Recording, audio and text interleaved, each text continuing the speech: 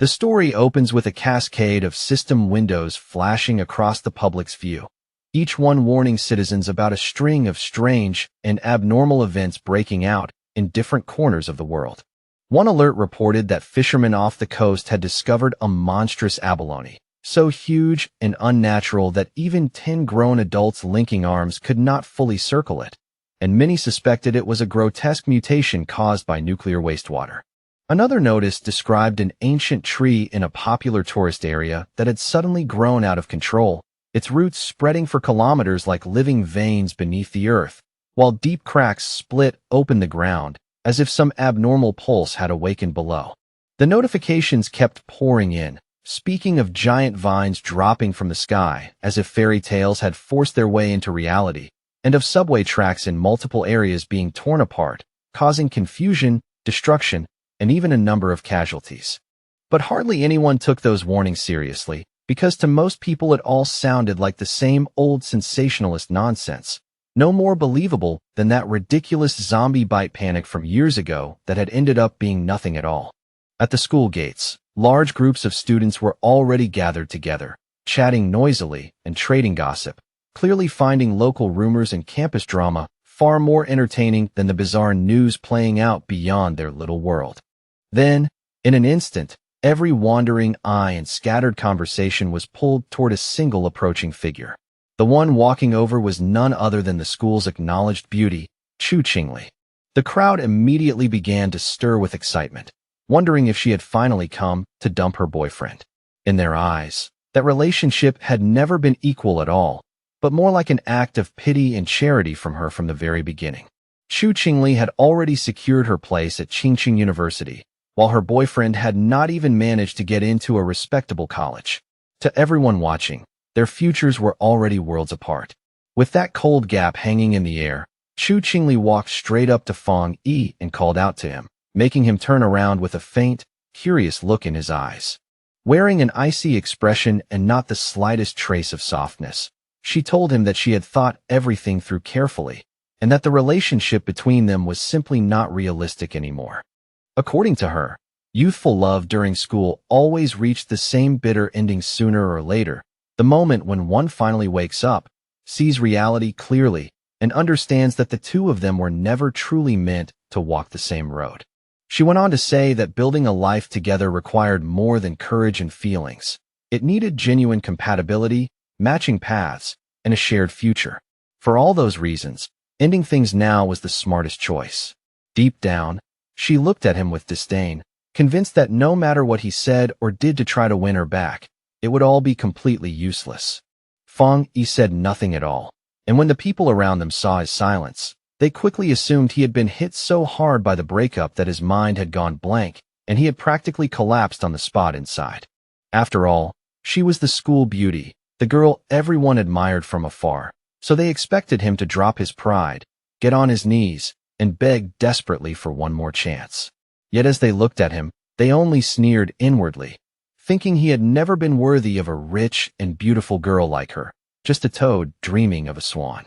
But with a calm, steady gaze and not a trace of panic on his face, Fang Yi simply agreed to break up with her, as if he were accepting something trivial and long overdue. That single, easy response left Chu Qingli and everyone around her completely stunned, their expressions freezing as though none of them had expected things to go this way. Seeing that she had nothing else worth saying, Fang Yi turned his back on her without hesitation and started to walk away. The moment he did, Chu Qingli suddenly panicked and hurriedly called out to stop him. Fang Yi paused, then slowly turned around. His eyes were sharp and piercing now, and in a flat, controlled voice, he asked her exactly what it was that she wanted. Her eyes burned with anger and wounded pride as she snapped back that she did not care what he was thinking, nor did she care about whatever tricks he might be planning to use. She made it absolutely clear that she would never get back together with him, and she wanted him to understand that beyond any doubt.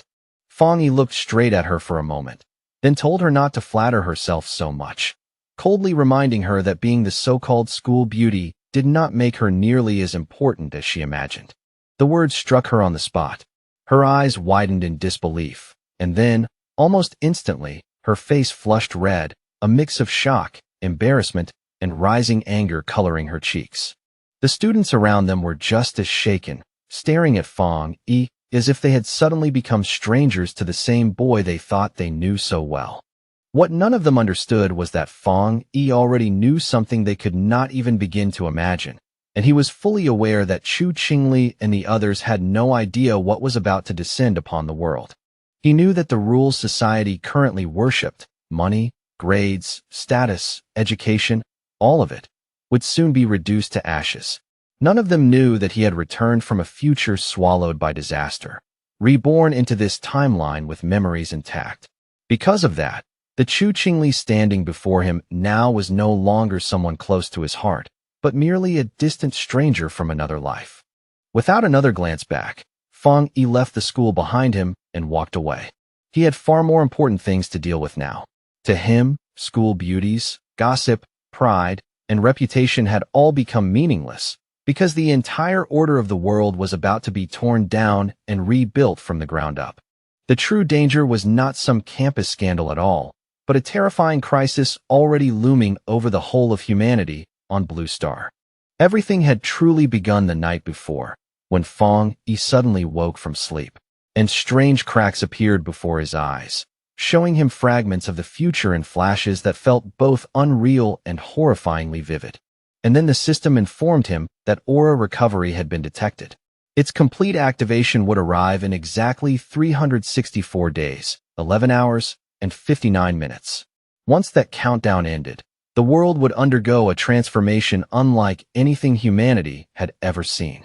At that moment, Fong Yi was still somewhat dazed and confused, struggling to process whether what he was seeing was reality, a dream, or something even stranger. Then several figures materialized before him, and the system calmly revealed that the rules governing human society were destined to be rewritten from this point forward. The age of cultivators was about to descend upon the world, and from then on, strength, raw, undeniable power, would become the new standard by which everything was measured. Feeling both wary and curious, Fong Yi slowly raised his hand and asked who, or what, was speaking to him from beyond the darkness. In the next instant, a strange and eerie light began to gather in front of him, shining with an otherworldly glow that made the room feel suddenly cold and unreal.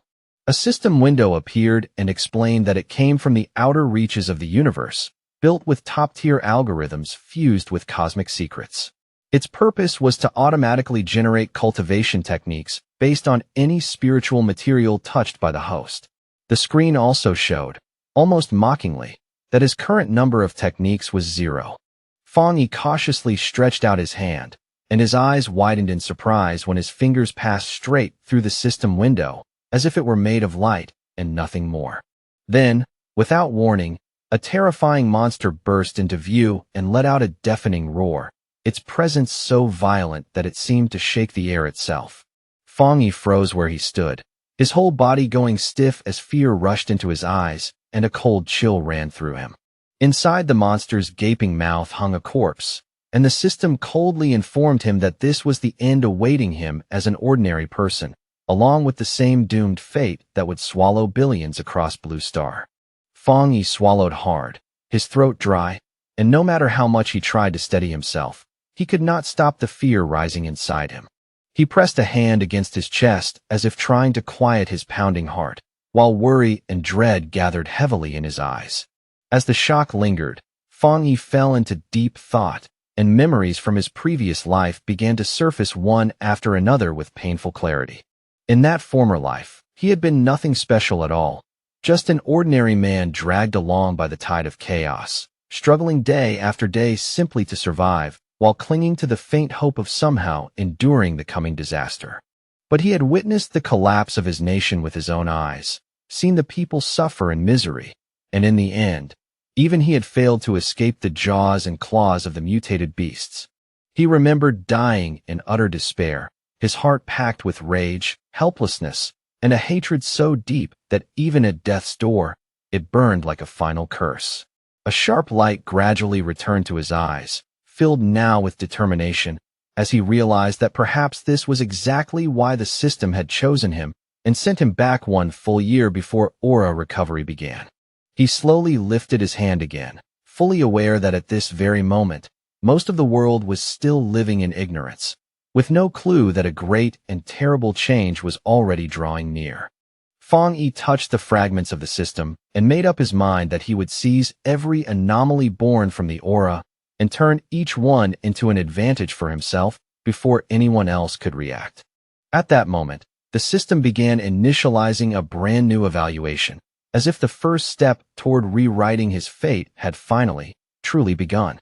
A bright, eager light rose in Fang Yi's eyes as the system informed him that the connection had been completed successfully, as if a sealed door inside his fate had just been opened at last. A completely new path had now been unlocked before him, and from this moment on, everything in existence could serve as material. His mission was clear and heavy: gather powerful techniques, collect extraordinary abilities, become a true cultivator, and eventually save the world from the disaster ahead. Across the city, notices spread quickly, informing people that humanity was now facing a crisis unlike anything it had ever encountered before. There would be no answers hidden in the past, no old experience to rely on. The only option left was to adapt and survive through one's own strength. Everyone who saw those warnings was stunned and confused, except for Fang Yi, whose expression remained calm because he already knew this terrifying future was real. When he turned on his phone, screen after screen filled with fresh notifications. At a glance, he understood that the government was neither fully confirming nor denying the strange phenomena. Instead, it was limiting itself to cautious public reminders, subtly telling people to prepare. Fang Yi knew exactly what that meant. This was Xia Nation's restrained and deliberate way of issuing a warning, because reports that would once have been dismissed as mythical nonsense could never have spread this widely unless something truly serious was happening. A trace of sadness filled his eyes as memories of the past resurfaced. He knew that this quiet, indirect approach from Xia Nation helped people stay calm and continue trusting their country instead of falling into panic. It was slow, difficult, and sometimes frustrating, but still far more effective than the chaos, riots, and gunfire that had consumed neighboring nations. Then he recalled what the system had told him earlier. He could use anything as material. That meant the places where anomalies appeared would become his true opportunities, and he needed to head straight toward them without hesitation. His full attention settled on the phone screen, his eyes narrowing slightly as he began to search through the flood of information for the first useful clue. It was the #1 trending story. The UV index at Qingqing University had reportedly reached a historic record not seen in 100 years. Because of that, a heat warning had been issued, urging incoming students to protect themselves, stay alert, and apply sunscreen before entering campus. The students reading it were more confused than worried, thinking that even top universities had now started using ridiculous sensationalist advertising. To them, it had to be fake, definitely a paid trending topic, because heat at that level would not just be uncomfortable, it could kill people on the spot. Fang Yi lifted his head and looked at the sky above him, only to see thick clouds hanging there without a trace of harsh sunlight. Then he switched on a UV meter and found that the reading where he stood was 0. He could not help feeling puzzled for a moment, because Qingqing University was only about 15 minutes away by car. He did not understand how the weather conditions there could be so drastically different from what he was seeing here. Soon, images began circulating online showing a blazing, brutal sun hanging over the university grounds. Students were informed that new student registration would continue as planned, but they were strongly advised to avoid the North Gate because of the terrifying UV levels, while all the other entrances would remain open. Seeing that, Fang Yi could not help but smile, though the expression on his face carried more certainty than amusement. He knew that when anomalies first appeared, most people always mistook them for publicity stunts, marketing tricks, or fake news, and only he understood the truth hiding beneath the surface. A glimmer of excitement rose in his eyes, because he knew his first real opportunity had finally arrived. Fang Yi quickly changed his clothes and headed for Qingqing University. Along the way, nearly everyone was carrying umbrellas against the oppressive heat, and the temperature was so unnatural that even the leaves on the roadside trees had shriveled and fallen early. When he reached Qingqing University, he made his way straight toward the North Gate, the one entrance that had become the least crowded of them all because everyone else was desperately avoiding it. He already knew with absolute certainty that something was deeply wrong in that place, and the uneasy air around the gate only confirmed it further. Then glittering ashes began drifting down from the sky, glowing strangely as they fell. While the surrounding students screamed and fled in panic, terrified of being scorched alive, Fang Yi kept his eyes fixed on those falling fragments without looking away. Instead of retreating, he calmly sat down right there and made up his mind to touch one of them, as if he were reaching toward the very beginning of a new fate. The moment his fingertip made contact, a fierce burst of light erupted from the ash, and the system immediately reported that it had detected an intense fluctuation of the yang attribute, successfully unlocking its data template. That scorching energy instantly rushed into Fang Yi's body, and the pain that followed was so violent and overwhelming that it felt as though his flesh, bones, and blood were all being torn apart from the inside. A blazing light then began to pour out from Fang Yi's body, wrapping him in a fierce golden radiance that made him look less like a student and more like a figure being reforged by fire. The people nearby cried out and covered their eyes in panic, afraid the light would blind them. None of them understood what was happening, and for a moment, some even wondered if the heat and fear had pushed them into hallucinating. The yang energy continued burning through Fang Yi's clothes, and the searing pain made him grit his teeth so hard that his jaw trembled under the strain. He grabbed the top of his head and nearly lost control, his whole body shaking as he had no idea whether the system had finished compiling or not. In that unbearable moment, he truly felt as though death was only one breath away.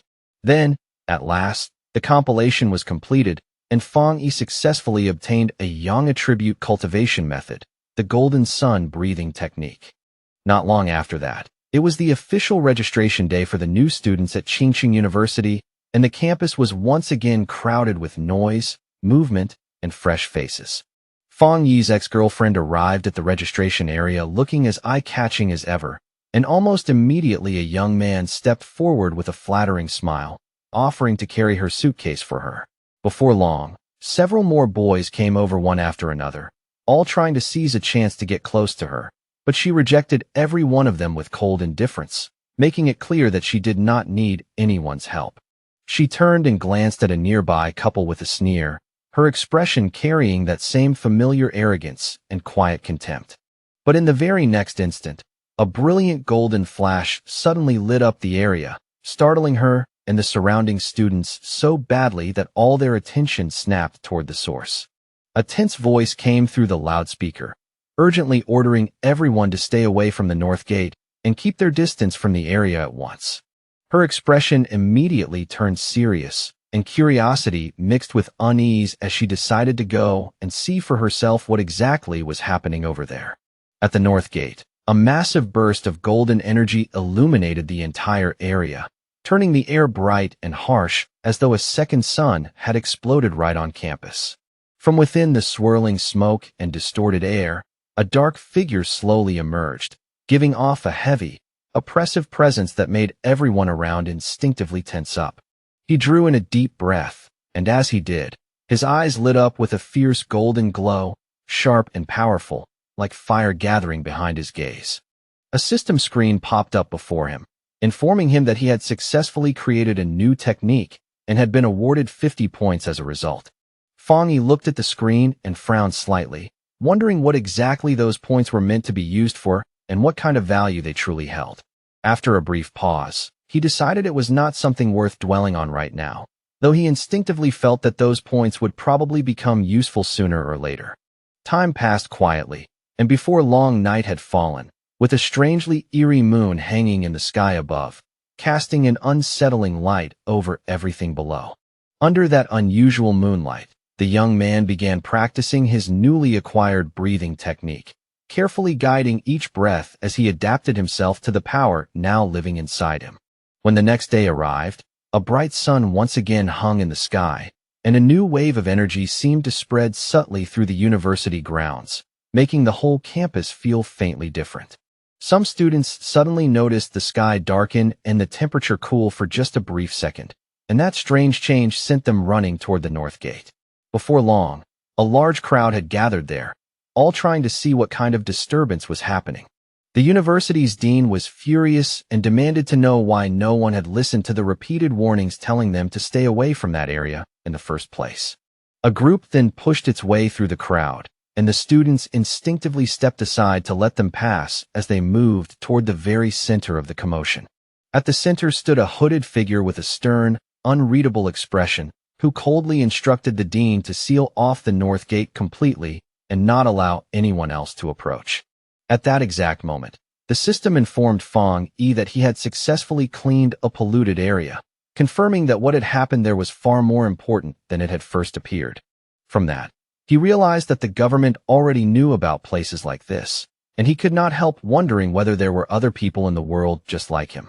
Then, hearing the alert that no one was allowed to enter the area anymore, the young man understood that things had truly become serious. The students spotted groups of people in uniform moving through the area, and whispers immediately spread through the crowd as everyone began wondering if they were members of the army sent to take control of the situation. From the edge of a rooftop, Fong Yi looked down over the scene and could clearly see that the disturbance at the north gate was drawing more and more attention with every passing second. With his red eyes glowing faintly in the wind, Fong Yi decided that this was the right moment to leave. Without hesitation, he leaped off the building and disappeared from sight with clean, decisive movement. Down below, the mysterious hooded figure walked slowly across the ground, where the surface had already split apart under the impact of the violent energy that had erupted there earlier. The hooded figure carefully examined the entire scene, taking in every crack, scorch mark, and strange trace left behind with a calm but serious focus. Then this person lowered herself to one knee and pressed a hand against the damaged ground, quietly sensing whether any remnant of that unusual energy was still lingering in the area. A moment later, she picked up a broken piece of the ground and studied it more closely. After examining the residue left within it, the hooded figure realized that the energy here had not been caused by nature, but by a person. Just then, officials began directing the students away from the area and pushing the crowd back, while the hooded person remained at a distance, silently watching everything unfold with hidden intent.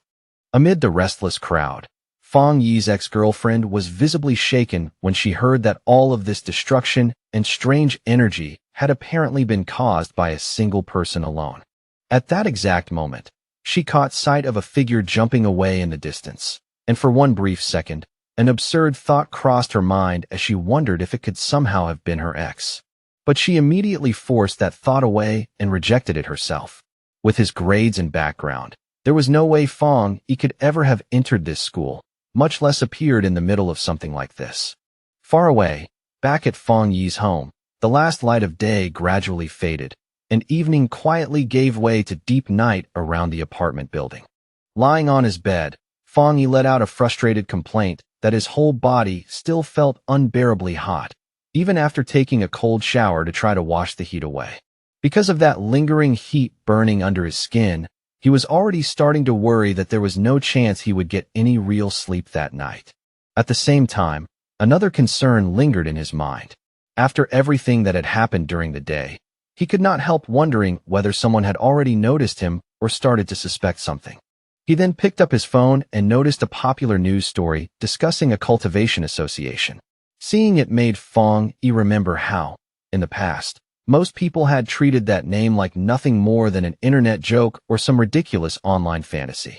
Then his thoughts shifted to the hooded figures he had seen at the university, and he quickly began to suspect that those mysterious people were very likely members of that same association. Curious and now far more interested, he opened the article at once, wanting to read the full report carefully instead of dismissing it like everyone else. The article laid out the various cultivation realms in order, describing levels that ranged from ghost acts all the way to total transcendence, as if it were presenting a hidden system the public had never been meant to understand. In the comment section, most people were still laughing and treating the whole thing as a joke, but Fong Yi stared at the screen in silence, seriously wondering whether this announcement was actually real. Fong Yi could not help thinking about how, in his previous life as nothing more than an ordinary person, he had never known any of this hidden information existed at all. Sitting quietly on his bed, he thought for a moment about the Cultivation Association, then set that matter aside and decided to try using his new technique once again for himself. He slowly closed his eyes and focused his breathing to begin training. Almost immediately, sweat began to form on his skin as a powerful golden energy started circulating around him in waves. Before long, Fang Yi's body began to rise slightly into the air inside his room, suspended within a brilliant golden glow that lit up the space around him. A warm yet intense light shone over him as the principle of the first stage became clear. He had to strengthen his body first so it could withstand and contain the power of heaven and earth.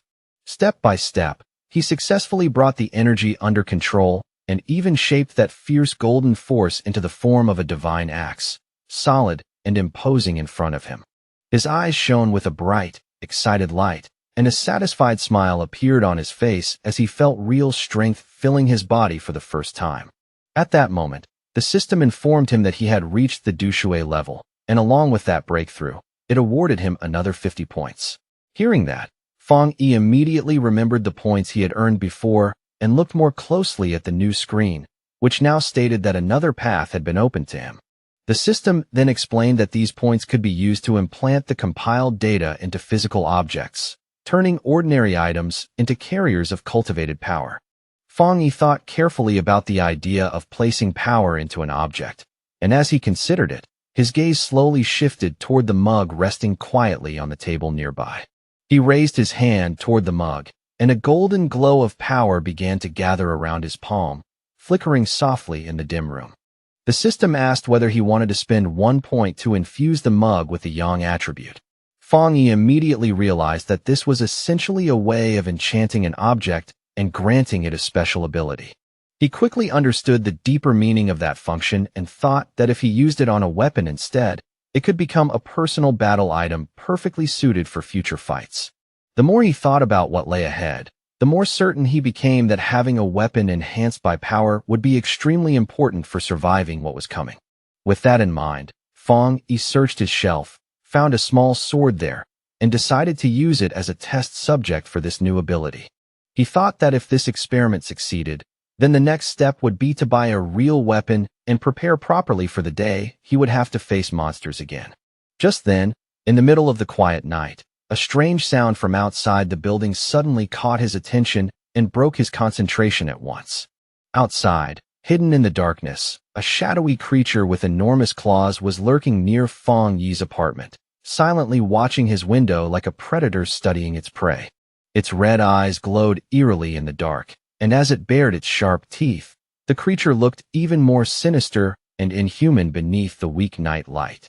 The thing resembled a giant demonic rabbit, twisted into something unnatural, and it lowered its body as if preparing to launch itself straight at the building.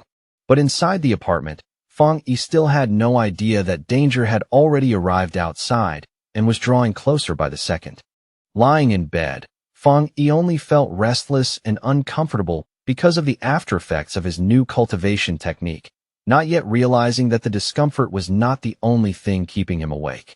His red eyes sharpened slightly as he listened again, wondering where that strange noise, something faint and scratchy, almost like a rat, was coming from.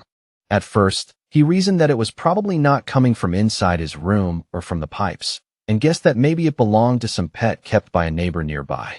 As he walked slowly through the living room, he told himself that with his newly improved hearing, it was normal for him to pick up sounds from surrounding apartments much more clearly than before. Then he focused his hearing even further and listened more carefully to the odd sound. But after only a moment, he realized something was off, and his entire body instantly became alert. Fang Yi moved toward the door and, the moment he reached it, came face to face with the terrifying creature standing right there in the dark hallway outside. In the narrow hallway, the red-eyed beast stared straight at him with a savage glare, its body tense and ready to attack at any moment. Fang Yi was startled at once, and the moment he recognized it as a mutated beast, a terrifying memory from his past life surged back into his mind and sent a chill through his entire body. At the same time, a drone moved through the city night, its camera sweeping across the dark skyline and making one thing clear. Other people already knew that danger was loose and moving in the shadows. On top of a tall building, a young woman clicked her tongue in annoyance and complained that they still had not managed to catch the rabbit that had swallowed the rare fruit. With a lollipop resting casually in her mouth, the girl looked unbelievably calm, almost lazy even, but the confidence in her posture made it obvious she was taking this mission completely seriously. Without wasting another second, she ordered her team to keep feeding her updates on the target's location, her tone light, but leaving no room for delay or mistakes. Then, as if gravity meant nothing to her, the mysterious girl stepped off the rooftop and jumped down to begin the chase herself.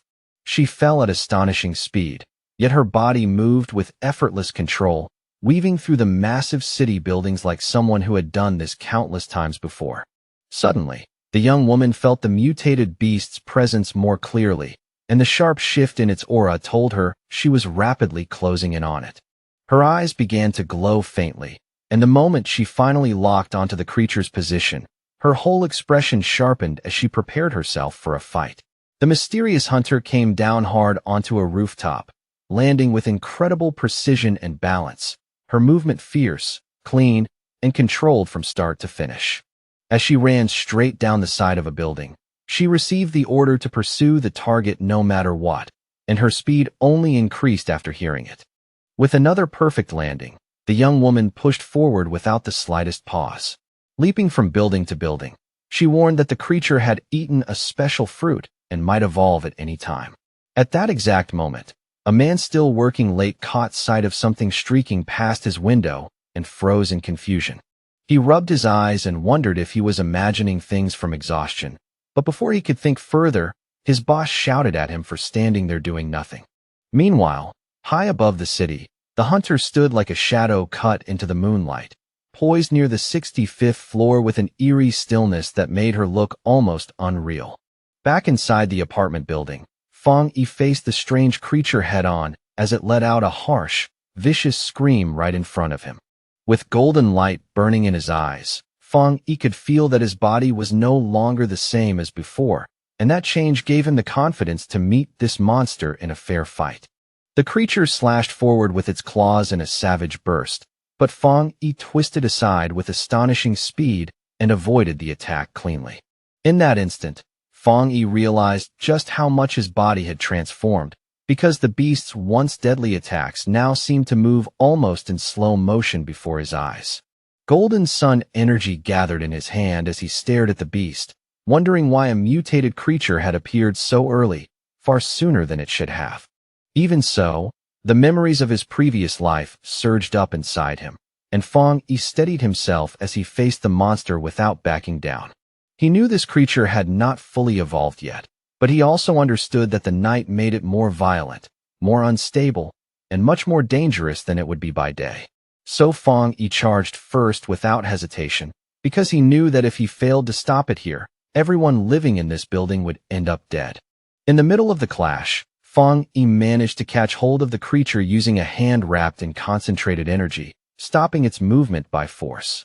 Then, with shocking ferocity and not the slightest trace of fear, Fong Yi bit into the strange creature, fighting it with raw desperation at point-blank range. He locked the monster down in a tight hold, and the golden light in his eyes turned cold and sharp, filled with absolute focus and killing intent.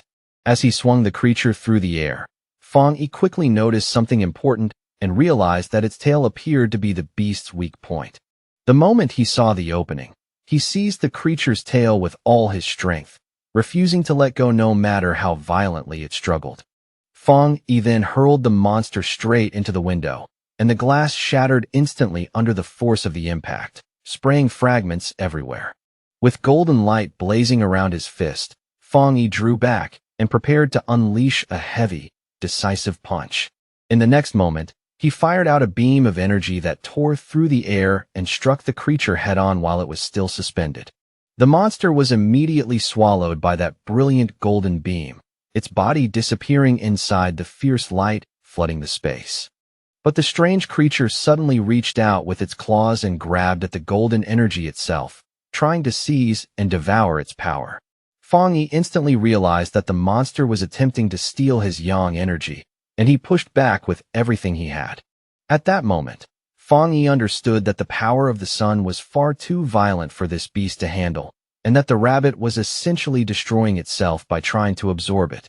Soon after, a golden explosion burst over the monster's body, completely engulfing it as the creature failed to withstand that overwhelming amount of energy. In the neighboring building, a couple was jolted awake by the noise, and the man frowned groggily as he asked if that sound had just been thunder. He got out of bed and went to the window to check outside for himself, but when he looked out, he saw nothing unusual in the night. Back at the scene, Fang Yi dropped down onto the floor, breathing heavily as the last traces of his golden energy flickered and drifted around him. The young man stared at the remains and thought that the creature had behaved like a starving ghost, crazily trying to swallow his power no matter the cost. After the battle ended, one of the monster's eyes rolled across the floor and came to a stop, releasing a strange thread of black smoke into the air. With a serious, unblinking look, Fang Yi fixed his gaze on what was left of the creature he had just defeated, staying alert even now. Without any hesitation, he brought his foot down hard on the eye and crushed it completely, destroying the last remnant of the beast. He understood then that this creature of the night had been desperately drawn toward his opposite, Yang-type power, almost as if instinct had driven it mad. Fang Yi knew very well that if he had still been an ordinary person, this monster would have torn through the building and devoured everyone living inside with ease. With that thought in mind, he became even more certain that he needed to master more techniques as quickly as possible if he wanted to survive the far greater dangers still ahead. Meanwhile, beneath the pale moonlight, the mysterious girl continued leaping through the air like a true hunter tracking prey through the night. Moving with astonishing speed, the young woman ran straight down the side of another building, as if vertical walls meant nothing to her at all. But the instant she arrived at the scene, the mysterious hunter's eyes widened in open shock at what she found waiting there. Standing silently in the middle of the night, she stared at the aftermath and wondered whether someone else had actually killed her target before she could reach it. Kneeling down beside the remains, she quickly confirmed that the target had indeed been destroyed and quietly stated that she would try to recover the night attribute from what was left. But the moment her hand touched the monster's remains, she was startled to discover that a trace of golden energy was still lingering inside them. The next second, a fierce heat and burning force surged into her senses so sharply that she recoiled at once, pulling her hand back without hesitation. The young woman instantly remembered the lingering energy she had sensed earlier at the university gate, and in that moment, she understood with complete certainty that this was no random overlap and definitely not a coincidence. After making that connection, the girl's expression turned serious. With a steady, determined look in her eyes, she raised her communicator and switched it on without hesitation. She reported to her base that the target had already been eliminated by a powerful new forerunner, someone with an unusual and clearly special ability that could not be ignored. A voice came through the communicator and immediately asked whether this same unknown person was also responsible for cleansing the university gate and killing the mutated rabbit. A man's voice then confirmed that they currently had no information at all on this mysterious individual, and for that very reason, the association needed to recruit him as soon as possible. The silver-haired girl calmly agreed with that decision. Afterward, she carefully gathered the small flame-like trace of energy and sealed it inside a container attached to her clothing. Her superior then gave a clear new order. She was to put aside all of her other missions for now and focus entirely on locating this newly appeared forerunner. Hearing that, the mysterious hunter remained perfectly calm and casually unwrapped the lollipop she had been holding, as if this major shift in orders barely disturbed her mood at all. The young woman placed the candy into her mouth and replied in an easy, unhurried tone that she understood the new assignment perfectly well. But before setting off to begin the mission properly, the girl added that she first needed to buy some milk tea and relax a little before getting to work. On the other end of the communicator, a voice wondered aloud who this mysterious person could possibly be, someone capable of displaying such overwhelming and unusual power. The young woman agreed that the president had been right and said that she, too, now wanted to meet this powerful expert with her own eyes. Fang Yi's new day began with the first light of sunrise. He stretched his body slowly, the morning air cool around him, already prepared in his heart for another round of training. He knew very well that waking early was beneficial for cultivating his power, so without wasting time, he steadied himself and prepared for a fresh training session. Fang Yi began using his breathing method, drawing in the golden energy carried by the morning sun. As that warm power entered his body, his eyes gradually lit up with a rich golden glow. As the technique circulated, he stepped into the ghost axe realm and clearly felt the force of that cultivation method taking shape within him. Then a sudden surge of energy burst through him without warning, catching him off guard and making even him pause in surprise. He quickly realized that his strength was rising yet again. Power rushed through every part of his body, and he immediately focused his mind to steady and control it. Fang Yi slowly clenched his hand into a tight fist, clearly feeling the condensed energy gathering and stabilizing in his palm. When he summoned his key axe once more, he noticed right away that the weapon now felt far lighter in his grasp than it had before. He wrapped his hand firmly around the handle, his posture tightening as he prepared to test what this new increase in strength could really do. The young warrior raised the golden axe high above his head, gathering force through his whole body as he prepared to unleash a heavy, decisive strike. In that moment, he broke through into the two-star ghost axe realm, and the power surging out of him was released with a far greater intensity than before. His eyes now seemed to burn with golden flames, a fierce and vivid sign of the new level of strength he had successfully reached. After this breakthrough, Fang Yi could clearly feel that his body had become much stronger, tougher, and better able to withstand the pressure of cultivation. He had advanced so quickly because he was still drawing on the leftover energy from his previous power-up, using that stored force to push himself further in a short time. Even so, Fang Yi made up his mind that from this point on, he would cultivate more carefully, progressing step by step instead of recklessly chasing speed. But his rapidly growing power was already attracting too much attention, which meant he now needed to find a more secluded place to continue training in peace. Meanwhile, inside the association's office, a man suddenly sensed something unusual shifting in the air around him. He noticed the disturbance in the sun-attributed energy and immediately wondered whether that troublesome new guy was causing another scene again. Not long after, Fang Yi found a quiet, isolated spot beside a river, where he could calmly continue putting his next plans into action. A system screen appeared in front of him, and after reading it, he confirmed that he was ready to add a special property to his weapon. He remembered that he had tested this process on another object before, but that item had been too weak and simply could not endure the force being placed into it. This time, however, the new blade resonated smoothly with his energy and formed a strong connection with it. A system message soon confirmed that the item encoding had succeeded. Excited by the success of his newly empowered weapon, Fang Yi immediately readied himself to test its terrifying potential without delay. The results stunned even him. The sword released an astonishing amount of power, and a massive golden beam erupted from the blade and shot straight into the sky. After the strike, the young warrior landed with his sword still wrapped in burning energy, his body humming as that powerful force continued flowing through him. That single swing had nearly started a fire, and seeing the aftermath made Fang Yi realize just how dangerous and destructive his current strength had already become. The smoke produced by the attack was huge and impossible to miss, so he immediately understood that someone might have seen it and that he needed to leave the area quickly. Elsewhere, a girl was already racing at high speed toward the thick smoke he had left behind, closing the distance fast.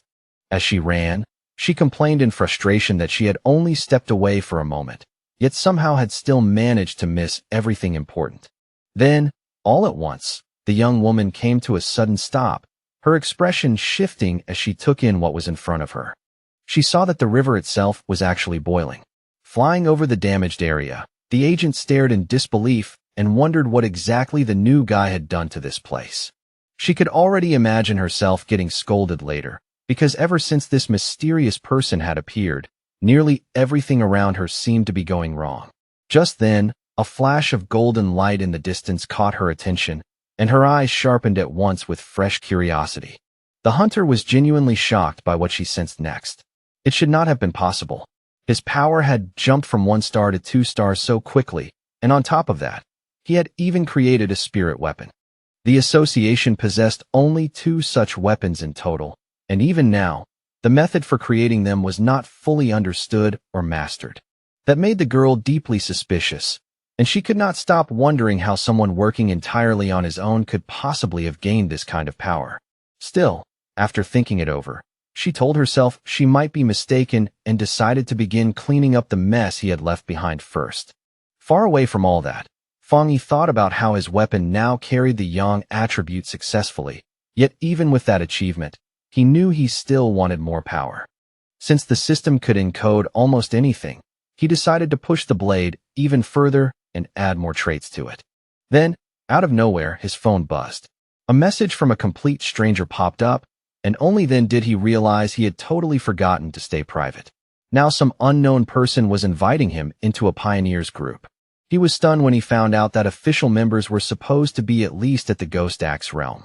The stranger quickly explained that a brand new pollution zone had appeared and invited him to join a group hunt there. After asking where it was, he received a file in return, one that detailed the lava dragon of the Shadow River. The zone was filled with lava and carried the same Yang attribute he possessed, so Fang Yi thought it over for a moment and accepted the invitation. Meanwhile, far away in Binmu district, a team was already gathered there, waiting for old Li's friend to finally show up. One of the members said the girl's map had been incredibly accurate, which was why he had managed to find the place so easily. The blonde girl thanked everyone for making the trip, then calmly reminded them that if they wanted to succeed, they would have to work together. She was from the Cultivation Association, and honestly, she felt a little disappointed that the pioneers gathered here were not especially strong. What most people did not know was that the Cultivation Association was actually a government organization. It had taken a lot for her to get in, even requiring her family to call in favors. So more than anything, she could not stand the thought of failing. Right at that moment, one of the explorers spotted the newcomer approaching and immediately called out his name, Fang Yi. Fang Yi arrived with a powerful presence, carrying his newly forged sword, and gave the group a simple but confident introduction. The agent was visibly startled by the pressure coming from him, yet when she sensed his aura more carefully, she found that it was not oppressive at all, but warm and strangely steady. Now that the whole team had assembled, the leader gave the signal, and everyone began heading toward the cave entrance together. Fang Yi chose to take the lead without hesitation and told the blonde agent to handle the lighting behind him. The team moved deeper into the cave, and one of them warned Fang Yi to watch out for the loose rocks above. At the same time, they all found it a little strange that the place still was not as hot as they had expected. As he kept walking ahead, Fang Yi found himself thinking about how quickly these people had accepted him. In times like these, that kind of trust and companionship felt surprisingly genuine. Fang Yi continued forward, and soon the ground beneath his feet began to change color, a clear sign that danger was getting close. A moment later, they stepped into a massive open space and froze in shock at the sight before them, a river of boiling lava flowing right across the cavern. Without even pausing to think, Fang Yi charged straight toward the danger, making the blonde agent shout at him not to act so recklessly. To everyone's disbelief, the warrior thrust his sword directly into the lava. The explorers were thrown into panic and cried out in alarm. A violent burst of fire exploded outward and hurled the team backward, while Fang Yi's system suddenly picked up a worldwide anomaly and began analyzing the incoming data.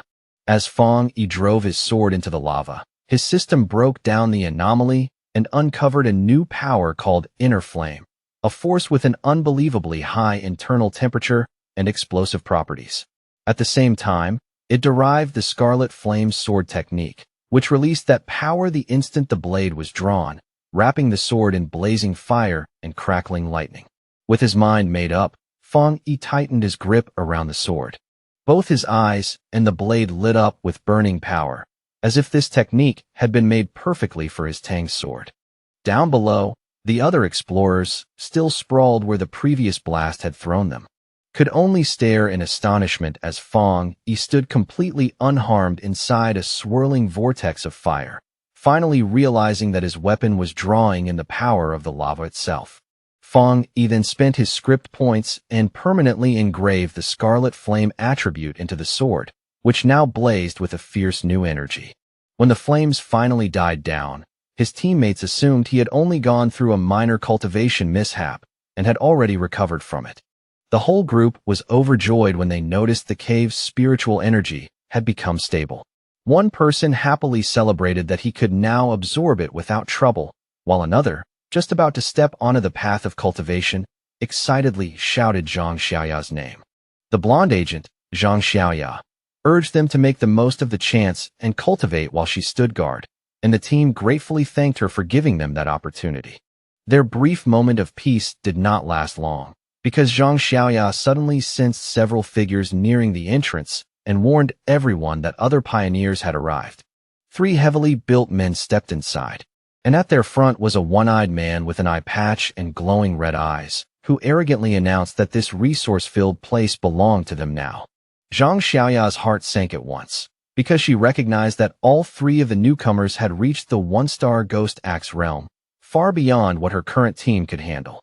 Even so, Zhang Xiaoya tried to stay calm and reason with them, politely saying that her group had arrived first and even offering to let them join in. Her attempt at diplomacy was answered with open contempt. The eye patch-wearing leader mocked her weak cultivation and told them to get out if they knew what was good for them. Zhang Xiaoya's expression turned cold. She thought about the cruel law of the strong devouring the weak in this new age, but as a member of the Xian Nations Association, she knew she could not simply stand by and accept such injustice. Just as the standoff was about to turn violent, Fang Yi stepped forward and placed himself between Zhang Xiaoya and the hostile leader. With his sword already burning in his hand, he looked at the huge man and coldly asked whether he had nothing better to do than pick on a young woman. The eye patch-wearing leader was so stunned that for a moment, he could not say a word. Without the slightest pause, Fang Yi unleashed a single, overwhelming slash that erupted into a fiery explosion and blasted all 3 attackers straight through the air. Even Fang Yi's own teammates were shocked awake from their meditation by the sheer force of that strike. He remembered all the tragedies brought by people who worshipped the rule of the strong, and he understood clearly that only absolute power could make people like that listen. To drive the point home, Fang Yi slammed his blade into the ground right in front of the rival leader. Wrapped in a vast golden aura, he gave them a cold order to get lost. Frightened by this second terrifying display, the leader called Fang Yi a monster and screamed for his men to run, while Fang Yi silently watched them flee in panic. The moment the danger passed, his teammates hurried over at once, all of them buzzing with excitement and disbelief at his astonishing strength. Fang Yi gave an easy smile, waving the matter away as though it were nothing worth dwelling on, then calmly suggested that they should stop lingering here and head out before more trouble found them. As they made their way out, Zhang Xiaoya kept replaying the scene in her mind, silently measuring the terrifying strength Fang Yi had revealed and realizing with growing certainty that what he had shown them was only a small fraction of what he could truly do. By then, she was already convinced he was a top-tier pioneer of the highest value, and the weight of that conclusion hit her hard. She knew this was no ordinary discovery and that she had to report it back to her organization at once, without wasting even a second.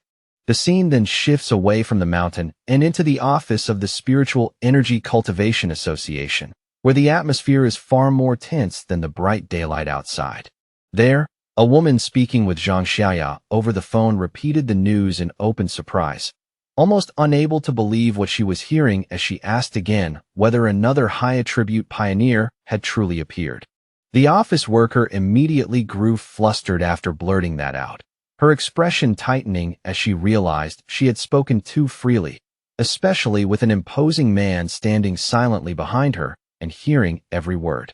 Trying to recover her composure, she gave an awkward confirmation of the report, forced a stiff reply, and then quickly hung up the call before she said anything even more revealing. The young woman turned and cheerfully asked her gray-haired superior whether they had somehow become lucky enough to discover 2 high-attribute pioneers one after another. But his face remained grim as he corrected her in a low, serious voice, saying this had nothing to do with luck. In his eyes, Every high attribute individual was destined to grow into a new center of power, and managing people like that was not a blessing at all, but an enormous burden that weighed heavily on him. Under a wide, sunny sky and in the clear light of day, Fang Yi finally made his way back into the city, looking outwardly calm even though his mind was already turning over what had happened. He tried to pass himself off as a cosplayer to avoid unnecessary attention, but the plan worked poorly. His naturally overwhelming presence, paired with the very real sword he carried, only made people look at him more, not less. His casual walk through the city was cut short when he glanced down at his phone and discovered that news of the cave incident had already spread online and gone viral with astonishing speed. Seeing that, he clicked his tongue and quietly blamed his own carelessness, knowing full well that the eruption of his inner flame had been far too eye-catching and impossible for people nearby to ignore. He quickly dismissed the possibility that his teammates had betrayed him, deciding that suspicion was pointless for now, and instead turned his attention to the far more urgent issue pressing on his body. The massive surge of yang energy he had absorbed was already pushing him toward another breakthrough, fast and hard. He had no time to hesitate, so he immediately headed for the back mountain, looking for a secluded place where he could advance in peace. Only 5 minutes later, on that same mountain and beneath the quiet stretch of open sky, a different figure happened to be nearby. That figure was a silver-haired young woman named Su Qingying, whose usual work involved garden restoration, though her calm appearance concealed strength far beyond that gentle profession. While going about her business, Su Qingying suddenly felt a powerful presence erupt in the distance, so intense and abrupt that it made her whole body tense on instinct. She lifted her eyes and saw an explosive burst of light blooming ahead like a miniature sun, and in that instant she recognized the signs at once.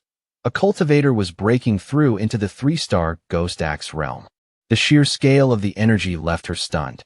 She had never imagined that a breakthrough at that realm could produce something so vast, so violent, and so utterly monstrous. Driven by both duty and a sudden flash of recognition that stirred in the back of her mind, Su Qingying's gaze sharpened at once. Without wasting another moment, she rushed straight toward the disturbance, moving as fast as she could and silently vowing that this time, no matter what, she would catch the mysterious individual behind it. High up on the mountain, far from the city noise, Fang Yi had already settled himself and was fully focused on breaking through, shutting out every distraction around him. He drew in huge torrents of golden energy from all directions, and the power spun wildly around his body before gradually gathering above his head into a radiant sphere that shone like a newborn sun. As he meditated in midair, the force gathering behind him condensed into a complex, star-shaped divine form. Golden arcs of energy crackled across his skin, his eyes burned with power, and every breath he took was part of a fierce struggle to restrain the violent energy surging through him. At last, all that raging power began to come together, layer by layer, until it took the shape of a giant divine axe formed from pure golden and pale blue energy, dazzling to look at and crackling with terrifying force. Meanwhile, Su Qingying arrived and stopped dead the moment she saw the scene before her. For a few seconds, she could only stare in complete disbelief. The mysterious figure was already at the final stage, and the divine axe he had just created looked ready to descend with a single strike. What shocked her most was not just the amount of spiritual energy involved, but the unbelievable control behind it all. His movements were steady, precise, almost effortless. She could not understand how anyone could command that much power with such flawless skill, and a stunned thought rose in her mind. Had this man been secretly cultivating for centuries? The sight hit her so hard that it stirred up an old, painful memory she had never forgotten. Su Qingying suddenly remembered her own attempt to break through into the Ghost Axe 2-star level. Back then, the pressure from her own divine axe had been unbearable. It had pushed back against her, shattered her rhythm, and made her cough up blood on the spot. Afterward, she had been bedridden for an entire week. She had always been considered naturally gifted and stronger than most, yet even she had failed so miserably. Looking at Fang Yi now, she simply could not understand how this monster of a man could withstand a breakthrough so much greater than hers, as if it were nothing. The closer she ran, the more unbelievable the scene became. The mountain air was thick with spiritual energy. Every motion of the axe was controlled with impossible precision, and even the power radiating from it felt as though it had been purified thousands upon thousands of times. There was no impurity, no instability, no wasted force anywhere. At that moment, Su Qingying could no longer describe him as merely talented or monstrous. In her eyes, he looked less like a human cultivator and more like a god descending from the heavens. She also noticed how calm he was through the entire process. Most pioneers, once they sensed a breakthrough approaching, would rush through it in panic or excitement, afraid of missing their chance. But this person moved with the quiet steadiness of someone who had already seen countless storms. There was deep experience in every choice he made, and the composure of an ancient master seemed to cling to him. Her thoughts were abruptly cut off when the giant, blazing divine axe finally began to move.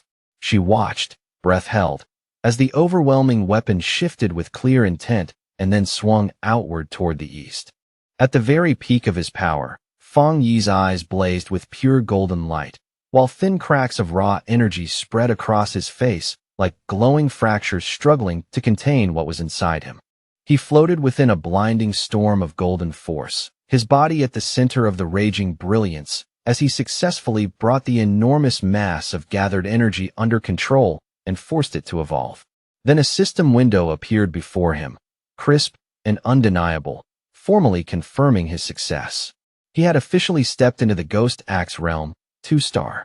The newly formed divine axe then crashed down into the earth with unstoppable force, releasing all of its stored power in one enormous shockwave that ripped violently across the mountain. Su Qingying was caught head-on by that terrifying blast and had to brace herself with all her strength just to remain standing against the sweeping wave of golden energy.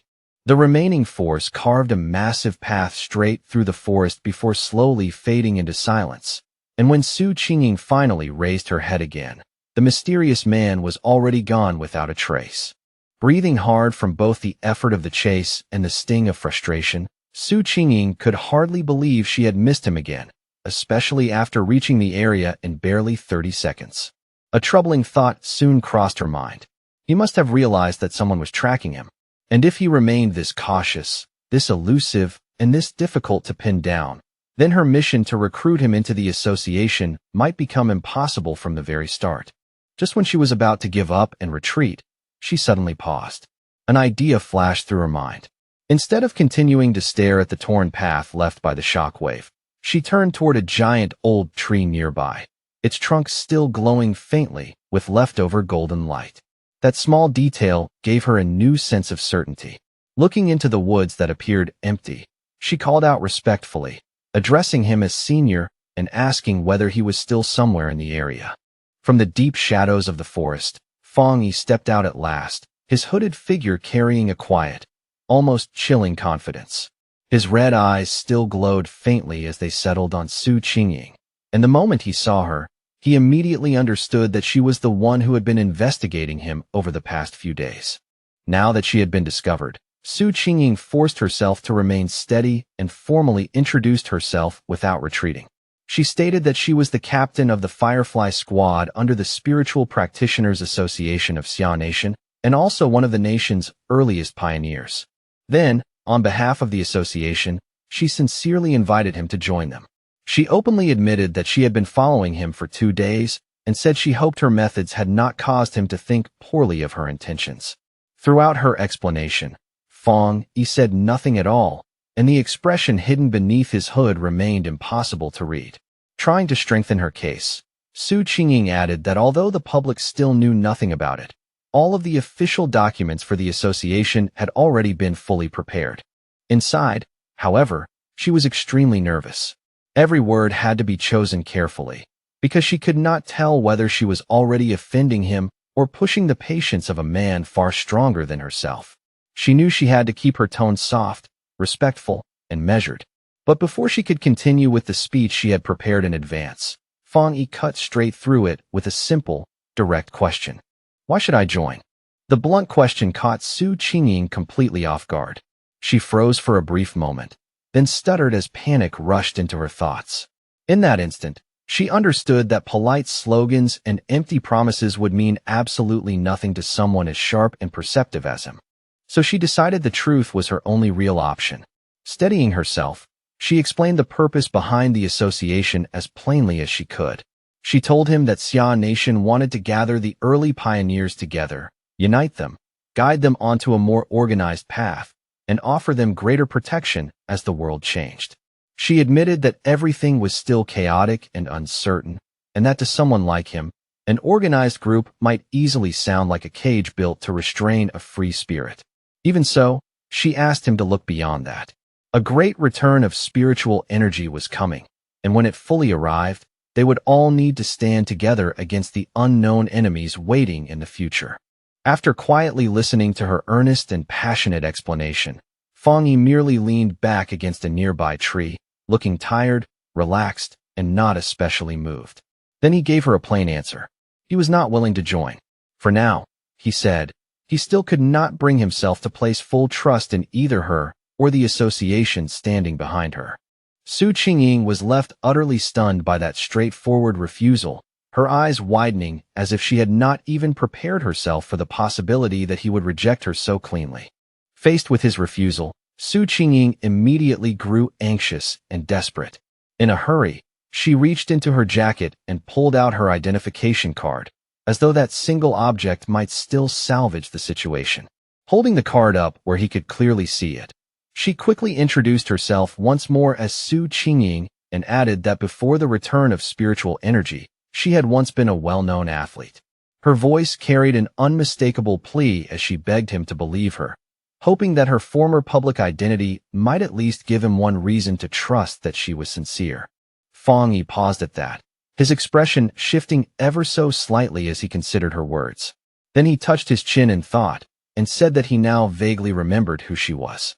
In his mind, a memory surfaced with surprising clarity, a framed photo of Su Qingying standing on a podium, celebrating her finish as runner-up in Xia Nation's long-distance championship. At that moment, Fang Yi understood that her naturally gifted athletic ability was exactly what had allowed her to become such a fast, sharp, and capable pioneer. But the softness in his expression quickly faded, and his face turned hard. A dark memory from his previous life rose up without warning, bringing with it the grim image of a ruined city swallowed by death, silence, and despair. He knew all too well that in the original timeline, Xia Nation's efforts, including everything the association had tried to build, had ultimately failed. In the end, humanity had still been driven to destruction. Now that he had returned with the system, he understood that he had to become part of the answer this time. Even so, joining the association now was still not the right move for him. Putting on a more thoughtful, measured expression, Fang Yi looked back at the hopeful Su Qingying and calmly confirmed that yes, he did remember her after all. He told her that he would think about the offer she had made, and before Su Qingying could respond or press him any further, he suddenly leaped into the air and shot away from the spot at incredible speed, vanishing almost as soon as he moved. Then, just as abruptly, he appeared right behind the startled Su Qingying, making her tense up in surprise. In a firm, unquestionable tone, he gave her one condition. For the time being, she was to keep his whereabouts secret from everyone. At the same time, he quietly observed her respectful attitude and guessed that the association was being very careful not to provoke powerful pioneers who had not joined them. He immediately recognized that caution as a weakness he could make use of, while Su Qingying, sensing there was still room to negotiate, quickly proposed a compromise. She explained that the association had already detected the energy released during his breakthrough, and because of that, she had no choice but to submit a report. Still, she suggested sending one that mixed truth with falsehood, enough to protect his identity while also satisfying her superiors.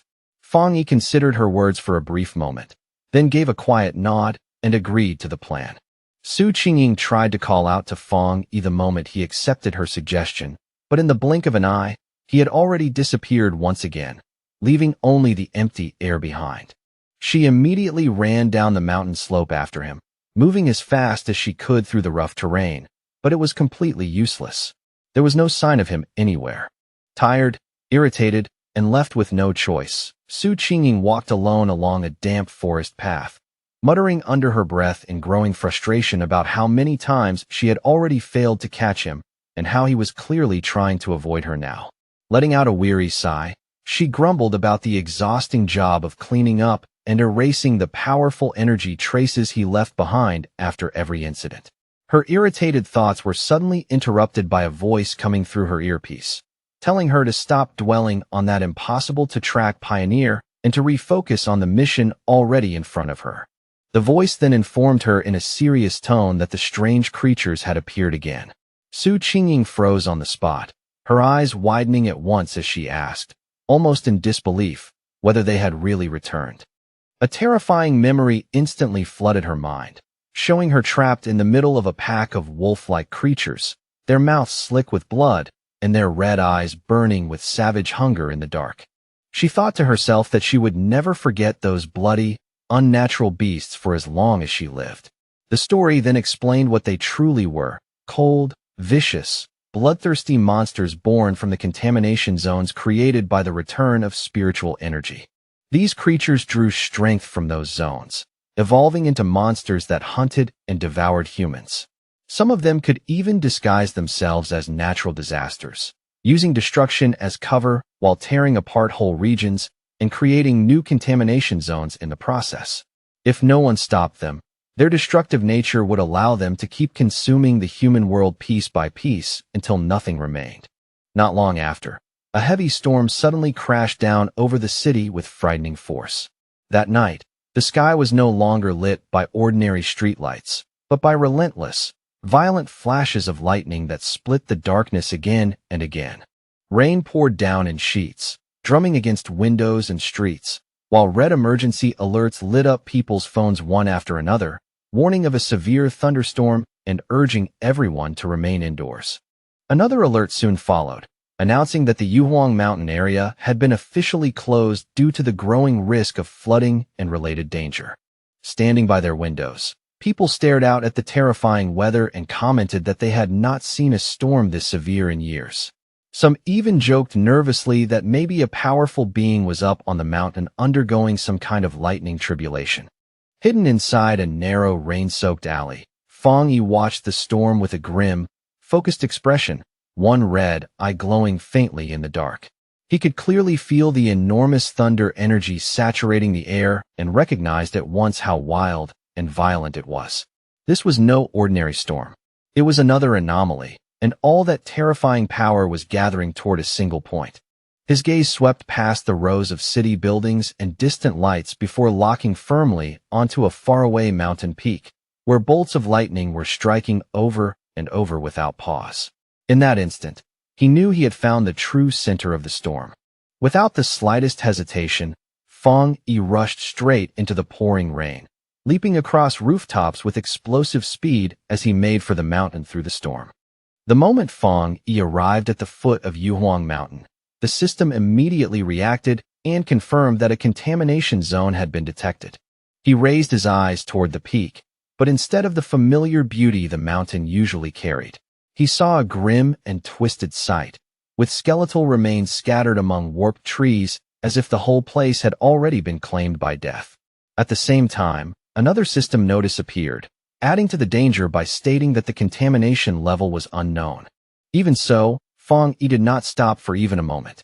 With a steady, determined look in his eyes, he moved forward into the dark woods beneath the storm and walked deeper into the zone. As he pushed closer and closer to the heart of the storm, a massive bolt of blue lightning suddenly slammed into the mountain summit, lighting up the entire area in a harsh, blinding flash. That single strike was enough for Fong Yi to know he had found exactly what he was looking for.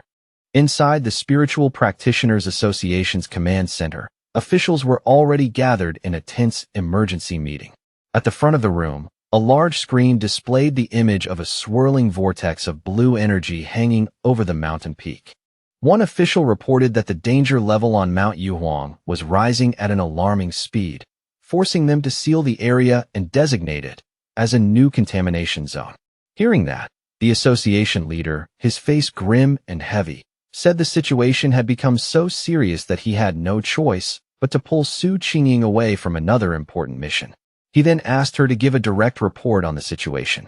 Su Qingying informed the officials that climbing the mountain was currently impossible because the thunder energy there had become dangerously unstable and was on the verge of erupting at any moment. For that reason, the area had already been officially classified as an A-level contamination zone. She continued with even more troubling news. Based on the rate at which the energy was growing, the mountain would soon escalate into an S-level threat, which would force them to activate their highest emergency response plan. But as she spoke, she pointed out that there was an even bigger problem behind all of it. According to the association's current data, none of the explorers they had available could safely approach the area. Su Qingying admitted openly that not even she could handle it.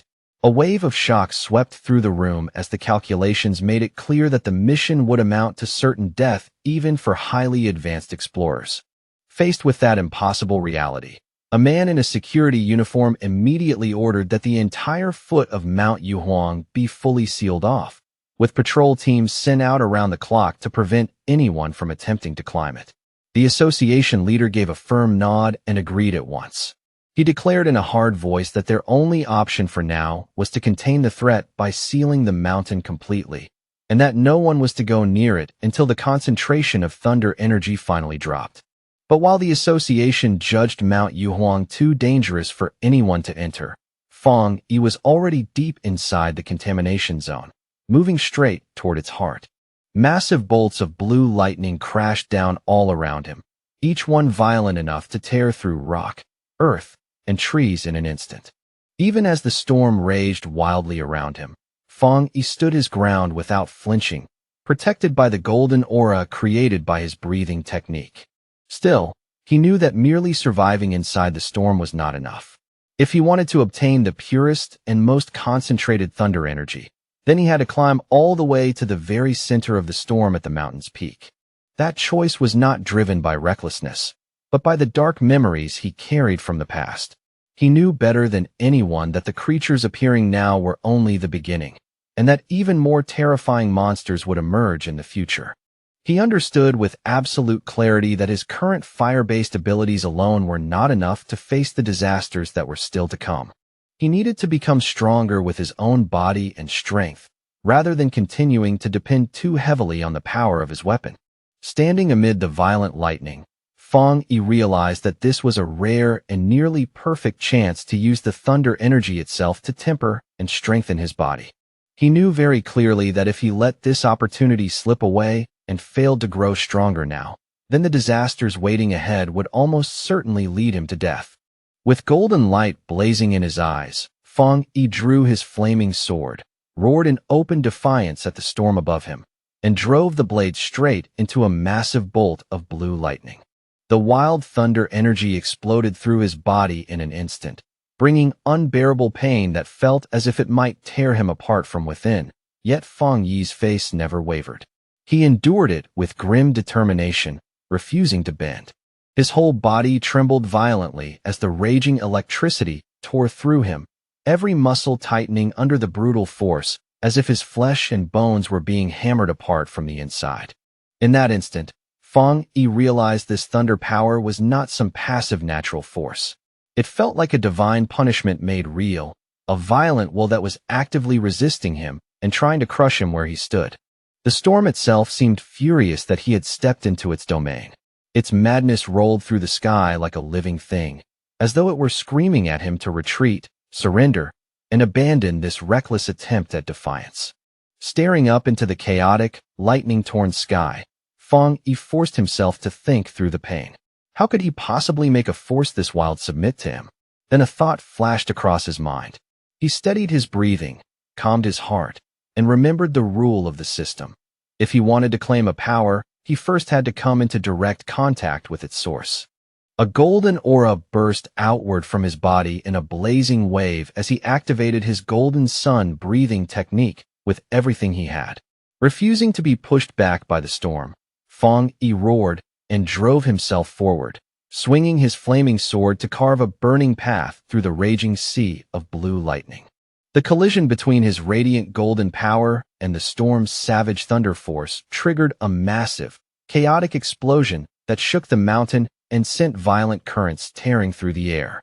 Blood slid from the corner of Fang Yi's mouth under the overwhelming strain, but his eyes only burned brighter, filled with fierce determination and an almost stubborn refusal to fall.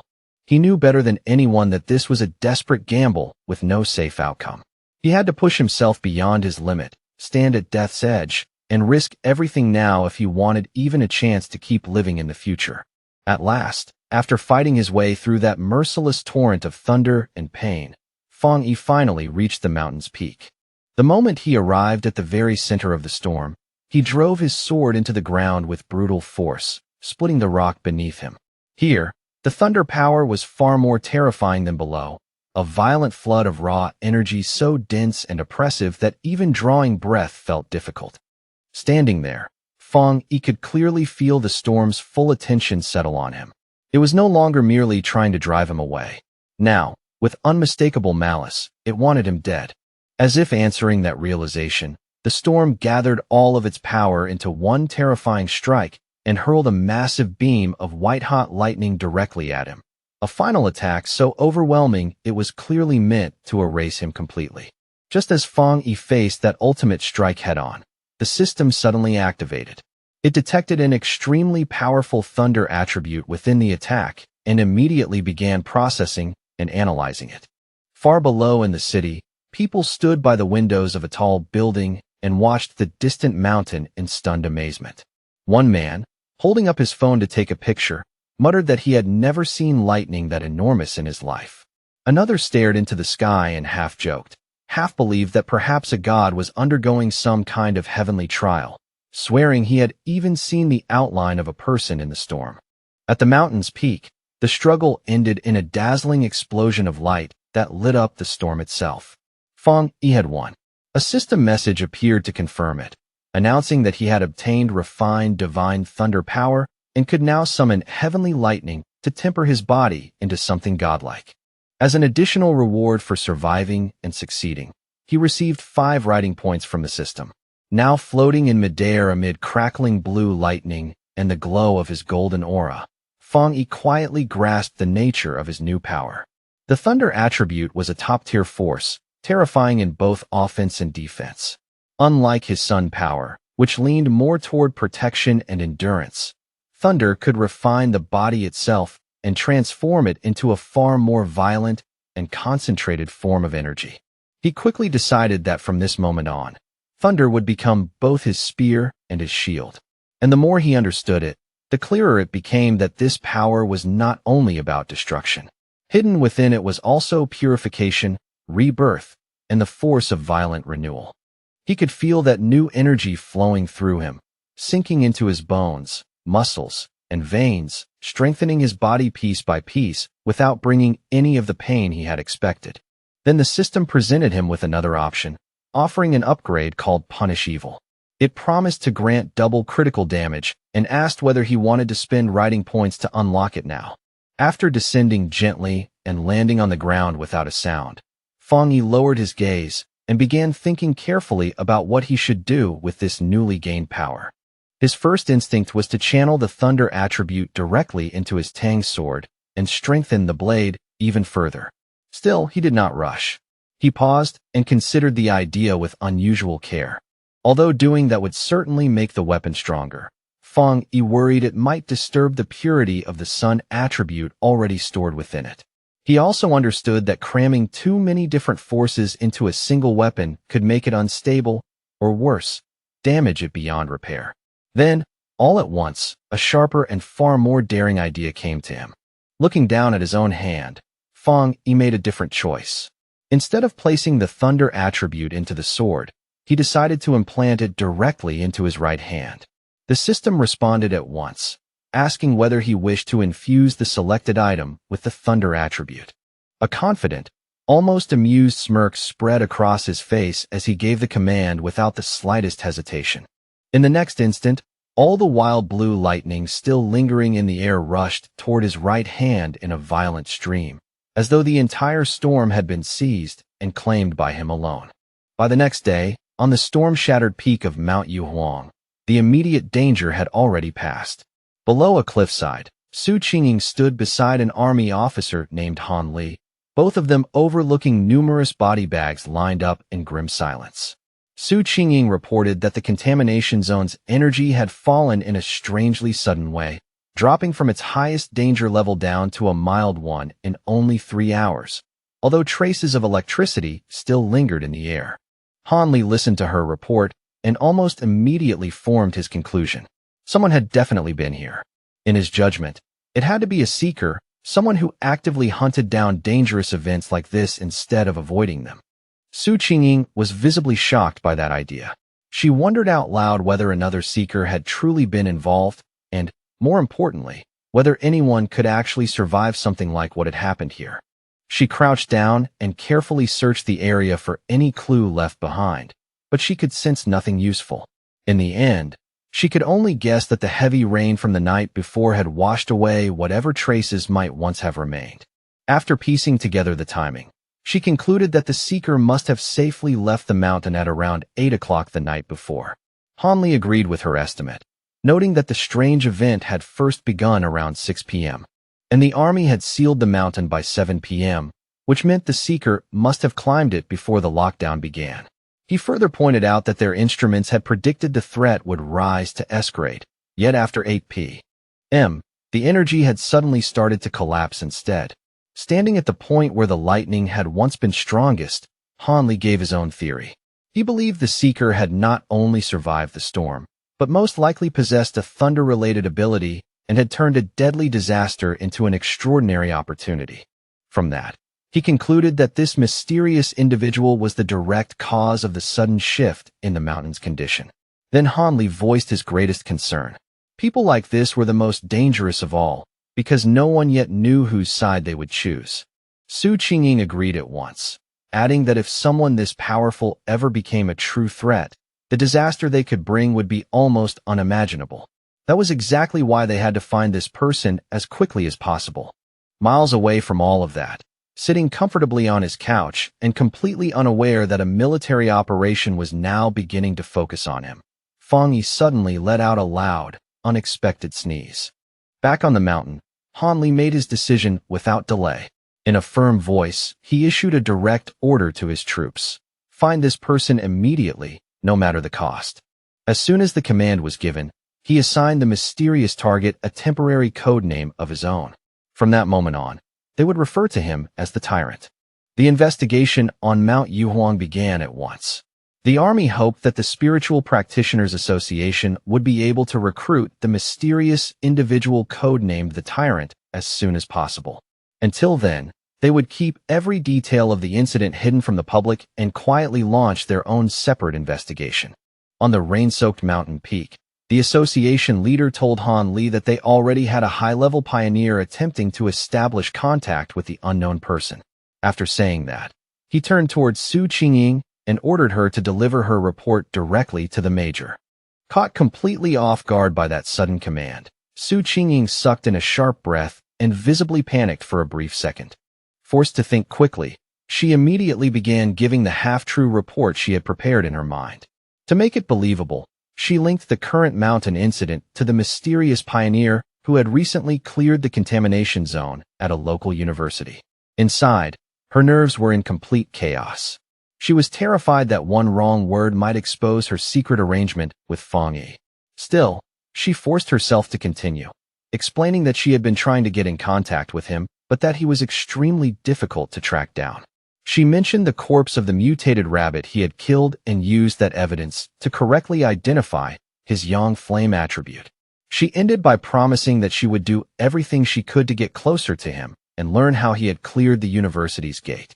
All the while, she silently begged for things to go smoothly, knowing that mixing truth with lies was the only way to make her story sound convincing. Han Li listened carefully to every word, his mind clearly turning over what it meant for a pioneer to possess a yang flame attribute. In the end, he seemed satisfied with her report. He thanked her for her hard work and even praised her as a talented young pioneer. Su Qingying immediately straightened, gave him a crisp salute, and answered that it was simply her duty. Once the meeting was over, Han Li remarked that they would release false reports blaming natural disasters in order to conceal the truth from the public. He also stated that he did not agree with posting information about spiritual energy online where dangerous people might make use of it. While the officials continued discussing the matter, Su Qingying quietly let out a long breath, deeply relieved that the difficult questioning had finally ended. Back at home, Fang Yi used his golden sun breathing technique to dry his white hoodie with ease. Warm golden light spread through the cloth, making it glow softly before he lifted it in his hand, perfectly dry, clean, and free of any trace of the storm. After putting the hoodie back on, he lowered his eyes and carefully examined the changes that had taken place inside his body. Even after integrating the powerful thunder attribute, he could still clearly sense how different his condition had become. The change was obvious, deep, and impossible to mistake. He looked down at his right hand, where blue lightning now crackled softly across his skin. That hand had changed completely, becoming the strongest part of his body and receiving an enormous boost in power. As Fang Yi slowly flexed his fingers and watched small spheres of lightning gather and dance between them, he could feel that another breakthrough was already approaching. What surprised him most, however, was how the once savage thunder attribute had become as tame as a kitten after being fused into his body, allowing him to control it with effortless precision. He compared it to the unbearable pain he had suffered when he first awakened the yang attribute, and the difference was so obvious that it made him wonder whether these energies somehow became gentler once the process was complete. Then he remembered the system's note that this new power could deal double damage to strange and evil creatures, and that thought immediately stirred his interest. He was genuinely eager to test it for himself. His train of thought was suddenly interrupted by a sharp, alert tone coming from the phone resting on the nearby table. Fang Yi reached over, picked it up, and narrowed his eyes slightly, wondering what new problem had appeared this time. After the last incident, he had deliberately set up special news alerts on his phone. In times this chaotic, he knew the government would keep issuing emergency warnings in an effort to protect the public, and he had no intention of missing any sign of danger. But for a pioneer like him, those warnings meant far more than simple notices to stay away. Every crisis carried hidden opportunity. Behind every life-threatening event, there was also a chance to grow stronger, even if claiming that chance meant walking straight into mortal danger. Thinking about his next move, Fang Yi lowered his gaze and focused on the major news alert, now glowing brightly on his phone screen.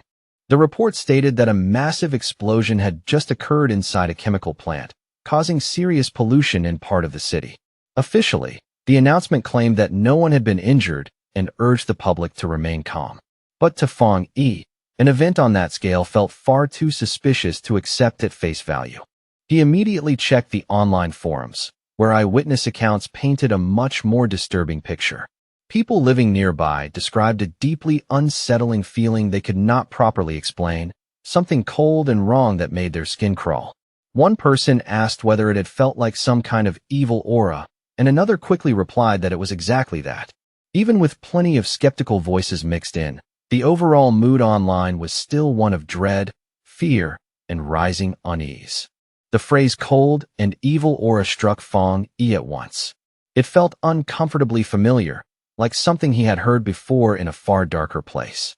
Then, without warning, a terrifying memory from his past life surged back into his mind, bringing with it the image of a bloody hand and a monstrous figure so horrifying it made his expression harden instantly. He remembered hiding in sheer fear as a giant crimson demonic beast rampaged through everything around him, tearing destruction across the land while he could do nothing but survive and watch. That creature, a disgusting rat-like monster covered in multiple eyes, was not something he could ever mistake. It was a threat he knew all too well. Back in the present, Fang Yi's face turned completely serious, and the last trace of casual calm disappeared from his eyes. He remembered exactly what kind of beings these creatures were. They were once ordinary plants or animals that had undergone strange mutations after gaining self-awareness, causing their power to spiral out of control and giving them terrifying abilities for hunting and slaughter. Worst of all, they loved to emerge under the cover of darkness, when fear already ruled the night. The moment he realized this new threat was at least 100 times more dangerous than the mutated rabbit he had dealt with before, Fang Yi knew he could not simply ignore it and stay home. Clenching his fist as fresh blue lightning crackled over his knuckles, he made his decision. He would go out that very night and make sure these creatures had no chance to survive, evolve, or grow stronger. As he rose to his feet, thin strands of electric energy curled around him, and his eyes sharpened with purpose. It was time to test his new 200% critical strike ability in a real fight. On a dark and storm-heavy night, rain fell steadily over the empty city streets, washing the world in cold reflections and restless silence. As a traffic light shifted colors in the wet darkness, a blur suddenly flashed across the road below. A squad of cloaked figures cut through the rain with astonishing speed, their movements so fast they looked almost unreal. These were the members of the Destroyer Squad, and tonight they were not patrolling. They were hunting. One of them reported back to headquarters that they were currently tracking Anomaly File Number 7, codenamed Candle Night, but that the target had slipped away and they had temporarily lost it. According to the existing file, the creature possessed an ability to merge into darkness, making it extremely difficult to follow once it vanished from sight. The squad member then added new and unsettling details to the record. The anomaly apparently gave off a faint sizzling sound whenever it was nearby, and it had a clear habit of feeding on humans. As lightning ripped across the clouds overhead, the squad landed atop a rooftop and paused there to survey the city below. Their leader, a stern man with pale hair and a scar running across his face, stared out into the storm and understood immediately that this weather was perfect for the creature's hunt. With grim certainty, he said they could not allow that to happen under any circumstances. Miles away, inside a brightly lit command center buzzing with activity, an operator received the latest field update and quickly confirmed that the new data for File 7, Candle Night, had been officially submitted. The situation was already being treated as serious. An extermination request was immediately filed as high priority, with a strict goal of resolving the threat within 12 hours. The response from headquarters came back just as fast. The Destroyer Squad was ordered to continue pursuing the target, but the command also stressed that the team's own survival remained the highest operational priority. Without wasting any time, the squad launched back into motion, leaping from one building to another through the rain-drenched city as the chase resumed at full speed. Their leader paused only briefly to study a glowing holographic map of the city, where red markers spread across the screen showed numerous active anomalies. He knew a 12-hour response window was far from ideal, but it was the best headquarters could manage. The nation was vast, anomalies were appearing everywhere, and even their advanced system and manpower were being stretched dangerously thin. Just as the Destroyer Squad reached the edge of their target's last known location, a fresh warning came in from headquarters. The operator informed them that the zone they were about to enter was currently under observation by agents from the Spiritual Energy Cultivation Association. A photo of Su Qingying appeared on their screen as the operator explained that her team was stationed nearby to monitor pioneer activity in the area and could be contacted for support if necessary. The Destroyer Squad leader acknowledged the message right away and asked headquarters to request her assistance, saying he had already heard of Su Qingying's impressive work. Elsewhere, when she received the notice, Su Qingying was caught off guard and mildly astonished to learn that her reputation had spread that far. Out in the rain, the Destroyer Squad stood waiting with grim patience, the storm dripping from their cloaks as they held position in silence. Not long after, Su Qingying arrived with her own cloaked team and took position on a higher rooftop overlooking them. Resting one hand on her hip, she looked down at the squad below with casual confidence and asked whether they were the ones dragging her out here for overtime. The Destroyer Squad leader did not appreciate her relaxed tone in the slightest. With a stern expression, he told her that the Candle Night anomaly hunted and ate people, and that this was far more serious than some simple overtime complaint. One of Su Qingying's teammates immediately shot back, asking whether that was really how someone was supposed to ask for help. Su Qingying turned as if to leave on the spot, saying lightly that the Destroyer Squad seemed so capable they probably did not need any assistance after all. She announced that her team, the Ing Squad, would be taking their leave. As they started to move, her team members muttered among themselves, one whispering anxiously about their boss's savage temper, while another defended her, saying their missions were dangerous too and they were not here to be talked down to. The destroyer squad leader panicked almost instantly and hurriedly called for her to stop. Swallowing his pride, he apologized for his harsh tone and earnestly asked for her help. He explained just how dangerous Candle Knight truly was and admitted that without Su Qingying's well-known tracking ability, his team would be at a serious disadvantage. More than that, he stressed that if they failed here, it would be the people of the city who paid the price, because the monster would continue killing without restraint. Once they finally agreed to cooperate, the two teams stood together atop the rain-swept rooftop, silent and ready, their attention fixed on the hunt ahead. Su Qingying narrowed her focus, and a glowing blue orb of energy slowly formed above her palm. After a brief pause, she announced that she had found the creature's location. The orb expanded outward in pulsing waves, and its energy spread across the area like a living map until the monster's hiding place was clearly revealed.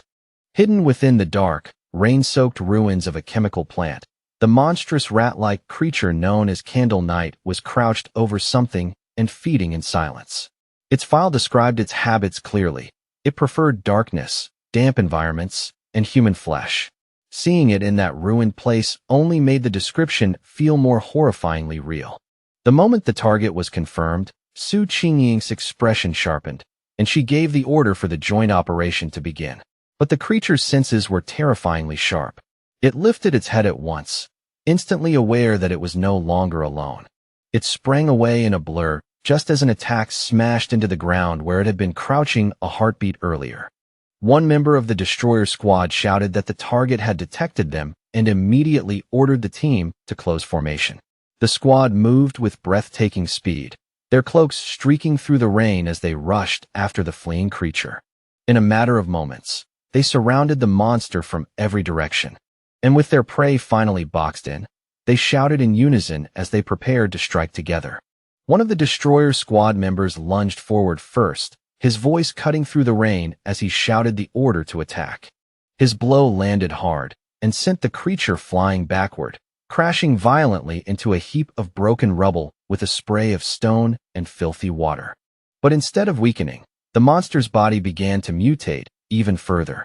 Its back burst open with swelling red sores, and black spikes erupted outward in a grotesque, rapidly spreading transformation. With a furious, ear-splitting shriek, the enraged Candle Knight lashed back at them, unleashing a swirling vortex of dark energy that twisted through the ruined plant like a living storm. Su Qingying's expression changed instantly, and she shouted at both teams with all the force in her lungs, desperately warning them to watch out for the incoming sound wave and dodge before it hit. But her warning came a heartbeat too late. A terrifying sonic blast exploded outward from the creature, tearing through the air like an invisible hammer and sending squad members flying violently backward in every direction. The destroyer squad's leader was blasted clean off the rooftop and thrown down onto the street below, where he crashed hard against the wet pavement. One of his teammates immediately rushed after him, panic flashing across his face. Bruised and shaken, the leader forced himself back up with visible effort, thankful to still be alive. Gritting his teeth, he admitted that if he had not pulled back at the very last second, that blast would have shattered his bones on the spot. The danger was now painfully clear to him.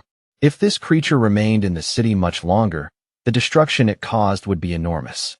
Then the battle shifted again as Candle Knight continued mutating right in front of them. Its body twisted and swelled, large bat-like wings bursting from its back as it let out a savage roar, while a sickly green light began to glow deep inside its throat. In the next instant, it spewed out a corrosive dark substance that hissed through the air, filling the surroundings with thick toxic green smoke that looked deadly even before it touched the ground. The creature deliberately aimed that foul blast downward, trying to melt through the street itself so it could burrow underground and escape before the teams could lock it down again. One of Su Qingying's teammates quickly warned her that the monster carried a corrosive dark-type power and that anything the substance touched would be destroyed. She added, tense and honest, that their team did not possess any ability strong enough to directly counter it. Even so, Su Qingying did not panic. She remained calm, her eyes fixed sharply on the battlefield. In a firm voice, she ordered her team to stay alert and not interfere with the destroyer squad's formation. She reminded them that their main role here was to gather information, observe the enemy's abilities, and support the battle through strategy rather than reckless attacks. Meanwhile, one of the destroyer squad members gripping a dagger saw an opening and prepared to strike at the escaping creature before it could slip away again. At that very moment, a pair of sinister red eyes suddenly lit up from within the darkness, cold and predatory. The winged candle knight burst forward in a violent lunge, barely slipping past an attack launched by a squad member who had leaped in from the side to intercept it. Furious at the near miss and the monster's continued escape, the destroyer squad leader roared at his team not to let the creature get away under any circumstances. The winged beast tore through the city streets at terrifying speed, while the cloaked members of the Ing squad chased after it through the storm-darkened urban maze. From a high rooftop above the chase, Su Qingying watched with two of her teammates. Then her expression shifted. She suddenly sensed a sharp surge in spiritual energy coming from the creature's direction. Realizing something critical was about to happen, she immediately ordered her team to remain outside while she pursued it deeper and on her own. The pursuit eventually led them to a large abandoned factory, dark, silent, and heavy with a bad feeling. Once inside, Su Qingying said she would scan the spiritual energy in the area to get a clearer read on the situation. The destroyer squad leader noticed the advanced watch strapped to her wrist and glanced at it with interest. Su Qingying confirmed that it was a new device developed by the association, then explained that according to its system, the safe spiritual energy threshold for a squad like theirs was 50. Just moments earlier, Candle Knight's reading had only been 48. Then, without warning, the device on her wrist began flashing wildly, and the displayed value shot past 80 in an instant. Su Qingying's voice rose sharply as she shouted that the energy levels were spiking out of control.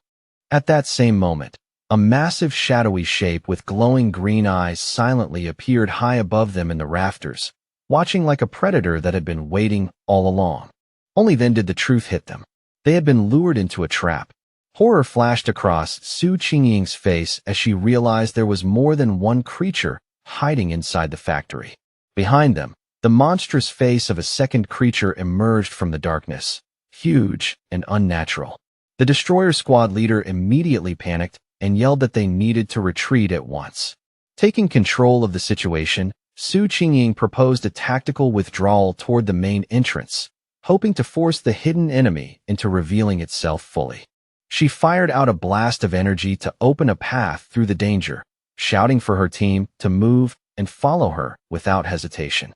But before they could break out, Su Qingying suddenly cried out in pain and collapsed, her body giving way as an invisible toxic gas overwhelmed her senses and robbed her of control.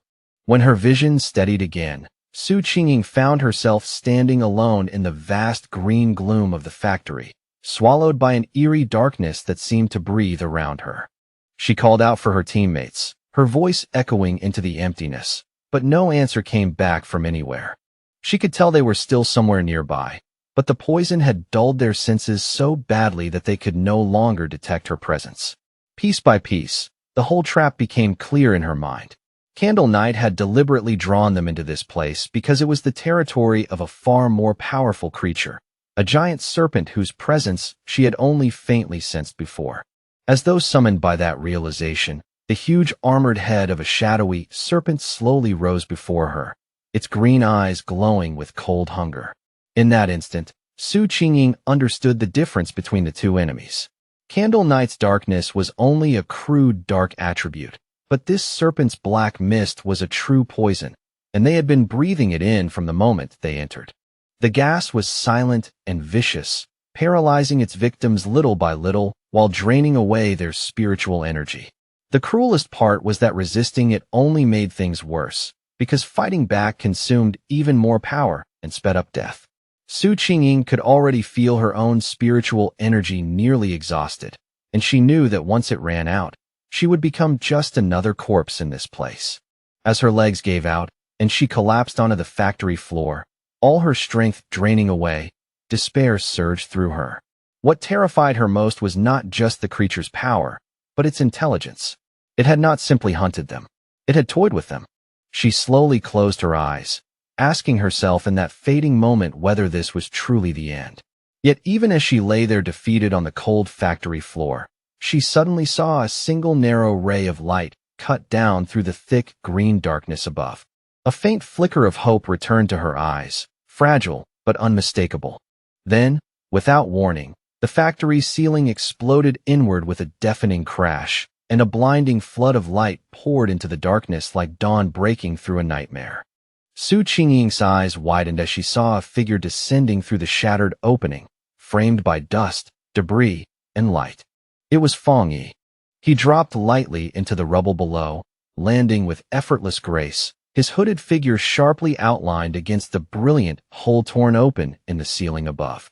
Standing between Su Qingying and the massive serpent, Fong Yi took in the scene at a glance and immediately identified the beast as a dark attribute creature. The serpent did not hesitate. Without a moment's warning, it lunged straight at him, its giant fangs aimed to pierce him in a single bite.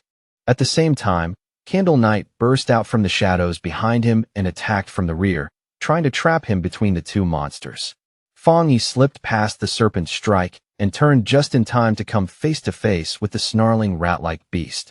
With both creatures closing in around him at once, Fong Yi instantly understood the full design of the trap he had stepped into.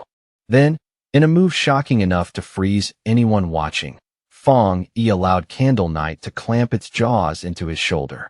Blood splashed out across the air, but even then his mind stayed cold. He noted with dark amusement how clever their teamwork was, one monster luring prey in and the other finishing the kill. Looking at the beast hanging off him, he mocked it, asking whether it really enjoyed biting people that much. In the next second, he answered it with his new power. Brilliant blue lightning erupted violently from his body as Fong Yi challenged the monster to have a taste of his thunder attribute. At the very same time, he thrust out his free hand and unleashed a massive beam of golden solar energy, blasting it straight into the lunging serpent head-on. Now covered in crackling lightning and freed from the stunned rat creature, Fong Yi shifted his full focus to the serpent. Golden flames poured from him in a fierce wave as he coldly challenged the beast to find out just how much fire it could endure. The giant serpent answered with a furious roar and lunged again, its huge mouth spread wide as it tried to swallow him whole. But Fong Yi moved with astonishing agility, twisting away from the attack and flipping through the air while drawing a glowing golden arc with his sword. As he landed, steady and controlled, he coolly told the monster to keep its eyes on his blade, the words carrying the clear weight of a direct challenge. The serpent seemed to recoil for a brief instant, instinctively wary of the glowing weapon and the killing intent behind it. Seeing that opening, Fong Yi struck without delay. Launching himself through the air, he brought his sword crashing down across the serpent's face, the blade wrapped in the crackling blue force of his thunder power. The force behind the blow was tremendous, enough that Fong Yi expected the creature's skull to cave in. But the result was something far stranger. Instead of collapsing, the serpent's head split clean down the middle, and beneath it emerged a second identical head, as though the outer one had only been a shed shell. Fong Yi landed lightly on his feet, his eyes widening despite himself as he stared at that bizarre development, instantly realizing this fight had just become far more troublesome than expected. The creature's split head finally tore all the way open, peeling off its ruined outer skin and exposing its true body underneath, already fully restored. Green energy throbbed through its neck in heavy pulses, and the moment Fong Yi saw that, he understood the battle was nowhere near finished. The giant serpent suddenly jerked in shock and agony as the lingering thunder force from Fong Yi's sword surged through its body. It let out a furious roar, but as the electrical power intensified, its dark energy was steadily crushed beneath it.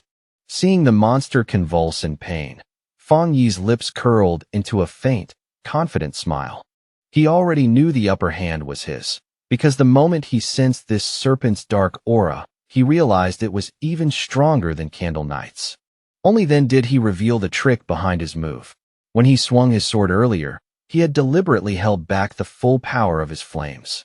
Instead, he used the blade as a conduit, sending the thunder energy from his hand straight into the serpent's body through the strike. Comparing the two monsters in his mind, Fong Yi became certain that this serpent was far more dangerous than Candle Knight, a more mature and far deadlier mutated creature. Then, without warning, a sharp stab of pain shot through his shoulder where the rat creature had bitten him before. He sucked in a breath and glanced down, only to see strange purple serpent scales spreading out from the wound. Fang Yi understood it at once. Just as he had guessed, this was an intelligent mutated species. Its venom, delivered through the bite of its partner, was meant to paralyze prey quietly and kill without a sound. The wound throbbed with fierce pain, but at the same time, he could feel his golden sun breathing technique pushing back against the poison. His eyes hardened with resolve. He had exactly the right answer for this. Yang Flame could melt away the poison, the golden sun technique could shield and repair his body, and thunder power could cleanse whatever traces remained. As the energies circulated through him, Fang Yi suddenly realized just how useful this combination had become. With Yang Flame and thunder power working together, any poison now triggered a clear signal of pain in his body, almost like a built-in warning before the damage could spread too far. He knew he had been fortunate. If it had been anyone else, the serpent's hidden venom would have been almost impossible to deal with. And for a creature to grow this huge, it had probably survived by relying on ambush after ambush. His thoughts drifted to the monster's lair, piled with the skulls of its victims. With Candle Knight serving as the perfect lure, the two creatures had formed a deadly snare, one that could even wipe out top pioneers without leaving a trace. That explained why so many people had vanished here. But now, none of that mattered anymore. As he watched the serpent's enormous skeleton burn down into ash beneath his holy fire, Fang Yi knew its long reign of terror had finally come to an end. Standing in front of the blazing fire, Fang Yi felt a deep sense of satisfaction. His inner flame had done serious damage, but it was the triple critical strike from his new thunder power that truly decided the fight. At that moment, he felt his combat ability had reached a solid level, enough to stand confidently even among high-tier pioneers. He stayed there in silence for a brief moment, watching the flames finish off the last traces of the monster. Just as he was about to turn and leave, he suddenly stopped and lifted a hand, as though he had sensed something nearby. His eyes narrowed slightly. He was not the only one still here. There was someone else hiding in the scene. He turned at once and caught sight of a figure stumbling out through the smoke, coughing through the drifting ash. It was Su Qingying. She stood there quietly, covered in soot and obviously worn out, but she had survived. As the smoke gradually thinned, Fang Yi looked over and saw the unconscious members of the other squad lying nearby, with Su Qingying sitting among them. He recognized her as the association agent at once and coolly told her there was no need to keep pretending. He even added, in a calm tone, that her act of playing dead still needed some work, which caught her completely off guard. Flustered and embarrassed, Su Qingying quickly covered her face. Realizing this was the same powerful pioneer she had been tracking, she awkwardly tried to explain herself, saying she had only woken up because of the smell. Fang Yi, however, clearly did not buy it. He casually praised her, pointing out that while the rest of her team had exhausted themselves completely, she had still managed to leave a small reserve of spiritual energy to protect herself. If she had truly been unconscious, he said, there was no way she could have noticed any smell at all.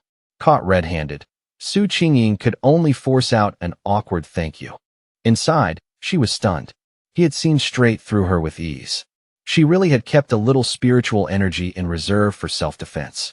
What she still could not understand was how he had managed to defeat both Candle Knight and the giant serpent alone. Noticing how embarrassed she was, Fang Yi's tone eased a little. He told her she did not need to keep covering her eyes. All he wanted was for her to answer honestly and keep his identity a secret.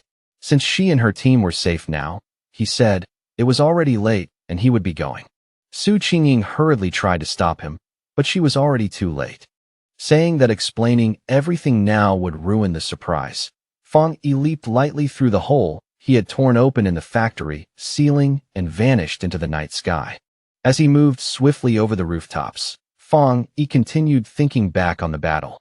He was relieved that Su Qingying had not tried to absorb the monster's dark energy, especially after remembering that revolting, icy sensation. At the same time, he could not help wondering why he himself had been unable to absorb it. Maybe, he thought, the dark energy had already dispersed by then. Or maybe his body had rejected it on instinct. Either way, he decided he would sort it out later after getting home. Left alone inside the vast abandoned factory, Su Qingying raised her eyes to the moonlit hole in the ceiling where Fong Yi had disappeared. She let out a soft sigh, disappointed that she still had not seen his face clearly, and quietly realized that he still did not trust her or the association behind her. But that quiet mood did not last long. Slipping back into her role as squad leader, she walked over to the unconscious captain of the destroyer squad and slapped his face a few times, telling him to wake up.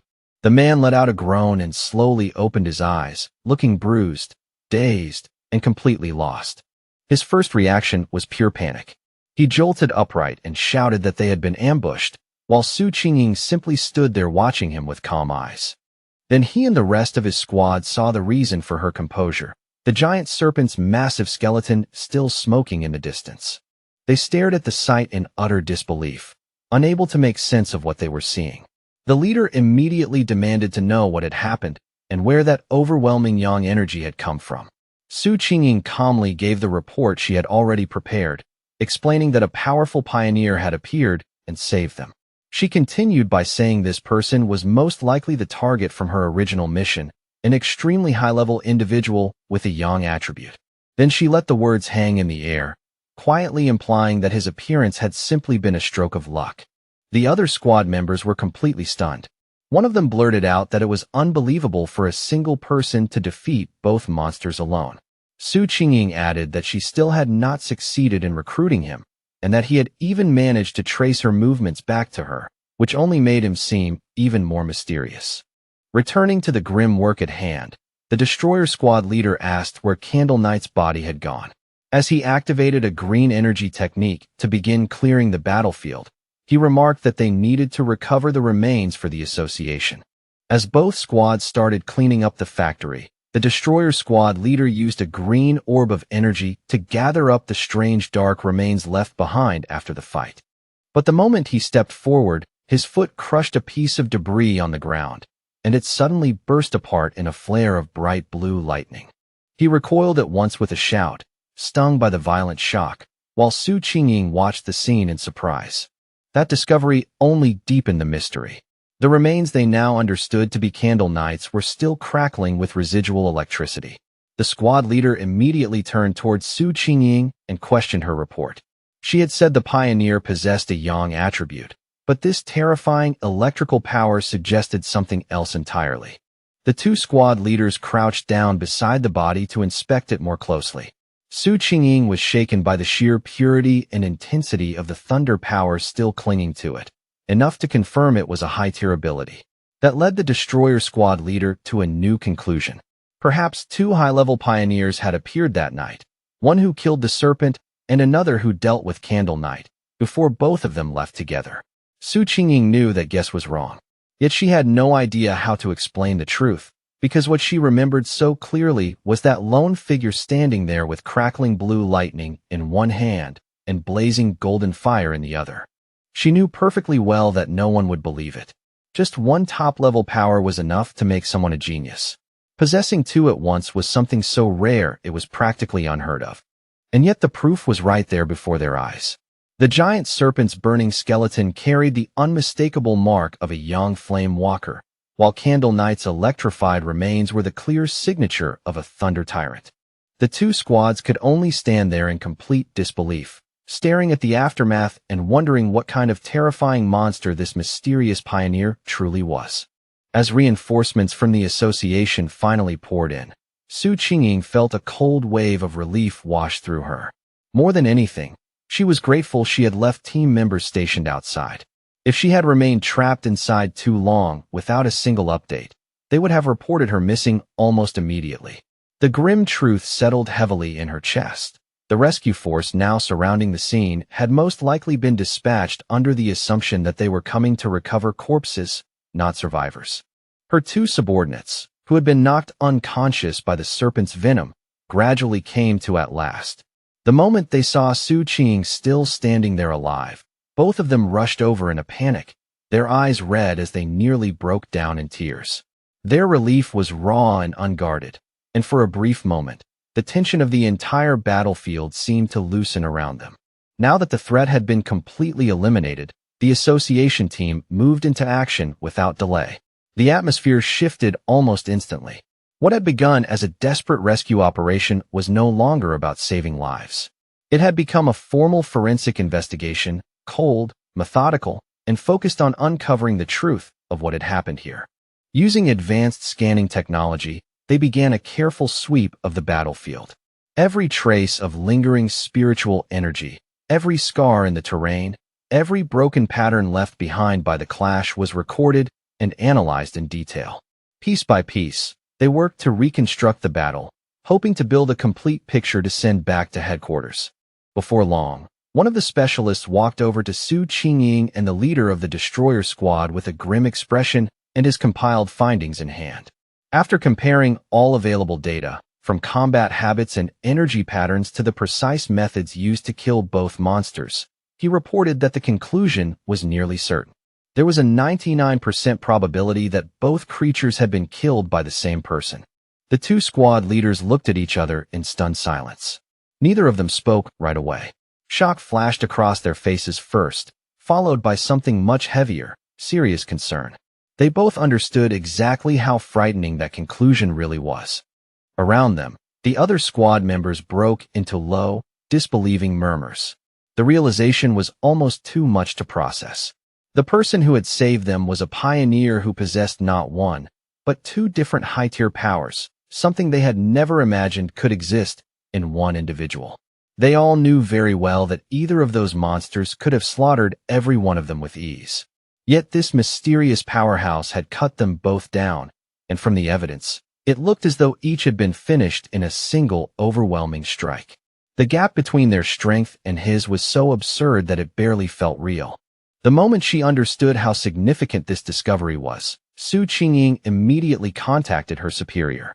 Her tone was steady, but the weight behind her words was unmistakable as she reported that the information on her target had undergone a major update. This was no longer a routine tracking matter. Everything had changed. Lifting her gaze toward the hole torn through the ceiling, she gave her final confirmation. The mysterious pioneer from the university and the terrifyingly powerful individual codenamed the Tyrant were not two separate people at all. They were one and the same. Back in his office, the association superior listened to Su Qingying's report with remarkable calm. He did not interrupt her, nor did he react impulsively. Only after quietly sorting through every detail in his mind did he give a new order. His instruction was clear. Su Qingying was to suspend her mission for the time being. He explained his reasoning in an even, measured voice. The pioneer had saved her team, killed the monsters, and secured the area. None of those were the actions of an enemy. He then added that he and Han Li did not see eye to eye on this matter.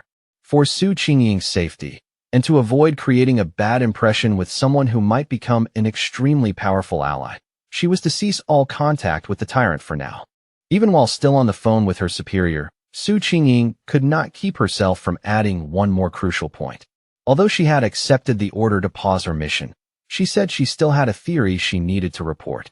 It was based on what she had sensed earlier, when she tracked the Tyrant to the back mountain and found him in the middle of advancing his power.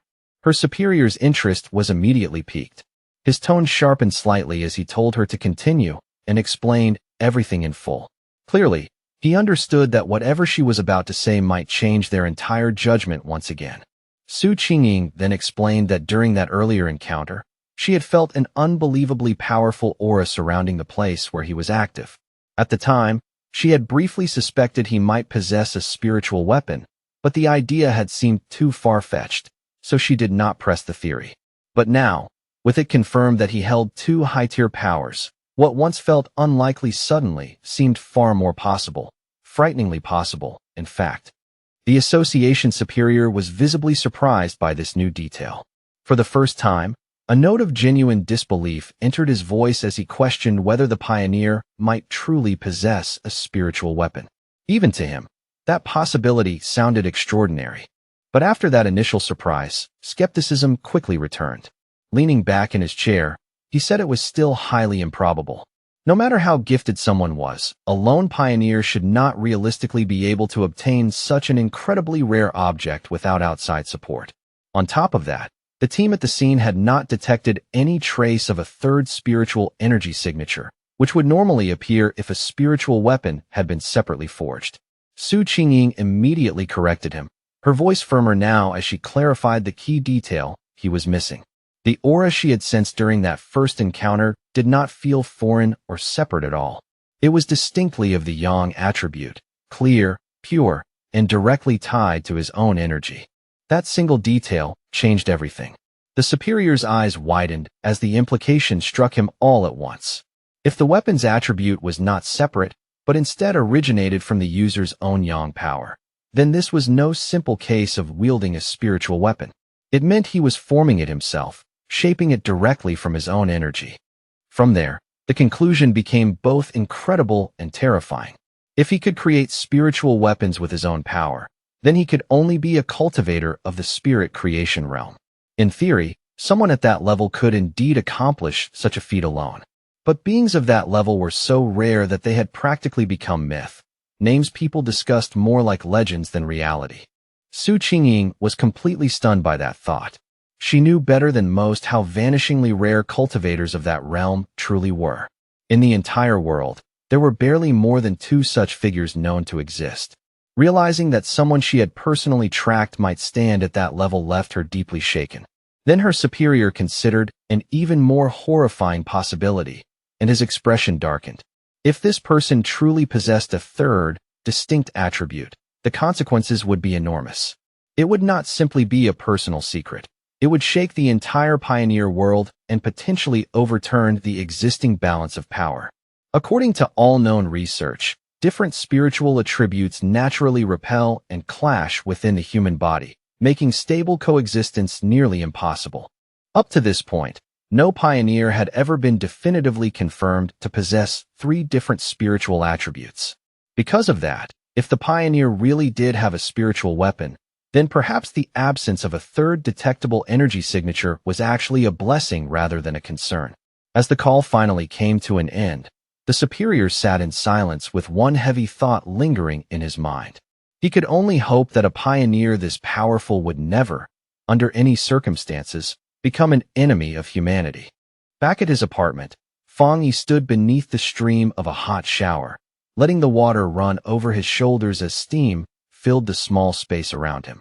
The heat slowly washed away the grime, blood, and fatigue left behind by the recent battle, but it did little to ease the weight pressing on his thoughts. As he dried himself off, his mind naturally turned to the state of the world outside. He knew there was less than a year left before the official spiritual energy revival would fully arrive. Yet even now, before that moment had officially begun, dangerous monsters and strange incidents were already surfacing more and more often. The pace of change was no longer subtle. It was accelerating. He casually used his yang attribute to dry his clothes, warm golden energy gathering across his hand and spreading through the fabric with effortless control. As he did, he found himself wondering how many pioneers, just like him, had already awakened early and quietly begun cultivating on their own in the shadows, far beyond the public eye. His thoughts drifted back to the aggressive men he had encountered at the lava river. That meeting had made one thing very clear to him. Once the connection between a person's body and the spiritual world was opened, their sensitivity to the changes in the world increased almost naturally. Even without official recognition from the country, many self-trained pioneers had clearly already stepped into the one-star Ghost Axe realm on their own. The fact that the government, through people like Su Qingying, had started reaching out to wild pioneers like him was proof of something important.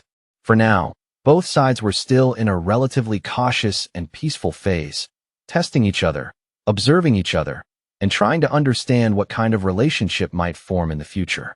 Standing quietly in his room, Fang Yi thought about Han Li and Su Qingying in turn. After weighing everything he had seen so far, he came to a temporary conclusion. At least for the moment, the monster threat was still barely under control, and open conflict between the various pioneer factions had not yet truly begun. But as he finished getting dressed, that fragile sense of balance did not reassure him at all. He knew too well that this temporary peace was thin, unstable, and could shatter at any moment. The government had already established the Spiritual Energy Cultivation Association, yet it still had not publicly revealed its existence. Fang Yi understood that strategy perfectly. As people gradually began noticing more local disturbances and increasingly strange events, the government was walking an extremely narrow line, trying to protect humanity while also releasing subtle warnings early enough to prepare people, all without triggering widespread panic. Even after his recent victories, his judgment of the overall situation remained grim and unsparing. He knew the real problem was the government's lack of confidence in officially ushering in a full cultivation era. With a population that massive, once the whole truth came out, society could very easily plunge into chaos, violence, and widespread death. In the current situation, even official pioneers would not be enough to stop the disorder that would follow. Internal unrest, fear-driven collapse, and the growing threat of monsters outside would feed into each other and make everything worse. In the end, he had to admit that the government's careful, restrained approach was not wrong. Human terror, once unleashed, could be far more destructive than any beast. Still, none of that was what worried him most. What truly unsettled him was the speed at which the monsters were evolving. That development was moving far faster than he had expected, and the gap between his predictions and reality made him deeply uneasy. He mentally reviewed the information on the creatures he had just fought. They were a classic product of dark attribute contamination, more specifically tied to the shadow attribute, which was itself a branch of dark energy. According to his system, that power was a natural enemy of pioneers and, at least for now, something he could not absorb for his own use. What troubled him even more was their intelligence. These were not mindless beasts charging on instinct. They had coordinated with each other, set traps, and deliberately targeted pioneers as prey, clearly recognizing them as a rich and desirable food source. That level of cunning made them far more dangerous than ordinary monsters. Even so, Fang Yi knew these creatures were still nowhere near the true dark-type monsters he remembered from his previous life.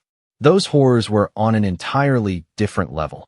Existences capable of wiping out whole nations by themselves, leaving devastation on a scale ordinary people could hardly imagine. Even with that comparison in mind, this close call was a harsh warning. If he had not happened to be there, Su Qingying and her entire squad would almost certainly have been wiped out without a single survivor. Yet amid that grim certainty, a small spark of hope still rose in his heart as he recalled the wording used by the system. The fact that the dark attribute was only temporarily unabsorbable suggested that, once certain conditions were met, he might one day be able to use that power himself. And if that became possible, it could turn into a critical advantage for the future. He then reviewed his current abilities one by one. At present, he possessed the golden sun breathing technique of the yang attribute, the divine thunder tempering of the thunder attribute, and the crimson flame blade technique. Any one of them would have been formidable on its own. Together, they formed a terrifying foundation. With such perfectly compatible high-tier techniques, and his current strength as a 3-star Ghost Axe Realm pioneer, Fang Yi knew there were very few people who could truly stand against him. And yet, even standing there surrounded by the weight of his own power, he felt no real comfort. Deep down, he knew with perfect clarity that it was still far from enough. Just as his thoughts were sinking deeper into that realization, the sudden ringing of his phone cut sharply through the quiet room and interrupted him on the spot. He reached for it and glanced at the screen, only to pause in surprise. The caller was his aunt. On the other end, his aunt first asked after his health in the usual warm, familiar way before finally getting to the real reason for the call. She told him that his cousin was coming to the city to study, and because she was worried about the girl staying alone, she wanted to ask whether the cousin could stay at his place for a few days instead of booking a hotel. Fang Yi was caught completely off guard by the request. His memory of this cousin was so vague that it almost felt blank, as though the person existed only as a distant outline from years ago. After thinking for a moment, all he could remember was that she had been a quiet, top-ranking student, the kind of person who was always buried in books and obsessed with studying. Beyond that, he could not even clearly recall her face. Even so, he agreed without much hesitation and told his aunt that there was a spare room available. When he asked when his cousin would be arriving, his aunt answered very casually, saying she would simply give the girl his address and let her head over by herself when the time came. Elsewhere, In a dark room lit only by the pale glow of a computer monitor, a figure with long fingers, so slender and sharp they almost looked like claws, typed rapidly across a keyboard. The blue-white light from the screen cut through the darkness, giving the entire room an eerie stillness. The person wore an oversized hoodie, with a pair of bare ears exposed beneath it, and had just finished a phone call with her mother. That mother happened to be Fong Yi's aunt. During the call, she had been told that she should arrive at her cousin's place by tomorrow afternoon, and that she ought to bring along some local specialty snacks as well. She ended the conversation politely, saying it was no trouble at all, and that she still had other things to take care of. On her screen was the chat window of a group called Spiritual Energy Revival, Martial Arts Vanguard Team. Under the username Fong Hee-ju, she had just posted a message announcing that she had arrived in the city and would be staying at her cousin's place for the time being. The message was short, but it clearly caught her group's attention. After the call ended, she clicked her mouse again with practiced ease, and another window instantly popped open on the screen in front of her. It was a rumor alert concerning an internet-famous town that people had now started calling Death Town. According to the report, 3 more people had recently disappeared there in connection with something known as the Pork Beast Challenge. Accompanying the article was a gruesome image splashed with blood, making the entire story feel even more disturbing. The glow of the screen reflected sharply off her glasses as Fong Hee-ju narrowed her eyes and immediately recognized the location mentioned in the report. It was Yanghua Town.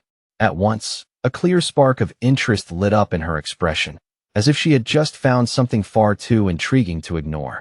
Her scrolling came to an abrupt stop when her mother stepped into the room and asked whether she had finished packing. Fong Hee-ju looked up and told her that everything was already packed, but admitted she would honestly rather stay in a hotel than go trouble her cousin. Her mother immediately disagreed, insisting that staying with family was far safer than living alone somewhere else. She said she trusted that cousin completely and felt much more at ease knowing Fong Hee-ju would be under his roof. Gently but firmly, her mother nudged her toward the door while giving a few last bits of advice. She reminded Fong Hee-ju not to cause any trouble and to lend a hand around the house whenever she could. Fong Hee-ju nodded obediently and reassured her mother that she understood everything clearly.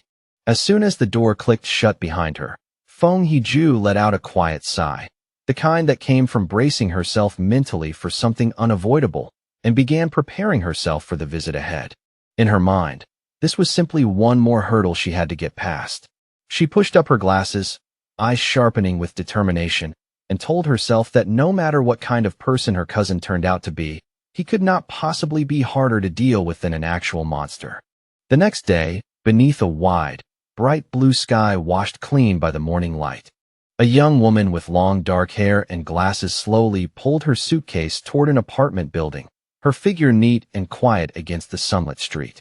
She lowered her gaze to her phone and checked the map again, making sure the route had brought her to the right place and that she had not made any mistake. Looking up at the building in front of her, she murmured softly to herself that this had to be it, her heart carrying a faint tension as she prepared to finally meet the cousin she could barely remember anymore. As Lin Yi stood outside the apartment building, Fong Yi happened to come out carrying a bag in one hand. She quickly called after him and asked, a little uncertainly, whether he was her cousin. He stopped in his tracks, clearly caught off guard, then looked her over with surprise before asking if she was Lin Yi, wanting to confirm that he had guessed correctly. Although he admitted inwardly that he did not recognize her at all, neither of them said anything for a beat. A brief, awkward silence settled between them, light but unmistakable. Later, once they were inside the apartment, the two of them sat on the couch and exchanged the usual polite small talk. Fong Yi asked whether she had come to the city for a summer camp, and she confirmed that was the reason. He told her that if she needed anything while staying there, she could just tell him, and she thanked him with practiced politeness. After that short conversation ended, Fong Yi handed her the key to the room across from his and briefly explained which one was hers before turning and heading back to his own room. Watching him leave, Lin Yi quietly felt a wave of relief. At least from first impressions, her cousin seemed easy enough to get along with, and more importantly, he did not look like the kind of person who would pry into her business. However, Fong Yi was far from clueless. From the very moment she had sat down across from him, He had already sensed a faint yet distinctly unusual spiritual aura coming from her. He wondered for a second whether his perception had gone wrong, or whether she was simply too inexperienced to fully conceal her strength. Almost at once, he began to suspect that she was also a pioneer. The aura around her was light, but it was real, and that made him realize her story about attending a summer camp was most likely only a cover for why she had truly come to the city. Meanwhile, inside her room, Lin Yi sat with her phone in hand, and what she did next quietly confirmed every one of Fang Yi's suspicions. She opened a chat with her pioneer group, the martial arts vanguard team, and reported that her cousin seemed nice, easygoing, and unlikely to interfere with her movements. The discussion soon shifted to recent events, especially the powerful pioneer who had appeared at the lava river. Lin Yi warned the others to stay careful, reminding them that many truly strong people were still hiding in the shadows. After the group agreed to wait for her signal before acting, she logged off. For the time being, she decided it would be safer not to cultivate at all, worried that even a small mistake might expose her secret to her cousin. 3 days slipped by. Before long, Fang Yi discovered that having his cousin living under the same roof was making cultivation far more inconvenient than he had expected. His meditation could be interrupted at almost any moment, including times when she casually came out of the bathroom wrapped in nothing but a towel. On top of that, he kept worrying that the bright golden aura produced by his breathing technique was simply too eye-catching and far too difficult to hide if she happened to notice it at the wrong time. But the most difficult thing for him to deal with was not danger and not suspicion, but her overwhelming kindness. One evening, she placed a carefully made dinner in front of him with visible pride, the dishes looking warm, fragrant, and unexpectedly delicious. He tried to insist that he would wash the dishes afterward, but Lin Yi refused right away, saying it was the very least she could do while staying there and that he should just leave it to her. Her flawless politeness and almost excessive cleanliness gradually began to strike him as a little strange, as though every movement and every gesture had been carefully managed. Even so, Fang Yi decided to play along for now. He reasoned that if he let her keep being so considerate and helpful, she might slowly lower her guard around him without realizing it. In his view, this was the only reliable way to learn what she was truly doing here and what kind of secret she was still hiding behind that well-behaved exterior. Their quiet dinner was suddenly broken when the phone lying on the table beside her began to vibrate, the sound sharp and noticeable in the otherwise calm room. Both cousins glanced toward the message at almost the same time, and for a brief instant, surprise flashed across each of their faces. Fang Yi immediately used the moment as an excuse to stand up, saying he would head back to his room and leave her to chat in peace. Lin Yi could only answer softly as he walked away. Left alone at the table, she watched his retreating figure for a thoughtful moment, her eyes lingering with quiet caution before she finally turned back to her phone. Sitting on her bed, she accepted the call, and her expression turned serious almost at once. As she listened, she repeated the key point aloud to confirm it. The great change of heaven and earth would happen again the next day at 3 in the afternoon. She then promised firmly that she would be there on time. From his room, Fang Yi easily overheard the conversation. He heard her agree to meet at the entrance of Yanghua Town. The name immediately registered in his mind as that internet-famous town out in the suburbs, a place roughly an hour away by car. With his suspicions now essentially confirmed, he turned his attention fully toward the room beyond the wall, his own spiritual energy quietly rising as he observed her movements. At this point, he was certain that his cousin was also a pioneer. Even so, he remained completely confident that with her current level of strength, she would never be able to sense him spying on her from the other side. What truly impressed him was her talent. She was still only a middle school student, yet she had already stepped into the 2-star Ghost Axe realm and was even approaching another breakthrough, which was no small thing. He could not help wondering whether that frightening natural talent was connected to her slightly unusual personality. Now, though, her real reason for coming to the city had become obvious. The summer camp story had merely been an excuse. She had come because she knew the next great change of heaven and earth was coming, and she wanted to stand as close to its center as possible.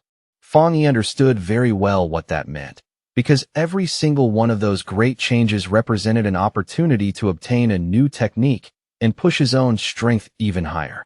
He found himself wondering what kind of power might emerge this time, though after only a moment, he realized the specific nature of it hardly mattered at all. A determined look settled into his eyes. Whatever power appeared when the moment came, he had already decided that he would seize it for himself no matter what. Inside her room, Lin Yi suddenly paused in the middle of her preparations, a strange sensation passing over her skin.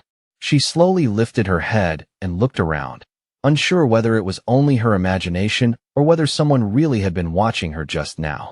When she saw nothing except the moonlit mountains outside the window, still and silent in the night, she gradually let the feeling go and resumed her preparations, convincing herself she had simply been overthinking. The next day, Yanghua Town was lively and buzzing with activity, its streets full of movement while the layered mountains rose quietly in the background. At the entrance to the town, Lin Yi met up with one of her friends from the pioneer group, the two of them joining each other naturally, as if they had arranged it long ago. That friend immediately began teasing her in a playful tone about her cousin, grinning as she asked whether he was at least handsome. Lin Yi replied without much emotion that he seemed like a good person, but in terms of appearance, he was really just an ordinary-looking guy. Hearing that answer, her friend let out a disappointed sigh, clearly hoping for something much more exciting. Just then, another woman from their group arrived, a redhead wearing a purple dress that made her stand out the moment she appeared.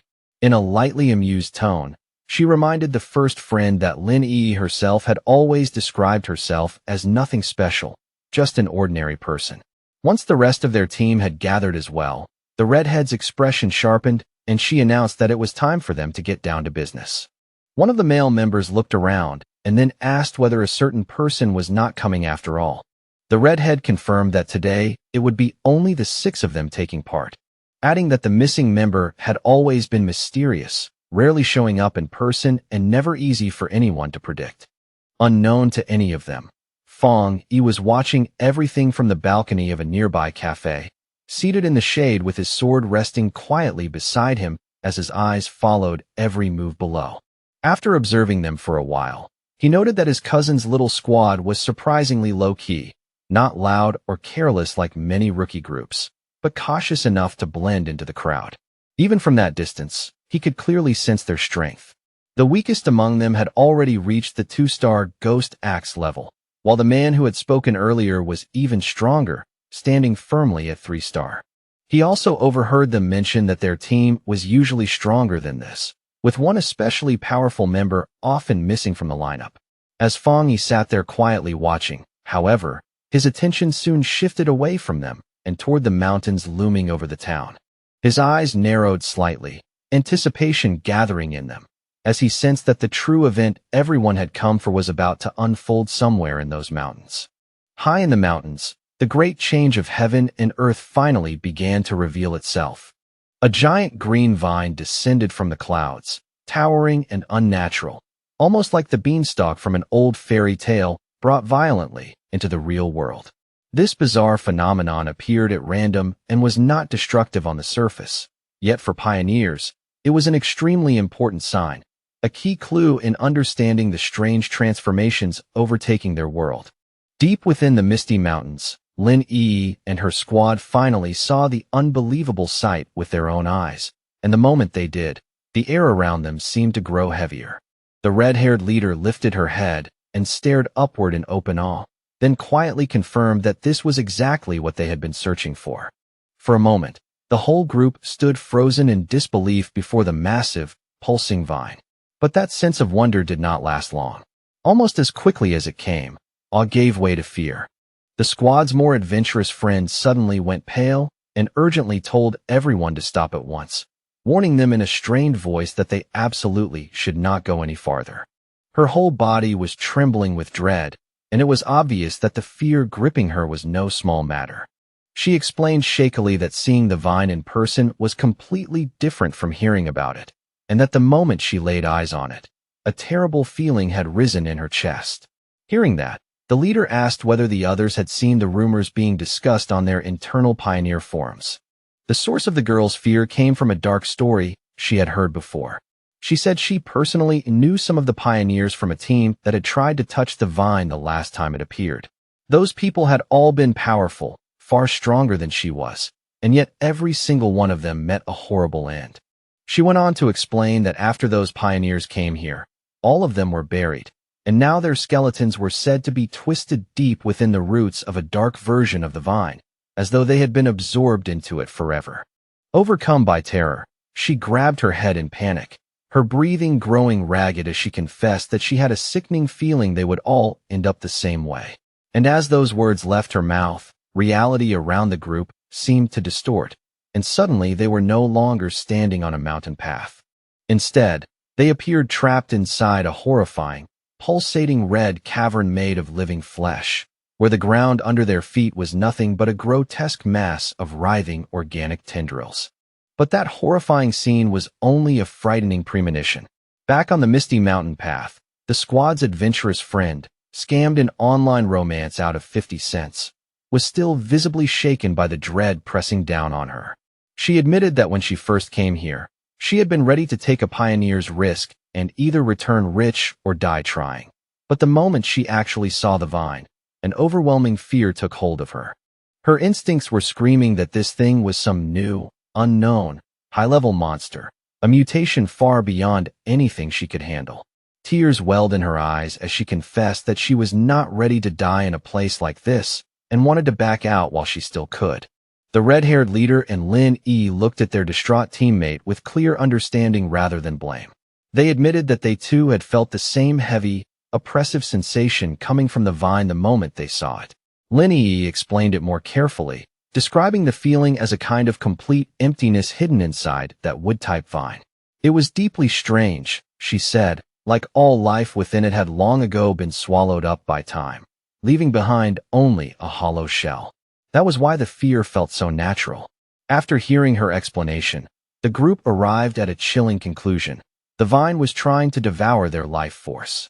Just as their terrified friend seemed ready to completely break down, Lin Yi reached out and grabbed her hand, her face set with fierce determination and steady resolve. She declared that this was the path of the martial pioneer, a road they had chosen for themselves, and it was a path that demanded they face dangers like this head-on instead of turning away in fear. Unseen by the group, Feng Yi watched everything from a nearby cliff. Even he could clearly sense the heavy, suffocating death energy rolling off the giant vine in wave after wave. He noted to himself that among all the world monsters he had encountered so far, aside from creatures of pure dark attribute, this vine gave him the worst feeling by far. He had to admit that the small squad had real courage to even think about cultivating in a place as dangerous as this. As he analyzed the monster more closely, he found the contradiction within it even more disturbing. Though it was clearly a plant, something that should symbolize life and growth, it felt utterly lifeless.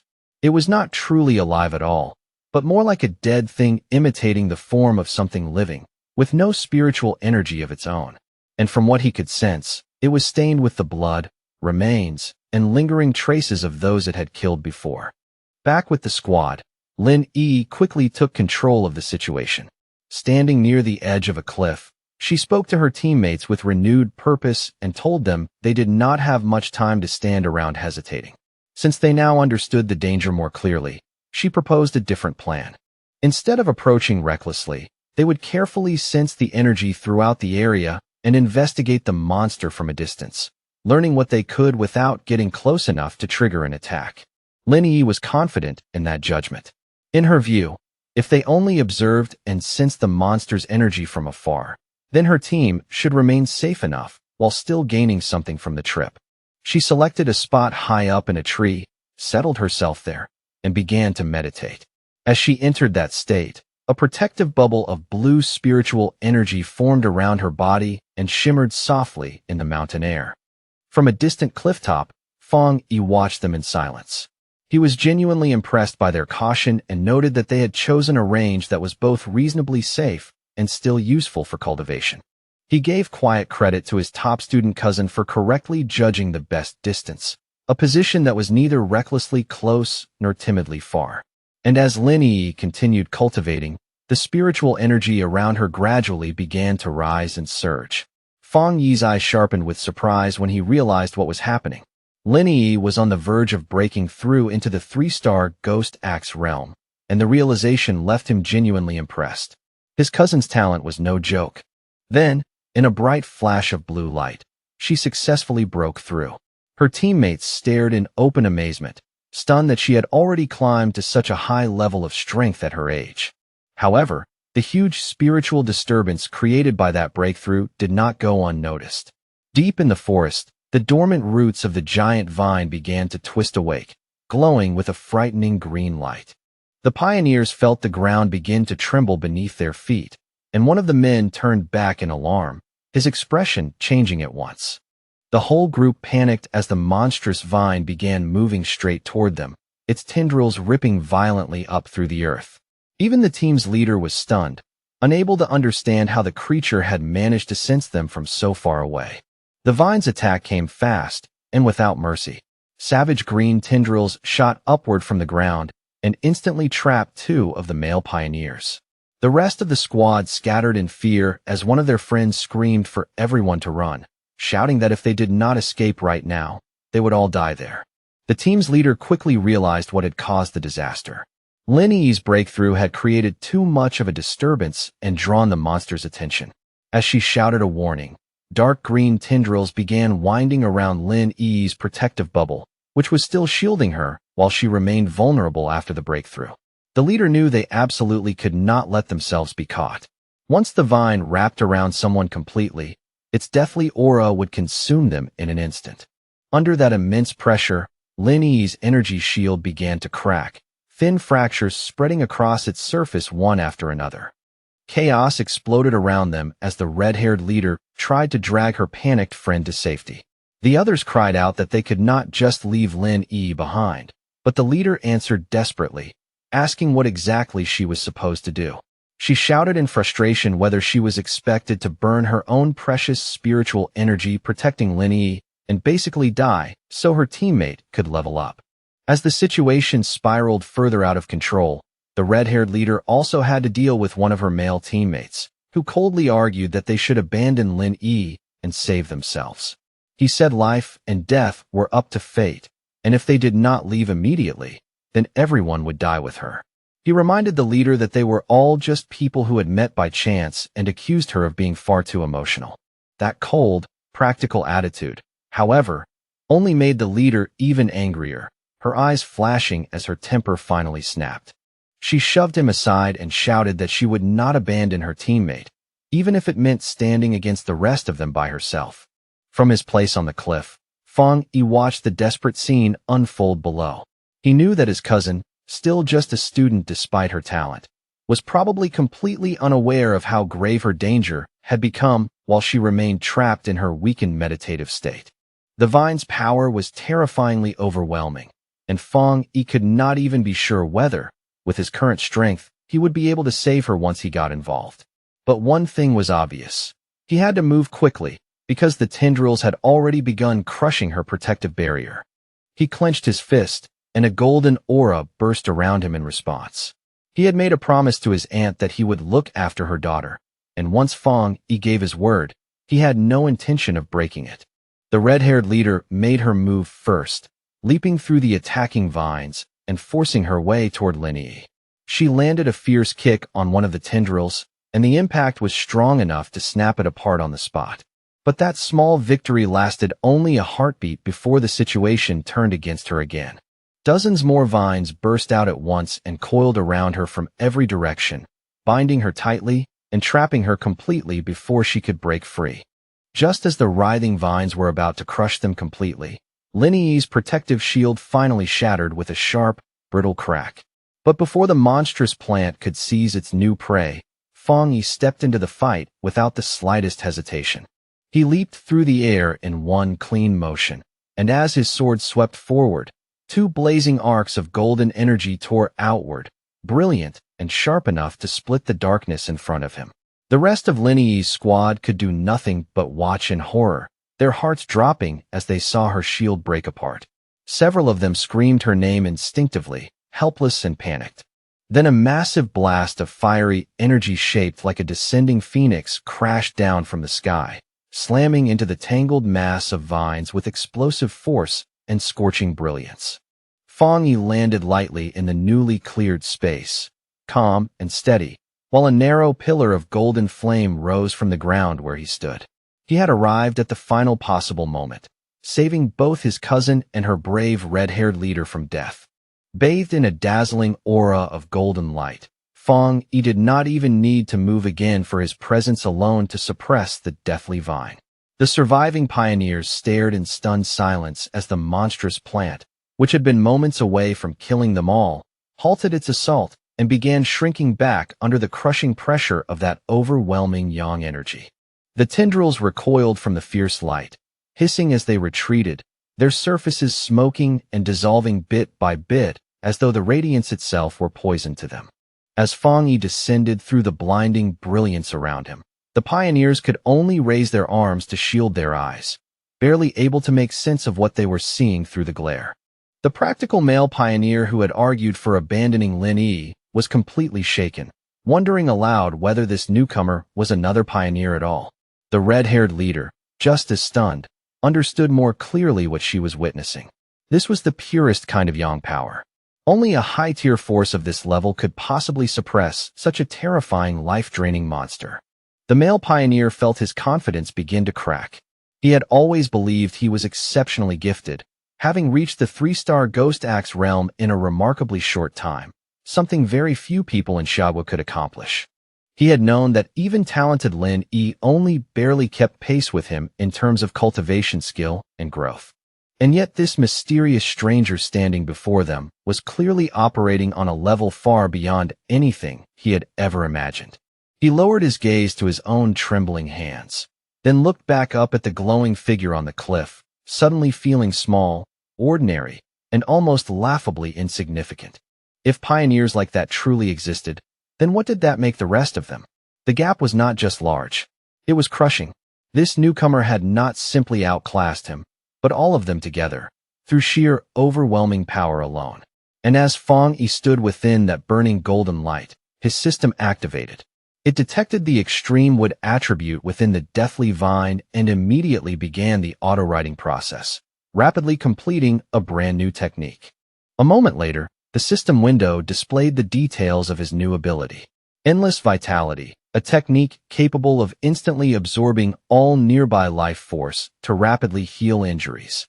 As the vine's power flowed into him, green life-giving energy surged around his body in waves. Fong Yi was genuinely amazed by the quality of this wood attribute technique. He quickly realized that as long as there was living matter nearby, he now possessed something close to a continuous life-absorbing engine. As Fong Yi absorbed the final remnants of the anomaly's power, his system successfully extracted the vine's core attribute as well. A notification appeared to confirm it. Extracted attribute, Desolation. The system described its frightening effect clearly, the power to instantly create a desolate aura capable of erasing all surrounding life. Standing calmly inside the swirling green energy, Fong Yi silently took in the full weight of that new power. When he opened his eyes again, they were glowing the same vivid green as the desolate vine itself, cold, unnatural, and striking to behold. He stood in the clearing, which now felt eerily dead and empty, a faint green aura still drifting around him. In that moment, he finally understood why the vine could only exist in such a dangerous and remote place. If it had grown anywhere else, it would have drained every trace of life from the land for miles around. He thought quietly about the ruthless nature of the desolation attribute, a savage force that survived by forcibly stealing the life force of everything nearby. His thoughts were cut short by a grateful voice calling out to him from behind. The red-haired leader of the pioneer group walked toward him, her clothes torn, her body bruised, and her breathing still uneven, but she was alive. With sincere gratitude, she thanked him, saying that without his intervention, every one of them would have died there. Then she asked, almost awkwardly, how they could ever repay him for saving their lives. Fong Yi simply lifted a hand and brushed the matter aside, coolly saying there was no need and that they would meet again someday. Then he turned and started walking away. In his own heart, though, he did not think of himself as some heroic savior. He knew perfectly well that he had only found this opportunity because of the information their group had uncovered first. In his mind, He was the one who had truly benefited. As for the conflict and selfishness he had just witnessed among those pioneers, he felt no particular concern. With one final leap, he launched himself into the air and left the stunned squad behind in the ruined clearing. He understood well that a person's true character is easiest to see in a life-or-death crisis, and a fractured team like theirs would never be truly safe in the dangerous new era ahead. Left standing in the empty clearing, scammed an online romance out of 50 cents, and the shaggy-haired man watched him disappear. Still pale with shock, the girl asked out loud what they were supposed to do now. The man, however, answered bitterly, throwing blame into his words as he asked whether she regretted hesitating earlier when it came time to save their teammates.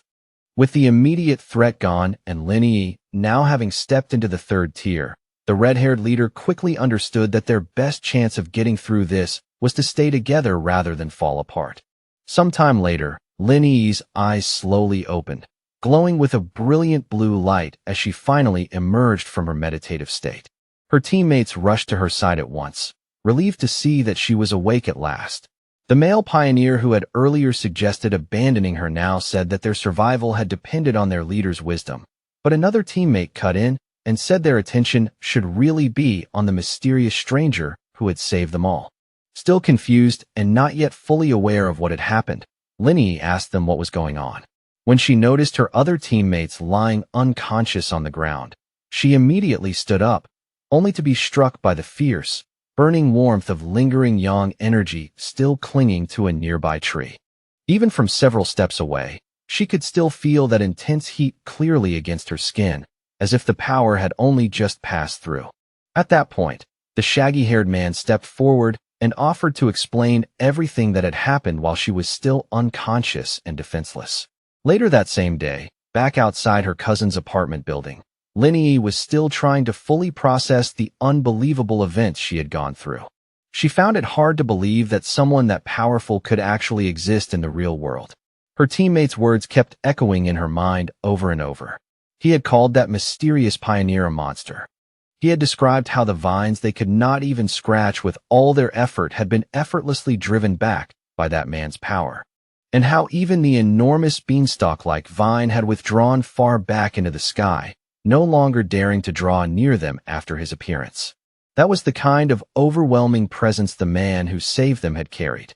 Lin Yi knew that even though he was long gone, the vine was still strangely calm, which could only mean some trace of his power still lingered there. She opened the apartment door and was surprised to find Fong Yi there waiting to greet her as if nothing unusual had happened that day. He looked at her with quiet concern and immediately noticed that her complexion was a little pale and her expression more tired than usual. Lin Yi quickly steadied herself and forced out a small smile, brushing off his concern by saying she was only tired because she had spent the whole day studying. Fong Yi accepted the explanation without pressing further, telling her that she had worked hard and should get some rest. He casually offered to order takeout for dinner, and after agreeing, she quietly headed back to her room. The moment she got inside, she collapsed onto the bed, all the strength leaving her body at once from sheer exhaustion. She knew very well that breakthroughs consumed enormous mental energy and required extreme concentration.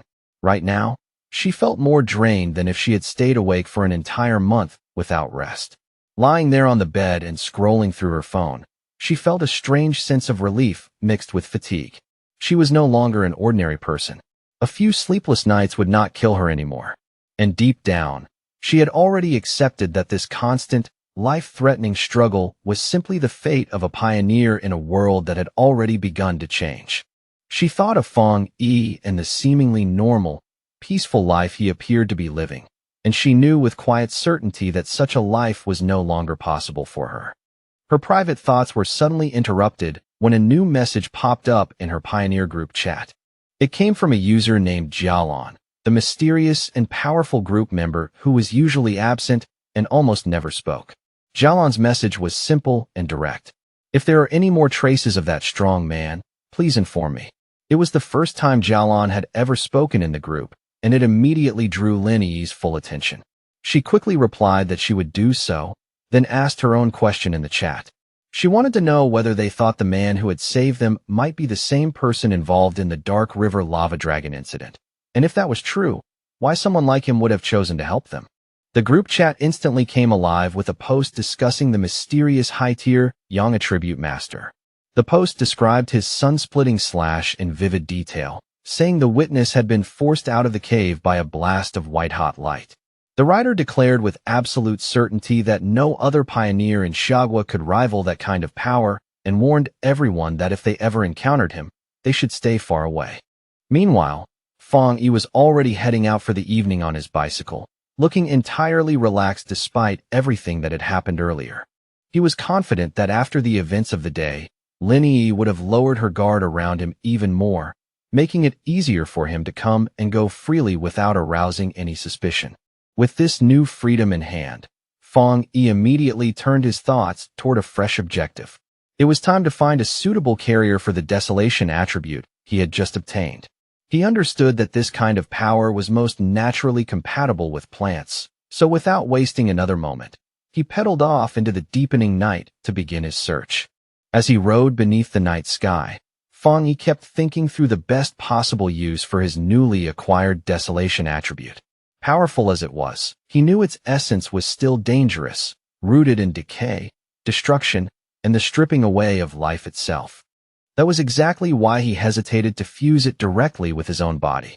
He worried that doing so might trigger harmful side effects, and more than that, he suspected its sinister nature could clash violently with the clean, purifying force of his thunder attribute. After weighing it carefully, he decided the safest approach would be to find an external carrier for the attribute, something similar to the strange vine itself. In his judgment, the original vine monster had likely begun as an ordinary plant that sensed the return of dense spiritual energy and chose to evolve, eventually giving birth to the desolation attribute as a means of drawing an even greater power. With that thought, a clear plan began taking shape in his mind. A confident smirk touched Fong Yi's lips as he realized he already knew exactly where he needed to go next. He followed a quiet road washed in moonlight, guided by a roadside sign that pointed toward the forest park ahead. Before long, he arrived at the large urban park, parked his bicycle off to the side, and stepped silently into the deeper woods. Under the bright full moon, he walked through a field of vivid flowers that seemed to shimmer faintly in the night.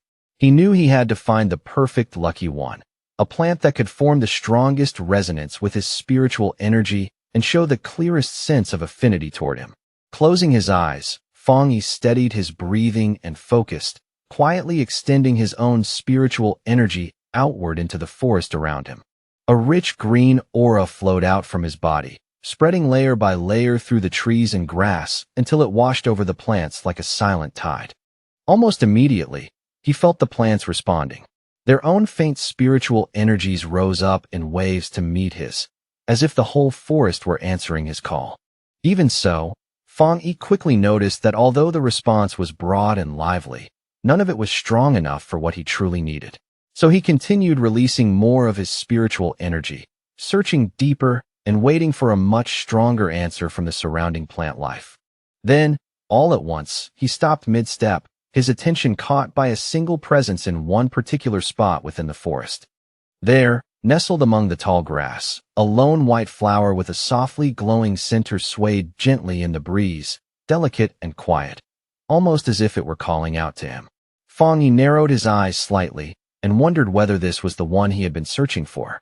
He approached the little flower with unusual care, then slowly reached out a single finger toward it. The instant his fingertip touched it, the flower's petals folded inward around him, and he could clearly feel it drinking in the spiritual energy flowing from his body. A moment later, the flower bloomed open again, almost cheerfully, as if it had just eaten a satisfying meal and was pleased enough to ask for more. Fong Yi knelt beside it with a small amused smile on his face. He could tell at once that its spirituality was unusually strong. Though it was only a plant, it reacted to his touch like a greedy little puppy, eagerly swallowing his spiritual energy and then rubbing itself against his fingers for more. At that moment, he knew for certain that he had found the carrier he was looking for.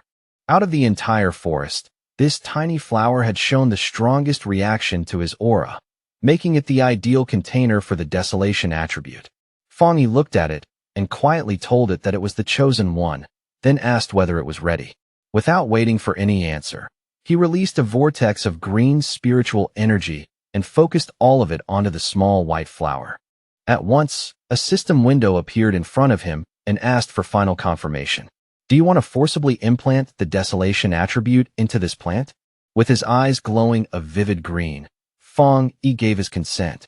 Brilliant light burst from his hand as the flower began changing before his eyes, its petals unfolding into a larger, more intricate, and far more powerful form. The implantation process finished in a sudden flash of intense green light that briefly illuminated the surrounding woods. For a moment, Fang Yi was genuinely surprised by the force of the burst and the sheer power that came with it. The small and ordinary white flower had been completely transformed. Its petals had spread into the shape of a beautiful lotus-like bloom, while its leaves grew thicker, brighter, and fuller, all of it wrapped in a strong and eerie green aura. The newly empowered flower began displaying its influence almost immediately, without giving the surrounding environment even a moment to recover. It released a massive wave of desolation energy, and as its roots dug greedily into the soil, it began drawing in more and more power from the earth beneath it. The effect was instant and terrifying. The green, healthy forest around Fang Yi lost its life in mere seconds, trees withering where they stood while the ground dried out and crumbled into lifeless dust. Fang Yi could not help feeling amazed by the pure, wicked force of the desolation attribute. In only a few brief moments, the spreading energy had consumed the entire section of forest around him, and it was still expanding outward at a frightening speed. As the flower's glow slowly began to dim, and its transformed body shrank down again to a smaller size, Fang Yi immediately understood that he had to leave. If he allowed the process to continue any longer, the massive disturbance in spiritual energy would absolutely attract the Spiritual Energy Association. Without hesitation, he bent down and pulled the glowing flower from the ground, roots and all. He already knew this park had been a risky place to perform such an experiment. Being so close to the city center, it was almost certainly under constant observation by the association, who were wary of the way spiritual energy revival could turn even common plants into serious threats. Fang Yi had already noticed the unusual number of security cameras and the total absence of other visitors in the park when he first arrived. As he walked away carrying his new prize, he noticed something truly remarkable. Even after being uprooted, the flower was still absorbing spiritual energy from the air around it, remaining alive and even thriving without its roots touching the earth. He looked at it more closely, a smile of genuine wonder appearing on his face. What fascinated him was that its spirituality had not weakened in the slightest after being pulled up, especially considering that only moments earlier it had been nothing more than an ordinary wildflower. That realization led him to a deeper conclusion. By implanting the desolation attribute into the plant, he had awakened its dormant evolutionary potential and placed it on a path toward becoming something far beyond what it had ever been meant to be. Just as Fang Yi was about to leave the park completely, a harsh alarm suddenly blared through the forest, accompanied by flashing red warning lights. A cold robotic voice immediately issued a serious alert. Abnormal value exceeded.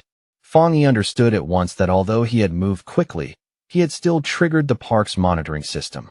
Knowing he had no time to waste, he grabbed hold of the newly obtained desolation flower and quickly withdrew from the area. Miles away, in a high-tech control room marked Spiritual Energy Revival Plant Research Department, those same alarms were sounding just as loudly. Technicians scrambled from station to station, shouting that the anomaly value was spiking out of control and demanding to know what had happened. An order was issued immediately.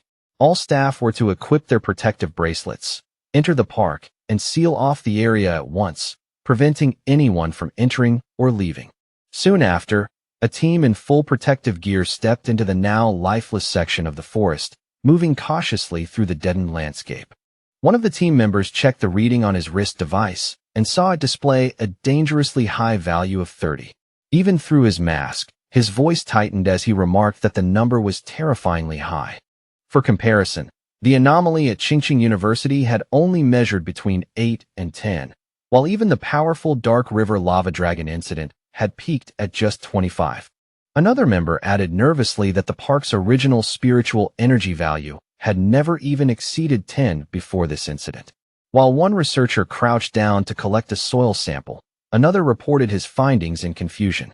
The air humidity, surface temperature, and even the amount of sunlight all appeared completely normal, yet every plant in the area looked as if its life had been drained away in a matter of seconds. The team leader decided they had to move closer to the center in order to determine what kind of spiritual attribute had caused such a phenomenon. But just as one member stepped forward, another researcher wearing glasses, clearly a senior figure, shouted sharply for him to stop and not take another step. In a grave, authoritative tone, he warned them not to touch anything at all, identifying the lingering energy in the area as the desolation attribute. He then asked the others whether any of them knew about the vine that had recently descended from the sky. The younger researchers froze in stunned silence. After a moment, one of them finally managed to speak, realizing with rising horror that the senior researcher was referring to the infamous devil-like vine that had already been classified as an A-level mutation. The senior researcher confirmed their fear without hesitation. Standing before a ghostly projected image of the vine, with the trapped souls of its victims clustered horribly at its base, he explained the source of its terrifying power. The reason it was so lethal, the reason it had killed so many pioneers, was its innate desolation attribute, a parasitic and monstrous force that devoured the life force of everything around it and turned all it touched into its own nourishment. The young researcher who had almost stepped into the dead zone clutched at his chest, sweating heavily and gasping in fear as the meaning of those words fully sank in. He thanked his superior with a shaken voice, realizing that he had just been saved from certain death. The senior researcher then explained that any area surrounding a plant awakened with the desolation attribute became a true dead zone, a place where anyone who entered would have their life force consumed almost immediately. He remembered reading records of another plant like this in Xiaogua, a decayed ancient tree rooted deep inside a forbidden zone in Wan City, a monstrous thing that could erase any living creature the instant it stepped too close. He slowly scanned the dead, silent clearing, his expression growing heavier by the second. The mutation of plants in this new era was no minor matter anymore. From everything they currently knew, desolation was the most terrifying attribute a plant could awaken. First there had been that ancient tree, then the celestial vine, and now a third one had appeared before their eyes. His grim explanation had barely finished when someone suddenly clapped a firm hand onto his shoulder, cutting him off mid-sentence. The entire research team turned around in surprise, only to be met by the hard, unsmiling face of Han Li, who had arrived with a full group of soldiers behind him. Han Li had already been briefed on everything. Without wasting a second, he ordered every researcher at the scene to put on the advanced protective suits his men had brought and instructed them to follow him straight into the contaminated zone. With Han Li taking the lead at the very front, the fully re-equipped research team moved out in tight formation. And, now accompanied by Su Qingying as well, they stepped steadily and without hesitation into the eerie dead zone. As they advanced deeper with scanners in hand, one strange finding after another began to pile up. They could not locate any actual source of the desolation energy, and even more confusing, the remaining aura was fading at an unnatural speed. In just the few minutes since they had arrived, its level had already dropped to 25. That made no sense based on what they knew, because the celestial vine was supposed to be capable of movement. Han Li turned to Su Qingying and suggested that they stop relying only on the instruments and inspect the area more carefully themselves. Su Qingying gave a quiet nod, her face tense and serious. While Han Li and Su Qingying began examining the scene firsthand, two other team members, their bodies wrapped in faint blue light, started tracing the lingering flow of spiritual energy left behind in the zone.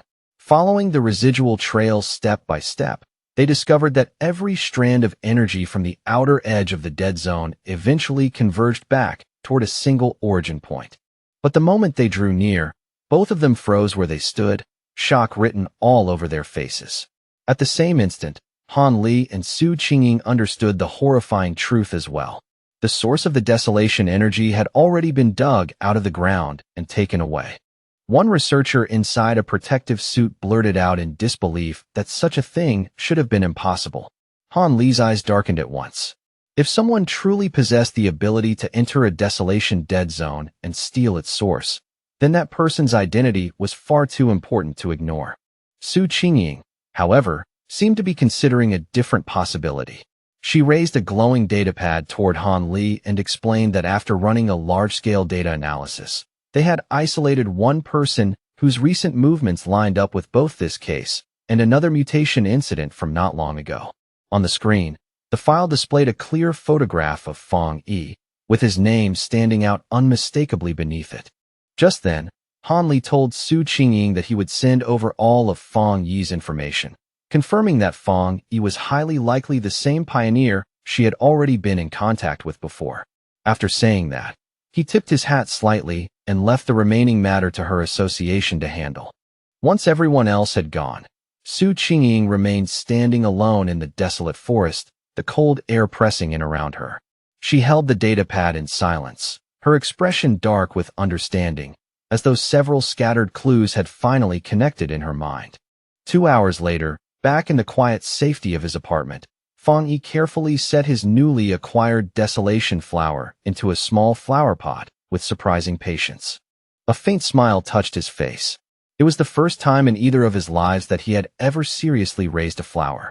In a good mood, he affectionately gave it a name, the obedient little white flower, and told it that now that it possessed the desolation attribute, it should cultivate properly on its own and grow into a powerful helper by his side. He knew very well that its unusual power to drain life would become extremely useful in battle. And with such a plain, harmless appearance, it made perfect camouflage too, easy to keep around without drawing attention, especially from his cousin. As his fingertips brushed lightly over one soft petal, Fang Yi's thoughts quietly deepened. In this dangerous new world, brute strength alone was never enough. Real victory depended on how many hidden cards a person kept in reserve and how well they concealed them. The peaceful rhythm of Fang Yi's evening was suddenly broken when the phone on the table began to buzz. He picked it up and paused in surprise when he saw the caller ID, Wang Liang. He recognized the name instantly. It was his childhood friend, someone he had not seen once in the 3 full years since the other man had left to join the army. For a brief moment, an old memory surfaced in his mind. Back in their school days, the two of them had been nearly inseparable, the kind of close friends who shared everything. That bond had only been broken when Wang Liang suddenly announced he was enlisting, leaving without much warning. Fang Yi accepted the call. On the other end, Wang Liang's voice sounded bright and familiar, full of easy cheer, as he asked whether Fang Yi was back in town and invited him out for a drink at their old place. The sudden invitation caught Fang Yi completely off guard. Wang Liang only laughed at his reaction and added that he had a big secret to tell him, one shocking enough that Fang Yi had better prepare himself before hearing it. But beneath the surface of that warm, nostalgic invitation, the reunion was not simple at all. It was a trap arranged in advance, and the truth became clear the moment the call ended and the scene shifted away from Wang Liang. He was sitting in a dimly lit room, speaking to a hard-faced woman in a high-ranking military uniform. Her long red hair and scarred, intimidating features made her presence feel even sharper. Su Qingying was seated there as well. Wang Liang respectfully reported that he had done exactly as instructed. Then, after a brief hesitation, he made one personal request. If Fang Yi turned out not to be the person they were seeking, they must guarantee his safety. The red-haired officer tapped one finger against the table again and again, her growing impatience obvious in the sharp, steady rhythm. Her response was cold enough to freeze the room. She dismissed Wang Liang's concern outright and ordered him to focus on his mission without doing anything extra.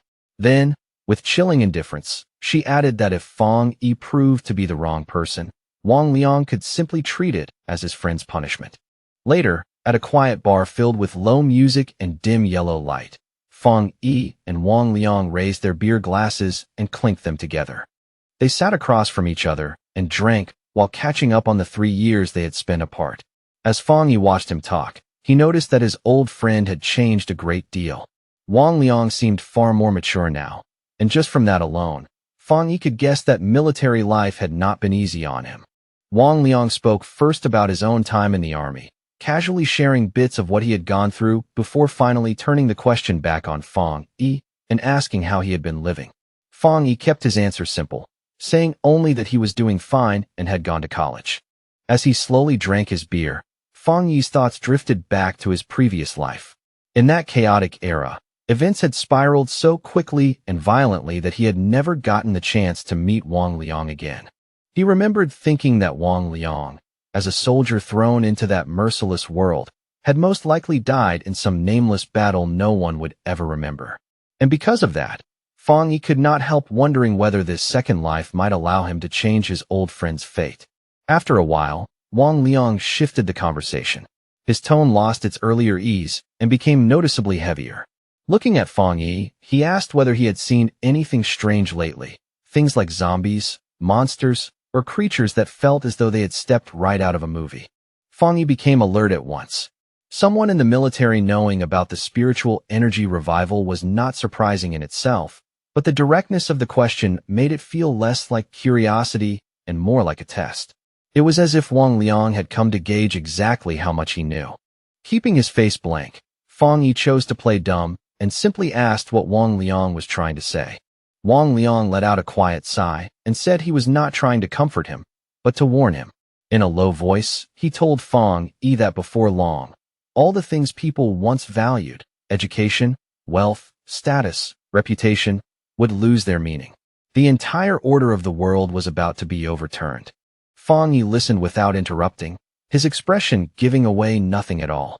He only stared down at the empty glass in front of him, calm and unreadable, as though he were weighing every word in silence.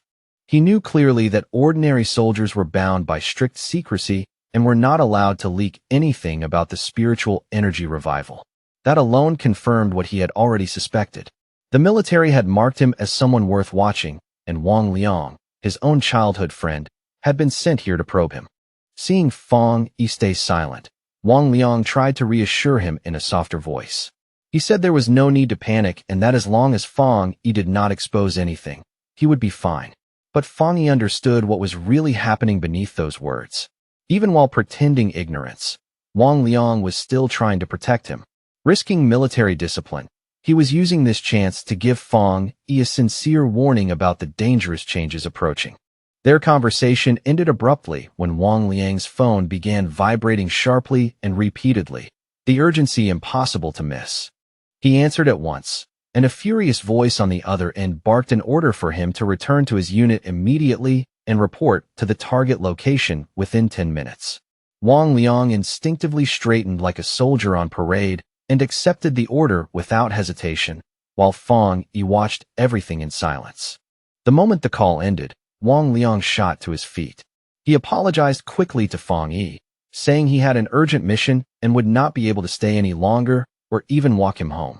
But just as Wang Liang was about to leave, Fang Yi suddenly stopped pretending. In a calm, direct voice, he asked whether the mission had something to do with the spiritual energy revival, and then told Wang Liang to take him along. Wang Liang froze on the spot and slowly turned back, staring at Fang Yi with open shock and confusion written all over his face. Fang Yi rose from his seat and grabbed Wang Liang by the collar, his eyes steady and clear. He told Wang Liang to take him to meet his superiors, making it obvious that he already understood the real purpose behind tonight's meeting. At the same time, he reassured his friend that although he did not know exactly how much those people had learned, he was certain of one thing: Wang Liang would never truly try to harm him. He went on to explain that what interested him most was whatever the military was currently dealing with, because it had to be tied to the massive changes sweeping across the world. Since the Spiritual Energy Association was already responsible for handling monsters, he wanted to know what role the military was playing in all of this, and more than that, he wanted to see it with his own eyes. Wang Liang agreed without another word, and the two of them headed together toward a massive military base hidden deep within a mountain valley. The place was sealed tight, bristling with guards and heavy defenses, and above it hung an unmistakable designation: Military Number 19 Spiritual Forbidden Zone. As they drew closer, Fang Yi immediately felt the spiritual energy in the surrounding area pressing against his skin like a physical force. It was so dense and concentrated that he instantly judged it had already surpassed the level of an ordinary pollution zone.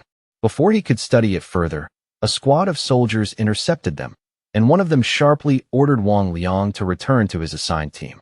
After a brief but careful identity check, the soldiers granted Fang Yi access to the base. He was then escorted inward through a brilliantly lit corridor, its cold walls and sterile brightness making the entire place feel even more tense and secretive. Inside the military base, Fang Yi and Wang Liang were brought into an enormous training ground that felt more like a hollowed-out cavern than an ordinary combat facility, vast and oppressive under the harsh lights. There, a large group of soldiers was locked in a frantic, life-or-death battle. Blue energy crackled across their bodies as they struggled to contain a monstrous black creature covered in jagged spikes, its single glowing red eye burning with savage malice. The beast fought back with terrifying force, unleashing a devastating red beam that ripped straight through the soldiers' formation. Painful cries and frightened shouts rang out at once as several men were thrown into chaos by the sheer violence of the attack. From a raised platform above the battlefield, the stern red-haired officer watched the entire scene with a sharp, unsparing gaze. Standing before her, Fang Yi instantly sensed something unusual and realized the creature's strength came from a fusion of two different attributes. The officer confirmed his judgment without hesitation, stating that the monster was a complete blend of dark and flame attributes, which made it exceptionally violent, savage, and difficult to handle. She added that several of her soldiers had already been badly injured by it. A caption identified her as Ji Ruoyan, a 3-star officer at the Ghost Axe realm. The moment she spotted Wang Liang, she barked his name, and he straightened instantly at attention. With anger flashing in her eyes, she demanded to know why he had brought an unauthorized outsider into a restricted zone, but before he could even begin explaining, she cut him off mid-sentence. Her expression eased only slightly as she told him to forget the explanation for now. The situation was too urgent, and she needed him back in formation immediately, leaving no room for further discussion. She then shifted her gaze to Fang Yi and gave him a quick, measured look. At first glance, there seemed to be nothing remarkable about him. His spiritual energy only showed slight activity, far from the overwhelming presence she had expected. For a brief second, she wondered if he could really be the powerful pioneer they had been searching for, but the thought passed quickly. Right now, the battle in front of her mattered more. In a stern voice, she gave Fang Yi a clear warning. Since he was Wang Liang's friend, she would not waste time saying more than necessary, but he was now standing inside a restricted military area, and from this point on, his life was his own responsibility. On top of that, everything he saw here was confidential, and he was forbidden from speaking of it afterward. Fang Yi simply answered that he understood. With that settled, Ji Ruoyan immediately resumed command. She lifted a massive energy cannon with practiced ease and shouted out the names of 2 soldiers, her voice cutting across the battlefield like a blade. The 2 men reacted at once, launching themselves into action without the slightest hesitation. Blue energy flared over their bodies as they rushed in to engage the monster at close range, trying to pin it down. Ji Ruoyan then took aim with the cannon and fired, releasing a huge blast of concentrated energy that shot straight toward the creature with overwhelming force. The attack struck the monster head-on and erupted into a massive explosion that shook the training ground. But when the smoke and light burst apart, it was obvious the creature had not been defeated. Instead, it let out a furious roar, its shadowy body pulsing with an even more terrifying red glow. Its mouth stretched wider, revealing more savage fangs, and its whole presence became darker and more dangerous. It was obvious that Ji Ruoyan's attack had not weakened it at all. It had only pushed the mutation further and made the beast even more unstable. The enraged monster lashed out with one massive claw, and one soldier immediately shouted a desperate warning to the comrade nearest the strike. The other soldier managed to raise a defense in time and block the blow, but the impact was so violent that it still sent him flying backward through the air. Ji Ruoyan instantly took control of the situation, shouting for her team not to get careless and ordering everyone to widen the distance. She knew very clearly that they had to kill the creature before it could fully complete its evolution. Watching from the side, Fong Yi could not help feeling a trace of admiration. What he saw was not a disorganized group of fighters, but a disciplined unit of comrades who trusted one another completely. Their coordination was tight, their movements were clean, and every person clearly understood their role. He knew that each individual mattered, and when they worked together like this, they could release a force far greater than what any one of them could achieve alone. That thought, however, was shattered almost immediately when Fong Yi sensed the monster's power surging upward at a frightening speed, far faster than before. His expression changed at once, and he shouted for them to run, warning that in its current state, they were no longer a match for the creature. But his warning was swallowed by the chaos of battle. In the next instant, the monster unleashed a huge blast of dark purple energy that blasted through the area and sent the soldiers flying in all directions. Even then, Ji Ruoyan refused to retreat. Her eyes hardened as she ordered the squad to raise their alert level immediately and upgrade the mutation level classification of the restricted area. With a furious roar, she gave the harsh order that no one was allowed to fall back. But by then, it was already too late. The monster's transformation was complete. It had become a towering demonic beast wrapped in black and crimson flames, its eyes glowing with pure viciousness. One terrified soldier shouted the truth aloud. The evil dog had fully fused with the dark attribute and completed its mutation. The creature's single eye, now blazing like a burning red orb, slowly shifted and locked onto a fresh target. Its gaze fixed directly on Wang Liang, who could only stand there and stare back, his whole body frozen by sudden terror. The moment the monster prepared to attack, both Ji Ruoyan and Fong Yi reacted with horror. In the same instant, they realized with a sharp jolt that Wang Liang was now standing right on the edge of death. Just as the fully evolved monster lunged forward in an explosive burst of power, one soldier was violently hurled backward by the surge of energy, his body thrown aside like it weighed nothing. Ji Ruoyan shouted immediately for everyone's attention, announcing that the C-level evil dog had now fully mutated and must be reclassified as a B-level threat. That meant their entire battle plan had to change at once. The soldier who had been smashed to the ground coughed violently, spraying out a mouthful of blood as he struggled to breathe. Fong Yi rushed over without hesitation, catching the injured man and steadying him as he asked if he was still all right. The wounded soldier forced out an explanation through the pain. He said he had been trying to channel spiritual energy into the monster's restraining collar, but the moment the creature evolved, the device exploded violently in response. Even while coughing up thick black liquid, the soldier still tried to act tough.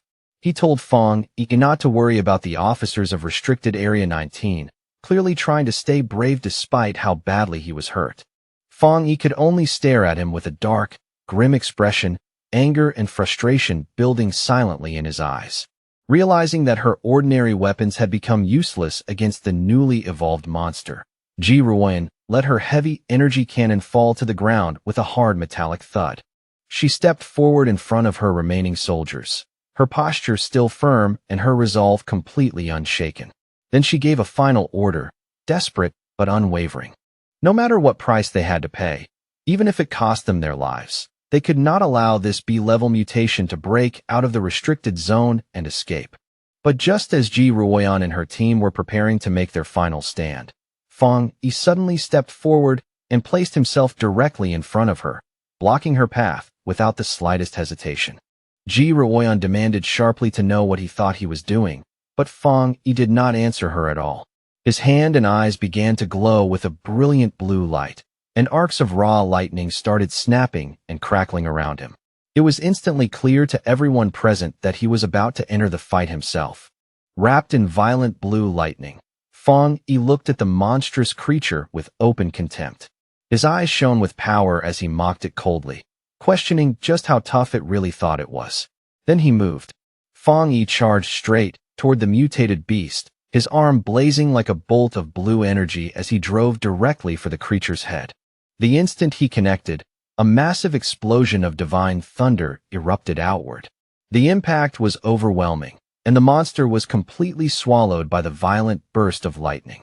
The force of that single strike created a brutal shockwave that blasted across the battlefield, and sent nearby soldiers stumbling and flying backward. One stunned soldier could only mutter in disbelief, realizing that this was the same B-level monster their commander, Ji Ruoyan, had not been able to suppress alone. Yet Fang Yi had just overwhelmed it head-on. Equally shaken, Wang Liang turned toward Ji Ruoyan and asked if his friend really was the person they had suspected all along. With a grave look, she confirmed that their judgment had been correct. There was no doubt anymore. Fang Yi was the pioneer known as the Tyrant. Fang Yi stood calmly before the beast, his figure steady and unmoving. The monster was still burning, but the damage from the lightning was obvious, and its body clearly showed signs of serious injury. Seeing that it had not yet been completely finished off, Fang Yi said plainly that he would have to end it himself. Then he told Ji Ruoyan and Wang Liang to stand farther back for their own safety. Ji Ruoyan watched him in silence, her thoughts unsettled. Her entire squad had needed a carefully coordinated formation just to resist a B-level threat. Yet this man was now preparing to deal with it alone, as if such a thing were perfectly natural. She found herself wondering what kind of power Fang Yi truly possessed. Even by her standards, his thunder attribute was the most extreme and overwhelming she had ever witnessed. She already knew that, at this very moment, he ranked among the top pioneers in the entire country. And with the full spiritual energy revival still only beginning, she could not help imagining just how terrifying his future potential might become. As Fang Yi slowly raised one hand and gathered even more electric force into it, a rare look of shock flashed across Ji Ruoyan's face. She lifted her eyes and saw a massive storm of thunder energy forming in the sky above him, churning and expanding with frightening speed. The sight made her heart tighten. She could not help but wonder how terrifying Fang Yi's power would become if he continued evolving at this pace. Then, with one final step forward, Fang Yi released the full might of his thunder attribute without holding anything back. A gigantic pillar of brilliant blue lightning exploded upward from the very spot where the monster stood, tearing through the battlefield in a dazzling display of power. In that moment, the force he unleashed fully lived up to his codename, the Tyrant. As the blinding light of the attack slowly began to fade, Fang Yi's eyes still crackled with strands of leftover electricity. Yet behind that violent energy, his expression remained calm, focused, and completely steady. The surviving soldiers could only watch in stunned terror. One of them muttered to another that the sight alone made his whole body tremble. He could endure the monster's corrosive dark power through training and grit, but this thunder was something else entirely. Pure destruction, wild and absolute, on a level that felt overwhelmingly terrifying. When the dust and sparks finally settled, Fang Yi casually turned and gave Wang Liang a thumbs up, announcing as if it were nothing that the threat had already been dealt with.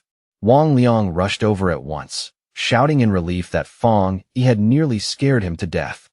Overjoyed and still shaken, Wang Liang gave his friend a playful punch on the shoulder and laughed loudly, saying he never would have guessed that his old buddy had become this ridiculously powerful. But the light mood soon softened into something more serious. Wang Liang apologized, admitting that he had suspected Fang Yi might be a pioneer, but still had no choice except to follow orders. Fang Yi brushed it off with an easy response, asking why Wang Liang was acting so formal after they had been apart for only 3 years, and made it clear that he understood the situation. Their long-delayed reunion was interrupted when Ji Ruoyan began walking toward them from across the battlefield.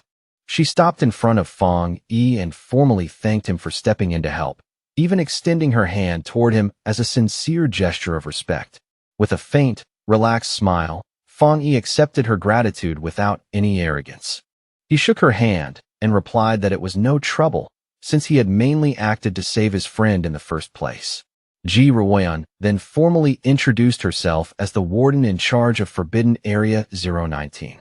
She explained that because Fang Yi had effectively saved the entire base, she would need to file a proper report and asked whether he would be willing to leave his contact information. Fang Yi agreed without hesitation. Off to the side, Wang Liang watched in silent amazement, finding the whole scene strangely surreal. Seeing his famously tough commanding officer treat his childhood friend with such obvious respect felt almost unreal. Once the formalities were out of the way, Ji Ruoyan made a direct and serious offer. She told Fang Yi plainly that his strength already surpassed many of the military's own special pioneers, and on that basis, she formally invited him to join the army. At the same time, she admitted that an invitation from a single base warden like herself was probably not enough to truly move someone like him. Inwardly, she was still struggling to process the sheer scale of Fang Yi's strength. What shocked her most was the fact that he was also a 3-star Ghost Axe Realm cultivator, the same realm as her. Yet his combat power had already broken far beyond the normal limits of that level, making him feel less like a person and more like a monster in human form. Fang Yi calmly asked Ji Ruoyan whether she truly meant that she did not consider herself qualified to invite him. Carrying the pressure of her superior's authority and the reality of what she had just witnessed, she gave a straightforward answer and admitted there was nothing to deny. She went on to explain that the order to involve him had come from high command itself, and she was certain that sooner or later, people at that level would come in person to extend a formal invitation. Fang Yi let out a small laugh and told her there was no need to be so rigid or formal. Resting a hand lightly on his chest, he said with genuine sincerity that he truly respected all of them. In his eyes, not everyone had the courage to risk their lives for others. He admitted that this was the first time he had ever watched soldiers fight in real combat, and what he had just seen had honestly moved him. Touched by the sincerity in his words, Ji Ruoyan could only lower her tone and offer him a quiet, heartfelt thank you. Fang Yi then made an offer of his own. He told her that if they ever encountered trouble in the future, they could call on him for help, just as the military had always stood up for ordinary people like him in the past. But he added one important condition to that promise. They could not interfere with his personal cultivation, and they could not restrict his freedom. His unexpected proposal clearly caught Ji Ruoyan off guard, leaving her momentarily stunned where she stood. With their discussion finished, Fang Yi said that it was getting late and that he should be heading out. Ji Ruoyan agreed, explaining that she and Wang Liang still had to deal with the body of the mutated creature and that she would arrange for someone to escort him back safely. As he stood there facing the soldiers, Fang Yi finally came to understand the military's real purpose in this new era. He realized they were stationed in these dangerous, spiritually rich, forbidden zones for two very clear reasons. One reason was to use the dense spiritual energy there for training and strengthening themselves.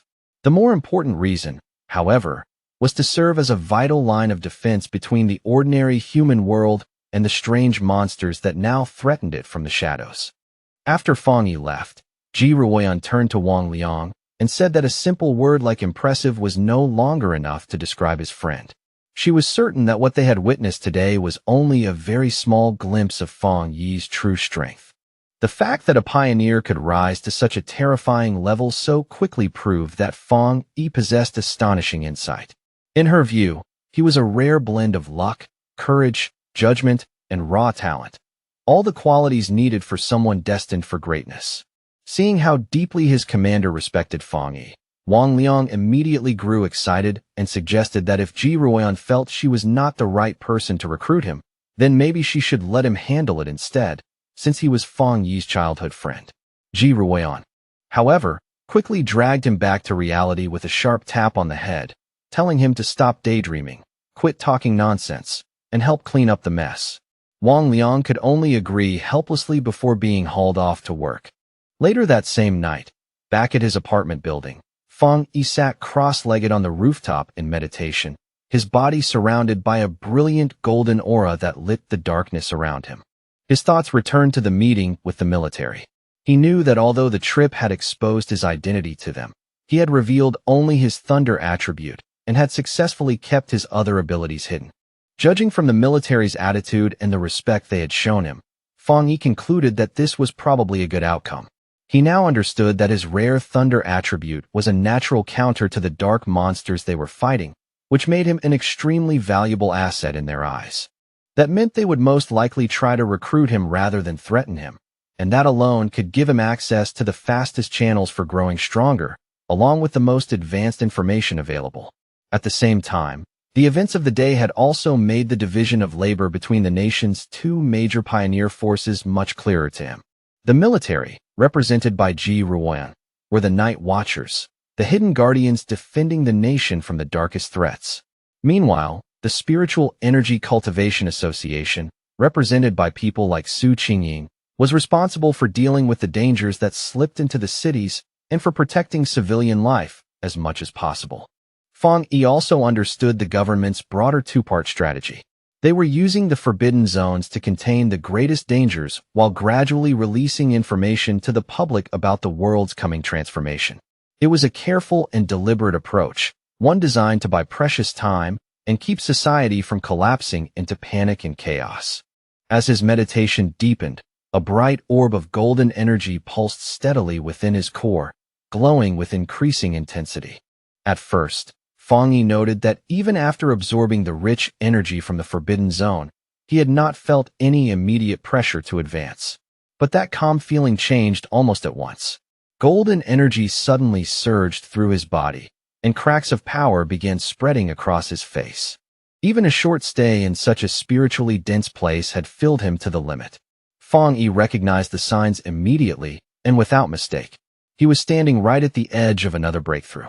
Meanwhile, down on the streets below, Lin Yi was walking home with groceries in hand, casually wondering whether Fang had already returned. She thought that if he was home already, she could let him try the meal she had made and see what he thought of her cooking. That ordinary little thought was shattered in an instant when she suddenly looked up and saw a massive pillar of golden light erupt into the night sky from the direction of their apartment building. Her eyes widened immediately with shock and alarm as she froze in the middle of the street. A reflection of a blazing divine axe appeared in her eye as she recognized the unmistakable pressure of a ghost axe realm breakthrough. But almost in the next instant, she realized she was wrong. The sheer scale of that power, manifesting as an enormous fiery divine axe across the sky, was far too terrifying to belong to any ordinary advancement. Lin Yi could only stare upward in disbelief, wondering whether another terrifyingly powerful pioneer had made a move somewhere inside the city. Standing on the street below, Lin Yi kept staring at the sky, her face filled with complete disbelief. She recognized the immense pressure of the Ghost Axe realm, but this went beyond that. This was a force so powerful it seemed to be distorting reality itself. Then, as a giant divine hand made of pure golden energy began forming among the clouds above, she understood the terrifying truth. This was the power of the legendary spirit creation realm. The thought that a pioneer of such overwhelming strength might be living right next to her sent a violent wave of shock and fear racing through her whole body. That enormous surge of energy did not go unnoticed. Miles away, inside a high-tech command center, red alarms began blaring as technicians scrambled into action. An urgent warning flashed across their screens. The anomaly value had reached a catastrophic 99, and its source had been pinpointed to the southeast of the city. An official and Su Qingying both reacted at once, their expressions tightening with alarm. The official demanded to know what was happening and immediately ordered every nearby unit to move toward the target area. Beside him, Su Qingying frowned deeply, unable to understand how an anomaly of this scale could have remained hidden until now. An energy reading this massive, she noted grimly, was powerful enough to wipe out an entire city. In front of a holographic city map glowing with warning lights, several military leaders gathered for a tense emergency meeting. The atmosphere in the room was heavy as they argued over two terrifying possibilities.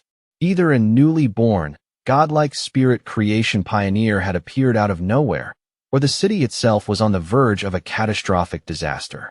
One grim-faced officer coldly pointed out that, in the worst case, both possibilities could be true at once. The tension only escalated further as the senior official grabbed the line to headquarters and called in a near panic, demanding immediate deployment of all advanced equipment available, stopping only short of requesting large-scale strategic weapons. But his panic was abruptly interrupted when a subordinate burst into the room, breathing hard as he hurriedly announced that the highest-level alert had been canceled. The anomaly had already been identified. It was not a monster, not an external attack, but a pioneer undergoing a promotion. Back on the rooftop, the blinding golden radiance gradually dimmed, and Fang Yi finally let out a slow, quiet breath of relief. The breakthrough was complete. Fang Yi casually judged that he had now successfully stepped into the one-star spirit creation realm. Aside from the obvious feeling that his body had become lighter, cleaner, and more agile. He did not sense any dramatic jump in raw destructive power for the moment. That brief, quiet moment on the rooftop was broken when his phone suddenly buzzed with a new incoming message. It was from Wang Liang, and the message carried a clear warning. A new anomaly had appeared at Qingqing University's playground. According to internal military information, the site had already been confirmed as a pollution zone. More troubling still, this was the second time this specific anomaly had surfaced. Fang Yi quickly replied that he already knew about the previous heat anomaly there. Wang Liang confirmed that it was indeed the same one, back again, and jokingly warned Fang Yi not to expose him as the source of the information. After Fang Yi teased him back by threatening to report him, Wang Liang's tone turned serious. He admitted he was genuinely worried about Fang Yi's safety and urged him to be extra careful. Fang Yi lowered the phone and fell into thought, his expression growing more serious. Wang Liang's warning only reinforced the strategy he had already decided on. This was exactly why he remained so cautious when dealing with both the military and the association. Becoming too well known too quickly would only invite unnecessary trouble. That was why he had deliberately kept both his powerful Yang Flame attribute and his Crimson Flame Blade technique hidden. Those were still his true secret cards. He typed one final reply to Wang Liang, telling him not to worry and promising that he would stay careful. He added that he still had trump cards left to use if necessary. Just then, Lin Yi opened the apartment door and called out that she was back. Seeing Fang Yi already sitting on the couch, she asked whether he had eaten yet and offered him the bag of takeout she had brought home. Still distracted by what was on his phone, he simply told her to leave it on the table and said he would eat later. As Lin Yi watched him, a worried and slightly annoyed look crossed her face. In her mind, she could not help thinking about her cousin's personality. He was not a bad person at all. In fact, she thought he was decent in many ways. But in her eyes, he had one huge flaw. He was far too lazy. To her, Fang Yi seemed perfectly content staying at home all day with his phone, not even bothering to go properly to college. The contrast felt almost ridiculous. While she and other pioneers were constantly busy searching for opportunities, taking risks, and hiding who they really were, her cousin appeared to be drifting through life in a carefree and almost aimless way. Exhausted from the day, Lin Yi returned to her room and collapsed onto her bed. Even then, she knew one thing for certain. The news of that astonishing spirit creation pioneer who had appeared in their district tonight would spread everywhere like wildfire. Feeling a quiet sense of duty, she made up her mind that when the time came, she would protect her seemingly clueless cousin as a way of repaying him. Meanwhile, Fang Yi was not mindlessly scrolling on his phone at all. He was carefully studying the news Wang Liang had sent, which showed a raging fire tearing through Qingqing University's playground. Looking at it closely, he noted that the first anomaly there had been intense heat, while this one had developed into actual flames. That immediately made him wonder whether this was another variation of the Yang attribute. The video showed that the fire had ignited with shocking speed and was burning with terrifying intensity. Witness comments flooding online were filled with alarm, with some even asking whether special forces now had to be mobilized just to deal with an ordinary fire. The report also stated that all nearby trees, flower beds, and surrounding landscaping had already been burned clean, and the entire area was now under complete lockdown. Fang Yi noticed that the video clip was short and ended abruptly, but even from that limited footage, it was obvious this incident was far more dangerous than the earlier university anomaly. He wondered what made this new Yang-related phenomenon different from the last one. Realizing he needed to see the place with his own eyes, he also understood that if he wanted access to the sealed area, he would have to contact his new military connection, Ji Ruoyan. The next day, a crowd of reporters had already gathered outside the sealed gates of Qingqing University, only to be held back by a firm line of soldiers. Voices rose one after another as they demanded answers, asking whether the rumors of an inextinguishable fire were true and why an incident this serious had not yet appeared in the public news. While the reporters kept pressing forward and throwing questions at the soldiers, Ji Ruoyan arrived with Fang Yi by her side. The crowd immediately turned to stare, wondering who these two striking figures were, especially when the soldiers promptly opened the gates for them and let them pass through without the slightest hesitation. The reporters were left standing outside in confusion, completely unable to understand how those two had entered so easily when everyone else had been firmly blocked from getting in. Inside the restricted area, Fong Yi and Jiran looked out over what remained of the university playground, now reduced to smoldering ruins and blackened ground. Fong Yi remarked on the sheer scale of the destruction and asked whether this was the so-called sky fire he had heard about. Ji Ruoyan confirmed that this was indeed its official designation. She then explained just how frightening the sky fire really was. It could appear without any warning at all, could not be extinguished by normal means, and in the end could only be left alone until it had burned everything it wanted into ash. In her view, the name Sky Fire suited it perfectly. After they had taken an initial look around, Ji Ruoyan told Fong Yi that she needed to go to the principal's office for a moment and asked whether he could wait there for her. Fong Yi told her to go ahead, saying he would be fine on his own. Left by himself, Fong Yi began walking slowly along the outer edge of the destroyed zone, which had already been cordoned off with strips of yellow warning tape. He crouched down and reached out to touch the scorched earth, studying the remains of the scene with care. Very quickly, he noticed that the ground had already gone cold. More importantly, there was no trace of lingering spiritual power left behind by the sky fire. That realization left him faintly disappointed. If no attribute residue remained, then there was nothing for him to collect.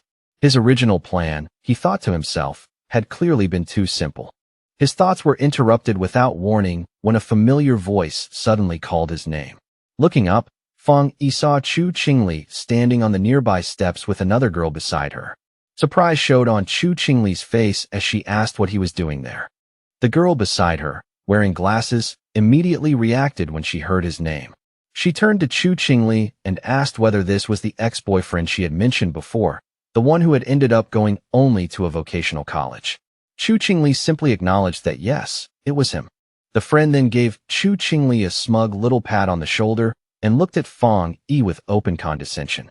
She told him that she understood he was probably here because he still could not let go of his ex, but with the gap between their lives now so wide, he should stop embarrassing himself and give up. Fong Yi could only look back at her in genuine confusion, almost unable to process the assumption. The very idea that he would still be hung up on Chu Qingli struck him as absurd. Not far away, other students had already started whispering as they watched the scene unfold. They wondered who the guy standing with the campus beauty Chu Qingli was and quickly guessed that he must be yet another hopeless admirer. Some pointed out that he did not look like a student from their university at all, while others complained about how campus security had somehow let an outsider slip inside. Chu Qingli's friend in glasses stepped forward again, this time openly aggressive. She told Fong Yi that Chu Qingli was now one of the school's great beauties and that he needed to think carefully about who he was and what he was doing. Countless men far better than him were already pursuing her, she said, and he did not even come close to ranking among them. Then she ordered him to leave at once, saying this was not a place for someone like him, and even threatened to report him to the disciplinary office if he could not explain how he had gotten in. Chu Qingli, meanwhile, watched the whole exchange with a complicated look in her eyes. She remembered Fong Yi once saying that he would not regret their breakup, yet now he had appeared here in front of her. In her mind, she gradually convinced herself that his old indifference must have been an act, and that all of it had only been a brave front. Their awkward confrontation was interrupted when Ji Ruoyan returned and casually asked Fong Yi whether the girl in front of him was his friend. Chu Qingli was visibly startled by the sudden arrival of the imposing red-haired woman. Fong Yi answered coolly and dismissed the idea immediately, making it clear that they were only high school classmates and could not really be considered friends. Ji Ruoyan accepted that explanation at once and simply repeated that they were just classmates. Ji Ruoyan then slipped on a pair of sunglasses, and somehow her already intimidating presence grew even sharper and more unapproachable. Both Chu Qingli and her friend became visibly nervous under the pressure of Ji Ruoyan's aura. Neither of them could understand who this woman was, or how someone like Fong Yi could possibly know a person with that kind of presence. Ji Ruoyan then turned back to Fong Yi and gave him an update. She said she had already spoken with the principal, and the matter of the sky fire was more complicated than they had first assumed. The principal himself was on his way to lead them to the exact point where the fire had started, and because Fong Yi was now acting as a special military consultant, his presence would be needed. Fong Yi accepted this without any objection. Just then, a group of stern-faced officials in suits arrived and immediately began ordering people to disperse, announcing that the playground would remain sealed off and that unrelated individuals had to move back at once. Chu Qingli suddenly gasped in shock when she recognized the man at the front of the group. It was the university's principal. The surrounding students were equally stunned. The principal was known as an extremely busy and difficult man to meet, someone who rarely showed himself openly on campus. Realizing that he had come in person to meet Fong Yi and the mysterious red-haired woman left them speechless with surprise. Chu Qingli's friend, however, completely misunderstood what was happening. She smirked to herself, convinced that the principal had finally arrived to deal with Fong Yi and Ji Ruan for entering a place they had no right to be.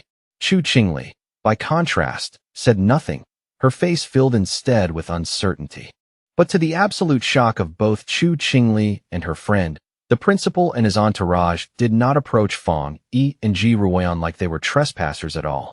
Instead, the elderly principal walked straight up to Fong Yi and greeted him warmly with a respectful handshake. He addressed Fong Yi as the consultant introduced by Ji Ruan and explained how worried he had been by the recent abnormalities at the school and by the threat they posed to the students. He openly expressed how relieved he was that they had come to help resolve the situation. Then, in an even more astonishing gesture, the principal bowed slightly to Fong Yi and formally placed the entire matter of the playground into his hands. From where she stood, Chu Qingli could only stare with her eyes wide open, completely unable to process what she was seeing. In that instant, everything she thought she knew about her ex-boyfriend was shattered. At the same time, the principal's security team moved quickly to secure the surroundings, forming a human barrier and loudly ordering all unrelated students and bystanders to step back. As the crowd, including Chu Qingli, was pushed farther away, confusion rippled through everyone there. No one could understand why their highly respected principal was showing that level of courtesy, even deference, to someone so young. Buried within the crowd, Chu Qingli listened in silence as the students' opinions around her began changing almost by the second. People were now guessing that Fong Yi must have some extraordinary hidden identity to deserve treatment like this. Someone even recalled that only moments earlier, he had been dismissed as nothing more than Chu Qingli's ex-boyfriend or another one of her pursuers. Another voice in the crowd spoke up with a mix of shock and bitter amusement, pointing out how completely the situation had reversed. In their eyes, the gap had flipped so thoroughly that even if Chu Qingli were the one to chase after Fong Yi now, she still might not be able to win even a glance from him. Then the cruelest realization of all quietly settled over the scene. People began noticing that from beginning to end, Fong Yi had not once looked toward the campus beauty, nor had he acknowledged her existence in any way. She had been left standing there the whole time, completely ignored, as if she did not matter at all. At Qingqing University's North District, the principal personally led Fong Yi and Ji Ruan deeper inside to the true site of the anomaly. As they walked, he explained the full chain of events, starting with the earlier Golden Sun incident, which he had originally hoped would mark the end of the school's troubles. But only a few nights ago, another disaster had erupted when a fire suddenly broke out on one of the playgrounds. The flames had been so fierce and unnatural that even the fire department had failed to put them out. Thankfully, it had happened late at night, when no students were nearby, allowing the school to seal the area off in time. The principal continued, his face growing heavier and more serious with each word. A single fire might have been dismissed as bad luck or an accident, but soon afterward, 2 more playgrounds had caught fire as well. He said he had personally witnessed a crimson flame descending from the sky and hanging in midair, a sight so impossible that it left no doubt this was a supernatural event. He told them that although the other fires had eventually burned out or been suppressed, one of them still remained. As the group drew closer to that final location, Fong Yi could already smell the sharp, choking scent of something still burning in the air. They soon arrived at a basketball court where a single hoop was still engulfed in a raging, undying flame.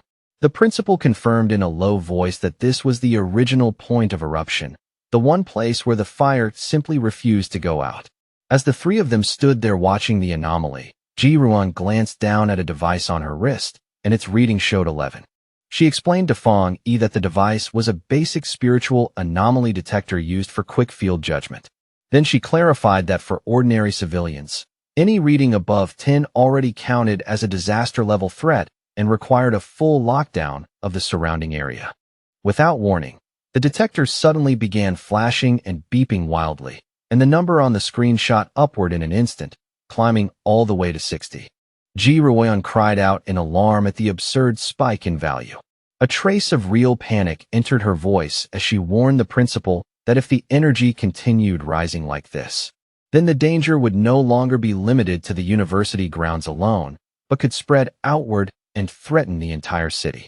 She immediately declared that they had to call in an elite pioneer squad at once if they wanted any hope of containing the anomaly before it grew worse. But before anyone could put that plan into action, Fong Yi moved first. Without saying a single word, he suddenly leaped over the chain-link fence, ignored the warning signs completely, and headed straight into the heart of the fire. The fierce flames swallowed him almost instantly, wrapping around his body in blazing light as Ji-ruan and the principal looked on in utter shock.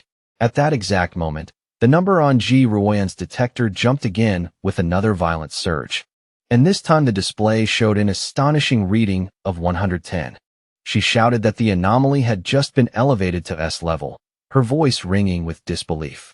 The principal turned pale with panic and asked what they were supposed to do now that Fong Yi had already gone inside. Ji-ruan could only stare into the sea of fire, stunned by what he had done. Under her breath, she questioned his recklessness, muttering that not even the strongest soldiers from a forbidden zone would dare enter such a deadly area alone. Inside the flames, however, Fong Yi remained completely unharmed. His figure stood calm and steady within the inferno, his silhouette almost unreal against the raging fire around him. He already understood why. Just as his yang attribute had once protected him from divine thunder, it could now shield him from the burning force of this sky fire as well.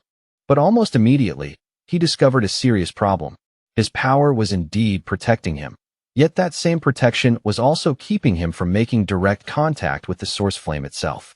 Without that contact, he could not trigger the system's ability to generate a new technique. Realizing that his defensive aura was helping and hindering him at the same time, Fong Yi knew he had to reach the core no matter what. He watched as the fire coiled around the basketball hoop like a giant flaming dragon and understood that only by getting to its heart could he claim it. Without the slightest hesitation, Fong Yi steadied himself and prepared to meet the fire head-on just as the blazing dragon roared and lunged straight toward him. In an incredibly dangerous move, he deliberately shut down his golden sun protective aura, stripping away his defense and leaving himself fully exposed. The moment that protection vanished, the sky fire rushed over him like a storm, covering his entire body in raw, violent heat. Fong Yi gritted his teeth against the searing agony as the flames scorched him, but he still forced his arm forward inch by inch, determined to touch the anomaly's core no matter the pain.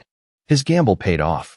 The instant his hand finally made contact with the source, the system activated and confirmed that it had detected an intense fluctuation of the Skyfire attribute. Even through the pain, a fierce grin spread across Fong Yi's face. He could feel just how terrifying the Skyfire's will was, and he was shocked to realize it was even more forceful than the Desolation attribute he had obtained not long ago. Still, his resolve only hardened further. No matter the cost, he decided this power would become his. The system immediately entered its final calculation phase and began compiling the new data with complete success. A triumphant smirk rose on Fong Yi's face. He knew at once that he had done it. A brand new system window appeared before him and announced his reward. He had obtained the Skyfire attribute technique, the 9-Dragon Skyfire sealing art, a terrifying power created to destroy evil and seal all demons. As the knowledge flooded into him, the once rampaging flames began to obey his will, coiling around his arm like a dragon that had finally been tamed. The system confirmed that the newly compiled technique had been fully unlocked and could now be used immediately without delay. As Fong Yi focused his mind and tightened his control, he began the final step, extracting the Skyfire attribute itself and absorbing its essence directly into his body. His eyes lit up with a burning red glow, and fiery markings slowly spread across his face as a visible sign of the power he had just claimed.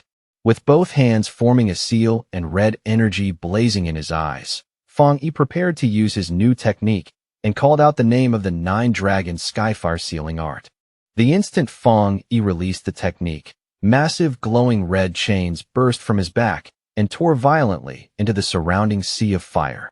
Outside the fence, Ji Ruoyan and the principal stared in astonishment. Ji Ruoyan recognized the energy pattern almost immediately and identified it as a sealing aura. She remembered once witnessing a high-level military pioneer seal a forbidden land. The methods were clearly different, but the oppressive, unmistakable feeling of powerful sealing energy was exactly the same. Then, with a single command to shrink, Fang Yi ordered the chains to draw back inward. They contracted with overwhelming force, dragging all the wild sky fire together and compressing it into one tightly bound orb of pure blazing energy. Floating in midair, Fang Yi held the chained sphere of fire before him, the sealing process now fully complete. The sealed fire orb then drifted gently back down toward the basketball hoop. Fang Yi landed lightly and explained the result to Ji Ruoyan and the principal. He said that he had only temporarily sealed the sky fire and warned them not to reopen the playground or let anyone approach it for repairs. For now, that measure would at least keep the fire from spreading any farther. The principal readily agreed and promised the playground would remain sealed, adding with forced calm that it was not a major issue since the university still had 7 or 8 other courts available. Ji Ruoyan, however, did not speak right away. She simply watched Fang Yi in silence, her gaze intense and unreadable, as if she were re-examining everything she thought she knew about him. The principal, deeply impressed, remarked that Fang Yi even managed to sound humorous after doing something so extraordinary and offered any further help he might need. Ji Ruoyan, however, cut in before the conversation could continue, saying that she needed to speak with Fang Yi privately about a few things. The principal cheerfully excused himself at once, leaving the two of them alone by the sealed court. Once he was gone, Ji Ruoyan turned to Fang Yi and spoke in a direct, serious tone. She told him that he had hidden his true depth extremely well.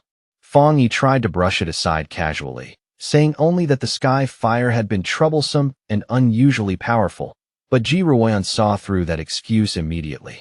With a sharp, steady look, she told him to stop pretending. She made it clear that she was not talking about the fire at all, but about Fang Yi himself, his frightening talent, his hidden strength, and the level of power he had been concealing. In the end, Ji Ruoyan let the matter drop instead of pressing him further. She admitted that it was perfectly normal for pioneers to keep secrets, especially someone as powerful as Fang Yi.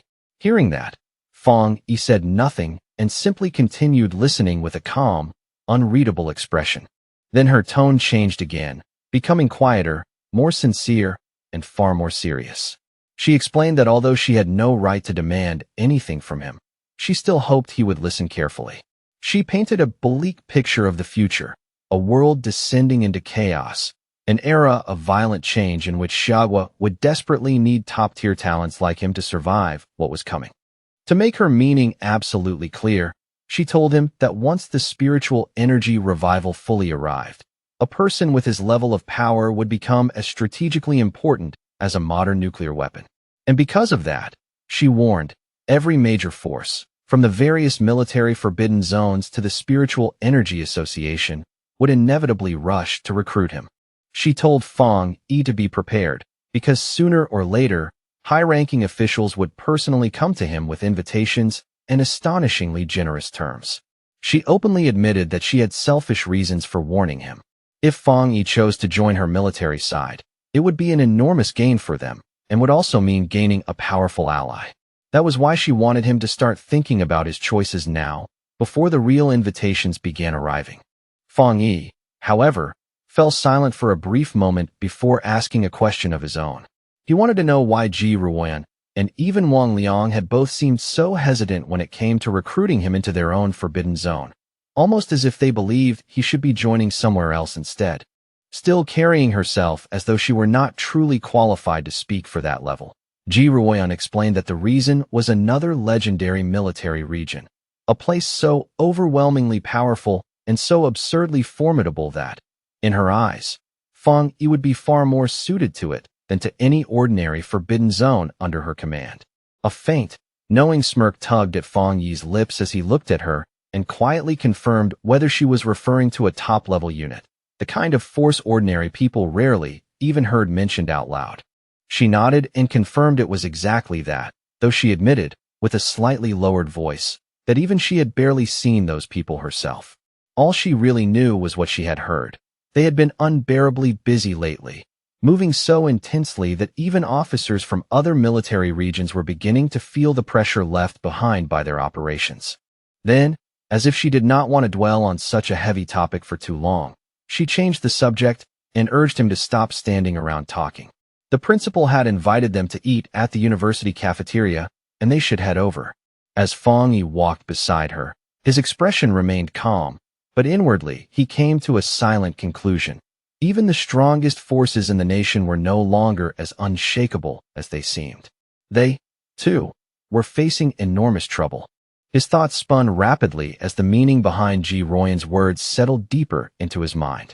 If what she said was true, then it meant terrifying anomalies far beyond the current pioneer's ability to handle had already started appearing in the shadows. That realization made his chest tighten. The people fighting those monsters likely included spirit creation realm cultivators like him, and perhaps even individuals who had stepped into realms higher and more dangerous than he had imagined. A sharp sense of urgency washed through him in an instant, cold and heavy despite the calm on his face. He could feel it more clearly than ever now. The day of full spiritual energy revival was drawing closer at frightening speed, yet the preparations he had made still felt painfully insufficient.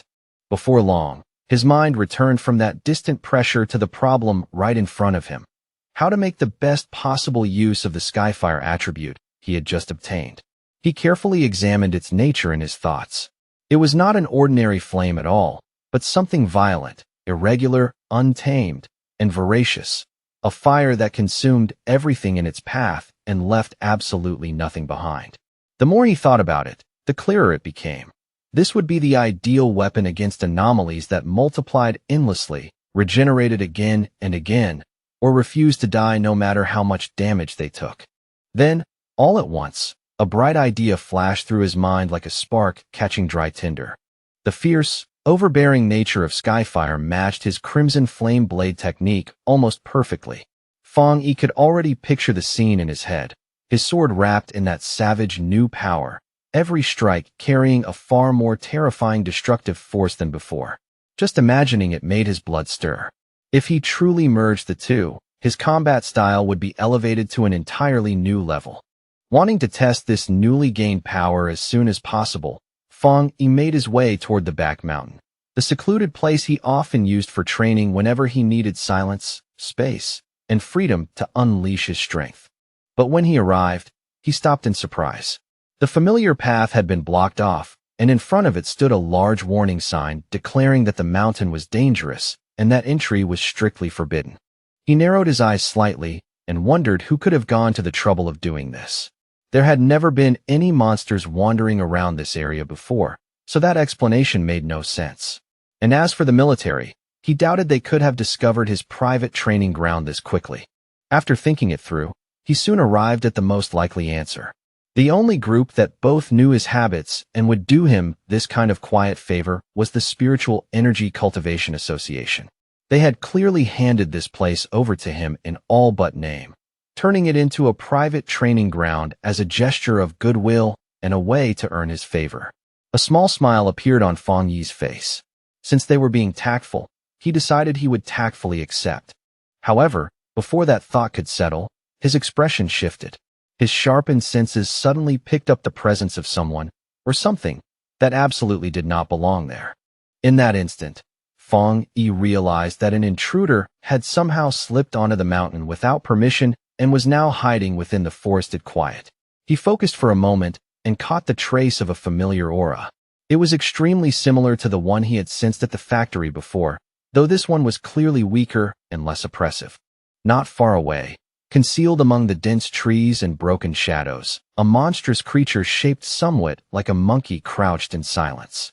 Its body was twisted and inhuman, and its glowing red eyes stared straight at Fong Yi with a feral, unnerving intensity. Fong Yi quickly noticed that this beast was not a mindless monster. It was clever enough to hesitate, to observe, and to weigh his strength instead of rushing forward recklessly. That alone made it more dangerous.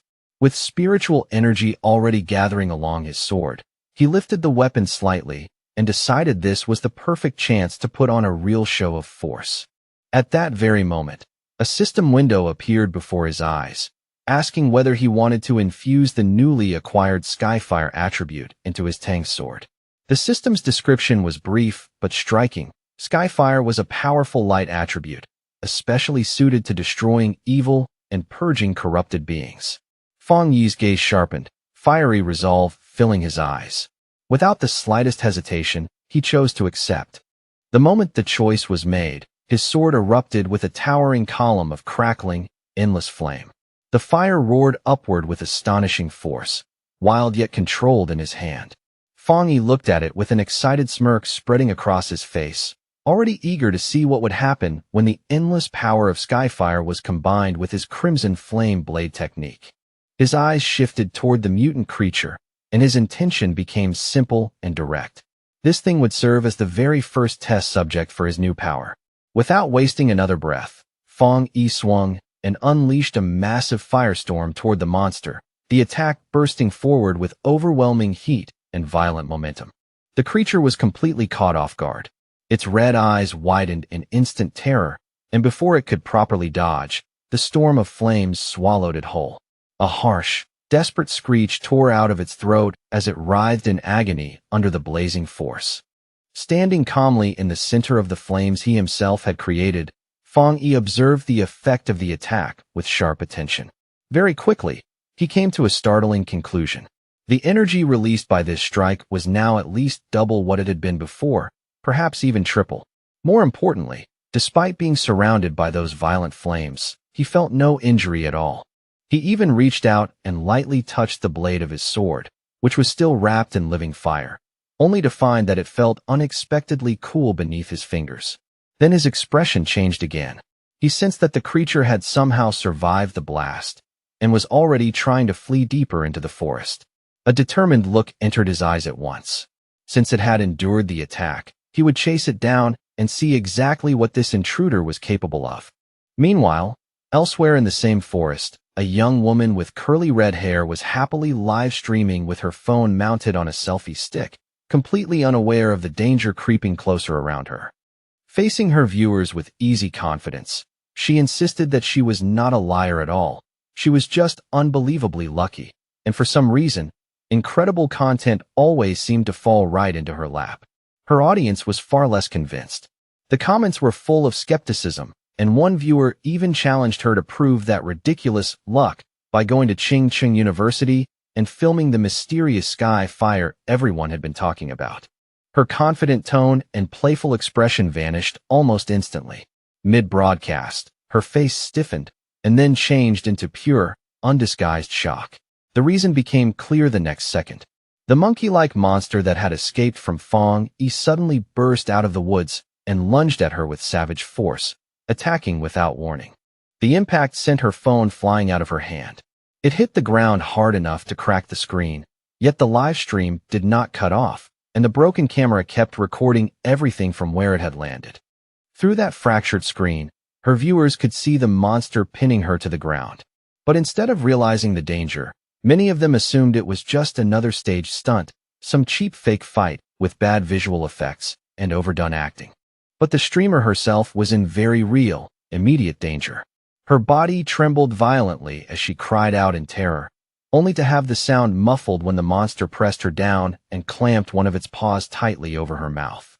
The creature lowered its head and opened its huge, fang-filled mouth wide, ready to bite down and end her life in a single brutal motion. Before those fangs could fall, a massive blast of fiery energy shaped like a dragon's head came roaring through the air and slammed into the monster with explosive force, hurling it backward through the forest.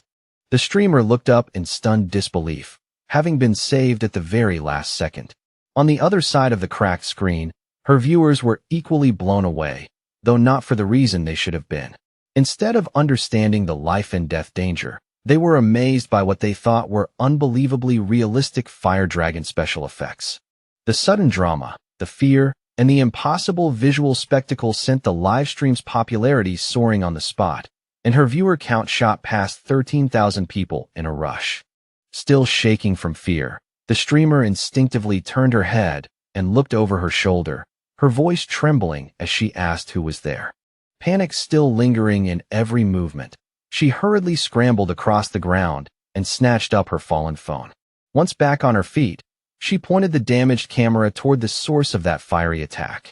What she saw made her voice rise in disbelief as she shouted to her audience that she had caught it on camera.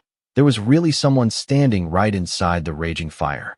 The lens captured the dark silhouette of Fong Yi standing completely unharmed within the flames, motionless and imposing like something out of myth.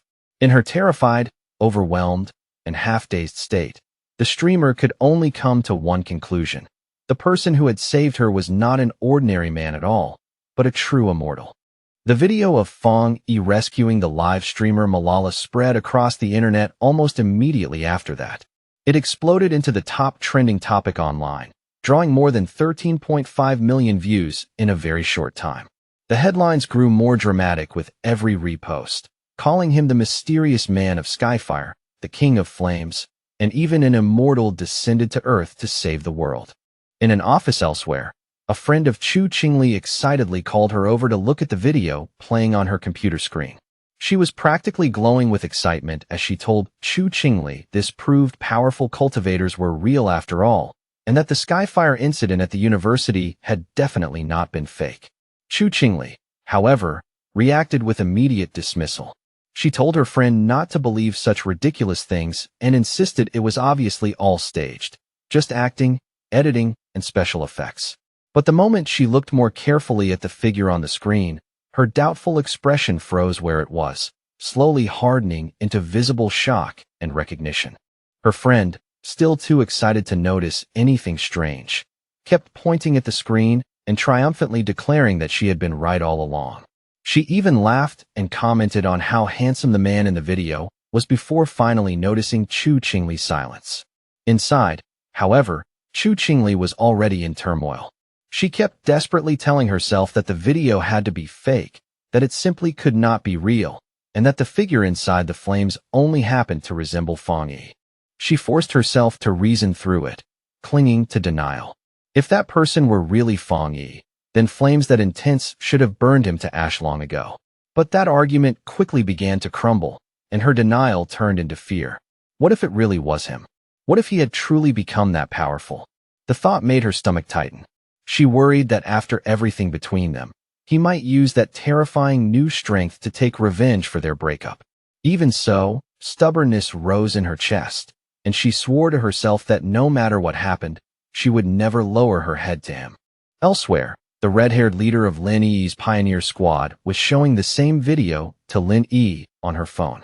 Looking at the burning figure on the screen, the leader asked whether the man seemed familiar, suggesting that he might be the very same person who had rescued them from the monstrous vine before. Lin Yi, in yet another place, Zhang Xiaoya and a male pioneer who had also survived the lava cave incident watched the viral video together. The man immediately recognized Fong Yi's fighting stance and pointed out that his strength had clearly risen to an entirely different level compared to before. At the same time, Zhang Xiaoya noticed that the way he handled his blade was exactly the same as she remembered. That realization made both of them feel a lingering chill of awe. They had truly been incredibly lucky to have once fought beside someone so powerful. Fong Yi's public display of overwhelming power quickly reached the highest levels of the nation's two major organizations. Inside a sleek modern skyscraper, likely the headquarters of the association, the atmosphere had already turned tense. The city's crisis was clearly worsening, and the current pioneers were beginning to struggle just to keep pace with the chaos spreading around them. In a high-level meeting room, Su Qingying spoke to a group of officials with calm confidence. She informed them that the military had already been in deep communication with Fong Yi, and she expressed firm belief that, when the time came, he would agree to lend them his help. Meanwhile, in a military command center, Ji Ruan, Han Li, and several other officers were discussing the newly gathered intelligence. They were stunned by the speed of Fong Yi's growth, openly calling him a monster for reaching the spirit creation realm so quickly. The conversation soon turned to speculation over how many high-tier attributes he might possess, and one officer concluded that the number had to be 3 or perhaps even more. In the end, they all came to the same uncomfortable conclusion. Trying to intimidate someone like him had been utterly foolish, and now their only realistic choice was to recruit him. Han Li asked in a low, serious voice whether the high command had finally decided to approach Fong Yi in person. Jialan gave a calm confirmation, but her tone carried a trace of helplessness as she added that the top brass was still reluctant to lower themselves. After all, every previous top-tier pioneer had come from the military's own system, and Pride was making this decision far harder than it should have been. Taking control of the discussion, Han Li quickly laid out their new plan. He ordered his subordinates to investigate what kinds of weapons, equipment, or special resources Fong Yi might currently need, and to quietly provide him with information about suitable training grounds as a gesture of goodwill. Then, at this point, nearly the entire spiritual energy circle in Xiagua had turned its attention toward Fong Yi. Both Su Qingying and Jialan found themselves thinking about what lay ahead for him. Su Qingying seemed troubled, as if she could already see the crushing pressure now gathering around him, while Jialan wore only a faint, confident smile. Though their thoughts differed, both women, each leading powerful forces of her own, were quietly waiting to see what this extraordinary young man would do next.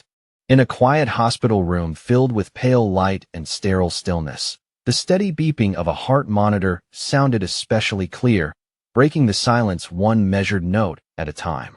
Beside the bed sat a mysterious woman with long purple hair, her posture calm and elegant as she looked at the unseen patient before her and softly called that person teacher.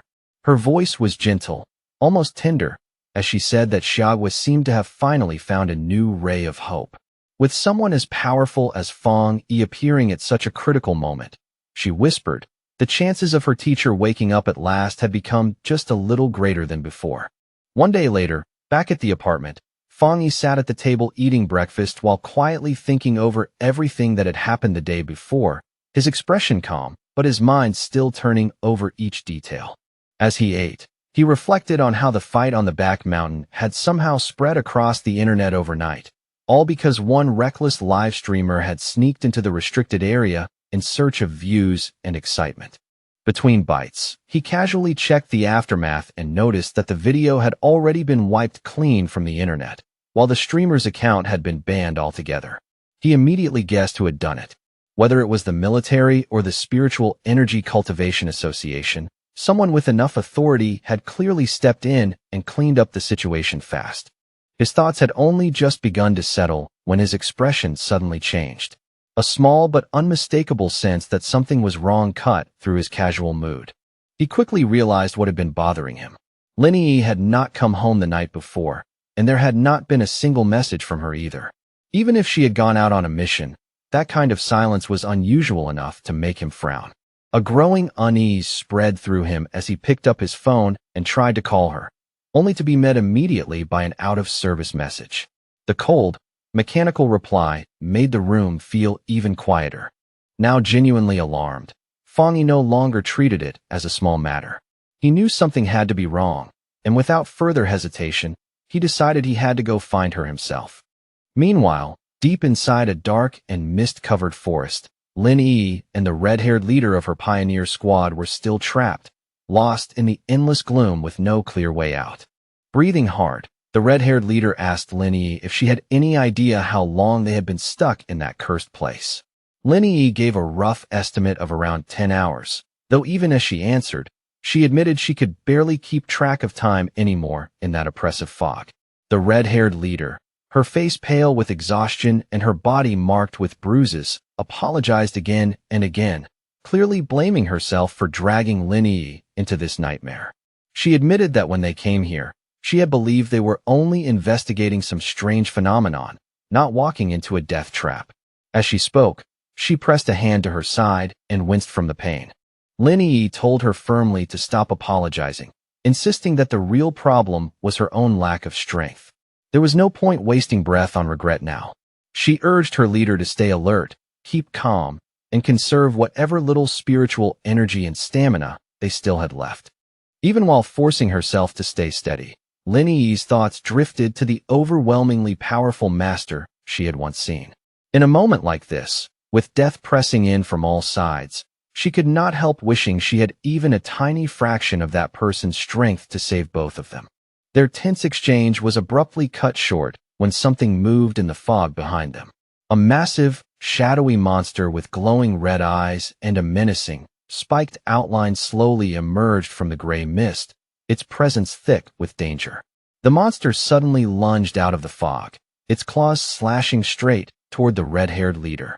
Reacting on instinct and with astonishing speed, Lin Yi shoved her companion out of the attack's path and shouted a sharp warning at the same time.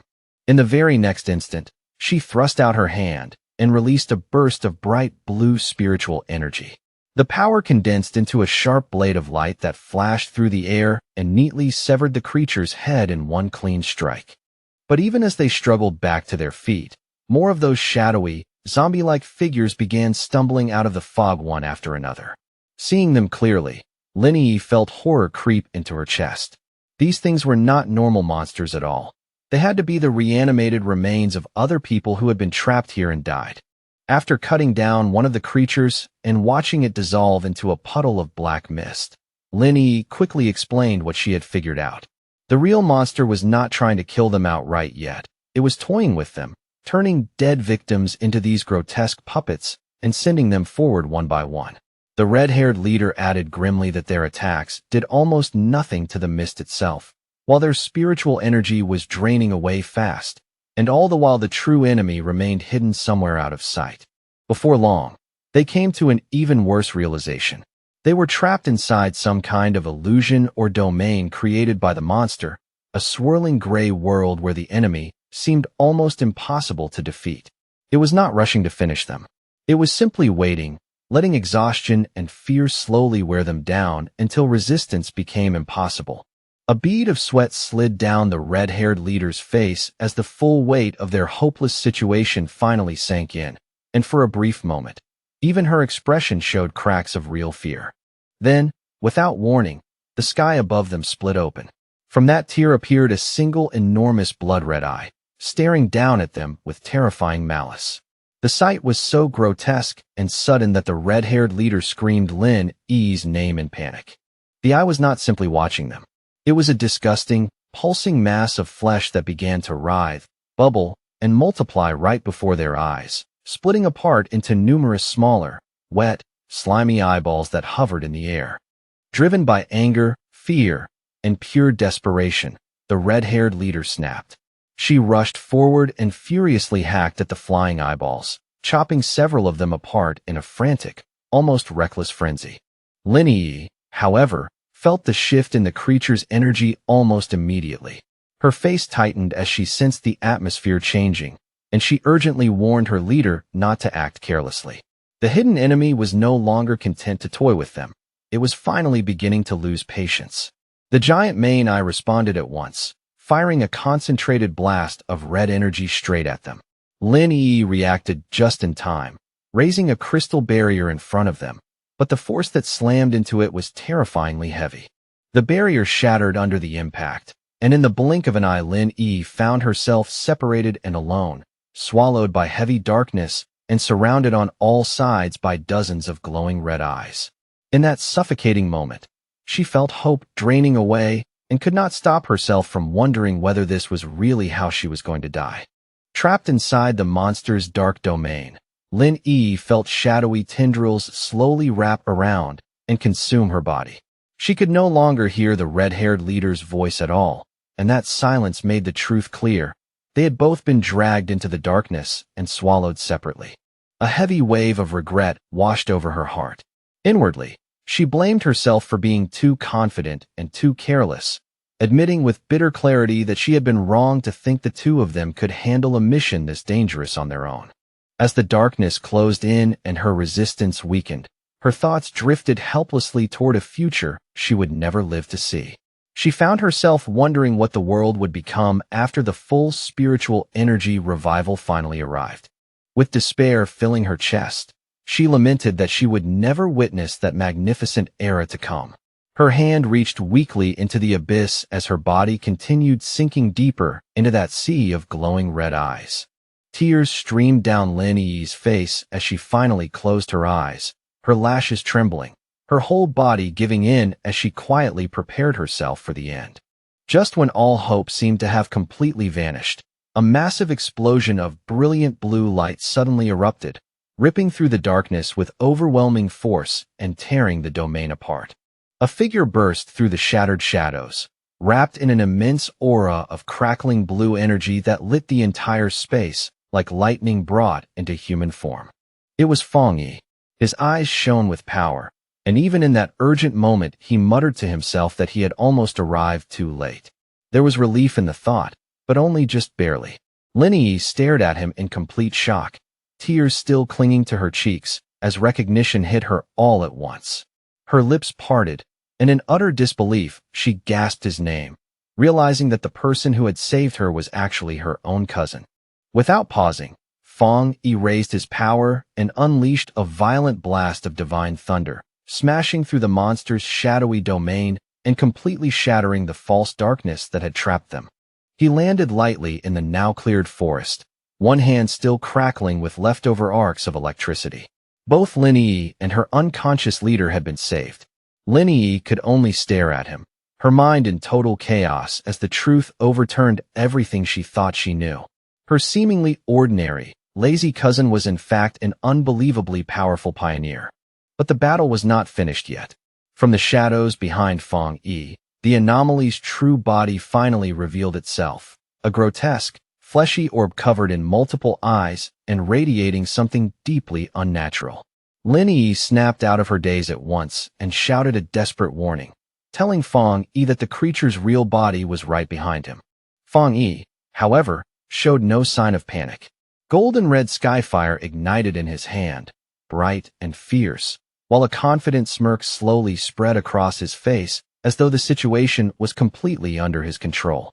To him, this was not a crisis at all, but a perfect chance to test how his newly acquired power would perform against a creature with a dark attribute. He moved instantly, leaping into action and unleashing his Crimson Flame Blade technique with smooth, practiced force. This time, the attack was no longer the same as before. Empowered by the inextinguishable force of Skyfire, the technique exploded outward and completely engulfed the monster in a raging sea of divine fire. The creature let out one last agonized, piercing shriek as the divine flames burned through it completely, erasing its resistance in a final burst of suffering. When the battle finally settled, the red-haired leader slowly regained consciousness. Blinking in confusion, she found herself sitting safely on the ground beside Lin Yi, surrounded by a protective ring of flames. The heat looked terrifying, yet somehow it did not harm them. Dazed and frightened, she asked Lin Yi if they had died and been dragged down to hell together with the monster. Now far calmer than before, Lin Yi gently reassured her and told her to look carefully. They were still alive. The leader, still struggling to process everything that had happened, repeated Lin Yi's words in disbelief, almost as if saying them aloud might help them make sense, before finally asking the question weighing on her most: who had saved them? As the protective flames gradually died down, Fong Yi casually walked over toward Lin Yi and her leader with a small, easy smile on his face, as though what had just happened were nothing too serious. He told them the problem had already been taken care of, and then, noticing the time, casually remarked that they probably had not eaten breakfast yet. The red-haired leader stared at Fong Yi, and her eyes widened little by little as sudden recognition spread across her face, the memory clearly snapping into place. She shot to her feet in one quick motion, her whole face lighting up with pure excitement and awe. Pointing straight at Fong Yi, she exclaimed that he was the same person who had saved them back in Yanghua Town from the monstrous death vine. Fong Yi could only blink in mild surprise, thinking to himself that he had been recognized far more easily than he expected. Lin Yi was left completely dumbfounded by this fresh revelation. Staring between the two of them, she asked in disbelief whether her leader was saying that the powerful fire attribute master who had rescued them from the vine was also her cousin. The red-haired leader turned toward Lin Yi with the same level of shock and demanded to know how a super master like this could possibly be her cousin, especially when Lin Yi had always described him as nothing more than a completely ordinary person. Faced with both of their stunned expressions, Fang Yi could only scratch the back of his head and give an awkward, helpless smile.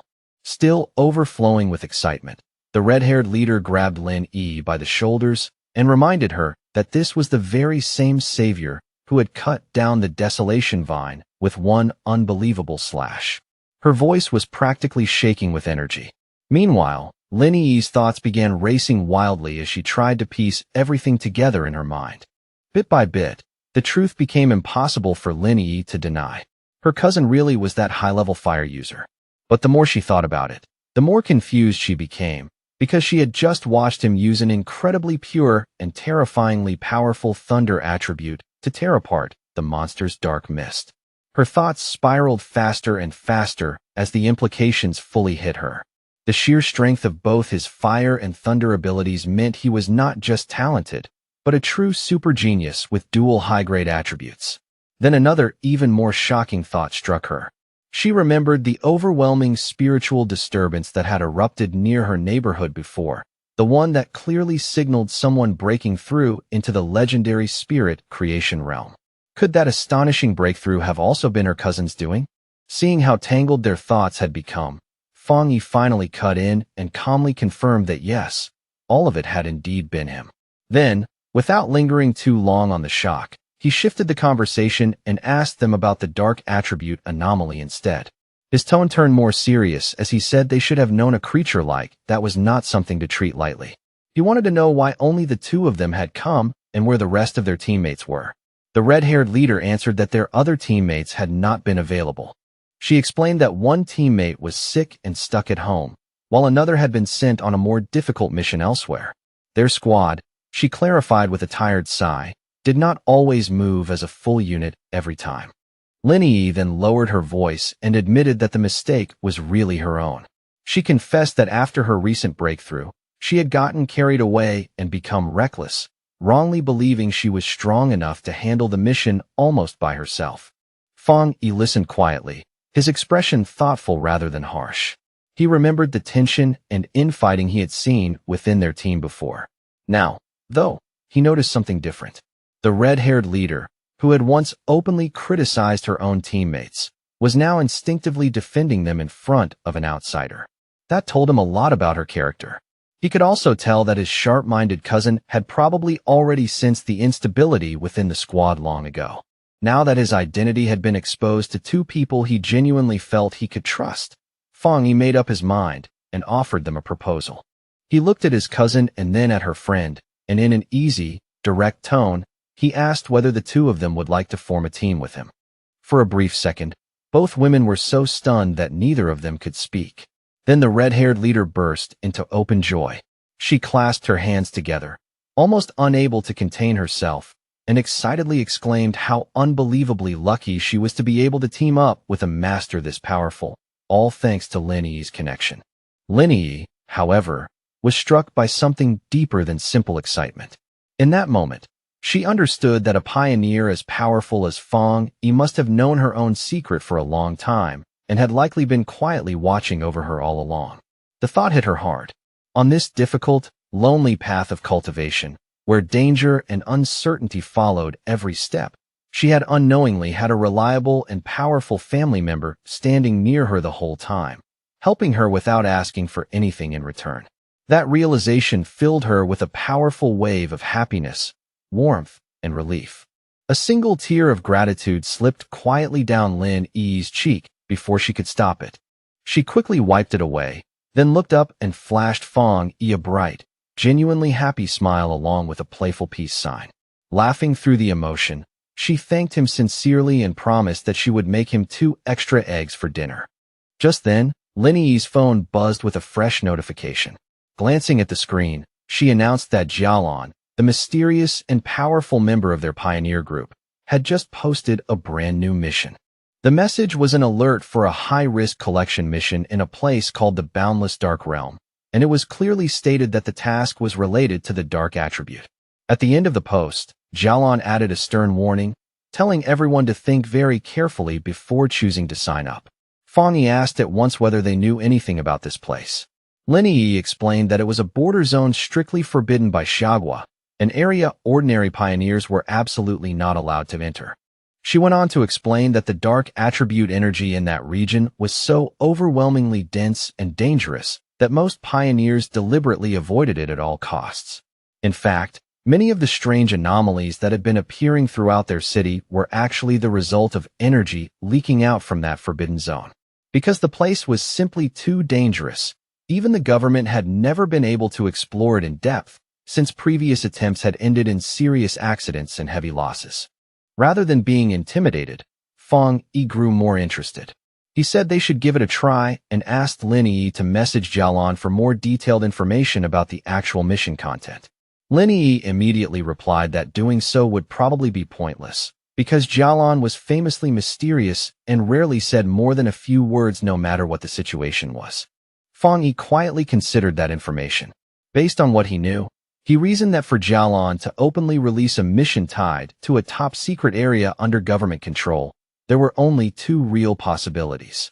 Either she was an extremely bold rogue operating against the authorities, or she held a very high-ranking position within the military or the Spiritual Energy Cultivation Association. After thinking it through, he concluded that the second possibility was far more likely. Even though she doubted it would help much, Lin Yi still sent a message to Jialon using her online handle Feng Heju. In the message, she expressed interest in joining the mission and asked for more specific details. To the surprise of both Lin Yi and the red-haired leader, Jialon actually replied with an unusual amount of detail. She explained that the mission was to collect something called a shizai flower. She warned them that although the rewards for this task were far higher than normal, every danger inside the boundless dark realm was connected to the dark attribute, and the level of risk was well beyond anything they had encountered before. She also explicitly advised all pioneers to form teams before attempting it. The two women stared at the reply in shock, because such a thorough response was completely unlike Jialon. Only a moment later, another message from Jialon arrived, and this one was even more direct. She warned that the mission might involve an S-level anomaly and that the death rate would be extremely high, urging them once again to think carefully before committing. Then, at the very end, she added one last line that barely bothered to hide its deeper meaning. If they had a strong and reliable pioneer to team up with, it was still not too late to sign up. Elsewhere, the mysterious purple-haired woman from the hospital, now clearly revealed to be Jialon, walked down a corridor lined with guards on both sides. She lowered her gaze to the phone in her hand and thought quietly to herself that she had already done everything she could. From here on, it depended entirely on whether that person was willing to accept the challenge. Back in the park, Fang Yi gave a faint smirk, having instantly understood the meaning hidden beneath Jialon's words. He told Lin Yi that the message was not merely a warning at all, but a direct and personal invitation. Then he put the subtext into plain language for them. I know who you are. I know someone of your caliber will be interested in this, and I am openly daring you to come. At that point, Fang Yi was certain that this entire mission posting had been aimed squarely at him from the start. As he looked ahead and imagined the dark, barren landscape of the boundless dark realm, he found the prospect strangely interesting. Far from backing away, he decided without much hesitation that he really would be making a trip there. Using her online name Feng Heju, Lin Yi officially accepted the mission and sent Jialon a reply stating that her team consisted of 3 people. The scene then shifted to a hospital waiting area, where Jialon was walking with 2 female assistants at her side. One of them voiced concern about the team that had just signed up, worrying that 3 people was simply too small a group for a mission this dangerous. Jialon, however, remained calm and completely unshaken. She said that if Fang Yi was truly a pioneer Xiagua could place its trust in, then he would come. The assistant pressed further, uneasy about what would happen to the other pioneers if Fang Yi chose not to appear. Jialon's answer was simple and cold. If he did not come, then it only meant that their fates had not been destined to continue. As they continued walking, A faint smirk appeared on Jialan's lips. She asked her assistants whether they really believed that a mission to collect the Shizai flower existed merely to send powerful pioneers to their deaths. She then explained that the true purpose of this extremely dangerous mission was actually the complete opposite of what it looked like on the surface. A vision revealed the nature of the flower itself. It bloomed from a dark and corrupted pool, nourished by the bodies and souls of fallen pioneers, beautiful and unsettling at the same time. Jialan said that obtaining this flower was a necessary step if the nation wished to grow stronger, because it was the only way to save even more pioneers in the future. She went on to explain the real reason behind the mission.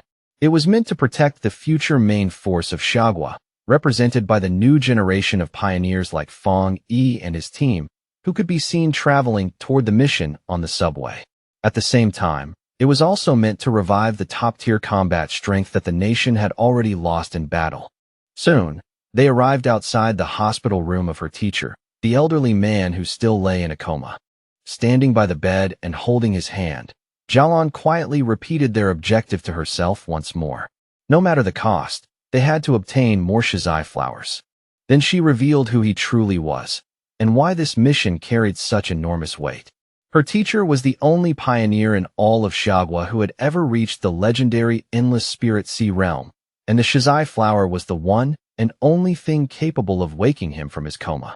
Jialan explained the strategic value of a figure like him with complete clarity.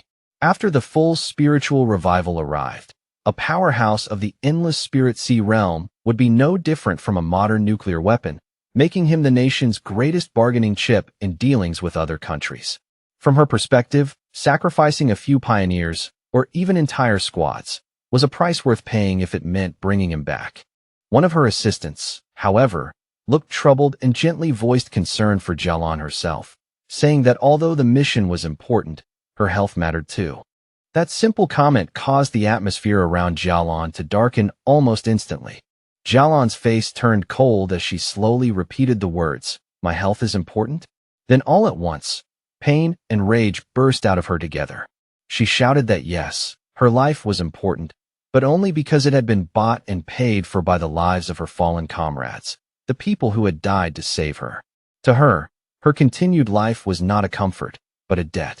As the memories surged up, she clutched her head, suddenly struck by a sharp, intense pain that showed just how deep her trauma still ran. After a moment, she forced herself to calm down and apologized for losing control. One of the assistants, clearly worried, softly asked whether her headaches were starting up again. Jialan dismissed the concern and said it was not yet time for her medicine. At that moment, an image of her old team and happier days flashed through her mind. She looked away with a tired, sorrowful expression and murmured that it was all in the past now. The story then slipped into a painful memory from Jialan's past. In a dark, barren landscape filled with deathly stillness, a desperate voice was shouting for the sword-wielding squad to retreat immediately. A younger Jialan knelt among the bodies of her fallen comrades while her dying captain entrusted the mission of retrieving the Shizai flower to her. Trembling in despair, torn between thoughts of her teacher and the fate of her country, she came to understand with brutal clarity that the boundless dark realm was a place that showed absolutely no mercy. She cried out in refusal, her voice breaking as she insisted that she would not leave her captain behind. In his final moments, the captain placed his hand over hers and transferred his spiritual energy into her. With his life fading away, he told her that he only hoped their strength would still be useful to her in the end, and he begged her to survive and make it back alive. Back in the present, Jialan stood in the hospital and reflected on that tragic day. Then she revealed the cruel irony behind her team's sacrifice.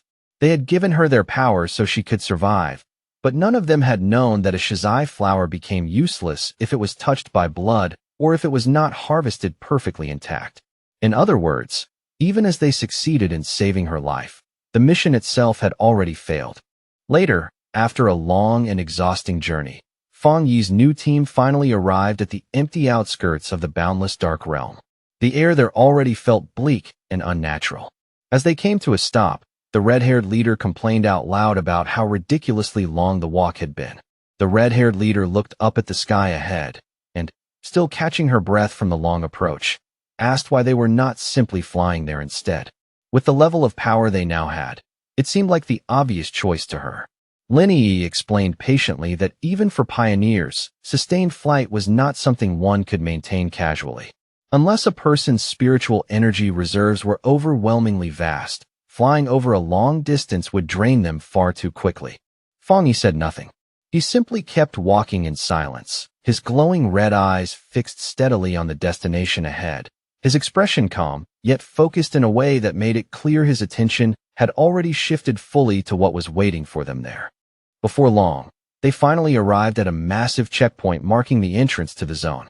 The place was heavily guarded, layered with rows of barricades, tank traps, fencing, and armed personnel. Beyond those lines of defense, a shimmering blue energy barrier stretched across the area like a sealed wall, cutting the forbidden land off from the outside world.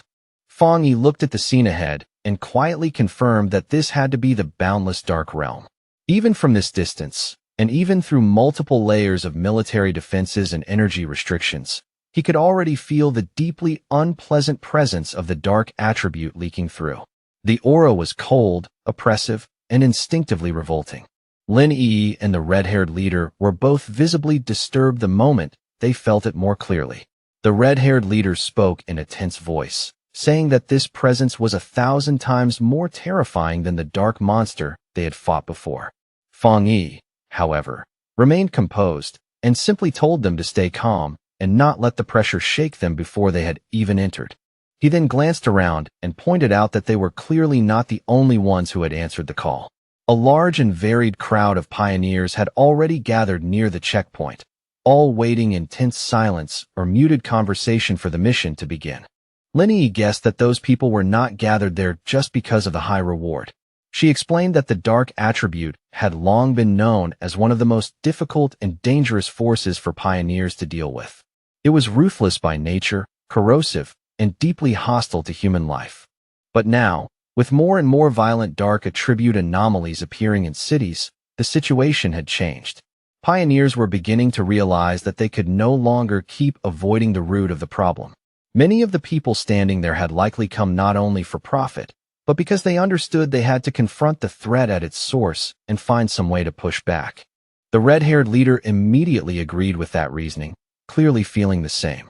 Fang Yi watched the two of them with a faint smile, visibly impressed by his cousin's clear and practical judgment. Around them stood all kinds of wild pioneers, each dressed in different gear and carrying their own distinct style, creating a restless, dangerous atmosphere as everyone waited for the gates to open. As they stood there, Fang Yi explained why he had chosen to come on a mission this dangerous. He said that he had already encountered dark attribute creatures twice before. The first had been the mutated rabbit, though calling it a rabbit almost felt inaccurate, since it had looked more like some grotesque rat-like beast than anything natural. The second encounter had been even worse. It involved the serpent and its rat-like partner, Candle Knight, an intelligent pair that had worked together to bait, mislead, and trap pioneers with frightening coordination. That mission had nearly wiped out an entire squad from the Spiritual Energy Cultivation Association. Fang Yi then pointed out what mattered most. As Lin Yi had correctly observed earlier, these creatures did not seem to be entering the city by accident. They appeared to be deliberately and cleverly bypassing the military defenses placed around the urban borders. That meant they were likely using some unknown method to infiltrate populated areas, and the incidents had happened too many times now to be dismissed as coincidence. To Fang Yi, that pattern alone was enough to make the situation impossible to ignore. The problem had already grown serious enough that if no one stepped in to confront the source, the cities would eventually face something much worse than scattered incidents. Sooner or later, they would be overwhelmed entirely. That was why, in Fang Yi's view, they had no real choice left. No matter how dangerous it was, they had to come to the boundless dark realm and face what was hiding inside. At the checkpoint, a military officer stood watching the gathered pioneers while Su Qingying addressed a group in front of the energy barrier, briefing them on the situation before entry. She wore a grim, focused expression, every part of her posture showing that she understood just how dangerous the mission ahead would be. But in the middle of that serious atmosphere, her concentration broke the moment, she spotted a familiar group approaching from the side. The instant she recognized Fang Yi walking over together with Lin Yi and the red-haired leader, Su Qingying was so shocked that she nearly froze on the spot. Beside her, the green-haired Zhang Xiaoya was just as startled and immediately called out to her.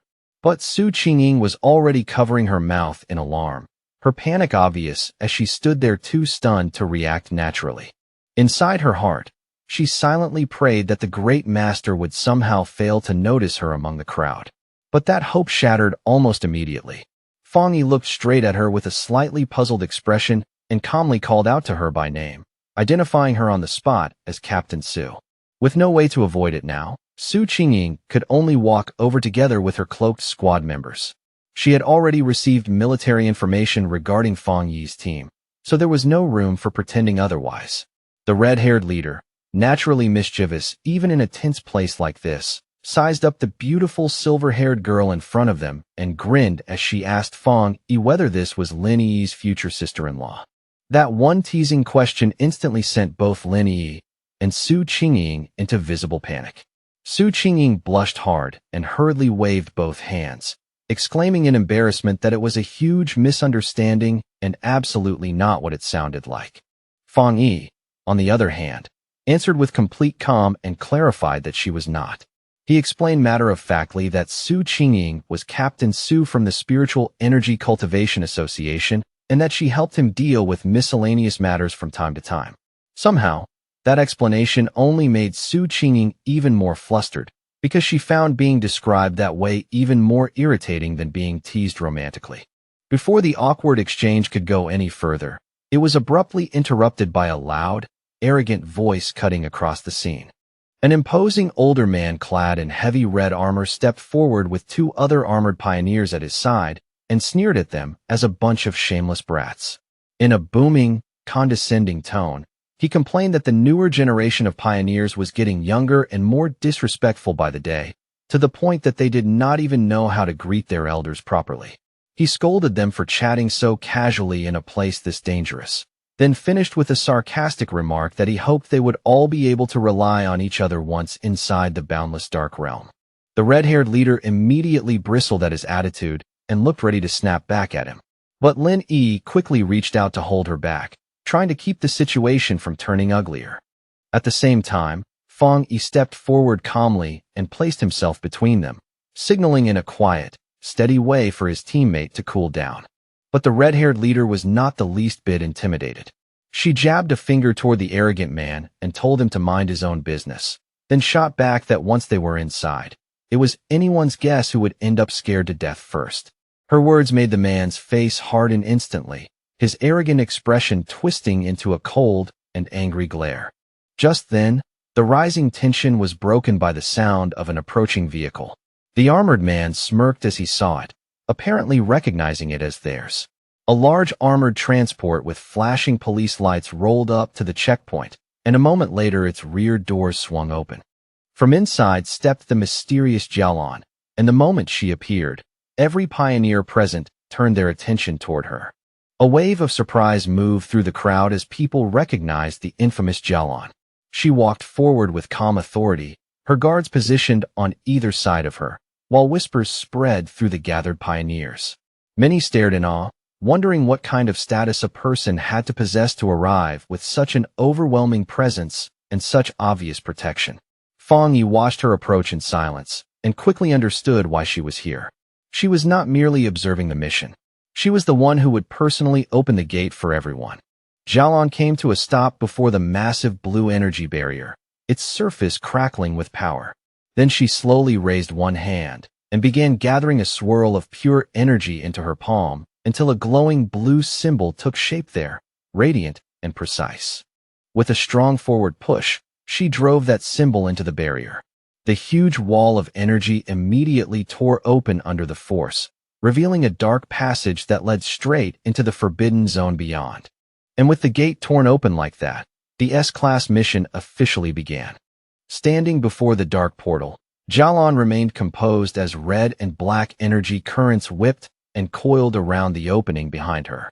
She announced that the pioneers could now enter, but before anyone moved, she gave them one final and important warning. The shizai flowers they had been sent to retrieve had to remain perfectly whole, and under no circumstances could they be touched by human blood. If the flowers failed to meet those conditions, then no reward would be given, no matter what risks had been taken. Having made that clear, she gave the order for the mission to begin. With that, the large crowd of pioneers began moving forward in groups, one after another, and disappeared into the dark, unsettling portal. As they entered, one member of the arrogant armored group muttered bitterly to his leader, complaining that Jialan was practically sending them in to die while she stayed safely outside. Another teammate immediately told him to shut up, reminding him in a harsh whisper that if they died, at least the government would pay their families a large compensation. While Fang Yi's group watched the others go in, Su Qingying quietly began analyzing the strength of the teams gathered there for him.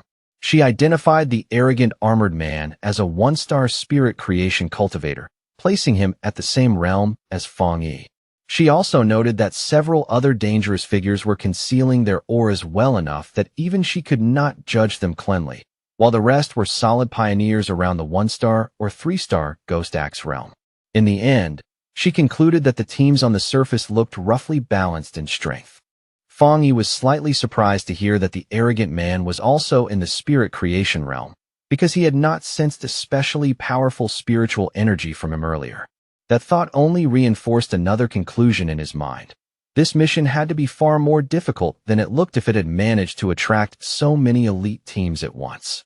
Back outside the portal, one of Jialan's assistants gave her a final report from a tablet in hand. She confirmed that a total of 37-star Ghost Axe Pioneers, 7 1-star Ghost Axe Pioneers, and 3 1-star Spirit Creation Pioneers had entered. The mission itself involved creatures whose threat level ranged from B-class all the way up to S-class. Jialan listened calmly, then told her assistant to prepare the monitoring equipment, making it clear that she had already anticipated what was coming. Inside the portal, the pioneers found themselves stepping into a deserted, dark, and mist-drenched land filled with dead trees and lifeless ground, as though the place itself had long since rotted from the inside out. The moment Fang Yi's group entered the boundless dark realm, shadowy black tendrils of energy began drifting and curling around them from all directions. Fang Yi immediately warned everyone to stay close together, explaining that the overwhelming dark attributes saturating the area would distort sight and perception so badly that they could easily become separated and lose each other. No sooner had he said that than the red-haired leader suddenly bent over, overcome by a wave of nausea so strong she dropped to her knees. Embarrassed and miserable, she apologized between heaves, admitting that she could not stop herself from vomiting. Su Qingying calmly moved to her side and reassured her that the reaction was normal. In a steady voice, she explained that the horrible smell filling the area was a mixture of rotting corpses and brain fluid, the kind of stench most people simply could not endure without reacting. She then gestured toward another group of pioneers not far away. They too were crouched on the ground, retching from the foul air, proving that even people of roughly similar strength were being affected by the environment the moment they entered. Su Qingying continued her explanation, saying that the dark attribute naturally countered pioneers and acted almost like a form of contamination or pollution that constantly weakened them. She also warned that the anomalies active inside this zone were far more aggressive than normal, which meant the danger here was not only environmental but immediate. Fang Yi listened carefully as Su Qingying outlined the known threats and the official classification system. She explained that B-class anomalies were already dangerous enough to threaten pioneers at the same level as themselves. A-class anomalies, meanwhile, were powerful enough to draw in spirit creation realm cultivators and were the kind of threat associated with places like the boundless dark realm itself. And as for S-level monsters, Su Qingying said in a grave, steady voice that they belonged to true disaster class. Those were the kinds of horrors powerful enough to contend even with beings at the legendary Endless Spirit Sea realm. Then she added one last warning, and this one was the harshest of all. Inside this zone, the dark attribute did not merely exist around the monsters, it strengthened them. A creature that would normally only count as a B-level threat outside would be elevated to at least an A-level danger once it stepped into the boundless dark realm. The red-haired leader widened her eyes at that explanation, clearly caught off guard by how serious the situation really was. Lin Yi, now visibly more concerned, turned to Su Qingying and asked whether she and her team were somehow less affected by the dark pollution than everyone else. Su Qingying let out a small chuckle and explained that it was not that they were immune, but that she and her team were already used to dealing with similar monsters and had long since adapted to this kind of foul environment. The smell no longer shook them the way it shook ordinary pioneers. She then revealed another detail in a calm, matter-of-fact tone. She had recently broken through into the 3-star Ghost Axe realm and was currently working hard to evolve her water attribute into the much rarer ice attribute. Lin Yi then spoke up and addressed Su Qingying more seriously. Since they were now both at the same realm, she wanted to know whether Su Qingying also felt her spiritual energy being heavily suppressed here, even more than on previous missions. Su Qingying gave a grim nod and confirmed it at once. She added that many high-level masters had already died in this zone before, including 1-star spirit creation elites from the military, so no one here could afford even a moment of carelessness. As they continued deeper into the bleak, abandoned landscape, Su Qingying naturally moved to the front and took the lead. After a while, she noticed that they could no longer see the pioneer group that had been ahead of them, and she urged everyone to pick up the pace slightly. Then she gave an important instruction in a lower voice.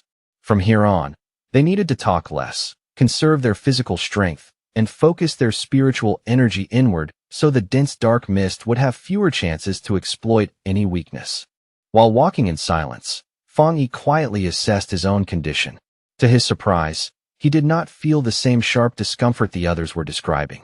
After thinking it over, he concluded that it was probably because his strengthened yang and thunder attributes naturally repelled the dark attribute around him. Of course, there was also another possibility. After breaking through into the spirit creation realm, his overall spiritual power might simply have become strong enough to resist this level of pollution much more easily. Elsewhere in the boundless dark realm, the arrogant pioneer and his team were already locked in fierce battle. With one heavy slash from his glowing green sword, their leader cut cleanly through the neck of a monstrous beast, severing its head with brutal ease. The man threw back his head and laughed arrogantly, openly mocking the supposed dangers of the zone. His teammates immediately cheered for him, feeding his pride even more, and he loudly declared that they would be the ones to claim the Shizai flower. With swagger in every word, he vowed to show the younger generation what real strength actually looked like. Back with Fang Yi's group, Lin Yi was still having a hard time with the environment. Small gagging sounds kept escaping her throat as she tried to steady herself and keep moving through the oppressive dark mist. Fang Yi noticed her discomfort at once.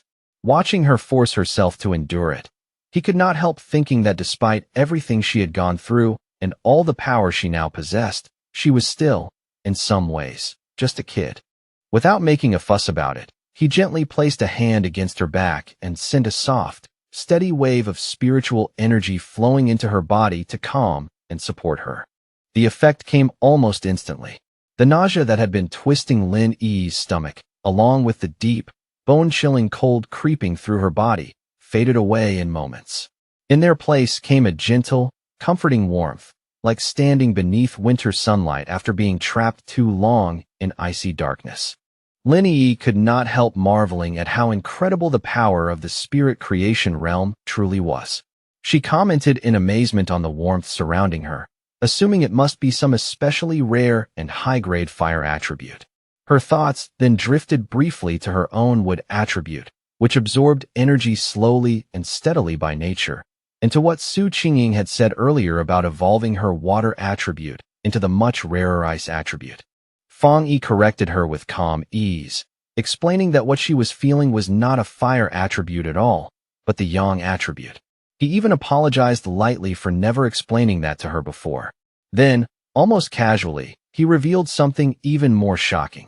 He was the one responsible for both the incident at the North Gate and the blaze on the playground at Qingqing University. The red-haired leader was completely stunned by that confession. She stared at him in disbelief and blurted out whether he was seriously admitting to having 3 separate high-grade attributes. Fang Yi explained that the 2 fire-related incidents were not actually the same thing, because there were subtle but important differences between the yang attribute and Skyfire. At the same time, Inwardly, his thoughts flickered to the desolation attribute, his fourth power. He decided without hesitation to keep that one hidden. In a place like this, it was always wise to keep at least one trump card in reserve. Outwardly, he only gave a vague confirmation, which naturally left the others even more amazed. The red-haired leader, still shivering from the biting cold and oppressive aura around them, edged nervously closer to Feng Yi. She admitted somewhat awkwardly that she had not yet reached the 3-star Ghost Axe realm, so her ability to sense attributes was still poor, but even so, she could tell his Yang attribute would help a lot. Trying to sound obedient, she shyly asked whether he could warm her up too and promised she would behave herself. Feng Yi agreed without much fuss and said he would help keep her warm for the day. Then he placed a hand on her shoulder and sent a gentle wave of nourishing energy into her body, startling a sharp little yelp out of her the moment the warmth spread through her. As she breathed out a visible puff of warm air and let out a long sigh of pure relief, Zhang Xiaoya and the other member of Su Qingying's squad watched from the side, with obvious confusion and curiosity, both clearly seeing how effective Feng Yi's energy was.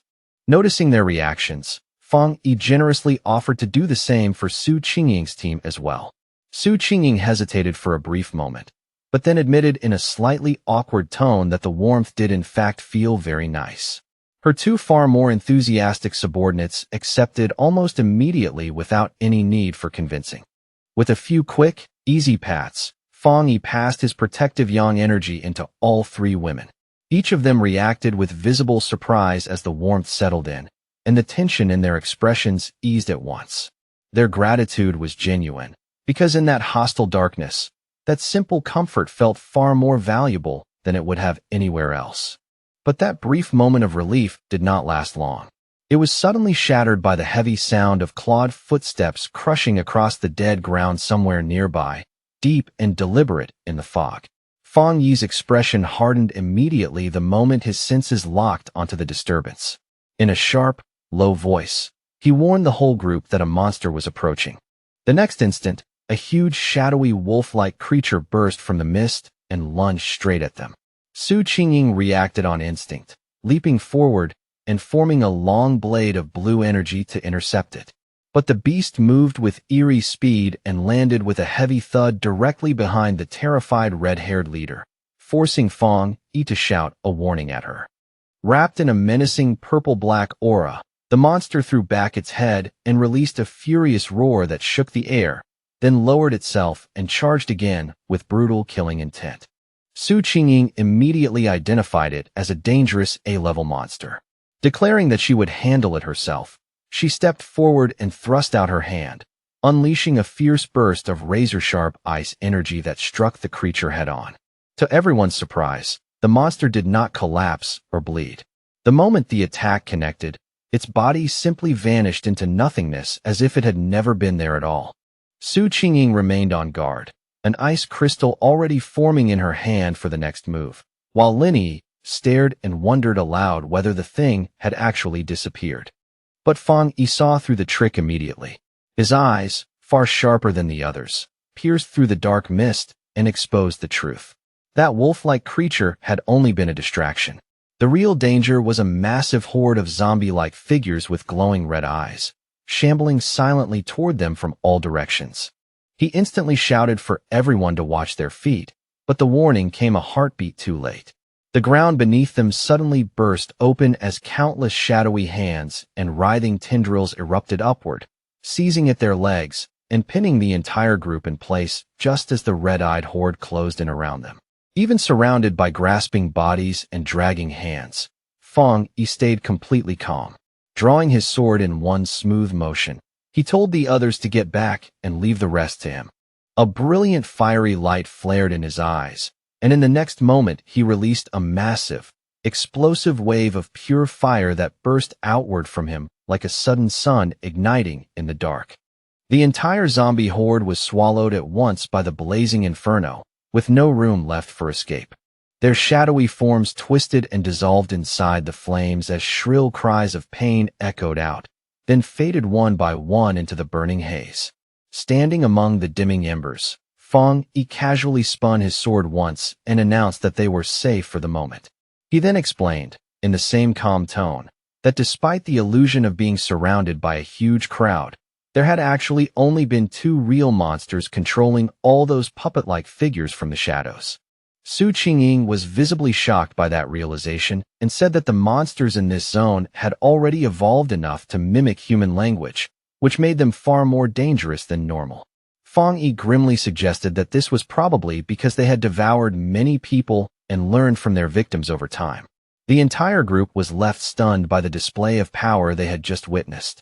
Su Qingying then added that the boundless dark realm was so dangerous that even weak creatures could be boosted into A-level threats here, making direct battle impossible for anyone below the spirit creation realm. Elsewhere, in a separate observation point, the mysterious Jialan was watching the whole event unfold in silence. Even she looked impressed. She realized at once that Fang Yi had destroyed two A-level phantom beasts with a single strike, and inwardly she admitted that even she herself would have needed to exchange several rounds with them before she could have ended the fight cleanly. Now fully aware of how dangerous this place truly was, Lin Yi immediately said that if Su Qingying's explanation was correct, then it was more important than ever for them all to stay close together. She warned that the monsters could disguise themselves, mislead people, and attack the instant anyone relaxed. Then she turned and urgently told the red-haired leader to stop sitting there and get up. But the red-haired leader was still rattled, and not because of the zombie horde. What had truly shaken her was the overwhelming force of Fang Yi's attack. She muttered that the aura from his flames was so terrifyingly heavy that it felt even more suffocating than the monsters had. In her eyes, even the slightest touch from that fire would probably have been enough to kill her on the spot. Just then, a deep rumbling sound rolled across the empty landscape, low and heavy enough to make everyone instinctively look up. Lin Yi frowned and asked whether the others could hear it too, because what she was hearing sounded strangely like distant ocean waves crashing in the dark. A moment later, the ground began to shake violently beneath them, the tremors so strong that the whole group staggered and nearly lost their footing. In the distance, they could see other pioneer teams running in absolute panic, their formations broken and their faces full of terror as they fled through the dead forest. One man was screaming desperately at his companion to stop fighting and run. His voice cracked with fear as he shouted that the thing approaching was pure evil, that they were seeing ghosts, and that staying to fight would only get them killed. Fang Yi, Su Qingying, and Lin Yi all watched the chaos unfold with grim, tightening expressions. Then they saw it clearly.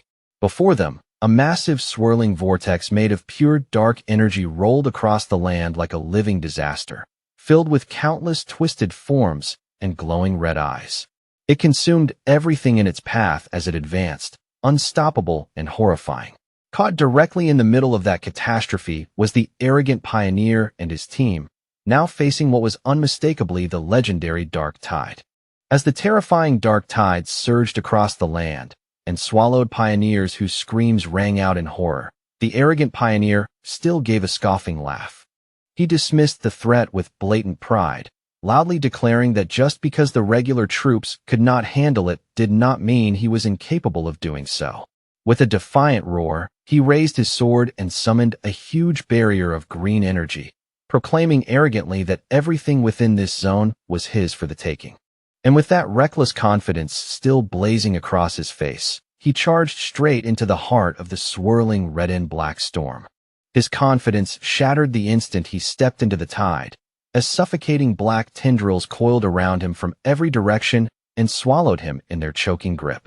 A wave of horror crashed through him as he realized the monsters hidden inside were far stronger than anything he had imagined, far beyond A-level, and even beyond S-level.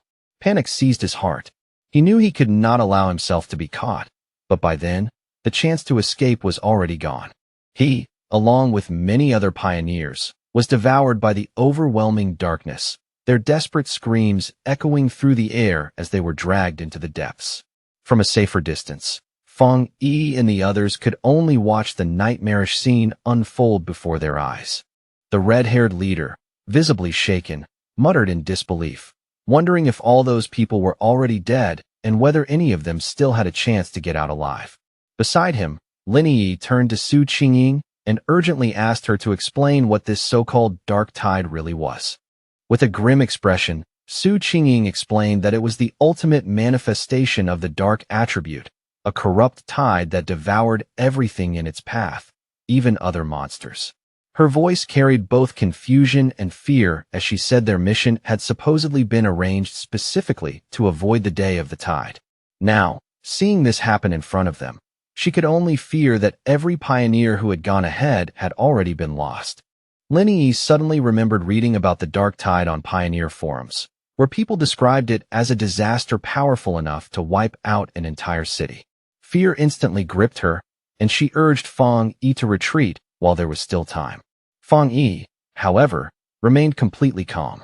He told everyone not to panic, then raised a vast protective barrier around the group, golden spiritual energy surging outward while blue lightning crackled across its surface. He explained in a steady voice that this spiritual shield was a natural counter to dark energy. If things became truly desperate, they could pour their powers together into the barrier, keep it standing, and endure the full impact of the tide. Su Qingying stared at him in shock and immediately asked what he was planning to do. She warned him that the dark tide was not ordinary dark energy, but a concentrated and terrifying form of the dark attribute itself. Even if all of them combined their strength, they could not possibly stop it. She reminded him that even that powerful spirit creation realm pioneer had been swallowed without resistance. Fang Yi did not look troubled in the slightest. His sword burst into golden flames, while blue lightning danced violently in his other hand. With absolute confidence, he declared that he was going in to destroy it. Before anyone could even react, he kicked off the ground and shot forward like a streak of blazing fire and thunder, heading straight for the towering wall of darkness. His teammates could only stare in stunned disbelief, while Su Qingying wondered if he truly meant to destroy the dark tide itself. He plunged straight into the heart of the storm, his radiance tearing open a path through the violent, swirling chaos like a blade splitting apart endless night. Inside the eye of the tide, Fang Yi floated calmly and completely unharmed, wrapped in a protective golden aura while monstrous dark energy churned and screamed all around him. His gaze settled on the tiny, flame-like wisps of red energy flickering inside the storm, and a faint smirk touched his lips as one of his suspicions was quietly confirmed. Suspended in the center of the dark tide, Fang Yi found himself surrounded by a grotesque horde of countless monsters, their twisted, many-eyed bodies writhing in the darkness. As he observed them more carefully, he realized the truth of the threat before him. These were not simply A-level monsters being controlled by dark energy. They were evolved composites, fused and upgraded forms created from countless smaller monsters forced together into something more terrifying. In that instant, Fang Yi understood that the tide itself was like a living incubator, endlessly refining its creatures from B-level to A level, and then from A-level to S-level. By his judgment, the entire event had already reached at least the level of an SSS-class threat. That alone explained how it could so easily consume even powerful pioneers in the spirit creation realm without giving them a real chance to resist. One of the monsters suddenly lunged straight at Fang Yi from the darkness. Golden fire blazed in his eyes. With one clean, powerful slash of his flaming sword, he unleashed the Crimson Flame Blade technique and effortlessly cut down the charging A-level composite beast as if it were nothing. He could not help reflecting on how much stronger he had become. The combination of his newly advanced spirit creation realm power and his Skyfire-enhanced sword now allowed him to instantly kill a creature that would once have forced him into a bitter, difficult battle. As his eyes swept across the storm-filled surroundings, he suddenly noticed something strangely familiar nearby. It was that arrogant pioneer. He was still alive, but the dark energy of the tide was steadily consuming him. The man had not yet lost consciousness, and he was still struggling desperately against the corruption spreading through his body. Fang Yi immediately saw that the man was still responsive, which meant his spiritual energy had not been completely drained away yet. Even if his spiritual foundation was nowhere near as solid as Fang Yi's own, the fact that he was a genuine spirit creation realm pioneer still gave him a slim, fragile chance of surviving. After a brief decision, Fang Yi gathered divine thunder power into his hand. A massive burst of purifying lightning exploded outward from him, and slammed directly into the dark mass, imprisoning the arrogant pioneer. The man was blasted clear out of the tide, hurled through the air before crashing heavily onto the ground, unconscious but finally freed from the corruption clutching at him. Standing over the fallen rival with his sword still wrapped in burning light, Fang Yi calmly judged that the man could still be saved, though only by the narrowest of margins. But his small victory did not last. The dark energy around him began to twist, gather, and condense once more, while the monsters he had just destroyed started reforming right in front of his eyes. He watched a massive, many-eyed creature regenerate from the surrounding darkness and immediately understood the problem with grim clarity. The tide could reproduce its minions endlessly. He could not help wondering whether this horrifying regenerative ability was the defining trait of monsters that existed above the S-level threshold. Facing that endlessly regenerating horde, Fang Yi quickly abandoned his original approach and settled on a new plan, one that was far more dangerous. Even so, a confident smirk appeared on his face as he decided to try something different. Without hesitation, he deliberately withdrew his protective spiritual aura, leaving his entire body exposed to the crushing, overwhelming power of the dark tide. The moment that protection disappeared, his system immediately reacted and detected the extreme dark attribute surrounding him. But just as quickly, it reported failure. The attribute was too special, too complex, and could not be extracted at this time. Fang Yi felt disappointed, though not truly surprised. Even after reaching the spirit creation realm, the dark attribute still remained beyond his grasp. That result only confirmed what he had already begun to suspect.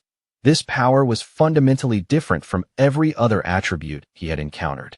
With his choices growing fewer by the second, a determined smile slowly appeared on his face instead of panic. Since he could neither destroy the tide outright nor absorb its power for himself, he concluded that he would have to find some other method to deal with it. As the monsters started closing in on him once again, he briefly regretted not bringing Little Flower, the Desolation Flower, with him. Its life-draining power would have been a perfect counter to something like this. For a fleeting moment, he wondered what options he still had left. Then his eyes widened slightly, and a sudden realization struck him. The answer had been right in front of him the whole time. Outside the tide, the rest of the team remained inside the safety of the golden barrier, staring anxiously into the darkness. The red-haired leader, still visibly rattled, asked Su Qingying if she had ever seen anything like this before. Su Qingying could only admit, with a tense expression, that she had not. All at once, the chaotic, swirling force of the dark tide grew unnervingly still. Instead of raging wildly, it pressed in silence against their protective shield, and that unnatural calm felt even more disturbing than the storm itself. That eerie stillness only made everyone more nervous. Lin Yi admitted in a trembling voice that even when they had faced the monstrous desolation vine, she had not felt this frightened. Worry for Fang Yi filled her chest so heavily that she could barely think straight. Su Qingying tried to calm her, pointing out that Fang Yi's barrier was still active, even if it was flickering under the pressure. She took Lin Yi's hands and told her they should focus their own spiritual energy into the shield to help reinforce it.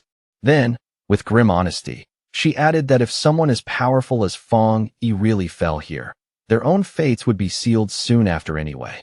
Su Qingying continued trying to raise everyone's morale. She reminded them that Fang Yi was a spirit creation realm cultivator who wielded several terrifyingly powerful attributes, and she strongly suspected his true strength went even deeper than any of them had seen. Someone at his level was simply not a person pioneers like them could rescue, no matter how much they worried. Her unexpectedly calm, even slightly humorous confidence gradually soothed Lin Yi's nerves, and Lin Yi softly thanked her for it. Su Qingying only smiled and admitted that her own teammates often complained that she was too serious. Then she gently asked Lin Yi whether she felt a little better now.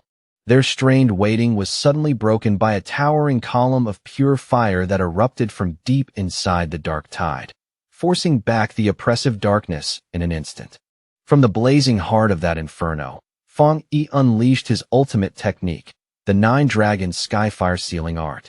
He rose up from the flames like a god of war, his entire body shining with a powerful mixture of blue and golden energy.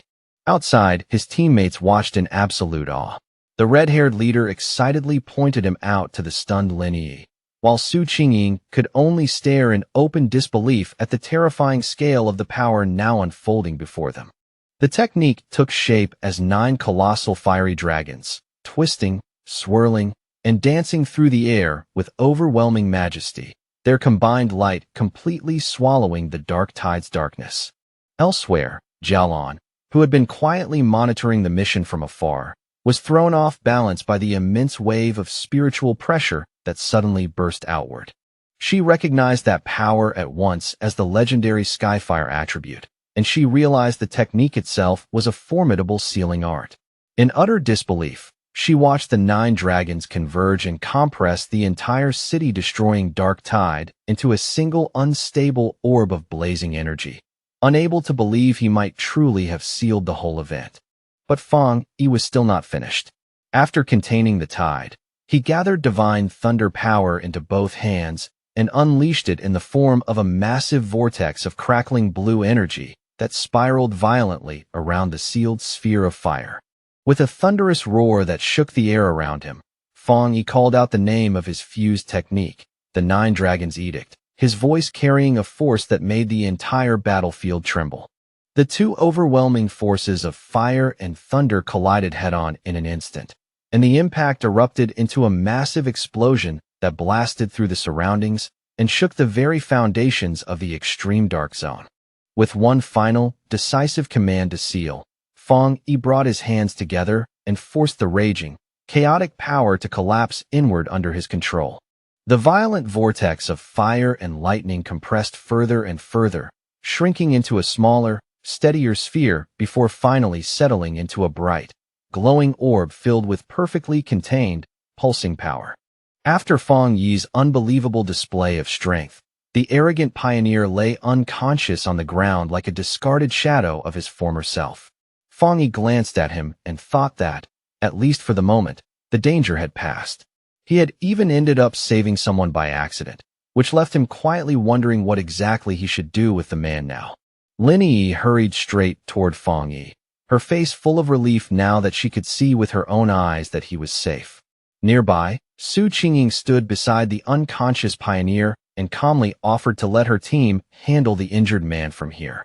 A little later, Su Qingying walked over to Fang Yi and asked why he did not seem pleased at all after sealing something as terrifying and high-level as that dark attribute phenomenon. Inwardly, though, she was nothing short of stunned. He had truly done what he said he would do and crushed the dark tide itself, and in her eyes, that made him an astonishingly formidable person. Fang Yi quickly explained that they did not have time to relax and needed to move at once. He told everyone that the seal he had placed was only temporary, and the dense dark attribute energy lingering in the area was still dangerously strong. They had to find the Shizai flower before the seal weakened and failed. Su Qingying immediately understood and nodded, confirming that her team would escort the unconscious man back to the association for treatment, while several teammates lifted him onto their shoulders. The group soon stopped at the edge of a cliff and looked out over the empty, silent land ahead. Su Qingying realized with a heavy heart that none of the other pioneers who had gone ahead had made it back out. Not a single trace of them remained, and she could only conclude that they had all been devoured by the dark attribute. The red-haired leader mourned bitterly that people who had been alive only moments ago had now vanished without leaving anything behind. Fang Yi, on the other hand, quietly thought that maybe he really was cold-blooded, because what he felt most was relief that he had not been forced to stand there and watch them die one by one. As they neared a sinister dark pool that gave off an oppressive presence, Fang Yi immediately took charge. He instructed Lin Yi and the others to continue on with Su Qingying's team, explaining that this pool had now become the most dangerous point in the area and that it would be safer if he stayed behind to cover them. The others agreed without argument and carefully moved forward. Once he was left alone on the rocky ledge, the air around him quiet and tense, a system window suddenly appeared before Fang Yi and informed him that it had detected a new and intense fluctuation of the dark attribute nearby. Almost immediately, a violent vortex of purple-black energy burst up from the ground around him, twisting like a storm given form. The system confirmed that the detection had succeeded and announced that it was activating its highest level of computing power to begin writing a brand new technique. Fang Yi was lifted into the air as if caught by an unseen force, his arms stretching outward while towering pillars of pure dark energy surged up around him from all sides. The system declared that the writing process had been completed successfully, and Fang Yi's eyes snapped open at once, now glowing with a chilling purple light that carried the essence of the power he had just gained. A new system window appeared and confirmed his latest acquisition. He had obtained a dark attribute technique called the Boundless Dark Realm. The system explained that this ability allowed him to create a sealed domain of dark mist, and within that enclosed space, spiritual energy would be massively suppressed. Fang Yi considered the implications almost immediately and recognized that this dark world was a special domain fully under his control. He understood at once how valuable it would be in battle. The corrosive nature of this new power would not only drain an enemy's spiritual energy, but also slow their ability to recover it, giving him a tremendous strategic advantage. In his mind, he could almost picture himself standing above a sea of desperate hands reaching up from below. The thought made one thing clear to him. If he combined this new suppressive power with his other attributes, his combat strength would become even more terrifying. With growing confidence, he concluded that if something even stranger and more powerful than the Dark Tide ever appeared again, he would still be capable of destroying it. As the last traces of purple energy slowly settled back down, Su Qingying, still unable to fully believe what she was sensing, asked Fang Yi whether he could feel the dark mist gathering around them again. Her eyes widened sharply as the full scale of that spiritual fluctuation finally registered in her mind, leaving her visibly shaken. She stared at Fang Yi as the leftover energy swirled around him, struggling to understand how he could possibly be experiencing another breakthrough without any of the usual grand signs, such as shifts in heaven and earth. Then the truth slammed into her with shocking clarity. Fang Yi had not merely sealed the S-Class Dark Tide. He had absorbed its power. To her, the very thought sounded absurd, impossible, and completely beyond reason. Ever since the earliest days of the spiritual revival, all pioneers had known one thing clearly.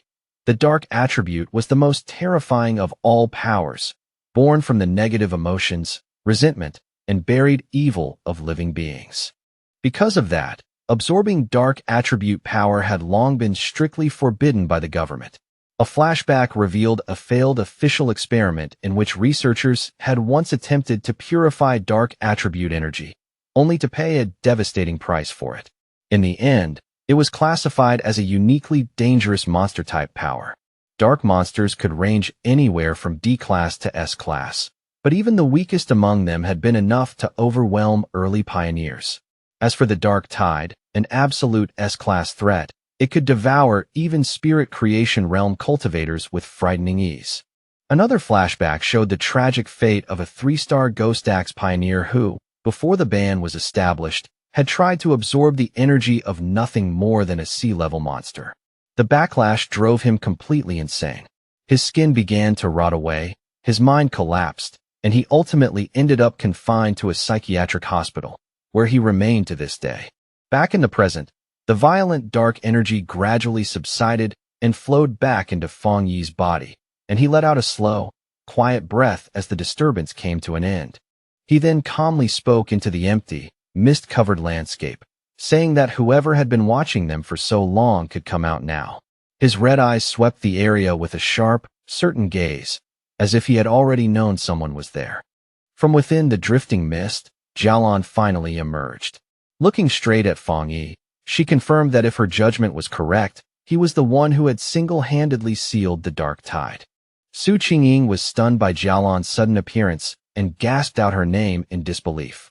Jialan slowly descended and landed in front of Fang Yi, then asked him what exactly he had just been doing, directly questioning whether he had been absorbing the dark attribute. Fang Yi answered without hesitation and calmly confirmed that he had. That blunt admission sent another wave of shock crashing through Su Qingying. In one swift, startling motion, Jialan pulled out a pistol and aimed it straight at Fang Yi's head. The red-haired leader shouted Jialan's name at once and demanded to know what she thought she was doing. while she and the terrified Lin Yi could do nothing but stare in fear and confusion at the scene unfolding in front of them. Su Qingying reacted instantly and threw herself between Jialan and Fang Yi, raising her arm to block the gun. She confronted Jialan with fierce anger, reminding her that if she remembered correctly, Fang Yi was the military's highest priority recruitment target. She pushed even harder, pointing out that the association had wanted to recruit him as well before the military stepped in and demanded an explanation for such open hostility. Ignoring Su Qingying's attempt to shield him, Fang Yi calmly rested a hand on her shoulder and addressed Jialan himself. He said he found the situation strange. Wasn't their mission supposed to be about finding the Shizai flower? Yet from the way she was acting, it almost seemed as if she cared less about completing the mission than she did about being displeased that they had survived at all. Jialan said nothing. Her face revealed almost nothing as she kept the weapon trained on him, the cold light along the barrel catching in the mist. The red-haired leader, however, was far from calm. Anger burst out of her all at once as she shouted at Jialan. She reminded her that their squad had always trusted her, then demanded to know why she had done nothing when they were facing the dark tide. Without Fang Yi, all of them would have died there. She pointed out in fury that Lin Yi was still just a child, and accused Jialan of standing by and watching them face death, only to turn around now and threaten the very person who had saved them. Then, without warning, Jialan lowered her weapon, a faint smirk appearing at the corner of her lips. She brushed the whole confrontation aside as if it had only been a joke and remarked that Fang Yi seemed to be very well liked by his teammates. After that, she calmly congratulated him and announced that he had passed the test. The abrupt shift in her attitude left both the red-haired leader and Su Qingying completely stunned, unable to make sense of what she had just said. Fang Yi, however, understood almost immediately. Looking at her, he asked whether this had been her real purpose all along, to test him. Jialan confirmed that he was right. Because his talent and strength were so extraordinary, she had not wanted to rely only on dry, impersonal data. She wanted to see with her own eyes what kind of person Fang Yi truly was beneath all that power. She then turned back to the red-haired leader's earlier accusation and explained why she had not intervened. In this new world, pioneers were forced to live by brutal rules whether they liked it or not. She said that this was the fate they all shared, a life in which fortune and disaster could switch places in an instant. Even so, she told them they were fortunate to have someone powerful and trustworthy standing in front of them and protecting them. She asked whether they had noticed that ever since the dark tide had been defeated, not a single other monster had dared approach them. According to her, the creatures in the area had already been frightened by the power Fang Yi displayed. Fang Yi listened with a grim expression and agreed with her judgment. He added that the dark tide itself obeyed the exact same logic. It preyed on the weak and feared the strong. With the test now over, Jialan offered to personally lead them to the Shizai flower, saying that she knew this region far better than any of them did. As the group followed her, Su Qingying leaned closer to Fang Yi and quietly whispered that she felt there was something mentally wrong with Jialan. Then she revealed an important detail. Jialan's own squad had encountered the dark tide before, and she had been the only one who survived. Fang Yi quietly processed that information and began piecing together a much clearer understanding of her state of mind. He realized that her rigid obedience to missions and rules had made her appear cold and detached. At the same time, the loss of her teammates had likely left deep scars, pushing her toward a kind of post-traumatic, self-destructive tendency. Even so, he could tell that some other powerful belief was still keeping her moving forward, and that seeing him seal the dark tide had simply shaken her composure for a brief moment. With that new understanding in mind, Fang Yi showed the faintest trace of a smile and told his teammates that they should all try to be considerate toward this wounded person. The red-haired leader immediately asked whether Jialan was actually injured. Watching her closely, Fang Yi calmly answered that she was. He explained to the others that Jialan's spiritual barrier had been severely damaged. In his estimate, although she still possessed the power of a 2-star spirit creation realm cultivator, her protective aura had already fallen by at least 2 levels. The image of her crumbling spiritual energy only confirmed his judgment and showed clearly that she had suffered a serious internal injury. She even stumbled slightly as she walked, that small misstep making her weakened condition impossible to hide from anyone watching closely. Noticing the concern in their eyes, Jialon glanced back over her shoulder and thanked them in a quiet voice. Even so, she brushed the matter aside and insisted that her injury was nothing serious and would not affect her. Under Jialon's lead, the group moved deeper through a barren, mist-choked landscape filled with dead trees, scattered bones, and the remains of fallen creatures. It was a grim and silent place known as the chaotic burial mounds. As they walked, Fang Yi's sharp senses caught something subtle but wrong in the stillness around them, and his eyes soon found the half-buried skeletal remains of a fallen pioneer hidden beneath the dirt. At last, Jialon stopped and announced that they had reached their destination. In a small clearing ahead, a single beautiful shizai flower stood quietly glowing, its petals releasing a soft and ethereal purple light into the surrounding mist. As Jialon started walking toward the flower, Fang Yi kept his eyes on her, his instincts telling him that something about the situation felt off. His suspicion was confirmed in the next instant as vicious, shadowy monsters with glowing red eyes burst from the earth and surrounded the flower as though they had been waiting there to guard it. The sudden appearance of those monsters did not stop Jialon at all. Instead, her expression turned intensely fixated, almost disturbingly obsessive. She slowly reached out one hand and whispered that she could finally see it again. Her face darkened as though she had fallen into some waking trance. Fang Yi's expression immediately sharpened, turning serious and urgent the moment he understood the danger. He knew at once that Jialon was no longer in her right mind. Reacting without a moment of hesitation, he summoned a sphere of golden red flame into his palm and shouted a command meant to jolt her spirit awake.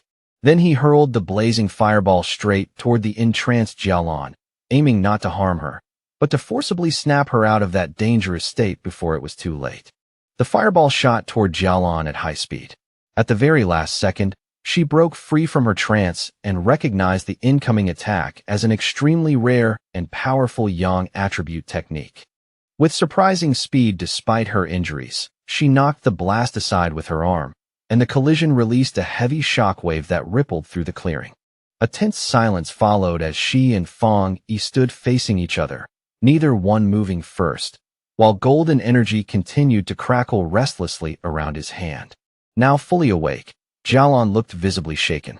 The sight of the flower had stirred up an old and painful memory, and ghost-like images of her fallen companions flashed through her mind as she wondered bitterly whether even all her preparations had still not been enough. Seeing that she had come back to her senses, Lin Yi and Su Qingying hurried to her side. Lin Yi anxiously asked whether she was all right, while Su Qingying, more cautious, observed that Jialon was being heavily influenced by the dark attribute and suggested that it would be safer if all of them stayed together from now on. Ignoring their concern, Fang Yi stepped forward with calm confidence. He said that when it came to the shizai flower, it would be enough for him to go alone, clearly deciding to handle the situation by himself. He then walked calmly into the empty, mist-covered clearing, his steps steady as he approached the softly glowing flower ahead. Suddenly, the ground beneath them began to tremble violently. A massive and hideous wolf-like monster with glowing red eyes burst out from the earth in a violent spray of dirt and stone, lunging forward with savage force. Its jaws opened wide, revealing a horrifying storm of smaller screaming faces and dark red energy churning inside its mouth as it let out a roar filled with hunger and malice. Fang Yi did not flinch. Blue energy crackled across his fingertips as he calmly spoke a single word: divine thunder. Several massive bolts of lightning exploded from his hand and tore straight through the monster's body. The creature howled in agony, electricity racing through its flesh, yet even after taking the attack head-on, it still refused to fall. Fang Yi watched it carefully and quickly understood what he was dealing with. This fox demon had clearly devoured countless other monsters to mutate into something so twisted and powerful, making it yet another S-class threat. Knowing that the seal on the dark tide was only temporary and that every second now mattered, Fang Yi realized he had to finish this battle quickly. But when he sensed the monster's extraordinary vitality, a confident smirk slowly appeared on his face. If it would not die easily, then it could serve as the perfect test subject for his newly obtained power. As that thought settled, he gathered the ominous purple energy of the dark attribute into his hand. With that confident expression still on his face, Fang Yi unleashed his newly acquired technique, the Boundless Dark Realm, directly on the S-Class Fox monster. A massive storm of swirling purple energy erupted outward from him and instantly trapped the startled creature inside. The raging energy rapidly condensed and hardened into a huge dark purple sphere, sealing both Fang Yi and the monster within its enclosed range. Inside that newly formed reality, shadowy purple tendrils lashed out from every direction and wrapped themselves tightly around the S-Class beast like living chains. The monster struggled wildly and whimpered in pain as its enormous body began to shrink under the crushing pressure of Fang Yi's domain.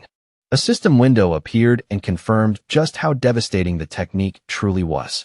Under the influence of the Boundless Dark Realm, the S-Class anomaly had been forcibly downgraded by 2 full levels, reduced all the way to a B-class threat. Standing before the now weakened creature, Fang Yi calmly observed that the S-Class anomaly must have had a very unstable foundation if it could be downgraded so easily. Now that the monster had been reduced to something manageable, his sword ignited once again in blazing golden-red fire. He declared that the battle was over, then brought down a single massive slash of fire, completely engulfing and destroying the creature in one overwhelming strike. Outside the sphere, Su Qingying and Lin Yi stared at the enormous orb of dark energy in front of them.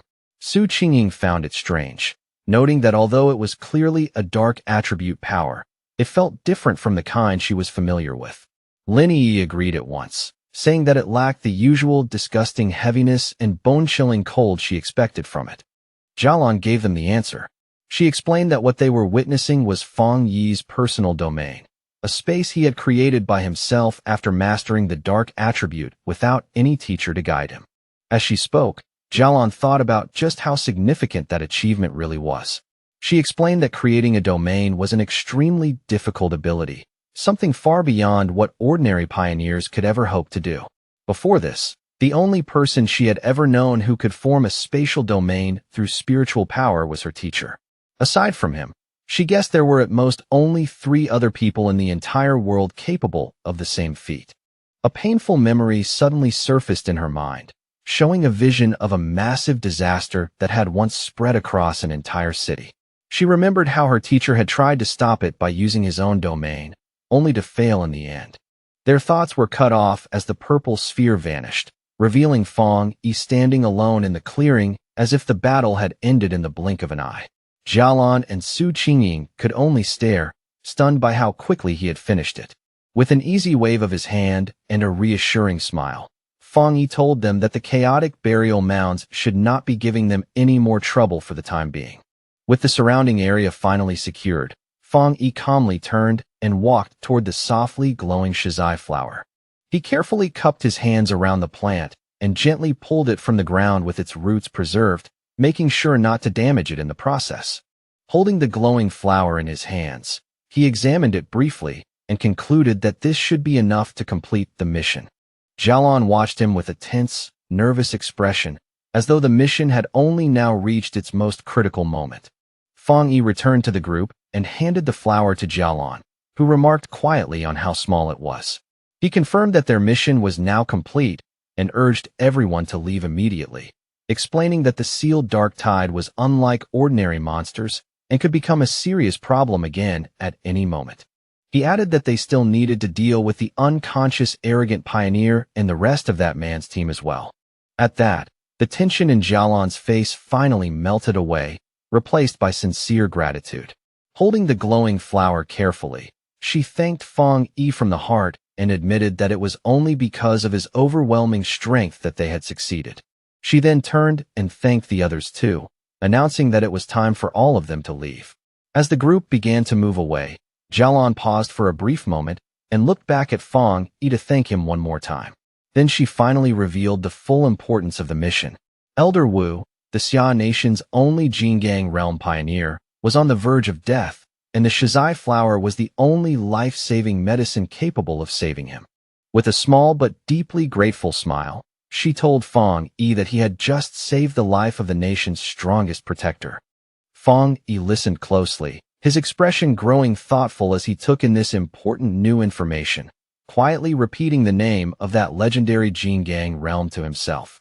When the group finally emerged from the dark portal of the extreme dark zone, they were greeted by a sky filled with swirling red clouds above. The red-haired leader threw both fists into the air and shouted in overwhelming relief that they could finally see the light again and had made it out alive.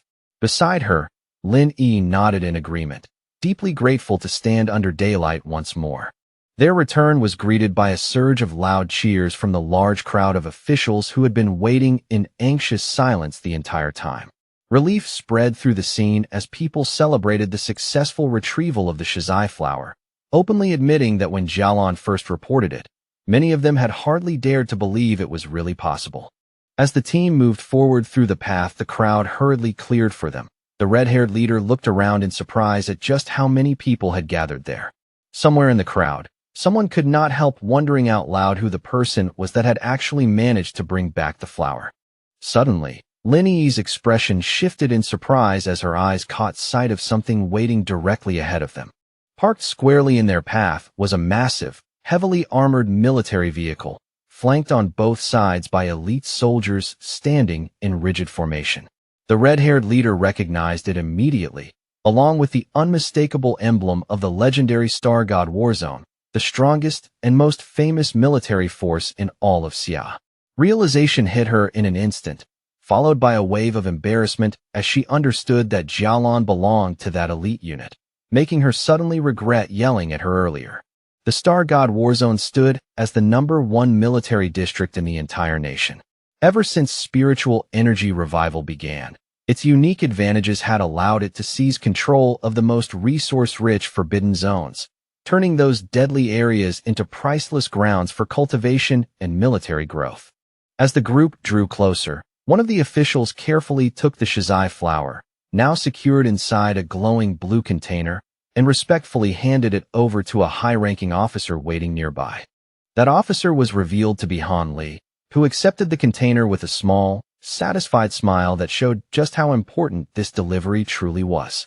Then, in a stunning and completely unexpected show of respect, Han Li and the soldiers behind him snapped to attention and gave Fong Yi a sharp, formal salute, a gesture so solemn that even Fong Yi looked visibly caught off guard by it. Han Li then turned toward Jialan and assured her that he would deliver the Shizai flower to the hospital immediately, telling her she could set her mind at ease now. Jialan gave a slight nod and replied that she would follow shortly afterward.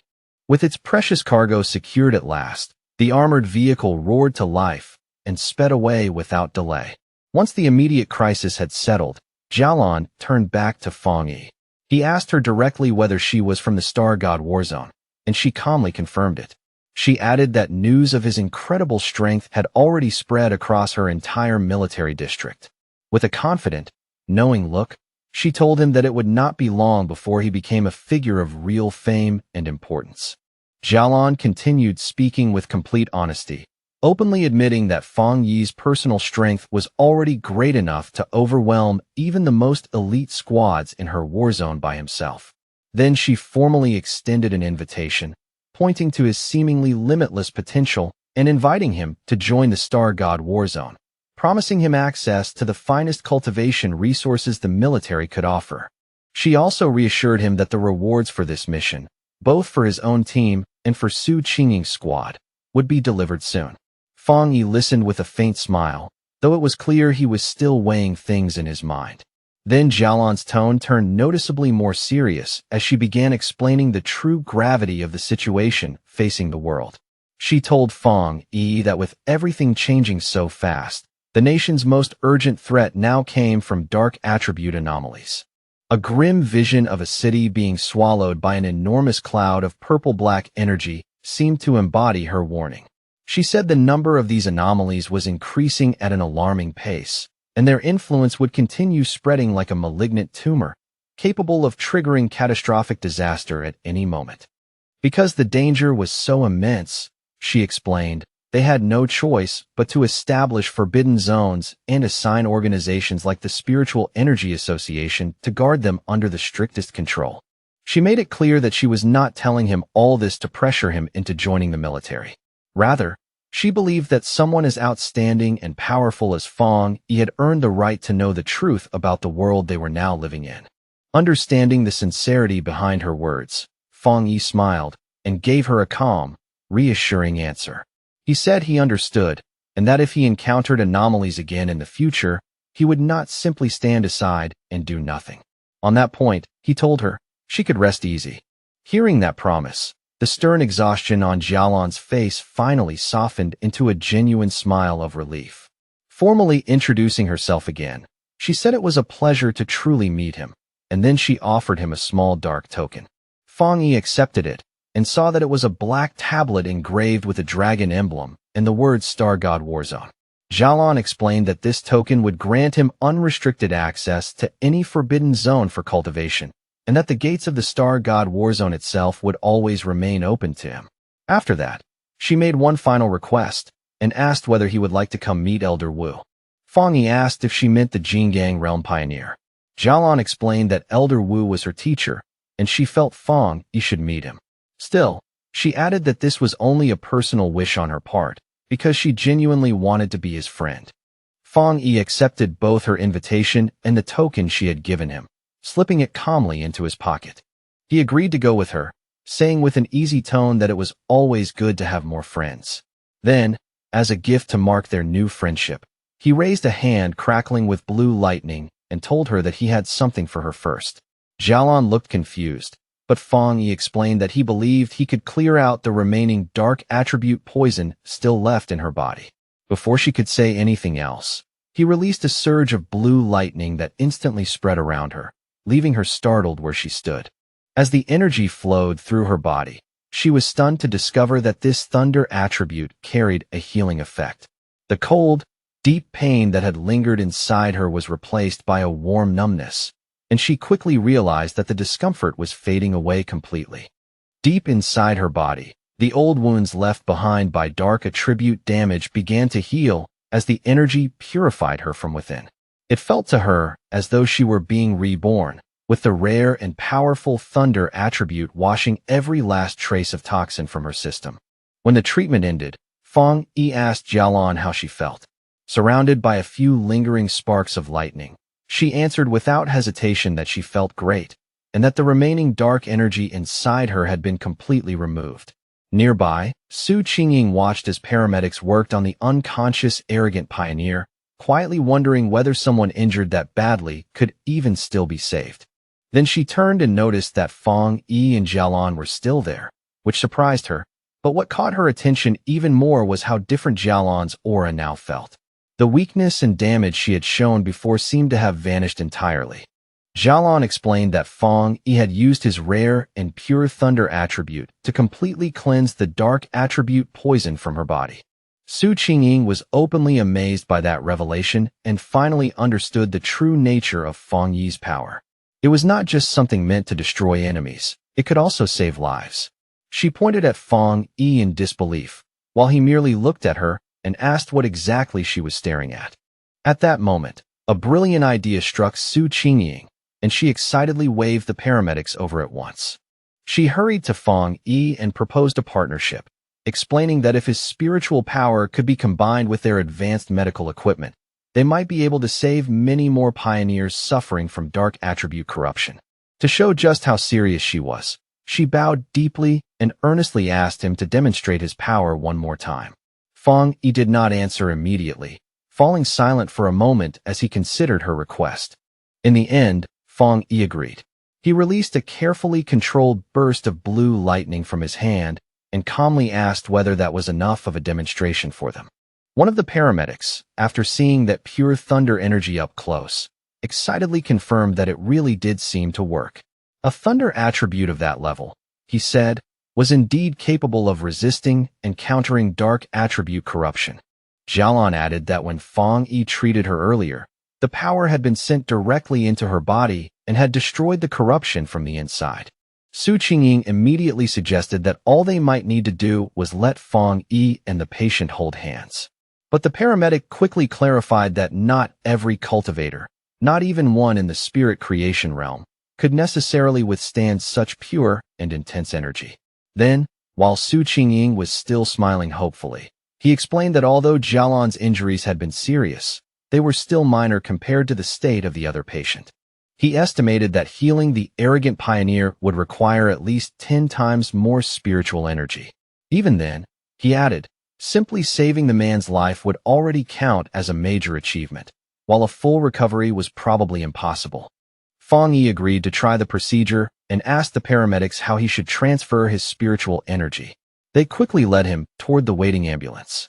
Inside, one of the paramedics instructed him to place his hand into a special device and steadily release his spiritual energy into it, and Fang Yi agreed without hesitation. From a distance, Lin Yi watched everything unfold while thinking to herself that she had never imagined Jialan would turn out to be such a high-ranking member of the elite Star God Warzone. What amazed her even more was that her cousin was so powerful that even this legendary military force was trying to win him over. She thought back to how the usually cold and distant Jialan had personally asked to become Fang Yi's friend and had even handed over her own personal token. After some time had passed, Fang Yi turned toward Lin Yi and the red-haired leader and checked on how the two of them were doing. Lin Yi replied that both she and the red-haired leader were feeling fine now. Then she explained that the two of them had already decided to head out for more training and start taking on missions by themselves. They felt they could not keep relying on Fang Yi forever and needed to become stronger through their own efforts. Having just finished transferring his energy, Fang Yi nodded in agreement with their decision and simply reminded them to be careful out there. As he watched them, a faint proud smile appeared on his face, and he quietly thought that his cousin had truly grown up. Su Qingying and her team also began preparing to leave. She waved goodbye and told Fang Yi and Jialan that they would meet again on the next mission. After that, Jialan turned to Fang Yi and said it was time for them to go visit Elder Wu. As the ambulance carrying Su Qingying's team drove away, she could still be heard complaining in visible frustration that the military's Star God Warzone had stolen such a powerful person away from them. Her teammates could only laugh awkwardly and try to calm her down as the vehicle continued into the distance. A final thought exposed the hidden problems inside the Spiritual Energy Association. The organization was simply too chaotic, and even its strongest elite squads were unwilling to truly cooperate with one another. Fang Yi and Jialan arrived at a large, modern hospital that served as the highest security ward within the Star God Warzone's medical base. Looking at the heavily guarded facility, Fang Yi asked if this was the place where Elder Wu was being kept. Inside the hospital room, the two of them stood quietly at the bedside where Elder Wu lay unconscious, surrounded on all sides by humming medical equipment and flickering monitors. Fang Yi looked at the scene and could not help commenting on how strange it felt. The ultimate powerhouse of the Jingang realm, the kind of figure people treated like a legend, was in reality just a withered old man lying silently in a hospital bed. He studied the elder's condition more carefully. Red veins spread across the old man's face and neck like cracks under the skin, and every breath he took depended on the respirator at his side. Jialan explained in a low voice that his condition had been far worse before, to the point where he had looked almost like a corpse. She added that even after using the precious shizai flower on him, he still had not regained consciousness. Fang Yi's expression turned more serious as he wondered what kind of disaster could have reduced someone as powerful as Elder Wu to such a miserable state. Jialan began recounting the battle that had left her teacher in a coma. She described how a massive dark attribute anomaly had appeared above the capital. To stop it from swallowing the entire city, Elder Wu had stepped forward alone to seal it. In the flashback, the rest of her squad could be seen pouring their own spiritual energy into him in a desperate effort to support that final stand. The anomaly they had faced, she explained, was far beyond an ordinary S-level threat. What loomed above the ruined city had been a monstrous dragon-like shape made entirely of dark energy, vast enough to make the whole sky feel like it was collapsing. Jialan continued, her tone heavy as she explained just how terrifying the situation had been. If that anomaly had fully descended, it would not only have destroyed the capital, but also the surrounding cities, throwing the entire nation into complete chaos. In that desperate final battle, Elder Wu had used his own personal domain to seal the S-level anomaly by force, but the disaster had proven even more terrifying than any of them had expected. The overwhelming dark attribute power had rebounded on him and corrupted his body from within. Jialan concluded grimly that if her teacher had not been a master of the Jingang realm, he would have been burned to ash on the spot.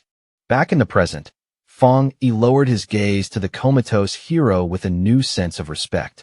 To stand alone and stop the destruction of an entire city, Elder Wu truly deserved to be called a great pioneer.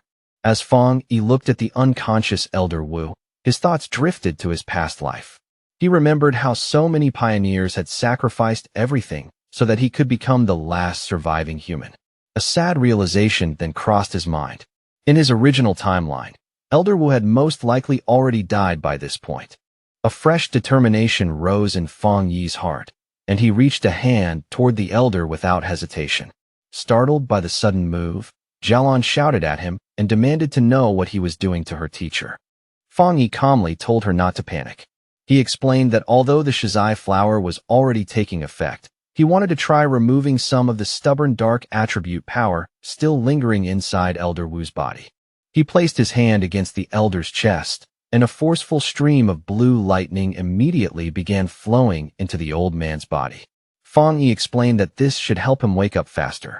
Jialan watched in shock and blurted out that the power he was trying to cleanse had come from an S-level disaster. After a brief moment of hesitation, she finally gave in and told Feng Yi to go ahead and try. Maybe, just maybe, he was the miracle they had been waiting for. The whole room soon filled with the sharp crackling of Feng Yi's power as he steadily poured more and more of his energy into the elder's body. Jialan warned him to be extremely careful, explaining that the dark attribute remaining inside her teacher was even more frightening than the dark tide itself. She added that without the Shizai flower, Elder Wu's recovery would never have progressed even this far. With a serious expression, Feng Yi said he understood perfectly. He could clearly feel just how terrifying the darkness inside Elder Wu's body was. Even though the Shizai flower had already weakened and purified part of it, the remaining dark energy still carried an immense and oppressive force. All of a sudden, a violent wave of dark energy burst out from the hospital bed and blasted both Feng Yi and Jialan backward. Jialan shouted a warning and told Feng Yi to be careful and steady his mind at once, because the dark energy had already started affecting his consciousness. In response, a brilliant golden aura erupted around Feng Yi as he instantly activated his own spiritual protection against the invading force. His eyes shone with golden light, but then he realized with sudden surprise that the dark energy had already dragged his consciousness into a vision of the past. He found himself standing alone on an abandoned street in a ruined city, lifting his head toward the massive and terrifying red eye of the anomaly that had once swallowed the sky whole. Within that mental world, the anomaly's giant red eye hovered above the wrecked city and asked Feng Yi who he was. Feng Yi quickly understood what had happened. By touching the dark attribute residue left inside Elder Wu's body, his spirit had been pulled into this dangerous illusion. Completely unbothered, Feng Yi answered with calm confidence that his identity did not matter because he was simply the one who had come to destroy it. As blue lightning gathered in his glowing hand, he judged that this anomaly was not nearly as powerful as it appeared. In answer, the giant eye shot a massive, razor-sharp red spike straight at him, so fast that even Feng Yi was caught off guard for an instant.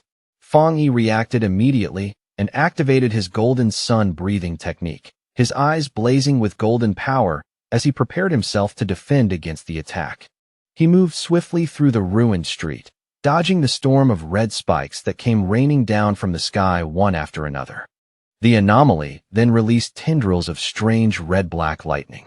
Feng Yi quickly noted that this bizarre lightning was just as powerful as the divine thunder he had once absorbed on Yuhuang Mountain. Then the anomaly revealed its true form.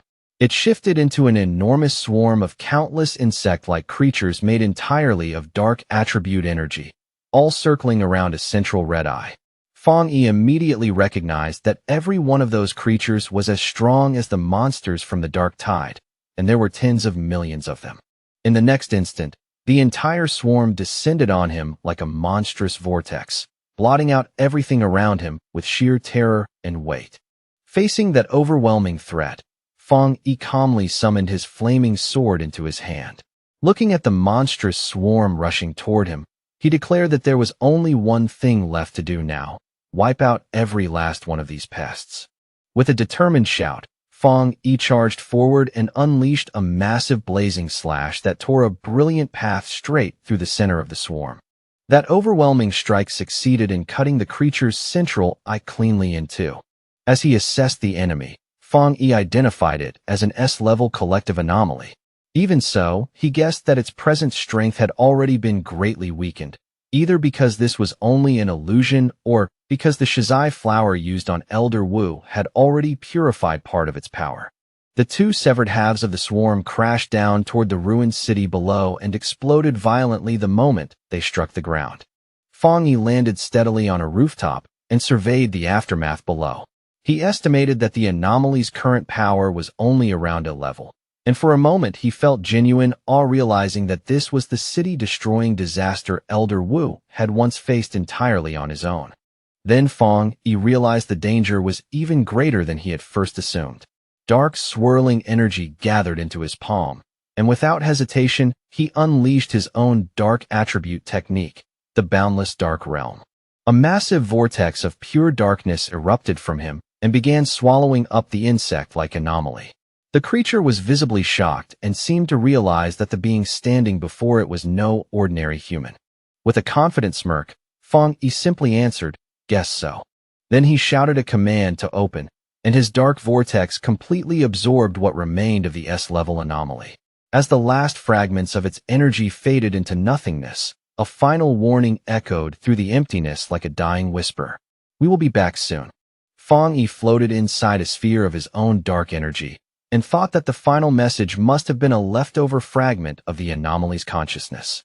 The use of the word "we" immediately caught his attention, and he began to wonder whether other disasters like this were already out there, waiting for the right moment to appear. As the illusory world around him let out a deafening roar and began breaking apart piece by piece, he decided it was wiser to leave now and think through the meaning of that warning later. His consciousness slams back into the real world in a sharp, breath-stealing jolt, as if he has been hurled out of a nightmare and dropped straight into his own body again. Without wasting even a second, he thrusts his hand into Elder Wu's body and begins drawing out the corrupt, dark attribute energy that has been festering deep inside him for far too long.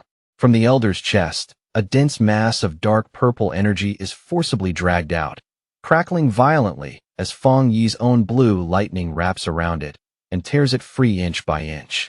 To keep the dangerous substance from breaking loose, Fong Yi immediately activates his 9-dragon Skyfire sealing art, locking the energy inside a blazing sphere bound by red chains that burn like molten fire. Holding the sealed orb in his hand, he explains to a stunned Jilan that this is the dark attribute remnant that had been left behind inside Elder Wu's body. After a brief pause, he concludes in a grave tone that this must be the final fragment of the anomaly that once nearly destroyed the city. He goes on to explain that although the sealed orb of dark energy still carries frightening power, its influence has already been greatly weakened by the Shizai flower and by Elder Wu's own seal. Looking at the old man with real respect, he praises him openly, saying Elder Wu truly deserves to be called the nation's #1 pioneer for using his own body to hold back such terrifying darkness. Fong Yi knows very well that if it had been anyone else, they would have died over and over long before now. As Jialan looks closely at her teacher, she notices that the red veins on his face have faded away, and even his breathing now sounds steadier, deeper, and far more peaceful than before. She tells Fong Yi with visible relief that he really has saved Elder Wu's life. Fong Yi, however, answers with quiet humility, saying it was not all due to his own strength. He explains that without the Shizai flower weakening the corruption first, there is no way he could have pulled out such a stubborn dark attribute so cleanly. Jialan nods and agrees, saying that while the flower preserved the elder's life, It was Fang Yi's power that finally gave him a real chance to recover completely.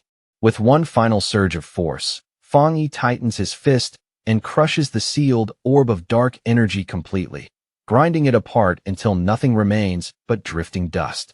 He says the remnant is now utterly useless and can no longer pose any threat. Then his expression turns serious, and he tells Jialan there is still one more thing she needs to know. In the mental illusion, the dark attribute remnant warned him before disappearing that it would return someday.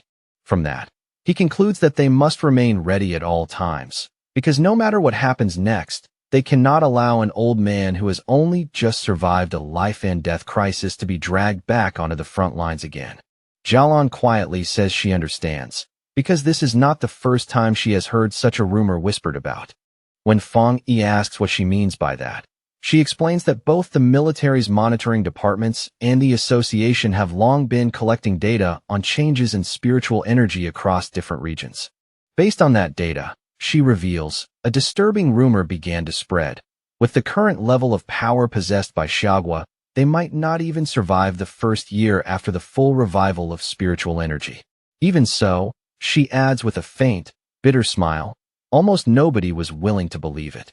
Fang Yi remarks that monitoring spiritual energy fluctuations sounds extremely official and far more serious than ordinary rumor chasing.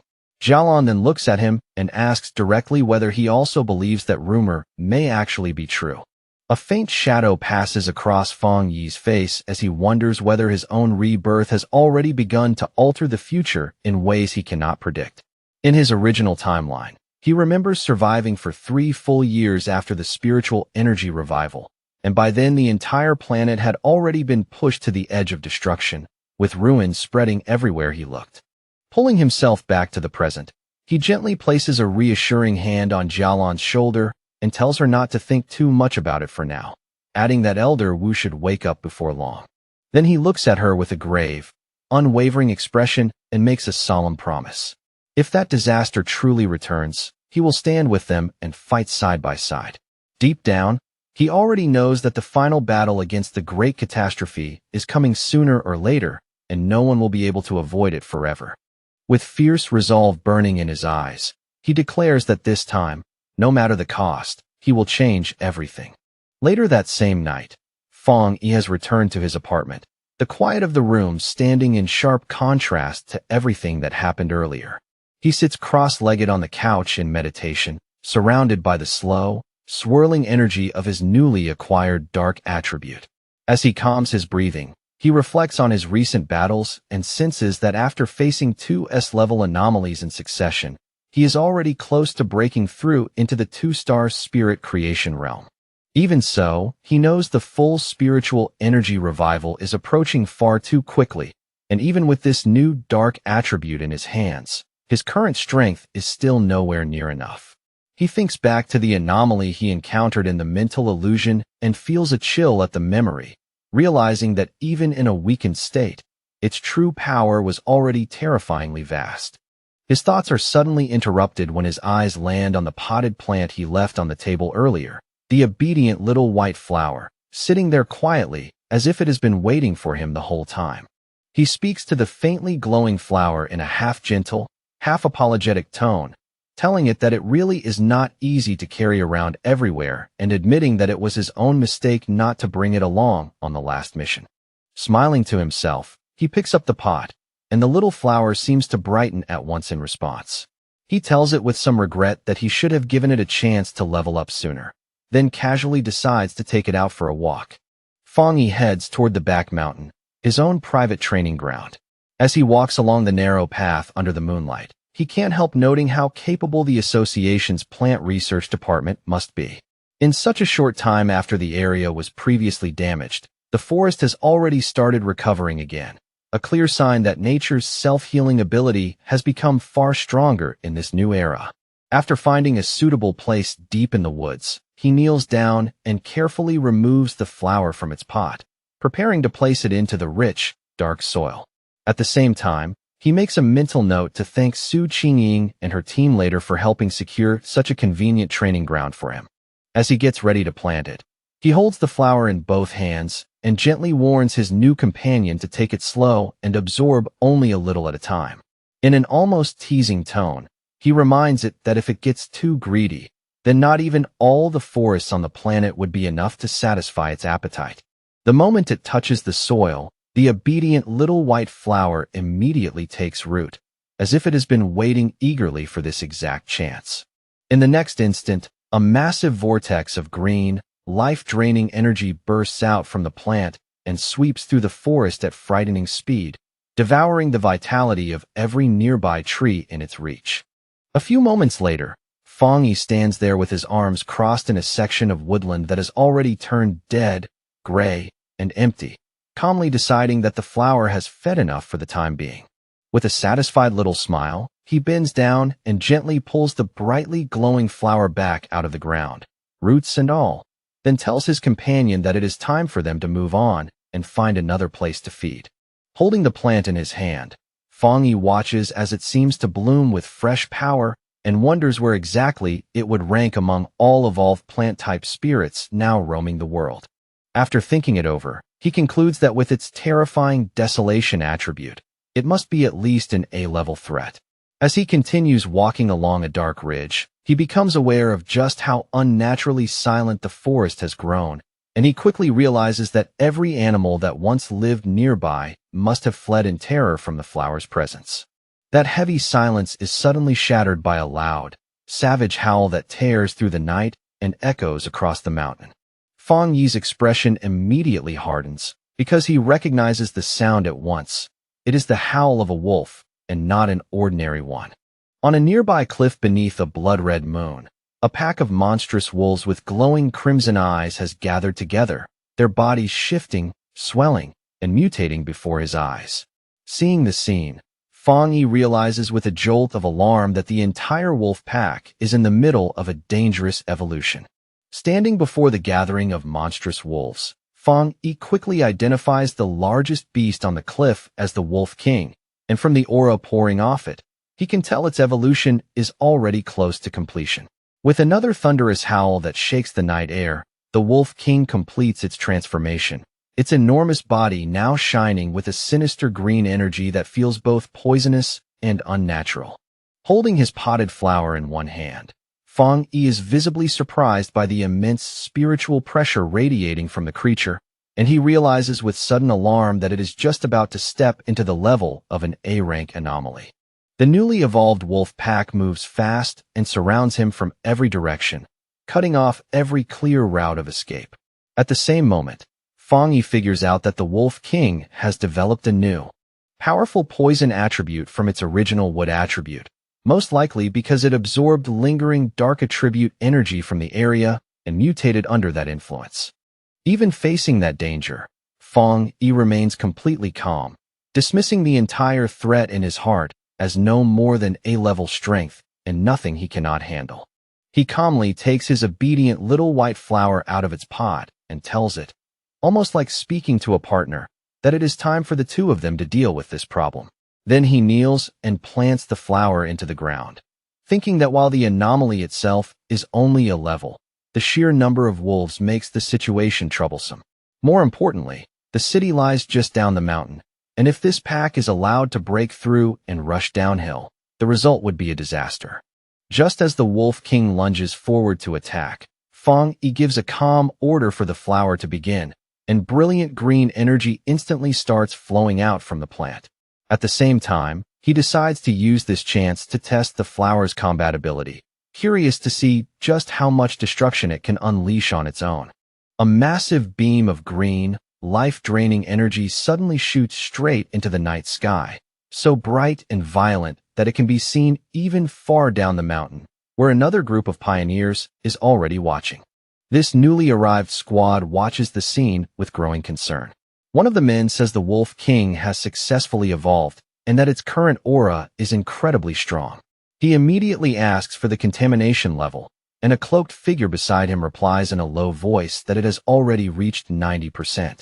The man and his companion are both left visibly stunned by that dangerously high reading, their expressions turning grim on the spot. The blonde-haired leader of the squad tenses at once as he realizes the danger is still climbing.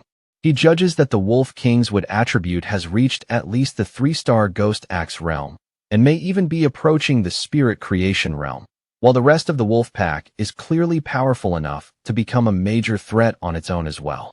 He worries that his team simply does not have enough people to contain a threat of this scale, admitting with a grim look that even he himself only recently broke through into the 3-star Ghost Axe realm.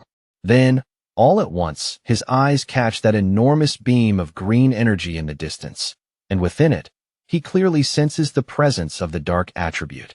In that instant, he finally understands why the contamination level has risen so high. He shouts the realization to his team in alarm, explaining that the Wolf King has evolved dual attributes, something so rare among anomalies that even seasoned pioneers would hardly ever expect to witness it. At that very moment, the contamination reading on the squad leader's watch suddenly surges again, the display flashing as it spikes all the way to 100%. The leader grits his teeth hard, knowing they have to stop the Wolf Pack's evolution before the entire area below is lost. He understands that those beasts were already savage enough before, and with this new power, they will only become far more vicious and uncontrollable.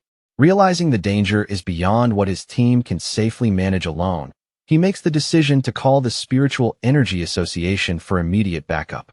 Just then, the ground beneath them begins to shake violently, the tremor rolling through the mountain without warning.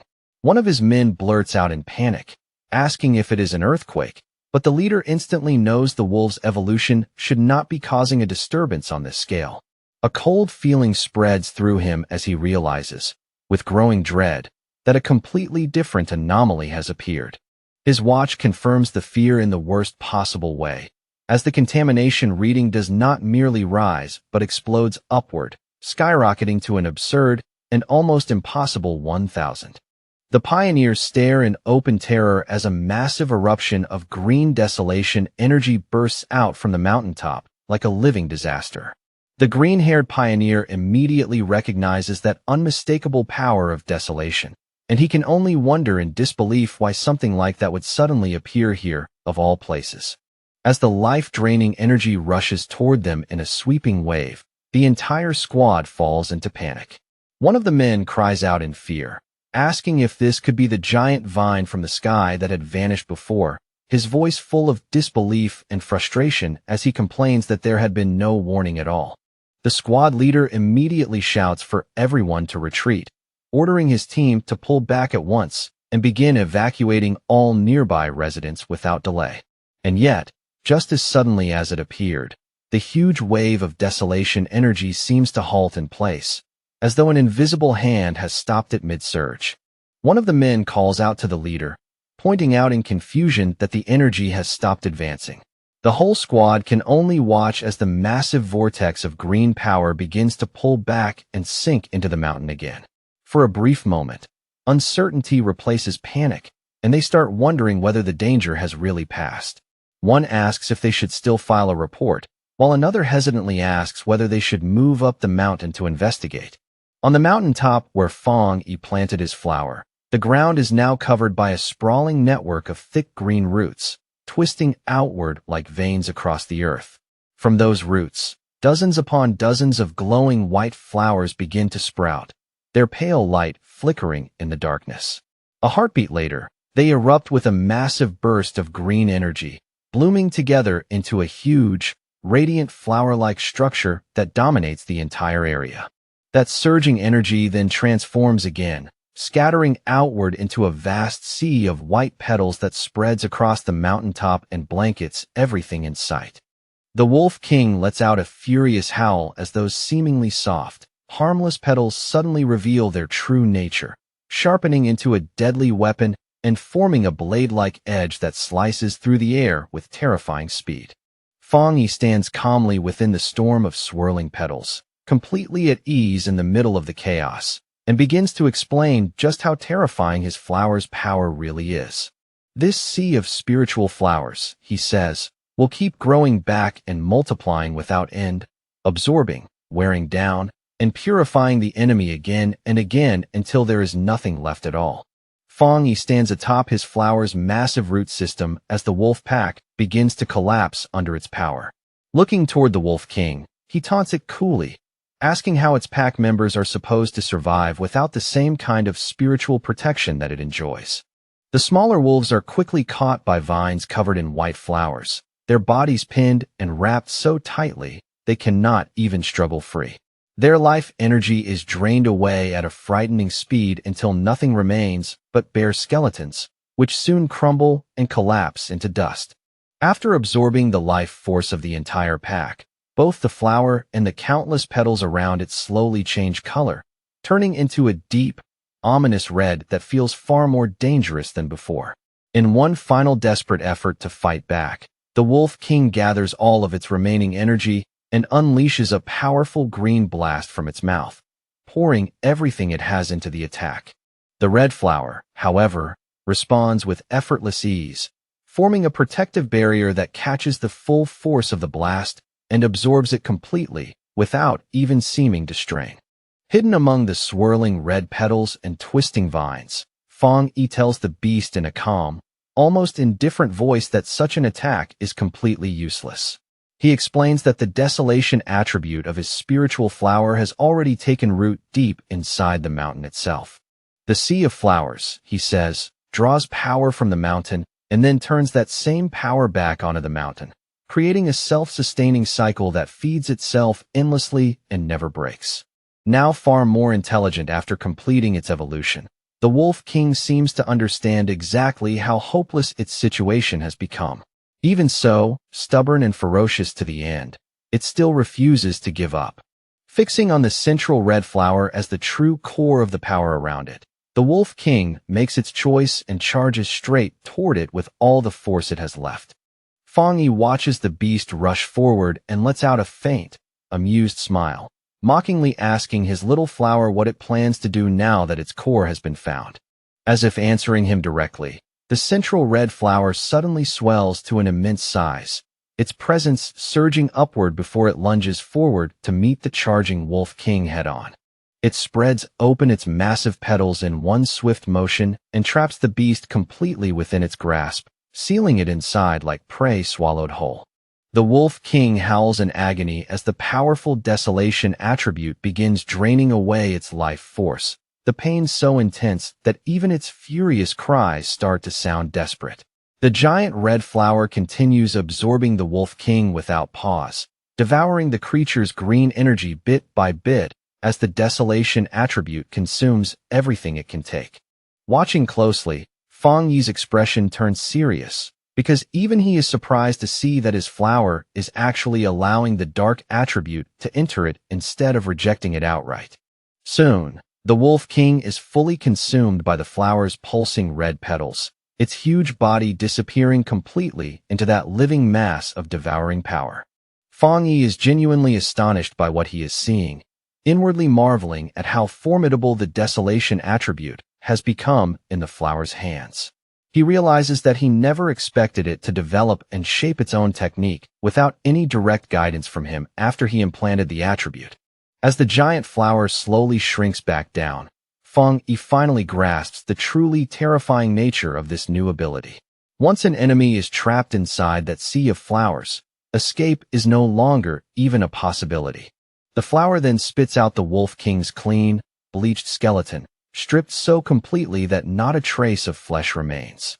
Seeing this, Fang Yi concludes that even if the spiritual flowers themselves are destroyed, they can simply regenerate without end and use their desolation power to reduce any enemy to bare bones.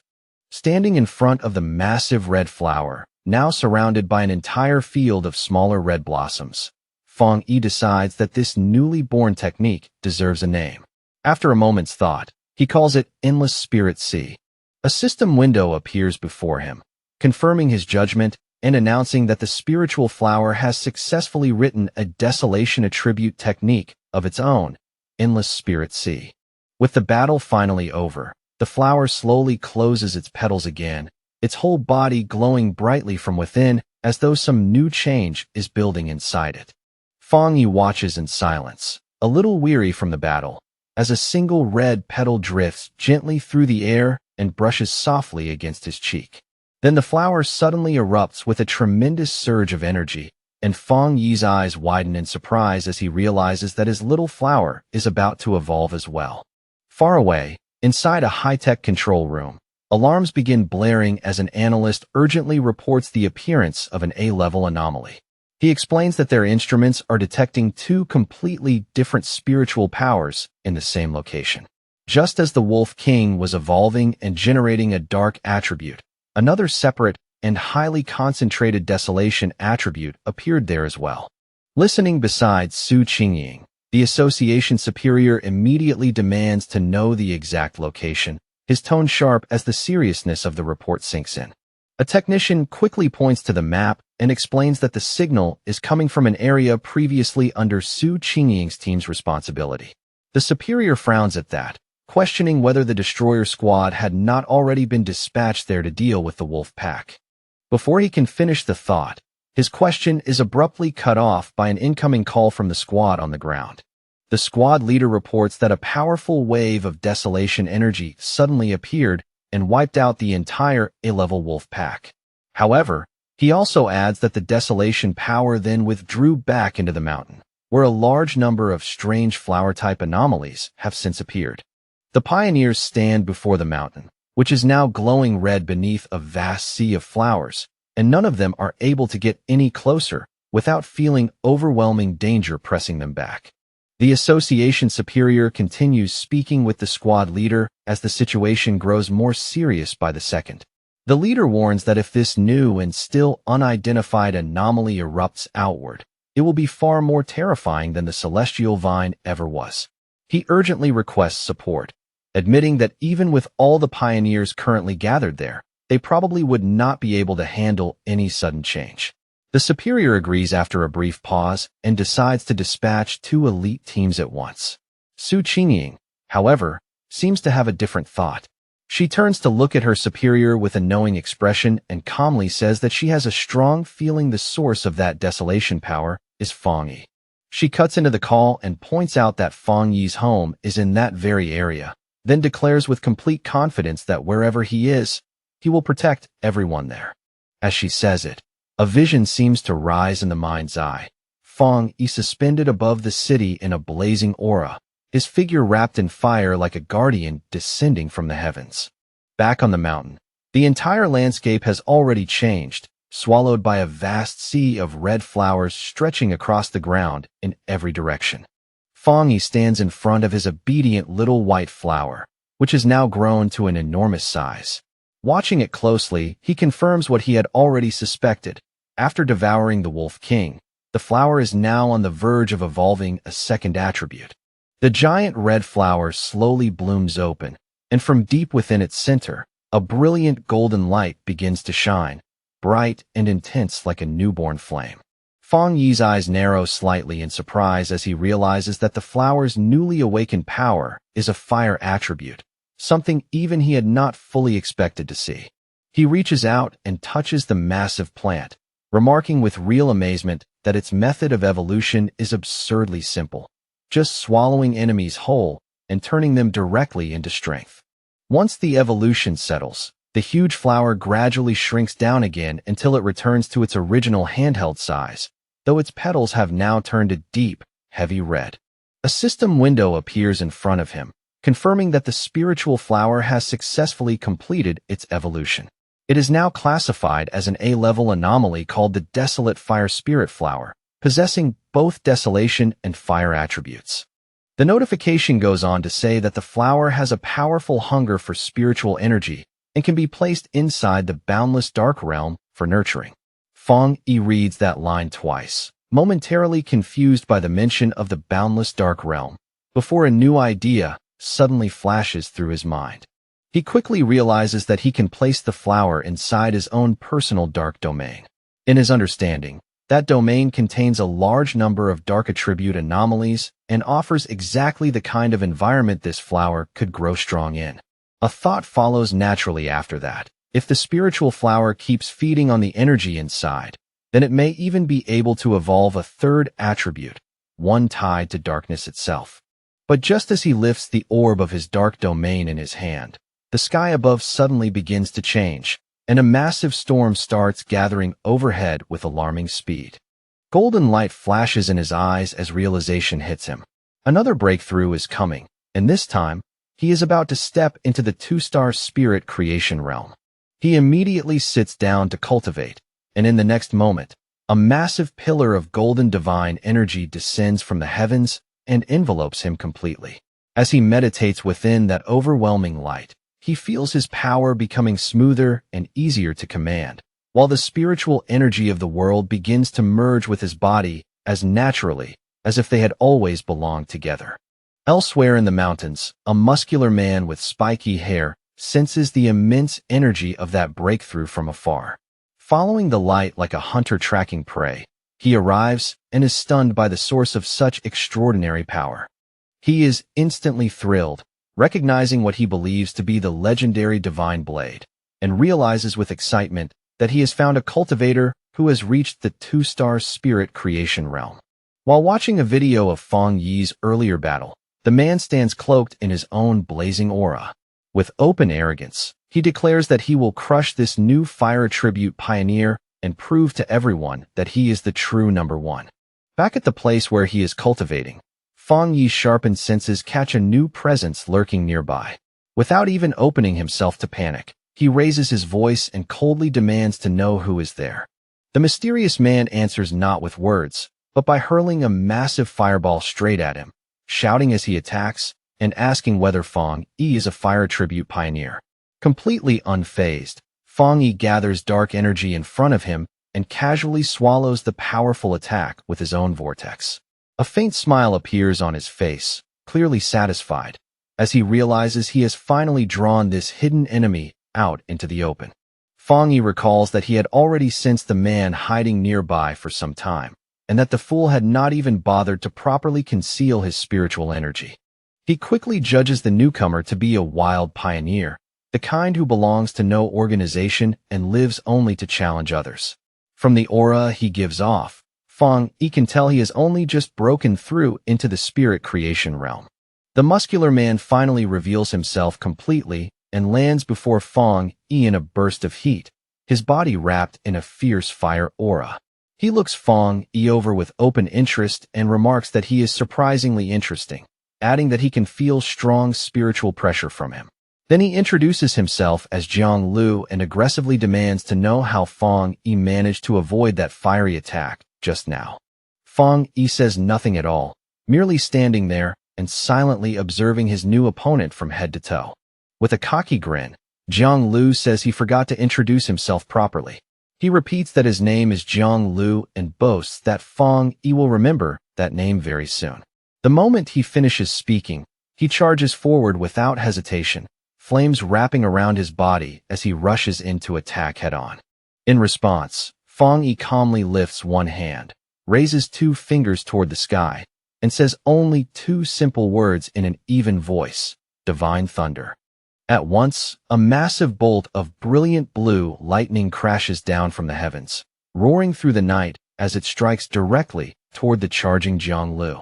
Jiang Lu is caught completely off guard, his eyes widening in shock as he wonders what kind of power this is supposed to be. The divine thunder hits him head-on with terrifying force, swallowing his entire body in a violent explosion of blue light. A painful cough tears out of him, and smoke spills from his mouth after taking the full impact of that overwhelming strike. He struggles to force himself back up, his body covered in scorch marks and crawling blue electricity. His mind reels as he tries to understand what just happened, unable to comprehend how his opponent could be using a thunder attribute when he was supposed to be a fire pioneer. He grits his teeth so hard they nearly crack, while his whole body still trembles uncontrollably from the aftershock of the lightning. Feng Yi stands over the fallen Jiang Lu, who has dropped to his hands and knees, and is now so thoroughly overwhelmed that he cannot even move properly. Then Feng Yi grabs him by the hair and brutally slams his head into the ground, shattering the rock beneath him with a heavy, merciless impact. With blue lightning still crackling all around him, fierce and unstable in the night air, Feng Yi mockingly tells his opponent to say his name again, adding that he did not quite catch it the first time. Jiang Lu can do nothing but stare in silent shock, his face pressed against the broken earth. His mind is filled with disbelief as he wonders how he could have been defeated so easily and so completely. He had only just reached the one-star spirit creation realm and had always believed he was the fastest cultivator among everyone he knew. He cannot understand how he lost like this, especially when he never even got the chance to use his ultimate move. His thoughts flash back to the days when he was praised and admired by those around him, when his rare and powerful fire attribute made him feel invincible. He had truly believed that sooner or later, everyone would have no choice but to bow to him. A small, dismissive sound leaves Feng Yi's lips as he sends another surge of electricity through Jiang Lu's body, making him scream in pain on the spot. Jiang Lu's mind is still stuck on the same impossible question. How can this man have a thunder attribute when he was supposed to be using fire? Feng Yi looks down at him with one eye glowing blue, disappointment clear in his expression as he remarks that he had honestly expected this opponent to be much stronger. With a cold, condescending smile, Feng Yi mocks the arrogance of the younger generation while pinning Jiang Lu helplessly to the ground with raw electrical force. Jiang Lu grits his teeth through the pain and humiliation, his thoughts racing wildly. He realizes that although Feng Yi is clearly only at the 2-star spirit creation realm, the spiritual pressure coming off him feels vastly greater than his own, by at least 2 full realms. Then an even more terrifying realization crashes into him. No, it feels closer to the difference of 3 entire realms. Convinced that death is right in front of him, Jiang Lu thinks in despair that this is really the end, that he, the great Jiang Lu in his own mind, is actually going to die here. Lying there in terror on the ground, Jiang Lu finally breaks and begs Feng Yi not to kill him. Feng Yi stares at him for a moment with a cold, unreadable face, then silently loosens his hold and lets him go. He warns him in a low voice that a pioneer's power is not something that should be thrown around carelessly against other people. Then, with quiet disdain, he suggests that if Jiang Lu truly has that much free time, he would be better off using it to clear out some of the newly emerging anomalies. After giving him one last dismissive glance, Feng Yi turns and walks away without another word, leaving Jiang Lu sprawled on the ground in confusion and humiliation. Jiang Lu watches his back disappear, his mind in complete turmoil as he wonders about Feng Yi's overwhelming spiritual power. He cannot tell whether that crushing gap between them exists because Feng Yi is an unbelievable genius, or because he himself is simply far weaker than he ever dared admit. Later, inside a luxury apartment, a dejected and emotionally drained Jiang Lu pushes open the door and enters a room where 2 men have already been waiting for him. One of the men greets him the moment he sees him and, after a brief pause, casually comments on his new hairstyle with an awkward attempt at humor. The other man, who has striking red hair and a much sharper temper, immediately begins scolding him the instant he steps inside. He reminds Jiang Lu that he had already warned him before, telling him again and again not to go around picking fights so recklessly. The red-haired man keeps lecturing him, saying Jiang Lu's aggressive attitude is far too dangerous, especially now, when the spiritual energy revival has not even officially begun. He warns that acting like this will only drag more trouble straight to his door. To his friend's surprise, Jiang Lu does not argue back or flare up in anger this time. Instead, he drops onto the sofa like a man whose spirit has been completely broken. Thrown off by that strange reaction, one of the men stares at him and asks what happened, wondering if this silent, defeated figure is really the same battle-hungry Jiang Lu they know. The red-haired man frowns and asks Jiang Lu directly what exactly happened out there. He reminds him that he went out specifically to challenge the Divine Blade user, and Jiang Lu, still sunk in misery, quietly admits that the whole thing ended in an instant. His other friend immediately grabs him by the shoulders and demands that he stop mumbling and explain clearly what he means. With tears already gathering on his face, Jiang Lu finally breaks down and confesses that he was the one who got defeated in an instant. His 2 friends are left in complete disbelief. Jiang Lu, half frantic and half broken, says he wishes he had realized sooner that something was wrong and backed off, because at least then he would not be drowning in this kind of shame. The man on the sofa can only ask in confusion how the Divine Blade could possibly be that strong when Zhang Lu himself is a rare genius who reached the spirit creation realm in only a few short months. Zhang Lu then remembers the fight in painful detail, recalling how his strongest technique, Meteor Flame, was crushed in a single instant by the other man's terrifying thunder attack. His friends try hard to make sense of such an absurd defeat. The seated man wonders whether Zhang Lu challenged the wrong person, arguing that with Zhang Lu's pure firepower and spirit creation realm cultivation, it should be nearly impossible for anyone to beat him that easily. The red-haired man offers another guess, suggesting that perhaps this person was not actually a pioneer at all, and that their first judgment of his identity and strength was simply wrong. Zhang Lu explodes at that idea and angrily rejects both explanations, shouting that there is no way he could have mistaken it, and that the location was absolutely his opponent's own territory. He insists they cannot possibly understand because they were not there to feel it themselves. In a shaken voice, he describes the man as a monster and recalls that terrifying thunder, saying it felt so violent and overwhelming that it was going to split his head apart. Both of his friends fall silent in shock as Zhang Lu declares that his instincts are telling him he found the right person after all.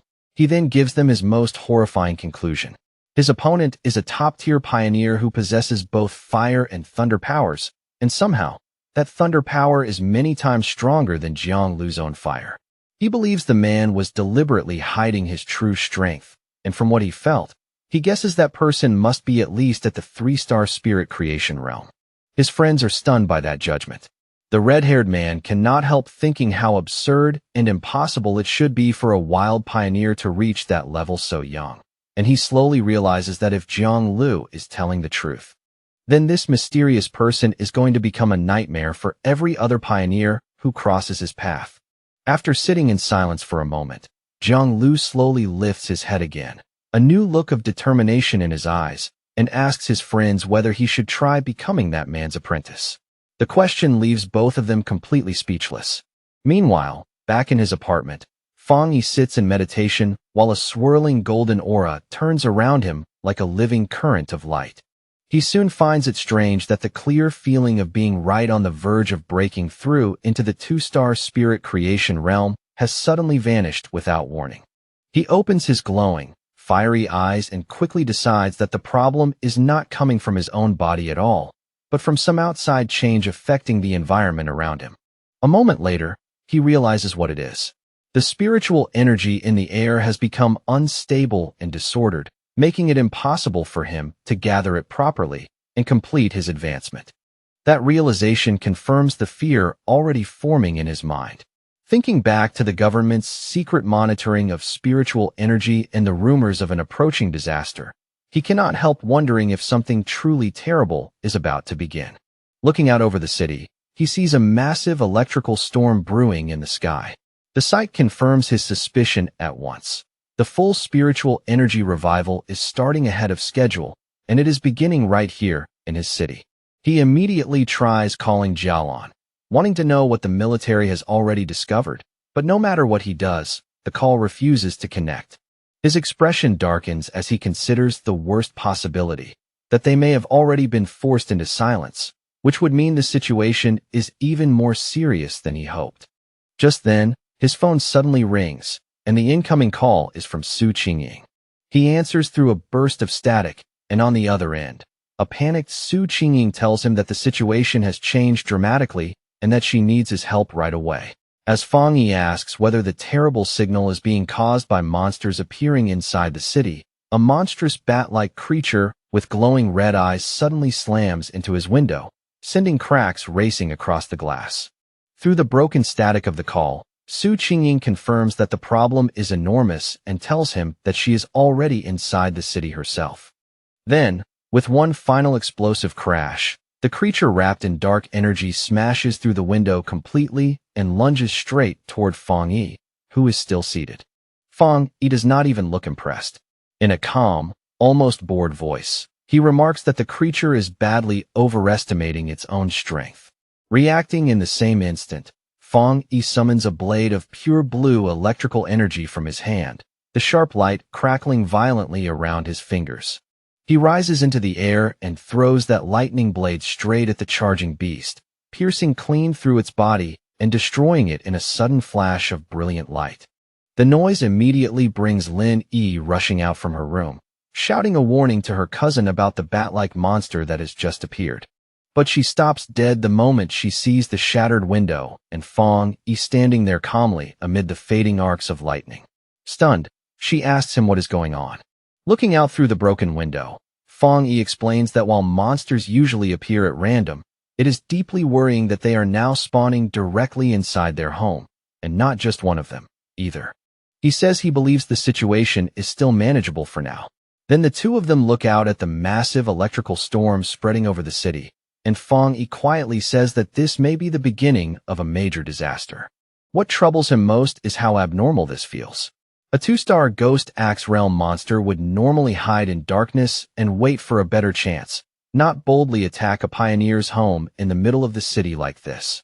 Realizing that a difficult battle is approaching, he tells Lin Yi to contact every pioneer she knows and gather them all at the apartment as quickly as possible.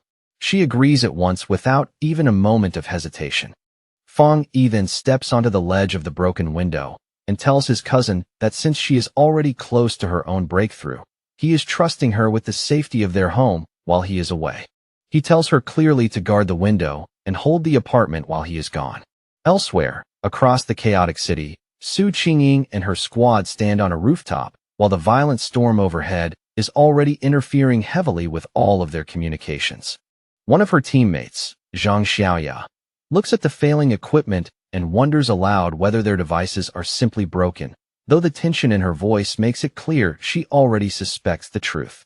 Su Qingying's expression turns grim as she says that if a real disaster truly breaks out, then they may have no choice but to handle it with their own strength alone. Together they lift their eyes toward the enormous, swirling vortex overhead, and even as she watches it twist across the sky, she can only hope this is still some kind of false alarm. Acting as the captain without hesitation, she raises her communicator and begins checking the status of every patrol unit. Her voice steady as she orders all teams across the area to remain on the highest possible alert. But before she can finish issuing commands, Su Qingying, Zhang Xiaoya, and the other squad member all look up at the same time, their faces freezing into pure shock and instinctive fear.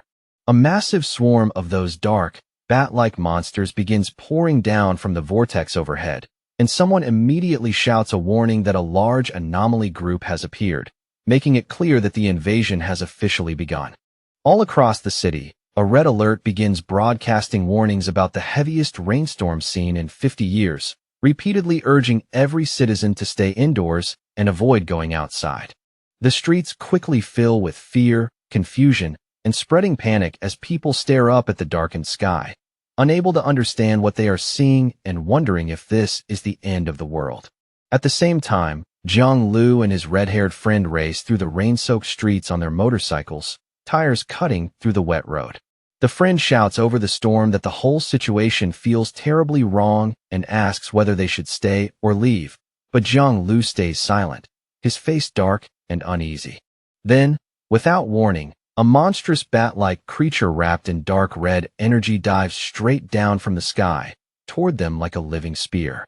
Jiang Lu reacts instantly in anger, shouting that the thing must be looking for death as he throws up a hand and summons a blazing fireball.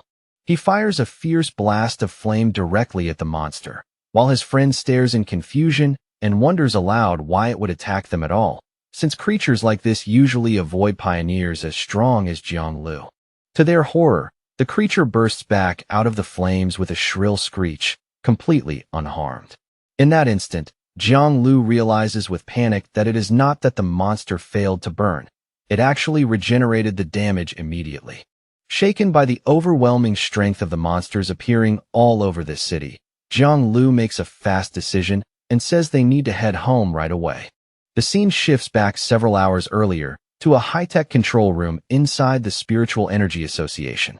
There, Su Qingying and her superior are in the middle of a meeting when one official suggests that if they want results, they need their most capable people to open communication with Fong Yi. Just as the superior turns towards Su Qingying to speak, a sudden alarm cuts sharply through the room and interrupts the meeting. A special warning flashes across the main screen, announcing that an A-level anomaly is predicted to arrive in the city center within 24 hours, while large numbers of bat-like anomalies have already begun gathering in the outer suburbs. The association superior questions whether it is truly an A-level anomaly, and Su Qingying, visibly alarmed, immediately says they must dispatch a team at once, and that she will personally go as well. The scene snaps back to the present, where the leader of the destroyer squad stares upward in terror at a gigantic version of the bat monster descending on him. In a panic, he shouts into his communicator, correcting the previous report and warning that the anomaly is not A-level at all, it is S-level. The creature's enormous shadowy body continues growing more oppressive as it descends, its glowing red eyes fixed below with the cold intent to wipe everything out.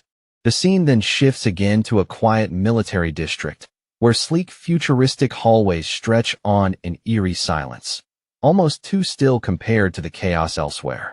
Outside, however, that silence has already been shattered by war. A huge swarm of glowing red, bat-like anomalies is attacking a military warship, and the vessel responds by firing massive blasts of energy in a desperate attempt to hold them back. In the center of that raging swarm, Jialan fights fiercely, her body moving like a storm as powerful energy whips lash out from her hands and tear through wave after wave of the dark creatures. For one brief moment, Jialan pauses in mid-battle and looks up, watching the endless stream of monsters continue pouring in without any sign of stopping. She knows her unique ability allows her to shape and reinforce her spiritual power however she needs, but the number of dark attribute bats keeps increasing no matter how many she cuts down. It feels less like a random attack and more like a deliberate effort to keep her and her soldiers from reaching something important. Just then, a young blonde man wrapped in crackling yellow lightning drops down beside her, his arrival flashing through the battlefield like a sudden strike from the sky. He gives her a quick smile even in the middle of the chaos and openly compliments her strength, clearly impressed by what he has just seen. Then his tone turns serious as he explains how bad the situation has become. He says the entire military district is being held by only a small number of high-level officers and asks for her orders. Jialan tells him that their communications are being jammed so badly that contacting anyone outside the district has become impossible. She assumes the same thing must be happening in the other military districts as well. As she stares up at a sky turning black beneath the swarm, Jialan makes a difficult decision in silence. Then she raises her voice and issues her commands, ordering 2 squads to remain behind and defend the restricted zone no matter what happens. She declares that everyone else will follow her and force a path through the enemy lines so they can try to reconnect with the other military forces. With that order given, she, the blonde lightning user, and the soldiers under her command throw themselves back into battle, ready to fight their way to freedom. But as they fly toward the city, Jialan suddenly realizes something horrifying. Looking out over the urban skyline now buried beneath a blood-red swarm, she understands the truth at last. The anomaly's real target was never just the military zone. It was the entire city from the beginning. Elsewhere, under the pouring rain, frightened citizens scrambled desperately for shelter.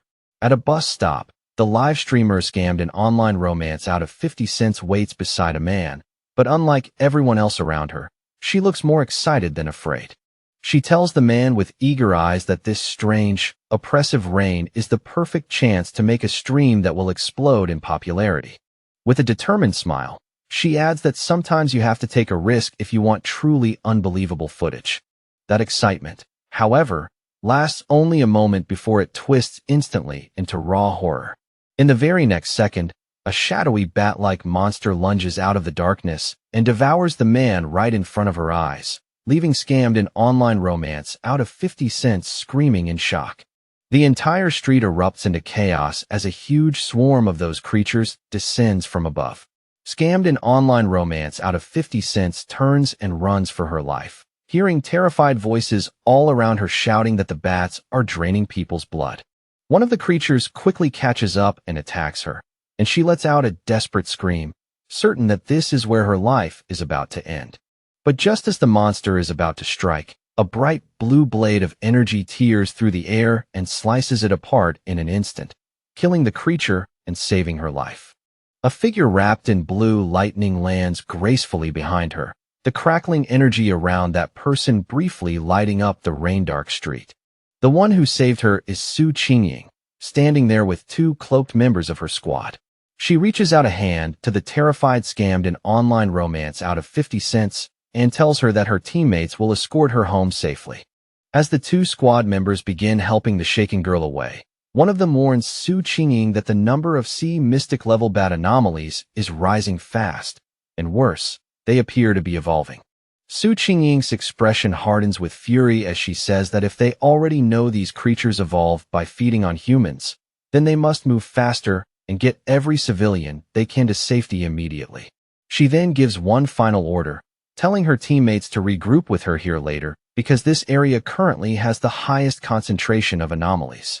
They acknowledge the command and lead scammed in online romance out of 50 cents away, leaving Su Qingying standing alone before the deepening blood-red swarm.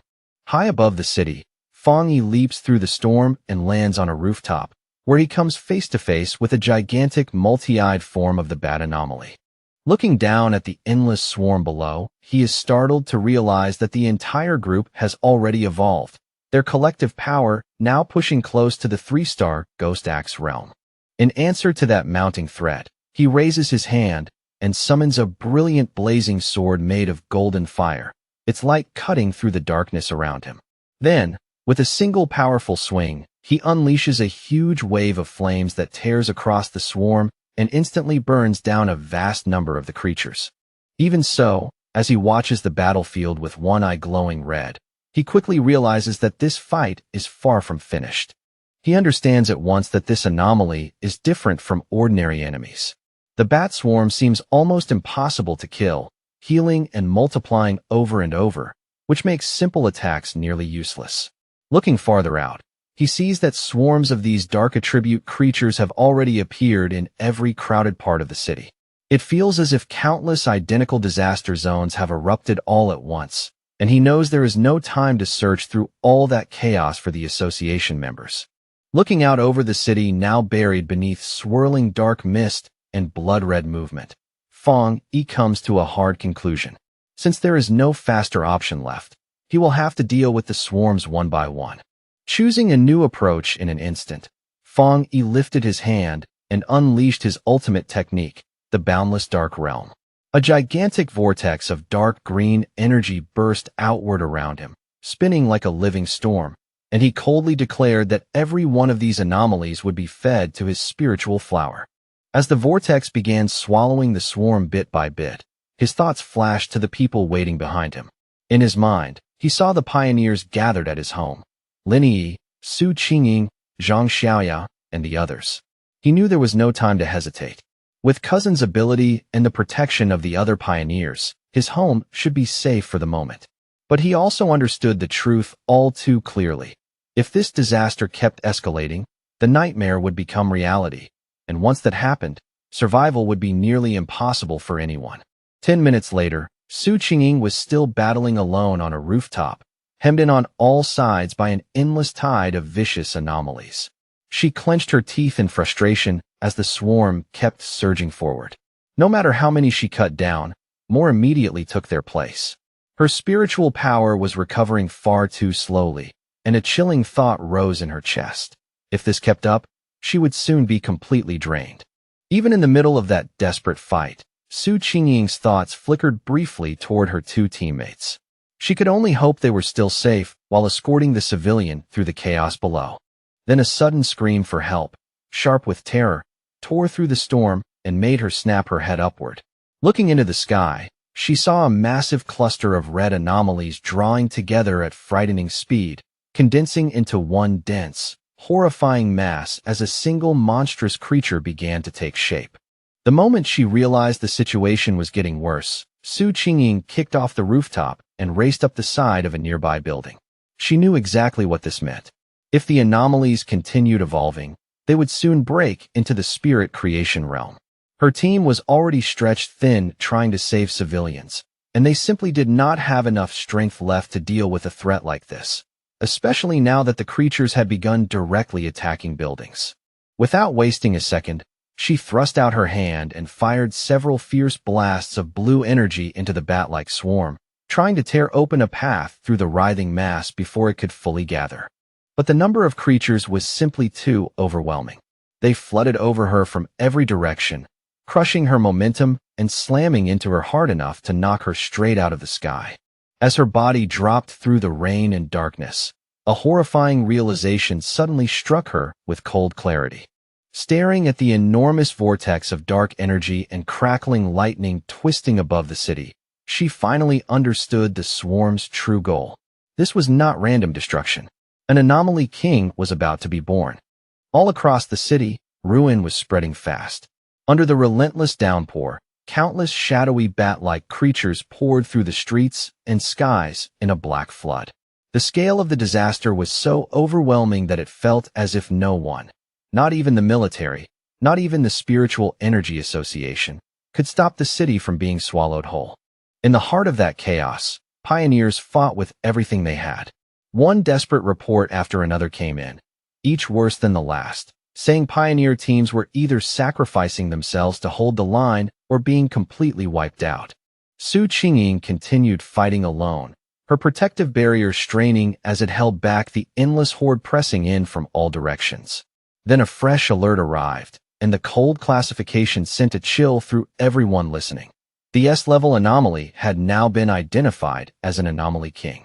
Inside the association's command center, the atmosphere had turned utterly grim. Officials stood frozen before the incoming reports of catastrophic casualties. The creature's sheer numbers, combined with their terrifying regeneration speed, were crushing every defensive line they had. Worse still, there was no longer enough time to request reinforcements from other regions. One subordinate, pale-faced and shaken, reported that the entire city had already been sealed in by an immense black fog. It wrapped around everything like a wall, cutting off any remaining chance of outside rescue. Only then did they fully realize the truth, and the horror of it hit them all at once. They had become a completely isolated city.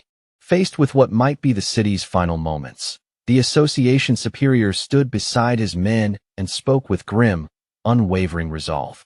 As pioneers, he said, they would stand with the city and fall with it. If the monsters wanted to take this place, they would have to step over their dead bodies first. With a face set in iron determination, he issued one final order: send the last code to headquarters immediately. If they failed to stop the disaster here, then headquarters had to launch a destruction strike at once, no matter the cost, to keep the dark attribute from spreading any farther. Meanwhile, Su Qingying's battle had not stopped for even a moment. Her protective barrier was beginning to crack under the non-stop assault of the swarm, and she could feel the last of her spiritual power slipping away. She was nearing her limit. Drawing on every bit of strength she still had, she forced herself to focus, gathered her remaining energy, and hurled one final massive blast toward the swirling vortex of monsters above. But the attack was knocked aside with shocking ease, as though all the power she had staked on that strike meant nothing at all. The evolved creature became clearer in the storm-dark sky and let out a shriek so sharp it seemed to split the rain itself. As its true aura spread, Su Qingying's eyes widened in disbelief. The thing had already reached the terrifying level of a 3-star spirit creation realm. It lunged straight at her barrier, and with one brutal strike, the entire defense shattered apart. Driven back and nearly spent, Su Qingying clenched her teeth in despair. Her spiritual energy was almost exhausted, and for the first time, the weight of helplessness pressed heavily into her chest. The creature's overwhelming power tore completely through Su Qingying's protective barrier, smashing what little defense she had left into fragments. Already injured and unable to stabilize herself, she fell through the air in a miserable arc while the massive creature descended after her like a predator closing in for the kill. Realizing with painful clarity that this might truly be the end, she forced herself to gather the last traces of power still left inside her for one final, desperate attack, refusing to give up even as death rushed down toward her. But just as she was about to strike, a streak of brilliant fire suddenly flashed past her body, cutting through the darkness so fast it was almost impossible to follow, and then exploded against the monster with violent force, stopping its advance in midair. Through the fading blaze and scattering sparks, Su Qingying stared in shock as Fang Yi appeared before her, his sword still burning with fierce light. He turned toward the threat without hesitation, and his eyes shone with overwhelming power, one blazing fiery orange, the other crackling electric blue, both bright enough to pierce the storm. In a cold, steady voice, he declared that his power was divine thunder. Then he surged forward, driving both fire and lightning into his blade until the weapon itself seemed ready to split heaven and earth. He met the creature head-on in the open air, and with a single devastating swing that carried unstoppable force, he cleaved the enormous monster cleanly in half. The severed halves exploded one after another in blazing bursts of fire, lighting up the rain-darkened city sky with a violent, almost unreal brilliance. When the clash was over, Fang Yi and Su Qingying dropped back down and landed on a road made slick and reflective by the pouring rain. Fang Yi calmly apologized for taking so long to find her, explaining that there had been too many identical swarms of monsters spread across the city. Still weak and catching her breath, Su Qingying warned him not to lower his guard. These creatures, she reminded him, could revive. Almost as soon as she said it, the scattered remains of the monster began gathering again in the sky, slowly reforming before their eyes. Fang Yi merely lifted his gaze and said in an even tone that he already knew. Facing the regenerating swarm without the slightest trace of panic, Fang Yi told Su Qingying not to worry. He always finished what he started. Purple dark attribute energy rapidly condensed into his hand, growing denser and heavier by the second, before he unleashed the boundless dark realm once more. A terrifying vortex burst outward to absorb the enemy, and he declared with absolute certainty that he always kept his word. Watching that overwhelming scene unfold in front of her, Su Qingying felt hope surge back into her heart. Only then did she realize she had nearly forgotten something important. The city still had a peerless pioneer like Fang Yi standing in it. The huge purple vortex spread wildly across the street and up into the air, swallowing the entire swarm of bat-like creatures as if the night itself were being dragged into its center. Then, with nothing more than a single command from Fang Yi, the massive vortex abruptly compressed inward, crushing the countless monsters tighter and tighter until they were forced into one stable orb of pure dark energy. Only after dealing with the swarm did Fang Yi turn towards Su Qingying and ask if she was all right. She thanked him for saving her life and said she was fine for the moment, adding that she had medicine on her that could help her recover. But after noticing the state of her injuries, Fang Yi's expression grew visibly more serious. He placed a hand on her shoulder, and in the next instant a surge of blue lightning wrapped around her body, making her cry out in startled surprise. Fang Yi explained calmly that he had already cleansed the dark attribute invading her system, then told her to quickly bandage the wound. Su Qingying was stunned by the strength of his thunder attribute. She could clearly feel that the pain in her wound had already eased, and the injury itself was healing faster than it ever had under even the association's most advanced medicine. At the same time, back in the association's command center, one operator suddenly shouted in excitement that the number of monster groups appeared to be dropping. But one of the superiors immediately corrected him in a grim voice. All of the rescue pioneer teams, he said, had already come under attack and lost contact. The number of monsters outside the city had not decreased in the slightest. The truth was far worse. The swarms inside the city were gathering together because the anomaly king was on the verge of appearing. A trace of sorrow passed through his heart as he thought about wanting to see his parents one last time, yet he already knew that chance was gone. With that quiet pain buried deep inside him, he forced himself to accept reality and decided that all he could do now was carry out his final duty to the end. As the two of them stared up at the enormous green vortex churning across the sky, Fang Yi asked Su Qingying whether the association had any solid information about what they were truly facing. Su Qingying answered in a low, serious voice that it was a super S-class anomaly, one that intended to devour the entire city, and that its power was already comparable to the terrifying monster the Star God Warzone had once been forced to seal away. Her expression darkened even further as she explained that an event on this scale had a name. It was called a cataclysm. These swarms flooding the city were not the main disaster at all, only the first warning, the opening sign of something far more horrifying that had yet to fully arrive. She went on to say that deep within that swarm, an unimaginably powerful spirit was being born right now. And if that birth was allowed to complete, then the fate of the city was already sealed. Everything here would be wiped out. Su Qingying then told Fang Yi what the association had managed to piece together from its research and battlefield records. Usually, monsters of the same type devoured one another in order to evolve, growing stronger through brutal self-consumption. But dark attribute anomalies did not follow the normal pattern. Once one of them fully evolved into what was known as an anomaly king, it gained a terrifying form of authority. That power would forcibly suppress every other anomaly of the same type and bend them all into absolute obedience beneath its will. She turned to Fang Yi with worry written plainly across her face. His strength was already astonishing, that much she could not deny, but she still pointed out the brutal truth. He had not yet stepped into the legendary Jinggang realm. She reminded him that even the nation's strongest pioneer had ended up bedridden after sealing a similar catastrophe.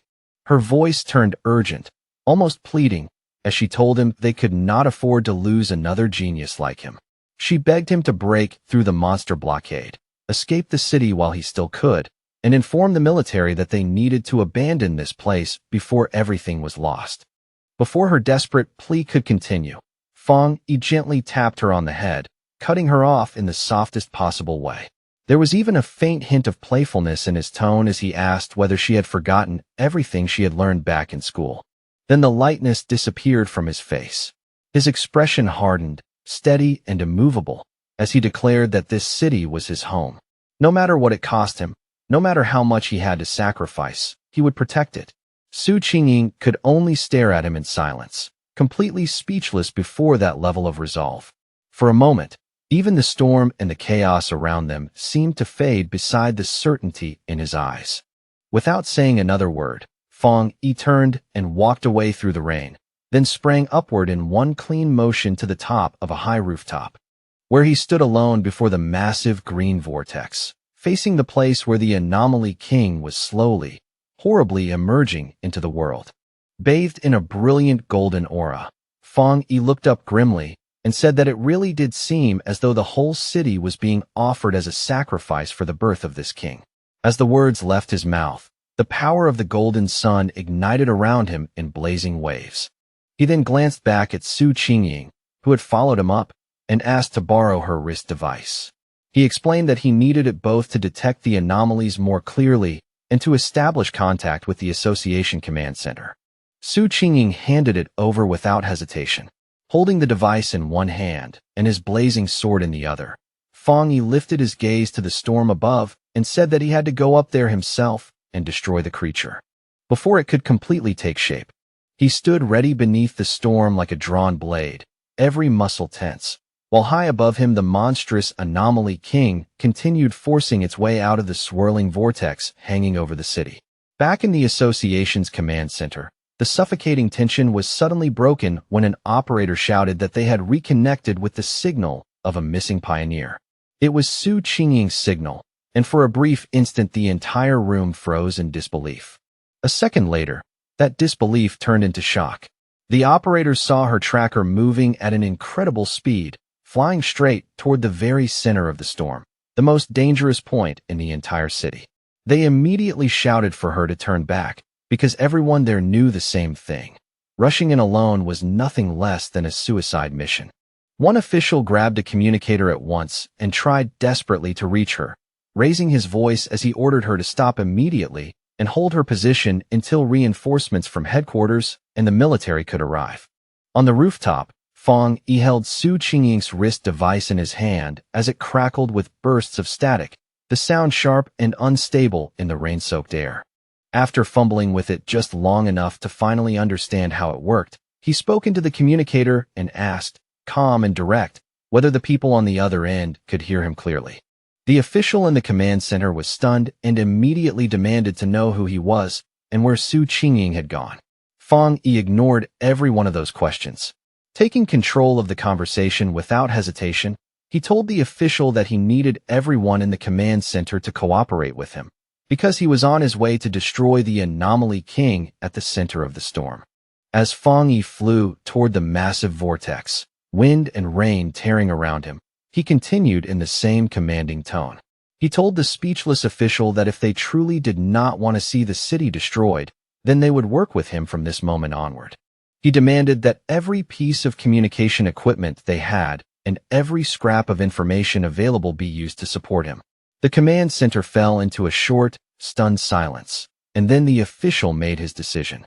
With sudden fury and urgency, he barked orders for everyone to stop what they were doing and immediately connect all resources to the unknown pioneer. He commanded his teams to bring every available satellite radar online, feed the man constant battlefield data, and assign one operator to remain as his direct contact at all times. The assigned operator moved instantly and began reporting at once, explaining that satellite images showed an enormous number of anomalies gathered around the king, spinning in a violent circular formation like a living typhoon of darkness. He quickly added that the concentration of anomalies along the northern route appeared to be somewhat lower, making it a possible entry path. Even so, he recommended approaching from the southeast instead, since that direction seemed to avoid the densest and most dangerous swarms. As the stream of information continued pouring in through the communicator, Fang Yi kept flying deeper into the storm without slowing down even once. Then the operator suddenly cried out a warning. Fang Yi had been spotted by two powerful anomalies, one ranked A and the other S, and both were estimated to possess strength at the level of the two-star spirit creation realm. Panic rose in the operator's voice as he desperately urged Fang Yi to pull away at once. The official stared at the monitors with a grim face, already knowing in his heart that retreat was no longer possible. The unknown pioneer had committed himself too deeply to turn back now. At that very moment, a massive shockwave slammed into the command center building, jolting the entire room and throwing the staff into chaos as alarms blared and terrified cries erupted from every side. High above the city, Fang Yi moved with effortless precision and cut one of the powerful bat-like anomalies clean in half with a single swing of his flaming sword. His eyes burned with blazing power as he looked ahead and asked with complete calm. And in the command center, the operators could only stare in stunned disbelief. The leading official blurted out that the anomaly's source signal had vanished. Realizing what had just happened, he was shocked to understand that this pioneer had killed a dark attribute S-level anomaly in a single strike. His subordinate, excited almost to the point of shouting, immediately said that this had to be the legendary pioneer known as the Tyrant. In an instant, the entire command center erupted into cheers.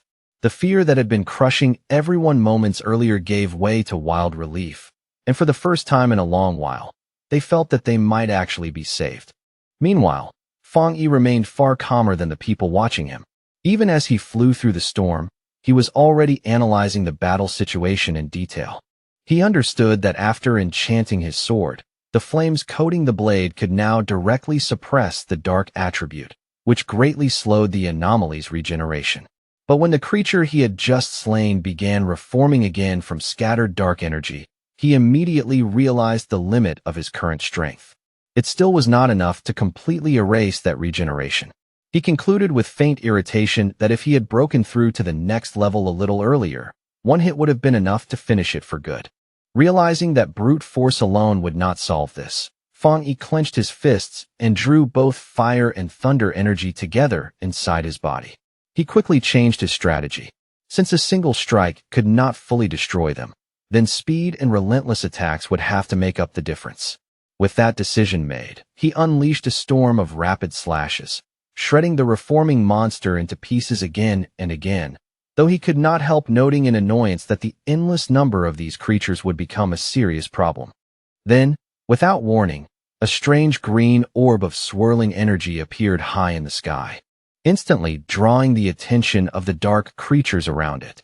And one after another, they began flying downward toward it as though summoned by an invisible call.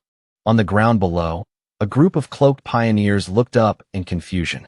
One of them could not help asking what was happening, because the bat-like creatures that had been attacking so fiercely had suddenly stopped mid-assault. The association superior, standing among them, spoke with a grim face and said that this was bad, very bad. He knew there was only one explanation for why the swarms would suddenly break off their attack. The Anomaly King was calling them back, and if that was happening now, then its arrival was very close. The remaining military forces and pioneer teams could only watch as the swarms gathered overhead into a gigantic blood-red cloud above the city. Everyone understood the same desperate truth. Their only chance left was to stop those swarms before they could be fully recalled and fused into the king's birth. Outside the city, where the encirclement battle was still raging, Jalan stood at a high vantage point and unleashed a powerful blast of energy into the mass of dark creatures below, the attack cutting brightly through the chaos. Her subordinate, the blonde lightning user, hurried over with a grim expression and asked how much longer it would take before they could finally break into the city. Jalan answered while keeping her eyes fixed on the battlefield, saying that according to their instruments, it would take at least another half-hour. Her subordinate fell into despair the moment he heard that estimate, because in another half-hour the Anomaly King would likely have fully hatched and the city would be beyond saving. Jalan could only keep watching the huge blood-red swarm in the distance as she explained that they had no other choice. The number of creatures was more than 10 times greater than their initial estimate, a threat equivalent to 10 S-class anomalies gathered together. Even with the military's heavy firepower and powerful weapons, they still could not completely wipe out those endlessly regenerating creatures. No matter how much force they poured into the battlefield, the dark swarm kept coming back, as if the city had already been trapped inside a living nightmare. Jalan's gaze stayed fixed on the battlefield as worry deepened in her eyes. If they failed here, she knew this disaster would not stop with one city. The nearby cities would also be swallowed by the spreading dark attribute. In a tense voice, she asked whether they still lacked enough people to break through the blockade. Her subordinate answered with frustration and bitterness that they were completely outnumbered. What angered him even more was that some pioneers were still hanging back and watching from a distance, as if this catastrophe had nothing to do with them, not realizing the darkness would eventually spread to them too. All at once, Jalan's expression shifted. Her eyes narrowed sharply as she caught sight of something unusual moving high in the sky. Her subordinate immediately asked what she had seen. The two of them looked up together and watched as the bat-like swarms inside the city began drawing together in great streams, rushing toward the place where the Anomaly King was being born. At that exact moment, a brilliant point of golden light burst from the very center of the massive vortex. It shone so fiercely that it cut through the blood-dark sky like a signal flame. The subordinate recognized that energy at once and asked in disbelief whether that blazing light could really be Fong Yi. He turned toward her, stunned and uncertain, and called her name like he needed her to confirm what his own eyes were seeing. With a small but newly confident smile, Jalan simply replied that it was nothing. But the calm in her voice only made it clearer that she had already understood exactly what that light meant. Then she immediately took command, raising her voice and ordering all forces to increase their firepower and keep pushing forward without worrying about supplies. She declared that they had to enter the city no matter the cost, because the Star God Warzone would never abandon any city to die. As her forces surged ahead under that order, a lone fiery figure rose straight into the heart of the storm, glowing like a living beacon against the endless darkness and giving everyone who saw it a reason to keep fighting. Jalan and the still-stunned Su Qingying could do nothing but stare at the vast sea of fire Fong Yi had created. The sight was so overwhelming that for a moment it hardly looked human, as if a piece of the sun itself had descended into the storm. From the relative safety of a shattered apartment window, Lin Yi instantly recognized her cousin's blade technique and shouted out in excitement. Beside her, the red-haired leader could only watch in open amazement, clearly shaken by the scale of what Fong Yi was doing. High above the ruined city, the remaining bat-like swarms changed direction and converged on Fong Yi from every side, as if the entire dark sky had turned hostile and was trying to bury him before he could go any farther. Fong Yi looked at the countless creatures rushing toward him and remained completely unimpressed. In a calm, almost dismissive tone, he noted that they had all come together just to stop him. A determined light flashed across his face. Rather than fearing that response, he declared that this was exactly what he wanted. then swung his enormous blazing sword with full force. The strike detonated into a colossal explosion of fire that spread through the sky in every direction, and carved open a massive path through the endless horde of dark creatures, tearing apart the black swarm in one blazing sweep. As his eyes burned with fierce firelight, Fang Yi suddenly felt something shift inside him, and a sharp realization rose in his mind.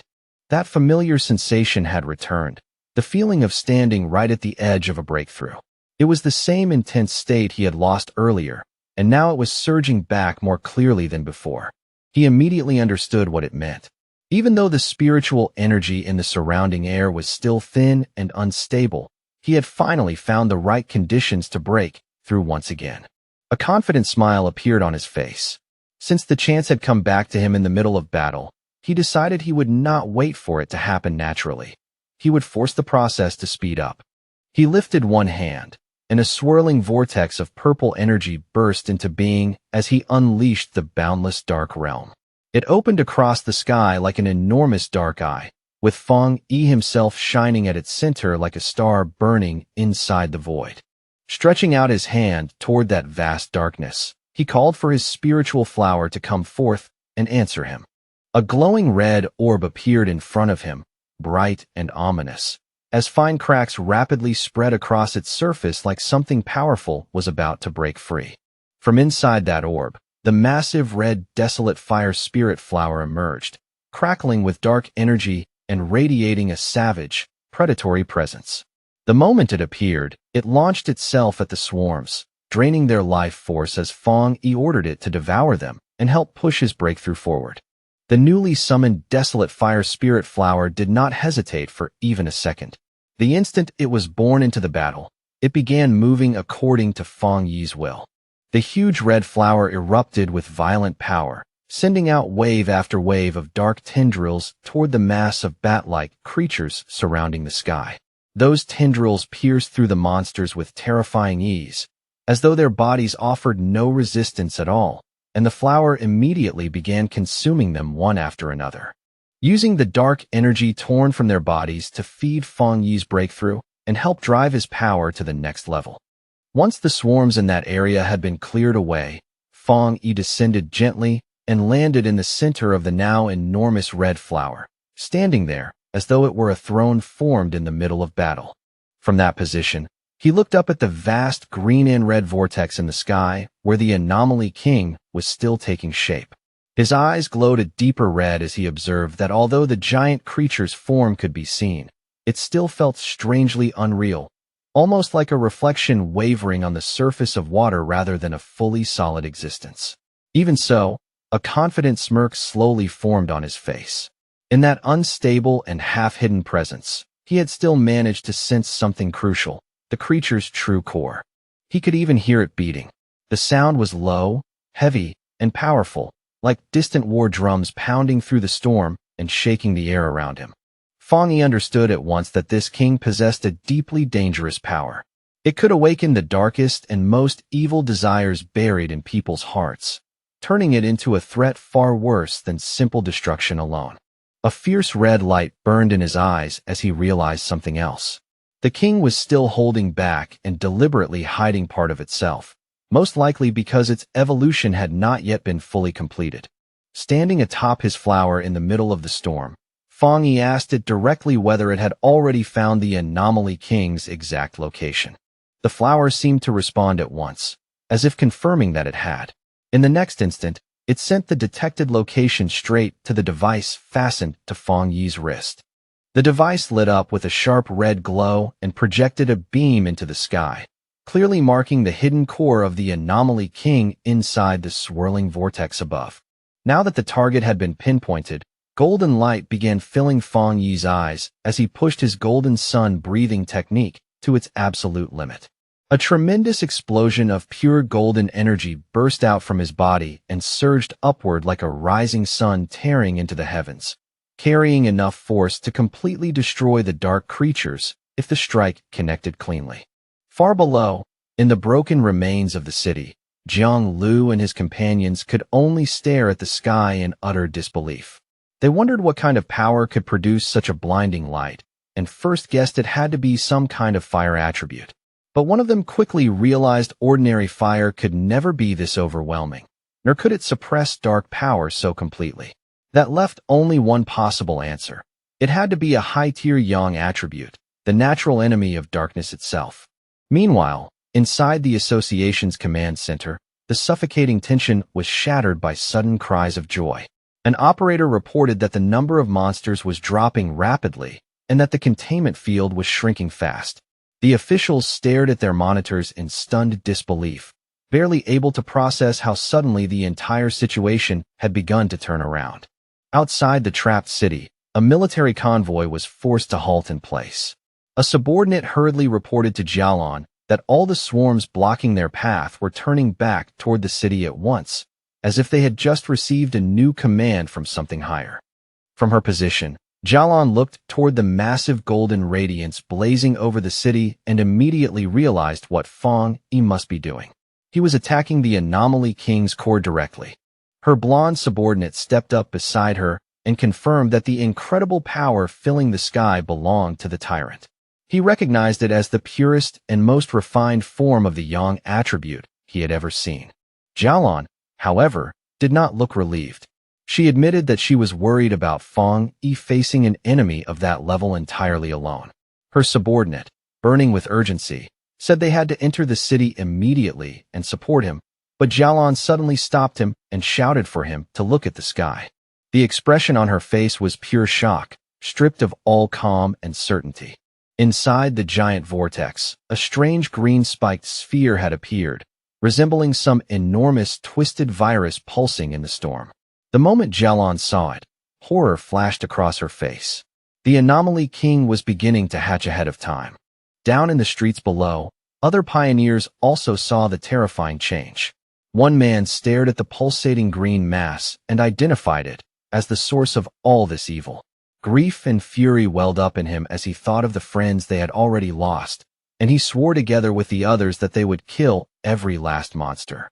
At the same time, inside a damaged building, Lin Yi, the red-haired leader, and another pioneer watched the crisis unfold through broken walls and shattered windows.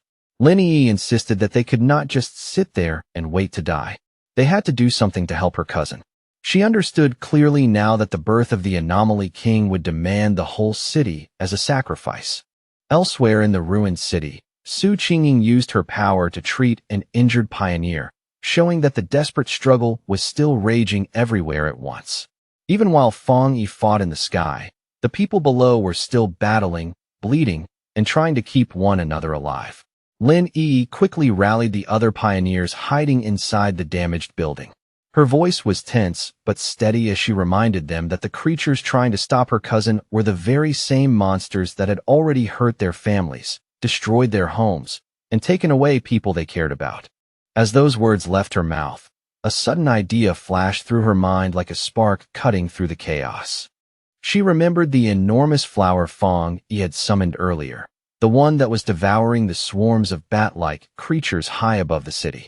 In that instant, she connected it to something she had seen before. Its power felt strikingly similar to the desolation attribute of the ghost vine. That realization hit her hard and led her to a shocking conclusion.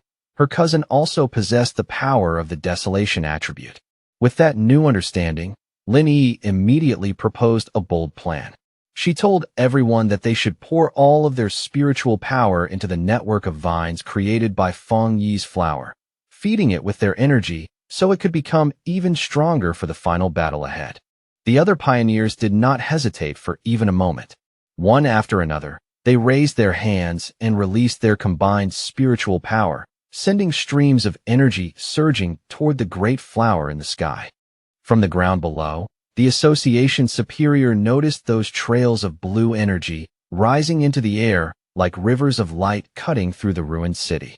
At first, he thought perhaps other pioneers were gathering their strength to launch a direct attack on the monster itself. But he immediately dismissed that idea, knowing full well that from such a distance, their individual power was nowhere near enough to strike it effectively. Then he understood what they were truly doing. They were not attacking directly at all. They were sending their spiritual energy into the plant Feng Yi had summoned, using it as the medium for their final support.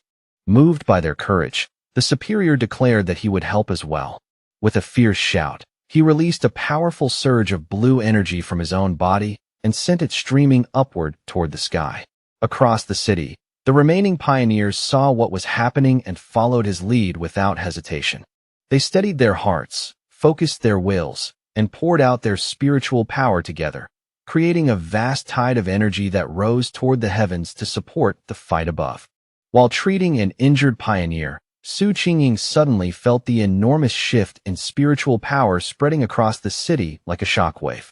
When she looked up, she saw Fang Yi's spiritual flower glowing brilliantly, now wrapped in the combined power of the pioneers still fighting throughout the city. Realizing that this was humanity's final stand, she gathered the last of her own remaining strength and sent it upward to join the others, further charging the flower with even more power so it could deliver one final, overwhelming strike against the Anomaly King's core. The monster let out one last scream of pain as the attack finally struck its target. In that same instant, Fang Yi followed up without pause, delivering a clean and decisive slash that tore straight through its body. After that massive clash, Fang Yi remained floating in the air, lifting a hand to wipe the blood from his face. Then a voice burst urgently through the communicator, warning him that every bat swarm from outside the city was now converging on his location. The numbers were staggering. Tens of thousands of B-level, A-level, and even S-level monsters were rushing toward him together, forming what looked like an endless tide of red and black flooding across the sky. Fang Yi did not look the least bit shaken. He simply raised his eyes to the pulsating green cocoon of the Anomaly King and said coldly that no matter how many minions it sent, he would kill every last one of them. Then he openly mocked the creature, asking whether it was trying to hatch early because it was afraid of him. The provocation worked. The Anomaly King finally began to emerge in earnest, and a monstrous shadow-green claw ripped through the cocoon as its full body slowly started taking shape before the city. Golden flames wrapped around Fang Yi's hand as he watched the scene with a grave, focused expression, fully aware that his true enemy was finally revealing itself. Now fully formed, the Anomaly King appeared as a terrifying beast crowned by a single menacing green eye. It released a final horrifying scream that shook the air, announcing the beginning of the true final battle. The fully born Anomaly King twisted and circled through the sky, forming a dreadful vortex of dark green power and living shadow, with a bright green orb of terrifying energy burning at its very center. Its immense power shook the city the moment it appeared. The ground split open beneath the streets as a violent earthquake tore through the ruins, sending the surviving pioneers stumbling and running in panic. Despair spread through them as they realized the king was so powerful it could wipe them out simply by existing. Outside the city, Jialan and her subordinate watched the terrifying scene unfold with grim expressions, knowing that all of their remaining hope now rested on Fang Yi alone. Deep within the ruined city, Su Qingying also lifted her eyes toward the sky. Worry and hope mixed together on her face as she silently prayed that Fang Yi would succeed. Inside the apartment building that had become temporary shelter, Lin Yi clenched her fists tightly, her face fierce and determined as she shared that same desperate wish. Floating high above the city and wrapped in bright golden light, Fang Yi faced the monster directly. He spoke to it without fear, naming it as the king of the dark anomalies and the true source of the city's suffering. As his spiritual flower blazed with fierce fire around him, he made his reason for fighting unmistakably clear. He said that he had grown up in this city, that he loved the life he had here, and that this place was worth protecting with everything he had. In response, the Anomaly King threw back its head and released a furious scream so loud and savage it seemed to shake the heavens. With his burning red eyes locked on the monster, Fang Yi gave it one final message. For the sake of his home, he said, it had to die. Then their two immense powers slammed into each other, exploding into a violent storm of red, green, and golden light as the fate of the entire city hung on the outcome. The clash between Fang Yi and the Anomaly King created a colossal explosion so bright that it lit up the entire sky like a second sun. When the blinding light finally faded, Fong Yi found himself floating inside a strange dark void. In front of him hung the giant green eye of the Anomaly King, staring without blinking. Its voice echoed directly into his mind, mocking him for daring to challenge it while he was still only at the one-star spirit creation realm. Before Fong Yi could even respond, the Anomaly King opened its huge shadowy mouth, and a powerful vortex instantly formed within it. Fong Yi sensed the danger immediately, but the pull was too strong. Even as he braced himself, he could not stop the force dragging him inward. As he was pulled into the creature's mouth, Fong Yi quickly realized that this Anomaly King was unlike any enemy he had faced before. Even after taking the full force of his attack, it still had enough strength left to swallow him whole. He landed inside the monster's revolting interior, a grotesque cavern of pink flesh, pulsing tissue, and thick purple digestive fluid that clung to everything. He immediately understood that the liquid was not only fiercely corrosive, but also saturated with an enormous concentration of dark attribute power. He thought that any ordinary pioneer would have been dissolved almost instantly in a place like this. At the same time, he found it strange that such an evolved and intelligent creature would choose to make the mistake of swallowing him alive. A determined look settled over his face as he realized the monster may have made a fatal error. If it was not afraid of being attacked from within, then it was badly underestimating him. And Fong Yi knew better than anyone that a creature's interior was usually its weakest point. To test that thought, he gathered fire into his hand, tightened his fist, and slammed it hard into the fleshy floor beneath him. At once, the inner walls of the beast sizzled and burned under the impact, the flesh writhing violently from the damage. Fong Yi quickly assessed the situation and noted that although the corrosive fluid was weakening his power to some extent, he could still inflict serious damage from the inside. That was enough for him. As long as his attacks were effective, this problem could still be solved. With renewed confidence, he called for his desolate fire spirit flower to assist him. To his surprise, he realized that the Anomaly King's swallowing attack had not only dragged him in, but had also pulled his spiritual flower inside along with him. That turned out to be a stroke of luck. The flower was already heavily empowered, having absorbed the dark energy of the bat swarms as well as the combined spiritual power of the pioneers across the city. However, when Fong Yi held the bright red flower in his hand, he noticed something unusual. It seemed strangely hesitant. Frowning slightly, he asked what was wrong, wondering whether it had begun to reject the Anomaly King's dark attribute.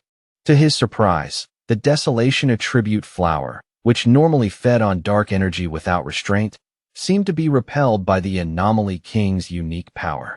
Fong Yi had not expected that at all, because his original plan had been to use the flower's life-draining ability to hollow the monster out from the inside.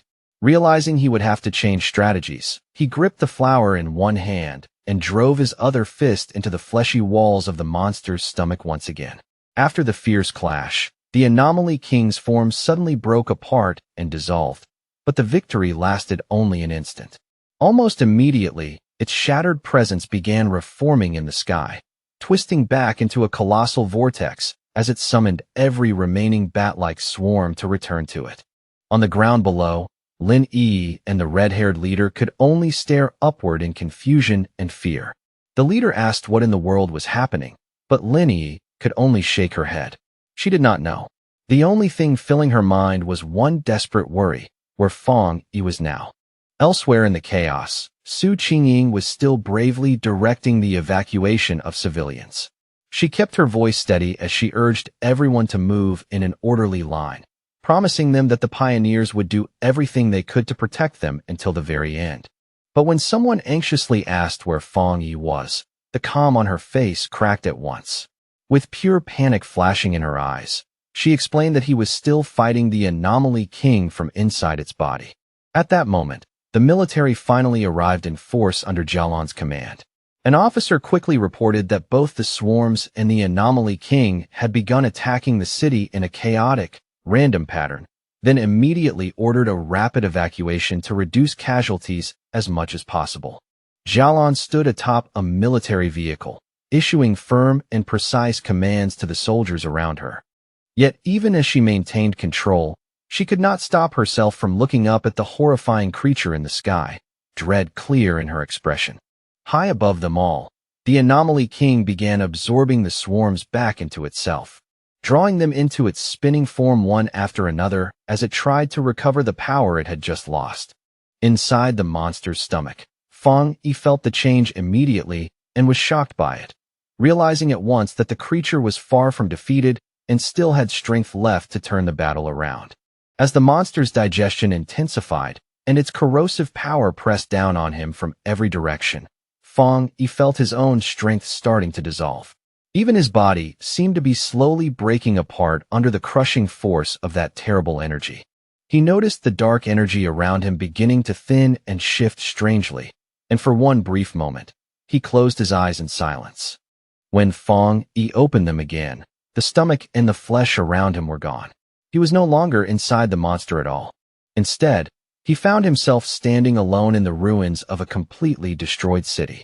Broken skyscrapers leaned around him like graves under a dark and threatening sky, and the sudden change left him wondering where he was and what exactly had just happened. In that ruined cityscape of illusion, Fang Yi stood with a grim expression, instantly on guard.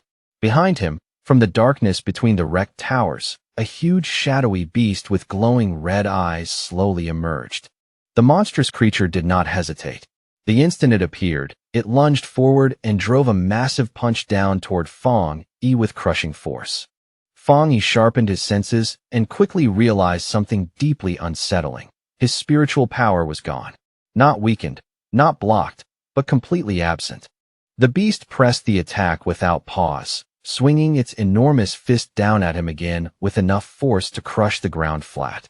Moving with remarkable agility, Fang Yi leaped aside at the last possible moment and narrowly avoided the blow. The impact shattered the earth where he had just been standing. He landed steadily on a broken slab of rubble and immediately noticed something important. Even without spiritual power, his body still felt strong, solid, and tempered by long training. At that moment, the truth of the situation started to become clear to him. This was an illusion created by the Anomaly King, a trap meant to make him believe he had somehow returned to the powerless past life he had before becoming a pioneer. The beast tried to crush him again with a huge downward stomp, but Fang Yi reacted instantly and sprang out of the way once more, escaping the attack by a razor-thin margin. As he landed, one crucial conclusion finally clicked into place. The Anomaly King was not actually strong enough to erase his power completely. Its influence was disturbing his mind, but it was not truly greater than his own strength. That meant his abilities were not really gone. He simply had to break through the mental block the illusion was forcing on him. Fang Yi understood that every illusion had a flaw, and that flaw would inevitably be tied to the Anomaly King's own weakness, the part of itself it would reveal without meaning to. But before he could think any further, the beast suddenly moved with blinding speed and trapped him inside its huge hand. The monster lifted him close to its snarling face, and its voice echoed through the false world as it told the foolish human that once he had entered this place, he would never leave it alive. Caught in the monster's grip, Fang Yi looked as though he had no path left. Yet a confident smirk slowly appeared on his lips, because in that very moment, he realized he had found the key to breaking the illusion. The Anomaly King's false form began merging with the world around him and with the fear it was trying to force into him, showing him a grotesque, mocking smile, as if it had already won. Then the creature opened its huge jaws and coldly declared that everything was over, that this was the unavoidable fate waiting not only for him, but for all of humanity. To break his will completely, it showed him a horrifying vision of his fallen companions, Jialan, Su Qingying, and the others, lying lifeless before him. Through that cruel image, it revealed what it truly believed. Humans were nothing more than food to fuel its evolution. Fang Yi pretended to be shaken and stayed silent for a brief moment. Then he slowly lifted his head, and a small, defiant smile appeared on his face. In a calm voice that held no fear at all, he asked the monster whether that was really what it believed. In the very next instant, Fang Yi unleashed his real power. A brilliant golden surge exploded from his body as he declared that the monster was nothing more than a puppet playing at terror. He went on to say that the creature clearly did not understand the truth of what he was, or why he existed at all. Golden figures of countless people appeared around him, shining like living memories, as Fong Yi revealed that he had been reborn for one reason only, to protect his home and every person he held dear. That immense golden radiance completely swallowed the shadowy beast, and the force of it erupted into a massive explosion that shattered the illusion from the inside out. A wave of pure fire swept through the collapsing mental space, and its blazing power reflected in a single burning eye before everything broke apart. Freed from the illusion and returned to the real world, Fong Yi emerged changed. His hair blazed like living fire, blue lightning crackled around his body, and with absolute focus he called for the system to begin its work. Floating in the storm-filled sky, Fong Yi was now surrounded by a massive hand-shaped manifestation of pure golden energy, completely prepared to bring this battle to an end. At that moment, a system window appeared before him, confirming that he had met all the requirements for a breakthrough and asking whether he wished to advance into the two-star spirit creation realm. With his power roaring through him like a flood, Fong Yi accepted the breakthrough into the two-star spirit creation realm. Then he declared himself the king of anomalies and charged forward in an explosion of golden light. In that surge of transformation, Fong Yi realized that because of the anomaly king, he had gained an entirely new level of understanding about his own strength and existence. Drawing on that immense new power without hesitation, he unleashed a devastating slash meant to split apart everything standing before him. In his new form, with golden flame-like hair and blue lightning coiling around him, Fong Yi declared that his rebirth existed to change the fate of the world, and that he was the chosen avenger. Back in the real world, the Anomaly King let out a mocking laugh, sneering at Fong Yi for being nothing more than a two-star cultivator. Fong Yi remained completely unfazed. Without wasting even a heartbeat, he moved at once and prepared himself for the monster's next strike. He twisted through the air with sharp, fluid precision and neatly dodged a powerful attack from the towering shadowy creature. The Anomaly King loomed over him, its dark body swallowing the sky as it told him he had no way to escape and would soon become food for its growth. Yet even as it spoke, the monster's expression suddenly shifted into confusion, as though it could no longer understand what was happening to the battle. In contrast, Fong Yi answered that confusion with a confident smirk, already knowing deep inside that his plan was beginning to work exactly as intended. Without warning, blue thunder energy bursts violently from deep inside the Anomaly King's body.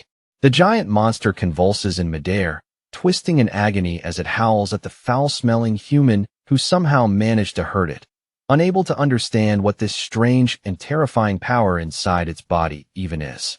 With his strength pushed to its absolute limit, Fong Yi steadies himself and prepares his final strike. His voice rings out with grim certainty as he declares that this monster will be sealed here and now, then summons the full force of 9 dragon skyfire to burn away every last trace of evil. From the blazing aura surging around him, 9 enormous fire dragons roar into existence one after another, their bodies coiling through the sky like living suns. They rush together and crash straight toward the Anomaly King's core, making the monster scream in horror as it realizes this power is far beyond anything a mere one-star cultivator should possess. The moment the attack lands, the sky above the city is swallowed by a blinding explosion of light. The pioneers below can only stare upward in stunned silence and awe, watching as Fong Yi's overwhelming power finally erases the anomaly that had pushed the entire city to the edge of ruin. The Anomaly King releases one last scream, sharp with pain and terror, as its very essence is ripped apart and annihilated by Fong Yi's power. That final cry echoes through the air like the dying note of a nightmare coming to an end. At last, the final remnants of the Anomaly King's power fade from the sky completely. The darkness breaks apart, and what remains above the city is a clean, open blue day, as if the disaster had finally loosened its grip on the world. High above the battlefield, a massive vortex of purple energy still hangs in the air, the last lingering trace of that dark attribute. It slowly twists inward and begins to be absorbed, as though the sky itself is being cleared of the final stain left behind by the battle. Fang Yi's body has already returned to normal, yet he still stands there gripping his blazing sword, steady and unshaken. In front of him, the swirling purple energy is drawn together bit by bit, compressed into a dense sphere that spins with an unsettling force. He watches it all with a calm but severe expression, his face unreadable after such a brutal fight. Only his glowing red eyes reveal that his focus has not relaxed for even a second.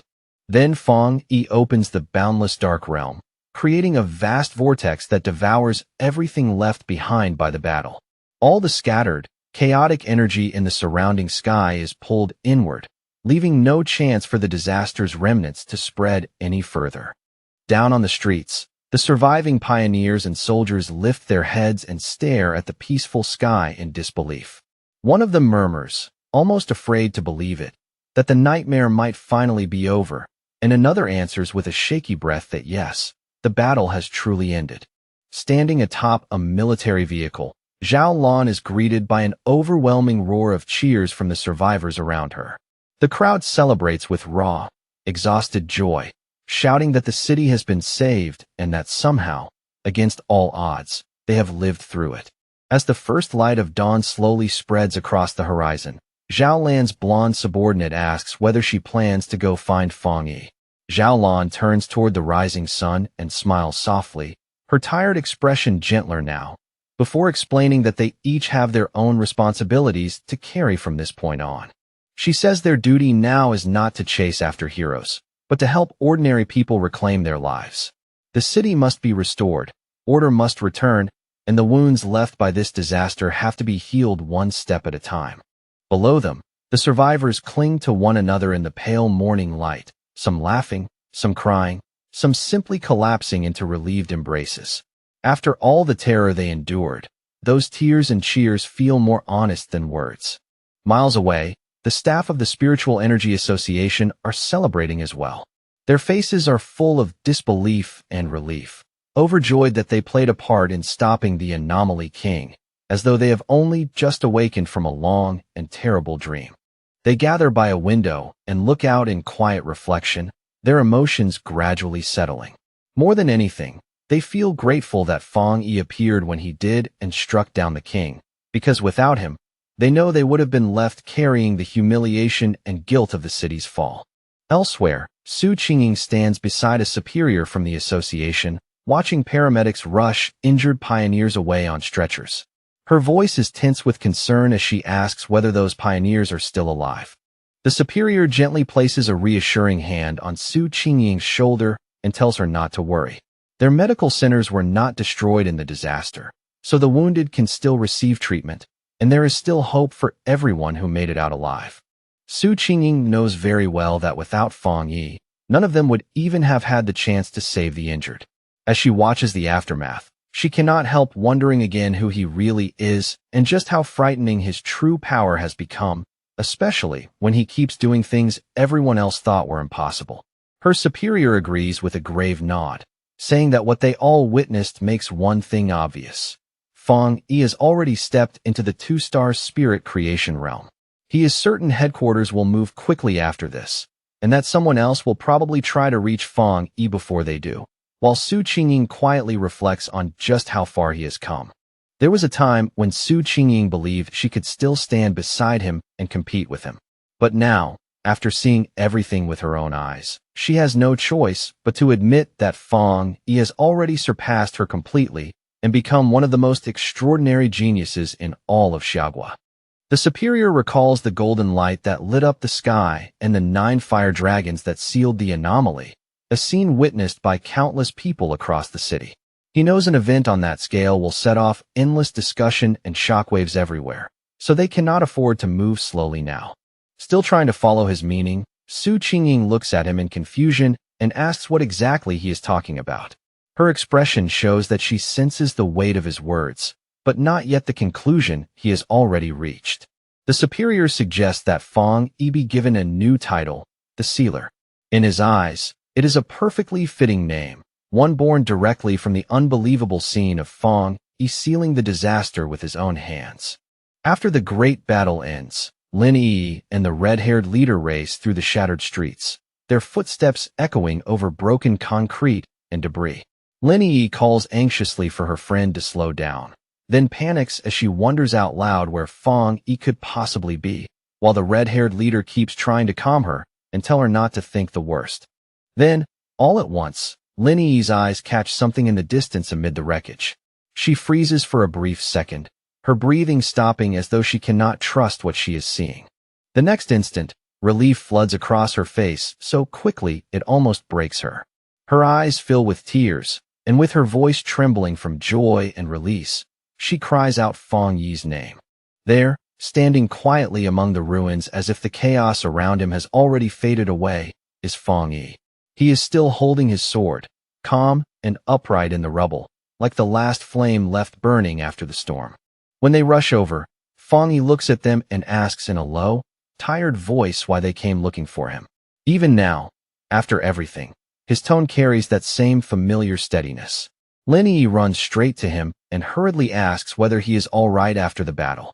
She tells him that she knew he would need them, but Fong Yi stays silent for a moment, clearly drained and exhausted, before finally saying that he is fine and quietly praising her for doing a good job.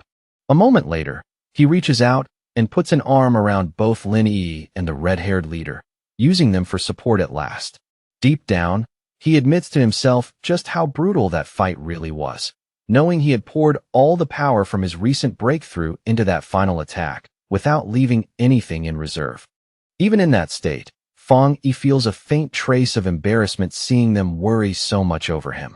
After all, he is used to carrying things alone, so being cared for this openly leaves him a little awkward despite himself.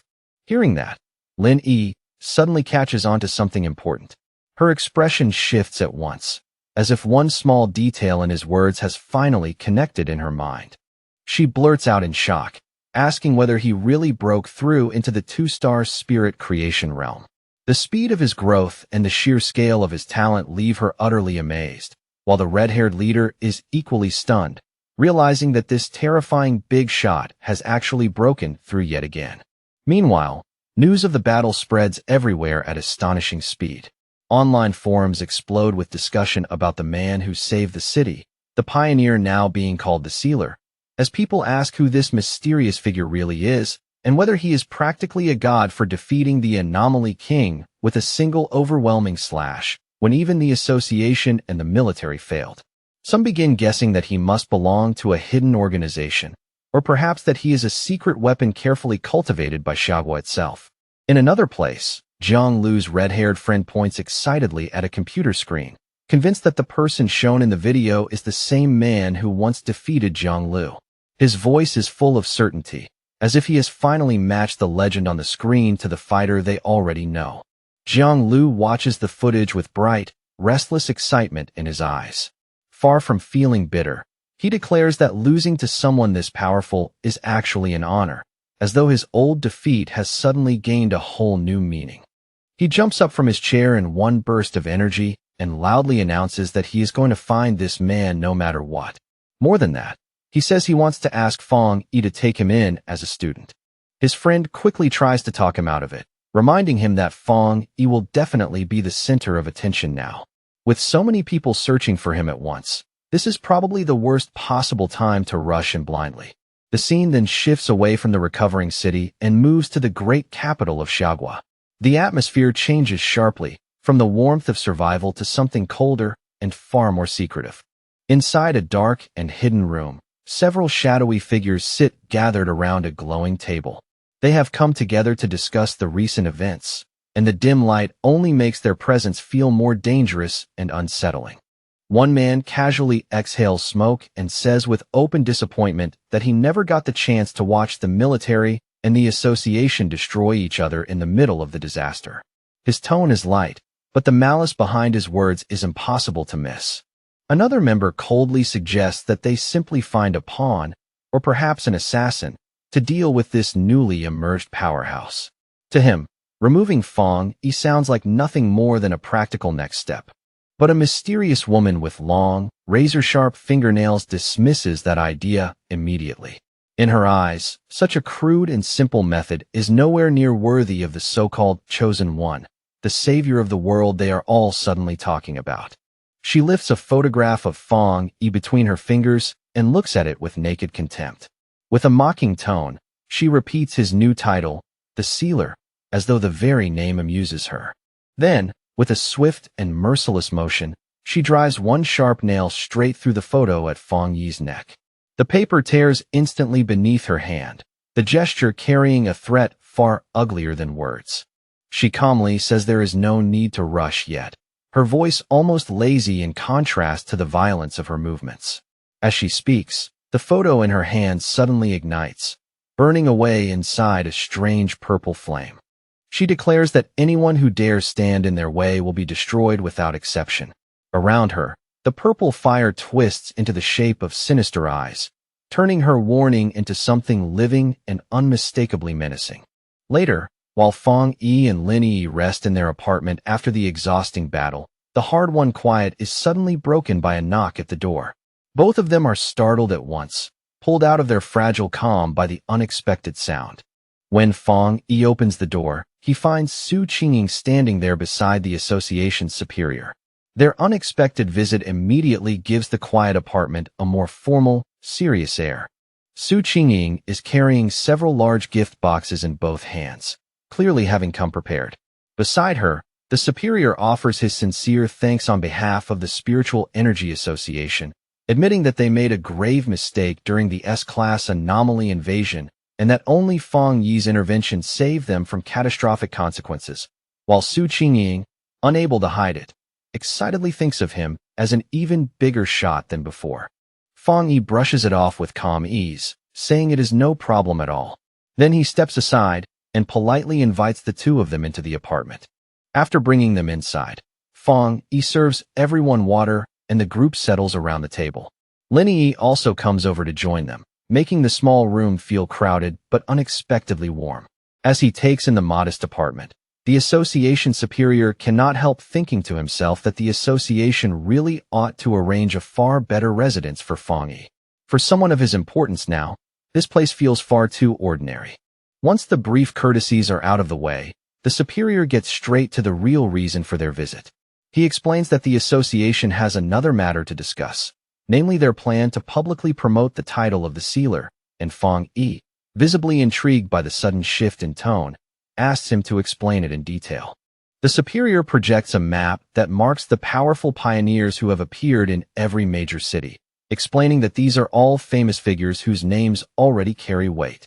He then contrasts them with the recent S-class anomaly, describing it as the most terrifying disaster they have faced so far. He goes on to explain that they want to use the name the Sealer as a symbol to establish Tai City as a key strategic city. In their view, this title could become more than a nickname. It could become the city's banner. Fong Yi listens quietly as the proposal unfolds, his expression unreadable. The superior then makes the core point clear. After everything that happened in the disaster, they have decided that their city needs a truly powerful pioneer to stand at its center and lead by presence alone.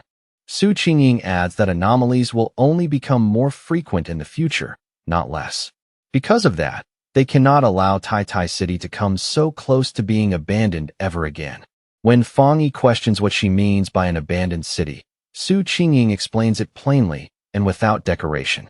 If he had not appeared when he did, everyone in the city would have died, and the city itself would have become little more than an empty ruin.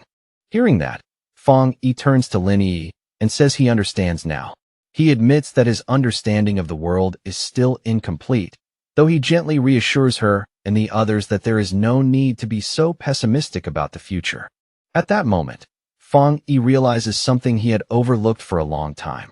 By concentrating almost entirely on his own training and growth, he had neglected the broader development and future of the city around him. As he looks out toward the city, he begins to see it more clearly than before. Tai City may once have counted as a major city, but compared with the truly top-tier centers, its status and influence are still not on the same level.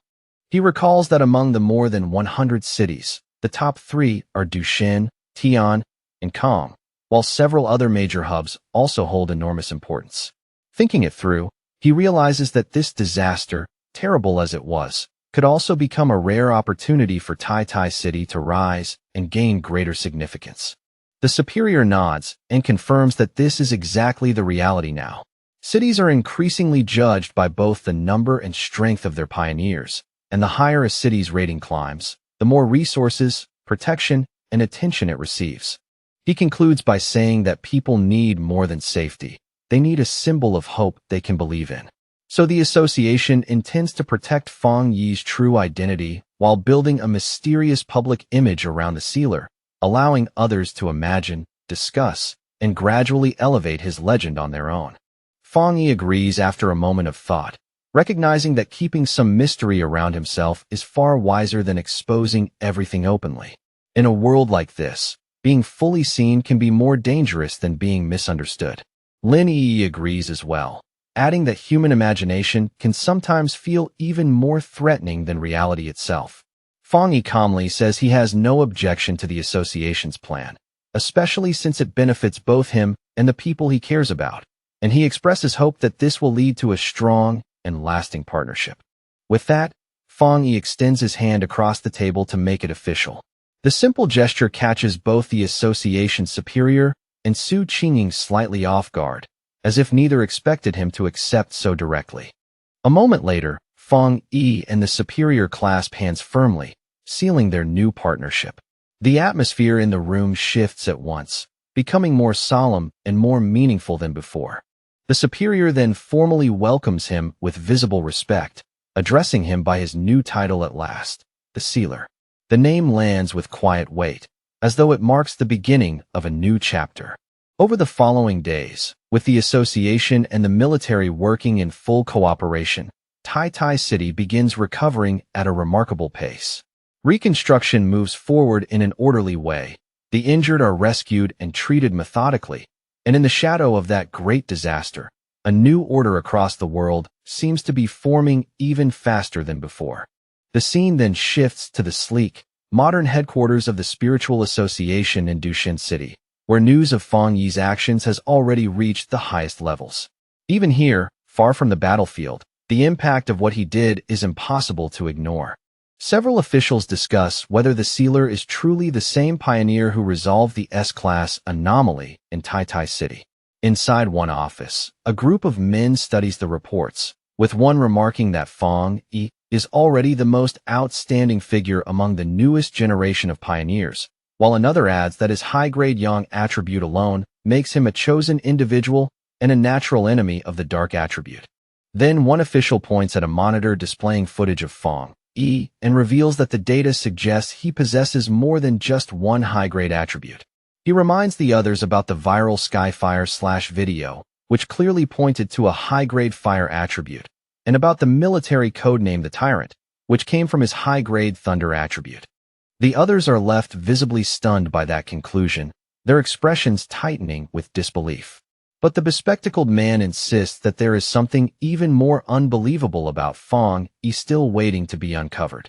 Before he can continue, their discussion is interrupted by a woman with wavy blue hair and glasses who steps into the room and asks whether they are talking about the sealer. Her arrival immediately changes the mood. She confidently asks to review all the data they have on him. The men recognize her at once and respond without hesitation, quickly pulling up Fang Yi's full file on the main screen for her to examine.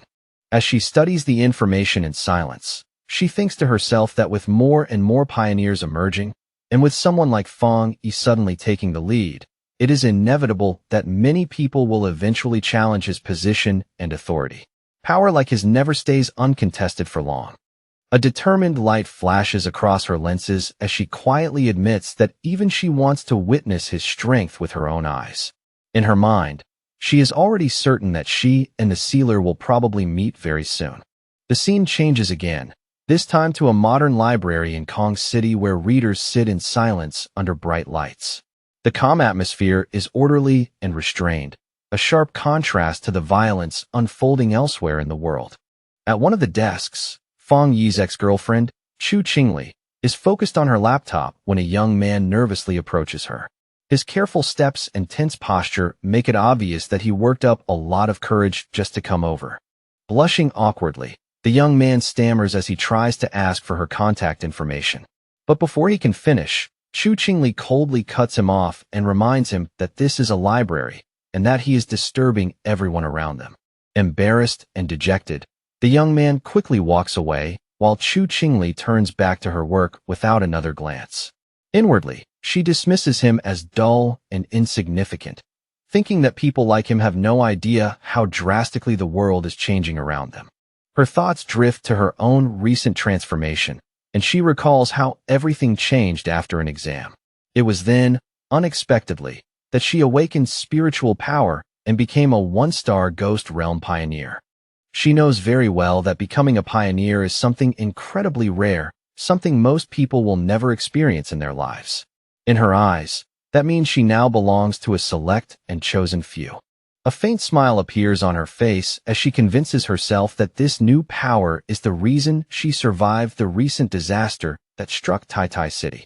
At the same time, she scoffs inwardly at the idea of ordinary people trying to stand against anomalies with nothing but courage. Her mind then drifts towards certain men she has already written off as beneath her. In this dangerous new era, she wonders with contempt what those inferior types could possibly achieve. A sudden flashback crosses her mind, showing Fang Yi telling another girl that he and Chu Qingli were nothing more than classmates. That memory still stings her pride more than she wants to admit. Chu Qingli grimaces and convinces herself that the old Fang Yi would have died quickly when the monsters invaded. She cannot understand how she ever thought a useless man like him had anything in common with the dazzling, unbelievably talented sealer. On her laptop screen, she stares at an article about the sealer and silently compares the two men in her mind. To her, the sealer is 10,000 times better than her ex-boyfriend in every possible way. With a self-assured look, she decides that only a strong and handsome pioneer of that level could ever be worthy of standing beside her. In her heart, she treats that conclusion as perfectly natural. Meanwhile, in a much lighter mood, Fang Yi is flipping through a real estate brochure. After everything he has been through, even this ordinary task feels strangely refreshing.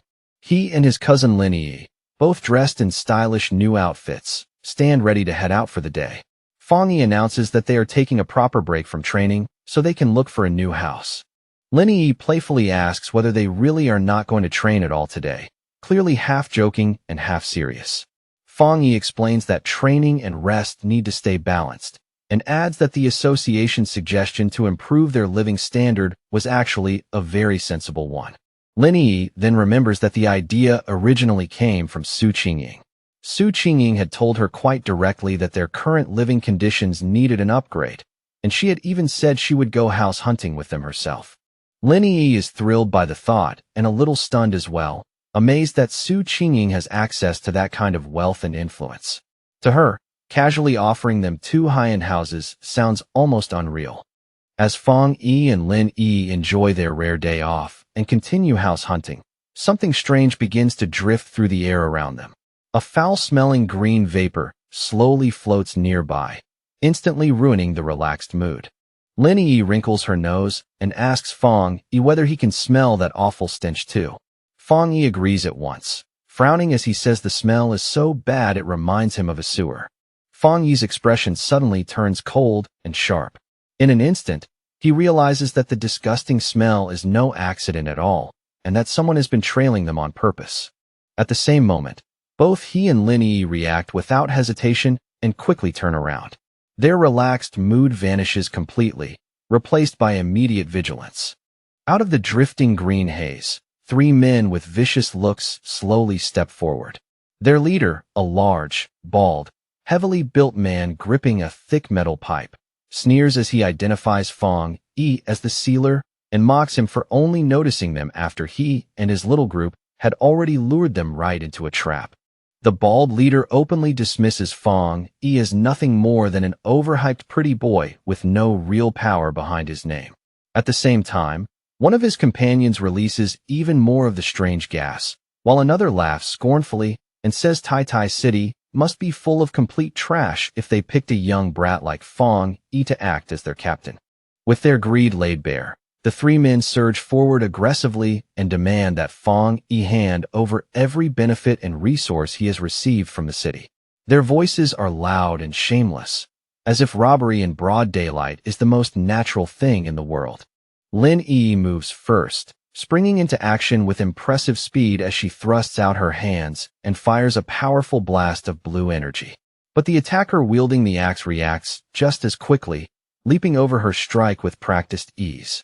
As soon as he lands, he channels spiritual power straight into his massive weapon. The heavy axe begins to glow with dangerous force, its edge humming as if it has suddenly become far deadlier. The moment he swings the glowing axe down, Lin Yi raises a defensive barrier in front of herself. The impact crashes against it with brutal force, making her grunt and brace herself as the pressure drives through her arms. At the same time, the bald leader lunges at Fong Yi and brings his metal pipe crashing toward him.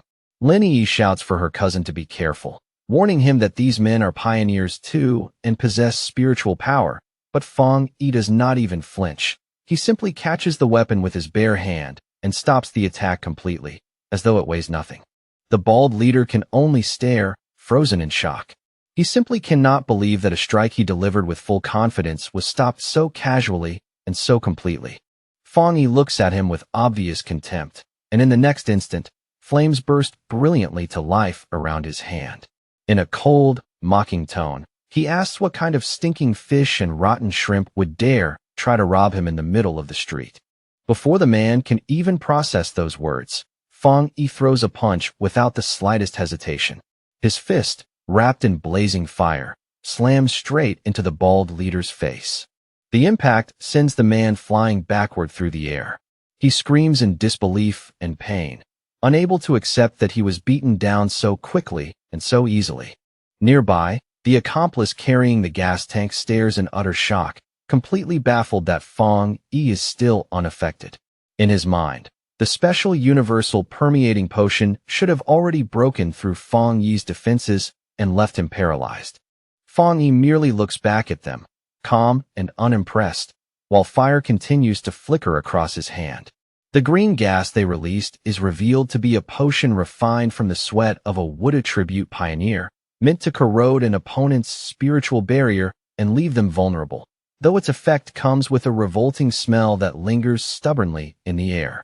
Humiliated and furious, the bald leader scrambles back to his feet and shouts that he was only careless for a moment. He insists that since all of them are in the spirit creation realm, there is still nothing to fear, then charges at Fong Yi again with a violent purple aura flaring around his body. Fong Yi lets out a faint smirk as he reads the man's power at a glance, identifying it as a mix of mutated earth and wood attributes. With dry disdain, he remarks that underhanded abilities like that suit people with crooked methods perfectly. Inwardly, he remains completely confident. Tricks like these might work against an ordinary spiritual barrier, but against someone like him, they are little more than a bad joke. Meanwhile, the man with the axe-like weapon launches himself high into the air once more and comes straight at Lin Yi. His attack is fierce and fast, clearly meant to crush her in one blow. But Lin Yi reacts with startling speed and absolute precision. She drives a kick straight into his groin, and the man instantly cries out in agony, all of his momentum disappearing in one humiliating moment. As Lin Yi lands lightly after the strike, Fong Yi watches the scene with a quiet, thoughtful look.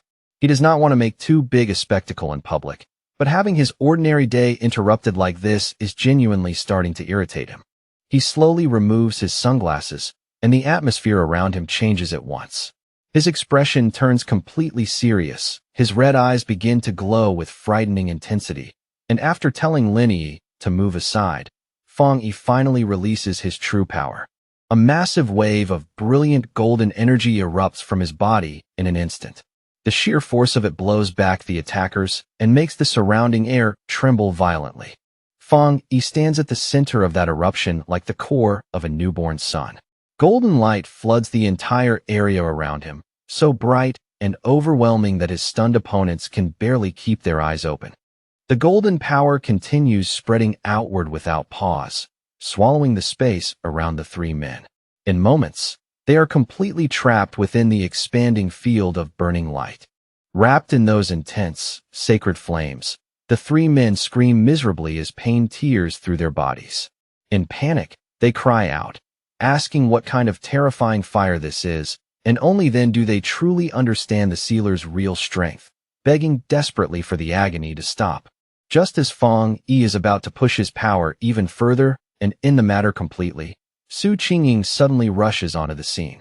She shouts at him not to kill them, her urgent voice cutting through the chaos and catching Fong Yi off guard. Looking at the three broken men sprawled across the street, Su Qingying lets out a breath of relief and explains that these are key targets already under the association's watch. Fong Yi glances at her and asks whether she intends to take them away for formal processing. Su Qingying nods and confirms it right away, explaining that the association has already begun registering all pioneers. Troublemakers like these, especially repeat offenders, are now under particular scrutiny. Standing over the defeated men, Fong Yi tells them coldly that they are lucky today. He says he hates being disturbed, and warns that if they dare bother him again, the outcome will not be this simple, drawing an annoyed side glance from Su Qingying. As paramedics arrive and begin loading the injured men onto stretchers, Su Qingying scolds them furiously without holding anything back. She tells them that if this had happened just 2 days earlier, the association would never have intervened, and they would have deserved to die where they fell. She reminds them that the sealers spared their lives for the association's sake, and warns them grimly to think carefully about the punishment waiting for them. Then, with her arms crossed, she watches the ambulance drive away and mutters in irritation about the bunch of idiots who actually dared challenge the #1 pioneer. Lin Yi, still a little uneasy, quietly asks Su Qingying what kind of punishment those men will receive. Su Qingying explains that all three already have criminal records, so even though they are in the spirit creation realm, they will be sentenced to life in prison, stripped of their freedom and civil rights, and forced to serve as pioneers inside prison for the rest of their lives. After hearing that explanation, Fong Yi falls briefly into thought and then comments that the method is actually not a bad one. To him, it sounds practical and effective for handling dangerous pioneers. Su Qingying then turns to Fong Yi with an exasperated expression and calls him the association's precious sweet bun and the future of Xiaogua. She complains that even after all the effort they put into promoting him, clueless fools still keep coming to provoke him, making her seriously wonder whether their publicity has been far too restrained. She goes on to say that it is the association's responsibility to recruit strong pioneers like him and help them continue growing. Her tone is completely firm as she says they cannot allow brainless troublemakers to damage the good relationship they have only just begun building with Fong Yi. Then, in a complete change of mood, Su Qingying brightens instantly and flashes a cheerful smile. With visible excitement, she tells Fong Yi and Lin Yi that she is taking them to choose a new villa and a new car. Standing in front of a tall, sleek apartment building, Su Qingying declares that they need to make an example of those attackers so others will think twice before trying the same thing. She then introduces 2 housing choices, a penthouse on the top floor in the city center and a highly private 3-story villa in the mountains that would be ideal for both living and training. Holding up a golden model of the villa, Su Qingying explains that both residences are fully furnished and ready for immediate move-in. Lin Yi looks them over and comments honestly that both options are really attractive. After listening calmly, Fong Yi simply raises 2 fingers with a faint, confident smile. In the most matter-of-fact tone possible, he says he will take both. That answer leaves both Lin Yi and Su Qingying staring at him in speechless surprise. Fong Yi playfully asks whether that is allowed, saying that he trusts Su Qingying's sincerity, and though she becomes flustered for a second, Su Qingying quickly agrees with obvious delight and assures him that it is no problem at all. After that, the 3 of them head to a luxury car dealership together. Su Qingying explains on the way that the association has an ongoing partnership with the showroom, so they are free to choose whatever car they like. As they browse the cars, some of the people nearby cannot help glancing over at Lin Yi and whispering among themselves. They quietly praise her fair skin and elegant appearance, clearly struck by how eye-catching she looks. Outside the dealership, a few men watch the group from a distance and quietly size them up. In their eyes, even though Fong Yi is dressed quite plainly, he is still the one who stands out the most, making them wonder whether he might be the son of some powerful family. Inside the showroom, one of Chu Qingli's friends also happens to be there. Seeing the scene, The others around her start guessing that Fong Yi must be buying a car for his girlfriend. The moment Chu Qingli's friend gets a clear look at him, her face changes in shock. She clearly did not expect to run into Fong Yi here of all places. She quickly remembers exactly who he is, Chu Qingli's ex-boyfriend, and the same young man the university principal had personally come out to greet before. That detail makes the situation feel even stranger to her. Her thoughts jump back to her earlier argument with him, and irritation rises immediately in her chest. The idea of Fong Yi now shopping for a car with another girl only makes her feel even more annoyed. Without drawing attention to herself, she pulls out her phone and begins secretly recording Fong Yi, Lin Yi, and Su Qingying while they stand near a sports car. Her eyes stay fixed on them, full of restless curiosity. Not long after, her phone buzzes as she sends the photo she just took to Chu Qingli.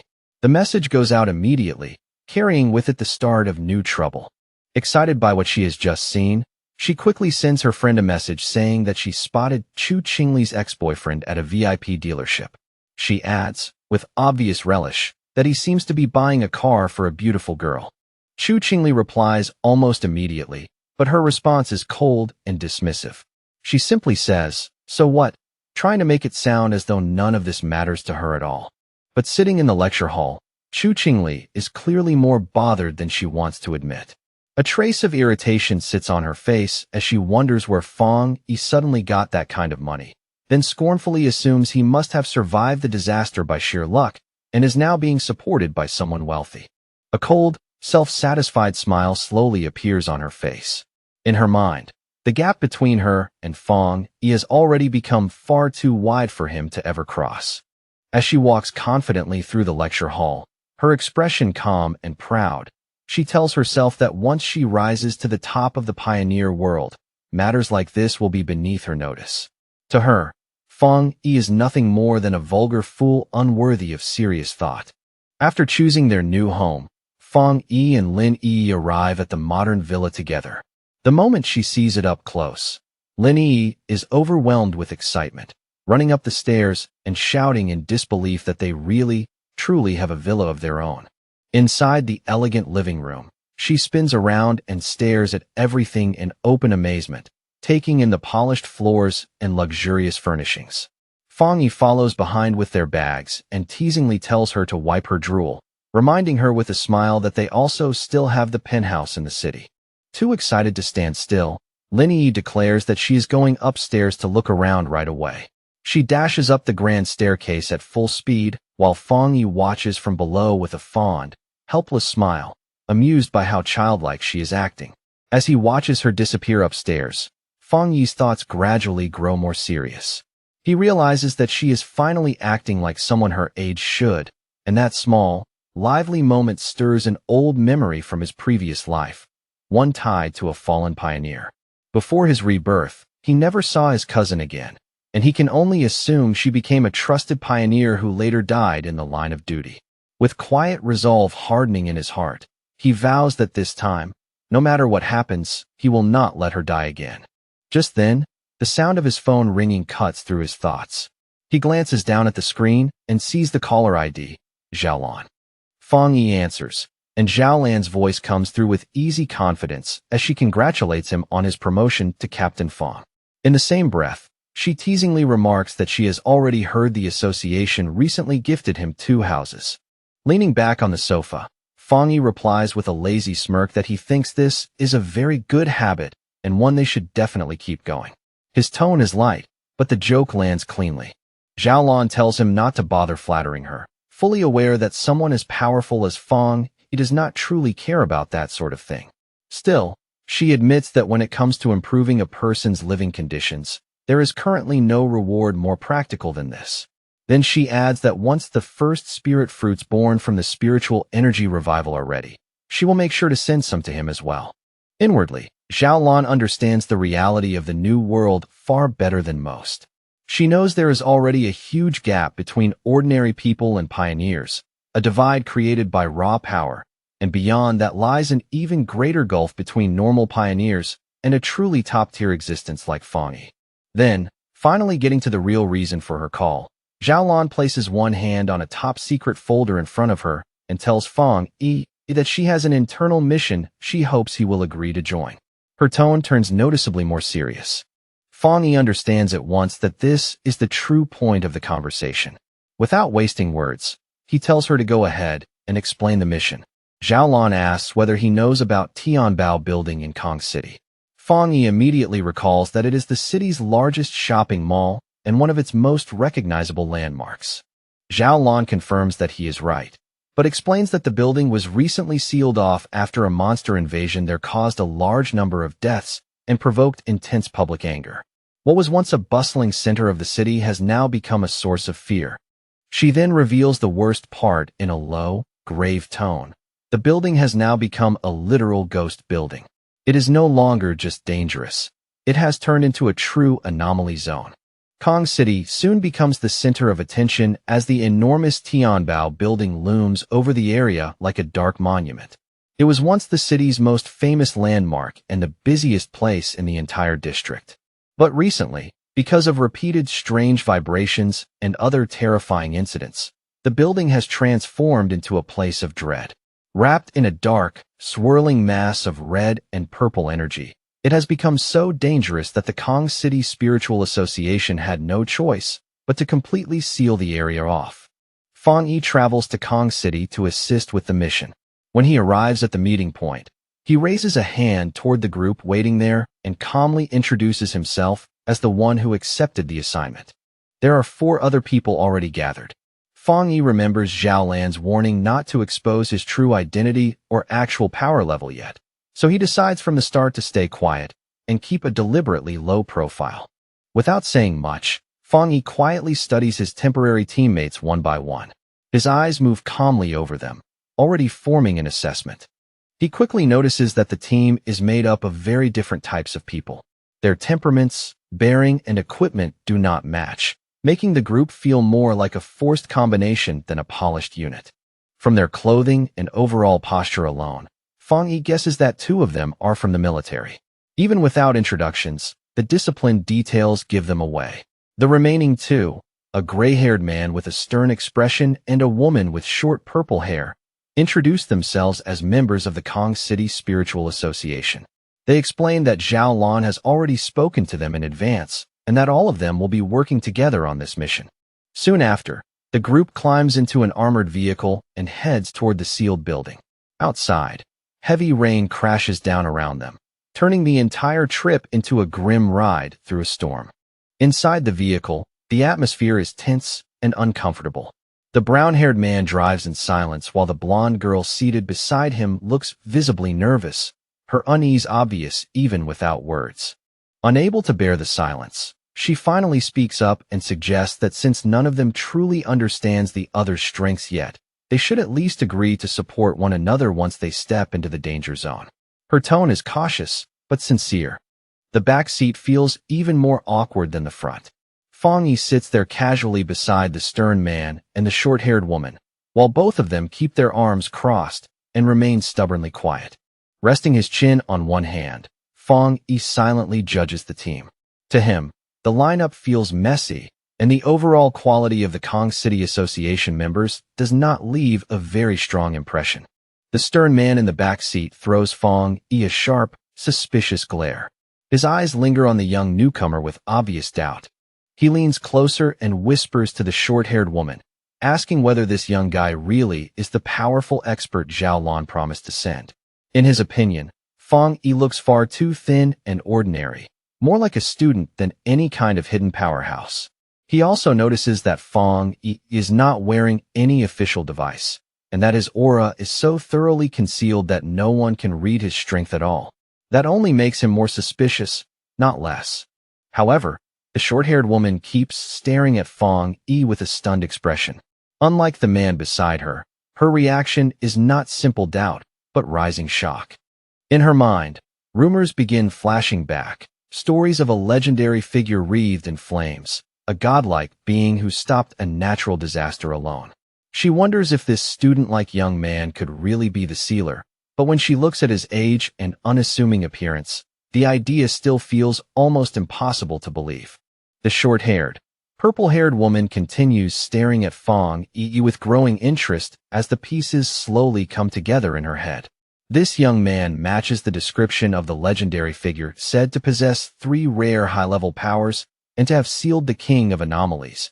And by now she is almost certain that the quiet person beside her is actually the sealer himself. Meanwhile, back at the Star God Warzone office, a phone suddenly begins to ring. The sharp sound cuts through the tense atmosphere inside the room. Zhao Lan answers the call and immediately receives terrible news. The Tianbao building has completely fallen. Contact with everyone inside has been lost. The anomaly level has surged to 12,000, and there are already 53 confirmed deaths according to the grim report from the other end. Zhao Lan's expression tightens with stress as she realizes the situation is worsening even faster than they predicted. The speed of the collapse is clearly beyond their earlier estimates. Even so, she firmly states that the person she sent, Fong Yi, will be fine. Whatever happens inside that building, she still places her trust in him without hesitation. She then ends the call in a firm, unquestionable tone, saying that since the mission has already been handed over to them, there is no need for any further questions. Her decision is final. Back in Kong City, the Tianbao building stands wrapped in a horrifying swirl of red and purple energy. The entire structure looks like it has been swallowed by a living nightmare. The armored vehicle finally arrives, and the team steps out into a heavy, unnatural rain that falls thick and dark like blood. The moment they leave the vehicle, the oppressive atmosphere presses down on all of them. Fong Yi studies the area with a grave expression and quickly judges that the situation is worse than expected. From what he can already sense, the creatures inside appear far stronger than the enemies he has dealt with before. The whole group lifts their heads toward the towering skyscraper. Its exterior is smeared with dark stains, and when Fong Yi points them out, the others realize with a chill that the entire side of the building is covered in massive splashes of blood. The short-haired woman tells Fong Yi that the building has 40 floors and is the tallest structure in the city. She adds that although many people were evacuated, the narrow interior layout made the operation extremely difficult and chaotic. Hearing that, Fong Yi immediately understands the problem. Some civilians must have refused to cooperate before the lockdown was enforced, which means a significant number of ordinary people are still trapped somewhere inside the building. Fong Yi asks whether there is any way to contact the people still inside. The brown-haired driver says it is impossible. No information has come out at all since the anomaly first began, and he adds that he personally took part in the operation on the second day of the lockdown. The driver recalls the scene with visible dread, saying the building had looked like a dead zone from the very beginning, as if decades of decay had swallowed it in only a few moments. He describes the horror of seeing mangled body parts falling from the windows above, some of them already torn apart and half-chewed by monsters before they even hit the ground. He continues in a strained voice, explaining that in less than a single week, the dark aura around the building has only grown heavier and more oppressive. Each day it feels thicker, as though the whole place is sinking deeper into something monstrous. Hearing that, Fong Yi turns toward the group with a sharp, cutting look that makes the atmosphere go cold. He immediately realizes that since they have had no contact with anyone inside, the reported death count of 53 is nothing more than a rough estimate based on the body parts found outside, and he coldly rebukes the Kong City Spiritual Association for treating such a situation far too casually, leaving the driver sweating as he nervously stammers that they truly had no other way. Fong Yi silently considers the grim truth and quickly understands that the association's numbers are almost certainly far lower than reality. To ordinary people, an anomaly on this scale is nothing less than an apocalyptic event, and once trapped inside a sealed space like this, they are little more than helpless sheep waiting to be slaughtered with nowhere left to run. Not wanting to waste another second, Fong Yi orders the team to enter the building immediately. He explains in a firm tone that some anomalies grow stronger by feeding on humans, which means the higher the death count becomes, the more dangerous the monsters inside will be. But the moment he takes charge, the gray-haired man challenges him without hesitation and reaches out to grab Fong Yi's shoulder, stopping him in place. Even while acknowledging that the military ordered them to follow Fong Yi's lead, he insists that Fong explain his plan first before dragging them all into a suicidal rush. Fong Yi turns his head and looks at him with cold impatience, asking what plan there is to discuss when they know almost nothing about the situation inside. In his view, the only option is obvious. They have to enter first and investigate with their own eyes. The gray-haired man remains unconvinced and presses the issue. He argues that everyone there has experience dealing with anomalies and that, as the acting commander, Fong Yi should at least understand the capabilities of the people under him, then starts criticizing Fong Yi more openly by pointing out that he has not even joined the official organization and lacks formal training altogether. Before the argument can spiral any further, the short-haired woman with purple hair suddenly steps forward. Her face is tight with anger, and her interruption cuts through the tension at once. She pushes between them and snaps at the gray-haired man to shut up, reminding him that they are already running out of time. She adds that Fong Yi only took this mission because Zhao Lan personally recommended him, so questioning Fong Yi now is no different from openly questioning a high-ranking officer. Fong Yi watches the exchange in silence, saying nothing as the others argue around him. Inwardly, though, he thinks with clear disdain that internal conflict is the worst possible thing a team can indulge in before entering a life-and-death mission. Without wasting another word on the matter, Fong Yi turns around and walks straight toward the dark entrance. In a cold voice, he tells them that if they do not want to come in, they are free to stay outside, and that blunt resolve makes the rest of the team, even the hesitant ones, hurry after him. The group steps into Tianbao building and is met by a scene that feels both ruined and deeply eerie. Wrecked cars lie crushed where they should not be, garbage is scattered everywhere. And yet, even in all that destruction, the blonde girl quickly notices that something about the place feels unnaturally wrong. For all the devastation surrounding them, there is no sound at all. The silence is so complete and unnatural that it presses against their nerves harder than any scream could have. Then, without warning, a dark shape drops from the high ceiling above. It moves so suddenly and so fast that it looks like a living shadow peeling itself out of the darkness. The gray-haired man senses the disturbance a split second later and instinctively looks up, confusion flashing across his face. He knows something is there, but he is already too late to respond cleanly.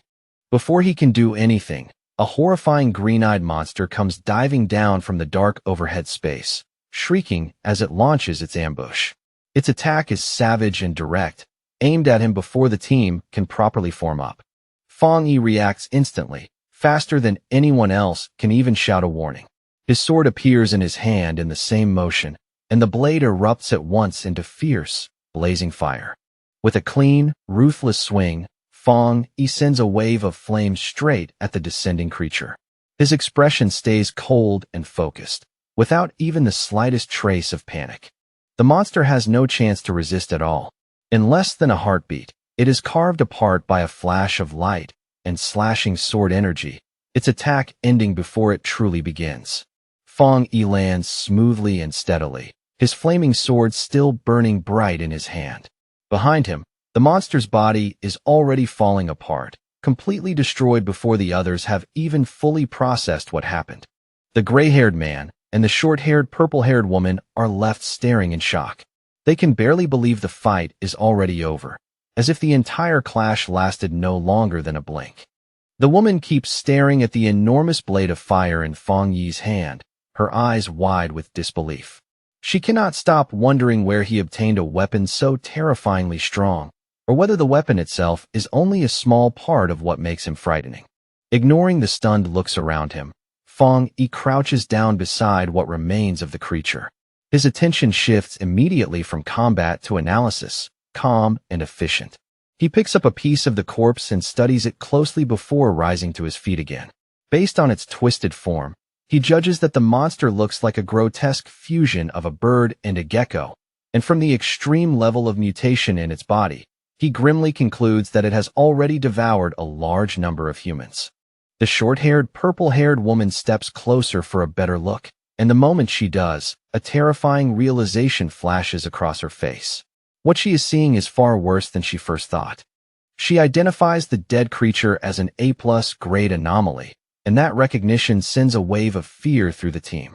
What truly terrifies them is not just the monster's rank, But the fact that Fong Yi killed it instantly, when such a creature would normally require a full squad of elite pioneers to bring down. As the smoke and scorched residue around the dead anomaly slowly clear, the purple-haired woman and the gray-haired man remain rooted in place. The shock on their faces only deepens as the reality of Fong Yi's strength settles in. The woman realizes at once that Fong Yi's power is far beyond the one-star spirit creation realm, while the gray-haired man breaks into a cold sweat as a much harsher truth dawns on him. If Fong Yi had wanted to, killing him earlier would have been effortless. The brown-haired man finally admits, with clear embarrassment, that he was wrong about Fong Yi. He says he never expected this young man to actually be the legendary sealer, because in his imagination, the sealer had always been some old master who never let go of his sword. With his back turned to them and the blade in his hand still wreathed in flame, Fong Yi explains that after his advancement, he fused his spiritual power with his sword and transformed it into a spirit weapon that he can summon and shape at will. Even then, he speaks modestly, suggesting that this is not some impossible trick unique to him alone. Now that the team's earlier doubt has been replaced by a mix of trust, awe, and fear, Fong Yi tells them to pick up the pace. As they move deeper into the darkness behind him, the purple-haired woman admits with real relief that she is glad Fong Yi is on their side. To light the path ahead, Fong Yi raises one hand and summons a sphere of fire that burns steadily above his palm. Its glow spreads over the walls as he leads the team into a long, narrow hallway swallowed by darkness. He carries that flame like a torch, using its light to cut through the gloom as the group advances warily behind him. Every step forward only makes the oppressive silence feel heavier. Soon they reach a staircase so drenched in blood that the sight of it alone turns the air cold. Looking at the sheer amount of gore coating the steps and walls, Fong Yi grimly realizes the truth is far worse than the official report claimed, estimating that the dead must number at least 500 rather than a mere 53. At that moment, Fong Yi's expression sharpens again, and his glowing red eyes narrow as he senses something deeply wrong in the space ahead. His whole body grows more alert in an instant. The group moves into what appears to be a supermarket area, where the brown-haired association member and the purple-haired woman nervously scan their surroundings. The floor is smeared with blood and littered with trash, yet there are no bodies anywhere, forcing the woman to wonder aloud whether the monsters consumed the victims so completely that nothing at all was left behind. Hidden from their sight, a sinister shadow creature with glowing green eyes crouches in the darkness and prepares to strike. It waits in silence, poised like a trap just about to spring. Fong Yi senses the danger first and immediately shouts for everyone to watch their backs. The purple-haired woman spins around in terror, screaming the moment she sees the monster leaping at them from the darkness. Fong Yi reacts without even a second of hesitation and hurls his flaming sword past his teammates with astonishing speed. The blade tears through the air like a streak of fire. The sword strikes the shadow monster in midair and cleanly severs its head in one devastating hit. Black blood bursts outward together with sparks and flame as the creature is cut down instantly. As the burning corpse crashes to the floor, the brown-haired association member stammers in fear. Only now does he realize that another monster had been hiding right beside them the entire time. Fong Yi stands calmly amid the dying flames and turns to look at his teammates with a serious, almost severe expression. He asks whether they truly did not notice anything strange, making the gap in awareness between him and the rest of them painfully obvious. Glancing at the fire still flickering in his hand, Fong Yi continues analyzing the situation aloud. He tells the gray-haired man that while the two monsters they have killed so far were both powerful, there simply were not enough of them to trap and wipe out the earlier rescue team on their own. Then a possibility strikes him, sudden and unsettling. Fong Yi suggests that the place they are standing in may not actually be the real Tianbao building at all. The team stands frozen in the dark, blood-smeared hallway, staring at him in confusion. For a moment, the silence around them feels even colder than before. The gray-haired man and the blonde girl both ask him what he means, unable to follow his conclusion yet. Their voices carry equal parts confusion and unease. Fong Yi explains that although the hallway is covered in blood, the smell is completely wrong. He points out that the strongest scent in the air comes from the dark attribute and from the monsters themselves, but there is no corresponding odor of rotting corpses anywhere nearby. Once that thought settles in his mind, Fong Yi decides he needs to verify it immediately. Guessing is no longer enough. He has to test whether this entire environment is false. The purple-haired woman watches nervously, her heart tightening as Fong Yi prepares to use a powerful technique. Even before he acts, she can already feel the air around him beginning to change. She nods in agreement with him, quietly saying the whole area feels unnaturally barren, like no living creature has ever truly existed here. Fong Yi guesses that this place is nothing more than a hollow imitation, a blank copy pieced together by the monster. He slowly raises one hand and releases a tremendous wave of purple energy from his palm, saying that if his judgment is correct, then this entire place has already been stripped down into an empty shell. A massive sphere of black energy forms in his hand, the boundless dark realm, leaving his teammates visibly stunned as they recognize the power of the dark attribute. A system window suddenly appears and confirms his guess. It detects a similar dark power called the Inner Dark World and asks whether he wants to check its details. The system explains that the Inner Dark World is a special space formed by splitting the dark attribute, a nest-like domain that invades and replaces the original area. It further reveals that if they want to reach the true Inner Dark World, they first have to locate the door that constructs and supports it. Fong Yi immediately understands. He tells the others that if they want to enter the real Tianbao building, they must first find that door, and the same condition applied to the people who tried to flee before. He explains that everyone trapped inside was influenced by the dark attribute and thrown into hallucinations. Most likely, they mistook the windows for the way out. While guiding the dark energy with his hand, Fong Yi concludes that this is exactly why the people who tried to escape through the windows all ended up dead. The purple-haired woman finally understands and goes pale with horror, realizing the victims were deceived by the dark attribute until the very end. She hurriedly asks Fong Yi if their next move is to search for that door. But the situation worsens in an instant as Fong Yi's system suddenly warns him that the hostile Inner Dark World has sensed his presence and has now fully manifested. Fong Yi is caught off guard by how abruptly it appears, and at that same moment, an enormous blast of purple energy crashes down from above, pressing the entire team under its weight. The brown-haired association member and the blonde girl collapse under the crushing pressure at once, clutching their heads in agony as they cry out that their spiritual defenses are breaking apart. Fong Yi's eyes flare with overwhelming power, one glowing red and the other shining gold, as he stares straight into the descending energy. In that instant, he summons a barrier and spreads out a powerful dome of golden light, shielding his teammates from the assault. Inside the barrier, the blonde girl and the brown-haired association member gasp desperately for air, their faces filled with relief as the unbearable pain finally fades. They lift their heads and stare at Fong Yi in astonishment, realizing that while they were nearly overwhelmed, the sealer stands there completely untouched. They admit to themselves that the dark energy could have killed them without even making direct contact, and that without Fong Yi, there was no chance they would have made it out alive. Suddenly, Fong Yi fixes his gaze on a single point in the empty air. His sword bursts into fierce flames as he declares that he has found it. He immediately unleashes Fire Dragon, drawing out his blade and slashing violently at the unseen point while shouting that the entrance is right there. The impact is so fierce that the surrounding space cracks apart like shattered glass. The gray-haired man and the purple-haired woman can only watch in shock as the hallway splits and collapses before their eyes. Fong Yi steps onto the newly revealed ground ahead, his face cold and heavy with focus. As the false scene breaks away, it reveals a massive and terrifying gateway wrapped in dark green mist and twisting shadows, the real entrance to the Inner Dark World. Fong Yi takes the front, his flaming sword casting light through the darkness, and orders everyone to stay close behind him.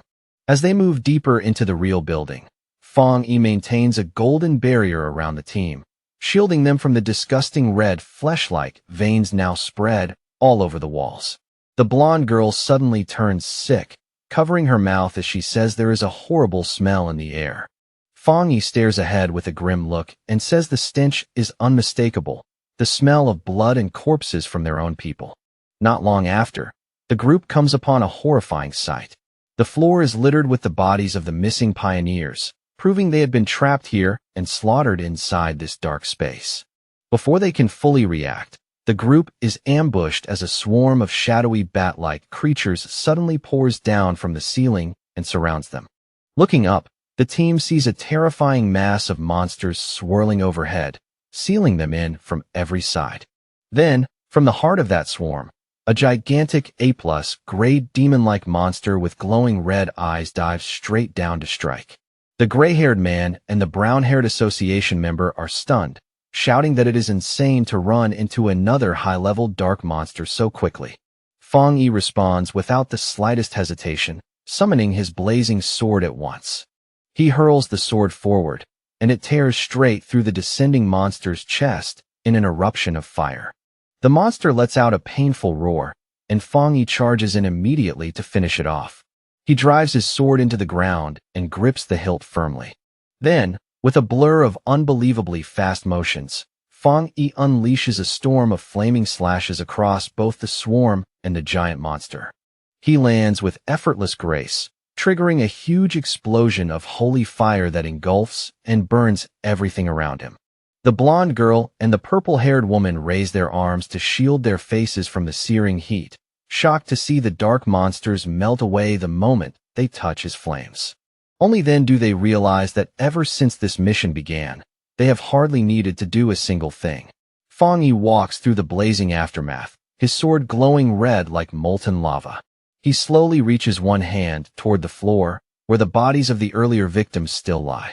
Using his fire, Fong Yi gently cremates the innocent dead, giving them the dignity of a proper burial instead of leaving them in this corrupted place. The brown-haired association member and the blonde girl watch the flames with deep awe, saying that Fong Yi truly deserves his title as the sealer. Fong Yi turns back to the group and starts issuing orders. He tells them that now that they are inside the building, they should do their part. He instructs them to search the first floor for any survivors while he heads upstairs to deal with the remaining monsters. The others, including the gray-haired man and the purple-haired woman, stand ready to obey at once. The doubt they once had now completely replaced by respect. Fong Yi continues sweeping through the building one floor at a time. By the time he reaches the 10th floor, he is already fighting through a swarm of flying shadow creatures, swinging his flaming sword to keep them from closing in. As he fights, he studies the enemies and realizes they have evolved to at least the one-star spirit creation realm. Even so, he slices them apart with ease, noting that their abilities themselves have not changed much. Fong Yi then leads the team up the escalator toward the 15th floor, his sword dragging behind him in a long trail of fire that lit the dim passage. With every step upward, the air grows heavier and thicker, pressing down on their chests like an invisible weight. The blonde girl winces and complains that the freezing dark power is starting to seep through even her protective barrier. As they move forward, they come upon a hallway packed with bodies, and the sight instantly turns the already suffocating atmosphere even colder. The gray-haired man suddenly notices something deeply wrong with the corpses. He quickly warns the others that something is moving inside the bodies, and that the remains are corrosive, telling the team in a tense voice not to breathe in the spores no matter what. A single drop of thick liquid falls from above and lands in a puddle below with a sharp, eerie plink. In the unnatural silence, even that tiny sound feels like the start of something far worse. In the next instant, a massive spike-like shadow rises violently behind Fong Yi and the brown-haired association member. The hidden monster finally reveals itself, towering over them in a shape so twisted and terrifying that it makes the whole corridor feel even more claustrophobic. It is a horrifying multi-eyed creature, its many eyes staring down at them from above with a sickening, hungry intelligence. Then it throws back its head and roars, unleashing a relentless barrage of energy spikes that tears through the air like a storm. Instead of showing even a trace of fear, Fong Yi smiles. There is almost a spark of excitement in his voice as he says that now things are finally starting to get interesting.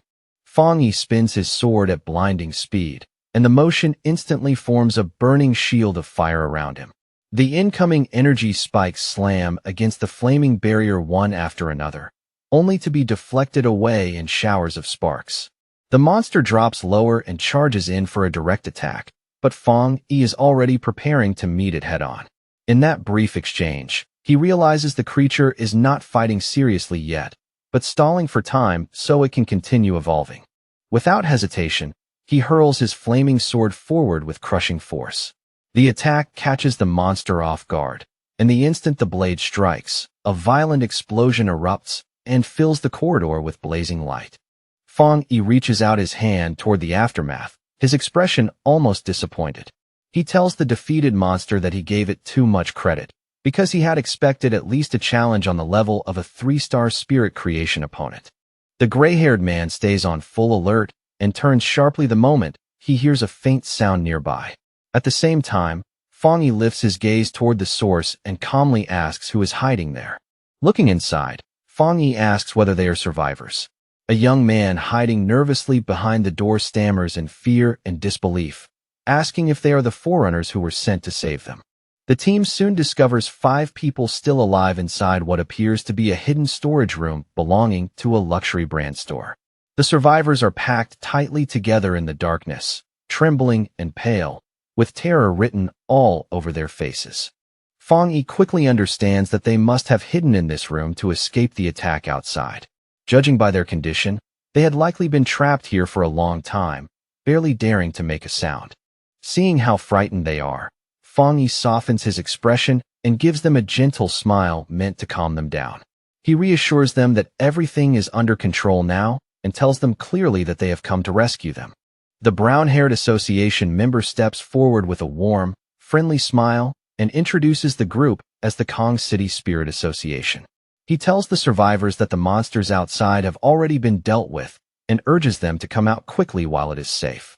The young male survivor stares at Fong Yi with wide eyes, struggling to process what he is hearing. His lips tremble as he stammers, clearly unable to believe that rescue really arrived. He suddenly blurts out in shock, asking if it is really true that Fong Yi killed all of those terrifying monsters with just a single slash. His voice is full of disbelief, as if the feat sounds more like a legend than something a person could actually do. Meanwhile, outside the Tianbao building, the monitoring team continues watching the situation closely. The entire structure is still wrapped in a red, ominous energy, but despite the tension, the people at the monitors can feel that this time something is different. They follow Fong Yi's spiritual energy floor by floor, detecting the fire from his spirit weapon everywhere he passes. Then an analyst suddenly shouts that the latest reading has already reached the 40th floor, leaving the whole room stunned. The analysts report in disbelief that the sealer cleared the Tianbao building from bottom to top in only 9 minutes and 56 seconds, and they immediately realize this news will shake the entire pioneer circle in Kong City. But before the room can fully celebrate, a red alarm suddenly blares through the monitoring station. One of the staff members warns that it is not over yet, because they have just detected an S-class monster eruption on the very top level. Back on the top floor, Fong Yi stands in the middle of the shattered rubble and slowly looks upward, his expression turning serious. The air around him is tense and still, as though the entire floor is holding its breath before the real battle begins. He realizes at once that he has found the main target. Looming high above him is a massive skeletal creature wrapped in glowing green energy and black feathers, and Fong Yi identifies the terrifying being as the anomaly king of this location, the Bone Bird. Without wasting a second, Fong Yi charges straight at the enormous anomaly king, the Bone Bird. He leaps into the air with sword in hand, his attack direct and fearless as he closes the distance in a flash. As he draws nearer, he analyzes the creature in an instant and realizes something unusual. The strange worms crawling across its body are not parasites at all, but actual parts of its main body, fused into its grotesque form. With a powerful swing, Fong Yi unleashes a golden slash that cuts across the air with terrifying force. But the Bone Bird raises its thick, cage-like bones and blocks the attack head-on, stopping the blow before it can break through. For the briefest moment, Fong Yi shows a flicker of surprise when his strike is halted. It is only an instant, but enough to show that this monster is at least worth noticing. The monster fixes him with its glowing green eyes, glaring down at him with cold hostility. Its stare is vicious and predatory, filled with the confidence of something that believes it can still win. Below them, his teammates can only watch in despair as the fight unfolds. Seeing even the powerful sealer face resistance from the Anomaly King leaves them feeling small and helpless, painfully aware that they are far too weak to offer any real support. Fong Yi lets out a quiet sound of annoyance. The reaction is small, but the irritation in it is unmistakable. Having tested the creature enough, he decides the fight has gone on long enough.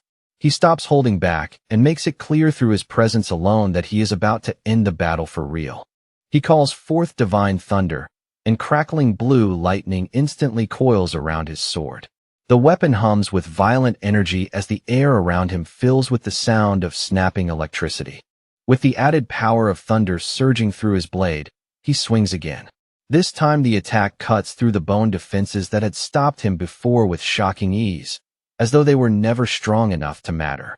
The bone bird roars in pain and fury, but Fong Yi, surrounded by flickering blue lightning, only tells it coldly to stop making so much noise. His calm contempt is even more crushing than the attack itself. Then he unleashes a massive vertical slice of blue energy that tears straight through the monster's gigantic body. The strike is clean, brutal, and overwhelming, splitting through it with unstoppable force. Staring coldly at the creature, Fong Yi remarks that even though this monster turned the building into a feeding ground, it is still far weaker than the bad Anomaly King he fought before. To him, this battle is already beginning to feel disappointingly one-sided. Fong Yi moves again with incredible speed, vanishing and reappearing around the monster as he delivers a rapid flurry of slashes. Only after the barrage is complete does he land gracefully back on the ground, steady and completely in control. The gray-haired man and the blonde girl stare in complete shock as they watch the fight. They realize Fong Yi is not merely resisting the monster or even matching it, but completely dominating the Anomaly King on his own. The purple-haired woman watches even more closely and soon understands something chilling. Every single cut Fong Yi makes is perfectly measured and deliberate, like he is dissecting the monster piece by piece with terrifying precision. Fong Yi quickly realizes that he has not even needed to strike the bone bird's skull directly. As he effortlessly avoids its attacks, he understands that the creature can barely fight back at all, because the difference in power between them has already become overwhelming. At that moment, he concludes that he has grown even stronger than the Anomaly King itself. The monstrous bird lets out a desperate, broken roar as it struggles to recover. The sound is ragged and pitiful now, carrying more panic than menace. Fong Yi looks at the creature with a cold expression, one glowing red eye burning with ruthless intent, and asks whether it really thinks it can still heal. He mocks it further, asking if it honestly believes he has just been toying around for fun. A huge amount of spiritual energy begins gathering around him at once. Bright blue lightning crackles wildly through the air, making the entire top floor tremble under the pressure of the power he is drawing in. Once the energy is fully charged, Fong Yi bends his knees and leaps high into the air. His body rises through the storm of lightning like a spear aimed straight at the sky. Then he drives that power directly into the Tianbao building, releasing a massive pillar of lightning that blasts through the structure from top to bottom. The blinding strike tears into the dark red sky above and lights the entire area in a violent burst of blue-white radiance.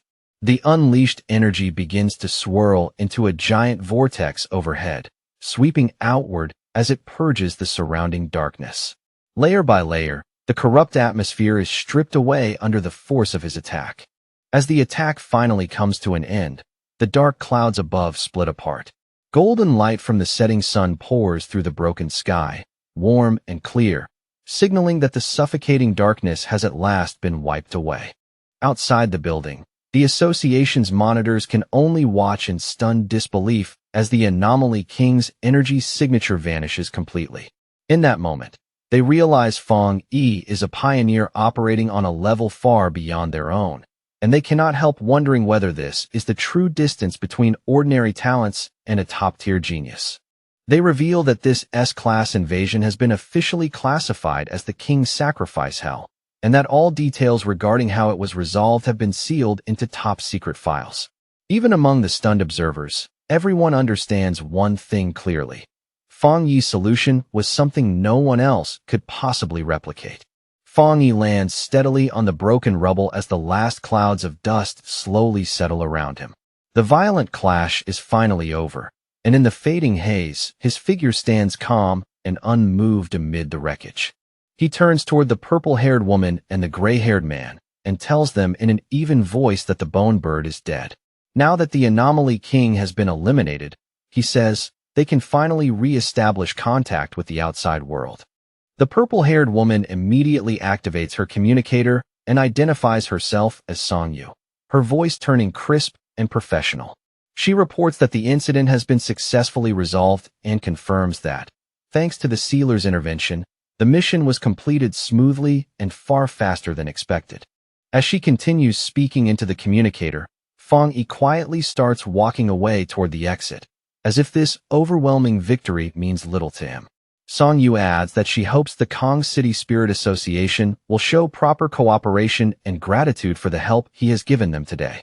Suddenly, Songyu's expression changes, and shock flashes across her face at whatever she hears through the communicator. She immediately asks about the newly elected Kong City captain, her voice rising with anger as she demands to know why he is only showing up now, after the mission is already over. A streak of light tears across the city skyline and rushes straight toward their position. The voice on the communicator hurriedly explains that the captain learned the sealer was present, and although they tried to stop him, he was far too arrogant to listen to anyone. Songyu is instantly furious. She argues that this mission was assigned to the military zone, which means they are responsible for controlling the Tai captain, and then declares that they need to send Fang Yi away immediately, already recognizing the new captain's arrival as an open provocation. As Fang Yi walks down the staircase without any sign of concern, Songyu states coldly that the sealer is the most important captain recommended by their zone. She warns in a hard voice that anyone foolish enough to challenge him will have to bear the consequences themselves. Fang Yi walks out of the Tianbao building, clearly prepared to leave now that the battle inside has ended. With the crisis resolved, he has no interest in staying any longer than necessary. Then he pauses slightly, a faint look of confusion crossing his face as he senses something approaching from above at tremendous speed. The presence is sharp, reckless, and impossible to ignore. A figure suddenly drops out of the sky like a meteor, descending toward him with explosive force. The rushing impact tears through the air and sends debris flying before it even touches the ground. The attacker lands with a violent crash, gripping an energy weapon that hums with hostile intent. He introduces himself as Yu Fengjiang, the new captain of Kong City, and immediately demands in an aggressive tone to know whether Fang Yi is the sealer from Tai City. Fang Yi does not move back an inch and only stares at him coldly. Yu Fengjiang steps closer and studies him up close, mistakenly deciding that Fang Yi must be a wind attribute pioneer, though he also notes that Fang Yi is deliberately concealing his strength and guesses that he is at least in the spirit creation realm. Without another word, Yu Fengjiang shifts his energy weapon and transforms it into a sharp claw-like form. The moment it changes shape, he lunges forward and attacks without hesitation. Fang Yi draws his flaming sword in one smooth motion, and the clash between the two begins instantly. Fire and force collide as they launch into a rapid, high-speed duel that tears across the ruined street. The captain suddenly leaps high into the air and brings down a crushing strike meant to overwhelm Fang Yi in one blow. Fang Yi is forced to dodge aside as Yu Fengjiang slams heavily onto the street below, the impact cracking the ground. Yu Fengjiang looks down on Fang Yi from the very start, convinced he is dealing with nothing more than an arrogant brat. In his mind, this fight is the perfect chance to establish his own reputation and further solidify his family's dominance in Kong City. On the surface, he laughs arrogantly, pretending to act magnanimous. He thanks Fang Yi for solving the crisis, but in the very next breath accuses him of overstepping his boundaries, lecturing him smugly about rules, status, and seniority. Fang Yi is completely unimpressed by the speech. He explains in a cold, flat tone that he only came because the military requested support, and when he arrived, there was no captain present at all. Then he asks directly what this newly appointed captain actually wants from him. Yu Fengjiang gives a smug little smile and claims that he is a man of refined style with no ill intentions. But the greed underneath the act quickly shows itself when he reveals the real reason for stopping Fang Yi. He wants to borrow Fang Yi's powerful sword. As he speaks, dark energy begins gathering in his hands. The aura around him thickens with hostility, making it obvious that this is no polite request. Wrapped in a purple and white aura, Yu Fengjiang openly threatens Fang Yi. He tells him that if he refuses to comply, then he will never be allowed to leave Kong City alive. Fang Yi remains completely calm from beginning to end. There is not even the slightest sign of panic in his expression. Instead, he smiles as though he finds the demand utterly ridiculous. Across from him, Yu Fengjiang stares back with a twisted, excited look, clearly enjoying the thought of forcing the situation further. Fang Yi decides that the conversation has already gone on long enough. He releases his full presence, unsheaths his sword completely, and flames erupt around him in a violent burst that instantly changes the atmosphere. Yu Fengjiang is visibly shocked by the sudden explosion in Fang Yi's power. The pressure alone is enough to wipe the smugness off his face for a moment. With his eyes glowing and his aura blazing outward, Fang Yi mocks Yu Fengjiang's shameless request to borrow his weapon. In a cold, cutting tone, he says he will borrow Yu Fengjiang's entire family instead, making it painfully clear that he is about to beat him without mercy. Fang Yi opens the battle with a heavy slash of fire. The blazing arc tears through the air with enough force to split the space between them in an instant. Yu Fengjiang dodges the attack with astonishing speed, narrowly avoiding the flames. But instead of fear, a grin spreads across his face, and he says with rising excitement that the fight is finally becoming interesting. Nearby, Song Yu quickly realizes that the clash has disrupted their signal again. She urgently tells her team that they must leave at once to report to the military and their superiors, and to escort the survivors to safety before the situation gets even worse. Surrounded by roaring flames, Fang Yi gives them a stern warning without even looking back. He tells them they have 10 minutes to get away, darkly hinting that if they stay any longer, they may end up watching a captain die. The brown-haired association member instinctively tries to warn him, but Song Yu immediately clamps a hand over his mouth.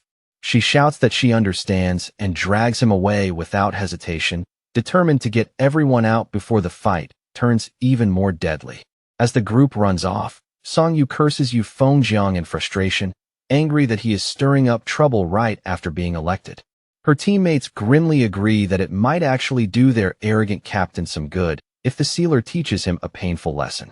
Once the others are gone, Fang Yi fixes his opponent with a cold glare and raises one hand.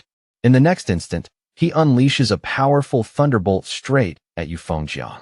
Yu Fengjiang blocks the lightning with his weapon, but the impact is so heavy that it still drives him back. Even so, he shouts a challenge at Fang Yi, telling him that if he really wants to kill him, then he should stop holding back and fight with 100% of his power. Fang Yi answers not with words, but with a crushing attack that slams into the area with terrifying weight. The blow sends violent shockwaves rippling through everything around them. A massive explosion erupts behind Yu Fengjiang, blasting apart the nearby buildings in an instant. Fire and debris roar upward, turning the ruined street into a chaotic sea of destruction. Yu Fengjiang is forced to slide backward to steady himself, his boots scraping hard across the ground. As he regains his balance, he cannot help thinking that the sensation from that strike was genuinely terrifying. Sweat begins running down his face as he stares at Fang Yi again.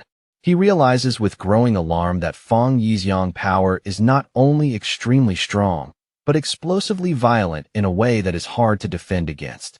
For the first time in this fight, the arrogant captain has to admit to himself that his body is feeling real fear. Across from him, Fang Yi stands in raging flames like a dark silhouette with glowing red eyes, then smirks faintly at Yu Fengjiang's earlier taunt about using his full power.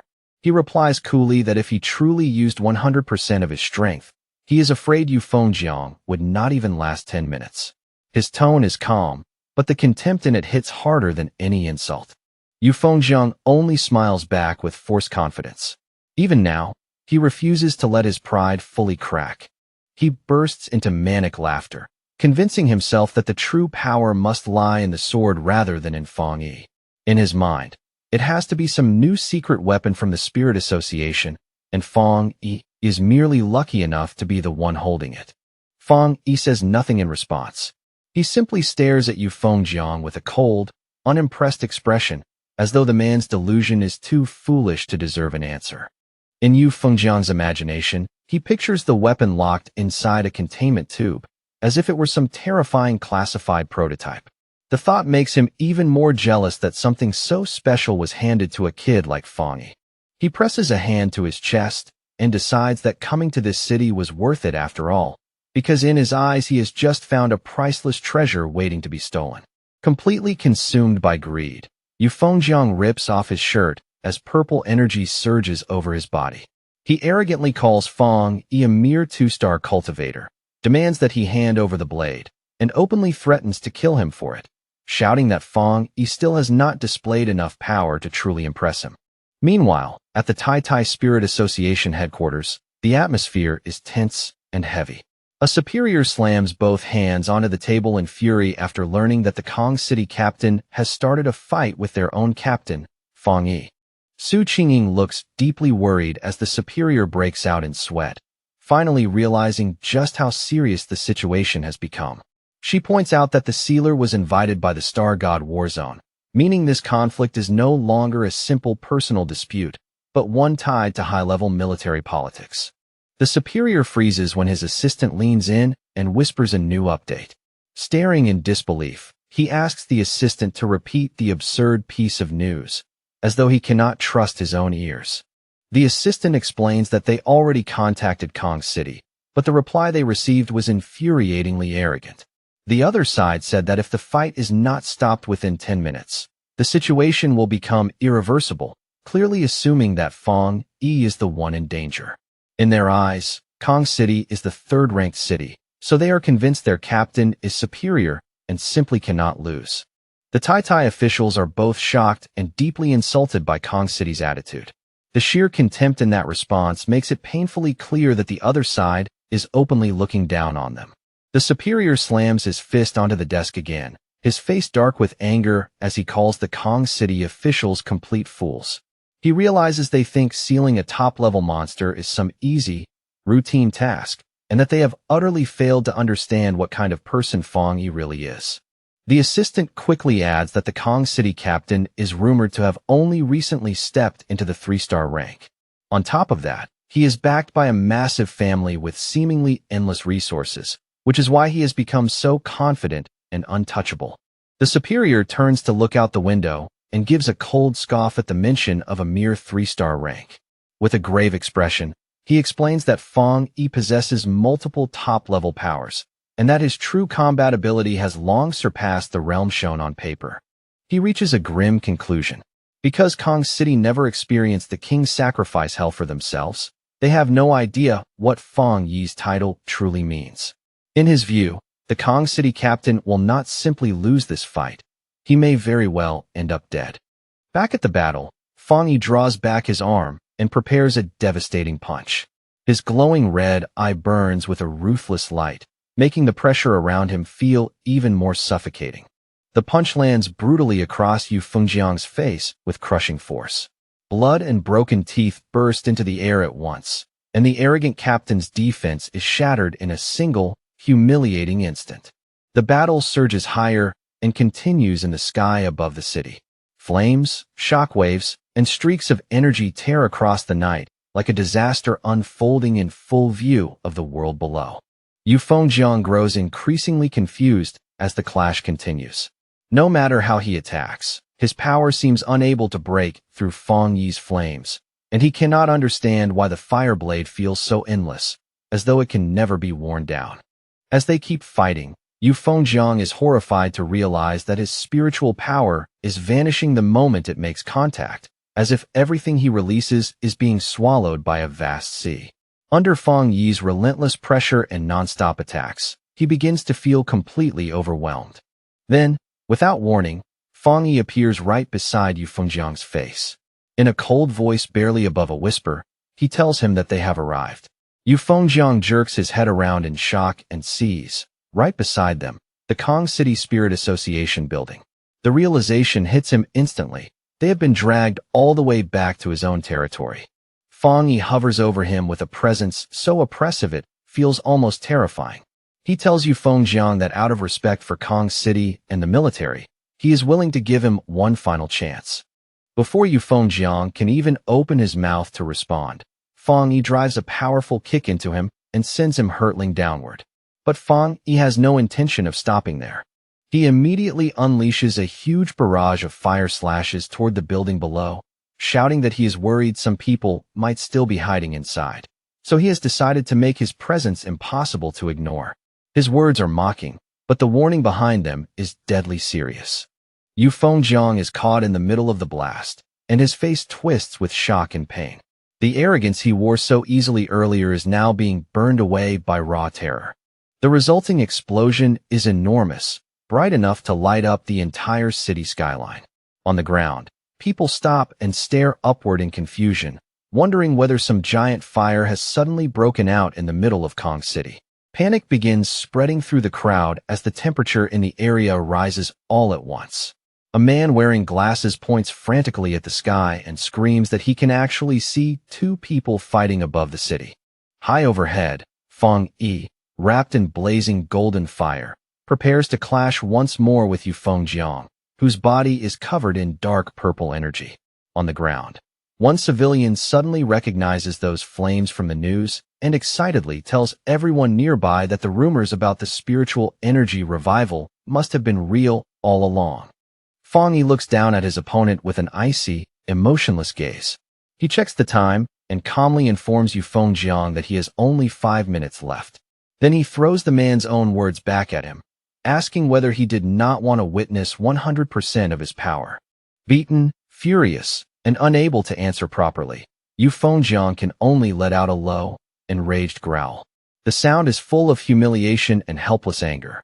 Fong Yi comes down from the sky like a falling meteor, swinging his flaming sword as he descends. As he unleashes a massive slash of fire, he mocks Yu Fengjiang and asks how he can already look so pathetic when Fong Yi is using only 30% of his strength.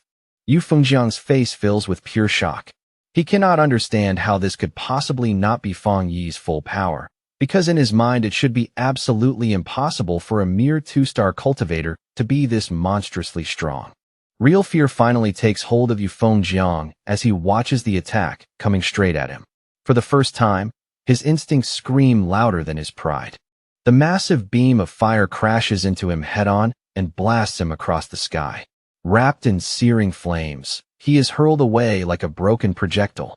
Meanwhile, far away at the Spirit Association headquarters in Shin City, the Situation Room has already descended into chaos. Staff members rush around in alarm as fresh reports continue pouring in. An operator reports a massive energy spike somewhere within the country. The map is immediately enlarged and locked onto Kong City, where the readings show energy levels surging rapidly right around the Spirit Association building. The superior with glasses stares at the screen in confusion, pointing out that the energy signature is not the dark attribute, which means this is not a monster invasion. He demands at once to know what exactly is happening over there. A subordinate rushes in with a shocking report. The new Kong City captain, Divine Blade, is fighting the Tai Tai City captain, the Sealer. The report makes it even worse by explaining that Divine Blade tried to steal the Sealer's weapon after Fong Yi helped save the city, and when Fong Yi refused, he attacked with clear intent to kill. The superior explodes with rage, shouting that Kong City must have a death wish. He orders his staff to warn Kong City immediately and force them to stop the fight at once, threatening to remove every senior official in the Kong City Spirit Association if they fail to act. He declares that someone must be sent there right now to take control of this major incident. Just then, the doors to the conference room swing open.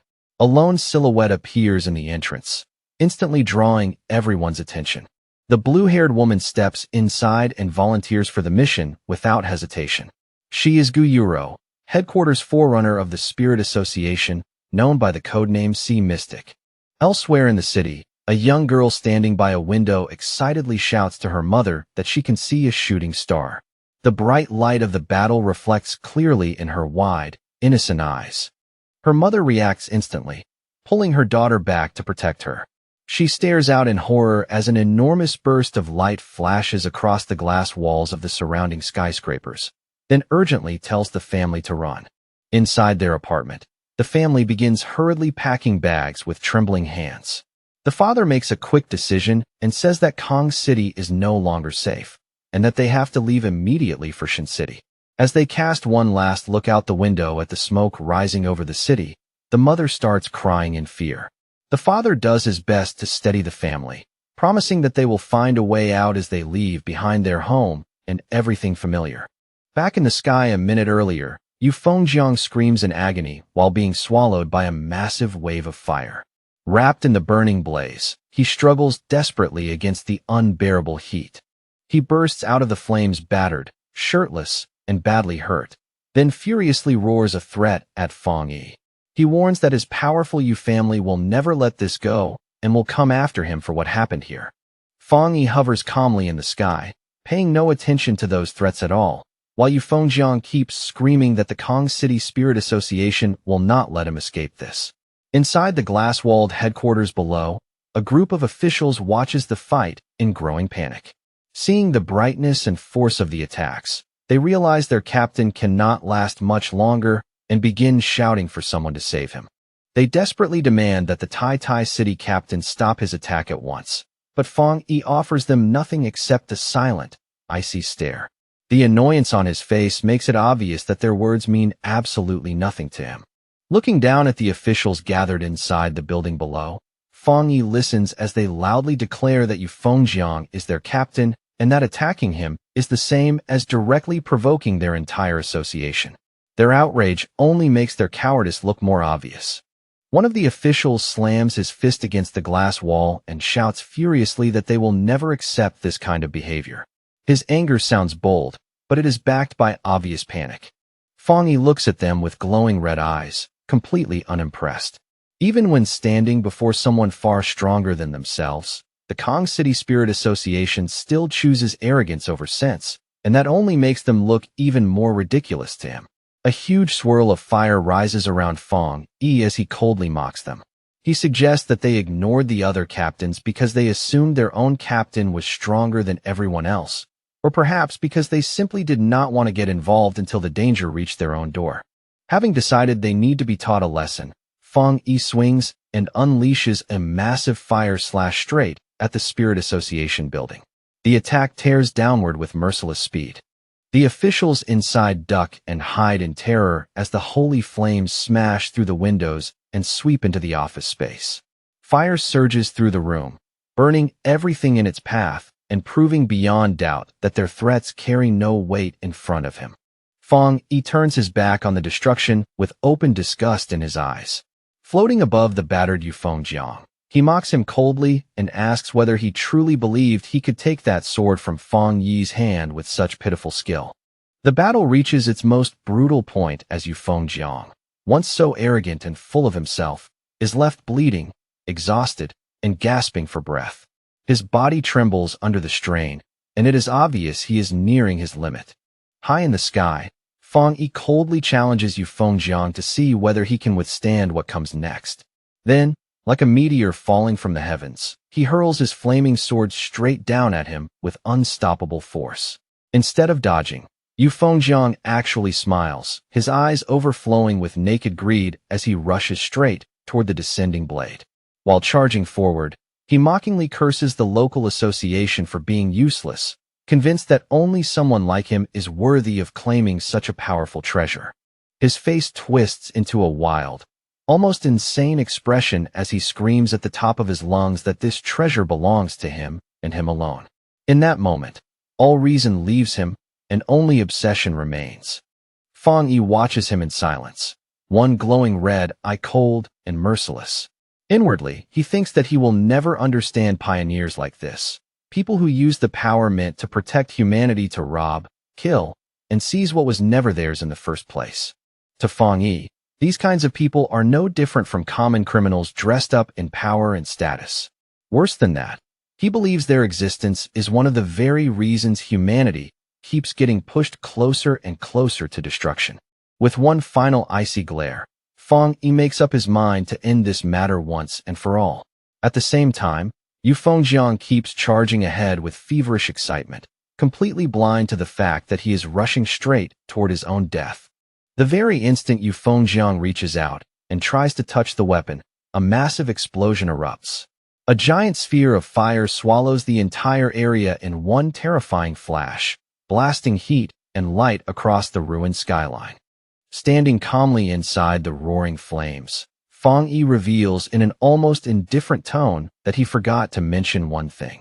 His Tang sword is not some ordinary spirit weapon at all. It is a special weapon he forged himself, one that acknowledges only a single master. The force of the blast sends the officials of the Kong City Spirit Association stumbling and screaming as they run for their lives. Around them, the building begins collapsing under the pressure, glass shattering and concrete breaking apart as panic spreads everywhere. As they stare at the inferno in disbelief, confusion takes over their faces. They can only remember the reports claiming that the sealer was merely at the 2-star spirit creation realm, while Yu Fengjiang was supposed to be a full realm higher than him. The leader of the Kong City Spirit Association stands there trembling uncontrollably, his face pale with fear. In that instant, he realizes with crushing clarity that the information they trusted was completely wrong from the very beginning. He knows better than anyone that Yu Fengjiang was the only 3-star spirit creation expert in the city, a celebrated genius backed by vast family resources. He was already close to the Jinggang realm and was even considered one of the top 5 captains in the nation.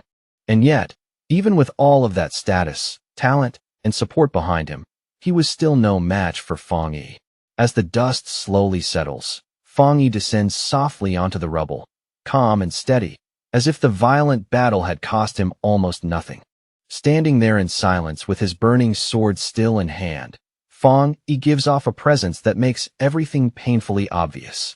He has already far surpassed the ordinary level of a city captain and now possesses the terrifying power to wipe out an entire city if he truly wished to.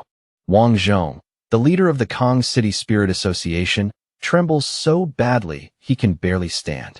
Looking at the destruction around him, he wonders in horror whether Fang Yi truly intends to bury the entire Kong City Spirit Association together with their defeated captain. Overcome by fear, Wang Zhong collapses to the ground among his terrified subordinates and begs the Tai City captain for mercy, screaming that this whole incident was their fault. Just then, the distant sound of an approaching helicopter cuts through the tense, burning silence. The sudden mechanical roar breaks the suffocating atmosphere and makes everyone look up at once. Inside the cockpit, the pilot quickly reports to his superior that there is an extremely pure and overwhelmingly strong yang attribute source ahead. At the same time, he notes with surprise that the flames surrounding the Spirit Association appear to be weakening little by little. Standing at the open side door of the helicopter, Guyuro gathers an enormous mass of blue water energy in her hands. Feeling the heat from far away, she narrows her eyes and wonders whether the fire below is really dying down or whether something more dangerous is still hidden inside it. Afraid that they may have arrived too late, Guyuro stops hesitating and releases her power. Streams of blue energy pour down from the sky like rain, sweeping over the burning ruins in an effort to extinguish the remaining flames. As she looks down at the destruction below, even Guyuro has to admit Fang Yi's frightening strength. Inwardly, she thinks it is truly astonishing that one person could come so close to destroying the 3rd largest city entirely by his own power. She quickly concludes that Fang Yi's strength has already reached the level of a true national-class pioneer. But as her rain continues falling, she realizes something even deeper. Her water is only managing to put out the flames because Fang Yi has already chosen to pull back his power. In other words, he showed mercy. If he had not done that himself, her water alone would never have been enough to suppress those flames. On the ground, Wang Zhong looks up with sudden joy and shouts toward Fang Yi that headquarters has arrived to save them. His voice is full of desperate hope, as if he has finally grabbed onto a lifeline. Fang Yi does not answer him at all. He simply stands there in silence, his expression unreadable as he lifts his gaze toward the newcomer in the sky. From the helicopter above, Guyuro stares back at him just as quietly. As a water attribute pioneer herself, she can immediately sense the astonishing purity and density of the power surrounding Fang Yi. The more carefully she feels it, the more certain she becomes that Fang Yi's pure energy far surpasses anything Yu Fengjiang ever possessed. The gap between them is not small at all. It is vast enough to make the earlier results seem inevitable. In her judgment, that alone places Fang Yi among the strongest pioneers she has ever encountered personally. It is the kind of power that leaves a lasting impression the moment you sense it. Then Gu Yuro's expression shifts, and a flicker of surprise appears in her eyes as she notices something very specific. Her attention is drawn away from the ruined battlefield and locked onto the weapon in Fang Yi's hand. She focuses on the flaming Tang sword Fang Yi is holding and begins analyzing it with a sharp, trained gaze. From the purity of its power and the astonishing level of fusion within the weapon, she immediately knows one thing for certain. The Tai Tai City Spirit Association does not possess the technology required to create a spirit weapon this advanced. As Fang Yi calmly sheathes his sword and draws the flames back into his body as though they naturally belong there, Gu Yuro arrives at the only conclusion that makes sense. That spirit weapon was not issued to him by anyone. Fang Yi created it himself. With the helicopter now overhead, Wang Zhong suddenly finds a little courage and points an accusing finger at Fang Yi. In a trembling yet self-righteous voice, he demands to know whether the sealer really had to be so ruthless and asks how Fang Yi intends to explain himself now that headquarters has personally arrived. Fang Yi turns his gaze on him with terrifying intensity, and the pressure alone almost makes Wang Zhong stop breathing. He coldly reminds the official that he had already given them 10 full minutes to resolve the matter, yet in all that time they failed to offer him even a single explanation. Then Fang Yi turns away as if Wang Zhong is not even worth another glance. In his view, their silence already said everything. It meant they had silently agreed that their own captain deserved to die. Without warning, Fang Yi releases a massive surge of fiery energy that whips around the terrified officials and traps them in scorching heat. In a voice that brooks no defiance, he warns them that if they dare speak to him with that same disrespect again, he will kill every one of them together with their fallen captain. At that exact moment, Gu Yuro descends from the sky wrapped in swirling blue water energy, her entrance sharp and commanding. Calling out to the Tai Tai City captain, she tells him to stop this aggressive behavior at once. Fang Yi slowly turns his head in silence to face the new arrival. His expression remains calm, but his eyes clearly show that he is measuring her the moment she lands. Wang Zhong is suddenly overjoyed, convinced that Fang Yi has finally crossed a line he cannot escape. In his mind, no matter how strong the sealer is, there is no way he can kill a city captain and walk away untouched. If something like that goes unpunished, then every captain in the country would be living in danger. Gu Yuro lands firmly and introduces herself without wasting time. In a stern voice, she asks how the Spirit Association is supposed to manage its regional branches at all if chaos on this scale is allowed to happen unchecked. Hearing that, Wang Zhong's face twists into a wicked, relieved smile. He eagerly assumes she has come to stand on his side and waits in anticipation for her to punish Fang Yi for destroying their headquarters. However, to the complete shock of everyone present, Gu Yuro does not make a move against Fang Yi. Instead, she steps forward respectfully and admits that this entire incident was a failure of duty on the part of the Spirit Association itself. She lowers her head in apology and sincerely promises Fang Yi that headquarters will provide him with a proper explanation regarding everything that happened here.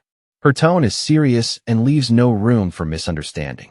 Fang Yi's expression softens just slightly, and a faint smile touches his face. He simply lets out a quiet hum of acknowledgement, accepting her apology without further comment. Wang Zhong freezes completely where he stands, his face turning blank with disbelief. It finally dawns on him that headquarters has chosen to stand with Fang Yi rather than with him or Kong City. He keeps trembling, unable to understand what he is seeing at all.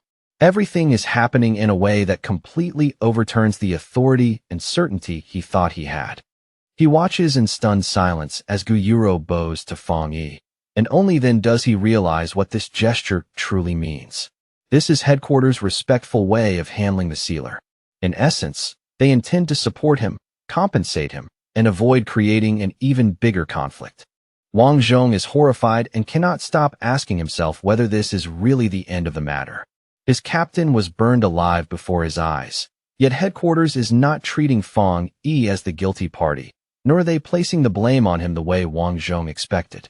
Fang Yi remains calm, because to him the opinion of the local association simply does not matter. In his mind, Yu Fengjiang tried to kill him for his weapon and repaid help with greed and hostility, so the man's death was entirely deserved. Gu Yuro then turns away from Fang Yi and walks toward the frightened local officials. Her expression turns colder with every step she takes. She asks them sharply why none of them stepped in to stop the fighting and calls them a pack of arrogant fools. Then she demands to know who is in charge of the Kong City Spirit Association, and Wang Zhong nervously raises his hand like a man walking toward his sentence.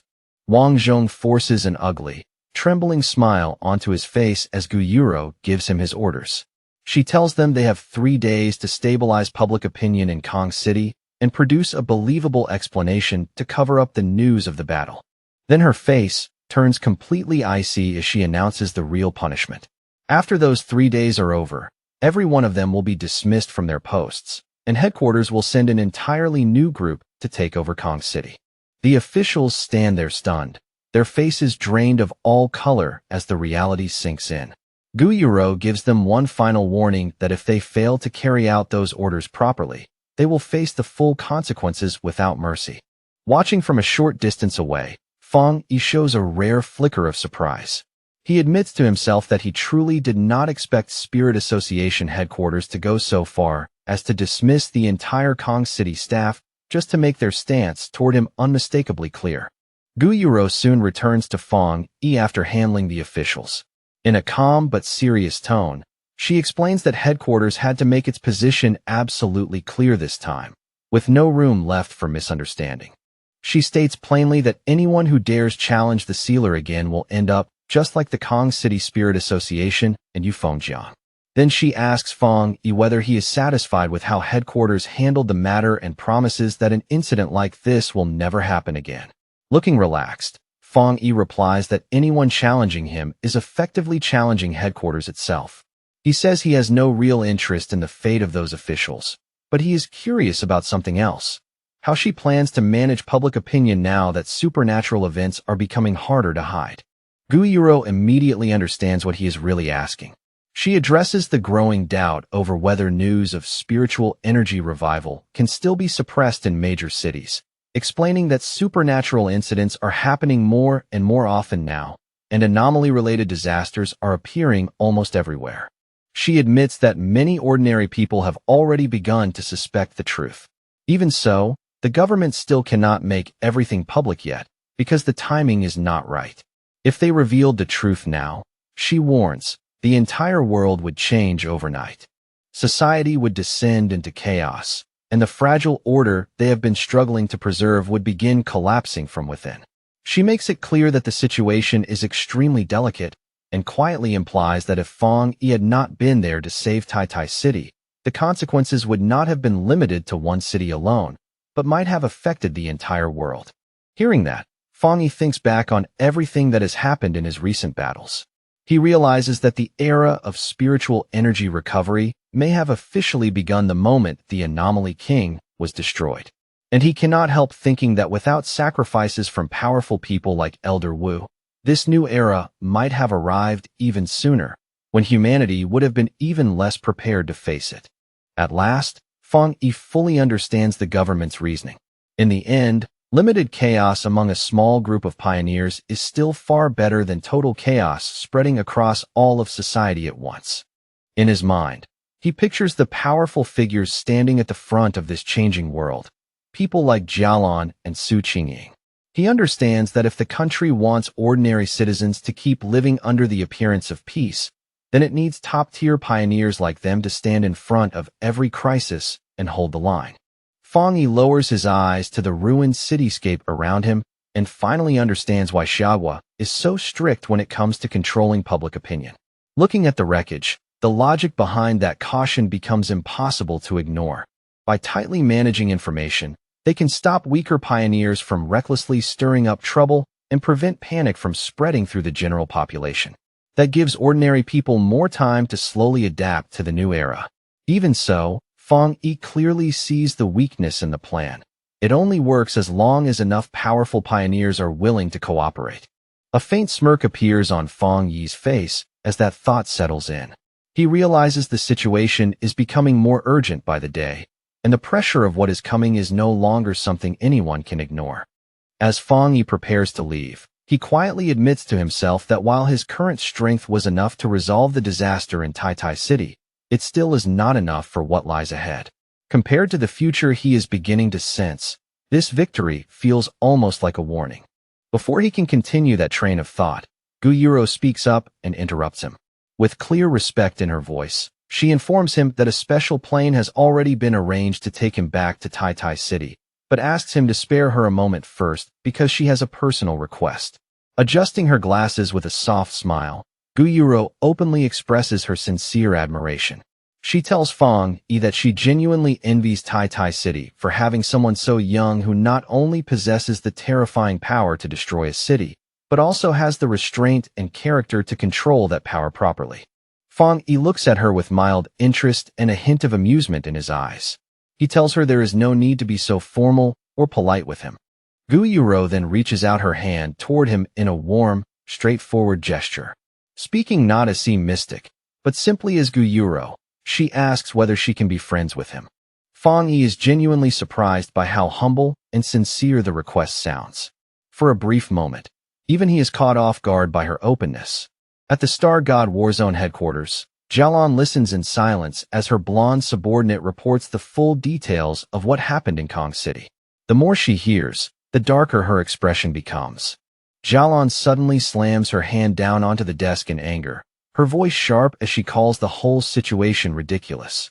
She does not hesitate to curse the Kong City Spirit Association as a bunch of fools who created trouble after being saved. Her eyes shift to a chart displaying the strategic rankings of the cities. Looking at it, she notes that Kong City, currently ranked third, is already losing its position. She predicts that if this trend continues, Kong City will soon fall out of the rankings entirely, and concludes that Spirit Association headquarters needs to take control of Kong City immediately. Jialon's blonde subordinate comments that headquarters has handled this matter quite reliably, especially Guyuro. He notes that Sea Mystic may already be trying to pull Fang Yi toward their side. Jialon gives a cold little nod and says that whatever reward they offer the sealer must be better than anything the association can provide. Without hesitation, she decides to double the original reward promised for Fang Yi's help in Kong City. The subordinate then openly praises Fang Yi's strength, saying that the balance he shows between ruthlessness and control is exactly what makes him suitable to stand as a city leader. In his eyes, Fang Yi has already shown the kind of presence ordinary people cannot imitate. After that, he proposes a very specific reward, one he believes suits Fang Yi better than money or ordinary resources ever could. His tone makes it clear that he has thought carefully about this suggestion. He places a folder marked Top Secret Restricted Area onto the desk in front of Jialon. The moment it touches the table, the atmosphere in the room subtly changes. Jialon falls silent for a moment, immediately understanding how serious that suggestion really is. Her expression turns thoughtful as she weighs the implications. She remarks dryly that if she did not already know how much he admired Fang Yi, she might have thought he was deliberately trying to make things difficult for him.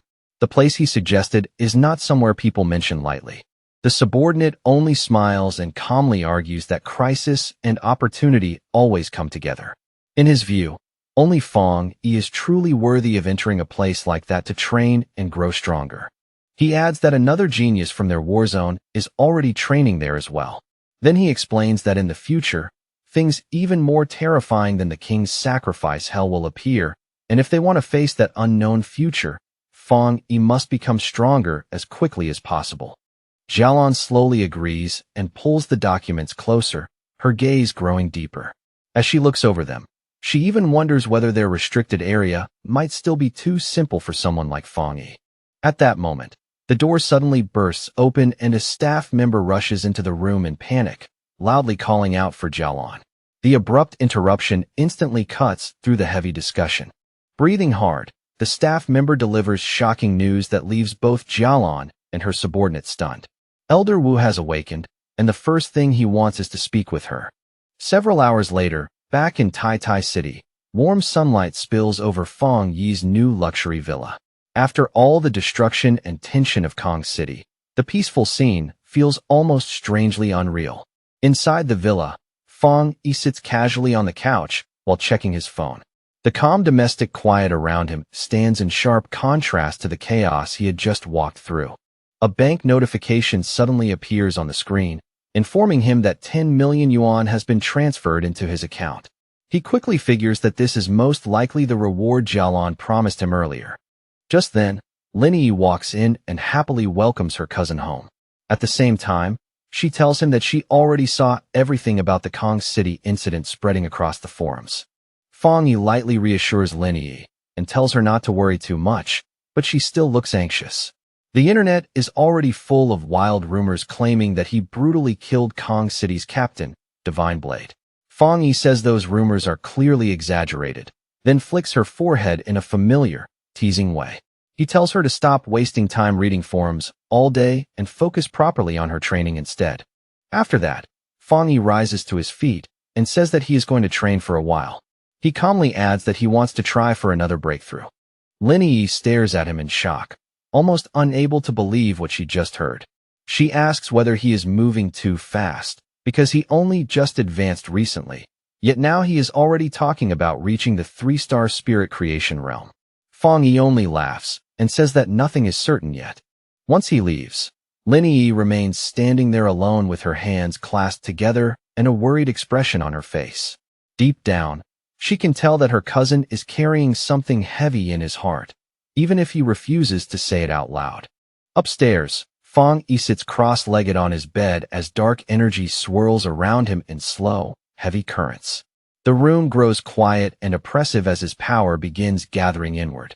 In his hand, he holds a sphere of golden energy that contains the purest dark attribute taken from the bone bird, the anomaly king he defeated. Even in its compressed state, the energy gives off a chilling, dangerous purity.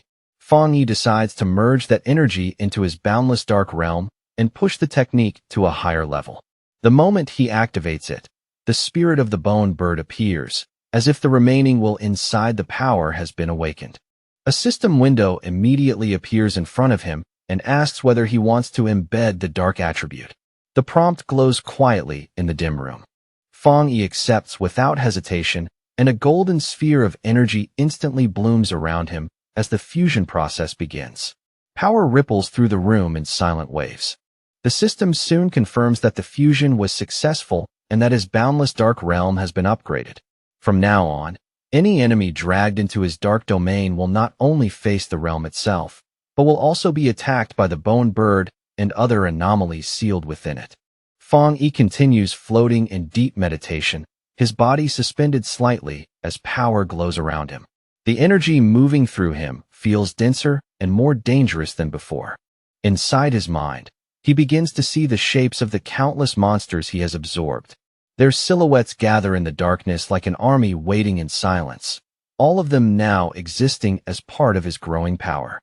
He wonders if that means these beings can now actively fight on his behalf. In that moment, he realizes that just like the Anomaly King, he now has the power to command these anomalies as well. With that realization, Feng Yi releases all of his strength. A gigantic golden avatar wreathed in fire, with many arms spread wide, rises into the sky and towers over the dark energy. All at once, a golden system notification appears. It tells him he has met the conditions for another breakthrough and asks whether he wants to advance into the 3-star spirit creation realm. The force of Feng Yi's cultivation spills out over the city and takes visible form, creating a massive golden image of a fire god in the sky. The people below stare upward in shock and awe. One photographer points excitedly and says that figure is the immortal who saved them from the bat monsters, convinced their savior has descended once again. Inside the villa, the gathered power can no longer be contained, and a blinding burst of golden light erupts from Feng Yi's bed, flooding the entire room. At the same time, Inside Fong Yi's spiritual world, everything shifts into a dark purple void. From the darkness rise the spirits of the powerful monsters he once defeated and absorbed, including the enormous bone bird and the giant serpent, each one towering above him. Fong Yi looks at these reborn monsters with calm confidence. In his eyes, they are now like servants kneeling before a king, and their existence only makes his boundless dark realm even stronger. He sits upon a throne forged from dark energy, gazing down as the terrifying army of monster spirits lowers itself before him and accepts him as its ruler. A system window appears and confirms his progress, announcing that the boundless dark realm has evolved and that he has gained a new ability. The system explains the new skill, Anomaly Warfare. Once Fong Yi drags enemies into his dark world, he can call out these monsters to attack for him. But it also warns that the stronger the target is, the more spiritual energy he will need to maintain the summons. Fong Yi holds a swirling sphere of dark energy that contains the essence of the bone bird. A faint smirk appears on his face as he welcomes the newcomer into his boundless dark realm. He praises the purity of the bird's spirit, saying it will greatly enhance his own power. He tells the spirits to serve him well and promises that as long as they do, he will not treat them poorly. As he looks over this new army, Fong Yi realizes that if he wants to use this power properly, he will need to raise his spiritual energy even further. Back in the real world, the surge of power reaches its highest point. A huge beam of golden light blasts up from the city, pierces the clouds, and brightens the sky, announcing his successful breakthrough to everyone below. Fong Yi floats above his bed, wrapped in a golden aura. The system confirms that he has successfully broken through to the 3-star spirit creation realm. As he feels the change, he realizes all of his abilities now fit his body perfectly, as though they have become part of him. His power feels cleaner, purer, and when he opens his eyes, they shine with a sharp red glow.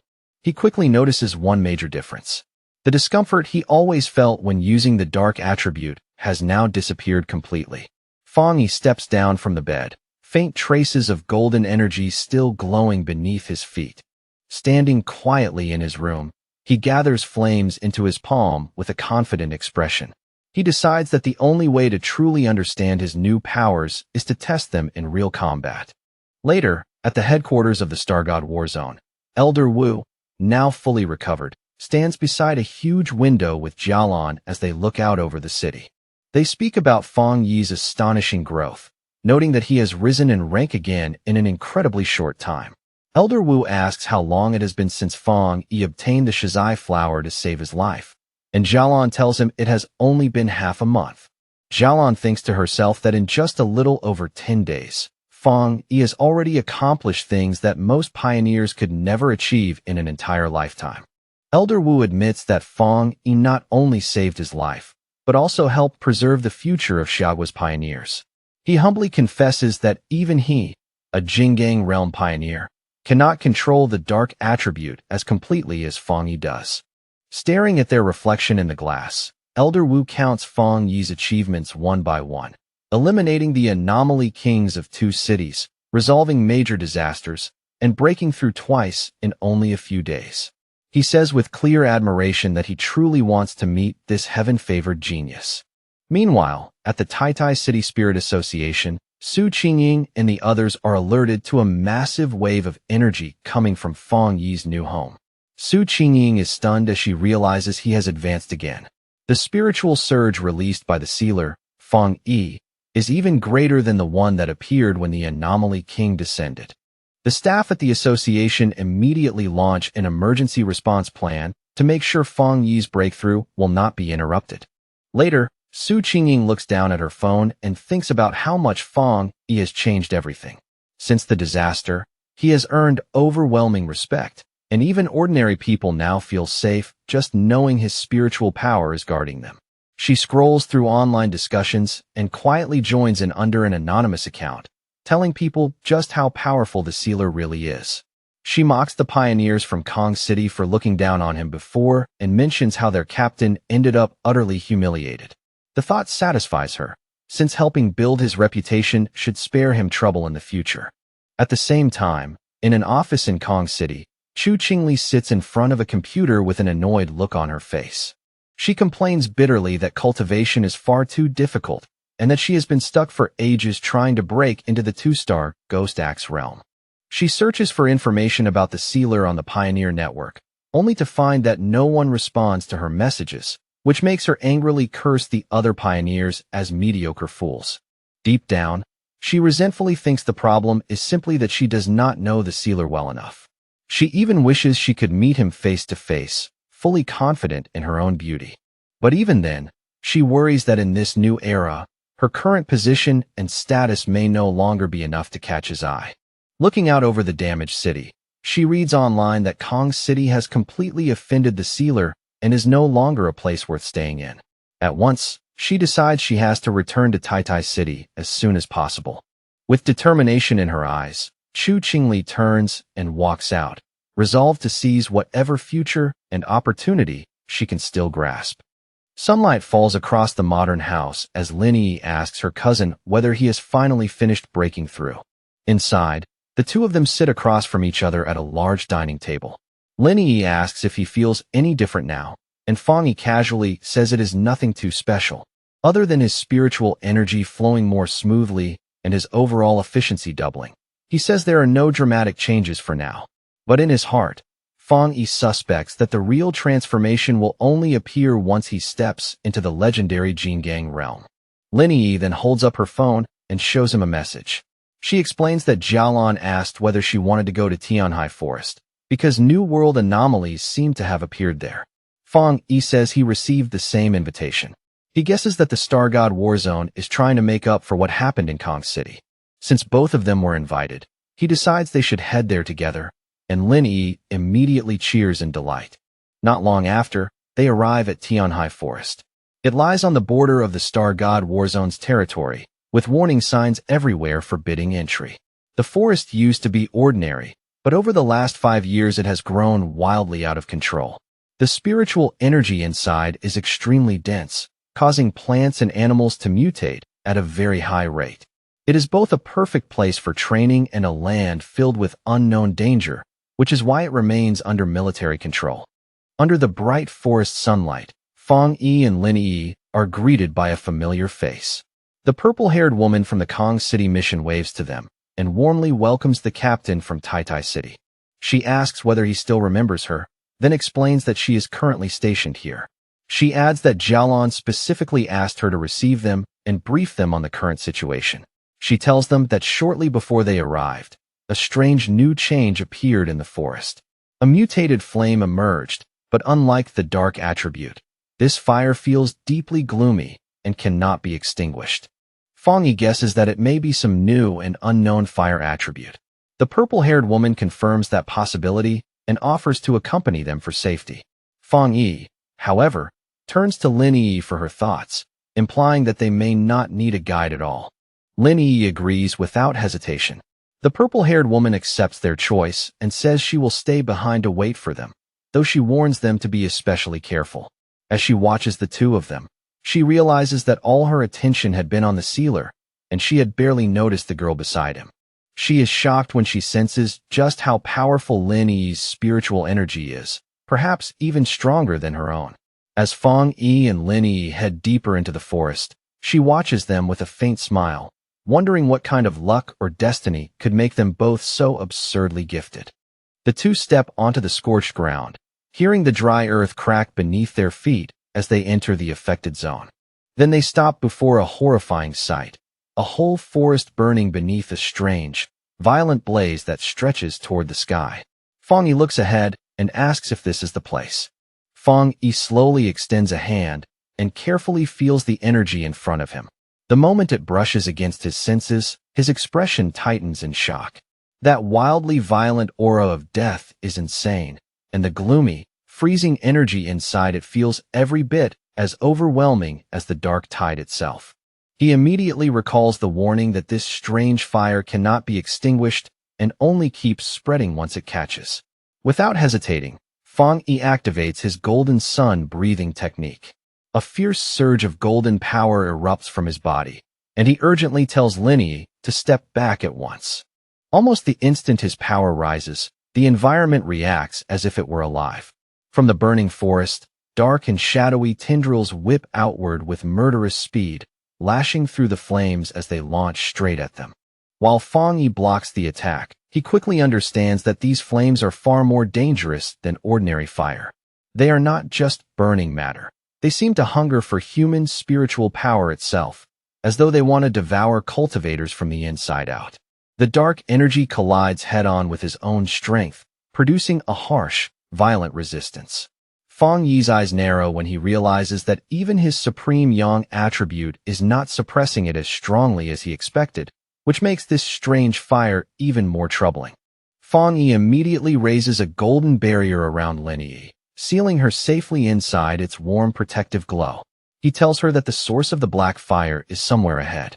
Since her spiritual power belongs to the wood attribute, he warns that she is naturally at a disadvantage against fire and must remain within his protection no matter what. Lin Yi nods seriously and says she understands.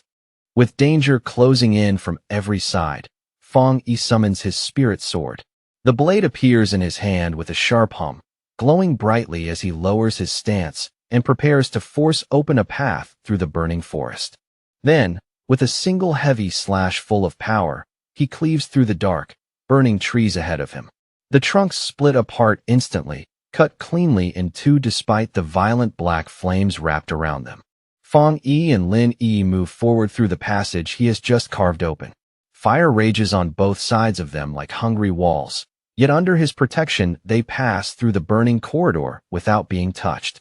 The deeper they go, the heavier the death energy becomes. The air turns denser and colder, pressing down on them like an invisible weight, until even breathing starts to feel grim and oppressive. At last, they reach the edge of a cliff and look down. Below them lies a massive black pit, deep and terrifying, with glowing red veins of heat pulsing through it like blood beneath cracked flesh. Fang Yi suddenly notices something dripping from the rocks overhead. His eyes begin to glow red, and he focuses sharply on the substance, narrowing his gaze as he studies every detail. After only a brief look, he identifies the dripping substance.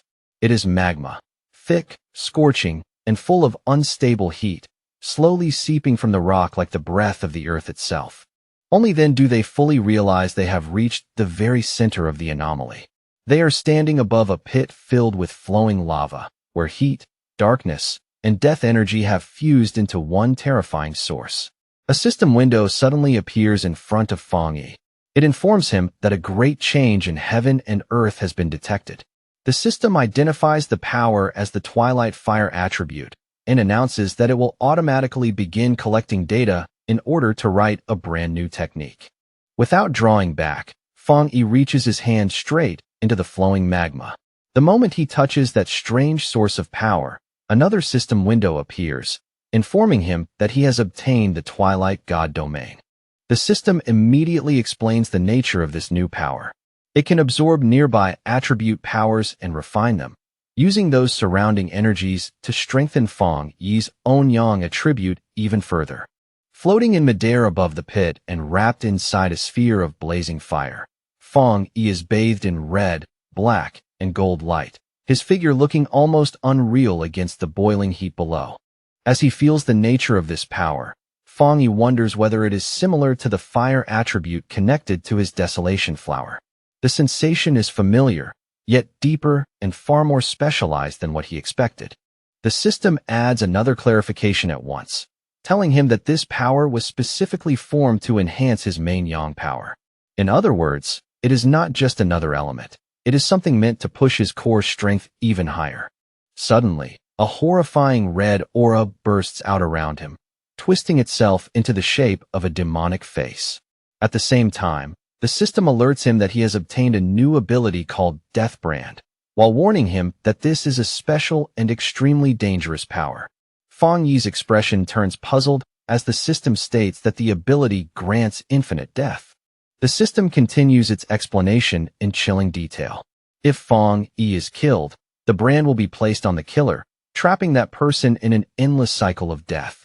Yellow spring flames will burn them forever, death collapse will tear down their body piece by piece, and a vision of hell will rise around them, as evil spirits welcome them into their grave. Hearing that, Fang Yi grows serious instead of excited. He can tell immediately that this ability is terrifyingly powerful, but he also feels that something about it is too extreme, too sinister, and not suitable for him to use right now. After a brief pause, he gives the system a clear order. He tells it to save the Death Brand ability for later, but chooses not to learn or activate it at this moment. With that dangerous ability stored away, Fang Yi turns his full attention back to the Twilight Fire itself. As he absorbs it, red and black energy begins to spiral together, condensing into a swirling orb that slowly stabilizes when the process is complete. Watching everything from a safe distance, Lin Yi is completely stunned. Even from where she stands, those flames feel like something out of a nightmare, yet Fang Yi is handling them with shocking ease, as though even this hellish power cannot truly threaten him. As Fang Yi stands within the newly acquired Twilight Fire, surrounded by its strange and ominous glow, Lin Yi understands with quiet awe that he has gained yet another power. The gap between him and everyone else seems to widen again before her eyes. Then Fang Yi's expression suddenly shifts, and a sharp smile appears on his face. One eye glows red as he warns Lin Yi not to lose focus, telling her that something else is already nearby and closing in on them. A huge shadowy creature with glowing red eyes suddenly emerges from the smoke behind Lin Yi. The sight makes her freeze in fear, and she stammers out the first thought that comes to mind, asking if that thing is a dragon. Fang Yi moves instantly, diving down between his cousin and the monster without the slightest delay. Power gathers in his glowing hand as he calmly corrects her, saying that it is not a dragon at all, but a mutated lizard. The creature fully reveals itself at last. A gigantic demonic lizard with wings, a twisted body, and a savage presence that reeks of mutation and death. Fang Yi looks at it with open disgust and coldly mocks it as nothing more than a slightly bigger four-legged insect. Instead of retreating, Fang Yi's interest rises. He decides on the spot that this creature is the perfect target for testing the power of his newly acquired Twilight Fire domain in real combat. The enormous demonic lizard does not wait for him to act first. It throws open its jaws and fires a violent stream of molten lava straight at Fang Yi, the attack roaring forward with brutal heat and destructive force. Fang Yi reacts the moment it moves. His eyes flash red as he leaps into the air to avoid the attack, and at the same time a blade of fire stretches out from his hand, sharp and burning like a weapon forged from living flame. With a fierce swing, he sends out a golden slash that crashes directly into the monster's dark energy. The impact is violent enough to produce a massive shockwave, blasting heat, dust, and scattered fire in every direction. The force of the clash is so overwhelming that the ground below them splits apart. Cracks race across the earth, and red energy bursts from the openings as though the volcanic pit itself is being torn awake. A blinding burst of light erupts in the next instant. The already unstable power inside the volcanic pit loses balance completely, and the compressed energy detonates with terrifying violence. The resulting explosion tears through the forest like a full volcanic eruption. Fire, ash, and shattered earth blast outward in a horrifying wave, making the entire area look as if the mountain itself has exploded. At the edge of the forest, the purple-haired woman, Song Yu, and Wang Liang are all thrown backward by the shock. Wang Liang panics and shouts that they need to request backup immediately, his voice breaking as he realizes just how serious the situation has become. Meanwhile, at a monitoring station, a red warning screen lights up and begins flashing urgently. Staff members are alerted that a new mutated life form has appeared inside Tianhai Forest. The data shows a spiritual energy spike of 1000%, and the threat is instantly classified as S-level. Back at the Star God Warzone headquarters, Jialan and Elder Wu receive the report at once. Jialan finds it strange that the forest's energy, which had remained stable until now, suddenly lost control the moment the sealer entered to train. Elder Wu, already wearing his combat armor, says that although he trusts Fang Yi's strength, they should still go and confirm the situation for safety. Neither of them wastes even a second after that. Elder Wu and Jialan shoot into the air at astonishing speed, crossing the sky like two streaks of light as they rush toward Tianhai Forest. As they draw closer to the area, Wang Liang and Song Yu are already running away from the danger zone as fast as they can. In the middle of their retreat, they look up and spot two brilliant trails of light cutting through the sky above them. The two of them recognize the arrivals immediately. Their faces light up with relief and excitement as they shout that Officer Jialan and Elder Wu have come. Elder Wu descends first, landing like a meteor crashing from the heavens. The impact is so heavy that the ground beneath him shatters on contact, sending broken stone and dust exploding outward. When the dust finally begins to settle, Elder Wu is revealed standing tall at the center of the impact, wrapped in a dense yellow aura. His posture is steady, his expression calm, and he looks fully ready to confront an S-level threat head-on. Song Yu rushes forward, unable to hide her amazement at the speed and presence of the man before her. She cannot help wondering if this is the true power of a Jingang realm pioneer. In her mind, she compares him with Fang Yi. While the sealer often creates huge, shocking visual effects, Elder Wu feels like the opposite, restrained, heavy, and terrifyingly solid.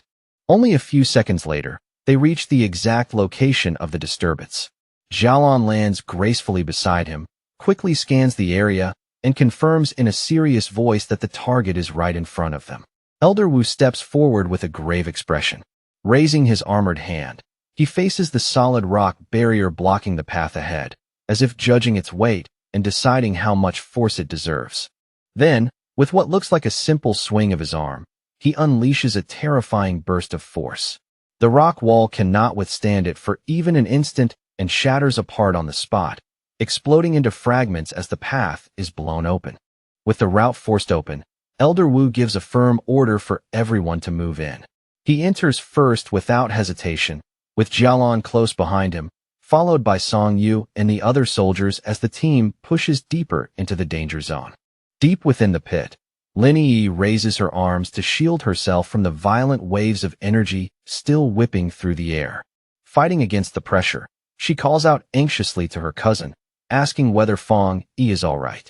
As the dust slowly clears, Fang Yi is revealed standing there in complete calm, his flaming sword still held in one hand.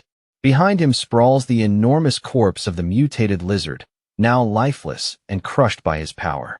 He reassures Lin Yi that he is fine, then adds in a measured tone that it seems someone has come looking for them. Fang Yi turns his gaze toward the entrance, one eye glowing red as he senses several powerful figures approaching from outside. In the next moment, he quietly suppresses part of his aura, and the dark energy surrounding him fades away as though it had never been there.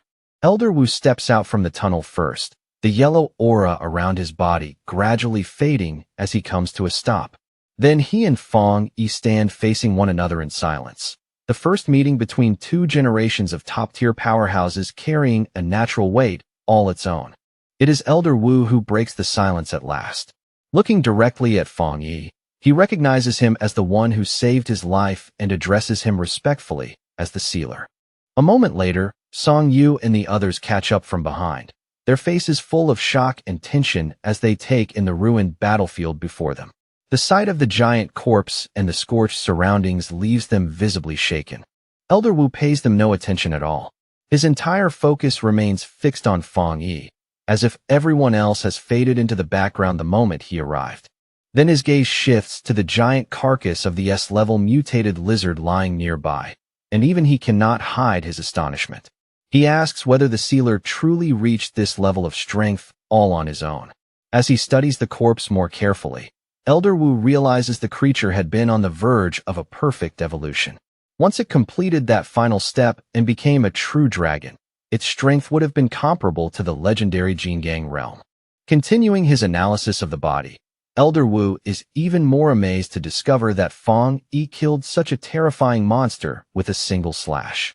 Then he senses the twilight fire aura lingering on Fang Yi's body and notes that it resembles the half-dragon's power, yet feels much purer and far more complete. At that point, a thought occurs to him.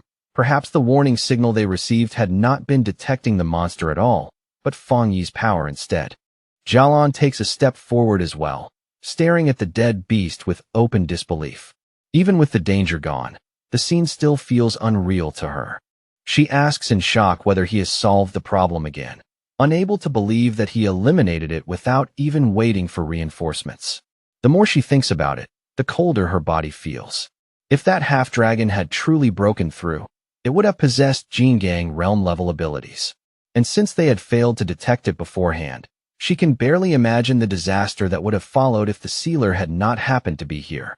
Fang Yi turns back to Elder Wu with a relaxed smile and says he is glad to see the senior hero fully recovered. Elder Wu laughs heartily in response, joking that with such a powerful successor appearing, perhaps he can finally retire in peace. After the light remark, Elder Wu's tone grows more serious. He asks Fang Yi to keep the true nature of this creature secret from everyone outside Tianhai Forest, including the Spirit Association. Fang Yi understands immediately and answers with a faint smile, showing that no further explanation is needed. As the conversation continues, Fang Yi quietly reflects on the nature of Tianhai Forest itself. He realizes that it is not merely a convenient training ground, but a hotspot for spiritual change where all kinds of dangerous things can emerge without warning. In fact, he suspects that whatever can appear here may be even more dangerous than the dark anomalies within the extreme dark zone. With that thought, he comes to understand the burden carried by the Star God Warzone and agrees with the way they have chosen to handle this place. While walking away from the corpse, Fang Yi continues analyzing the twilight fire he just acquired. The more he examines it, the more clearly he feels that its core nature is centered on devouring, a trait that instantly reminds him of the legendary beast Taotai. That thought makes him wonder if the hidden secret of Tianhai Forest might be connected to such a creature. Perhaps, long ago, a Taotai truly existed here and left something of its nature behind. Elder Wu then extends his hand toward Fang Yi in a gesture of thanks, saying it seems Fang Yi had already understood why this matter must remain secret. There is clear appreciation in his voice, along with the respect of one expert acknowledging another.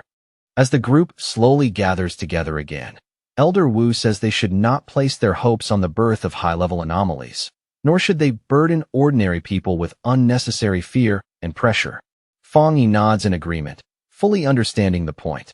Just then, a strong gust of wind suddenly sweeps through the forest, stirring ash, leaves, and lingering heat all at once. The atmosphere shifts in an instant.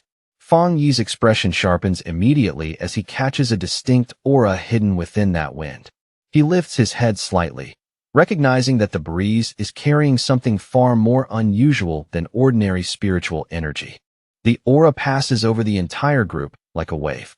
Lin Yi closes her eyes for a moment and smiles, saying the feeling is incredibly fresh and strangely comforting, as though the air itself has come alive. Jialan, however, reacts very differently. Her eyes widen at once as she recognizes just how intense that spiritual power is. At the same time, high above the forest, a figure can be seen flying through the trees at astonishing speed. Staring upward in disbelief, Jialan blurts out that this monster, a word reserved for true geniuses, could not possibly have already broken through to the Jingang realm. The speeding figure abruptly stops and finally reveals himself.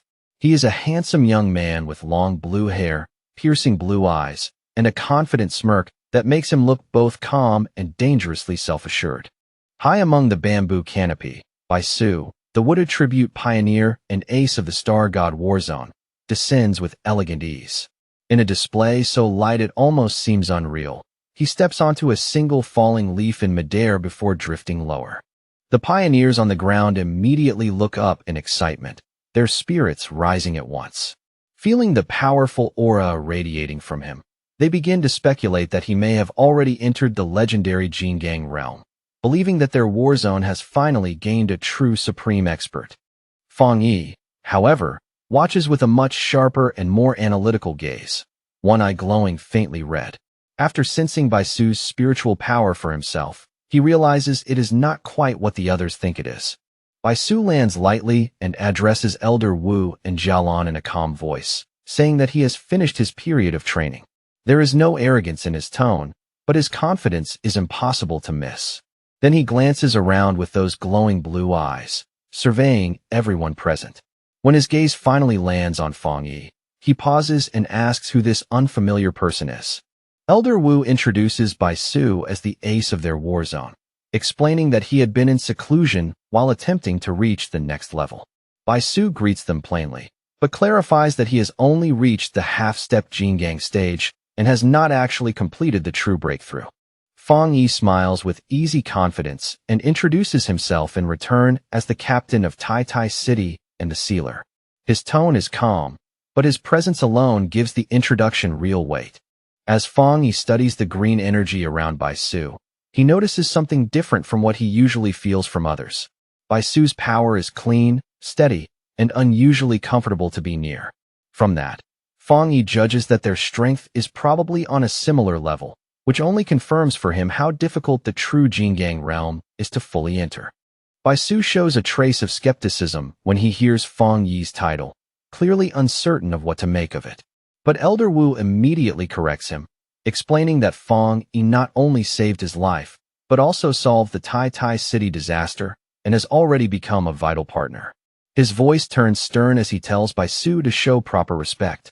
Bai Su is visibly surprised to hear that so much has taken place while he was cut off from the outside world.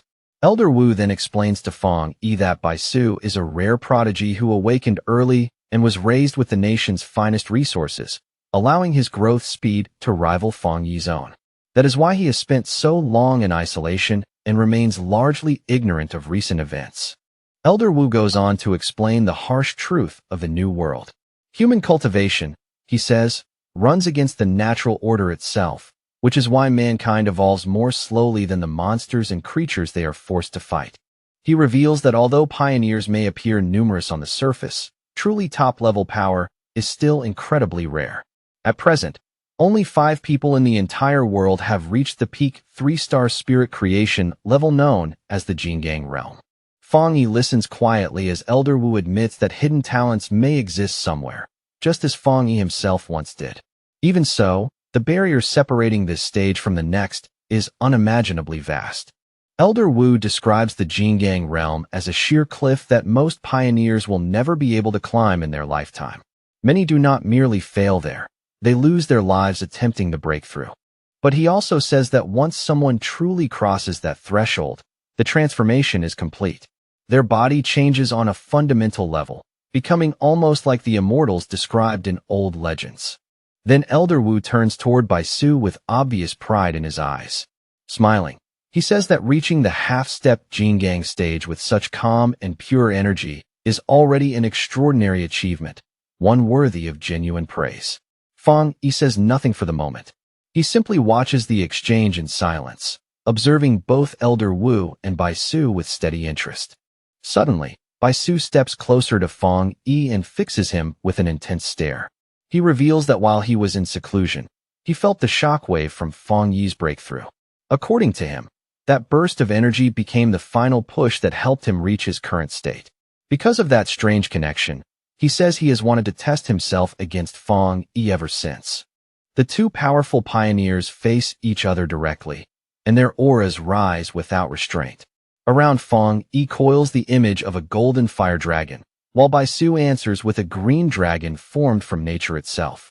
Bai Su remarks that despite the obvious differences between them, he can feel that they are fundamentally the same kind of people. Fang Yi lets out a confident laugh and accepts the challenge without hesitation. Golden energy begins to glow around his body as he agrees to the fight with the kind of excitement only a true powerhouse could feel. Seeing that a battle is about to break out, Elder Wu steps in at once and takes the role of referee. He orders everyone else to retreat to a safe distance and warns the two of them not to go too far or seriously injure one another. Fang Yi and Bai Su lock eyes, and the air between them grows hot with invisible pressure. Their gazes alone seem to spark with energy as both men prepare to make the first move. Then, in less than a heartbeat, their powers crash together and explode. The collision produces a massive blast that tears violently through the forest, shaking the surrounding land and sending spiritual force rippling in every direction. Song Yu watches the scene in utter shock, unable to believe she is witnessing a clash between two such monsters with her own eyes. Beside her, Jialan remains silent, but her focused expression shows that she is taking in every detail. Elder Wu watches just as intently, his eyes fixed on the duel as he wonders who will emerge on top, the rapidly rising star of Tai Tai City, or the longtime ace of the Star God Warzone. With the duel now fully underway, Baisu brings his hands together and begins concentrating his spiritual energy. His expression turns sharp and serious as he prepares to unleash his signature technique. As a wood attribute pioneer, Baisu commands nature itself with frightening ease. The earth trembles under that authority, and in the next instant, enormous green vines burst upward like a living tide, surging around Fong Yi from every direction. Fong Yi reacts without the slightest hesitation. Blue spiritual energy quickly gathers into his hands, dense and focused, as his body shifts into motion and prepares to answer Baisu's opening assault. Moving at blinding speed, Fong Yi weaves through the violently twisting vines as if dancing through chaos itself. With sharp bursts of energy, he slices them apart one after another, all while realizing that Baisu is not merely using techniques. He is turning the entire forest into a weapon. But the attacks do not stop. More vines crawl out from the shadows and lunge toward Fong Yi, trying to bind him in place. He only grins at the sight and says that with this much wood around, Baisu has basically handed him perfect fuel for a fire. With that, Fong Yi calls forth his sword. Flames flare to life around his hand first, then race along the weapon itself, casting hot light across the battlefield. He swings hard, releasing a huge slash of fire that tears straight through the giant roots in front of him. Fong Yi fully expects the flames to catch and spread, turning Baisu's attack back against him. Instead, the severed vines suddenly shine with green light. The damage closes almost instantly, healing before the flames can properly take hold or spread any farther. Fong Yi's expression sharpens at once. The fact that his fire failed to produce the effect he expected immediately tells him this fight is going to be far more troublesome than it looked. Standing before that thick wall of writhing vines, he questions Baisu directly, asking whether his plants are actually immune to fire. After all, by nature, wood should be weak against flame.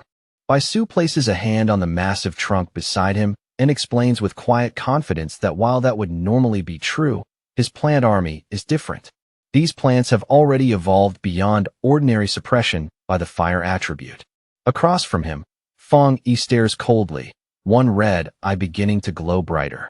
Before Fong Yi can press further, the ground beneath him suddenly explodes again. Fresh vines erupt upward without warning, their timing so fast and vicious that they leave him almost no room to respond. The enormous roots swarm over him in an instant, coiling around his body and sealing him inside a giant spherical prison of wood. With Fong Yi trapped in total darkness, Baisu stands calmly outside and asks how he likes the move, adding that if they were truly enemies, this cage would have been impossible to escape. Inside the sealed wooden prison, Fong Yi does not panic at all. He remains perfectly calm, his red eye glowing through the darkness as he quietly studies the structure around him and judges the situation.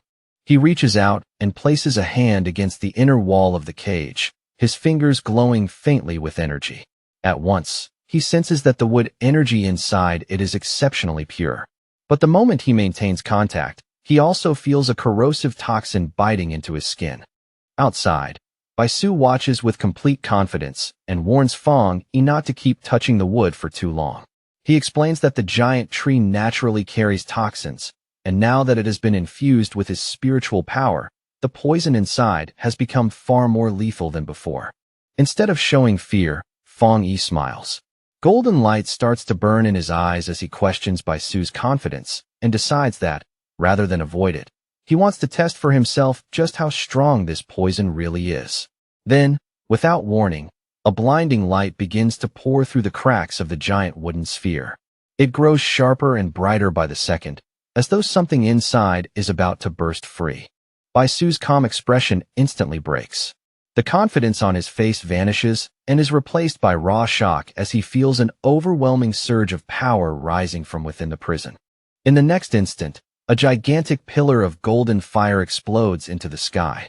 It tears the wooden sphere apart from the inside, shattering the prison completely and setting the night itself aglow with blazing light. Baisu stares at the scene in open horror, sweat sliding down his face as the terrifying heat crashes over him. Even standing at a distance, The fire feels oppressive enough to scorch his breath. He can hardly believe what he is seeing. By all logic, this should have been impossible. His spiritually strengthened plants were supposed to resist burning completely. As the flames devour his creation anyway, Baisu's shock deepens into something closer to dread. He realizes this is not normal fire at all, and cannot help wondering what kind of terrifying power Fang Yi is truly wielding. Fang Yi wastes no time letting that moment pass. Taking advantage of Baisu's distraction, he launches down from above in a sudden attack and coolly tells his opponent that getting distracted in battle is a mistake. Baisu reacts at the very last moment. His eyes widen as he throws himself aside in a blur of green energy, narrowly avoiding Fang Yi's flaming sword as it crashes down where he had just been standing. When he lands, Baisu is visibly shaken. He cannot understand how Fang Yi, who is still only in the 3-star spirit creation realm, can display combat power that is not inferior to his own in the slightest. Fang Yi drops heavily onto the scorched ground, fire rolling around him in fierce waves. The battlefield glows red and gold, making his figure look even more dangerous in the middle of the flames. Looking over the burning surroundings, Baisu suddenly understands what Fang Yi intended from the beginning. He realizes Fang Yi predicted that he would try to keep drawing on the forest's energy and deliberately force the battle into a state where that advantage would be cut off. Standing amid the spreading destruction, Baisu accuses Fang Yi of setting the forest ablaze on purpose just to strip away his home field advantage. His voice carries both anger and unwilling admiration. Fang Yi answers with a dangerous, easy smile and openly admits that he did exactly that on purpose. He explains that Baisu is too strong to fight carelessly, so of course he had to think a few steps ahead. He goes on to say that if he had not done this, Baisu would have been able to keep drawing nearly endless strength from the forest around them, which would only make him harder and harder to defeat as the fight continued. Baisu lowers his head, his body trembling with anger and frustration. For someone praised as a genius everywhere he goes, being driven into a corner in his own territory is a humiliation he can barely stand. But after that flash of anger, his expression twists into fierce, almost crazed determination. He refuses to accept defeat and tells himself over and over that as a half-step Jingang powerhouse, there is no way he can lose here. Laughing wildly, Baisu challenges Fang Yi to survive what comes next. Then he slams both hands into the ground, and massive jagged roots burst upward in violent waves, splitting and shattering the earth around them. Fang Yi watches the change with a serious face, no longer smiling. From the instant the roots erupt, he can clearly feel that the danger level of Baisu's attack has risen sharply. The moment they see this reckless surge of power, Elder Wu and Jialan rush forward in alarm. They shout at Baisu, asking if he has gone mad, and warn him that trying to recreate the forest with his own body as the source will drain his spiritual power dry. But Baisu ignores every warning from his seniors. He forces his power higher and higher, pushing himself to the absolute limit until enormous roots begin erupting even from the cliffside itself. His face contorts with strain as he roars, veins standing out while his eyes blaze with intense green light. It is obvious that he is forcing far more power out of himself than his body should comfortably bear. Elder Wu and Jialan can only watch in growing panic. Elder Wu shouts Baisu's name loudly, fearing exactly what kind of price this desperate move is about to demand. With a furious cry, Baisu finally releases the technique he has been forcing into shape, recreating heaven and earth itself through sheer wood-attributed power. A gigantic avatar made of vines takes form, towering over the battlefield, and the gust produced by its birth alone blasts Fang Yi backward. The sheer force of it makes the whole area feel as though nature itself has risen up to crush him. Even so, Fang Yi does not lose focus. He gathers a fireball in his hand while carefully sensing the astonishing density of the wood energy packed into Baisu's technique. Instead of retreating, Fang Yi charges straight into the incoming sea of vines. Without even turning back, he tells the worried people behind him that the match is not over yet and that he will deal with it himself. Elder Wu can only stare in silence. For the first time in several moments, even he finds himself unable to step in, forced to simply watch how this clash will unfold. Then, all of a sudden, one of Fang Yi's eyes ignites with a golden flame. The change is immediate and unmistakable, signaling a clear shift in the nature of his power. With that transformation, he begins cutting through the dense plants with wave after wave of blazing fire. Each slash tears open the advancing mass, scattering burning fragments in every direction. High above the battlefield, Fang Yi raises his power and condenses it into a massive sword of energy.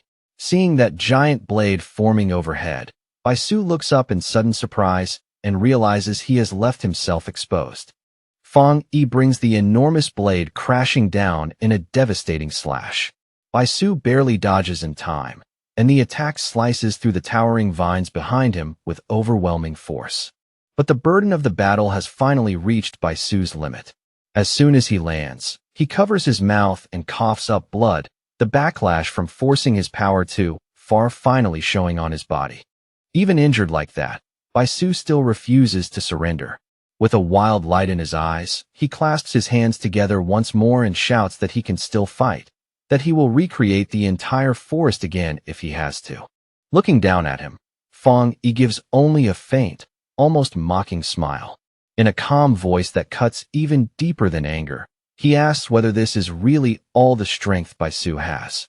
Without waiting for Bai Su to answer at all, Fang Yi vanishes from where he stands and closes the distance in a flash.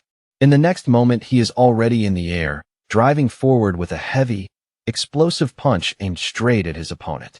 Bai Su reacts on pure instinct, forcing his arms up in front of himself as he desperately gathers green spiritual power. A thick barrier of emerald energy blooms around him at the last second, just enough to shield his body from the incoming blow. The collision detonates like a bomb. A huge explosion bursts outward, shaking the ground beneath everyone's feet and throwing dust and spiritual force into the air. Song you can only stare, stunned by the raw violence of that impact. She is even more shocked by what that impact means. Bai Su has actually been forced this far. Yet beside her, Lin Yi is not nervous at all.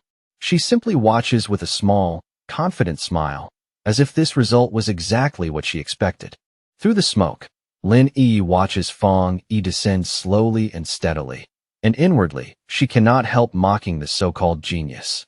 In her eyes, Fang Yi has not even shown his full power yet, nor has he truly started using his other attributes. Losing this badly to a version of him that is still holding back feels almost embarrassing. Elder Wu and Jialan watch with grim, complicated expressions. Elder Wu quietly notes that Bai Su's mentality has already cracked under the pressure and admits that the gap between him and the sealer is simply too large. Jialan adds that Bai Su has always been a pure battle fanatic, someone who lives to fight, and he has never suffered a defeat like this before. Fang Yi looks down and thinks the fight is finally over as Bai Su kneels weakly in the dust. Blood drips from the corner of Bai Su's mouth, and in a low, hoarse voice he murmurs a thank you, sounding for a brief moment as though he has accepted the lesson and his defeat. But that brief calm shatters instantly. Bai Su suddenly throws his head up and screams that he can still continue. Green energy bursts wildly around his body as he refuses to surrender, shouting that his spiritual power has not yet run dry. Standing there without moving, Fang Yi lets out a quiet sigh.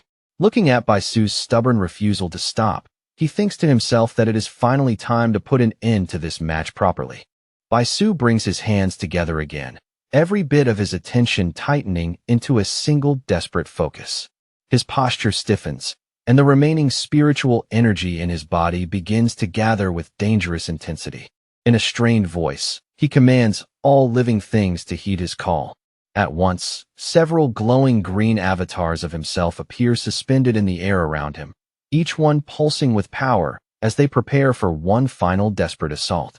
Fang Yi studies the scene carefully instead of rushing in. He admits to himself that Bai Su's ability to create these clones proves he really is a top-tier pioneer and easily the strongest opponent Fang Yi has faced so far. This fight has already forced Fang Yi to spend a considerable amount of energy. Even so, when the green clones dive down together to attack, Fang Yi does not retreat a single step. Standing firm, he moves with terrifying speed and unleashes a storm of blazing slashes, cutting through the incoming figures one after another and destroying them almost as soon as they reach him. The fire spreads wider and wider until it becomes a massive blaze that swallows the illusions whole. Bai Su is left momentarily disoriented, unable to locate Fang Yi through the light and heat, only to realize far too late that his enemy has already slipped right up beside him. Fang Yi strikes from that blind spot without warning, launching a sudden attack that catches the Wuda tribute pioneer completely off guard. The timing is so sharp and clean that Bai Su has no chance to mount a proper defense. In the next instant, Bai Su is swallowed by a vortex of golden fire. The violent spiral locks around him so tightly that he seems frozen in place, his whole body stiff with shock, as if even moving has become impossible. Sweat runs down Bai Su's face as he stares upward in disbelief. In that overwhelming heat and pressure, he finally sees the true gap between their powers, and the realization hits him harder than any blow. Above him, Fang Yi stands atop the head of a massive dragon formed from golden fire, its presence majestic and crushing at the same time. Pointing his sword down at Bai Su, he calmly asks whether they can finally bring this match to an end now. Elder Wu watches that astonishing scene in silence, already knowing Bai Su's defeat is beyond doubt. All he can do is marvel yet again at how the sealer continues to exceed every expectation and surprise him at every turn. Xiaolon lets out a breath and comments that while she expected Bai Su to lose this fight in the end, she never imagined it would become such a one-sided defeat. Behind her, Lin Yi only smiles and says lightly that she already knew this was how it would turn out. Song Yu and Wang Liang both agree that, honestly, the result is not that surprising. After all, Fang Yi is the man who resolved two anomaly disasters on his own, so defeating even Bai Su fits the pattern of what he has already shown. The duel comes to its conclusion with Fang Yi landing gracefully back on the ground, his movements calm and controlled. Across from him, Bai Su remains standing, but only barely, breathing hard as the weight of defeat settles over him. Bai Su stares at the man who beat him and mutters under his breath in disbelief. He cannot tell whether Fang Yi is merely a half-step Jingang, or whether calling him a monster would actually be closer to the truth. A bitter look of disappointment crosses Bai Su's face as he finally admits, if only to himself, that compared with Fang Yi, this was all the strength he really possessed. The thought clearly wounds his pride more deeply than his injuries do. After a long breath, Bai Su clasps his hands and bows respectfully toward Fang Yi, genuinely humbled by the result. He thanks the sealer for the lesson, but then abruptly apologizes as well, saying that he has urgent business to attend to and must leave immediately. Before anyone can stop him or even question him further, Bai Su turns into a streak of green light and shoots away into the distance. Xiaolon calls after him, but his voice drifts back through the air, saying that he is returning to seclusion to continue training. Xiaolon turns to Elder Wu with clear frustration and complains that the war zone still needs Bai Su right now. Elder Wu, however, watches the disappearing light with calm understanding and says that this is the first time that proud genius has ever felt frustration this deeply, so they should let him go. Only after that does Elder Wu shift his gaze back to Fang Yi, who is casually extinguishing the flames still lingering around his hand. Even after such a fierce battle, Fang Yi looks remarkably composed. Elder Wu walks over to him and makes a serious proposal. He asks Fang Yi whether he would consider remaining with the Star God Warzone, suggesting that he could hold a formal position there while still continuing as the captain of Tai Tai City.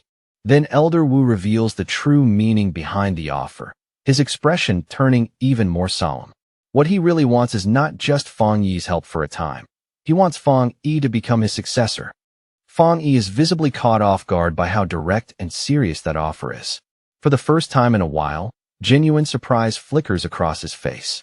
Elder Wu continues speaking without pause, explaining that the Star God Warzone possesses the second-best cultivation resources in the entire Xia nation. It is not an empty invitation, but an offer backed by immense real value. He goes on to describe Shin City, the true center of power and the largest city in the nation. According to him, the people who stand at the top in Shin City are the absolute peak among pioneers, the ones who truly shape the future of the nation.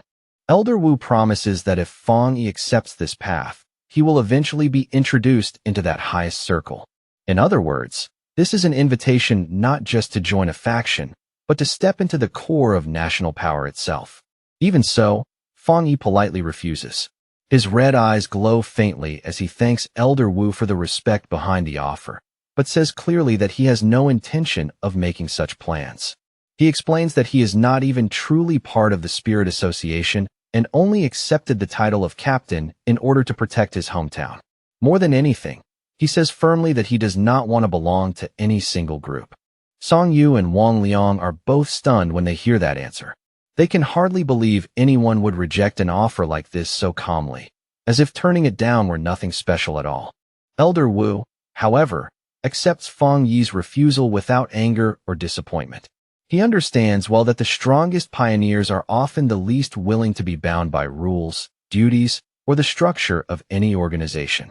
Rather than press the matter any further, Elder Wu offers something simpler and wiser, a friendship. He tells Fang Yi that even if he does not join them, he is still welcome to ask for anything he needs, establishing a relationship of mutual support instead of formal allegiance.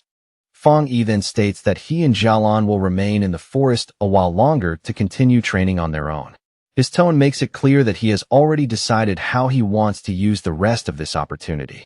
Just then, the sky begins to darken rapidly as heavy storm clouds gather overhead.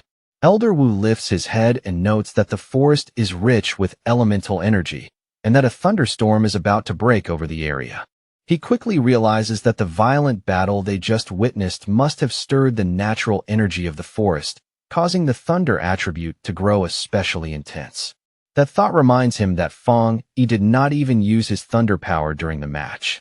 Laughing aloud, Elder Wu praises Fang Yi's terrifying potential once again. Then he immediately orders everyone else to withdraw from the forest and leave the area to Fang Yi, making sure that no one interferes with his next phase of training. As he watches Fang Yi, Elder Wu thinks to himself that as long as Fang Yi remains a pioneer of the Xia nation, that alone is already one of the greatest blessings the country could hope for. Fang Yi smiles faintly, understanding at once that Elder Wu has seen through his intentions. There is no need for further explanation between them.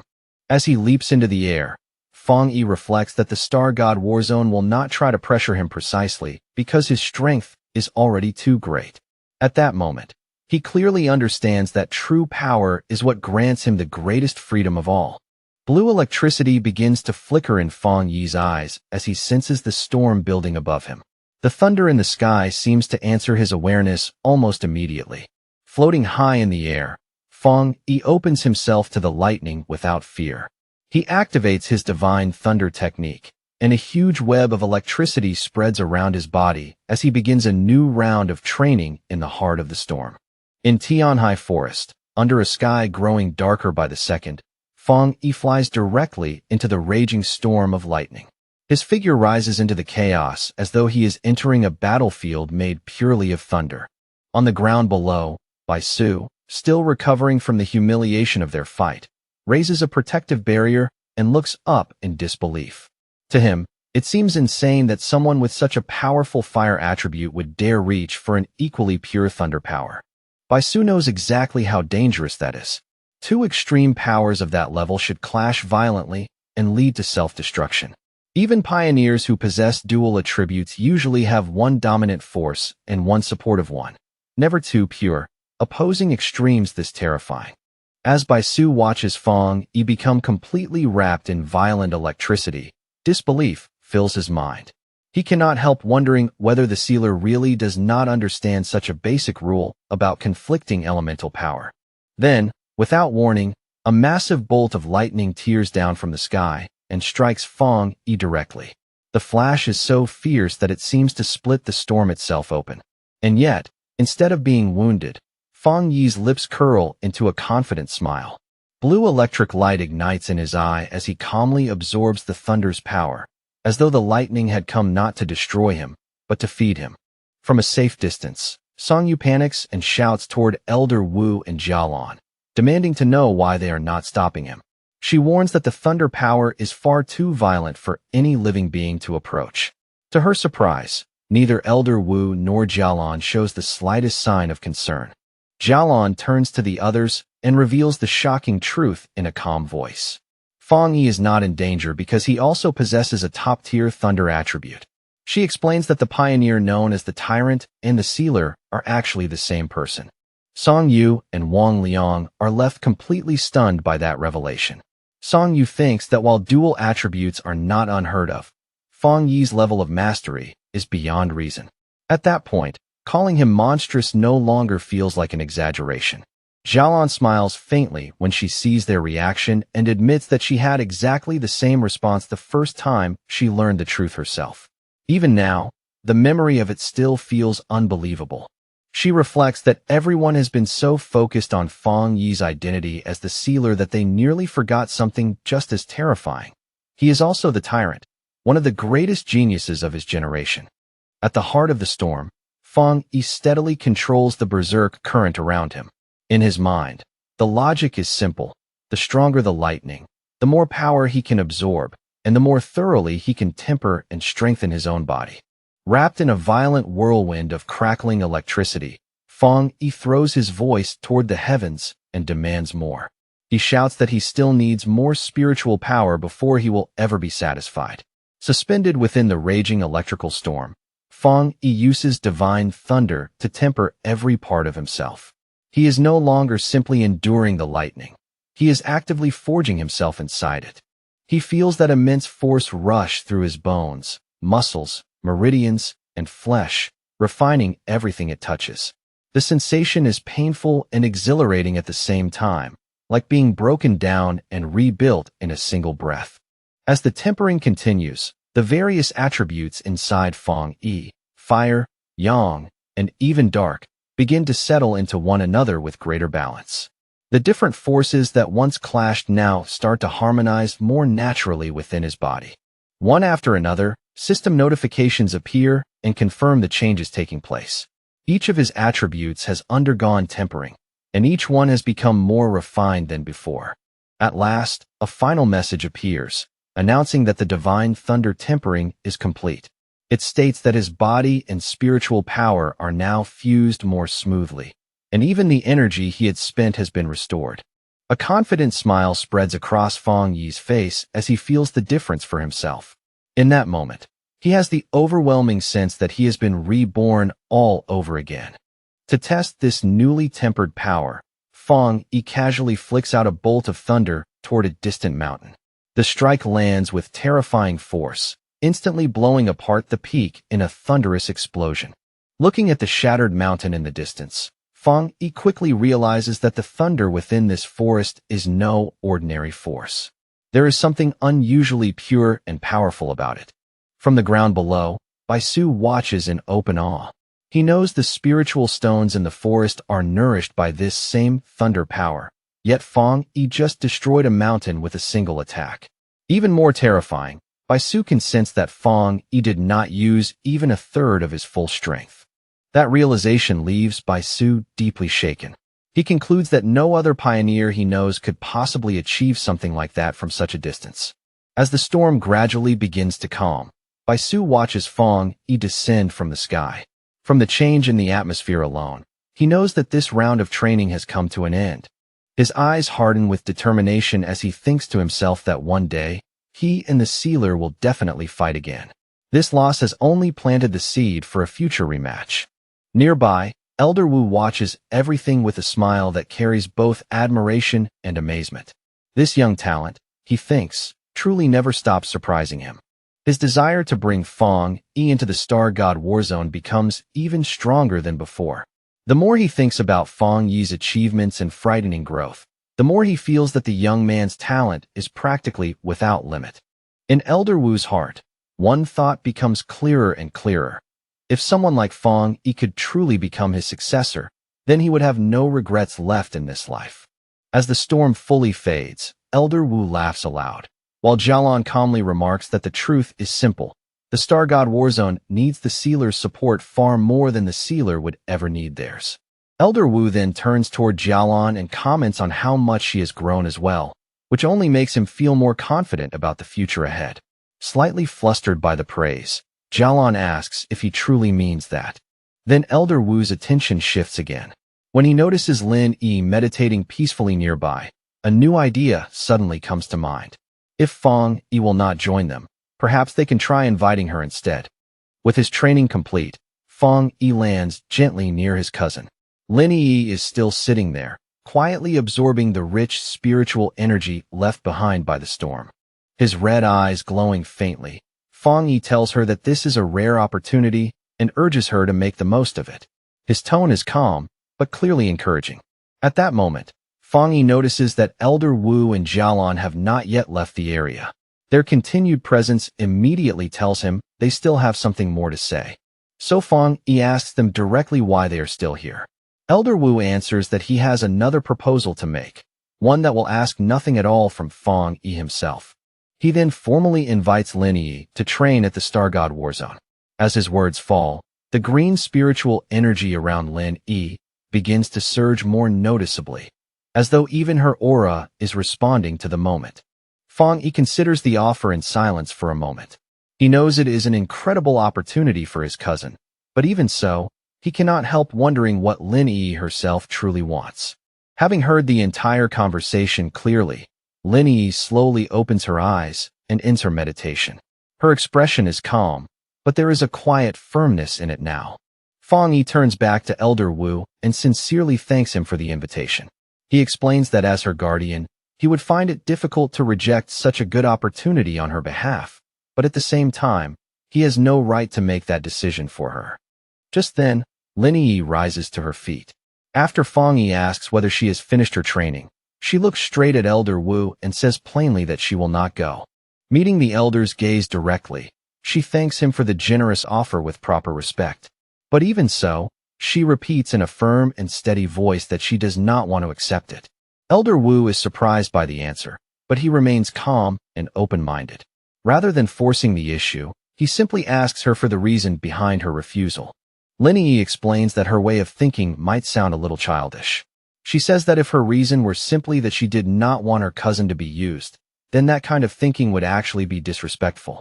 But as a pioneer, she says, she has pride of her own. With determined eyes, she states that she wants to earn everything she deserves through her own ability, not receive it because of Fang Yi's name or influence. Fang Yi is left speechless for a brief moment, clearly caught off guard. For the first time, he realizes that his cousin really has begun to grow up. Far from being offended, Elder Wu bursts into laughter and raises a thumbs up toward her. He apologizes for thinking too one-sidedly, then tells her that they will continue watching her growth and encourages her to do her best. A bright and genuinely happy smile appears on Lin Yi's face. Full of spirit, she promises that she will not let that encouragement go to waste. Later that night, the scene shifts back to Fang Yi's villa, where the atmosphere is quiet and still after the chaos of the forest. As he and Lin Yi walk up the stairs together, Fang Yi reflects on the gains he has made recently. In his mind, the issue of spiritual energy reserves is basically solved for now, and what he needs next is to figure out how to fully develop and use his new Twilight Fire attribute. At the same time, he also thinks about the much more troublesome Death Brand ability he acquired. That power feels less like a reward and more like a difficult problem he will eventually have to understand and resolve. When they reach the upper floor, Lin Yi suddenly stops walking and points ahead in confusion. She asks her cousin why there is someone squatting right in front of their door. The person lifts her head at those words, revealing herself to be Su Qingying. Looking tired and a little stiff, she stretches her body and tells them that they have finally come back. Caught off guard by the sight of her, Fang Yi looks genuinely surprised and asks Su Qingying why she is here at this hour. Su Qingying explains in a grave, steady voice that a major disaster has broken out along the border. The captain of Yu City fought her way all the way to the Tai Tai City Spirit Association and came personally to beg for urgent assistance, saying the situation has already spiraled far beyond normal control. Fang Yi immediately asks where the captain is now, his tone calm and direct, clearly wanting to hear the rest of the situation from the source herself without wasting a single moment. Su Qingying replies that the captain was badly wounded when she arrived and is currently receiving treatment at their medical facility. Her condition is serious, but at least she made it here alive. She goes on to explain that the captain forced herself to survive the catastrophe in Yu City for one reason only, to bring back a warning. With every other option exhausted, She came specifically to ask for help from the sealer, believing only someone of his level might still be able to turn things around. At the Tai Tai Spirit Association Medical Center, Fang Yi and Su Qingying make their way inside to meet the injured captain in person, both of them already aware that whatever they are about to hear is unlikely to be simple.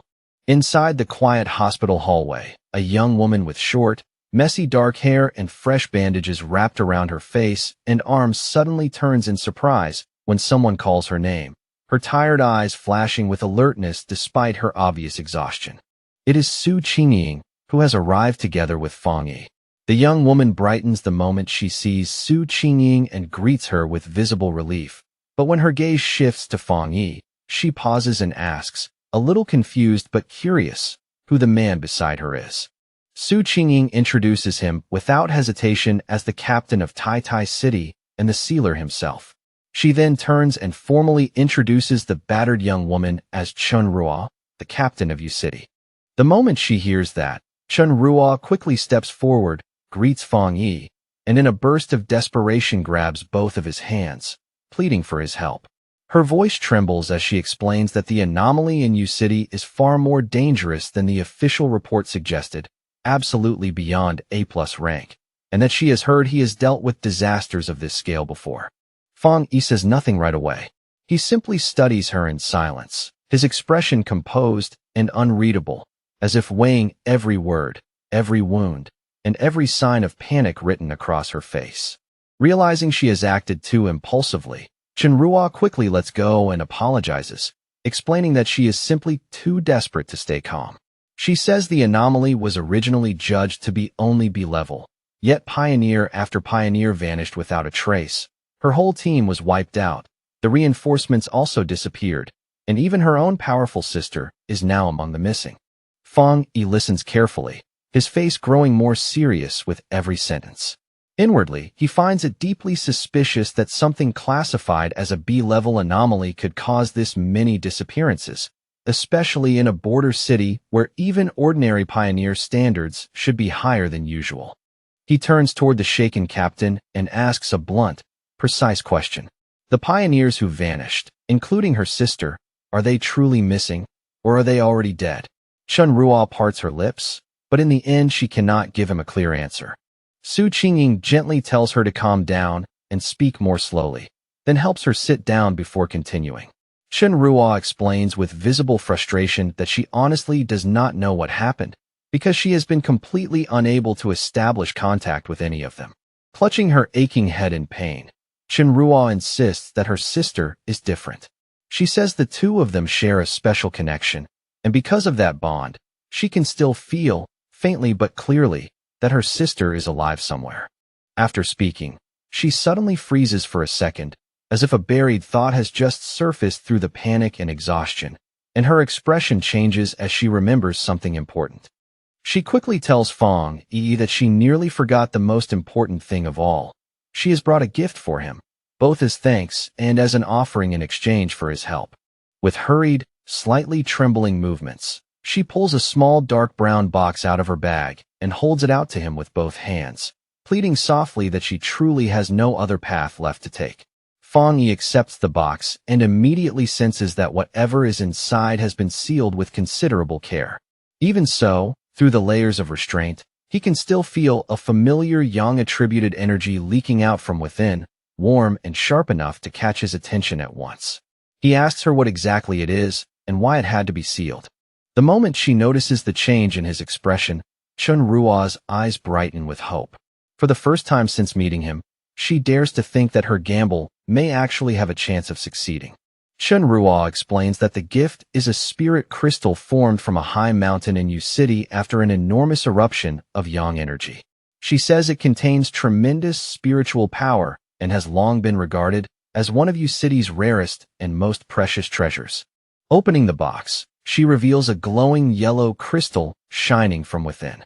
She explains that they once hoped to use it to cultivate a pioneer with a yang attribute, but no one in the city had been able to absorb its power. Some people were even scorched and injured the instant they tried to make contact with it.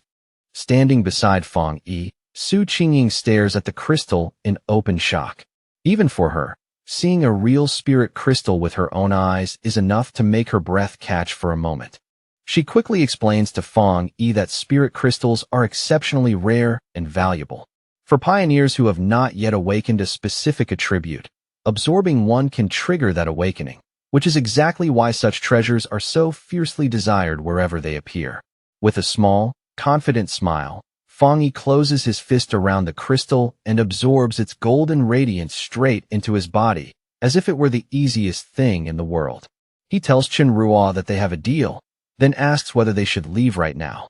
Startled by how effortlessly he handled it, yet visibly relieved, Chen Ruo stammers that there is no problem at all.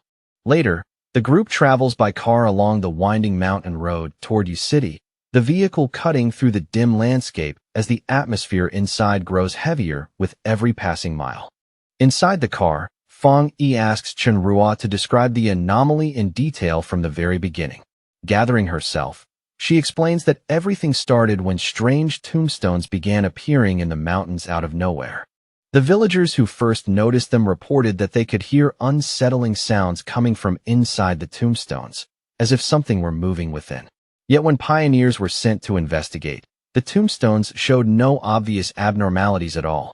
They sealed off the area as a precaution, but that very same night, skeletal arms suddenly burst out from one of the tombstones and dragged a villager straight inside before anyone could react. Just as Chen Ruo finishes speaking, the car rolls to a stop beneath the pounding rain, the sound of water striking the roof making the whole moment feel even more tense and ominous. They arrive at a village now hemmed in on all sides by a vast field of gray tombstones stretching through the rain and mist. Chen Ruo tells Fong Yi in a low voice that this is the place, then asks what he thinks of it. Fong Yi quietly surveys the eerie scene in front of him, but what strikes him most is how wrong it feels. Despite the terrifying sight, he cannot sense any obvious abnormal aura at all, which only makes the whole thing more unsettling. As they walk deeper into the field of tombstones, now faintly glowing with purple energy in the wet darkness, Chen Ruo explains that more and more of these graves have been appearing at random all across Yu City, with no pattern anyone can predict. At completely unpredictable moments, skeletal arms reach out from the graves and drag living people inside. Chen Ruo glances around and goes pale with shock, realizing that in less than a day the number of tombstones has increased dramatically again. Forcing herself to stay focused, she tells Fong Yi and Su Qingying to keep following her to where the rest of her people are gathered. As they continue walking, Fong Yi reflects on just how strange this entire situation is. The concentration of the anomaly's energy is unbelievably low, so low that it almost feels deliberately hidden. He wonders whether that weakness is meant to make people drop their guard, or whether there is another deeper reason behind it. The more he thinks, the more it feels to him that these disappearances are not random attacks at all, but part of a deliberate ritual. Placing one hand on a tombstone, Fong Yi suddenly reaches a conclusion. He explains that anomalies are not always mindless monsters. Some of them can also carry out sacrifices in order to awaken or revive a far larger and more terrifying anomaly. He recalls the incident in Tai Tai, where bat-like anomalies slaughtered local residents in order to bring forth their anomaly king, using death and fear as part of the summoning itself. Hearing that, Chen Ruo abruptly stops walking. Horror spreads across her face as she asks in a strained voice whether the disaster in Yu City might also be some kind of sacrifice. Panicking now, Chen Ruo explains that the people living in the nearby mountain villages are extremely traditional and refused every evacuation order. Worse still, they are planning to hold a ceremony of their own the very next day. Before anyone can respond, she suddenly cries out that it is happening again, her voice sharp with alarm as she points ahead of them. A skeletal purple hand explodes out of the ground directly in front of Fong Yi, dirt and broken stones spraying into the air as it lunges toward him without warning.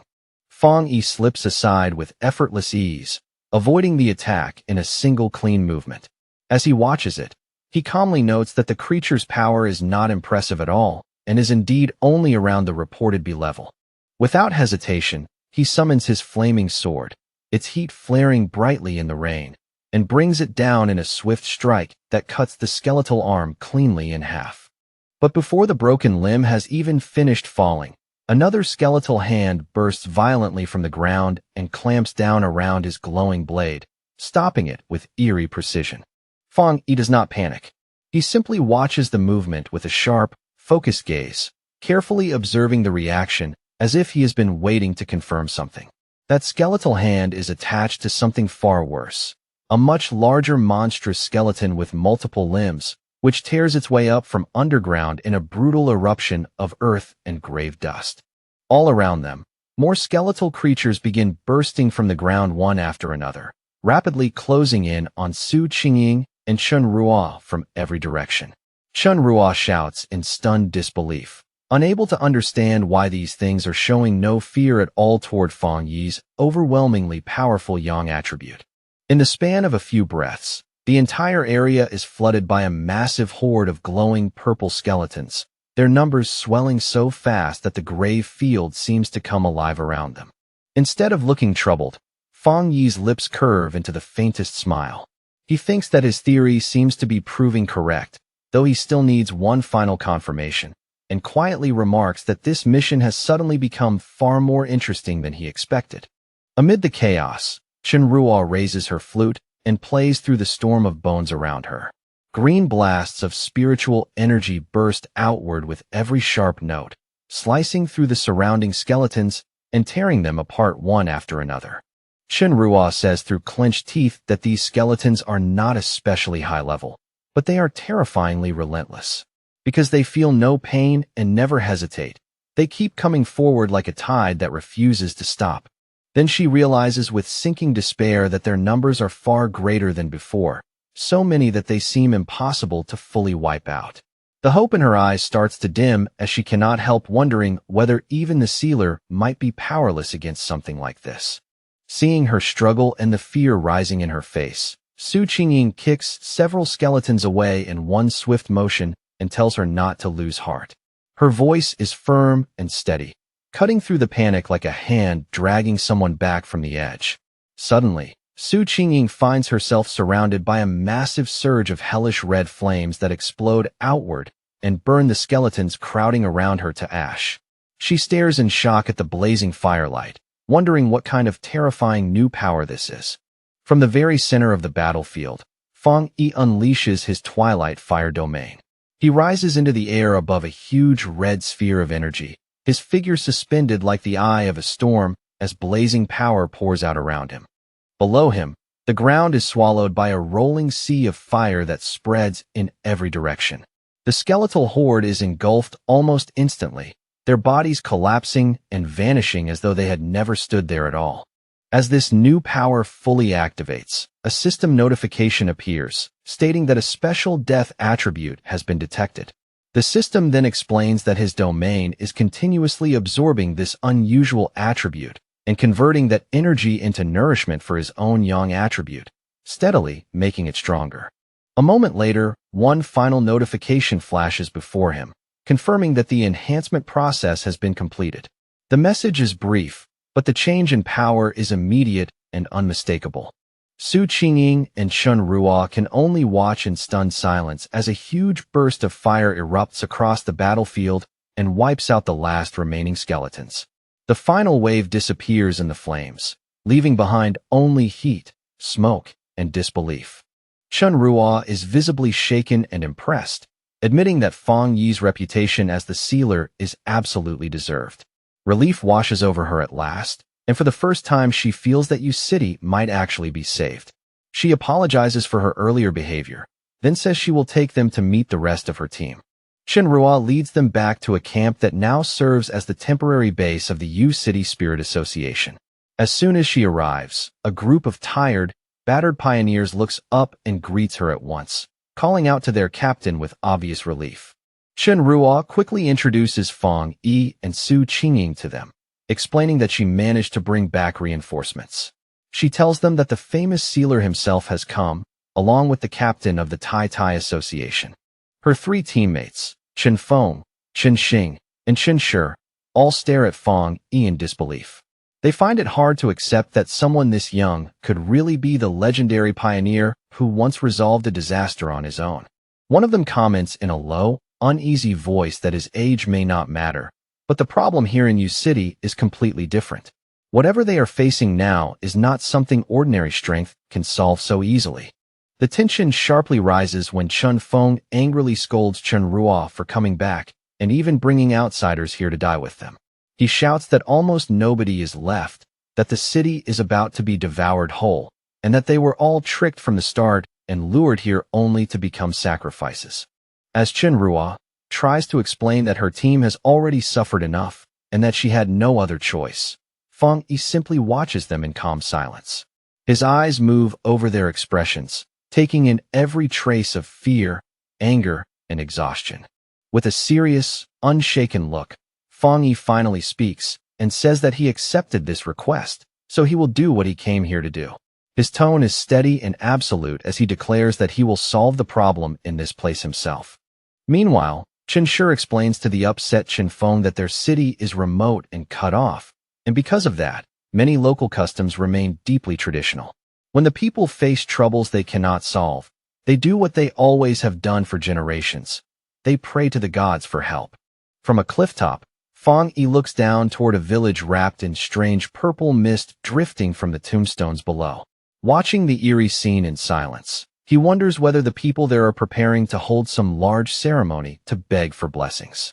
As he thinks about those old customs and ritual practices, Feng Yi begins to suspect that these traditions are not unrelated background at all. In his mind, the connection between the village's beliefs and the strange anomaly becomes more and more likely. All at once, a strange wind sweeps through the forest, rustling the trees with an unnatural hiss that makes the atmosphere turn cold. The sudden movement startles Chen Feng and Chen Shi, both of them instinctively going tense. Following the direction of the wind, they soon reach a clearing and see a large crowd of villagers already gathered there. The people are packed together in silence and tension, clearly preparing for some kind of ritual. Chen Ruo immediately realizes that the ceremony is about to begin, and worry floods her face. She says it would turn into a complete disaster if the tomb anomaly erupts again right in the middle of all these people. Feng Yi, however, seems more intrigued than alarmed. With a calm, confident smirk, he asks who wants to go watch the whole thing from up close, then starts walking straight toward the crowd without the slightest hesitation. The group soon arrives at Yueyuan Square, where a huge bonfire is burning fiercely in the center.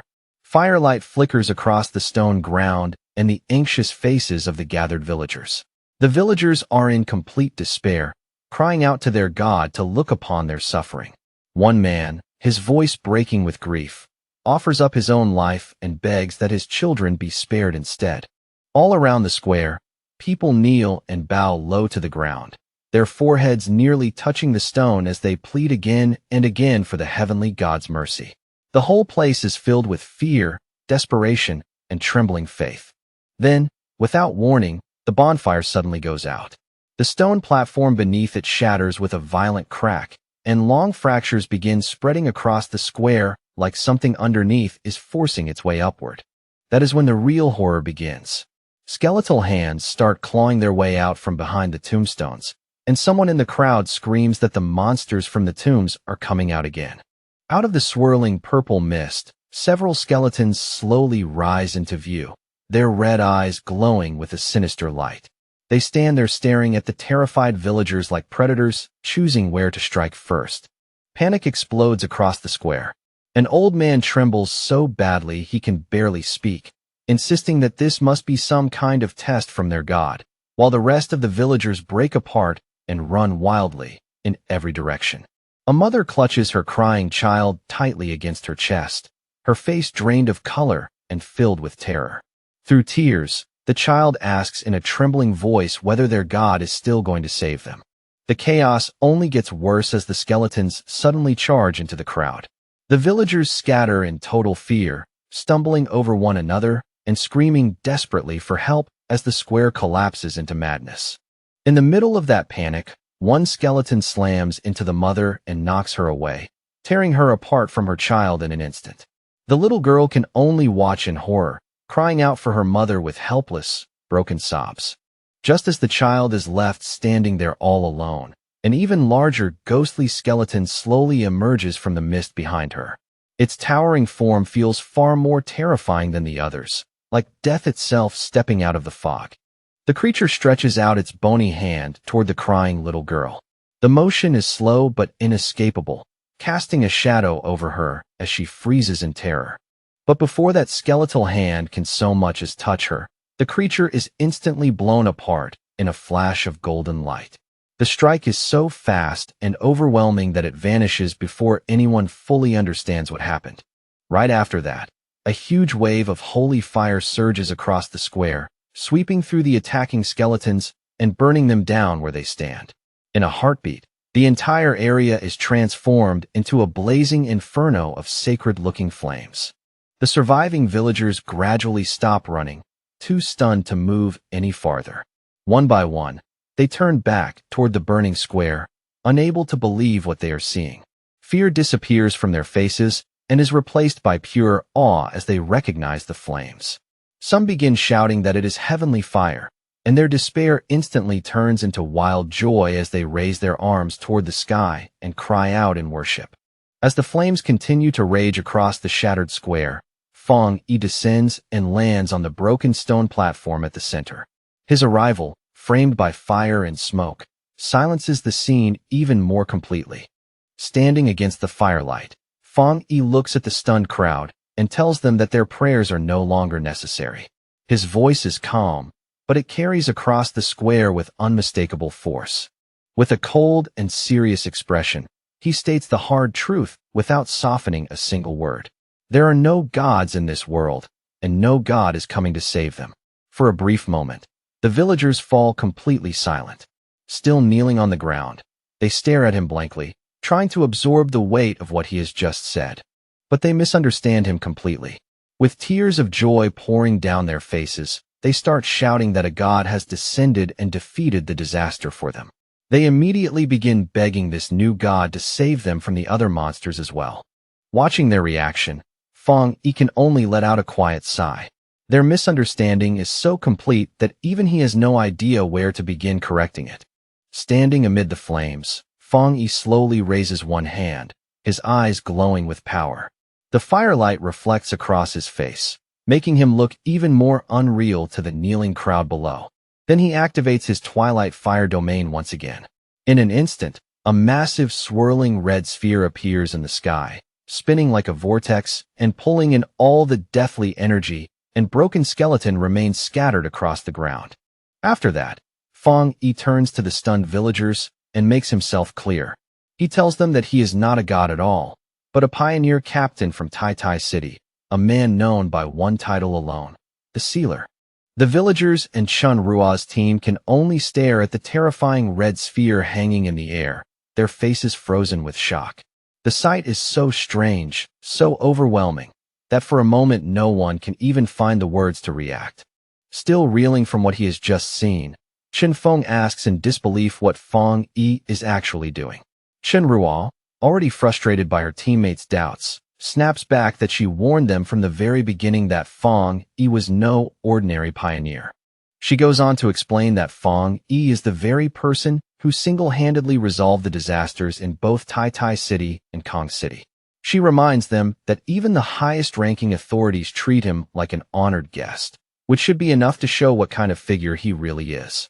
After absorbing the immediate threat, Fong Yi shoots into the air like a blazing golden comet and heads straight toward the main village. In the distance, it is still smothered in thick purple mist, with countless skeletons moving beneath it like a living nightmare.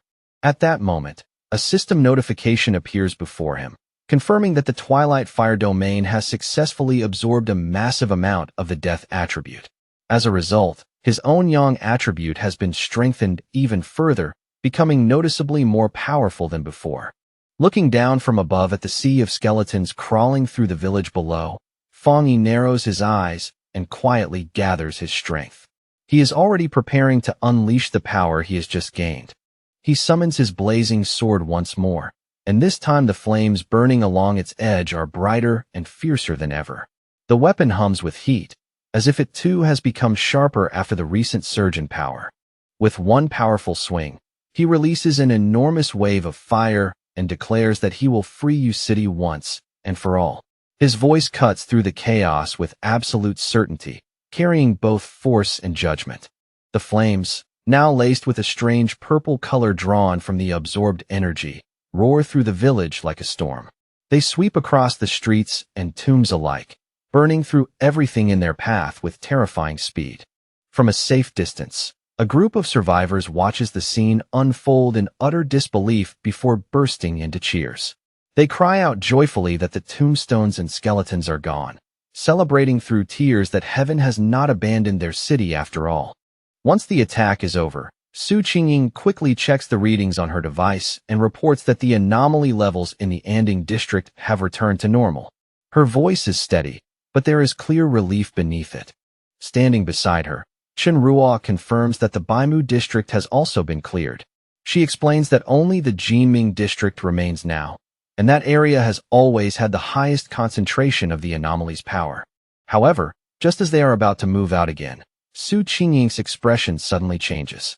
The relief drains from her face and is replaced by sharp, unmistakable shock. She urgently asks whether none of them have noticed that something is terribly wrong. The tension in her voice is enough to make everyone's attention snap back toward the village at once. Pointing toward the village, she explains that the pillars of purple light have not disappeared at all. Instead, they have actually multiplied, which means the situation has not improved in the slightest and may in fact be getting much worse. Chen Ruo also cries out in alarm as she confirms that an enormous energy surge is erupting from the Jinming district. She can clearly feel the anomaly's power rapidly gathering and compressing into a single point. Right before their eyes, a horrifying change begins. A swirling vortex of dark green and purple energy twists together in the mist, slowly taking on the outline of something huge and monstrous. From that rolling mist, a giant skeletal being emerges at last, a newly born anomaly king whose empty eye sockets shine with a menacing green light. Even in the face of that crushing presence, Fong Yi does not retreat. He stands his ground calmly, without the slightest sign of fear. As Fong Yi faces this new threat, two system windows appear in succession before him. The first states that an unknown power has been detected and is being analyzed. A moment later, the second window delivers the result and identifies that strange force as the death attribute. The enormous anomaly king, wrapped in layers of green and black energy, glares down at Fong Yi from above. Its sheer size is so great that it dwarfs the entire village beneath it, turning the scene into something almost apocalyptic.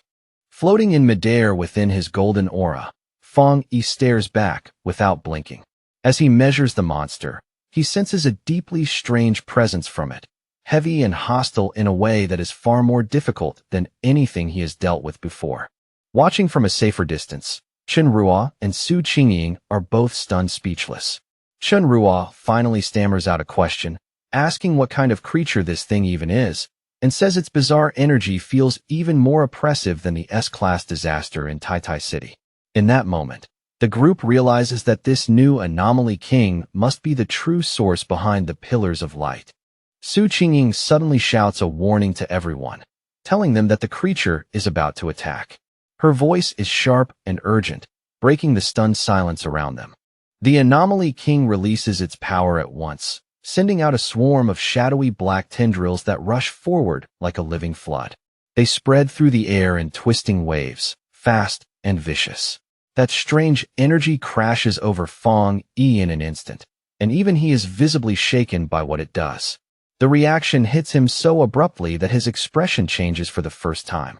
He feels a sickening force invade him, something foul and oppressive that seems to twist at his thoughts themselves, as if his brain is being poisoned just by being exposed to the creature's presence. In that moment, Fong Yi realizes with genuine alarm that this is a fully evolved anomaly king. The aura of death pouring off it is far more terrifying and complete than that of any monster he has ever faced before. The black tendrils then come crashing down toward Fong Yi from all directions, trying to bury him beneath their overwhelming numbers. They close in like a net meant to swallow him whole. His expression hardens instantly, and his red eye burns with sharp focus as he prepares his counterattack. The momentary shock disappears, replaced by cold concentration. He reacts with astonishing speed, swinging his flaming sword through the air and slicing apart the shadowy arms one after another. Each strike is clean and forceful, carving bright arcs through the darkness. Even while fighting, Feng Yi is already analyzing the battle in his head. He knows that yang power should naturally suppress dark and deathly forces, which means his flames ought to be highly effective here. But what troubles him is that, despite that advantage, his powerful yang energy still is not completely shutting down the enemy's attacks. Just as Feng Yi cuts through one wave of tendrils, the Anomaly King's power surges again with even greater intensity. At the same time, the surviving villagers in the distance begin chanting and praying once more, desperately calling for their god to descend and save them. The Anomaly King finally unleashes its full power. The pressure in the air spikes so violently that the whole battlefield seems to tremble under it. From outside the storm of power, Su Qingyin can only watch with wide, disbelieving eyes. Shock is written all over her face as the scene in front of her grows more and more dangerous. Inside that violent storm of energy, strange green tendrils suddenly erupt and coil tightly around Feng Yi's body, locking him in place. Seeing him bound like that, Su Qingyin screams his name in terror, unable to hide her panic anymore. A moment later, Feng Yi's sword slips from his grasp, falls to the ground below, and shatters apart. The sound is brief, but to everyone watching, it feels devastating. Far away in Tai Tai City, Lin Yi is suddenly struck by a wave of dread so intense that she instinctively calls out for her cousin. It is as if, from that distance, she can somehow feel his pain reaching her. Pacing anxiously through a forest, Lin Yi tries to calm her breathing and tell herself she is overthinking things. She cannot understand why she feels this afraid when, on the surface, it should be just another mission for Feng Yi. She keeps reminding herself how strong Feng Yi is, how many impossible things he has already survived, yet that heavy feeling of worry refuses to leave. Regret begins to creep in, and she finds herself wishing she had ignored his advice and gone with him anyway. Her unease only deepens as she keeps staring down at her phone. Then suddenly, her phone rings. The screen lights up with an incoming call, and the name shown is Jialan. When Lin Yi answers, Jialan's voice is serious and unusually heavy as she delivers the bad news.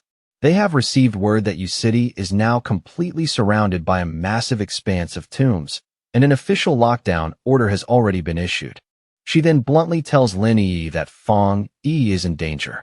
As her words hang in the air, a large convoy of military vehicles races through the mountain roads, clearly moving fast in preparation for a major emergency operation.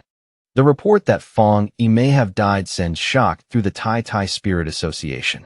Officials who had only recently begun to feel hopeful are suddenly crushed by despair again. Gathered around a table, they ask in disbelief whether their greatest hero, the sealer himself, has truly fallen. Some even begin to wonder whether humanity's struggle is meaningless if someone as powerful as Feng Yi can still be brought down. At the headquarters of the Spirit Association, a high-level meeting is already underway. One senior official speaks with visible regret about what has happened in Yu City and says that the appearance of an anomaly king from what was originally a B-level threat confirms an important theory. Such kings must be eliminated before they are allowed to fully evolve. Before he can continue, Guyuro abruptly interrupts him. Rising from her seat, she asks coldly whether this is really the moment to be calmly discussing theories. She states without hesitation that she will personally go to Yu City.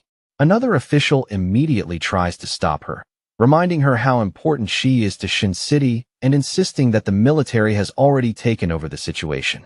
Guyuro turns her gaze away, her thoughts growing darker as she considers the cost of their current strategy. First, they had nearly lost Elder Wu, and now it feels as if they are prepared to sacrifice Feng Yi as well. Her frustration finally spills over, and blue energy begins glowing around her body. She angrily confronts the official, accusing them of being willing to abandon an entire city simply because the battle has become too difficult. The man, shocked by the force of her outburst, demands to know exactly what she means. He fires back that Feng Yi went to Yu City of his own accord. In this brutal new era, he says, one wrong move is enough to get someone killed, and it should not be surprising that even a hero like Feng Yi might die. Guiro's anger erupts completely. Her blue aura surges outward as she glares at the officials and demands to know what the point of fighting even is if all they are going to do is sit back and wait to die. She reminds him of what happened in Shin City and asks, with open anger in her voice, why Elder Wu would have risked his life back then if their real plan was simply to abandon any city they could not save easily. To her, that kind of logic is not strategy at all, but cowardice dressed up as reason. Ignoring the calls behind her, she brushes past several officials who try to stop her and talk sense into her. Their words mean nothing to her now, and she does not slow down for even a second. With a look of complete disgust, she calls them all a pack of fools. Deep down, she is certain of one thing. She has seen the sealer's true strength with her own eyes, and she refuses to believe that someone like Fong Yi could be brought down so easily. On the outskirts of Yu City, an enormous military convoy has already established a blockade. Vehicles line the roads in layers, lights flashing through the gloom, while the whole area feels tense with the pressure of an approaching catastrophe. Inside one of the command vehicles, Elder Wu watches the battlefield situation through a monitor, his expression grave. He explains that this new anomaly king possesses a mutated variation of the dark attribute, a strange power they are now identifying as the death attribute. Seated with Jialan and Lin Yi inside the vehicle, Elder Wu gives his assessment in a low voice. He guesses that Fong Yi's defeat likely happened because he encountered some kind of unavoidable rule or fatal law imposed by the monster, something ordinary strength alone could not escape. Elder Wu and Jialan step out of the vehicle and are immediately met by waiting soldiers. One of them quickly reports that none of their military vehicles have been able to break through the outer zone at all. Jialan tells the soldier to explain the situation clearly and from the beginning. Her tone is sharp and controlled, but the urgency in it is impossible to miss. The soldier reports that even after deploying all available forces, every attempt to push forward has failed.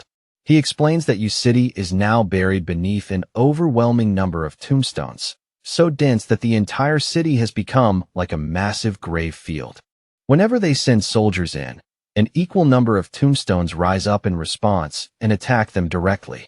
He ends with grim finality, saying that every frontline soldier they sent forward has already been dragged into the graves.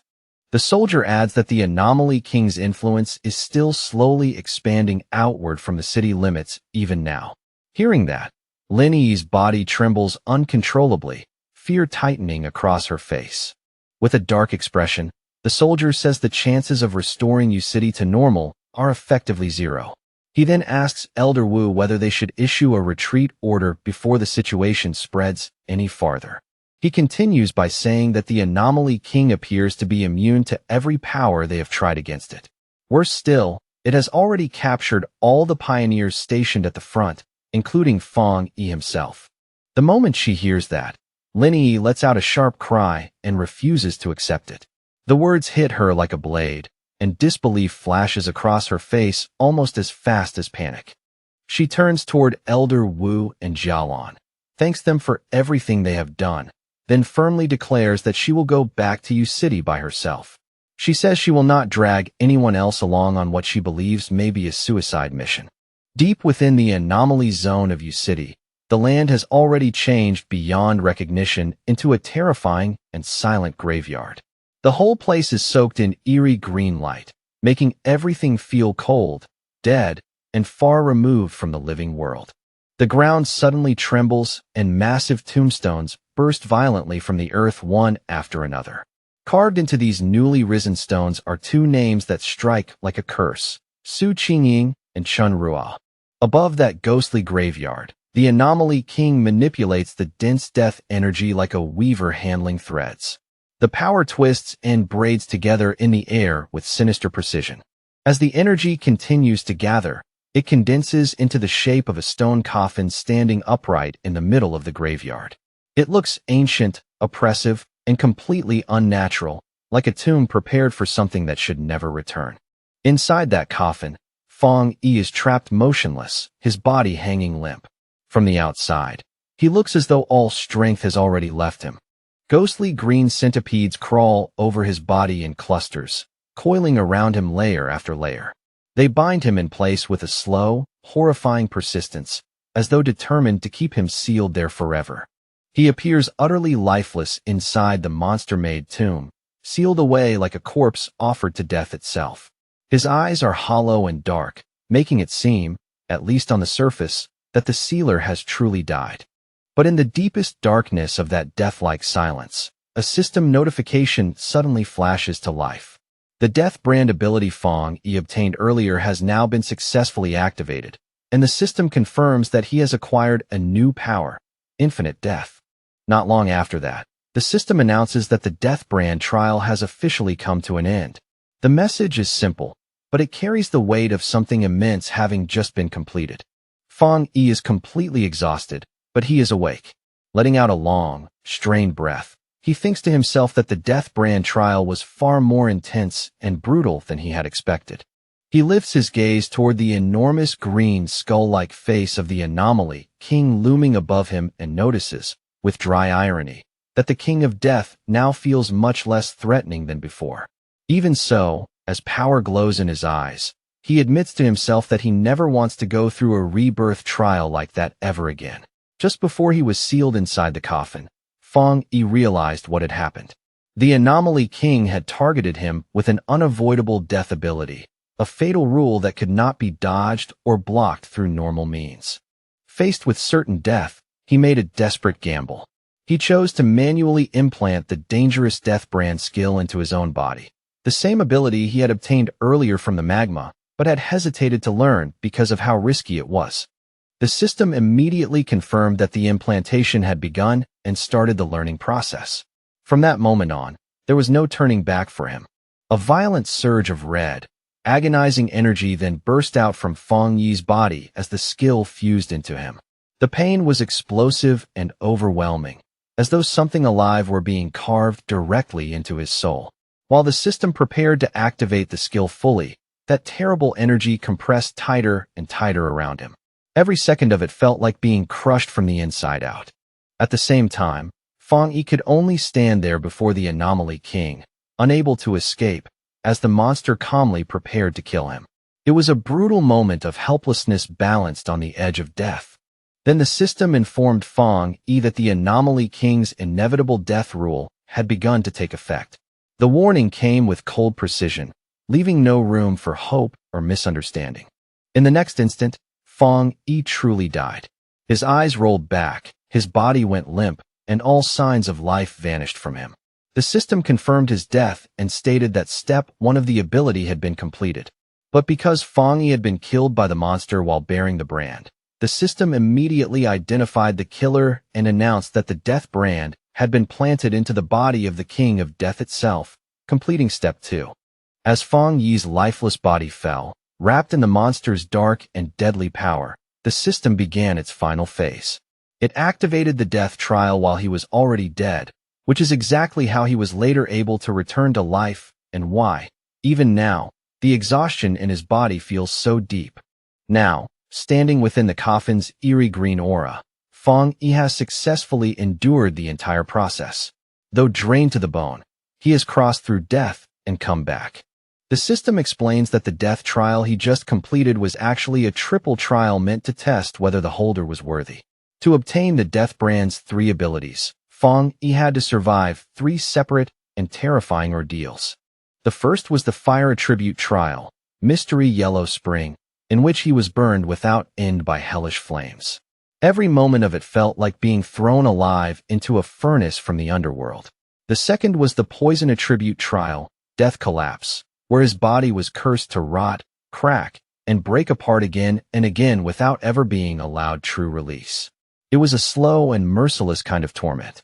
And the final one was the Earth attribute trial, Hell Evil Scene, where the gates of hell opened wide and tried to drag him down into a burial ground filled with evil spirits. That last descent felt like being swallowed by endless graves.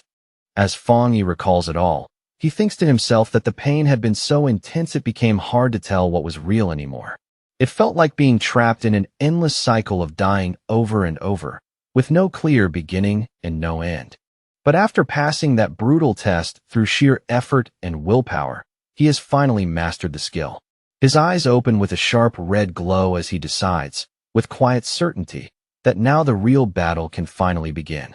He looks up with a cold, focused expression and realizes that he is now resisting the Anomaly King's inevitable death rule. The very power that should have guaranteed his end is no longer absolute against him. Blue electrical energy suddenly begins gathering in his hand, crackling more and more violently as it builds. The disturbance is so sharp and unnatural that even the Anomaly King immediately senses it. The massive skeleton lowers its gaze in visible confusion, staring at the coffin as if it cannot understand where this sudden surge of power is coming from. For the first time, the monster seems uncertain. Then, without warning, a tremendous blast of blue lightning erupts from within the stone prison. The force tears straight through the coffin in a violent explosion of light and debris. Fong Yi smashes through the stone slab and breaks free, dropping heavily to the ground below. The impact is hard, but it is the kind of pain only the living can still feel. Through the thick green mist, the monster stares downward at him without moving. It watches its supposed prisoner escape from the tomb that should have held him forever. Fong Yi slowly walks out through the smoke and shattered debris, one hand covering part of his face as he gasps for breath. He is drained and clearly suffering from the cost of resurrection, but he is alive, free, and standing on his own feet again. The Anomaly King is left in a state of pure shock. It cannot comprehend how the human it had already killed with certainty is now standing before it once more, alive and ready to fight again. As Fong Yi stands facing it once again, the system reveals that the King of Death has already sensed his resurrection. The giant skeleton immediately stirs, gathering its dreadful power without hesitation as it prepares to crush the revived threat before it can rise any further. Giving Fong Yi no time at all to catch his breath, the Anomaly King attacks again at once. From high in the air, it launches a relentless barrage of massive green energy blasts, each one falling with the force of judgment. The attack slams into the ground with terrifying force, erupting into a huge explosion of green energy that swallows the exact place where Fong Yi had been standing. In an instant, the entire area is buried beneath violent light, smoke, and destruction. But when the dust slowly clears, Fong Yi is still there, crouched low on the shattered ground and completely unharmed. A grin spreads across his face as he realizes the truth at last. The monster's attacks no longer have any power over him. The system immediately confirms that Fong Yi has successfully evaded the inevitable death rule. He rises and stands tall before the giant skeleton, his cape whipping in the wind, while the Anomaly King stares down at him in growing confusion and unmistakable fear. Fong Yi lifts his head and looks up with a terrifying expression. One eye glows with a sharp red light. A line of blood runs from the corner of his mouth, and yet he smiles with total confidence, as if the battle has only now become interesting. At that moment, the Anomaly King is struck by an intense sense of danger it has never felt before. Its empty eye sockets widen slightly as it realizes, too late, that the hunter has now become the hunted. Far outside the barrier in Yu City, the mountains have also been transformed by the disaster. The slopes are covered in glowing green tombstones, each one radiating a thick, suffocating aura of death into the dark air. Elder Wu, Lin Yi, and Xiaolan stand on a cliff overlooking the disaster zone below. As Lin Yi senses that overwhelming death energy rising from the city, her heart tightens and she cannot help calling out anxiously for her cousin. Xiaolan decides they can no longer afford to stand there and wait. Telling the others not to worry, she raises her hands and summons purple flames that coil around her palms, preparing to blast through the tombstones, break the barrier, and force a path to Fong Yi. But before she can release the attack, a massive surge of blue water tears across the air and cuts her off. The force of it is sudden and overwhelming, instantly interrupting her move. A woman descends from the sky wrapped in spiraling water energy, her arrival sharp and commanding. It is Gu Yuro, and the moment she lands, she announces without hesitation that she has come to fight alongside them. Xiaolan looks up in clear surprise, immediately recognizing the newcomer. She calls out that it is the sea mystic from headquarters, unable to hide her shock at seeing Gu Yuro appear here in person. Gu Yuro shouts that she will join the fight with them, and the two women act at once. Combining Gu Yuro's crashing blue water with Jialan's blazing purple fire, they unleash a huge joint attack straight at the barrier of tombstones. The combined strike detonates in a chain of massive explosions that tear through the darkness and light up the entire area. Fire, water, and shattered stone burst outward in a violent storm. When the explosion finally settles, two soldiers who had been buried under the rubble begin to stir. Weak and confused, they open their eyes and wonder in a daze what just happened to them. But the anomaly reacts immediately to the intrusion.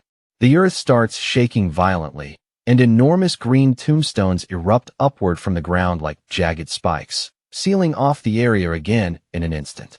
Gu Yuro, Jialan, and Lin Yi end up standing back to back, completely surrounded by a ring of towering tombstones. Jialan clicks her tongue in annoyance and says the trap has activated again. She warns the other two to stay extremely careful, explaining that this anomaly has the ability to drag any living being directly into the tombstones. Her voice is tense, knowing exactly how dangerous that power is. Without warning, skeletal hands burst out from both the ground and the stone surfaces around them. The sudden movement makes the whole grave field feel alive in the worst possible way. Then a swarm of skeletons drops from above, diving through the air to attack the three women all at once. Their numbers are overwhelming, and they descend like starving beasts. Yet right in the middle of their charge, the skeletons abruptly stop. Their bodies begin to tremble, and they look terrified, as though they have suddenly sensed something far more frightening than the enemies in front of them. Instead of attacking, the skeletons panic and throw themselves back into the ground and the tombstones, scrambling desperately to hide. It is not retreat so much as blind fear. Gu Yuro and Lin Yi stare at the scene in complete confusion, unable to understand why the monsters would suddenly flee like that. The change is so abrupt that it feels almost unreal. The group cautiously moves through the battlefield, which has gone eerily quiet, wondering why the Anomaly King would suddenly order all of its forces to retreat. None of them can tell what it might be planning now. Then a heavy military boot drops onto the ground with a dull thud. The sound cuts through the silence and makes everyone turn at once. It is Elder Wu, carrying two unconscious soldiers across his shoulders as if retrieving them from the jaws of the disaster itself. He tells the group this may actually be a good sign, explaining that the Anomaly King has pulled back its power, which means the people who were buried alive may still have a chance to be saved. Elder Wu looks out over the field, where many soldiers now lie unconscious but alive instead of dead. From that, he draws a firm conclusion. The sealer has not fallen. In fact, Feng Yi must be causing such serious trouble inside the anomaly that the king was forced to withdraw all its power just to defend itself. Back inside the battlefield, the smoke slowly parts, and Feng Yi's sharp red eyes appear through the haze with chilling calm. His gaze is steady, clear, and very much alive. He stands completely unharmed at the center of the ruined battlefield, as if the previous attack meant nothing at all. At that moment, the system updates his status and displays a new count, Death Count 2. The system explains that because the King of Death used its own power to kill Feng Yi, it has now been dragged into a cycle of death itself. As a penalty, the monster's strength has already been reduced by 10%. Feng Yi quietly considers what this means, noting that being targeted by the King of Death would normally guarantee certain death. He understands now that this inevitable death rule is precisely what makes the creature so uniquely dangerous and so difficult to fight. But then a dark, satisfied smile curls across Feng Yi's face as he realizes he has completely reversed the situation. The inevitable death rule that once belonged only to the monster will now return to haunt it instead. High above, the monster stares down in shock, unable to understand why the human it killed is still alive. Panicking, the Anomaly King attacks once more. From within its giant ribcage, it fires out a storm of green energy beams, each one screaming down through the air with violent desperation. The beams rain toward Feng Yi in a merciless barrage, but he does not even attempt to dodge. He simply stands there and lets the attack come, as though inviting the monster to continue. The assault lands head-on with full force, producing another massive explosion of green energy that engulfs Feng Yi completely. For a moment, he vanishes inside the blast. The monster grins, convinced it has finally succeeded, but the system appears again before it can celebrate. The death count rises to 3, and the system announces that because the king has killed Fong Yi again, its power has now been weakened by another 30%, and its body is beginning to collapse.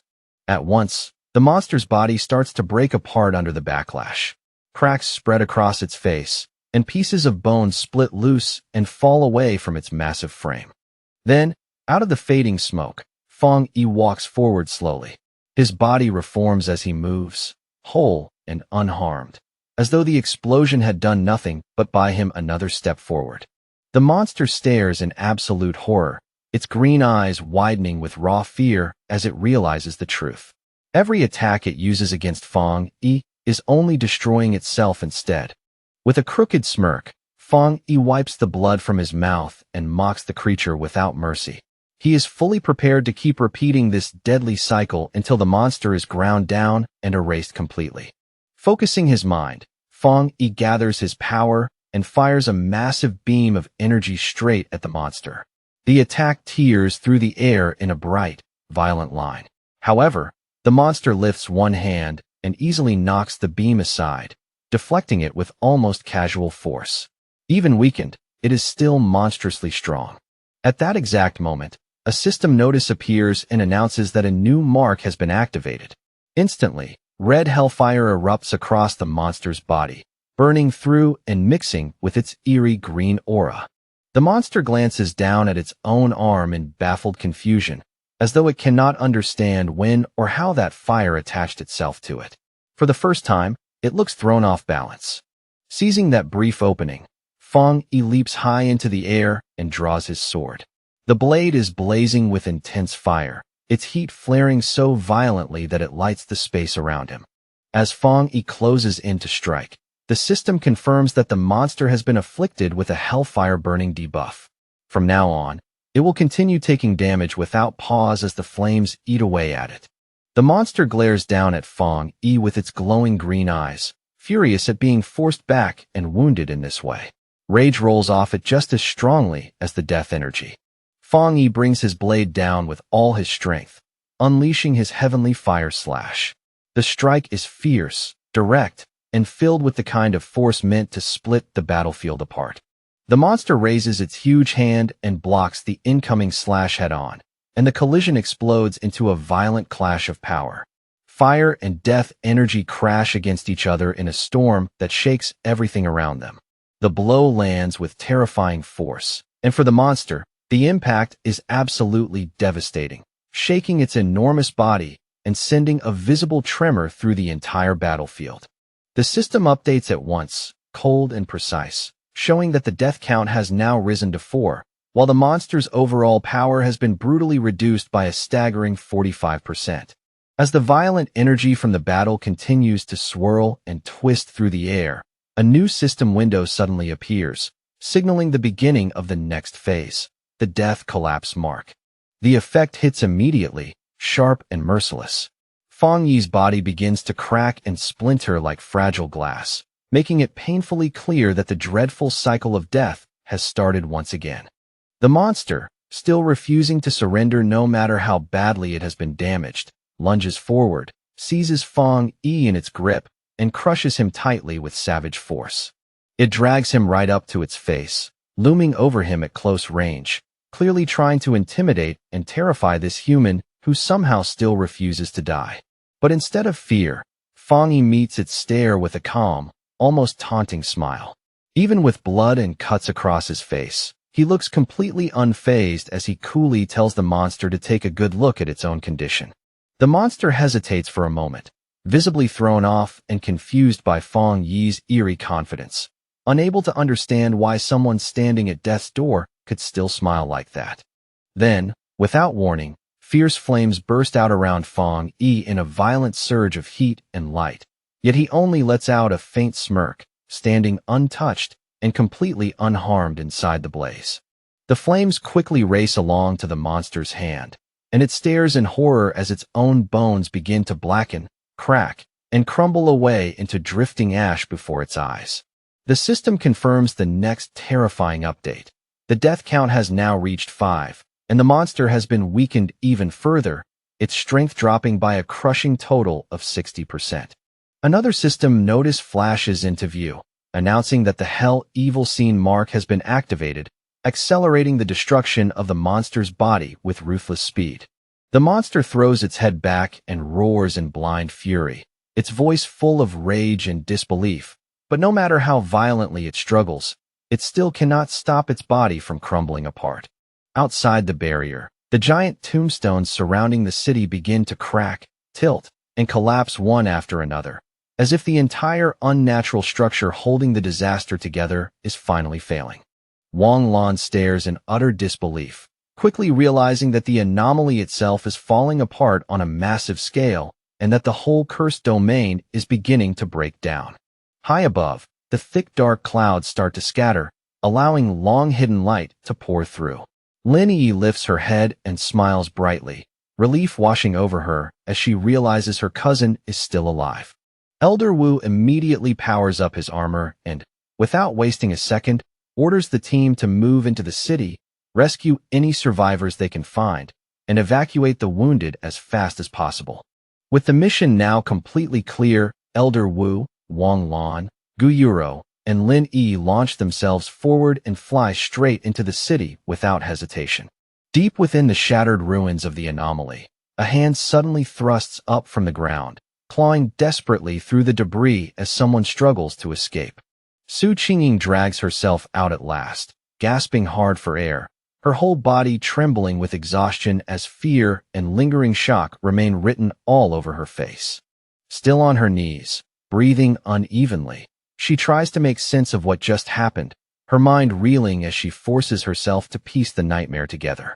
She remembers her life force being drained away bit by bit, and the suffocating feeling of being trapped inside a green, hellish void buried somewhere within that enormous skeleton. But then she realizes the nightmare had ended as suddenly as it began, as if some unseen force had shattered it, allowing her to return alive from that horrifying place. Her eyes quickly land on a nearby tombstone, and in an instant she understands what she has to do. Panicked and desperate, she rushes over and starts digging frantically at the grave marked with Chun Rua's name, shouting for her the whole time.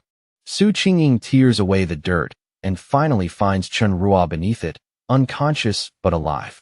Relief floods through her when she sees Chun Rua is truly here, unlike Chun Rua's sister, whose body had once vanished without a trace. Then all at once, Su Qingying stops and looks upward, her expression changing as she senses an enormous shift spreading through the air around her. She watches in stunned awe as the swirling green vortex overhead begins to split apart, cracks spreading through it like a fragile shell finally giving way. Moments later, the monster's massive skull drops from above and slams violently into the ground with a thunderous crash that shakes the ruins. Even in that collapsed and ruined state, however, the monster still refuses to accept that it has been defeated. It glares upward with blazing hatred, declaring itself the noble king of death and demanding to know what kind of existence Fang Yi could possibly be to stand against it. More than anything, it is enraged that a mere human would dare look down on it. Then, from the surrounding darkness, Fang Yi's undead army appears, countless red-eyed shadow spirits emerging in silence. Their glowing crimson eyes burn through the gloom as they lock onto the monster. The system delivers another merciless update, announcing that the Hell Evil Scene mark has now weakened the monster by a crushing total of 80%. The monster goes completely rigid in shock, and more cracks spread across its face as the horrifying truth sinks in. It no longer has any real power left. Its destruction suddenly accelerates. The system progress bar surges all the way to 100%, and the monster's green soul finally shatters into nothing. The system confirms the final result. The monster's power has been completely stripped away, and that very ability has now been seized by Fang Yi. Fang Yi slowly opens his eyes, and they are no longer red. Now they shine with a strange, mystical purple glow that feels both distant and overwhelming. The system coldly declares the outcome for all to witness.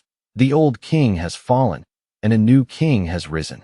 Fang Yi stands in victory atop a high cliff, wrapped in swirling purple energy, the newly claimed power of the death attribute surrounding him like a living storm. Behind him, the dark clouds split apart as golden sunlight pours down upon the new king.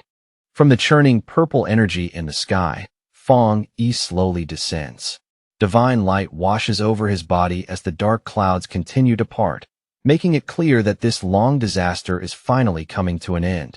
On the ground below, the survivors can only stare in stunned disbelief. Su Qingying supports the injured Chunruo, while Gu Yuro adjusts her glasses with trembling hands, still shaken by what she has just witnessed. She cannot understand how Fong Yi not only survived the Anomaly King's unavoidable death rule, but also seemed to summon hellish spirits that rose up and swallowed the monster whole. Elder Wu looks up at Fong Yi with awe in his eyes and a heavy realization in his heart, silently thinking that Fong Yi's true power may be far greater than any of them had imagined. Fong Yi has accomplished the impossible. Since he could not escape the rule of death, he shattered it instead and took hold of the very power that governs life and death itself. Gu Yuro turns to Elder Wu and asks in a shaken voice whether a human being should really be capable of wielding power on such an unbelievable level. As she stares at Fong Yi, she suddenly thinks she can see the ghostly skeletal face of the King of Death overlapping his own.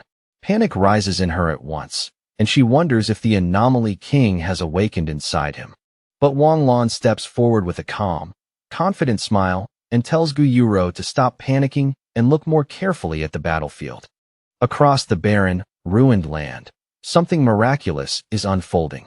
The shadow spirits Fong Yi summoned are not attacking anyone at all. Instead, those who had been believed dead are slowly sitting up again, completely unharmed. The very power of death is now being used to save them.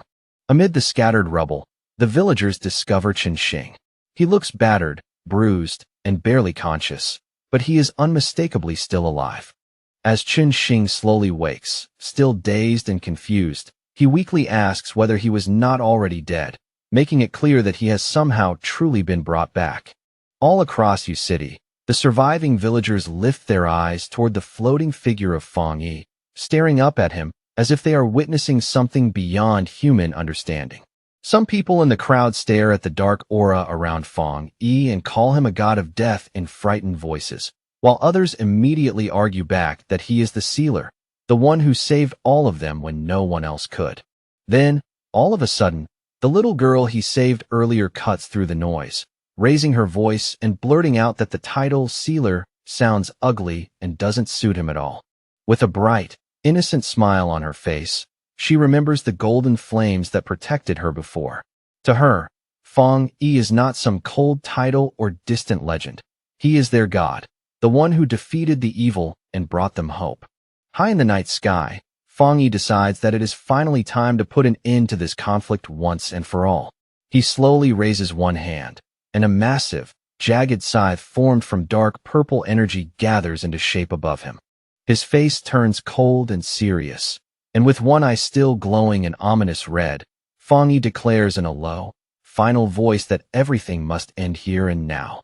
The next instant, he swings the enormous energy weapon downward, unleashing a colossal slash of purple light that rips across the sky with overwhelming force. On the ground below, the pioneers of Yu City, including Feng Chun, lift their heads in complete shock, their eyes wide as they watch this unbelievable display of power unfold above them. Fong Yi's attack crashes forward and tears straight through the dark energy barrier that had surrounded the city for so long, splitting it apart in one clean, terrifying strike. The slash does not stop there. It plows directly into the swarm of red, ghostly spirits in the air, shredding them apart and dragging them in with a frightening force that seems impossible to resist. Amid the chaotic storm of red and black energy, where light and shadow twist violently together and the air itself seems to howl, Fong Yi gives a calm but absolute command, ordering the spirits to return to the place where they truly belong and end this unnatural chaos. Then he shifts the flow of power inside his body and calls on his yang attribute to perform a large-scale purification. Extending his hand, he releases a blinding wave of golden light that sweeps across the battlefield and washes away the remaining death energy. The survivors can only watch in awe as that brilliant golden radiance tears through the darkness and lights up the night sky like a second sun rising over the ruins.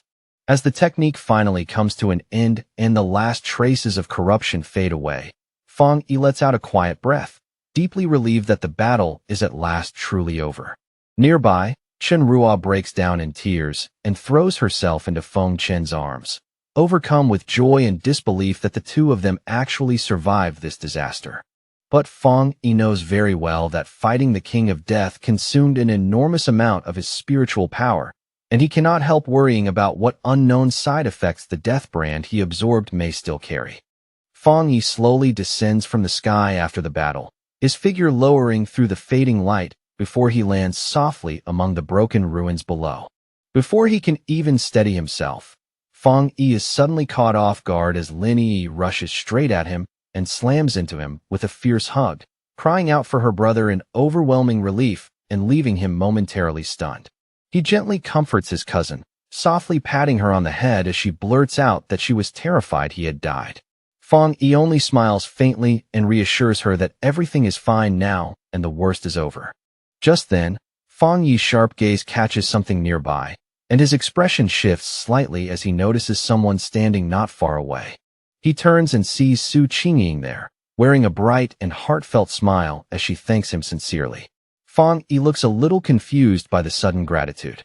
Su Qingying then looks past him toward the survivors, where City Captain Chen Ruo is sitting on the ground, crying in relief as she clings tightly to her teammate. Fang Yi watches that scene with a warm, quiet smile and asks whether Chen Ruo's sister is still alive. In his heart, he thinks that amid so much death and bad luck, being able to save her is one rare piece of good news. Meanwhile, away from the emotional reunion, the atmosphere among the leaders is far heavier. Elder Wu receives the final damage report, and the weight of the aftermath settles over everyone at once. The scene before them is grim, with rows of body bags and coffins lined up in painful silence. According to the report, nearly half of City's population has been lost, most of them ordinary civilians. Of the 1,500 pioneers who came to help, 50 are confirmed dead, 30 are missing, and more than 1,000 are injured. Elder Wu lowers his eyes with a grave expression and speaks about the urgent need for reconstruction, as well as making sure the victims' families are properly compensated. Behind him, Gu Yuro adds that Shun City will also provide support to help the ruined city recover. Wang Lan looks down, guilt and frustration plain on her face. She asks her teacher whether they can finally make the truth about spiritual energy recovery public, saying she feels painfully useless when they could not save everyone while still keeping so many secrets. Elder Wu looks at her with both kindness and firmness in his eyes, then explains that a decision of that scale is far beyond the authority of any of them. He tells her that ordinary people are not nearly as fragile as she believes, and that many of them have already started figuring out the truth on their own and are quietly preparing themselves for what lies ahead. Then he places a steady, reassuring hand on her shoulder and tells her gently that she does not need to carry the weight of the whole world by herself. Gu Yuro gives a small smile and says that she originally came here just to meet the sealer, but now it looks like her help is no longer needed after all.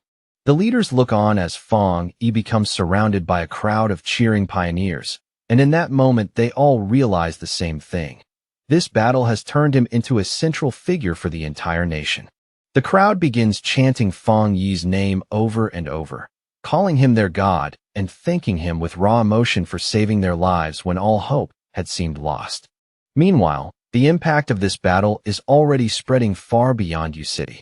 Elder Wu understands that once it becomes public that Xia Nation's pioneer, the Sealer, defeated the Anomaly King, it will serve as a powerful warning to every other country. Spies from various nations immediately begin scrambling for information, growing more frustrated by the minute because they still know almost nothing about Fang Yi's true abilities. Elder Wu knows that once the details of the City incident are revealed, the entire world will believe Xia Nation has become the first to understand the king's deadly rule through Fang Yi, something no other nation has managed to do. Because of that fear and uncertainty, other nations will no longer dare act rashly against Xia Nation. Fang Yi's victory has won his country an enormous strategic advantage, Elder Wu turns to his team and orders them to head back immediately and study every piece of data gathered from the scene.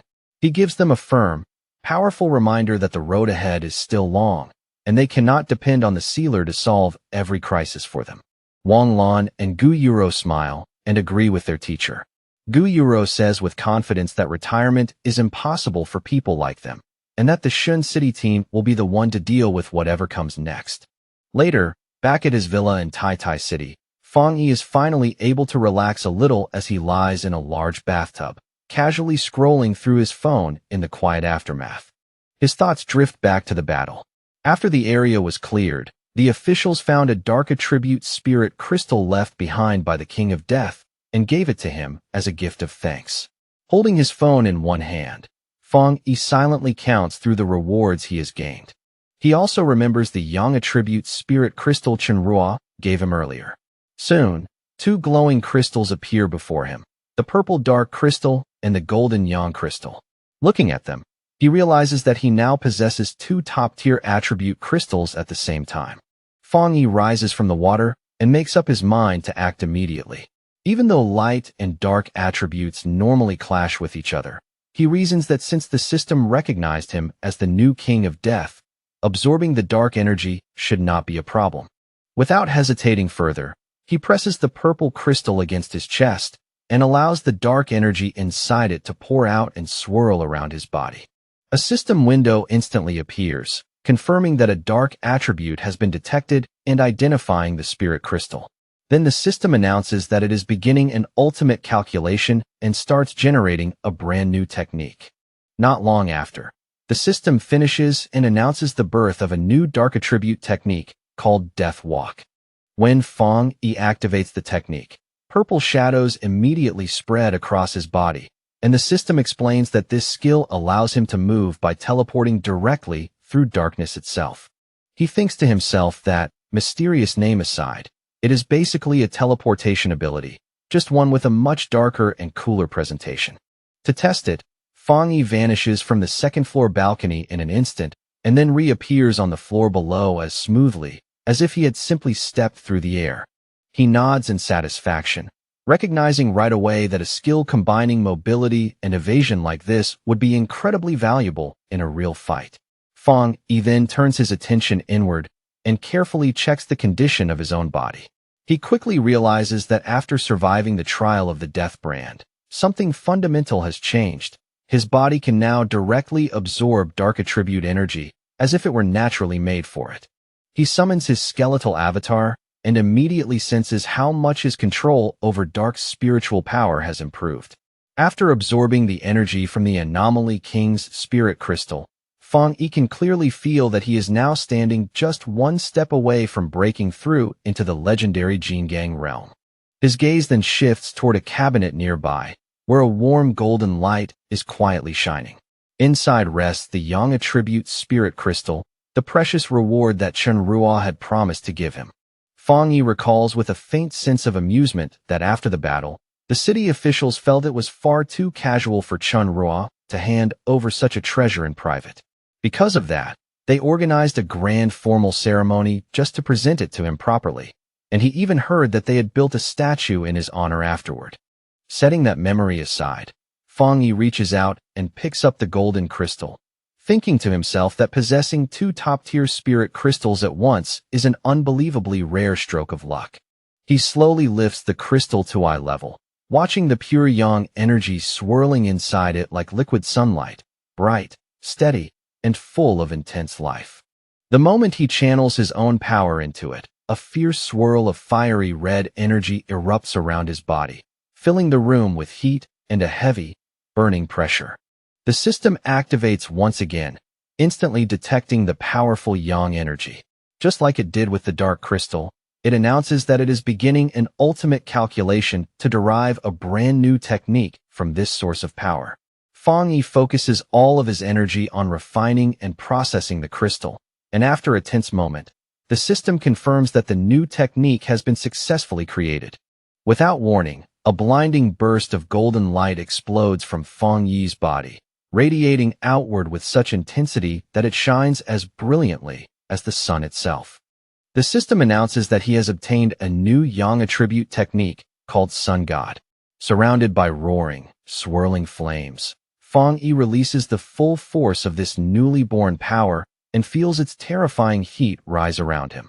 The system explains that Sun God allows him to summon a solar avatar capable of burning through anything in its path. At the same time, a glowing golden mark appears on Fang Yi's forehead, shining with divine brilliance. High above the city, a gigantic golden bird made entirely of blazing fire suddenly appears in the night sky, spreading light in every direction and illuminating the darkness below. On the streets beneath it, a reporter hurriedly broadcasts the astonishing scene while online comments pour in by the second. People joke that the light is so bright they are getting blinded even in distant cities. The reporter tries to calm the citizens, suggesting that their guardian, the sealer, is simply becoming even stronger. Online, others speculate that the godlike figure who saved them before is now going through yet another terrifying trial. On a Pioneer forum, users quickly confirm that the event is happening in Tai City, and many recognize the familiar yang energy at once, guessing that the sealer has awakened yet another new ability. Elsewhere, in a dense forest glowing with strange spiritual light, a small group of pioneers is taking a break. Among them is Fang Yi's ex-girlfriend, Chu Qingli. One male pioneer in the group excitedly praises the sealer for being so overwhelming and for humiliating Country B. He angrily complains about a so-called great prophet from Country B who had confidently predicted that Xia Nation would not survive the first year of spiritual energy recovery. Chu Qingli looks uneasy and quietly asks whether that prophecy could still turn out to be true. The male pioneer immediately reacts with irritation and sharply dismisses the idea. But despite his confidence, Chu Qingli lowers her eyes and remains troubled, thinking to herself that many dangerous and unsettling things really have been happening across Xia Nation lately. The mood around the group quickly turns cold and hostile as several people begin aiming their frustration at Chu Qingli. The male pioneer openly mocks her for her weak cultivation level. Another man sneers and asks whether she is some kind of traitor, then ridicules her for still being stuck at the one-star Ghost Axe realm. He points out with cruel satisfaction that she used to be a rich young miss, but in this new world, she is the one everyone looks down on as trash. Chu Qingli folds her arms tightly, forcing herself to hold onto her pride. She fires back that their strength is nothing impressive compared to the sealers, and says they have no right to mock her unless they can first become as powerful as he is. The male pioneer bursts into laughter and mockingly asks whether she is seriously thinking about joining forces with the sealer. The three men laugh at her together and remind her that the sealer is famous for working alone. Then, without any hesitation, they coldly inform her that she is no longer part of their team. As the men start to walk away, Chu Qingli desperately reaches out and shouts after them that if they are kicking her out, then they at least have to give her the share of the reward she earned. The leader turns back with a greedy, contemptuous smile on his face and coldly tells her that she should be grateful they are not demanding payment from her instead. Without another word, he unleashes a blast of wind energy that slams into Chu Qingli and knocks her backward, while he yells at her to get lost and disappear. Chu Qingli trembles on the ground, her body aching with pain and her chest burning with humiliation and anger. In silence, she swears to herself that they will pay for what they did. At the same time, social media is overflowing with fear and panic as a great prophet from Country B publicly predicts that Xia Nation will be destroyed within a year. Inside the Tai Spirit Association office, a superior discusses the situation with Fang Yi, explaining that these spreading rumors are already having a serious effect on the morale of local pioneers. Su Qingying explains that Country B is clearly using psychological warfare, trying to shake the confidence of their people and weaken them before any real battle begins. The superior adds that news of Fang Yi's strength has already spread widely, and that this is exactly why Country B has started behaving so aggressively. There are even rumors that they secretly manipulated events behind the scenes and nearly caused a catastrophe in another city. The superior admits that the incident was deeply strange, because every sign originally pointed to the disaster happening in Country B, yet in the end it nearly wiped out their own elite forces instead. To counter the growing panic and stabilize public morale, the association decides that Fong Yi must make a public statement himself. Standing in front of a computer, Fong Yi calmly places his hand on the keyboard and sends out his message with a single, decisive keystroke. On his verified profile, Sealer5, he posts a short sentence, brief, sharp, and impossible to ignore. The apocalypse won't catch up to my speed of breaking through. The internet erupts instantly. Comments flood every platform as survivors step forward to confirm that they personally witnessed Fong Yi destroy the King of Death. In response, people begin openly mocking Country B's prophecy. In Fong Yi's view, the simplest and most effective way to silence all of them is to state one undeniable truth plainly. His strength speaks for itself. All across the nation, pioneers stare at their screens in shock as they realize Fong Yi is breaking through once again. They cheer for the god of Great Xia, knowing that even if the hell the prophet predicted truly comes to their land, Fong Yi will stand there to stop it. Meanwhile, at the enemy's headquarters, inside Country B's information center, the atmosphere has already fallen into complete chaos. Staff members work frantically in a panic, complaining bitterly about the sealer and the terrifying scale of his power. Even now, they still have not managed to obtain any real personal data on him. Country B's Pioneer Network data expert finally snaps in fury, screaming at his team for failing to track down even this one person and threatening to fire every last one of them. Back at the Tai Tai Spirit Association, the situation has mostly settled down. Fong Yi tells the superior that his statement should be enough to quiet things for now, and the superior laughs in relief and thanks him. But then an assistant suddenly rushes in carrying a tablet, his face full of panic. He reports that a new restricted zone has appeared in Western Xia Nation after the collision of two extremely powerful attributes, and that the military has already sealed the area off. Fong Yi immediately asks what kinds of attributes are involved in this newly formed restricted area. The assistant explains that it is a collision between Yang attribute and Dark attribute.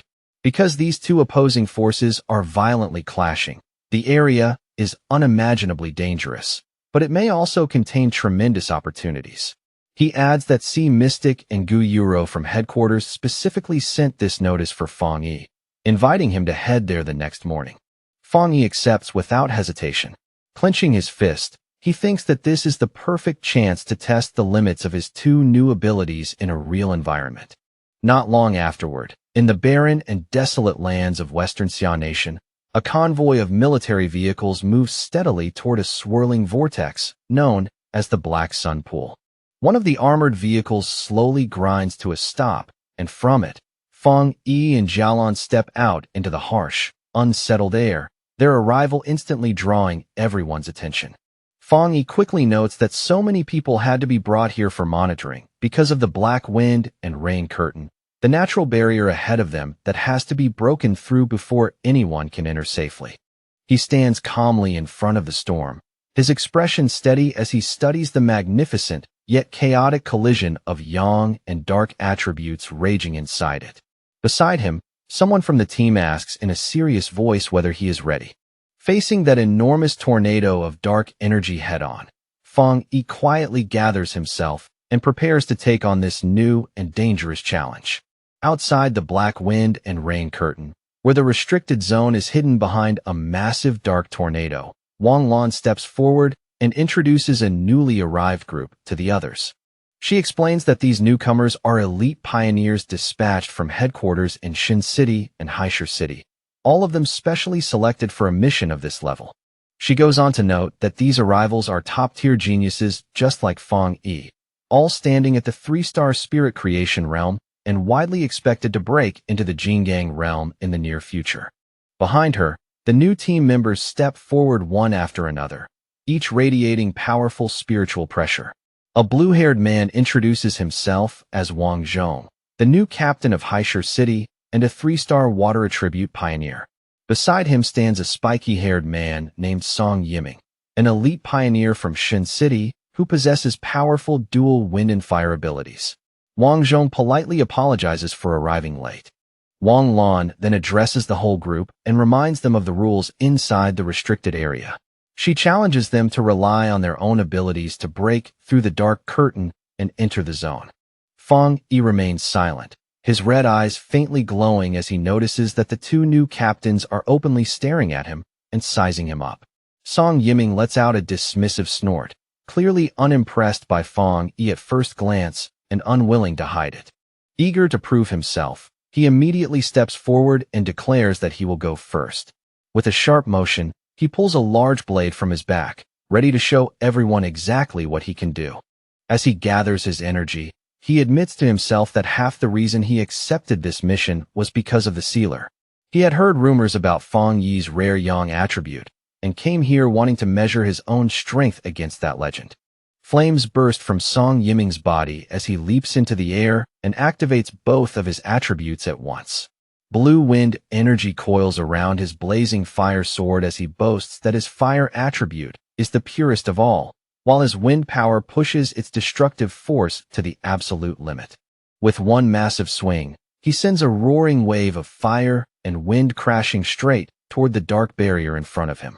Watching closely, Wang Lan remarks that Song Yiming truly is a genius, someone who has already pushed both of his attributes close to their peak. Song Yiming lands as the force of his attack tears open a path through the energy ahead. He scoffs with obvious pride, saying that the dark barrier is nothing more than a bad imitation of foul weather and is easy for him to break. After seeing that, Wang Zhong decides it is now his turn to make a move. He activates his spiritual power and summons a sharp blue water construct, its surface shining coldly as it forms in his hand. Then he charges into the dark storm, forming a protective umbrella of water around himself, and using that defensive skill to force his way through the brutal environment. Inside the twisting darkness, the water shield gives off a bright blue glow, standing out sharply against the black storm surrounding him. Wang Zhong immediately feels the terrifying pressure of the dark climate pressing in from all sides, and he realizes with a chill that if he had entered this place right after first reaching the 3-star spirit creation realm, he might not have survived. He lifts his head in amazement, struggling to understand how the yang attribute and the dark attribute could truly exist together in one place without tearing everything apart. Ahead of him, a massive vortex of conflicting energies churns through the sky, swallowing light and shadow into one unstable, violent spiral. Nearby, Song Yiming holds a trace of dark energy in his hand and notes that it feels deathly cold and naturally repels the human body. To him, just enduring that force at close range is already impressive enough. Wang Zhong grows concerned and guesses that Fong Yi may only be handling the pressure this well because his fire attribute is naturally closer to the yang attribute than theirs is. He comments with a serious tone that simply passing through the curtain is already far more difficult than it first looked. At that exact moment, Fong Yi suddenly releases a burst of golden flame and cuts forward with a blazing slash, cleaving straight through the surrounding darkness. The force of it is so overwhelming that Wang Zhong and Song Yiming are both forced to leap away to avoid being caught in the path of the attack. Wang Zhong watches the golden figure streak past and cannot stop himself from trembling as he recognizes that unmistakable, pure yang attribute power.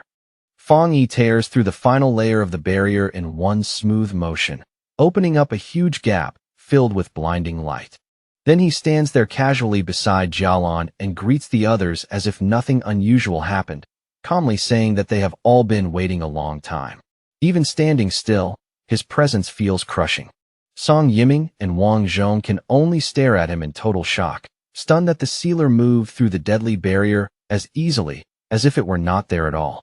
Unable to hold back his curiosity, Wang Zhong asks Fong Yi how he is managing to keep the black wind and rain curtains split open like that. Holding a sphere of golden energy in one hand, Fong Yi calmly explains that the method is actually very simple. As long as someone uses a yang attribute stronger than the surrounding dark attribute, the darkness can be suppressed. He admits that it consumes a great deal of spiritual power, but says it can be sustained as long as the user has enough reserves. Song Yiming is immediately irritated that Fong Yi would describe something so ridiculous as simple.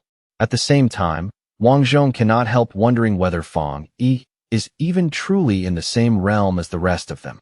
Wang Lan only smiles and tells him that he will get used to it, because every genius pioneer reacts the same way after seeing Fang Yi's abilities for the first time. Fang Yi merely smiles back, completely unbothered by their stunned reactions and lingering disbelief. Then, without warning, the system sends him an alert that a source of pollution and an A-level dark anomaly have just appeared nearby. At the same time, the ground beneath them begins to shake violently. Song Yiming's eyes light up with excitement. He says that if it is only an A-level anomaly with a dark attribute, then he wants to test himself against it personally. With Fang Yi taking the lead, the entire group immediately rushes toward the source of the disturbance. Up ahead, three mysterious figures slowly emerge from the mouth of a cave, walking out with no sign of fear at all. Fang Yi narrows his eyes at once and instantly recognizes from their presence and bearing that these people are from Country B. Wang Lan and Song Yiming are both shocked to find other people already inside the area, while Jialan quickly realizes that these strangers are the ones who destroyed the anomaly first. She immediately shouts that no other pioneers were authorized to enter today and concludes that these people must be stowaways. Jialan then demands to know exactly who they are. The three intruders stand there boldly without a trace of unease. A blond man in a purple shirt, a muscular man with long black hair, and a third man hidden under a hood. The blond man smiles with open arrogance and introduces them as pioneers from Country B who have come here to train. Song Yiming is instantly furious. He shouts that this is Xia Nation's territory and that they have no right to enter a restricted zone without permission. Wang Lan supports him at once and orders the intruders to leave immediately, but the three outsiders remain where they are and coldly reply that the times have already changed. The blond man then arrogantly declares that if the people of Xia do not want to claim the resources here, then his group will take them instead. In his view, they are fully justified because they believe they are stronger than Fang Yi's team. Hearing that, Fang Yi steps forward without the slightest hurry and calmly asks the intruders whether they truly believe that opportunities belong only to the strong. The blond man answers with a smug smile, clearly thinking that his country had sent their elite team here precisely to provoke a conflict and seize the advantage. Fang Yi looks at him with a cold, frightening smile, his red eye glowing like a warning in the dark, and tells them plainly that if strength really is the only rule here, then they can get lost. While Fang Yi stands off against them, Jialan quickly tries to report the situation back to headquarters, but before she can finish, the enemies suddenly launch an attack without any warning. The blond man throws out a surge of eerie green energy and sneers that they were given a polite offer, but since they refused it, there is no reason to keep pretending to be civil. Song Yiming and Wang Lan both react in shock, immediately realizing that the enemy is using the rare and highly dangerous dark attribute, something far worse than an ordinary opponent. The blond man laughs loudly and arrogantly, openly declaring that an environment overflowing with dark attribute power is the perfect home field for someone like him. Jialan studies the foul, sickening energy and quickly realizes what it is. With alarm in her voice, she identifies it as a nether poison attribute, a mutated power born from decaying corpses and dense death energy. Panic spreads through the team as she suddenly shouts that the enemy's attack has already destroyed all of their communication devices, cutting them off completely from the outside world. Fang Yi's expression sharpens at once as he understands the truth. These intruders never intended to negotiate at all. They came here planning to kill every one of them. Song Yiming refuses to wait even a second longer and charges straight ahead with his flaming sword in hand. He shouts that if they cannot absorb the dark attribute, then they will simply burn it away and destroy it. Wang Lan tries to stop him, but Song Yiming ignores the warning completely. With a furious roar, Song Yiming unleashes a massive fireball toward the enemy, sending blazing heat crashing into the dark air. But the attack does not work the way he expected. The green nether poison energy swallows the fire instead, twisting it out of shape before causing the fireball to explode violently and send a brutal shockwave crashing back towards Song Yiming. Even so, Song Yiming forces himself to hold his ground, his eyes wide with disbelief as he stares at the failed attack in stunned shock. That explosion immediately triggers a far more dangerous counterattack. A heavy wave of green energy surges toward the Xia team, and Jialan shouts a desperate warning as the deadly mist comes rushing in. The The green energy closes around them from every side. Wang Lan reacts at the last possible moment and throws up a large blue water barrier, desperately shielding the group from the toxic assault. Inside the barrier, the others are tense and on edge, but Fang Yi remains completely calm. His red eye glows steadily as he watches the enemy's power with cold focus, showing not the slightest trace of fear. The battle rapidly grows more intense as the blonde man from Country B presses forward and begins attacking Wang Lan's water barrier head-on. A huge shadowy claw suddenly rips through the shield, tearing it open with terrifying force, and Fang Yi steps forward at once, ordering the others to scatter and move. In the same instant, he releases a powerful slash of golden energy that tears through the dark mist, splits the pressure apart, and forces the enemy back. The blonde man is visibly caught off guard, clearly not expecting his attack to be stopped so cleanly and so quickly. He recovers fast and floats up into the air, mocking Fang Yi as nothing more than a fire attribute pioneer from Xia Nation. With open contempt, he adds that Fang Yi's teammates look even more useless than he does. Then, without warning, dark green vines burst out from the shadows and lash around Jialan, Wang Lan, and Song Yiming, trapping all three of them inside a spreading corrosive mist that eats away at both flesh and spiritual power. Wang Lan shouts a warning to Fang Yi, telling him that this enemy has been hiding his true strength the entire time and is at least at the second level of the Jingang realm. Seeing the Xia team trapped so easily, the blonde man throws his head back and laughs wildly, full of confidence and cruelty. Meanwhile, far outside the restricted zone, the military personnel can only watch helplessly as the massive black wind and rain curtain closes once again, sealing Fang Yi's team inside the deadly area. One of Wang Lan's subordinates anxiously studies a recording of the blonde man on a laptop and grimly remarks that the rumors were true after all. Someone from Country B really has mastered a dark attribute branch. After analyzing the footage, he concludes that although the enemy has not fully mastered pure dark attribute power, he possesses a lethal sub-attribute capable of inflicting wounds that simply cannot heal. The blonde man gloats shamelessly, saying that Fang Yi's companions have already been poisoned and will soon rot to death, and that all of their spiritual power will eventually become nourishment for him. Then he demands that Fang Yi return with him to mighty Country B and become part of him, speaking as if Fang Yi has already lost the right to refuse. Trapped and furious, Wang Lan screams at Fang Yi to stop holding back and fight back immediately. At that moment, golden flames erupt from Fang Yi's body and force the surrounding darkness backward. He looks at the enemy with open mockery and asks whether he still has not realized something very important about the way their powers match up. Fang Yi then activates his bonfire domain, creating a huge sphere of blazing golden light that expands outward and forcefully suppresses the nether poison around them. He calmly asks the blonde man whether he is surprised that the poison has no effect on him at all.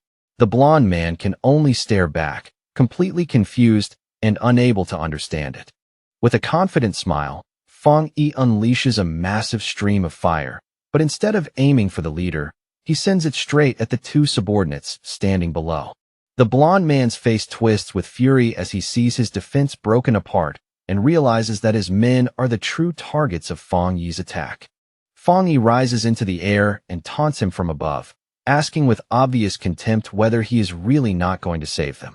The blonde man snarls that Fang Yi is arrogant, then summons a huge sphere of concentrated poison mist and shouts that as long as Fang Yi is still human, there is no way he can escape that power.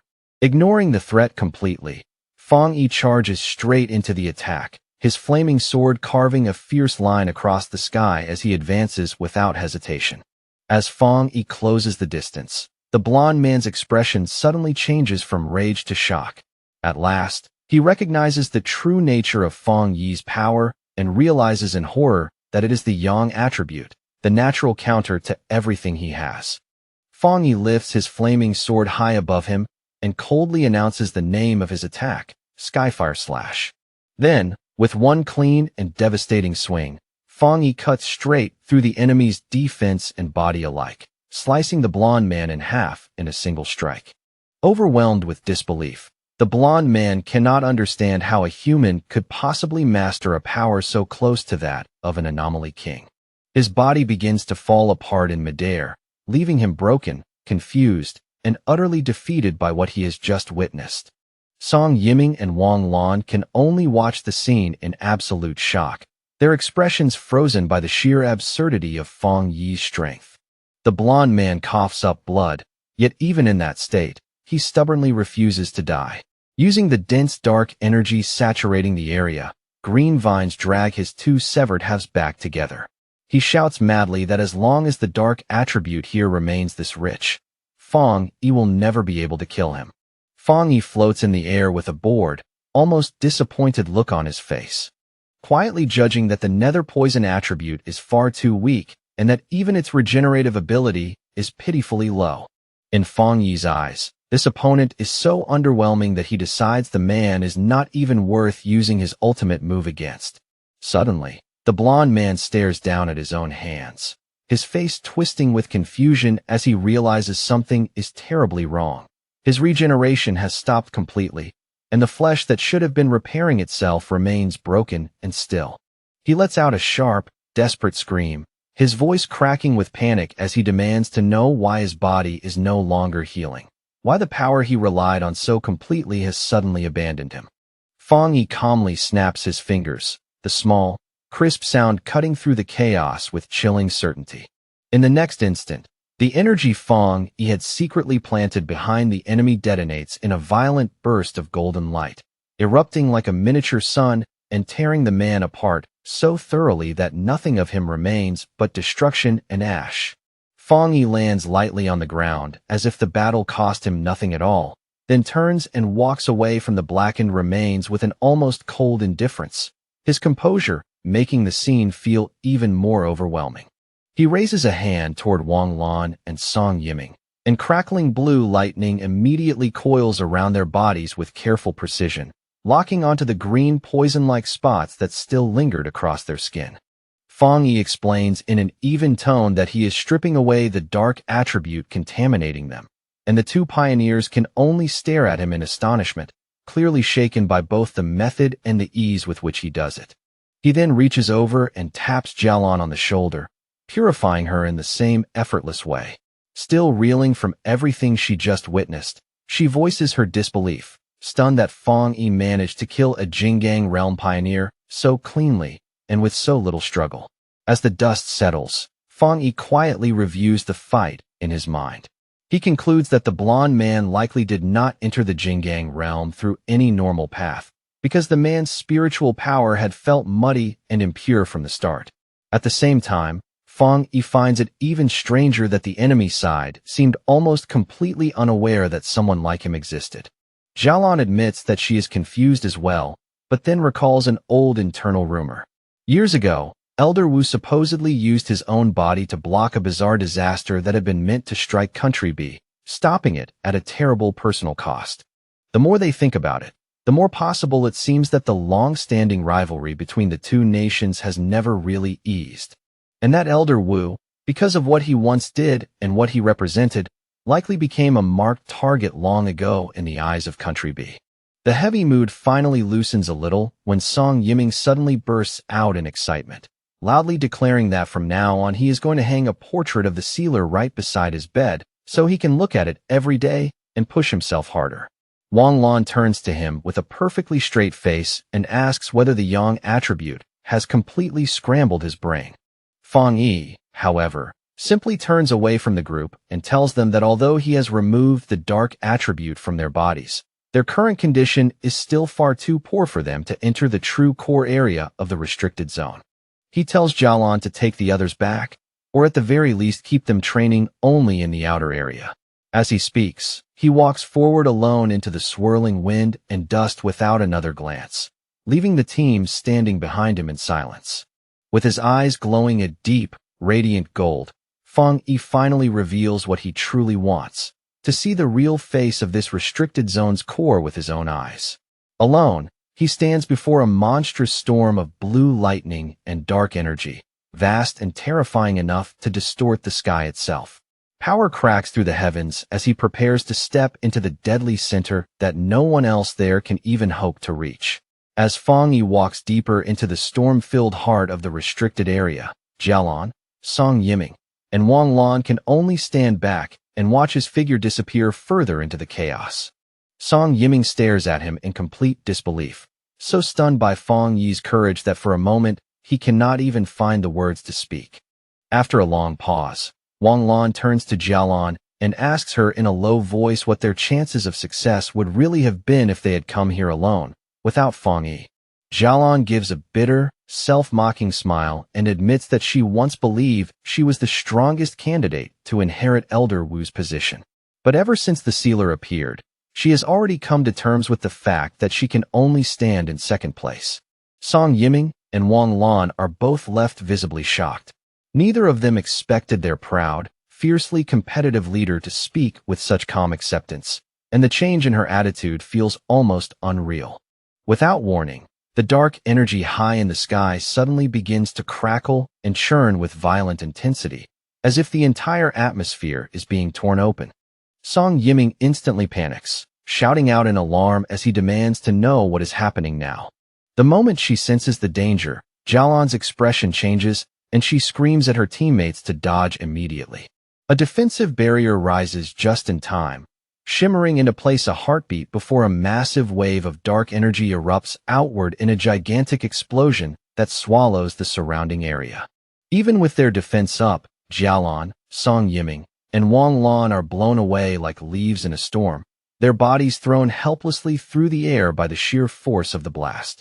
When the explosion tears across the land, it carves huge burning trails through the ground, leaving behind scars that stretch across the battlefield.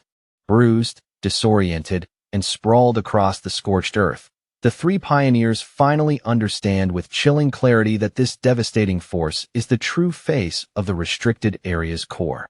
They slowly lift their heads and stare in awe at the terrifying scene before them, a landscape shaped like a giant burning eye, eerily identical to the satellite images they had seen before entering. Jialan points ahead through the storm and says that Fang Yi is still in front of them, floating right at the center of that terrifying maelstrom. Fang Yi hovers in midair, his body seeming to act as a bridge between two extremes, golden fire wings blazing behind him, while jagged spikes of dark purple energy twist and surge around him like living weapons. He lowers his gaze to the sphere of dark power gathered in his hand, his expression turning uncertain as he senses a strange and unfamiliar reaction beginning inside it. Very quickly, Fang Yi realizes that the two opposing attributes, yang and dark, are not merely clashing, but slowly fusing together into an entirely new kind of spiritual power. The two forces spiral together in a chaotic, unstable vortex, purple and gold grinding against each other in violent waves. At that moment, the system alerts Fang Yi that it has detected a major change in heaven and earth triggered by the collision of the yang and dark attributes. The reaction grows even more intense, and Fang Yi's body appears almost split in two, with one half turning into a skeletal shadow while the other half burns brightly with pure golden light. Then the system announces the birth of a completely new and previously unknown attribute, turbid yang. Fang Yi steadies the fused power in his hand, now stable at last, and the system immediately begins gathering and analyzing data so it can construct a brand new technique based on this unprecedented energy. Fang Yi narrows his focus and draws the swirling vortex of purple-black energy toward himself, guiding it into his head and absorbing the newborn attribute directly into his body. His eyes suddenly blaze with a blinding white radiance. The system confirms that he has obtained a new technique, the Spirit Turbid Eye technique, a power capable of governing endless transformations and touching both illusion and reality. At the same time, all the dark energy filling the crater suddenly disappears, drained away in an instant as though the vortex has swallowed the entire abyss dry. Watching from afar, Song Yiming is completely dumbfounded, muttering in shock as he wonders whether the dark attribute really merged with the yang attribute just to create some kind of monster. Jialan, however, quickly notices that something about the atmosphere has changed. She frowns and asks the others whether they can feel it too. The three of them soon realize that although this new spiritual power looks frightening and oppressive on the surface, the instinctive revulsion and fear that normally came with the dark attribute are completely gone, leaving behind a force that feels strangely pure instead of corrupt. Wang Lan immediately suggests that they should try cultivating with this energy, sensing that even a little of it could bring enormous benefits. Xiaolan agrees at once, and the three pioneers sit down in meditation inside protective spheres, each of them eager to absorb even the smallest trace of this rare, high-level power. Meanwhile, outside the restricted zone, the military observers remain deeply confused. The massive energy readings have suddenly stabilized, yet every signal coming from Country B's intruders has disappeared without a trace. Before long, the soldiers come to the same conclusion. The sealer must have already wiped out the enemy forces inside. Thinking back on all the rumors surrounding Feng Yi's ruthless methods, they decide that Country B's intruders simply met the end they deserved. The soldiers hurry to contact headquarters, relieved that they managed to preserve video evidence of Country B's actions. In the diplomatic conflict that is clearly coming, that footage may become a powerful bargaining chip. Far away, inside the highest military intelligence office of Country B, a group of men in black suits stands in rigid silence, too nervous to breathe loudly. Then a blond man with a mustache slams his fist down hard and demands to know what happened to their strongest pioneer. He roars at his subordinates, his voice echoing through the room as he demands to know how their agent could have simply vanished without a trace, as if an entire person had been erased out of thin air. A man with long, wavy gray hair stands there in complete contrast to the panic around him and calmly suggests that their missing agents are most likely already dead, his tone so steady that it makes the conclusion feel even colder. With a dark, unreadable expression, he admits that their side suffered heavy losses this time and that they were thoroughly outplayed by Xiaogua, a fact that clearly leaves a bitter taste in his mouth. The leader of Country B slams both fists onto the table so hard the room seems to shake, then screams in disbelief over how their strongest force could lose so inexplicably to Xiaogua. Furious, he threatens the gray-haired man on the spot, demanding that he recover every benefit they had hoped to take from Xiaogua, and warns that if they fail again, he will cut off all funding to their organization. The gray-haired man lifts his eyes and stares back with a frighteningly sharp, icy gaze. Without lowering his head in the slightest, he assures the leader that they will repay this grudge in full and make Xiaogua return the debt with interest. Suddenly, a burst of green spiritual energy explodes out from his body, flooding the room with pressure so intense that the nearby guards instinctively recoil in fear. Rising to his feet, he coldly tells the leader that while he is indeed a proud citizen of Country B, he is not some dog to be ordered around like the bodyguards standing nearby. He says plainly that he despises threats and hopes the leader remembers that very well. The leader and his guards can do nothing but stand there, frozen between fear and anger, as the powerful pioneer turns his back on them and walks away without the slightest hesitation. As the gray-haired man leaves, the leader shouts after him in humiliation and rage, yelling that he will contact Xiaogua's leaders immediately and demanding that the pioneers teach them a brutal lesson they will never forget. Walking through a dim, silent hallway, the gray-haired man asks his subordinates for the latest results of their investigation. 3 figures in dark cloaks follow close behind him like shadows, and one of them reports that they were unable to enter Xiaogua's restricted zone and have completely failed to locate the second young master. The subordinate goes on to explain that the tracking instrument implanted inside the target's body was most likely destroyed, although they still cannot completely rule out the possibility that the enormous energy fluctuations in the area interfered with the signal. The moment he hears that, the gray-haired man's face twists with naked hatred. He finally accepts that the loss is real, and in that cold instant, he silently swears that Xiaogua will pay the price for it. Meanwhile, far inside the core of the restricted area, Feng Yi floats alone in the violent center of the storm, surrounded by unstable power and eerie silence. The system begins feeding him detailed information about his new ability, the Spirit Turbid Eye technique. It describes it as a terrifying illusion art capable of dragging any living creature into a realm of despair so deep they may never escape. The most frightening part, according to the system, is that Fang Yi does not even need to move. Once the technique is triggered, his enemies can be trapped in endless hallucinations until they die without ever understanding what happened. Fang Yi descends and lands, quietly thinking to himself that a power this convenient almost feels too good to be true, as though it came with a hidden price. But the instant his feet touch the ground, a sharp pain tears through his body without warning, locking him in place as the spiritual energy inside him begins fluctuating wildly and violently. He drops to one knee at once, coughing hard as his body strains to contain the newly formed power, every breath turning rough under the crushing pressure. Wiping the blood from the corner of his mouth, Fang Yi lets out a low remark about just how tyrannical and overbearing this dark power truly is. Dark purple energy surges around him in unstable waves, and Fang Yi quickly realizes that even though he successfully created a brand new attribute, that power is still resisting him from within and producing a severe backlash. And yet, despite the pain tearing through him, a twisted, excited smile slowly appears on Fang Yi's face. Rather than feeling intimidated, he finds the whole situation genuinely interesting and admits to himself that it has been a very long time since he faced a challenge this difficult and this stimulating. Inside a meeting room belonging to the Country B Pioneer League, the members are in the middle of a tense discussion over their recent failure. One of them says he still finds it almost impossible to believe that their so-called ultimate weapon was crushed by Xiagua, while another questions whether the defeat may have been caused by hidden side effects in the experiment itself. Before the discussion can continue, the gray-haired pioneer leader suddenly strides into the room, bringing with him a terrifying pressure that instantly silences everyone present. Without the slightest hesitation, the leader releases his power.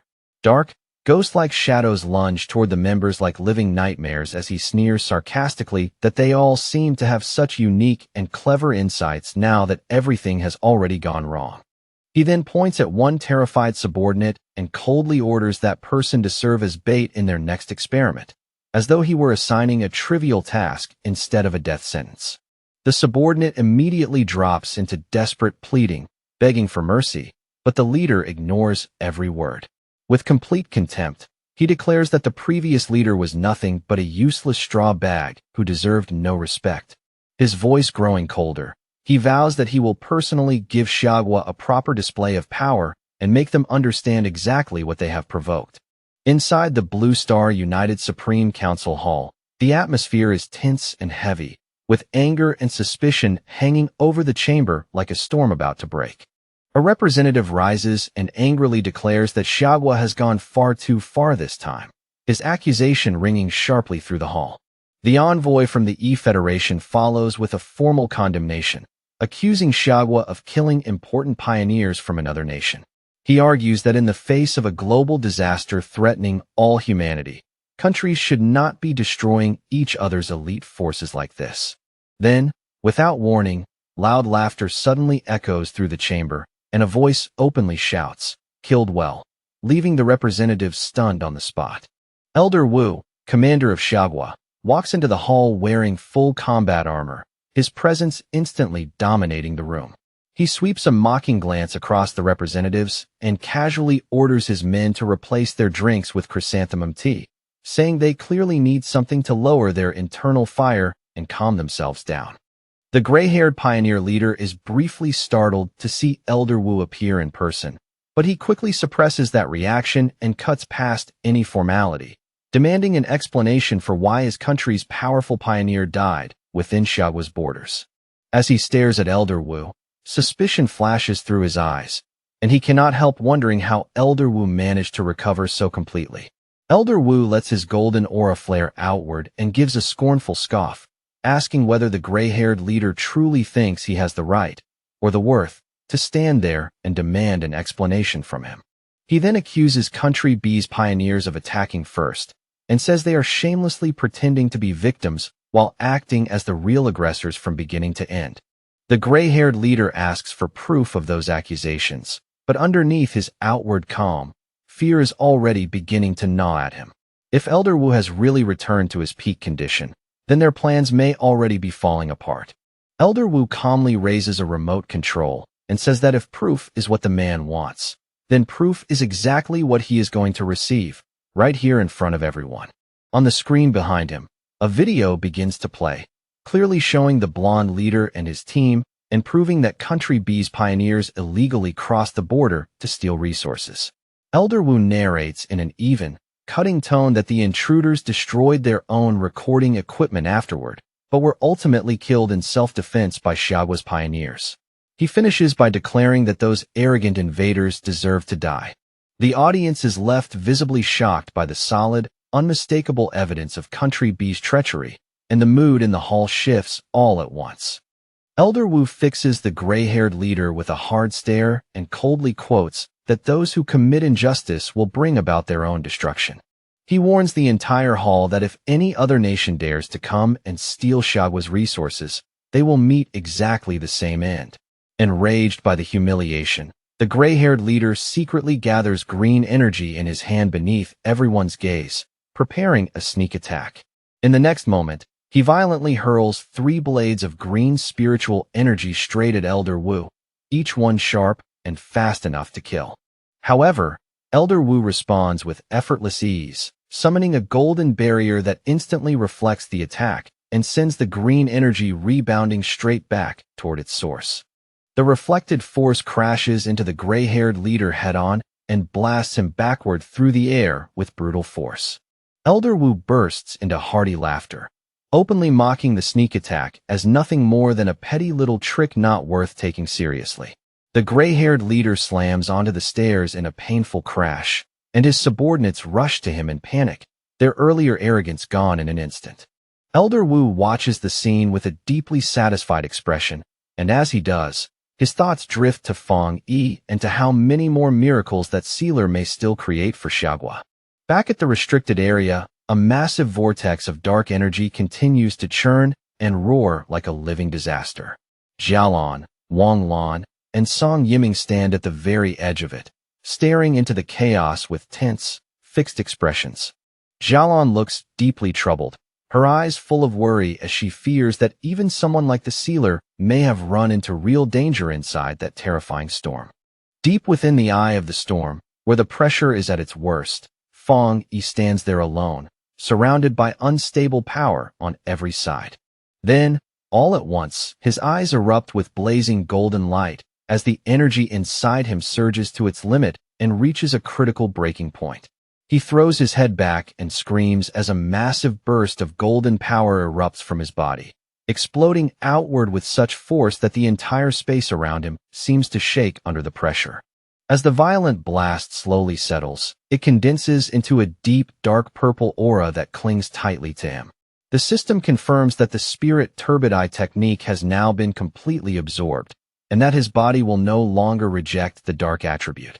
Feng Yi lifts a hand to his eye and smiles with quiet confidence, deciding to test this brand new technique for himself.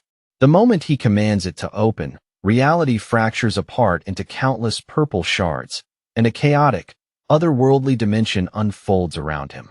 Feng Yi slowly scans his surroundings, his expression sharpening for a brief moment as alertness flashes through his eyes at the strange new world forming before him.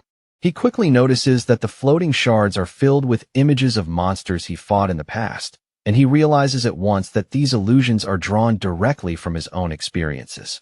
The discovery makes him even more intrigued by how dangerous and fascinating this power really is. He quietly reflects that those life and death battles, the very ones that forced him to grow stronger step by step, would be nothing less than a fatal hell for almost anyone else who had to endure them. As he walks forward along a path divided between freezing ice and blazing lava, a new thought occurs to him. If he were to combine this new technique with the 3 hellish trials of the Death Brand, the result would be even more terrifying than either power alone. To test that idea, Feng Yi raises his hand and summons spirits of blue energy and fiery orange energy, bringing the 2 different forces into existence before him. The conflicting energies begin to twist around each other almost immediately, swirling faster and faster until they form a violent, unstable vortex crackling with pressure. Then, all of a sudden, the system reports a massive overflow of spiritual power and announces that Fong Yi is on the verge of breaking through into the legendary Jingang realm. Fong Yi stomps down hard, and the ground beneath him instantly shatters apart, splitting under the force of his surging power. A confident smile spreads across his face as he accepts the sudden breakthrough without hesitation, almost as if he has been waiting for a moment like this all along. Without warning, a massive bolt of blue lightning crashes down from above, tearing through the dimension with blinding force. From within that overwhelming light, a gigantic golden armored avatar slowly manifests, towering over everything like a divine executioner born from the tribulation itself. Fong Yi does not retreat for even a second. He launches himself into the air and charges straight toward the enormous figure head-on. His attack collides directly with the golden avatar, and the impact erupts into a blinding explosion that shakes the entire dimension from end to end. Outside, Jialan and Song Yiming both feel the terrifying fluctuation of energy. Jialan's eyes widen in shock as she realizes what is happening and exclaims that Fong Yi is about to break through to the Jingang realm. The clash inside the core bursts outward in a huge explosion of golden light and blue lightning, turning the entire storm zone into a dazzling, violent sea of power. When the blast finally clears, Fong Yi is still floating in the air with crackling energy wrapping around him. He looks calm, almost casually so, but there is a trace of confusion in his expression as he wonders whether that was really all the trial could do.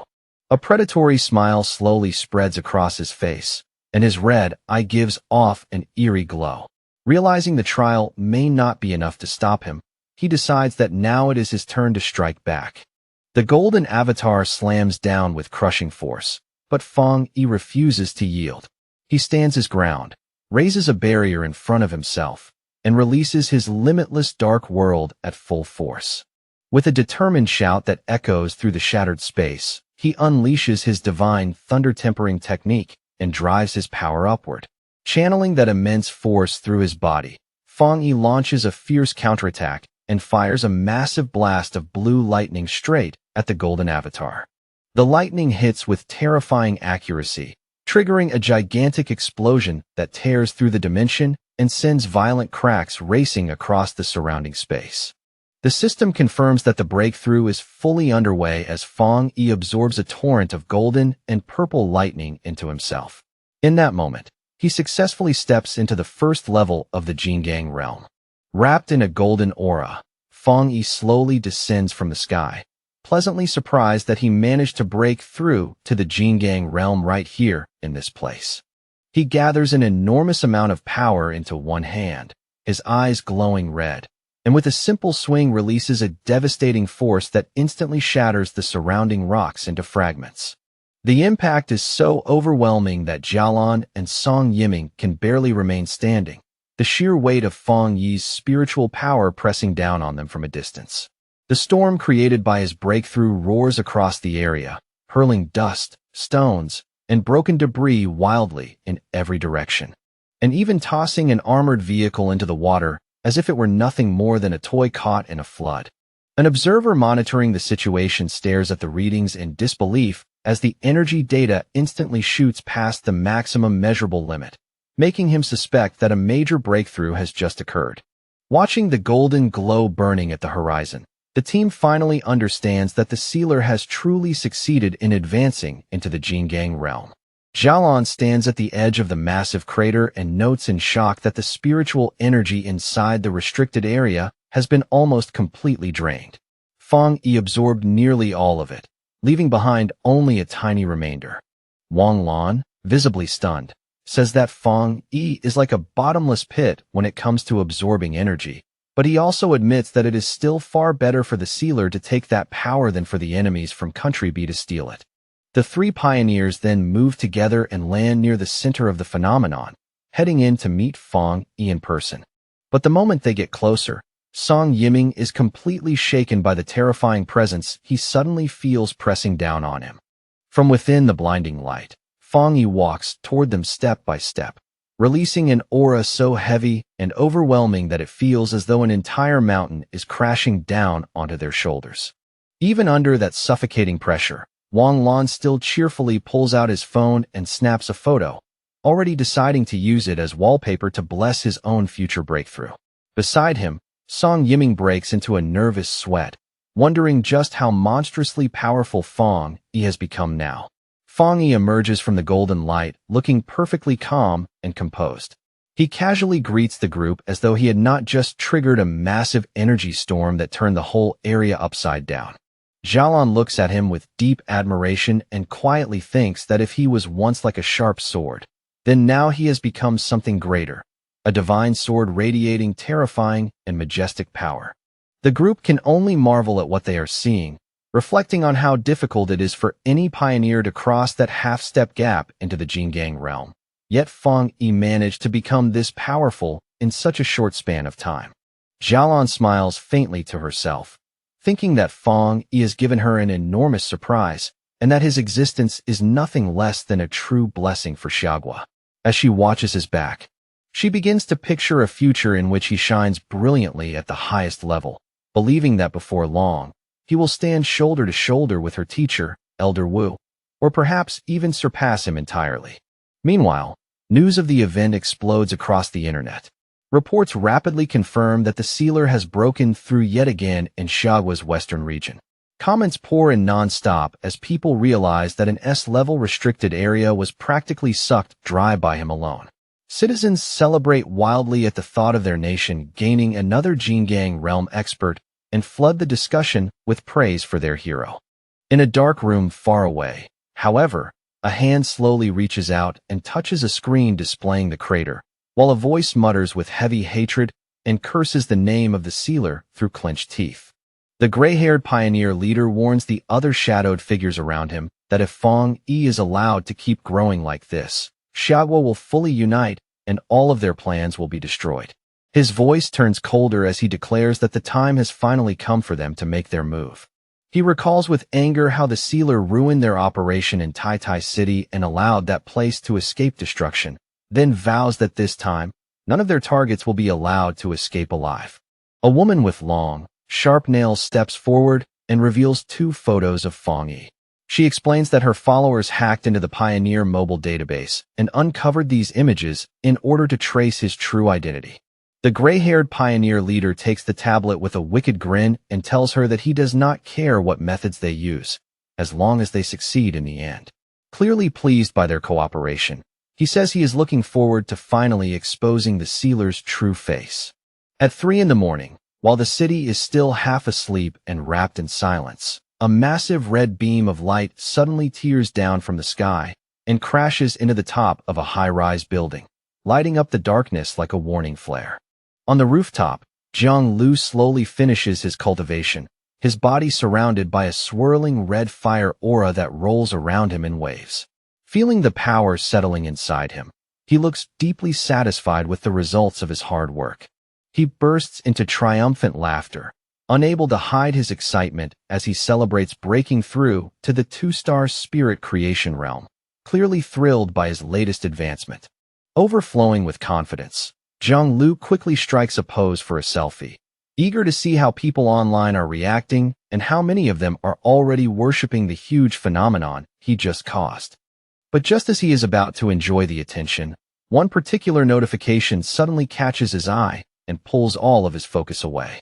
He opens it and reads a news report about the sealer breaking through inside a restricted area, along with the huge commotion and heated discussion it has already stirred up across the internet. The moment he reads it, Jiang Lu blushes with amazement and disbelief, realizing that Fong Yi has grown stronger once again and widened the gap yet another step. Fired up by the news, he punches the air with renewed determination, telling himself that if a genius like the sealer is still pushing forward that hard, then he has no right to be satisfied with such a small breakthrough. Staring at Fong Yi's image on the screen, Jiang Lu feels a powerful surge of motivation and convinces himself that he is strong enough to follow in Fong Yi's footsteps one day. The next morning, Jiang Lu walks through the streets of Tai Tai City with obvious excitement written all over his face, shouting loudly that he has finally returned, as if announcing his comeback to the whole city at once. Still full of energy as he walks, he accidentally bumps into a woman wearing high heels, the collision making both of them pause. Instead of apologizing, Jiang turns around with an irritated look and aggressively asks her whether her mother never taught her the basic manners to say sorry after bumping into someone. The woman remains deceptively calm. With measured grace, she adjusts her sunglasses and offers him a polite apology, her tone so smooth that it almost makes Jiang look unreasonable. But hidden behind those dark lenses, a complex purple pattern quietly lights up in her eye. In the next instant, a strange wave of psychic force washes over Jiang before he even realizes what is happening. Before he can react at all, the hypnosis technique takes hold completely. His eyes dim and begin glowing with a dull purple light as his will is swallowed up, and he falls entirely under her control. A sinister smile curls across the woman's lips. Looking at the dazed Jiang she calmly orders him to follow her and tells him that someone has been waiting to see him. Now stripped of his own will, Jiang asks in a blank, obedient voice where they are going, but his feet keep moving after her without the slightest resistance. As she adjusts the brim of her hat, she quietly whispers the name of the organization she serves, the Heaven's Choice Cult. In her mind, she pictures their base, a dark, ominous cathedral that radiates cold authority, a place she reveres with absolute devotion as sacred holy ground. Her expression slowly turns serious, the earlier calm now replaced by a sense of purpose and cold resolve. As she leads her captive through a narrow, shadowy alley, cloaked figures leap silently across the rooftops above them, escorting the pair from the darkness. Inwardly, she reminds herself of her mission, to infiltrate Tai City successfully and not disappoint the leader she reverently calls father. The woman silently vows that Feng Yi's home ground will become their next territory, declaring with full conviction that the Heaven's Choice Cult will soon spread its light across the entire nation. Jiang wakes up in a dark and terrifying place, only to learn that he has been taken to the repentance room inside the Tai City headquarters of the Heaven's Choice Cult. He screams in agony as the torture continues, his voice cracking while he desperately shouts that he truly does not know the person they keep asking him about. Then he realizes in horror that he cannot even control his own mouth. Remembering the moment on the street, he understands that he was hypnotized and has already been brainwashed. These cruel people are trying to drag information out of him about the man he hopes will one day become his master, Feng Yi. In the middle of all that pain, Jiang finds one strange bit of comfort. He genuinely knows almost nothing, which means there is very little he can actually betray. Elsewhere, in a grand hall filled with oppressive silence, a subordinate reports to a woman dressed like a nun and respectfully asks whether the prisoner has said anything useful yet. The woman continues praying as she answers that although she forced him to speak, the boy seems far too ignorant to provide anything of real value. Hearing that, the subordinate grows uneasy and questions whether Jiang is even qualified to be used as bait in the first place. He voices his concern that someone like the sealer may not come personally to save a person of such little apparent importance. The woman declares without hesitation that she will intensify the torture, fully determined to complete the mission given to her by Father no matter what it takes. At the Tai Spirit Association office, Feng Yi and Su Qingying sit across from two unfamiliar visitors. Su Qingying gets straight to the point and asks whether they came to Tai City to seek help in finding Jiang. One of the men, who is Jiang friend, quickly explains that Jiang came to the city hoping to find the sealer and asked to become his disciple, but he disappeared shortly after arriving. The red-haired man adds that they later received a tip saying Jiang had been taken away by a mysterious group. A group known by the name of the Heaven's Choice Cult. At those words, both Su Qingying and Feng Yi show clear surprise. Su Qingying immediately recognizes the name and identifies it as an evil cult supported behind the scenes by pioneer forces. The red-haired man admits honestly that his side has no confidence in facing such a dangerous organization on their own, which is why they came all this way to ask Feng Yi for help. Su Qingying explains more about the enemy. She says they are a group that opposes the Spirit Association and specializes in spiritual and mental attacks. On the surface, they disguise themselves as an ordinary church to blend into the general population, but their true headquarters lies in Chuanchi City, where they already have close to 1 million believers under their influence. She goes on to explain that although the local spirit association has tried more than once to suppress them, the cult is extremely slippery and difficult to pin down. Fang Yi's expression hardens as he realizes the danger immediately. If the cult's true headquarters is in Chuanchi City, then their presence here means they have already infiltrated Tai City. Su Qingying urgently adds that she needs to inform the association at once so a citywide search can begin. A sharp smile appears on Fang Yi's face as he pieces the truth together. He points out that the cult slipped into the city without being noticed and then kidnapped the very person who came looking for him. That means the Heaven's Choice cult was never really after Zhang. They came for him. Fang Yi falls into deep thought. He reasons that if this elusive organization was willing to travel thousands of miles just to target him, then they would never leave obvious traces behind if they intended to remain hidden. His expression then turns even more serious. He begins to suspect that the idea of them merely infiltrating Tai City may itself be a false lead. Su Qingying and the red-haired man both look at him in surprise. Fang Yi asks for confirmation that Chuanchi City is currently the place in Xiagua with the fewest spiritual anomalies. Su Qingying confirms it and explains that the city is widely known as a peaceful retirement destination for the elderly, to the point that many people living there do not even realize how much the world has already changed. Fang Yi quickly analyzes the enemy's strategy and theorizes that the cult likely plans to create scattered weak points in Tai City first, then use those openings to slowly expand and take control bit by bit. And in that whole plan, he realizes that his own existence is the single greatest obstacle standing in their way. Suddenly, Fang Yi rises from his seat and reaches a conclusion. Zhang Lu has most likely already been transferred to the cult's headquarters in Chuanchi City.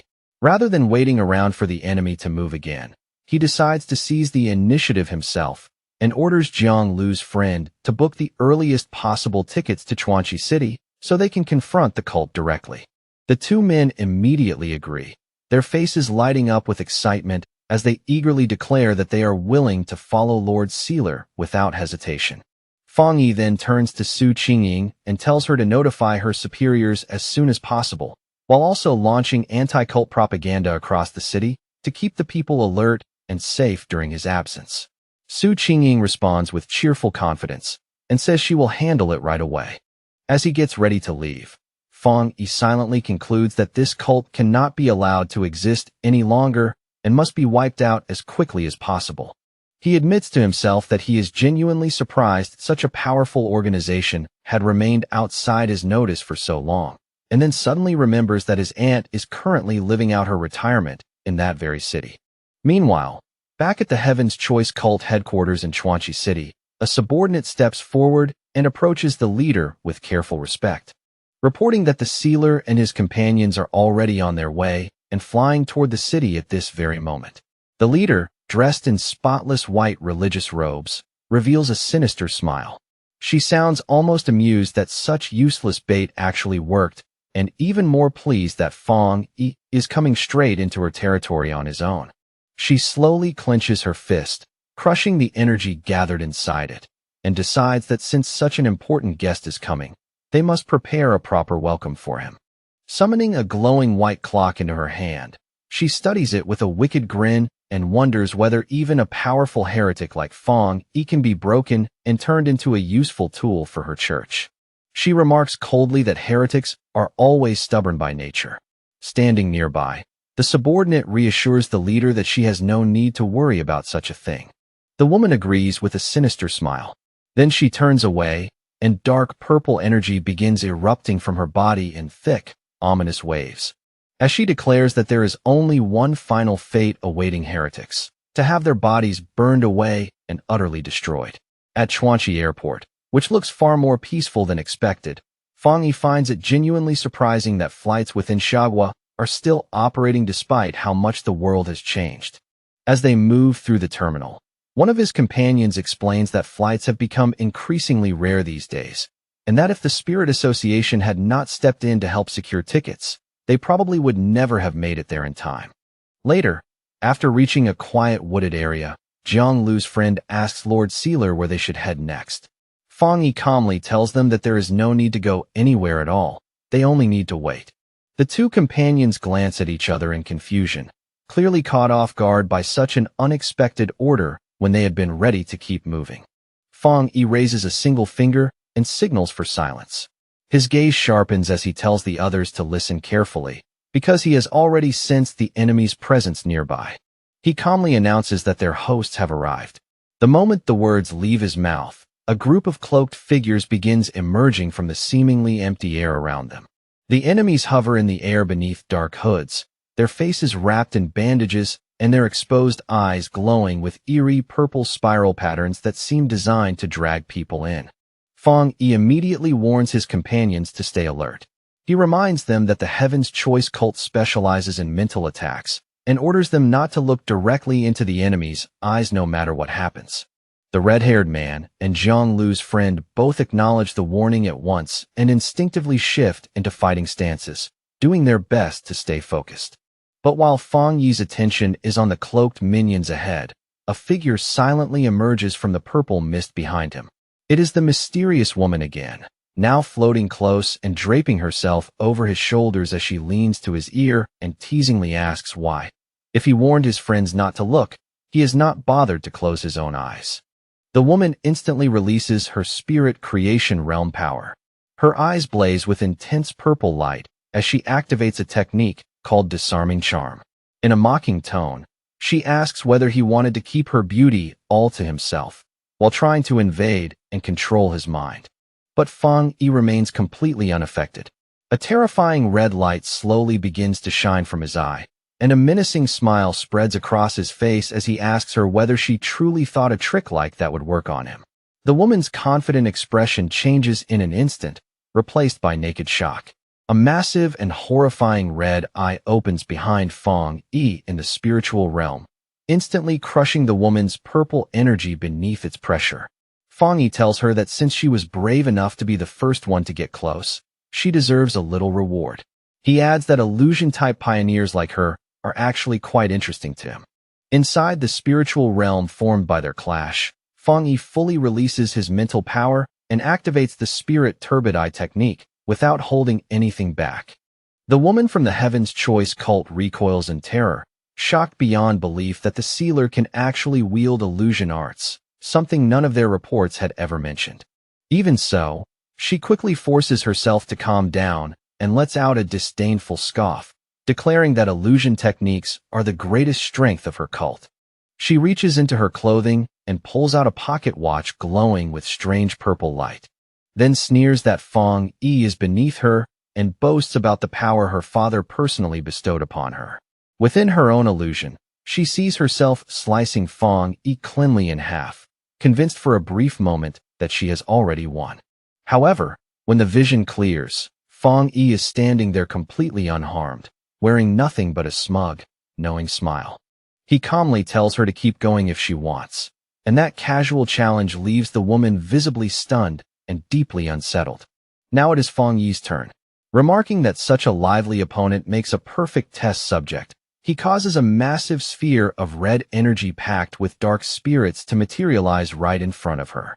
She is swallowed whole by Fong Yi's power and begins screaming as the illusion becomes terrifyingly real, while her own mental techniques fail one after another under the pressure. Chains burst out from the surrounding darkness and bind her in place, crucifying her above a roaring inferno as heat and terror rise together.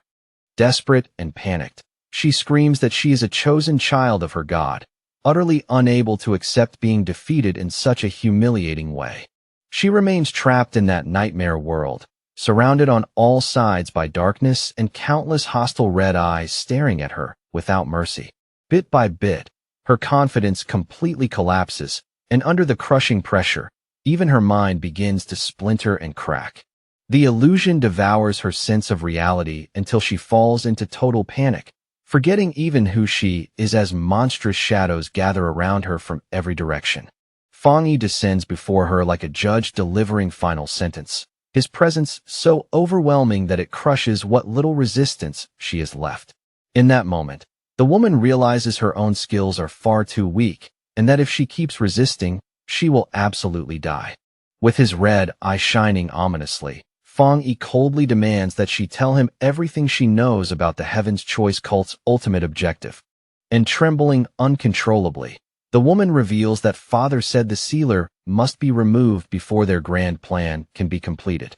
Fong Yi presses further, demanding details about the plan itself and the whereabouts of father, as well as Jiang Lu. Barely able to force the words out, she stammers that they are at the altar, but before she can continue, terror suddenly twists across her face. A restriction buried deep within her mind has been triggered at that very instant. Before she can say another word, a lethal force erupts from within her and kills her on the spot, cutting off everything she was about to reveal. Her body goes limp and collapses lifelessly in front of Fong Yi, all signs of struggle ending at once. Back in reality, the illusion rapidly falls apart and fades away. Fong Yi looks down at the corpse and immediately realizes that she activated a forbidden restriction left by father. From that, he deduces that any follower who tries to reveal truly sensitive information is executed from within. The forest grows quiet again.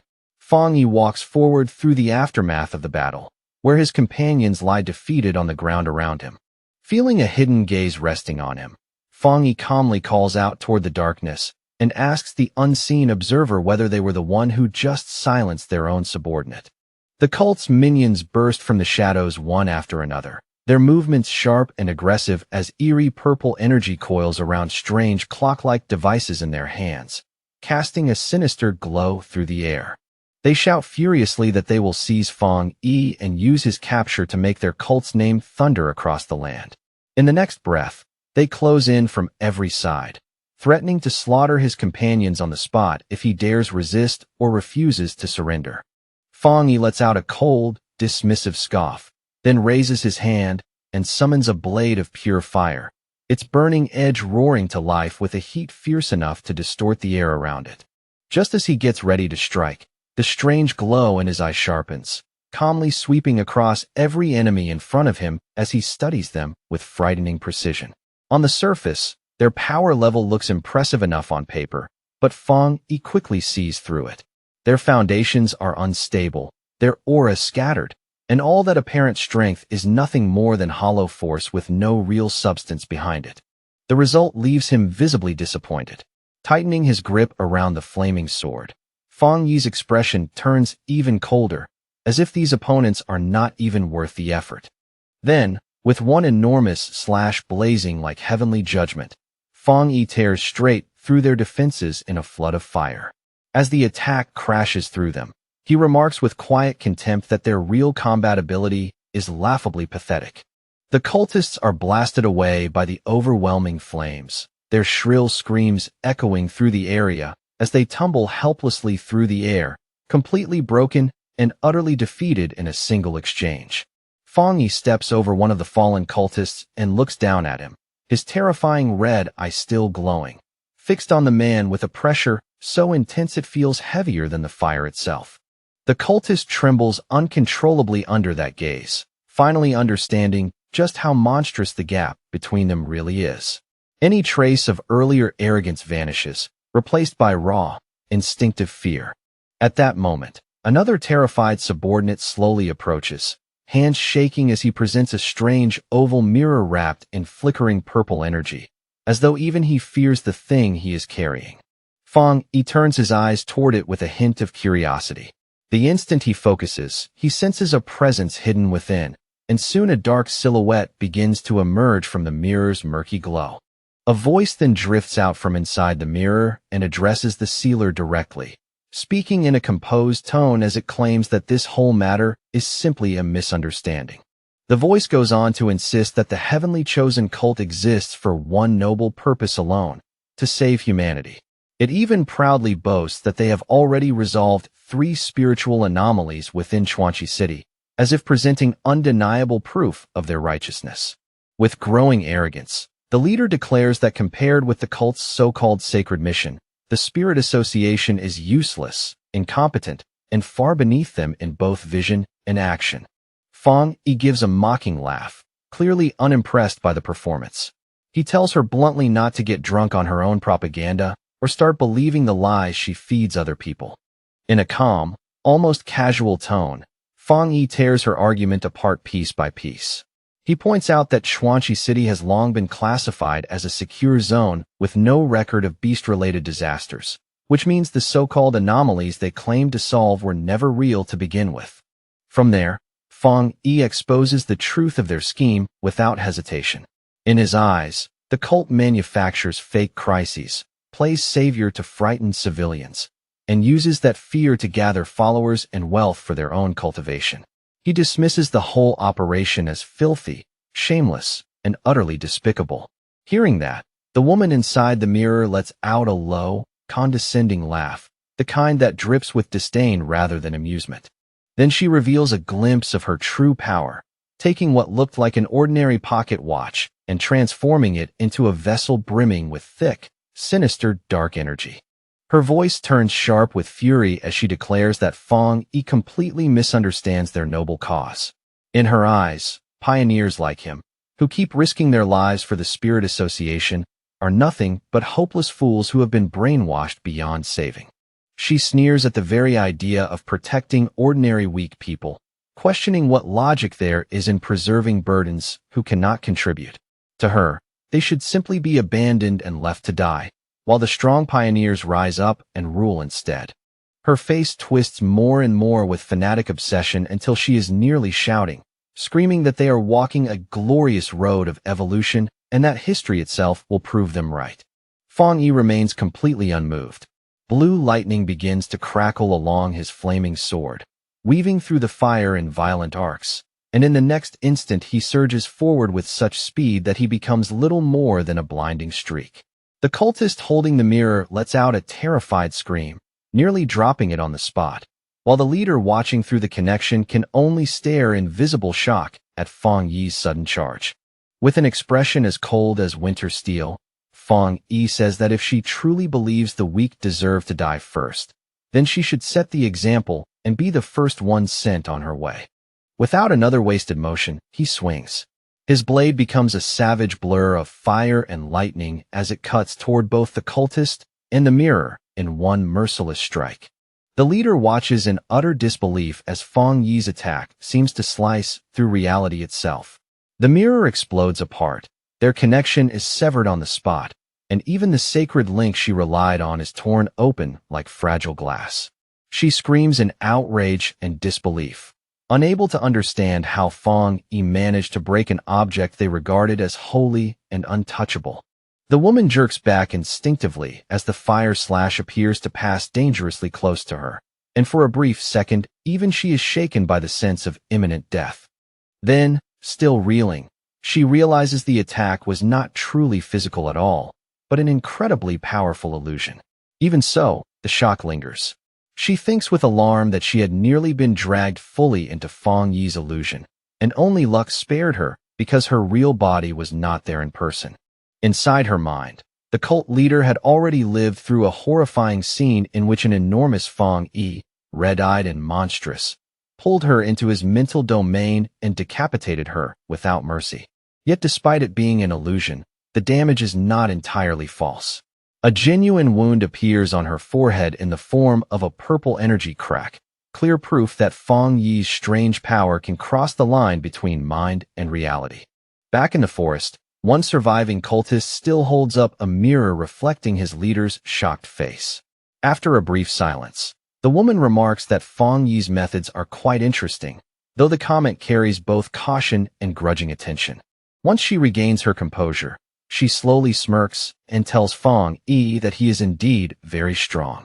Then, with her tone turning smoother, she asks whether the two of them should sit down and talk.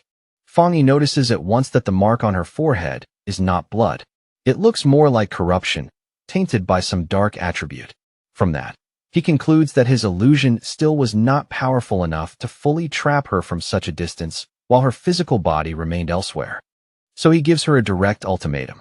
She and the heavenly chosen cult must leave Chuanchi City within 3 days.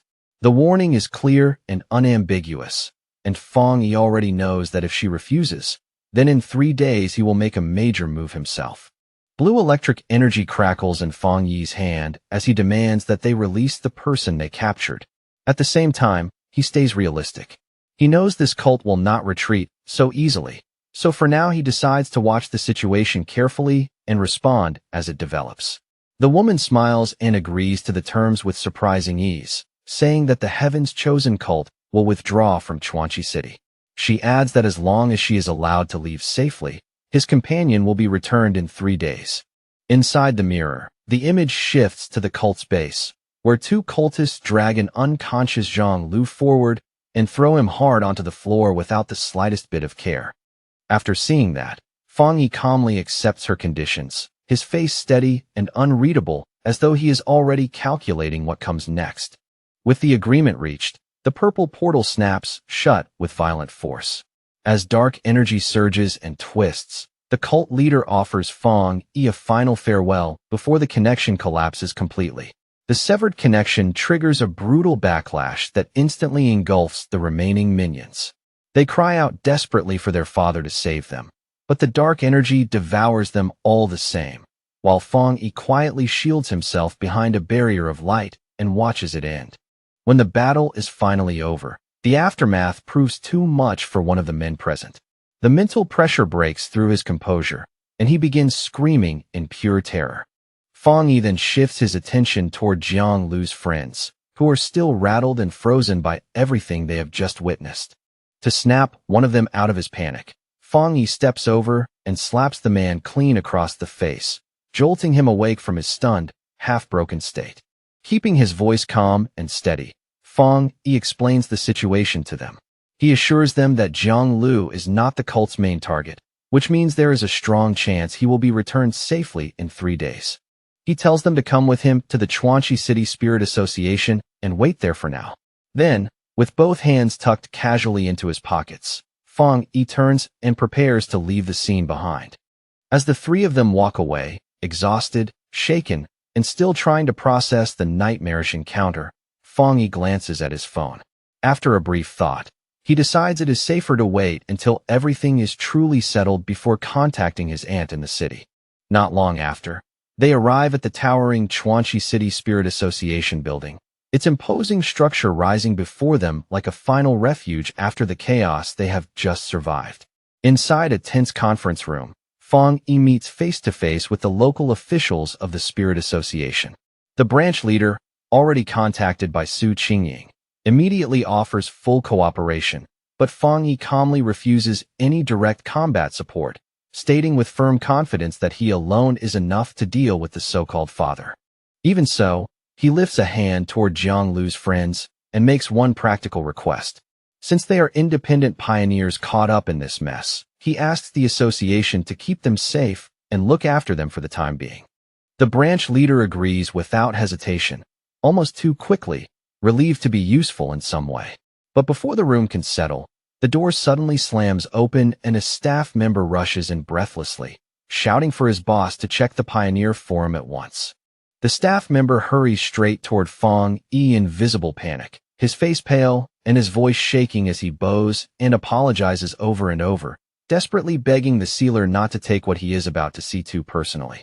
He explains in a rush that people online are deliberately stirring up hostility against Fang Yi, fanning negative emotions and pushing the crowd to turn on him. Fang Yi does not react much on the surface. He simply extends his hand and asks to see the phone for himself. On the screen, post after post pours past his eyes in an ugly flood of hatred. They claim the sealer is unfit to lead the pioneers, accuse him of killing innocent people, and paint him as arrogant and cruel. But among all the noise, one detail stands out immediately. Every one of these hateful posts comes from IP addresses inside Chuanchi City. Within the Spirit Association, the atmosphere turns chaotic in an instant. Phones ring, voices overlap, and the entire office feels like it has been shoved into sudden disorder. The local superior is already on the phone, barking orders for all local IP addresses to be blocked from posting further. Even as he speaks, dread settles into his face. He realizes the Heaven's Chosen cult must be eliminated immediately, or this situation will swell into a full-scale disaster for the entire city. At the same time, deep inside the cult's headquarters, the cult leader stands before her followers in a dark cathedral-like hall, preaching from the shadows as if delivering some sacred revelation. She claims she has foreseen a future in which the chosen ones are trapped inside a cage of fire. Twisting the truth with practiced ease, she tells them that the lightning and flames they encountered were not judgment, but vicious oppression from their enemies. Floating high above her kneeling followers, she continues her performance, deliberately painting Fong Yi as a villain. She accuses the sealer of murdering their people in cold blood and declares that this evil obstacle must be removed no matter the cost. Then the cult's propaganda machine fully roars to life. A giant hologram is projected onto the side of a skyscraper, displaying a manipulated video of Fong Yi attacking someone, carefully edited to frame him as a monster. Below, the crowd erupts in cheers, welcoming the cult's so-called justice. The propaganda takes hold fast. Soon the streets are flooded with a massive protest, citizens waving banners that praise the cult as the savior of the world while accusing the Spirit Association of throwing the city to demons. The furious crowd surges all the way to the front of the Spirit Association building, shouting that harming the cult is the same as harming Chuanchi City itself, their anger growing louder with every chant. High above the chaos, Fong Yi stands beside a window and looks down at the brainwashed citizens below. His expression is cold and unreadable, but his silence carries an even heavier pressure than anger would. Inside the office, the mood is grim to the point of suffocation. The branch leader sits there with his head buried in his hands, bitterly lamenting that the association has now lost nearly all public support. After a long breath, he walks over to Fong Yi and explains helplessly that as pioneers, they are not allowed to use force against ordinary civilians, no matter how badly the situation spirals. Fong Yi cuts him off before he can say more, bluntly telling the official not to worry. His tone is flat and almost dismissive as he adds that he never expected much from them in the first place anyway. By now, Fong Yi clearly understands the cult's plan. They are using the people of Chuanchi City as both weapons and hostages, trying to bind his hands with public outrage. Even so, in his eyes, these are still cheap and petty tricks. Elsewhere, the leader of the heavenly chosen church grins beneath her hood, her expression hidden but her mockery unmistakable as she taunts the sealer and asks whether he likes the gift she has prepared for him. She smugly declares that every citizen has already become one of her puppets. If Fong Yi wants to destroy the cult, then he would have to destroy the whole city first.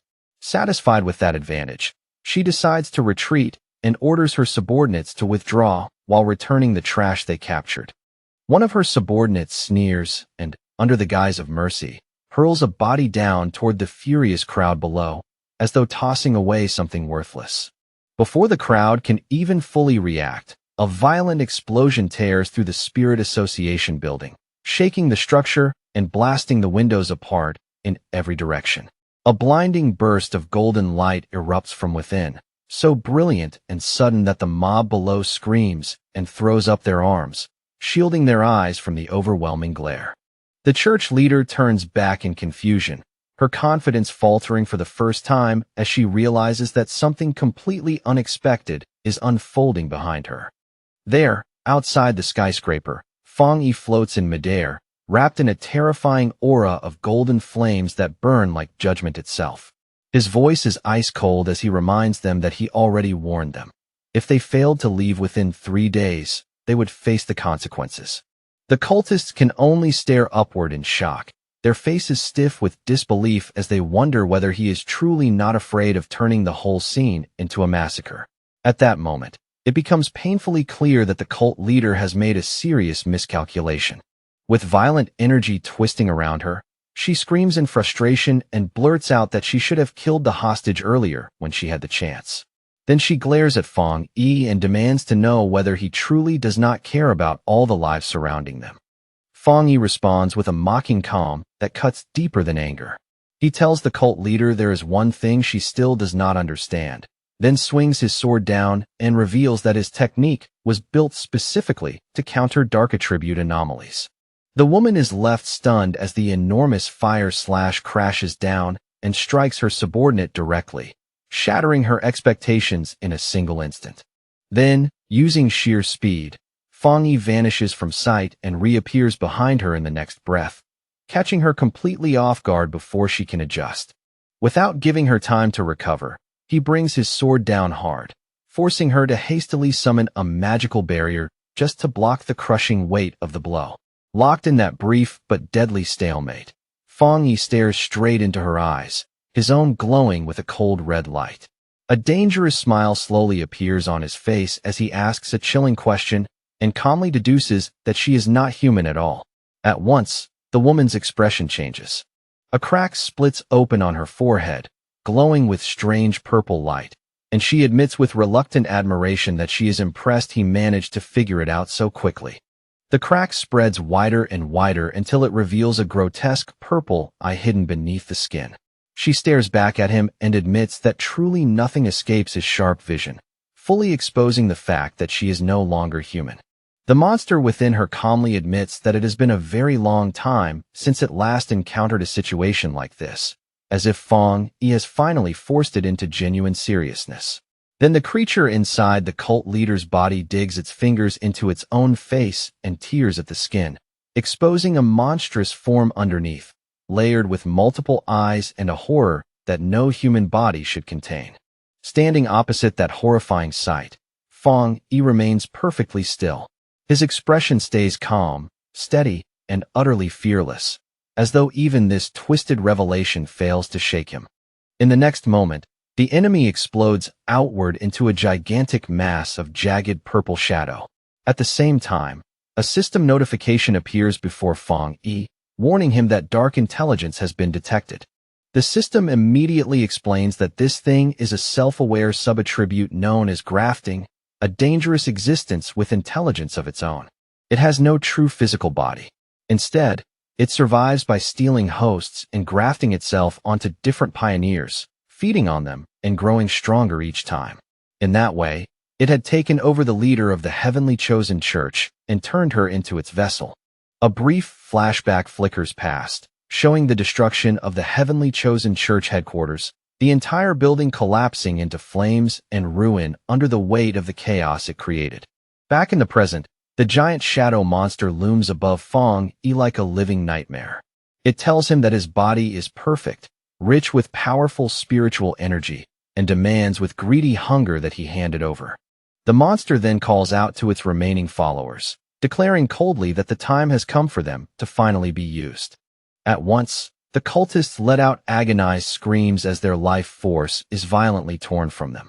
Purple streams of energy burst from their mouths and eyes, ripped free in a brutal display that leaves no room for mercy.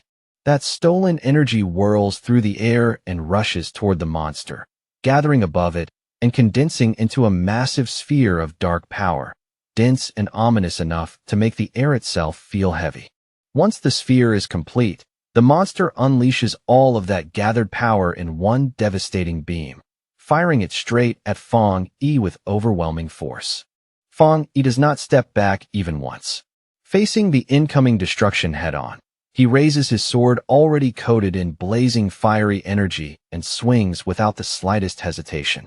The blade tears cleanly through the darkness with unstoppable force, slicing the massive sphere in half in a single stroke and severing one of the monster's enormous arms, as if the thing were far less solid than it wanted to appear.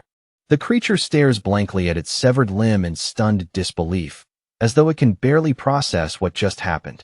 Then, with a twisted voice full of shock, it mutters that the pain is far worse and far sharper than it expected. Flaming sword still burning in his hand, Fong Yi walks steadily toward the wounded monster without the slightest hesitation. His voice is calm but absolute as he says this level of damage is still not enough, and that he intends to clean this creature up completely.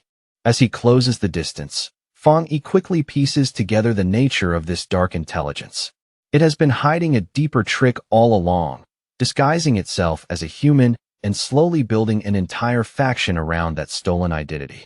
Fong Yi raises one hand slightly, his gaze sharpening as he reassesses the danger. He notes to himself that killing this thing may prove even more troublesome than taking down the previous anomaly king. Then, without warning, a gigantic claw formed from crackling blue electrical energy descends from the sky, ripping through the air with terrifying speed and pressure. From a nearby building, the branch leader and another pioneer watch the scene in horror. The truth hits them all at once. This dark attribute has developed genuine intelligence and can even graft itself onto pioneers. Realizing how serious that is, they decide headquarters must be warned immediately. The enormous lightning hand crashes down with overwhelming force and clamps tightly around the shadow monster, locking it in place with a violent burst of electric power. Fang Yi slowly clenches his fist, calmly controlling the giant energy construct as though crushing the monster is only a matter of will. But even within that crushing grip, the monster bears a menacing grin. It mocks Fang Yi in a shrill, ugly voice, shouting that no matter how special he is, he will still become just another vessel for it to wear. In the next instant, dark energy surges toward Fang Yi and begins swallowing him whole. The monster's voice drips with sick amusement as it tells him not to worry, promising that it will take very good care of his body. A colossal sphere of darkness suddenly erupts over the city, expanding like a nightmare in the sky, while at its center a bright golden light still burns stubbornly. Through it all, wild and maniacal laughter echoes outward. Inside that raging storm, Fang Yi actually smiles. Rather than panic, he calmly admits that this dark intelligence is indeed quite powerful, far more interesting than the usual enemy. As the darkness presses in and tries to swallow him completely, Fang Yi can feel its suppression bearing down on him from all sides. Even though his yang attribute naturally counters it, he still acknowledges that this creature's ability to restrain him is genuinely impressive. Then Fang Yi's expression turns terrifyingly still. In the shadowy storm, his red eye begins to glow with ominous intensity as he tells the monster there is one thing it still does not know about him. Behind him, a massive red demonic face made of energy slowly takes shape, towering and unnatural. Fang Yi declares in a chilling voice that he cannot be killed, and the monster, sensing this sudden horror, screams in confusion and demands to know what he just said. The purple sphere of energy starts to churn violently, its balance suddenly collapsing as the situation reverses and the advantage begins slipping away from the monster's hands. Outside, panic spreads through the onlookers. The red-haired man shouts in disbelief, asking whether the sealer has really been swallowed. Beside him, Jiang Lu's friend clutches the injured Jiang Lu and stares upward in terror, while the woman forces herself to stay hopeful, insisting Fang Yi can survive even as she admits this dark intelligence is unlike any enemy they have ever faced. The branch leader raises his voice and cuts through the panic, shouting that they have no choice but to believe in Fang Yi. In the middle of that confusion, Jiang Lu finally wakes groggily and asks in a dazed voice what is going on. His first clear thought is pure fear. Looking around in alarm, he blurts out the question he dreads most, asking whether his master has already lost. But inside that chaotic purple dimension, Fang Yi is not dead, nor even cornered. He is alive and perfectly composed, walking calmly through the violent storm as if it cannot truly touch him. He glances around the distorted surroundings and quickly realizes where he is. He has not simply been swallowed by darkness. He is now inside the dark intelligence's body itself. A system window appears before him, confirming that his plan has worked exactly as intended. His death count rises to 1 and activates his death brand. Because he deliberately allowed himself to be devoured, the system applies a debuff to the enemy, weakening the dark intelligence's abilities by 20%. Fang Yi studies his own hand with a faint frown of confusion. Even though he is clearly inside a spiritual space, he realizes he is not existing here as a spirit body, which makes the situation even stranger. Then his glowing red eye catches something below, and his attention shifts sharply downward toward a faint cluster of movement in the dark. There, suspended in the blackness around him, Fang Yi finds himself surrounded by glowing blue ghostly figures drifting silently through the void like abandoned souls. Fang Yi steps toward one of the figures, his expression tightening as he recognizes the silhouette and begins to understand what he is looking at. He asks whether she is the pioneer most recently grafted by the monster, the very woman who once led the heavenly chosen church. The blue spirit does not answer with words. She simply floats there in silence, her face filled with sorrow and exhaustion. Then, all at once, the female spirit and the other blue ghosts surrounding her slowly sink to their knees, bowing before Fang Yi in a silent plea that speaks louder than words ever could. Fang Yi looks down at them, his red eyes narrowing as understanding settles over him. Without anyone saying a word, he can already grasp what they are trying to convey. In a low voice, he asks whether they are begging him to release them, to finally grant them freedom from the monster that has imprisoned them for so long. After taking in the scene, Fang Yi reaches a grim conclusion. These pioneers are already long dead. What stands before him now are only the remnants of their soul breaths, trapped and bound inside the monster's body. Fang Yi summons his sword again, fully acknowledging the cruel reality before him. These imprisoned souls and the monster now share the same life force. That means if he destroys the dark intelligence, he will also destroy what remains of them. He quietly gathers his strength and makes his decision. If there is any mercy left to offer, then burning them all away with his pure world divine fire is the only true release he can give them. With no hesitation left in his heart, Fang Yi swings the massive blade with all the strength he has, pouring resolve into the strike. The slash of fire carves straight through the darkness, clean and absolute, splitting the enormous shadow entity in two as the burning edge tears across its core. As that purifying fire washes through the space, the spirit of the female pioneer begins to fade. For the first time, peace softens her expression, and she disappears at last in quiet release. The dark intelligence shrieks in agony, but even then it refuses to surrender. Its form twists and morphs into a jagged, spiked shadow as it roars that Fang Yi's resistance is meaningless and threatens to tear off his limbs one by one. Yet another system window appears, calmly confirming that contact with such an enormous dark attribute has successfully triggered the Hell Evil Scene mark. The system announces that the monster's power is being drained at terrifying speed. First, its strength drops by 50%, and then, almost immediately, the weakening surges to an 80% reduction as the Hell Evil Scene swarms over the enemy. Unable to maintain its previous shape, the monster collapses into a chaotic sphere packed with writhing red eyes, its once threatening form breaking down into something unstable and desperate. The system declares that the weakening has now reached a critical 99%. Reduced to almost nothing, the entity can only quiver helplessly beneath Fang Yi's cold, glowing gaze. Fang Yi reaches out his hand toward the ruined creature and gives a cold, commanding order, telling the monster to surrender its power. The dark intelligence can only stare back in total shock and fear, finally realizing that this battle is over and that it has been completely defeated. With one final command to break, Fang Yi unleashes a tremendous explosion of light that rips through the darkness and tears the dimension apart, while the monster screams in despair as everything collapses around it. The entire dark dimension shatters, and the collapse erupts outward into a massive fiery explosion above the city, lighting the sky like the end of a nightmare. Down on the ground, the branch leader and Zhang Lu brace themselves against the violent shockwave, shielding their bodies as they stare upward and wonder whether Fang Yi has finally destroyed the dark intelligence. Zhang Lu keeps his eyes fixed on the sky, stunned speechless by what he is witnessing. In that moment, he is overwhelmed by the sheer limit of human power Fang Yi is displaying before them all.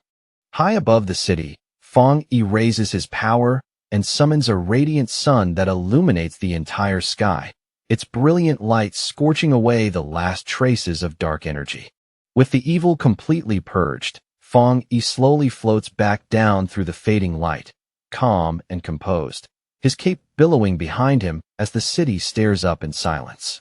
A faint look of satisfaction crosses Fang Yi's face as he lifts his hand and summons a thin wisp of dark purple energy, holding it before his eyes to calmly inspect the strange new power he has just taken for himself.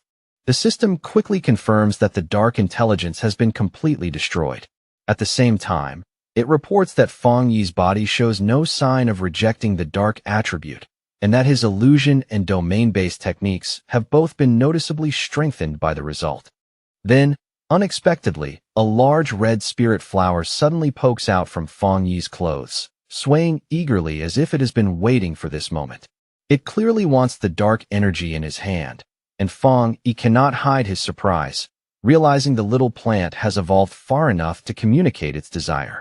Without the slightest hesitation, the red flower lunges forward and aggressively absorbs the dark purple energy from Fang Yi's palm, devouring it with a greed that feels almost childlike and fierce at the same time. Resting lightly in his palm after feeding, the flower softly thanks him. Fang Yi lowers his gaze and listens for a moment, then notes with some surprise that the spirit flower's voice sounds unmistakably female. Bathed in a warm and gentle glow, Fang Yi looks at the spirit flower with clear fondness in his eyes. He realizes that it has been quietly growing stronger in the shadows ever since he stepped into the Jingang realm, especially after taking in so much dark spiritual energy over time. A moment later, the flower suddenly shrinks back down and slips into Fang Yi's clothes to sleep, as if it has exhausted itself all at once. Fang Yi lets out a small smirk, remarking that it seems much sleepier now, and decides he can study it properly later. By now, the whole city has been washed in the bright light of a clear morning, the darkness of the night finally gone, and the streets glowing under a calm new sky. The branch leader, Jiang Lu, the red-haired man, and Jiang Lu's friend all gather together with relieved smiles on their faces. Their tension finally breaks as they celebrate the fact that their city has been saved, speaking with open awe about how Fang Yi actually annihilated a sentient dark attribute. Smiling brightly, Jiang Lu openly says how satisfied he feels after witnessing Fang Yi save the entire city with his own eyes. To him, that alone is enough, and in that moment he feels he has no regrets at all. But without any warning, a sinister purple aura suddenly begins to coil and swirl behind Jiang Lu, quiet and deadly, like a hidden threat that had been waiting for the right moment to strike. Then, from high above the sky, a lethal beam of dark purple energy shoots straight down toward him with frightening speed, aiming to kill before anyone can react. Just before the attack can land, a powerful blast of golden energy cuts across and intercepts it head-on, triggering a massive explosion that shakes the ground and leaves Jiang Lu completely stunned where he stands. Confused, shaken, and still trying to process how close he came to death, Jiang Lu stares blankly and asks in a trembling voice what just happened. At that moment, Fang Yi lands calmly on the street, his hand still wrapped in blazing golden flames. Without needing to say much, it becomes obvious that he was the one who noticed the ambush and blocked it in time. The branch leader quickly hurries toward Fang Yi with a huge, grateful smile on his face, his relief so obvious that he almost looks ready to collapse from it as he thanks him for the rescue. He keeps thanking Fang Yi again and again while Jiang Lu stands safely behind him, still stunned. Around them, the concrete has been split and badly cracked by the intercepted strike, making it painfully clear just how powerful Fang Yi's counterattack was. Jiang Lu stares at Fang Yi with wide eyes full of pure awe, then blurts out with complete sincerity that Fang Yi is the greatest idol he has ever had. With the crisis seemingly over, the branch leader warmly shakes Fang Yi's hand to say goodbye, while Jiang Lu and his friends stand nearby, all deeply grateful that the evil cult has finally been wiped out. Fang Yi, however, does not return their relaxed mood. He keeps a serious expression and warns them that destroying the cult alone is not enough, and that they still need to remain vigilant from this point forward. He explains that although their city appears peaceful on the surface, its location is rich in natural resources and spiritual conditions. Because of that, a future large-scale spiritual mutation is not just possible, but inevitable. The moment those words leave his mouth, the branch leader freezes on the spot, his earlier relief draining away as shock takes over his face. Cold sweat begins to form on the branch leader's face as he hurriedly tries to assure Fang Yi that they are always prepared, insisting that patrols are carried out in the restricted areas every single day without fail. But before they can settle themselves, the branch leader, Jiang Lu, and Jiang Lu's friend are all stunned when Fang Yi reveals that a trace of the dark attribute had almost grafted itself onto Jiang Lu's body without anyone noticing. Without waiting for them to fully absorb the shock of that revelation, Fang Yi simply turns around, already moving on to the next matter. He walks away calmly and tells the branch leader to take him to the city's restricted mountain area at once, because he believes the approaching spiritual mutation is already close at hand. As he walks, Fong Yi checks his phone with a serious look and quietly decides to postpone visiting his aunt, choosing instead to deal with the threat in front of him before anything else. Not long after, an official SUV races up a dirt road that cuts through a lush mountain forest, its tires throwing dust behind it as it heads deeper into the highlands.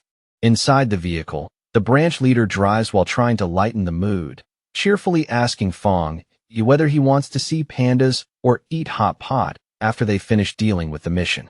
Sitting in the passenger seat with his eyes closed, Fong Yi politely refuses the suggestion and reminds him that they need to keep their attention on official business first.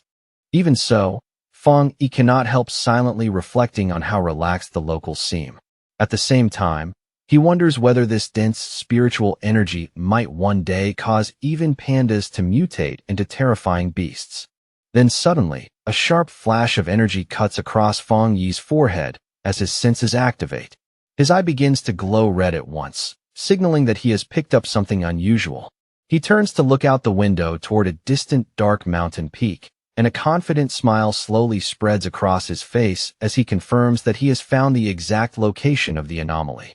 Without any hesitation, Fong Yi throws open the door of the moving SUV and jumps out, startling the branch leader as he orders him to lock down the mountain highway immediately. Fong Yi dives down the steep cliffside with his red eyes fixed ahead, and as he descends, he firmly commands the branch leader not to follow him under any circumstances. Left behind alone, the branch leader parks the car and walks to the edge of the cliff, scratching his head in bafflement as he wonders what Fong Yi detected, since he himself sensed absolutely nothing. Meanwhile, Fong Yi lunges straight into the shadowy forest below, descending rapidly through the trees with clean, controlled speed. As he falls, his eye glows red and blue electricity begins to spark around his hand. He can sense an immense power nearby, and he notes that the resonance of the lightning aura is growing stronger and stronger as he nears the peak. With practiced agility and total control, Fong Yi lands lightly on a massive tree branch, his body settling as naturally as if he had stepped on his solid ground. The instant he straightens up, intense blue lightning surges up his arm and wraps around his entire body, giving him the look of a figure forged from stormlight. That raw power crackles loudly as it races down the enormous tree trunk, spreading a deep blue glow throughout the surrounding woods and making the whole forest tremble under its light. Fong Yi lifts his eyes and sees it at last, a terrifying, massive vortex of swirling purple and pink lightning hanging above like a violent wound in the sky. The system immediately confirms what he is seeing, identifying it as the detection of a massive thunder attribute boundary. Narrowing his eyes, Fong Yi slowly raises his glowing hand toward the violently churning sky, measuring the force above him with steady confidence. Then he unleashes his divine thunder tempering technique, firing a colossal blast of blue lightning upward with explosive force and absolute precision. His blue energy crashes violently into the descending purple storm clouds, and the collision triggers a spectacular explosion that lights up the heavens and shakes the entire mountain. But in the very next moment, Fong Yi's expression sharpens, because he immediately notices a dangerous and unnatural shift taking shape in the atmosphere. The purple storm clouds begin to whirl together more violently, tightening and compressing with an intensity that feels ominous even to him. The system suddenly issues a critical warning as a gigantic, spear-like bolt of purple energy plunges down from the sky. It identifies the attack as the legendary divine punishment thunder, an unstoppable force of destruction.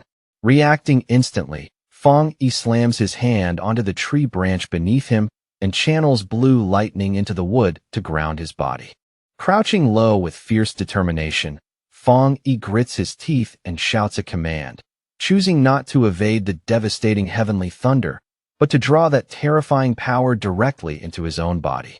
The apocalyptic purple lightning crashes down from the heavens like divine punishment itself, slamming head-on into the massive surge of blue lightning erupting up from the forest below, where Fong Yi stands firm and faces the impact without retreating a single step. The collision between Fong Yi's blue energy and the descending purple thunder instantly explodes into a blinding flash, so fierce and overwhelming that it seems to swallow the entire mountain in raw, violent light. That violent clash surges upward into a towering pillar of light, shaking the forest as it rises. At the center of it all, Fang Yi remains rooted in place, resisting the crushing force with unshaken resolve. Inside the storm of chaotic energy, Fang Yi's system detects an enormous concentration of thunder power and immediately begins processing it at high speed. In the next moment, it confirms that the absorption is working. The system announces that Fang Yi has gained a powerful new skill, one that allows him to summon thunder to strike his enemies and also absorb that same force to push beyond the normal limits of his own body. Fang Yi quietly repeats the idea of breaking his limits in his mind. Looking up at the raging storm with calm eyes, he knows better than most that every skill normally comes with a strict ceiling. To break through those limits usually requires extremely specific conditions and an enormous amount of spiritual power, and even then, such attempts often end in failure rather than success. Even so, a confident smile slowly appears on Fang Yi's face as he reaches out and firmly grabs a cluster of crackling purple lightning with his bare hand. He quickly realizes what makes this new skill so extraordinary. It bypasses the usual rules entirely. Standing there unharmed within the violent purple lightning, Fang Yi understands that he can now use heavenly thunder itself as fuel to keep making himself stronger. He also knows thunder is not some ordinary force, but a natural power that even most cultivators cannot resist, making it a terrifying weapon in battle. The thought leaves him genuinely pleased to have gained such a deadly trump card in what should have been an ordinary mountain. Then, just as his thoughts settle, a sharp warning tears through his focus. He suddenly senses an intense and unusual wave of energy coming from the mountain peak above. Now that the thunder energy no longer rejects him, Fang Yi wraps his body in crackling purple lightning and shoots toward the source at once, moving through the air like a bolt himself. He lands in a clearing where pink and purple energy keeps striking the earth in violent pulses. As soon as he arrives, the system detects a descending entity and identifies it with a single strange word, throne. As Fang Yi steps closer to the strange glow, the system continues its explanation. This is a thunder throne, and before his eyes, a throne formed entirely from pure purple energy slowly reveals itself. The system explains that these thrones contain ancient spiritual power and descend into the world in search of suitable masters.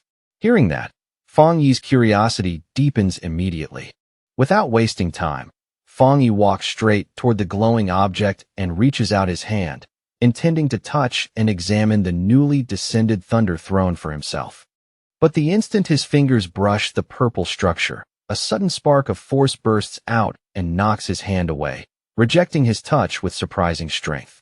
A system alert appears at once, informing him that the thunder throne already has a master and is rejecting him. Startled, Fang Yi looks more carefully and notices a small gourd vine growing from the throne itself. He is genuinely amazed that such an ancient entity chose a simple plant as its master. A small smile touches Fang Yi's face as he reflects on what that means. In this new era of spiritual awakening, all living things, even something as ordinary as a flower or a blade of grass, can receive incredible opportunities and rise far beyond their original form. Just then, the red spirit flower pokes out from Fang Yi's coat and asks in confusion who is calling for it, as if it has suddenly heard a voice meant only for its kind. Fang Yi lifts the red flower toward the floating gourd vine and quickly guesses what is happening. The vine must have sensed the flower and started speaking to it directly. The glowing purple gourd sways happily in the air, its movements bright and lively, clearly greeting the red spirit flower with simple excitement. The flower then translates the gourd vine's message for Fang Yi. According to it, the vine is saying hello and wants to be friends, because they are the first beings like itself that it has ever encountered. Fang Yi is both amused and a little puzzled at being grouped into a plant circle of kin. Still, he quickly realizes why the gourd vine feels drawn to him. It probably likes him because he has just absorbed the same thunder energy that empowers the throne. The red flower explains that the vine cannot leave yet. It has swallowed a large amount of energy and now needs to enter a deep sleep in order to digest and refine it properly. Understanding this, Fang Yi realizes the vine has stumbled upon an extraordinary chance. Once it fully digests the Thunder Throne's immense power, it will likely evolve at an astonishing rate, just like his own spirit flower once did. With a relaxed and friendly smile, Fang Yi extends his hand toward the glowing vine, offering a handshake to the new master of the Thunder Throne as if greeting an equal. Fang Yi accepts the fact that he arrived too late to claim the throne himself, but he has no intention of stealing it by force. In his view, building a friendship with its chosen master is far better, especially since fighting over it would cost far too much for little gain. As he watches the vine gently brush against his flower in a playful, harmless way, Fang Yi notes that it is mild and friendly despite controlling such powerful thunder energy. That puts him at ease, because if it is willing to communicate, then it is far less likely to become a threat to humanity. Even so, Fang Yi's expression gradually turns serious.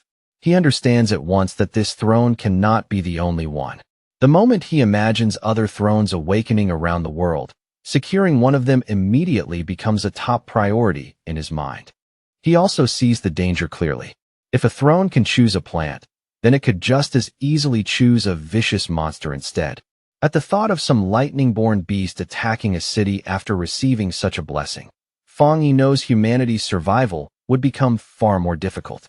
Rising to his feet, he decides he must report the existence of these thrones to the Spirit Association and the military so they can begin monitoring them as soon as possible. At the same time, another thought crosses his mind. Can one person claim more than one throne? Before he can think any further, the red flower suddenly interrupts him and passes along another message from the vine, telling him to head west. Fang Yi lowers his gaze in surprise. The flower explains that the Thunder Throne has sensed another throne falling somewhere to the west, and that this one is a wood throne. A confident smile immediately appears on Fang Yi's face as the thought of chasing down a new throne stirs his fighting spirit once again. But just before he can take off, the green vine gently curls around his ankle and stops him, as if asking him not to rush away yet. Fang Yi looks down in confusion, and the red flower quickly explains that the vine wants him to stay a little longer and practice his new thunder skill here first. The vine explains that this area is saturated with exceptionally pure thunder energy, and that training here right now would bring Fang Yi enormous benefits. Touched by the gesture, Fang Yi smiles and agrees, deciding it would be rude to refuse such sincere kindness from a new friend. He sits down to meditate and slowly rises a little above the ground, wrapped in rippling purple lightning. As he begins training, Fang Yi feels a quiet sense of gratitude, knowing the vine is treating him like a real friend by sharing such a rich spiritual treasure with him. Fang Yi fully activates his new skill, Thunder Divine Limit, and the moment it starts, a vast storm of purple lightning begins spinning wildly around him like a living vortex. Wanting to test exactly where his new limits lie, Fang Yi thrusts out his power and fires a huge blast of thunder energy straight into the dark sky above. Intent on seeing how far this force can elevate his strength, he keeps pushing harder, and the purple lightning around him crackles, spreads, and expands with frightening intensity. Within the middle of that violent storm, Fang Yi's eyes begin to glow as he simultaneously activates his golden sun breathing technique, layering one terrifying power atop another. Triggered by the surge of his energy, a giant pillar of golden thunder suddenly descends from the clouds and crashes into the forest, covering the entire area in a massive explosion of light. Sweat forms across Fang Yi's body under the immense pressure, and even he is struck by how terrifying the thunder's force truly is. He can feel the lightning pouring into his bones and being rapidly absorbed and refined by the golden aura inside him. To his surprise, the two overwhelming powers do not clash against each other at all. Instead, they merge with perfect harmony, making his whole body burn with heat, while his soul feels as if it is stepping into an entirely new realm. Then, all at once, a sudden change catches his eye and forces him to look upward in complete surprise. High above him in the pale dawn sky, a giant blue image of a meditating god appears, solemn and majestic beyond words. The system immediately informs him that his golden sun breathing technique has broken through its limits and fully evolved. Fang Yi lowers his gaze to his own hand, staring quietly at the radiant golden energy now wrapping around him after the evolution of his skill. The system identifies the evolved technique as the Divine Sun Swallowing Heaven technique. It explains that Fong Yi now functions like a living sun, granting him a far greater ability to absorb, process, and refine the spiritual energy of the world around him. As he activated the skill, the surrounding spiritual energy thickened at once, condensing into dense golden streams that drifted down over the forest like a radiant rain, turning the entire woodland into a shimmering sea of light. Suspended high in the air with his arms spread wide, Fong Yi reveled in the astonishing sensation. Pure spiritual power poured out from the mountains and forests below, rushing toward him in endless waves and washing over his body like a warm, living storm. Then, without warning, his expression changed. A flash of shock crossed his face as he sensed an unexpected transformation taking place deep inside his body. Bathed in the glow of a giant fiery golden image of himself, Fong Yi quickly realized what was happening. The overwhelming surge of energy had forcefully pushed him to the threshold of the two-star Jingang realm. The system immediately confirmed his judgment. It explained that his extreme yang attribute was merging with the newly awakened void thunder, cleansing and tempering his veins from within and officially initiating his breakthrough into the two-star Jingang realm. A confident smile slowly spread across Fong Yi's face. Golden energy burned brightly in his eyes as he stood there in awe, marveling at just how rapidly his strength had risen in such a short time. Wrapped inside a roaring vortex of golden lightning, Fong Yi continued to absorb the violent energy around him, drawing it into himself as the storm crackled and churned with terrifying intensity. His eyes soon began to shine with a brilliant yellow light, bright and piercing, as raw power surged through every part of his body and made the air around him tremble.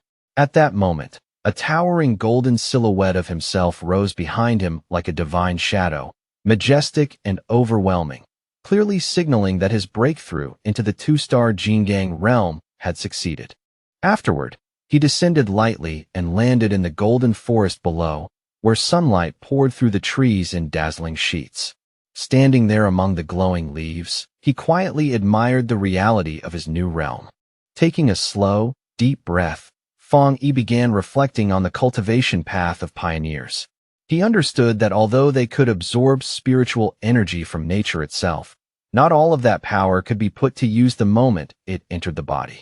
In his mind, he pictured the complicated circulation process needed to refine that energy properly. Only with superior cultivation techniques could the conversion rate be raised to a truly high level. That was why, despite the world's spiritual energy becoming richer and richer, the current peak of human power still remained stuck at the three-star Jingang realm, because the refinement itself was simply too difficult.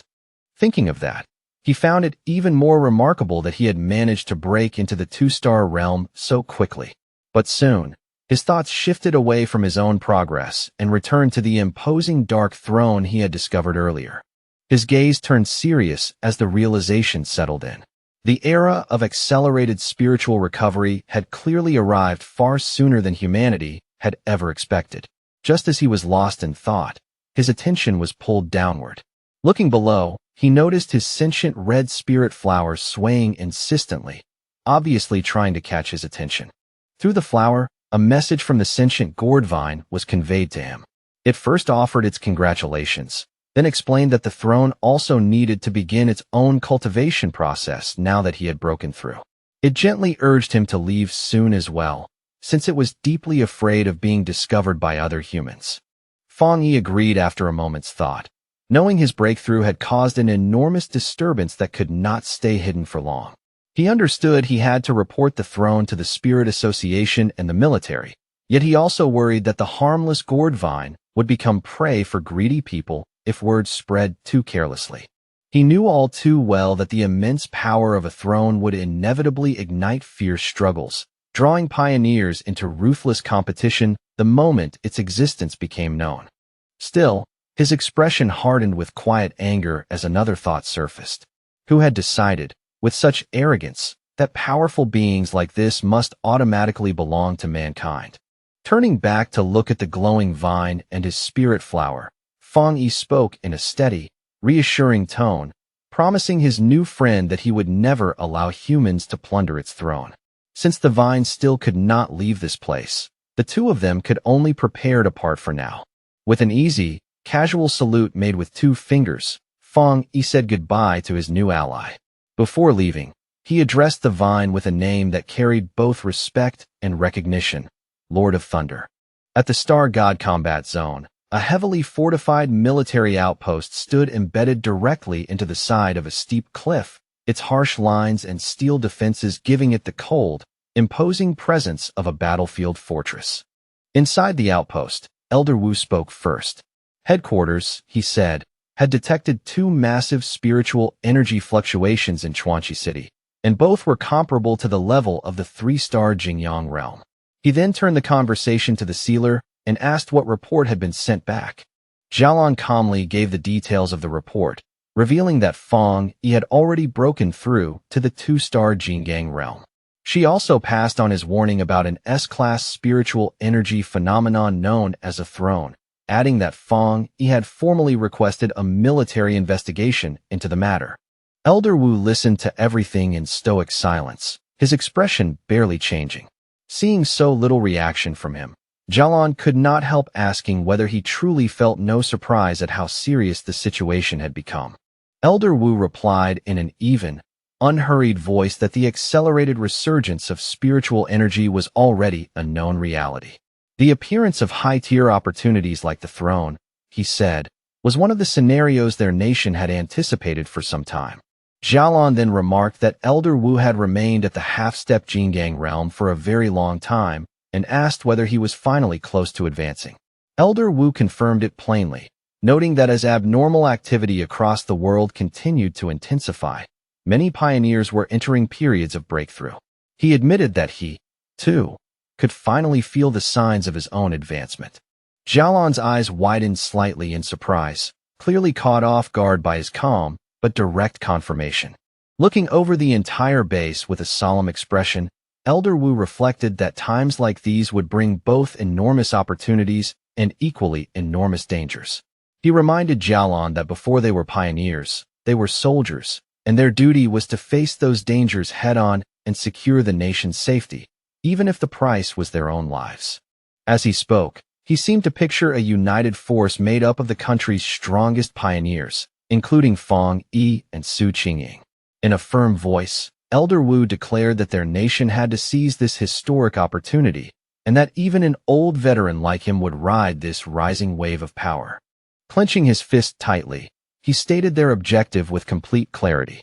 They had to ensure that the sealer obtained a throne, and that their other loyal pioneers captured as many thrones as possible. Exuding unquestionable authority, Elder Wu issued a direct order to coordinate fully with Fang Yi and the Spirit Association and to maintain total unity. Any independent pioneers or rogue factions driven by selfish ambition, he said, would be forced to stand down under the combined pressure of both the military and the association. At the Spirit Association headquarters, Guyuro stood before a monitor displaying the purple throne. Facing the command center, she announced that they had already received the sealer's intelligence and were launching a nationwide investigation to search for potential thrones and monitor abnormal spiritual energy fluctuations. Her face grave and tense, Guyuro gave the order to mobilize all city team captains at once. But beneath that composed exterior, she could not stop worrying about the terrifying speed at which the crisis was escalating, and she wondered whether humanity could truly survive this turning point. At the Taisher Spirit Association, the local superior received a phone call that left him stunned. His face changed instantly as he reacted in disbelief to the news that Fang Yi had already advanced into the 2-star Jingyang realm. Beads of sweat appeared on his forehead as he quickly assured the caller that the Taisher branch would fully stabilize and manage its jurisdiction, allowing Fang Yi to act freely in Chuanqi without being distracted by problems from the rear. After lowering the phone, the superior turned towards Su Qingying and confirmed the news of Fang Yi's breakthrough. Su Qingying smiled with visible pride and said that Fang Yi was now the second strongest pioneer in the entire nation, surpassed only by Elder Wu. She added that even Taisher City itself was benefiting from the prestige his name now carried. But then she rubbed her head with a somewhat embarrassed look. She admitted that she had been a little too arrogant after reaching the half-step Jingang realm herself, and had completely failed to anticipate the enormous worldwide spiritual energy surge that Fong Yi had ended up triggering. The superior's expression soon turned heavy. He feared that if Taisher were struck by another catastrophic spiritual anomaly, perhaps even worse than the previous one, the city might not survive at all. No matter what, he said, they had to protect Taisher and make sure they did not become a burden to Fong Yi. 10 hours later, an emergency meeting was convened at the Chuanqi Spirit Association, bringing together all pioneer captains from the surrounding cities in an atmosphere thick with urgency and tension. Gu Yuro stood at the head of the conference table, with a projection of the throne displayed before everyone. She reported that, based on the intelligence Fong Yi had provided, headquarters had already detected more than 20 similar spiritual energy anomalies around the world, though they still could not confirm whether every one of them was truly a throne. A map of their nation then appeared on the screen, clearly marking 7 confirmed locations within their borders that were showing similarly dangerous energy signatures. Song Yiming, the captain of Fengshe who had recently entered the first-level Jingang realm, leaned back in his seat with his boots resting openly on the conference table. Wearing a broad grin, he pointed out the obvious issue in a tone full of provocation. There were only 7 possible thrones, but far more captains gathered in the room. Still smiling, Song Yiming directly questioned how the association intended to distribute such scarce and coveted resources among so many ambitious people. Across from him, Wang Lan, the captain of Haisher who had recently reached the half-step Jingang realm, calmly prepared tea as though the tense atmosphere meant nothing at all. Without the slightest change in expression, he coolly reprimanded Song Yiming and asked him to remove his feet from the table during the meeting. The rebuke instantly infuriated Song Yiming. Being corrected by someone from a lower realm felt like an insult, and he shot Wang Lan a fierce glare, openly challenging what right he had to speak like that. In the next moment, Song Yiming released a burst of wind energy across the table, the current sharp and oppressive as he tried to intimidate Wang Lan while mocking him for daring to covet a throne as well. Wang Lan did not so much as blink. He quietly channeled a spark of lightning energy into his teacup, stabilizing it against the violent gale, then calmly replied that everyone in the room wanted a throne, which made Song Yiming's little display completely pointless. Around the table, the other captains watched the confrontation in silence, saying nothing as the pressure in the room grew heavier and heavier. As the tension continued to rise, Chen Ruo, the captain of Yueshi, remained seated in complete silence, watching the conflict with a cold, unreadable gaze as though he were measuring every person in the room. Leaning forward with a malicious grin, Song Yiming kept pressing Wang Lan, his voice full of open contempt. He mocked the captain of Haisher without restraint, sneering at how someone with Wang Lan's attributes could ever dream of claiming a throne, and even ridiculed Haisher itself for choosing him as its leader. At last, Wang Lan's patience ran out. With a cold look in his eyes, he gathered water and spiritual energy into his palm, where it twisted into a dense vortex, clear proof that he was done tolerating the disrespect and ready to strike back. Before the clash could explode into open violence, Gu Yuro slammed both hands onto the table with a sharp crack that silenced the room. Furious, she ordered the 2 captains to sit down at once and forbade any fighting during the conference. But in the very next instant, an overwhelming aura suddenly crashed down over the entire room. Gu Yuro, Wang Lan, and Song Yiming all froze on the spot. Shock flashed across their faces as that sudden pressure descended like a mountain, heavy and oppressive enough to make even breathing feel difficult. Song Yiming was violently slammed back into his chair, pinned there by massive phantom-like hands of dark purple energy. The crushing force locked him in place so completely that terror flooded his face, and he could only gasp in panic under the attacker's overwhelming presence. Cold sweat poured down Song Yiming's face as his mind spun wildly. In frantic disbelief, he wondered whether Elder Wu from the Star God Combat Zone had personally arrived to suppress the conflict. Then Fong Yi stepped through the doorway, golden energy crackling around his body like living fire. The moment the captains sensed the terrifying scale of that power, their hearts sank, because it felt frighteningly close to the peak of the three-star Jingang realm. Song Yiming began to tremble uncontrollably, as he felt that suffocating pressure more clearly. Confusion mixed with fear when he realized this monstrous presence did not belong to Elder Wu at all. Fong Yi walked calmly into the room with a polite smile on his face, as if he had entered an ordinary gathering rather than a conference hall on the verge of erupting into chaos. He casually greeted the assembled captains, his tone mild yet impossible to ignore. As he moved toward the table, Fong Yi apologized in an easy voice for arriving late. Gu Yuro immediately straightened herself and formally acknowledged him, announcing to everyone present that the sealer had arrived. Song Yiming shrank into his seat, stealing nervous glances at Fong Yi from the corner of his eye. Every instinct in his body was screaming at him to retreat, and only now did he finally understand that this calm, unassuming young man was the legendary pioneer everyone had been talking about.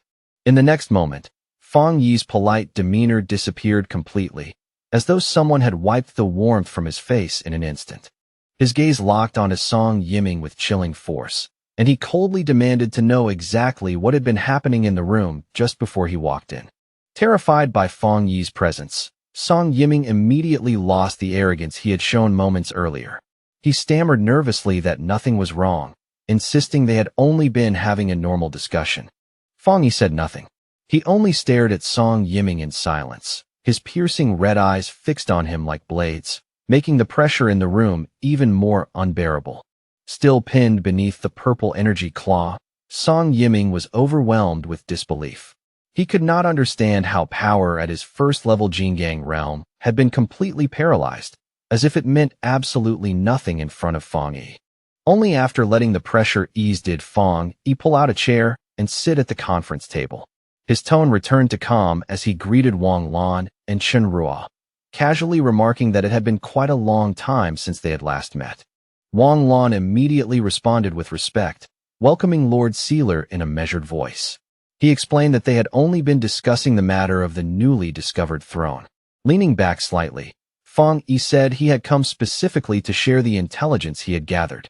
As a member of the Spirit Association, he confirmed that the Chuan Qi Mountain anomaly was a thunder attribute throne, a phenomenon possessing truly world-altering power. Then he revealed the most crucial detail of all. The master of the Thunder Throne was not human, but a sentient gourd vine that had already awakened its own consciousness. That statement instantly stirred the pioneer captains into an uproar. Several of them argued in outrage that leaving such divine power in the hands of a mere plant was an absurd waste, and that a capable human should be the one to take possession of it. Song Yiming eagerly joined in, slamming both hands onto the table with excitement flashing across his face. He insisted they had to seize the throne by force, arguing that their nation would become a laughingstock if something as ridiculous as a plant were allowed to control it.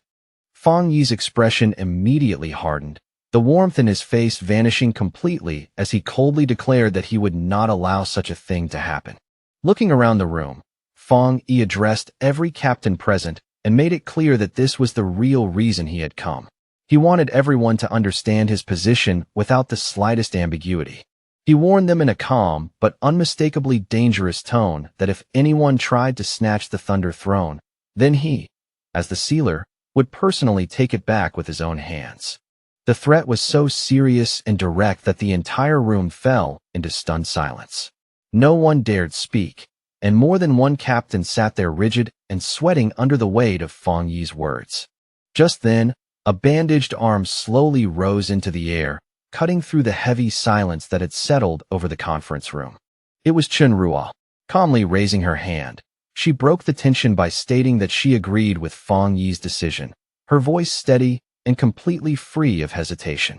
Gu Yuro followed at once, warning the captains not to underestimate plants that had been favored by spiritual energy. She revealed that even before this meeting began, the mountain territory surrounding the throne had already turned into a deadly purgatory, filled with violently raging lightning that made approach nearly impossible. After that, Wang Lan also lifted his hand and openly voiced his agreement with Fong Yi, making his stance clear without any attempt to waver or hide behind caution. Seeing the situation turn against him, Song Yiming could only grit his teeth and concede for the moment. In a disgruntled tone, he muttered that they should simply focus on finding new thrones that had not yet been claimed. Guyuro quietly let out a breath of relief.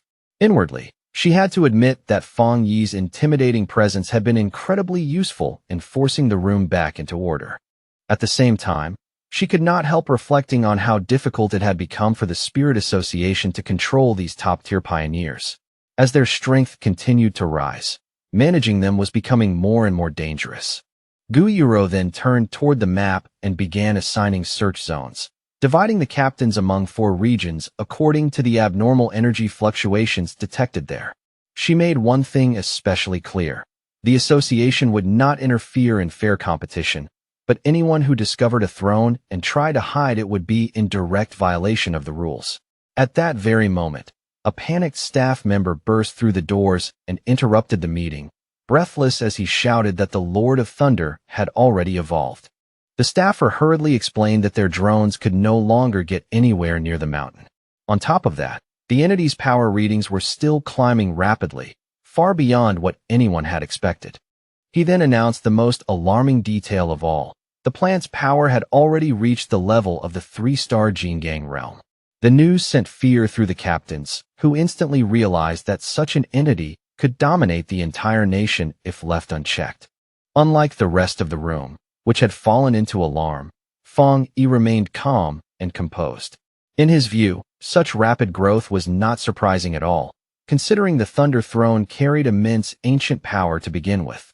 When he noticed the forecast predicting severe thunderstorms, Fong Yi quietly decided he should head back to the mountain himself and check on the progress of his plant friend. The thought came naturally, as though the choice had already been made. Guyuro brought the meeting to an end. As the captains rose from their seats with determination in their eyes, she wished them luck in securing thrones of their own in the dangerous days ahead. After the meeting, just as Fong Yi was about to leave, Guyuro called out to stop him. She told him that headquarters had sent a message asking him to remain in Chuanchi City for the time being. Fong Yi paused and turned back. Guyuro explained that headquarters feared rogue pioneers might attempt to attack the Thunder Throne, and she added that although the Dark Intelligence incident seemed to have ended on the surface, they were not willing to lower their guard. Hearing that, Fong Yi narrowed his eyes slightly and asked whether the association suspected that the shadow monster had actually survived. Adjusting her glasses, Guyuro confirmed that his suspicion matched their own concerns. She explained that both the throne and that shadow creature were products of the world's rapidly accelerating spiritual recovery. While the association could continue monitoring the ancient power surrounding the throne, what truly worried them was the possibility that fragments of the Dark Intelligence were still hiding somewhere out there. Since Fong Yi had only weakened and trapped it in Chuanchi, it could still become a catastrophic threat if it recovered. Glancing down at his phone, Fong Yi swiped past his aunt's contact for a moment before locking the screen again. He silently decided that his planned visit to see family would have to be postponed for now. He agreed with Guyuro's caution, admitting that it was better to prepare for the worst than be caught off guard. He said he had been thinking along the same lines already and confirmed that he would not leave the city yet. Later, Fong Yi returned to the restricted mountain zone and calmly walked straight into the forbidden territory. Violent purple lightning crashed all around him in wild streaks, yet he remained completely unfazed, as if the storm itself posed no threat at all. Feeling the fierce power rolling through the area, he smiled instead of retreating, taking the raging storm almost as a form of welcome. He even decided on the spot to use that thunder energy to further upgrade his cultivation skills. As he approached the glowing thunder throne through the stormlit mountain, a voice suddenly spoke out. It remarked, with a hint of amazement, that Fong Yi's cultivation speed had already surpassed even its own. The sentient gourd vine, now deeply intertwined with the throne itself, gently thanked Fong Yi for everything he had done. Its voice carried a sincerity that made the gratitude feel unexpectedly warm in the storm-filled air. Caught slightly off guard, Fong Yi wondered what exactly he had done to deserve thanks. But as he looked at the Lord of Thunder more closely, he quickly realized that it had already developed intelligence strikingly close to that of a human, something that was only natural for a being standing at the peak of cultivation. The vine explained that the throne's own awareness had told it what happened at the meeting and how Fong Yi had protected them from greedy hands. Wanting to repay that kindness, it offered him spiritual energy without hesitation, while honestly admitting that it had been worried he might never return. The moment those words were spoken, the sentient red spirit flower eagerly popped out from Fong Yi's clothes. It swayed excitedly in front of him, clearly wanting its own share of the rich spiritual energy being offered. Golden fire flickered softly in Fong Yi's hand as he smiled at the sight. In an easy tone, he admitted that he had already planned to include the little spirit plant in this round of training from the very beginning. Accepting the offer, Fong Yi sat down cross-legged without delay and entered meditation. Beside him, the red spirit flower settled in place as well, happily bathing in the throne's dense aura like a child soaking in sunlight. In response, the gourd vine began channeling its power in earnest. Streams of purple lightning and concentrated spiritual energy surged outward in waves, rushing toward Fong Yi and the spirit flower with a violent, crackling force. Inside that whirling vortex of power, the red spirit flower spun joyfully through the currents. It absorbed the fierce energy with surprising ease, using the intense spiritual pressure to feed its own rapid growth. Engulfed by lightning and a blazing golden aura, Fong Yi sharpened his focus completely. He deliberately used the crushing pressure of the environment to force his red fireblade technique toward its next stage. As power surged through him and lit up his glowing eyes, Fong Yi gave silent command to his weapon. In response, a fiery golden blade began to manifest above him, vast and radiant like a heavenly weapon taking shape in midair. The massive sword came down with overwhelming force, radiating blinding heat and violent pressure as it slammed into the storm itself, meeting thunder and lightning head-on in a spectacular clash. At once, a notification from the system appeared, reporting that an enormous influx of thunder power had been detected in the surrounding environment. As the blade continued absorbing the wild lightning pouring into it, the system confirmed that the red fireblade technique had finally reached the point where a true breakthrough was now possible. Keeping his mind steady, Fong Yi refined the chaotic power wave by wave, drawing order from violence. At the same time, the system announced that his blade technique was entering the process of evolution. He remained in deep meditation while pillars of golden fire and blue lightning rose around him like twin storms. The skill continued charging higher and higher until it was pushed right to its absolute limit. Then his eyes snapped open, blazing with fierce red light. At that exact moment, the system confirmed that the red fireblade technique had successfully evolved at last. Gripping his newly upgraded sword, Fong Yi swung it with devastating force. The technique had changed completely now, no longer pure fire, but a terrifying fusion of his flame power and the thunder attribute. The strike exploded outward in a monstrous blast of fire and lightning, roaring across the mountain and tearing through the ground in one terrifying sweep. Earth, stone, and scorched debris were obliterated under the sheer violence of his new strength. The system then informed Fong Yi that heavenly thunder had successfully tempered his blade technique, shattered its former limits, and evolved it into a fully fused thunder fire attribute skill. As Fong Yi raised the weapon and felt its transformed power humming through his grip, the system gave its final confirmation that the enhancement of the blade was now completely finished. The raw force released by that breakthrough triggered a huge and dazzling eruption of fire and lightning at the mountain peak. The explosion lit up the night sky so brightly that it looked like the mountain itself had awakened. Watching from a distance, Wang Lan and Chen Ruo immediately recognized the distinctive fiery display. Both of them stared toward the restricted area of the Thunder Throne, wondering what exactly Fong Yi was doing inside that forbidden zone. Not far away, an already agitated Song Yiming narrowed his eyes and suspected that Fong Yi had gone back on his word and returned to seize the throne for himself. But his subordinate quickly reminded him that Fong Yi did not treat that entity as prey at all, but as a friend. Back at the Spirit Association, red warning alarms began blaring through the building. Staff members hurriedly reported that the energy concentration inside the restricted zone had risen beyond observable limits, forcing them to pull back every surveillance drone they had deployed. The branch leader stood watching the distant glow with a heavy expression. The scene filled him with deep concern, and he could not help fearing that Fong Yi might already be locked in a brutal battle with the throne itself. Back on the mountain, Fong Yi tightened his grip around his newly evolved sword. The blade shone with an intense, almost unbearable brilliance, as though it had been reborn in the heart of the storm. With his eyes still glowing red, Fong Yi smiled in open satisfaction. The physical blade in his hand felt as though it had been reforged by a master smith, tempered and perfected by the overwhelming force he had just endured. The dense spiritual energy filling the area did not benefit Fong Yi alone. It also pushed his sentient red spirit flower into a fresh stage of evolution, increasing its intelligence while further strengthening its already unusual attributes. Delighted by the surge of power running through it, the now much larger flower playfully wound itself around the glowing structure of the throne.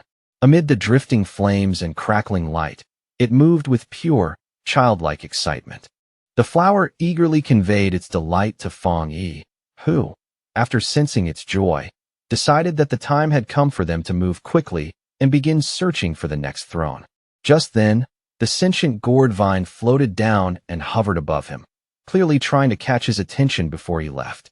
The vine spoke warmly to Fong Yi, sincerely congratulating its friend on achieving such a powerful breakthrough in such a short time. It then told him about a premonition it had received during cultivation. Very soon, another throne would descend, and the aura of that new entity shared a deep connection with his spirit flower, one that felt opposing in nature yet strangely complementary at the same time. Hearing about that unusual opposition and complement, Fong Yi quickly pieced the meaning together. In his judgment, the incoming entity had to be a wood attribute throne. The glowing gourd vine immediately confirmed his guess, telling him that the new throne was already descending somewhere in the distance even now. Then, sending a wave of green spiritual energy toward Fong Yi, the vine offered to share the general location it had sensed through the psychic connection linking them. Fong Yi closed his eyes and focused his thoughts, silently opening his mind to receive the vine's sensory transmission without resistance. A confident smirk slowly appeared on his face before he opened his eyes again, already certain that he had grasped the exact coordinates. The scene then shifted to a vast neon-lit metropolis at night, which Fong Yi immediately identified as Yuan City. He noted that Yuan City was an autonomous municipality located about a 2-hour drive from Chuanchi City. Across the nation, it was widely known for its extreme luxury, extravagant lifestyle, and dazzling reputation. But beneath that glamorous surface, another side of the city existed, one far uglier and far more dangerous. Hidden under all the glitter was a chaotic and brutal underworld. The city was infamous for the ruthlessness of its locals, and for years it had carried the notorious distinction of having the highest crime rate in the nation. When Fong Yi arrived in the downtown district, he walked calmly through the crowded streets under dim neon light. The city pulsed around him with noise, shadow, and restless energy. As he moved forward, Fong Yi recalled the intelligence reports from the Spirit Association. Their attempts to establish a local branch here had been repeatedly stalled, largely because the city remained under the firm control of deeply rooted local gangs. Looking around at the rough-looking pioneers loitering beneath the flashing signs, Fong Yi reflected that none of the awakened people in this city had any interest in joining official authority. Because of that, Yuan City remained a lawless territory, with no proper Spirit Association branch and no assigned captain to maintain order. Then, without warning, Fong Yi noticed a sharp change in the atmosphere around him. The shift was subtle but unmistakable, like something powerful had just stirred in the dark. His sentient red spirit flower immediately emerged from his coat and urgently tugged at his sleeve, trying to direct his attention. Fong Yi quickly confirmed its reaction, noting that both of them could clearly sense the new energy source rising from the west. To the west, at the foot of a dark and looming mountain, stood a massive private mansion blazing with extravagant lights, its scale and luxury impossible to miss even from a distance. Inside the walls of the estate, a lavish pool party was underway beneath the night sky. Music, laughter, and wealth spilled into the air as the local elite indulged themselves in shameless luxury. A bodyguard wearing sunglasses stepped toward the host and leaned in to quietly report some news. The host raised an eyebrow at once, visibly intrigued by the report that other pioneers had appeared nearby. That host was Zhang Jinsheng, the notorious kingpin of Yuan City. He let out an arrogant laugh and flung open his jacket as he boasted that in his territory, no one had the right to make waves without his permission.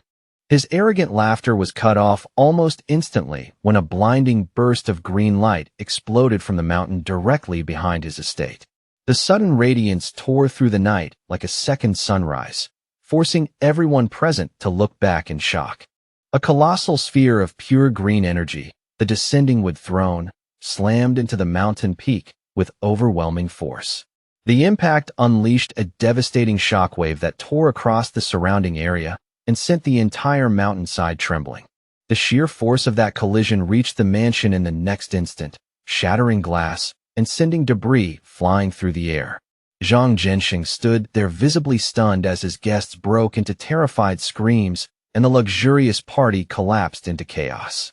Snapping out of his shock, Zhang Jinsheng's face twisted with fury. He immediately marched toward the mountain with his bodyguard at his side, aggressively swearing to find out who had the nerve to cause trouble on what he considered his property. 2 minutes later, Zhang Jinsheng and his bodyguard were already making their way up the forested mountain. The entire slope was now swirling with thick, lingering green spiritual energy, turning the dark woods into an eerie and unnatural landscape.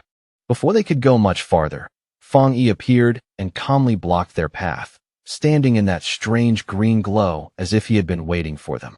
In an even tone, he noted that the true source of the disturbance was just ahead.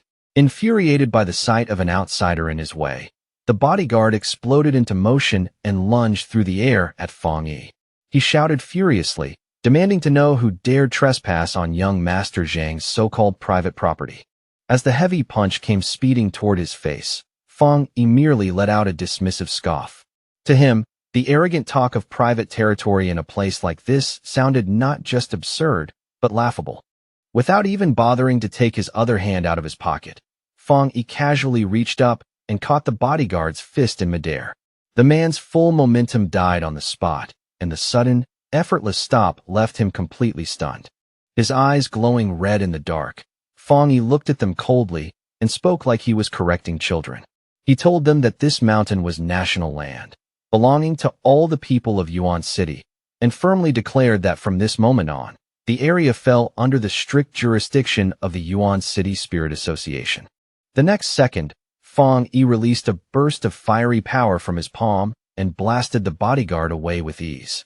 As the man was sent flying, Feng Yi coldly mocked their ridiculous claim that they could treat public land like private property. Meanwhile, deeper in the forest, Zhang Jinsheng was already confronting the newly descended wood throne. He fought violently against the dark green vines the sentient entity was using to repel him, struggling in open frustration as they wrapped and lashed around him. Refusing to accept rejection, the arrogant kingpin shouted furiously that the throne had no right to resist him. In his mind, the fact that it had landed in his territory meant it should naturally submit. Forcing his way through the thick vines with brute aura alone, Zhang Jinsheng stubbornly insisted that the seat of power belonged to him. He even threatened to destroy the ancient relic completely if it continued refusing to acknowledge him. Watching that pathetic struggle from the side, Feng Yi let out a faint, amused scoff. The whole display was so ugly and desperate that he could not even be bothered to hide his disdain. Startled by the sound, Zhang Jinsheng spun around at once, fury flashing across his face. He shouted into the dark and demanded to know who was hiding there and laughing at him. Feng Yi then walked past the local boss as casually as if the man were invisible. In a calm voice, he explained that high-tier treasures possessed their own awareness and chose their own masters, then bluntly informed Zhang Jinsheng that he simply did not have the qualifications to command the wood attribute. The word struck Zhang Jinsheng like an insult to his core. He stood there fuming in disbelief, while Feng Yi calmly moved closer to the throne, stepping toward the chaotic mass of swirling green energy without the slightest hesitation. Unable to swallow that humiliation, Zhang Jinsheng finally snapped. With wounded pride and murderous rage twisting his face, He lunged at Fong Yi's exposed back and screamed a threat to kill him. But in the very next instant, the kingpin came to a dead stop. His body froze so suddenly it was almost unnatural, and his eyes widened in absolute terror. Without even needing to turn around, Fong Yi summoned his massive sentient red spirit flower to silently stand in the attacker's path. Faced with that giant and imposing spirit plant, Zhang Jinxing began trembling uncontrollably, completely paralyzed by fear. Fong Yi glanced back only slightly and casually remarked that the gang boss somehow seemed even weaker than his own bodyguard. The comment was light, but the contempt in it was impossible to miss. With a faintly condescending smirk, Fong Yi dismissed the notorious kingpin of Yuan City as nothing more than a complete disappointment. For someone with such a fearsome reputation, Zhang Jinxing had turned out to be pitifully unimpressive. Leaving the terrified boss behind without another look, Fong Yi stepped forward alone and came to a stop before the colossal wood throne. Surrounded by its crackling green energy, he quietly prepared to make contact. Standing face to face with the throne's churning green power, Fong Yi watched in silence as the system delivered its notification. It announced that the ancient relic was now in the process of matching with a master. A moment later, the system confirmed the result with certainty. It recognized Fong Yi's sentient red spirit flower as the newly chosen master of the wood throne. At once, a massive surge of green energy erupted from the mountain peak. The power burst outward with such force that the entire summit seemed to glow like a living beacon. That energy quickly gathered into a towering pillar of brilliant green light that pierced straight into the night sky. It was so bright and so enormous that even distant Chuanchi City could clearly see it. At the Spirit Association headquarters, Gu Yuro and Wang Lan both saw the sudden spike in energy. Gu Yuro immediately realized that the wood throne had already chosen a new master, and her heart tightened at the thought that if some lawless pioneer from Yuan City had obtained it, the fallout could become extremely difficult to control. Anxiety rising fast, Gu Yuro wasted no time and immediately called Fong Yi, hoping to confirm what had happened before the situation spiraled any further. Fong Yi answered in a calm voice, sounding far more relaxed than the people on the other end. He noted that the pioneers in Chuanchi City must have already seen the enormous energy wave, and then told Gu Yuro that the wood throne had indeed finished choosing its master. Caught off guard by how calmly he said it, Gu Yuro asked in clear shock whether Fong Yi himself had claimed the throne. Standing before his giant sentient red spirit flower, Fong Yi explained that the new master was not a human at all, but his spirit plant. He added that he himself controlled the desolate attribute and treated the flower as his own pet, making the situation even more unbelievable. That answer left Gu Yuro completely stunned. For a moment, she could not say a single word, as the absurdity and importance of the news hit her all at once. Fong Yi then casually added one more detail, as if it hardly mattered. He told her that he had already defeated Yuan City's notorious boss, Zhang Jinxing, who was now lying unconscious at his feet. He advised the Spirit Association to move into Yuan City immediately and take advantage of the moment. As for Zhang Jinxing's gang and the mess left behind, Fong Yi said they could leave that cleanup work to the association. After ending the call, Fong Yi turned back to his spirit flower with a smile and offered his congratulations. But he also knew the flower had to remain on the mountain and continue absorbing the throne's power, which meant the two of them would have to part for now. As he watched the flower settle itself onto the wood throne, Fong Yi suddenly felt as though he were dropping a child off at school for the first time. The sentient flower then asked him, with obvious reluctance, when it would be able to return to his side. Fong Yi smiled gently and told it to focus on training hard and enjoying the power it had been given. Based on his judgment, he estimated that they would meet again once the flower successfully reached the Jingang realm.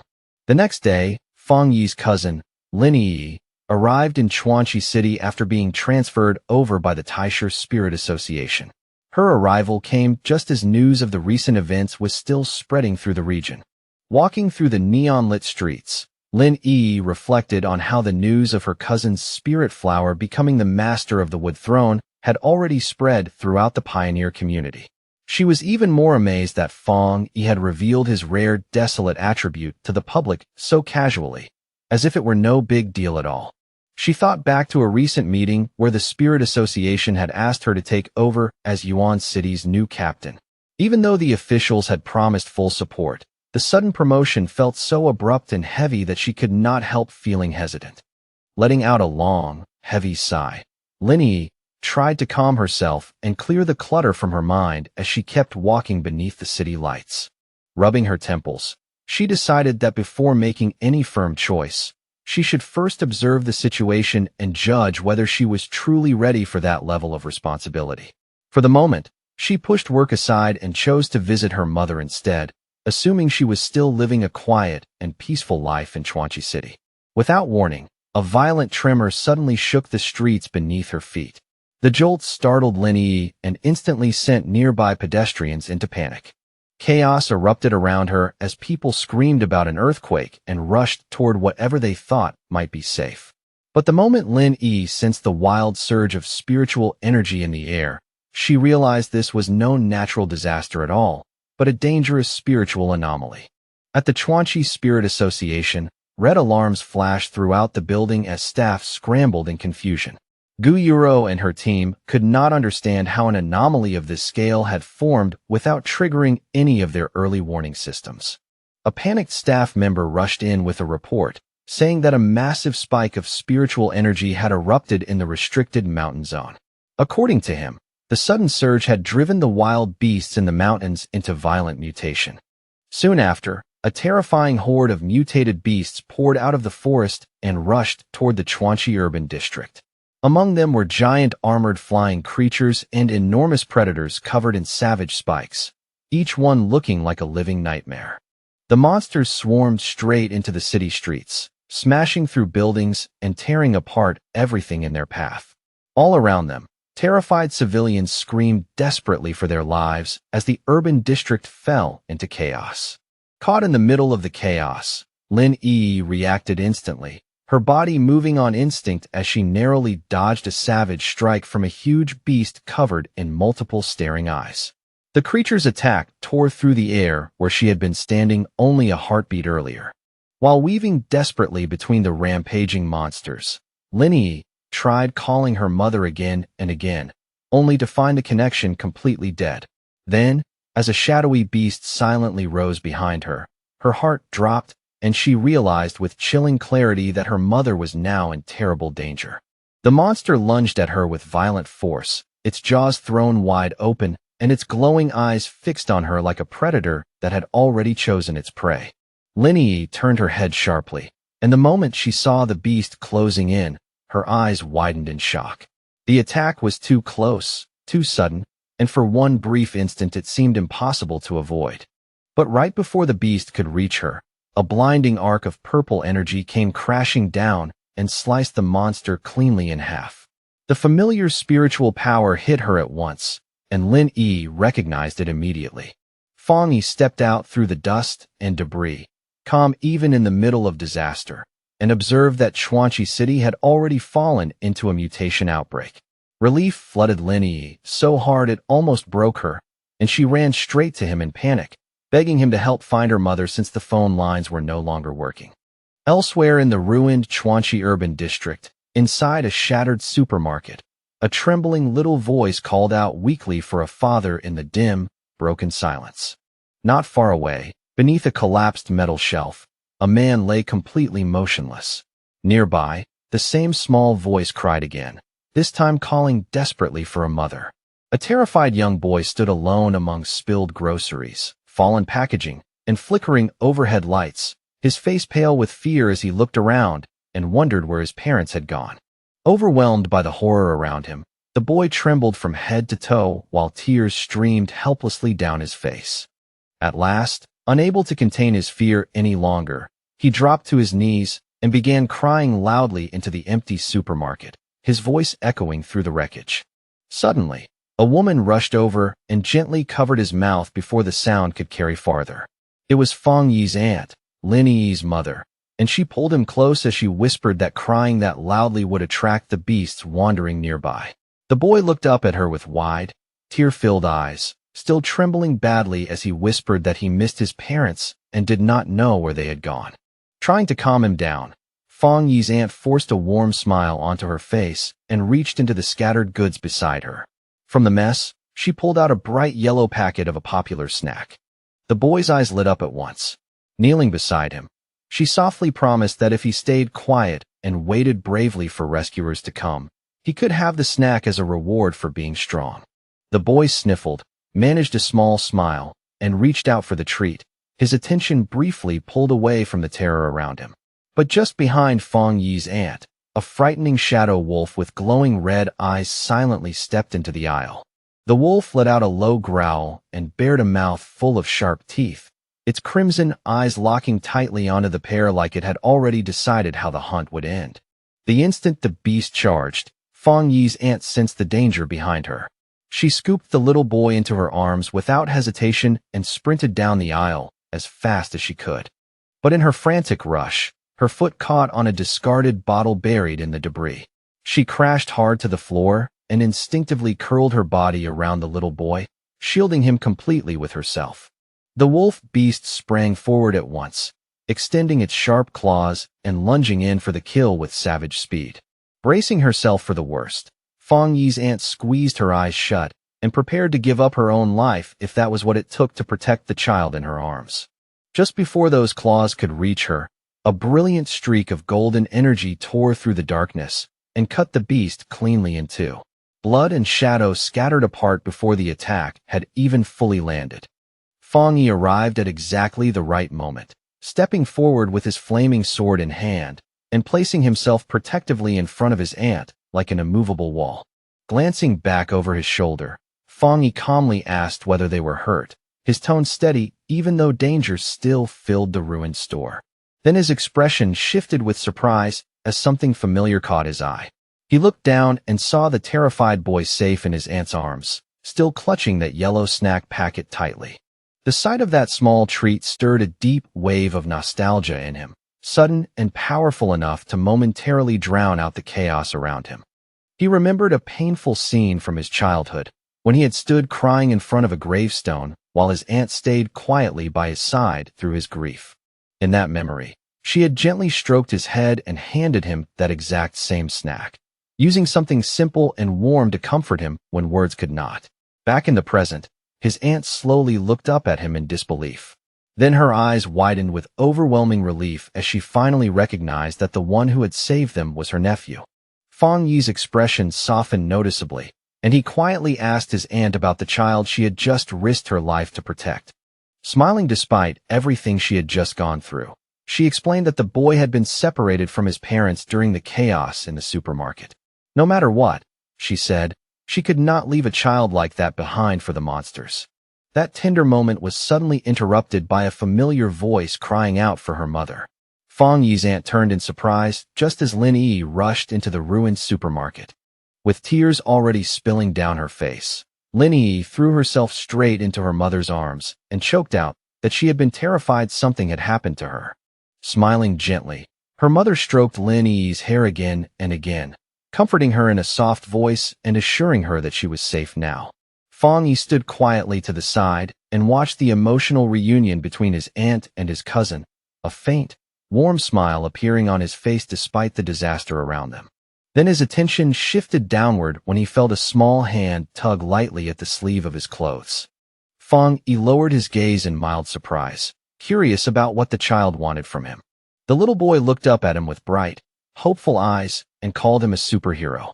Then, holding out his yellow snack with all the courage he could gather, he offered it as a reward and asked if the hero could take him home. Clearly touched, Fong Yi knelt down with a warm smile and accepted the snack. He told the boy to make a wish on it and promised that somehow, some way, it would help him find his family again. But then an alert suddenly flashed through Fong Yi's mind. The warmth vanished from his face at once, replaced by a deadly glare as he sensed a massive spiritual presence rapidly approaching. Shouting for everyone to get back immediately, Fong Yi grabbed the little boy and leaped away just as a giant claw smashed through the building and sent heavy debris crashing down all around them. The ceiling collapsed in a thunderous crash, tearing the ruined supermarket wide open and exposing the wreckage to the cold night air outside.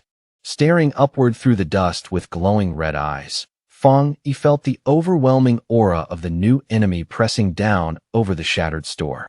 As the smoke gradually cleared, a towering, heavily muscled monster came into view, with a wild mane, glowing red eyes, and massive prayer beads hanging from its body.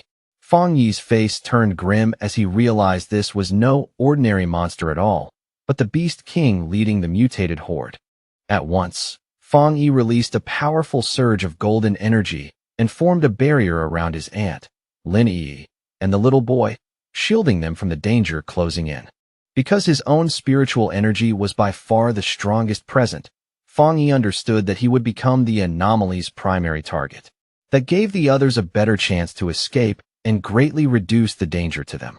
He told Lin Yi to take the other two and run at once, because he could not fight at full strength while also protecting them. Lin Yi immediately understood and quickly agreed. As they prepared to flee, the colossal Beast King towered above Fang Yi and released a deafening roar that shook the ruined building and the streets beyond. Fixing his eyes on the monster, Fang Yi sensed that it carried both thunder and wood attributes. The coincidence felt far too exact, since those were the same attributes as the two thrones that had only recently descended. The Beast King moved first, smashing its enormous fists down into the ground with brutal force. Fang Yi reacted instantly and leaped backward, swiftly evading the devastating blow. As Fang Yi raises his glowing golden sword and steadies his breath, he senses the Beast King's violent aura surging like a storm. In that instant, he realizes the creature has already been tainted by a dark attribute, its power twisted into something far more dangerous. Fang Yi's blazing slash tears through the air and strikes true, carving a searing wound beside the monster's blood-red eye. The burn glows fiercely against its flesh, lighting the beast's furious face with fire. Even after taking the hit, the enormous Beast King shows no fear at all. Instead, it lowers its body, gathers force through its massive frame, and prepares to launch yet another brutal attack with terrifying momentum. The monster lunges straight at Fang Yi with its jaws wide open, fangs flashing like blades. Fang Yi remains calm under the pressure, then lightly kicks off the ground and leaps backward with practiced ease. Suspended in midair, Fang Yi twists his body and swings his flaming sword down with overwhelming force. The arc of fire trails behind the blade like a burning comet, fierce and unstoppable. The strike lands with explosive power, forcing the giant beast to stumble backward under the impact. The blow finally drives a clear gap between them, giving Fang Yi a brief but crucial bit of space. At the front of the retreat, Lin Yi runs while projecting a protective green energy shield around them. Her mother stays close behind, clutching the little boy tightly as they push forward in panic and desperation. Their escape comes to a dead stop when another massive shadowy beast suddenly emerges in front of them. Its glowing blue eyes shine through the darkness, blocking their path like a living wall. Lin Yi freezes for a moment, horror washing across her face. Only then does she fully understand the nightmare in front of them.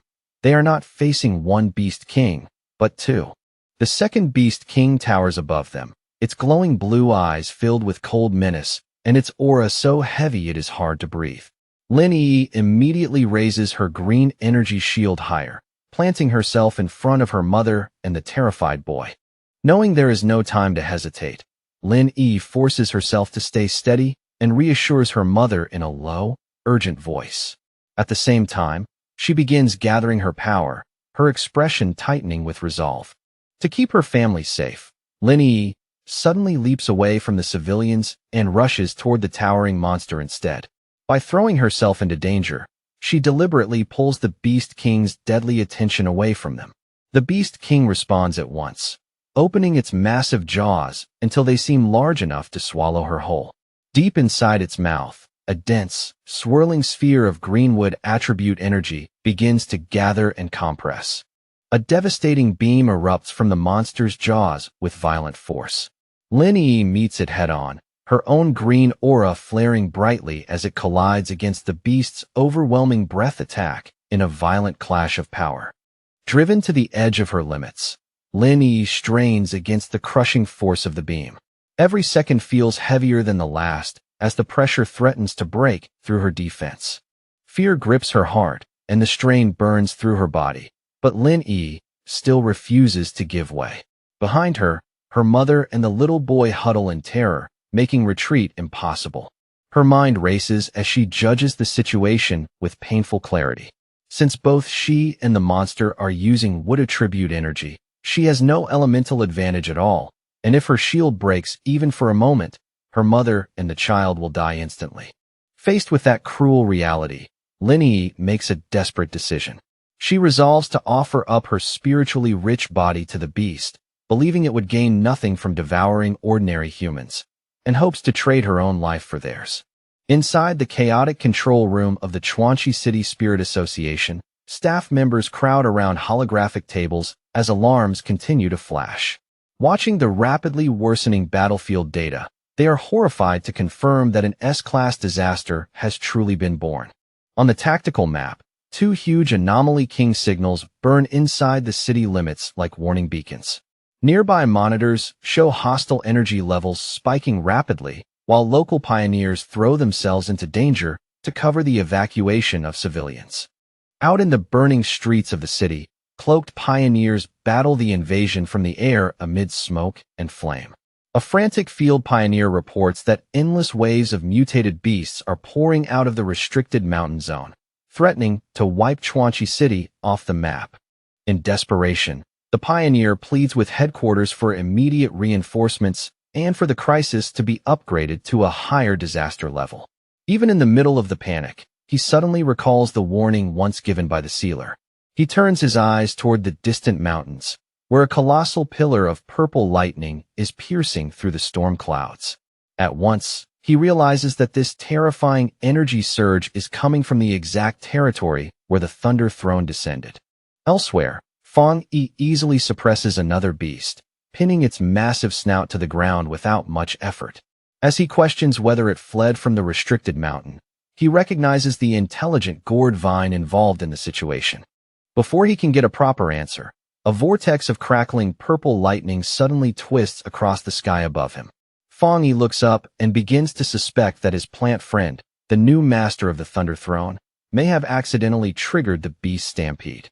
He quickly thinks through the implications and feels the problem growing heavier. If claiming a throne can cause this much destruction, then every pioneer who approaches one is facing extreme danger, which completely clashes with his system's claim that thrones are beneficial, leaving him wondering what hidden issue has been overlooked. The second Beast King lifts its enormous claw high into the air, murderous intent rolling off it like a wave. It is clearly preparing a lethal strike meant to crush Lin Yi where she stands. Lin Yi grits her teeth and fiercely pours more power into her green barrier, forcing it to thicken and harden against the descending blow. Even now, she refuses to let the monster devour her without a fight. She steals a quick glance over her shoulder and feels a flicker of relief. Her mother is crouched behind the barrier, shielding the boy from the falling rocky debris with her own body. The frustrated monster lets out a furious roar that shakes the air around them. Still, Lin Yi does not move an inch, her green aura burning brighter and brighter as it rises to meet the beast's savage pressure. Gathering every last bit of strength she has left, her eyes shining with fierce light, Lin Yi declares that the beast will have to step over her corpse before it can touch her family. In that moment, she fully commits herself to a fight to the death. Then, without warning, a surge of purple lightning rips apart the darkened sky.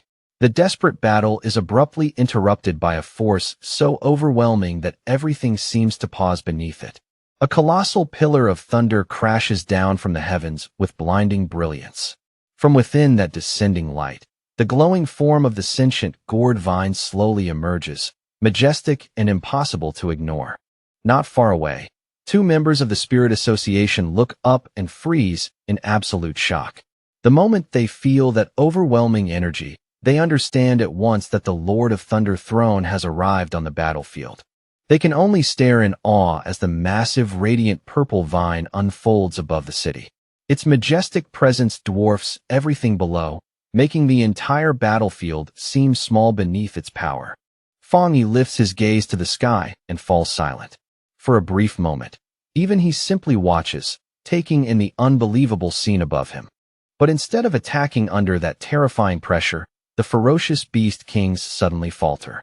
Their bodies begin to shrink back and whimper, completely overwhelmed and intimidated by the presence hanging over them.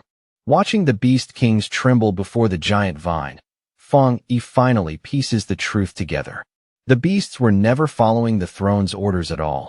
They had only absorbed its leftover energy, mutated because of it, and now stood frozen before the true master of that power. From that, Fang Yi reaches a clear conclusion.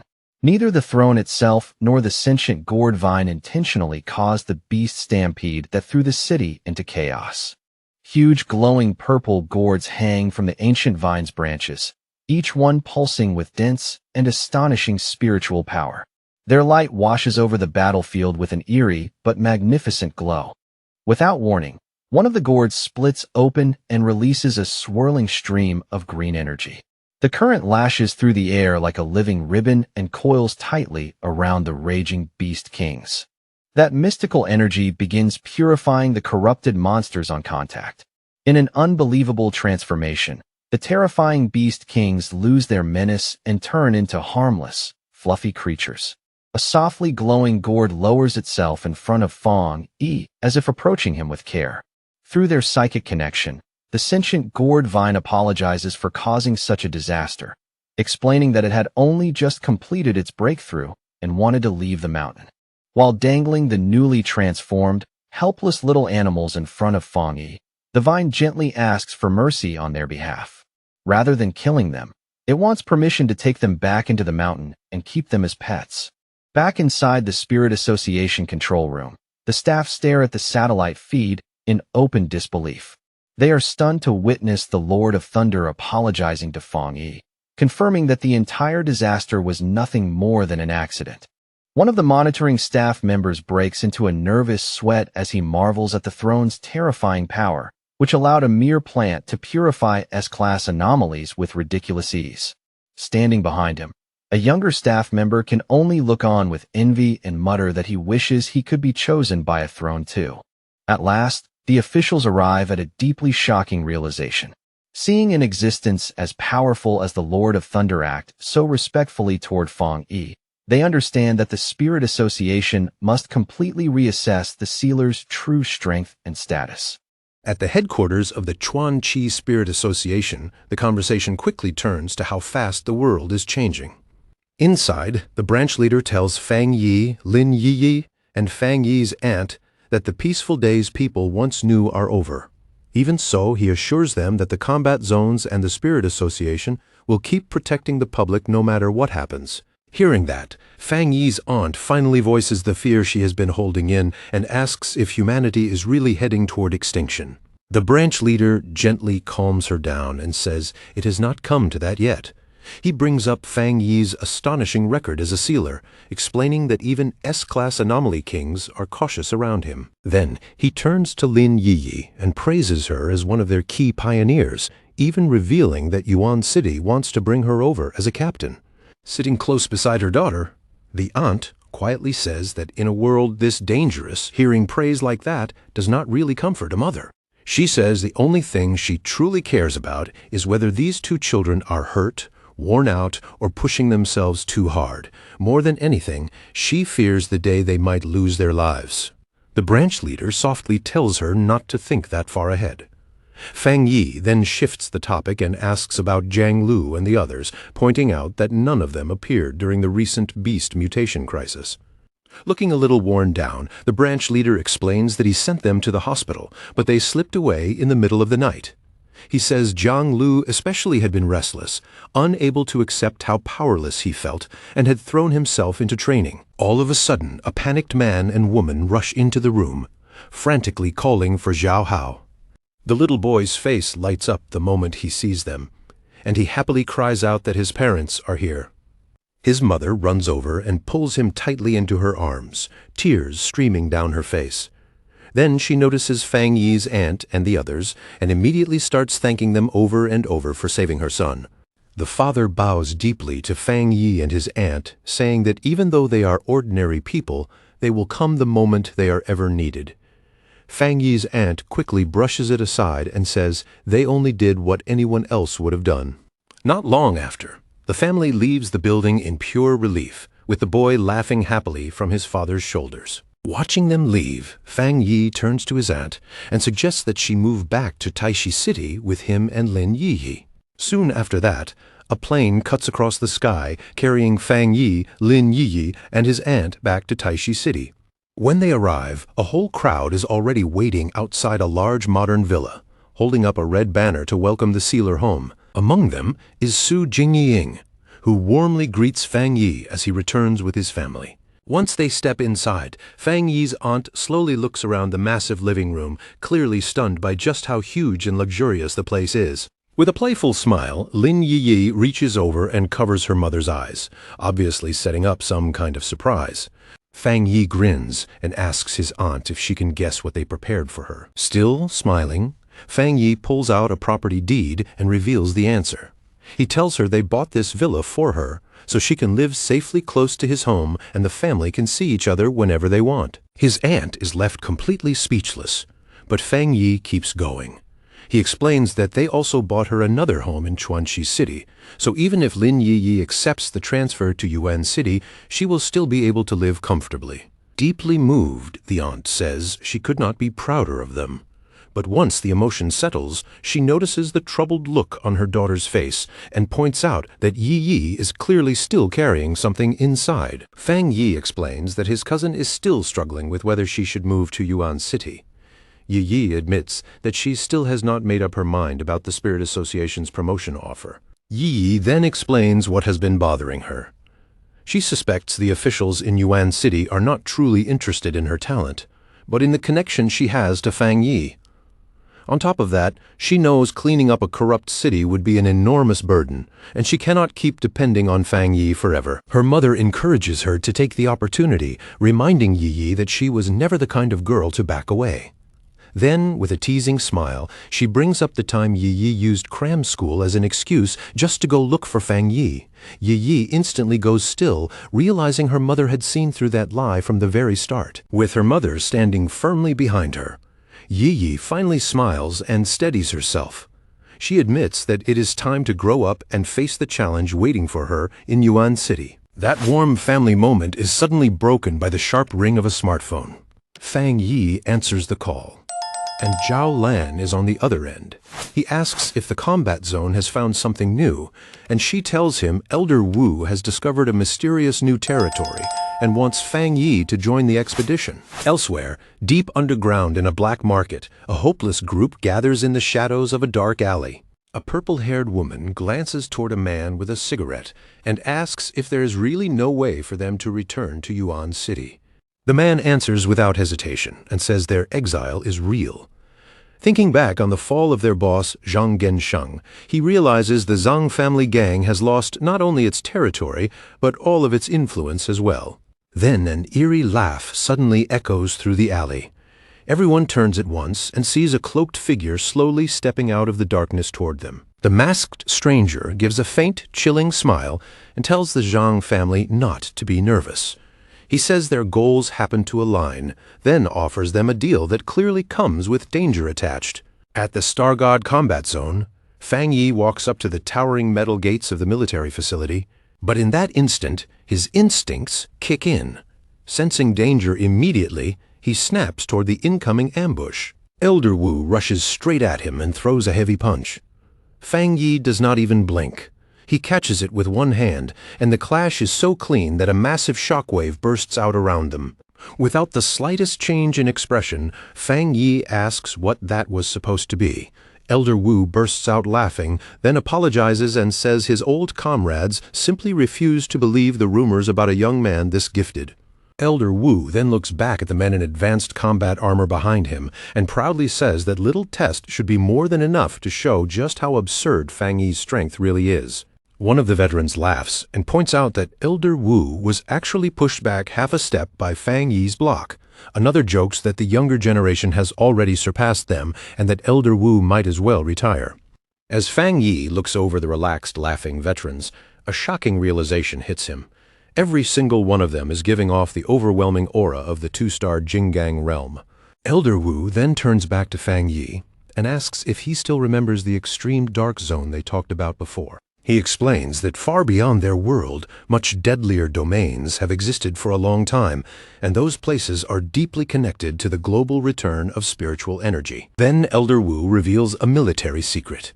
He says the nation's strongest fighters were missing during the recent monster outbreaks because they had been deployed to those domains. According to him, that is the true front line, where humanity had already been fighting a hidden war long before the public even knew spiritual energy existed. Fang Yi thinks back to the intelligence he received from Jiaolin and says those domains are like unstable time rifts. They are filled with chaotic forces, along with a dark attribute that constantly gives birth to terrifying monsters. Elder Wu confirms it and warns him that these classified domains have been especially active lately, with new rifts continuing to open across space. But with that danger comes an enormous opportunity. Elder Wu explains that entering these domains is the only way to build higher-level cultivation paths, allowing pioneers to break into the ghost acts and creation stages. As he listens, Fang Yi begins to understand how far ahead the government had been planning. He realizes this is why the nation had been sealing off polluted zones long before spiritual energy fully awakened. Looking at the veterans standing before him, Fang Yi finally feels the weight they have been carrying all this time. To step into those hellish places in secret and protect the nation from the shadows takes a level of resolve most people could never imagine. And, judging by how steady their 2-star Jinggang cultivation is, he realizes the true military strength of the Star God Combat Zone runs far deeper than anything seen on the surface. Elder Wu's face tightens, and with that, he pulls everyone's focus back to the mission at hand. Then he finally reveals their destination. They're heading for the most dangerous place of all, a monster-filled cavern known as the Tomb Cluster. While Fang Yi stands there beside Elder Wu and the battle-scarred veterans, another figure slowly steps out from the shadows of the base. Elder Wu introduces the man to Fang Yi. It's Zhang Tian, an elder from the Star God Combat Zone.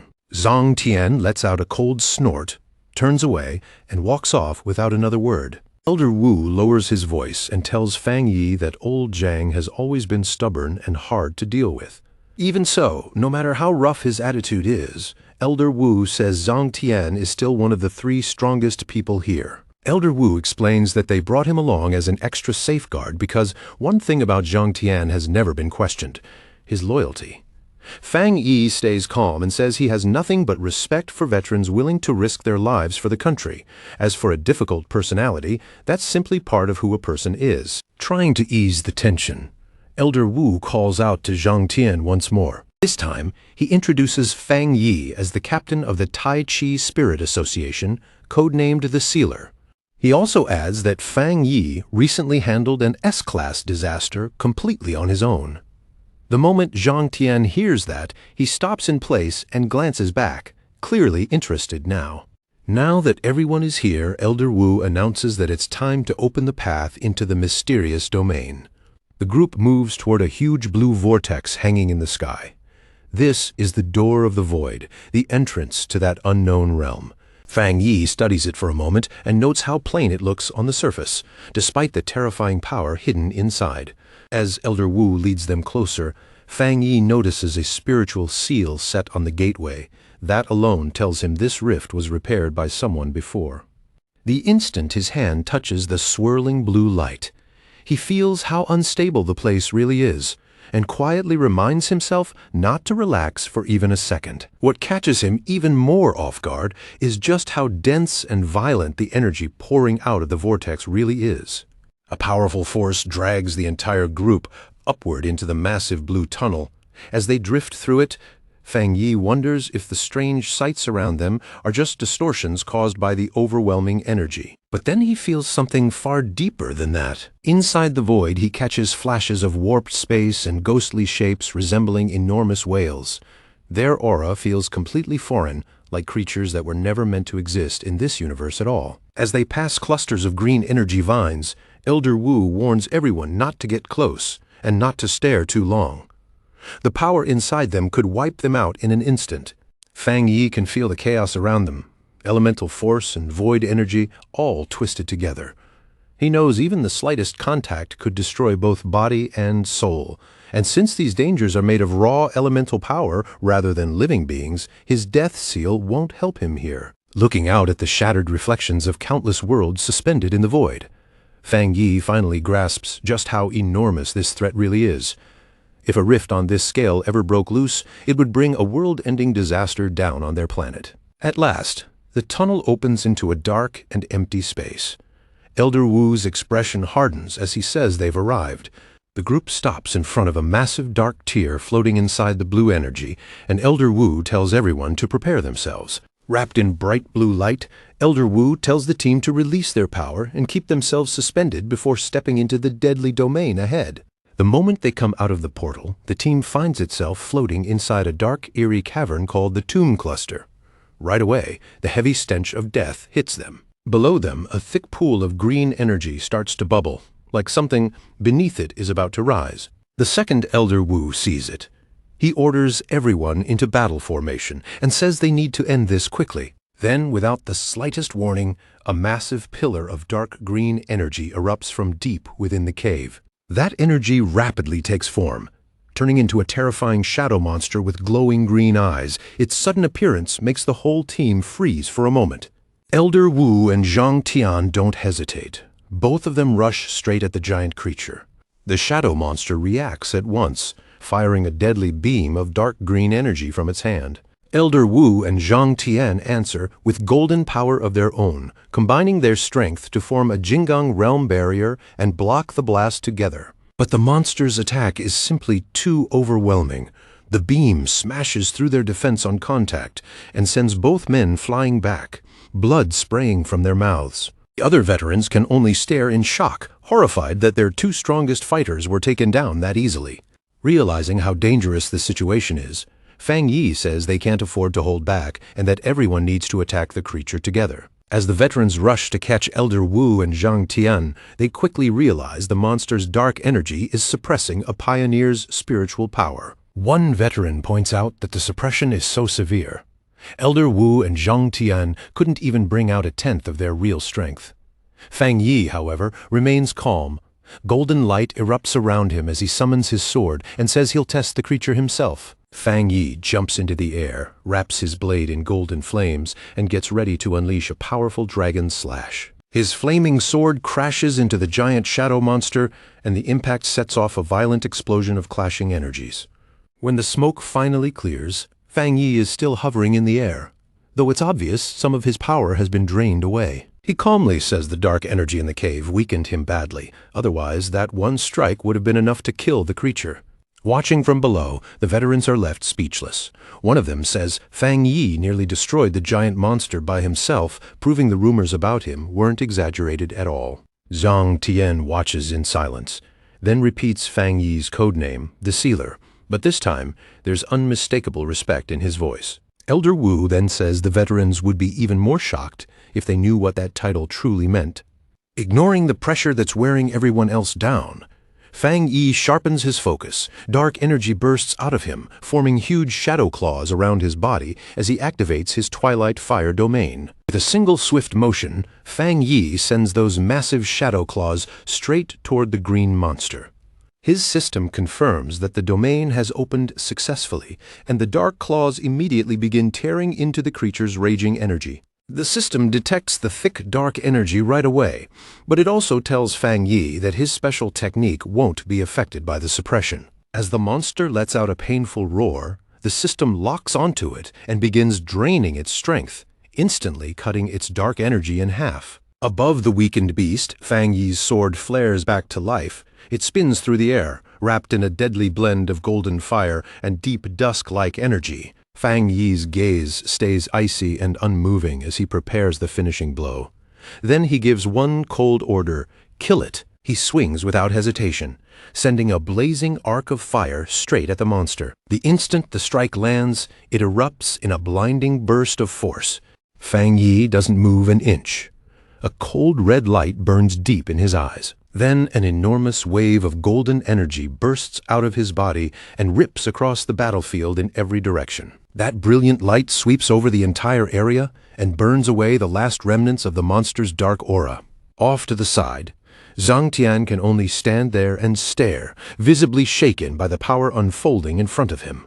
Next to him, Elder Wu watches carefully, and realizes Fang Yi is using an intense yang attribute to force back the dark energy around them. At that same moment, far away in Yuan City at the wood attribute throne, the sentient gourd vine suddenly begins glowing bright green among the jagged rocks. The sentient red spirit flower lights up as well, sensing that its master is in danger and needs help. In response, a massive beam of condensed green energy violently erupts from the mountaintop where the sentient gourd vine has taken root. Back on the battlefield, wild golden power crackles around Fang Yi as he keeps pressing the attack. But even after taking all that damage, it becomes clear that the Dark Giant, master of the throne and wielder of death power, is still unbelievably difficult to kill. When the Dark Giant still refuses to go down, Elder Wu tells Zhang Tian that Fang Yi needs backup.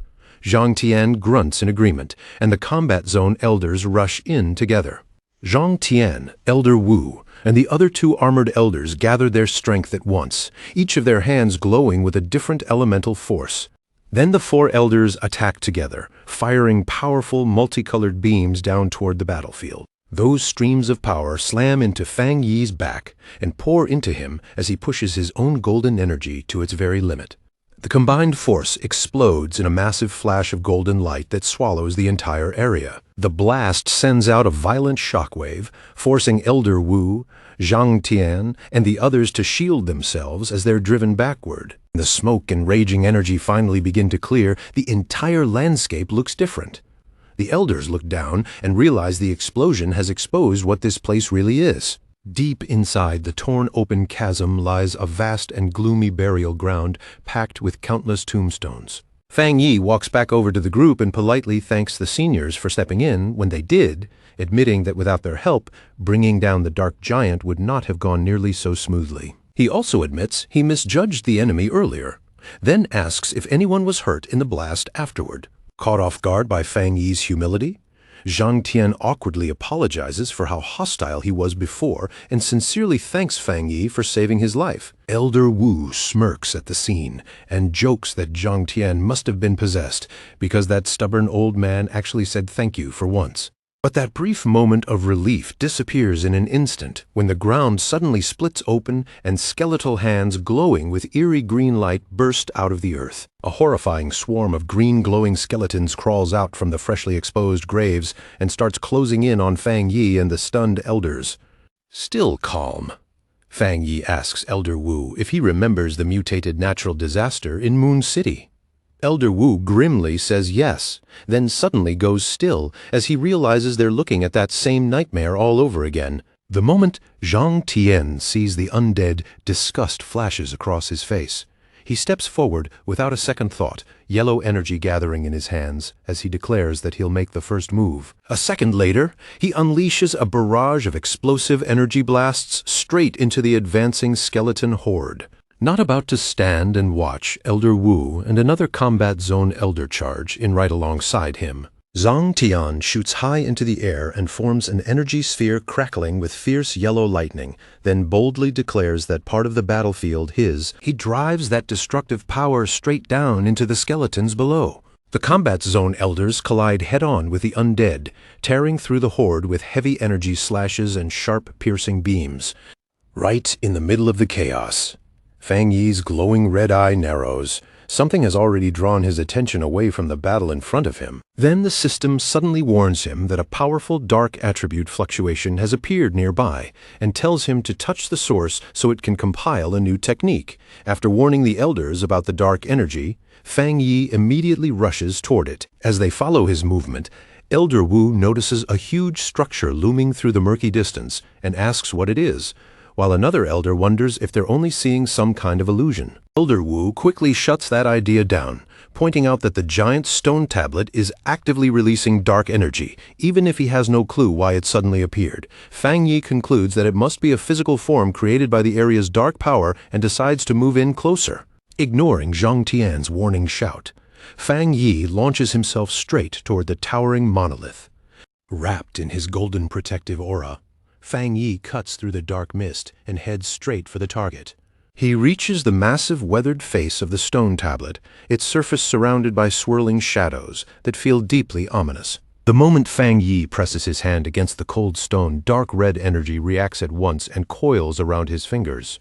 The system confirms that a dark attribute technique is now being compiled automatically. The process finishes, and Fang Yi obtains the Great Hell Saber method. The system explains that with a single slash, the technique can summon undead from the burial grounds to fight for him for 3 minutes, and their strength will scale directly with his own. Fang Yi quickly reviews the dark attribute techniques he already has.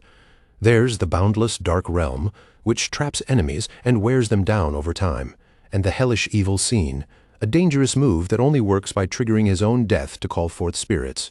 He also realizes that his illusion-based eye technique works best against enemies with high intelligence, which makes it far less effective against a mindless horde of skeletons. As a blade of red energy forms in his hand, Fang Yi feels the overwhelming power of this ancient burial ground and instantly understands that the undead here are far stronger than the ones they faced in Moon City. He realizes it almost right away. This new saber technique is absurdly powerful. It can control those terrifying creatures, and as his own strength keeps climbing, their power can rise with it too, with no clear limit in sight. While Feng Yi is still trying to wrap his head around that new ability, the elders from the combat zone gather around the huge stone tablet. The moment they figure out it was formed from condensed dark energy, they decide to take a piece back to the research institute. Zhong Tian is especially excited. To him, if they can fully study this thing, it might change everything going forward. But just as he gathers energy into his palm and gets ready to strike the stone, Feng Yi notices what they are about to do and immediately feels a bad premonition. Zhong Tan slams a heavy punch into the monolith, and beside him, Elder Wu is already thinking ahead.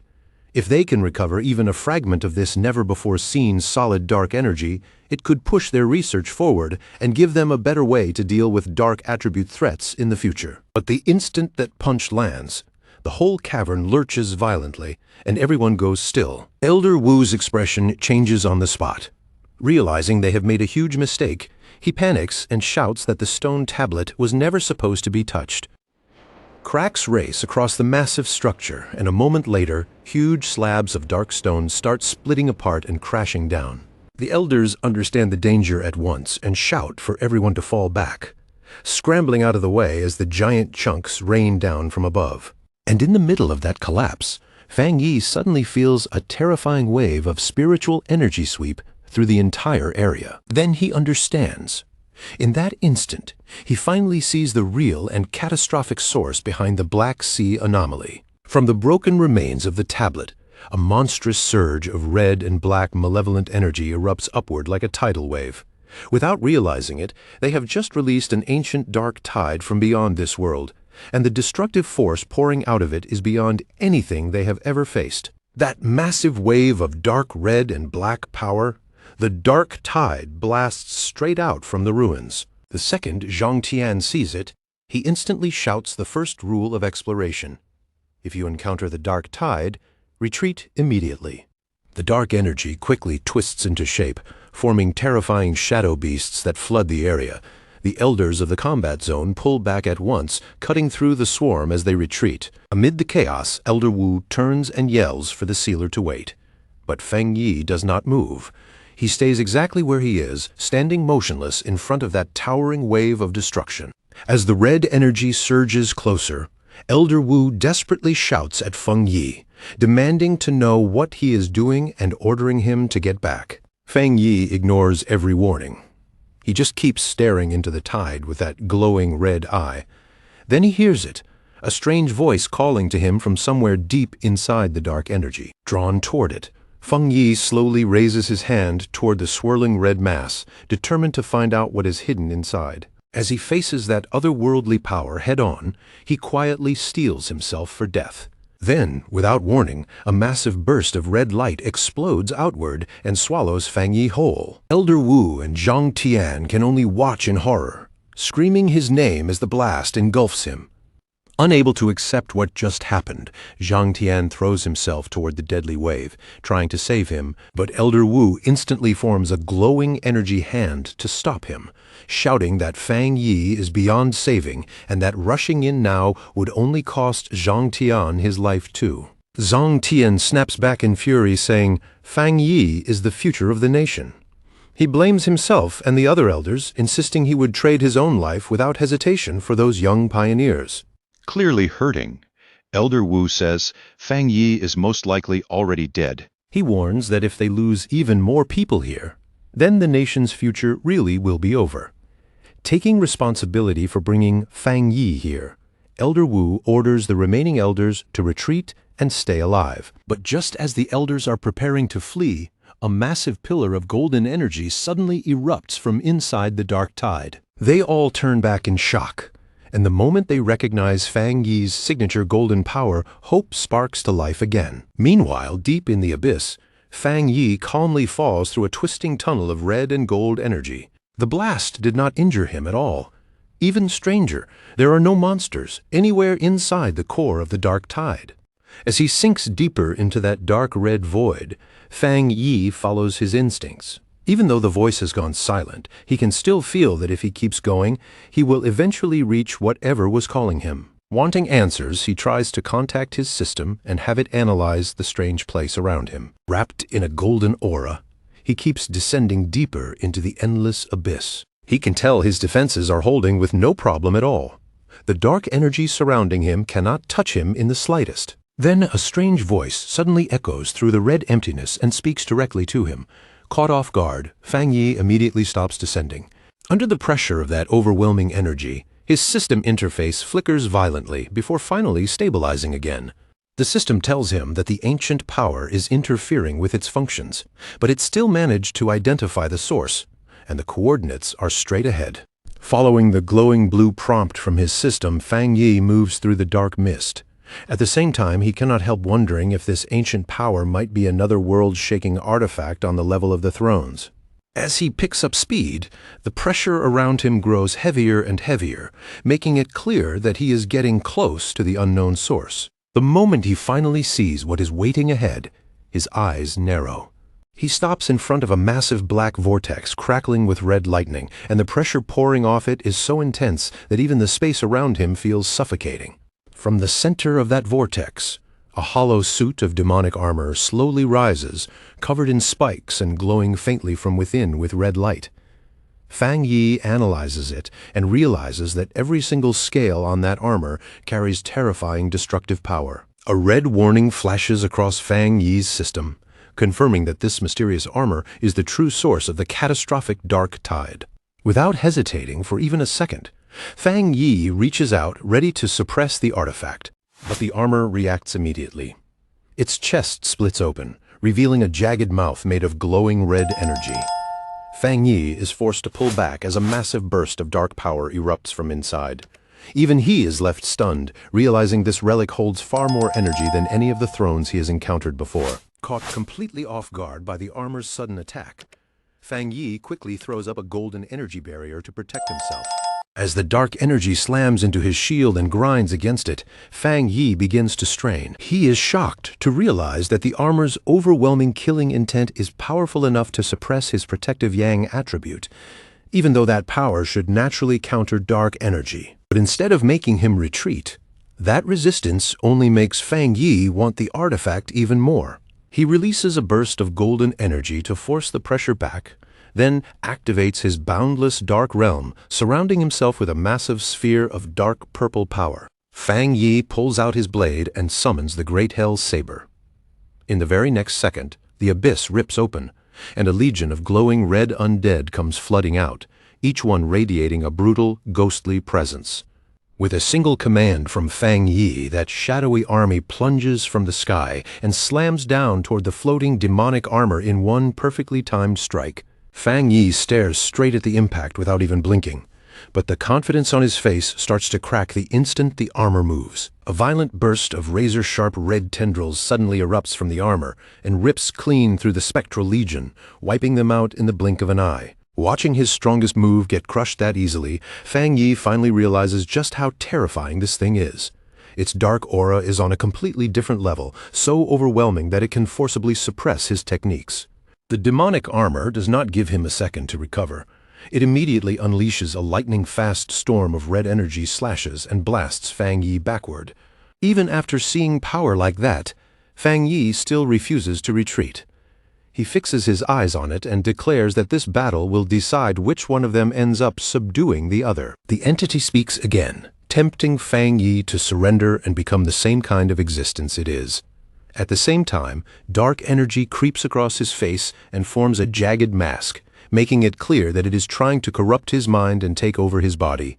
Fighting to stay in control, Fang Yi activates his Divine Sun Swallowing Heaven technique, using it to steady his mind and stop himself from falling under that influence. Fang Yi grits his teeth and roars that the entity has misjudged him.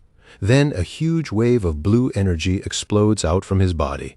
Driven all the way to the edge, he orders his system to release every bit of power and every technique he has at the same time. The system immediately issues a critical warning. It reports that although Fang Yi is only at the 2-star Jingang realm, his true combat power is already beyond calculation. But the system also tells him the price.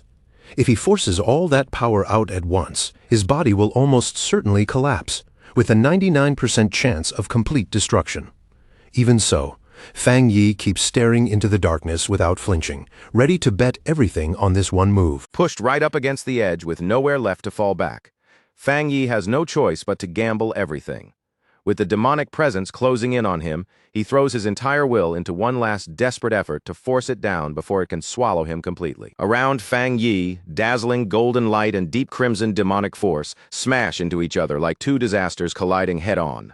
Standing at the center of that terrifying storm, he clenches his teeth and commands the system to release every ounce of power he possesses, silently staking his life on one final decision. Either he conquers this thing here, or he dies here. The system responds to Fang Yi's order instantly, without even the slightest pause. In the next heartbeat, every cultivation method he has ever mastered activates together, exploding through his body in a massive, terrifying current of raw power. But forcing so many conflicting powers to circulate inside one body at the same time is far from painless. The backlash hits Fang Yi with crushing force, making it feel as though his bones, muscles, and meridians are all being torn apart in different directions. Fang Yi clamps both hands over his head, his expression warping in unbearable pain. The violent energy raging inside him feels ready to tear him apart from within, and all he can do is fight desperately to hold on to the final fragile thread of his consciousness. In the end, even Fang Yi's willpower reaches its limit. His eyes suddenly lose all focus, turning empty and vacant, and a moment later a devastating eruption of red energy bursts out from his body like an explosion ripping through the depths of the abyss. The system immediately senses the deadly overload tearing through Fang Yi's body. With his life already hanging on the very edge, it activates its emergency protection without delay and triggers the death seal technique to keep him from slipping away completely. One elemental force after another begins to gather around Fang Yi's seemingly lifeless body. Lightning crackles through the darkness, a protective aura seals itself around him, and black chains twist tightly into place, dragging him back from the brink and proving that somehow Fang Yi is still alive. Far down in the abyss, Fang Yi floats silently through the endless darkness until, without warning, his eyes snap open with a fierce red glow. At that exact moment, the system announces that the ancient artifact has been defeated by the combined power of all his cultivation methods. Then the system confirms something almost impossible. The ancient entity has finally submitted. It no longer struggles against Fang Yi's control, and from this moment on, it recognizes him as its new master. The dense black energy surrounding Fang Yi begins to swirl inward, gathering tighter and tighter around him.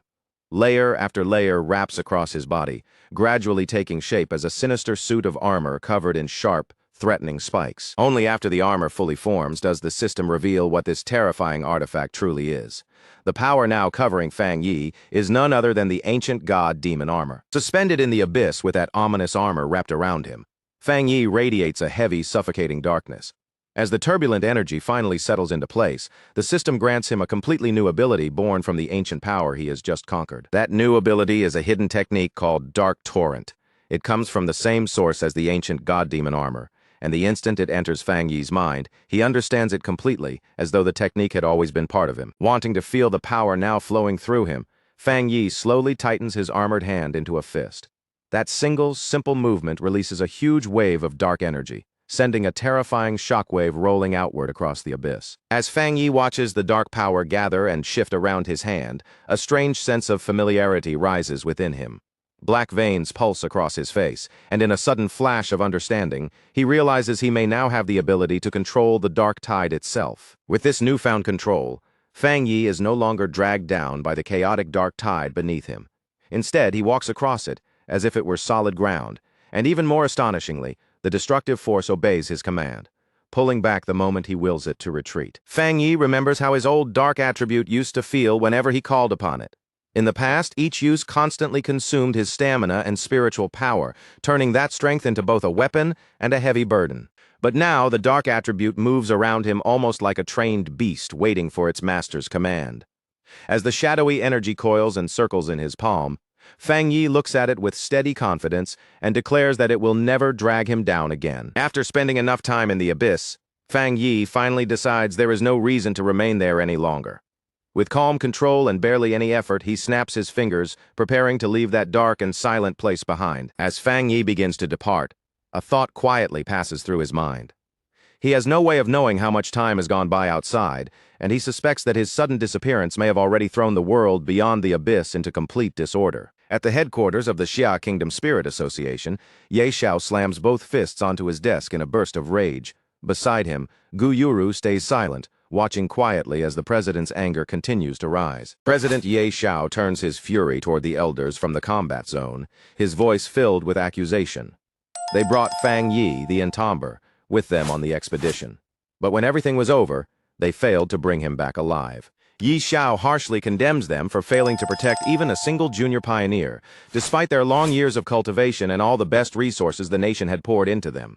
Under that heavy accusation, Elder Wu can only lower his head in silent shame. The president demands to know whether they are truly worthy of the positions they hold. After depending on Fang Yi to escape with their own lives, how could they possibly face the Xia Kingdom now that Fang Yi was the one left behind? Outside the office, Galan stands still, clearly hearing every word from inside.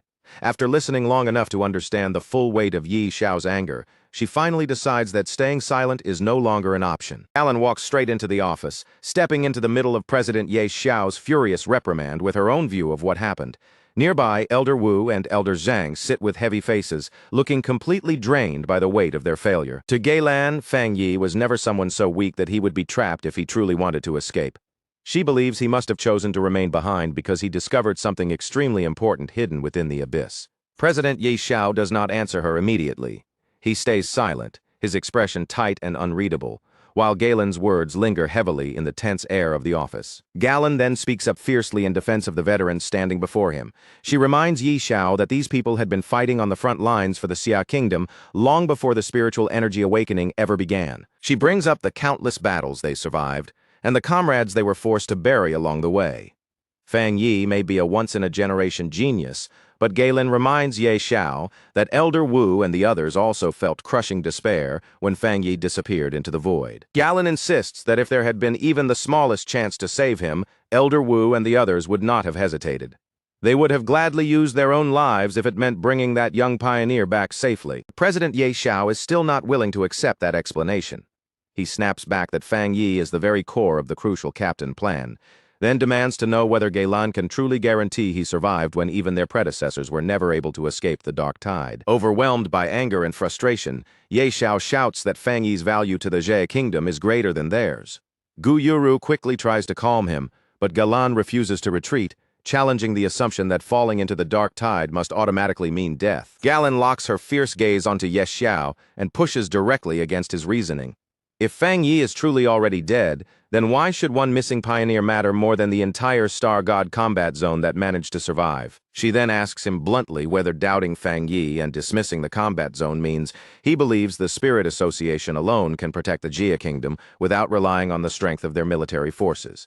Realizing that Galan has gone too far, Elder Wu suddenly raises his voice and shouts her name. His command cuts sharply through the room as he orders her to stop speaking and stand down immediately. The sharp tension filling the office finally starts to ease. President Ye Xiao releases a long, weary sigh, the rage slowly fading from his face, and admits that his earlier words came from frustration. In the end, he acknowledges that Galan is right. Now, looking visibly exhausted, Ye Xiao turns his attention to the real crisis in front of them and asks what they should do next.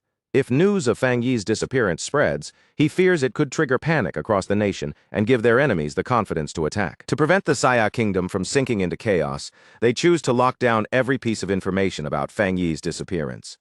The entire matter is placed under the highest security classification, leaving no opening for rumors to leak out. 1 week later, inside the Fang family villa, Lin Yiyi's anxiety has only grown stronger with each passing day.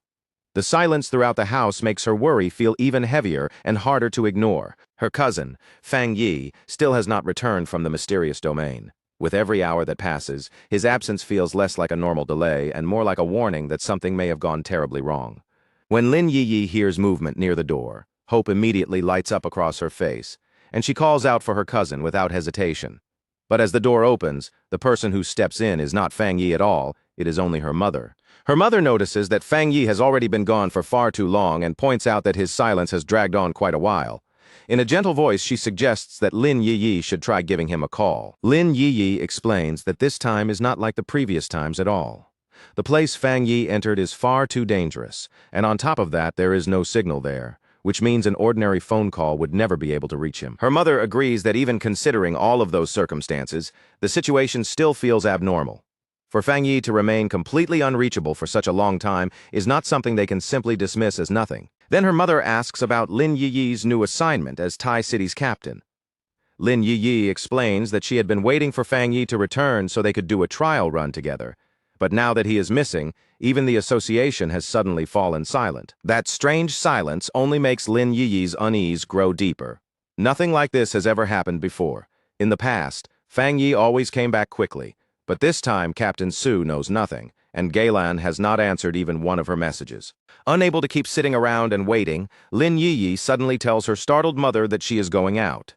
The decision comes so abruptly that her mother barely has enough time to react. Lin Yiyi rushes through the pouring rain, her thoughts spiraling more wildly with every step she takes.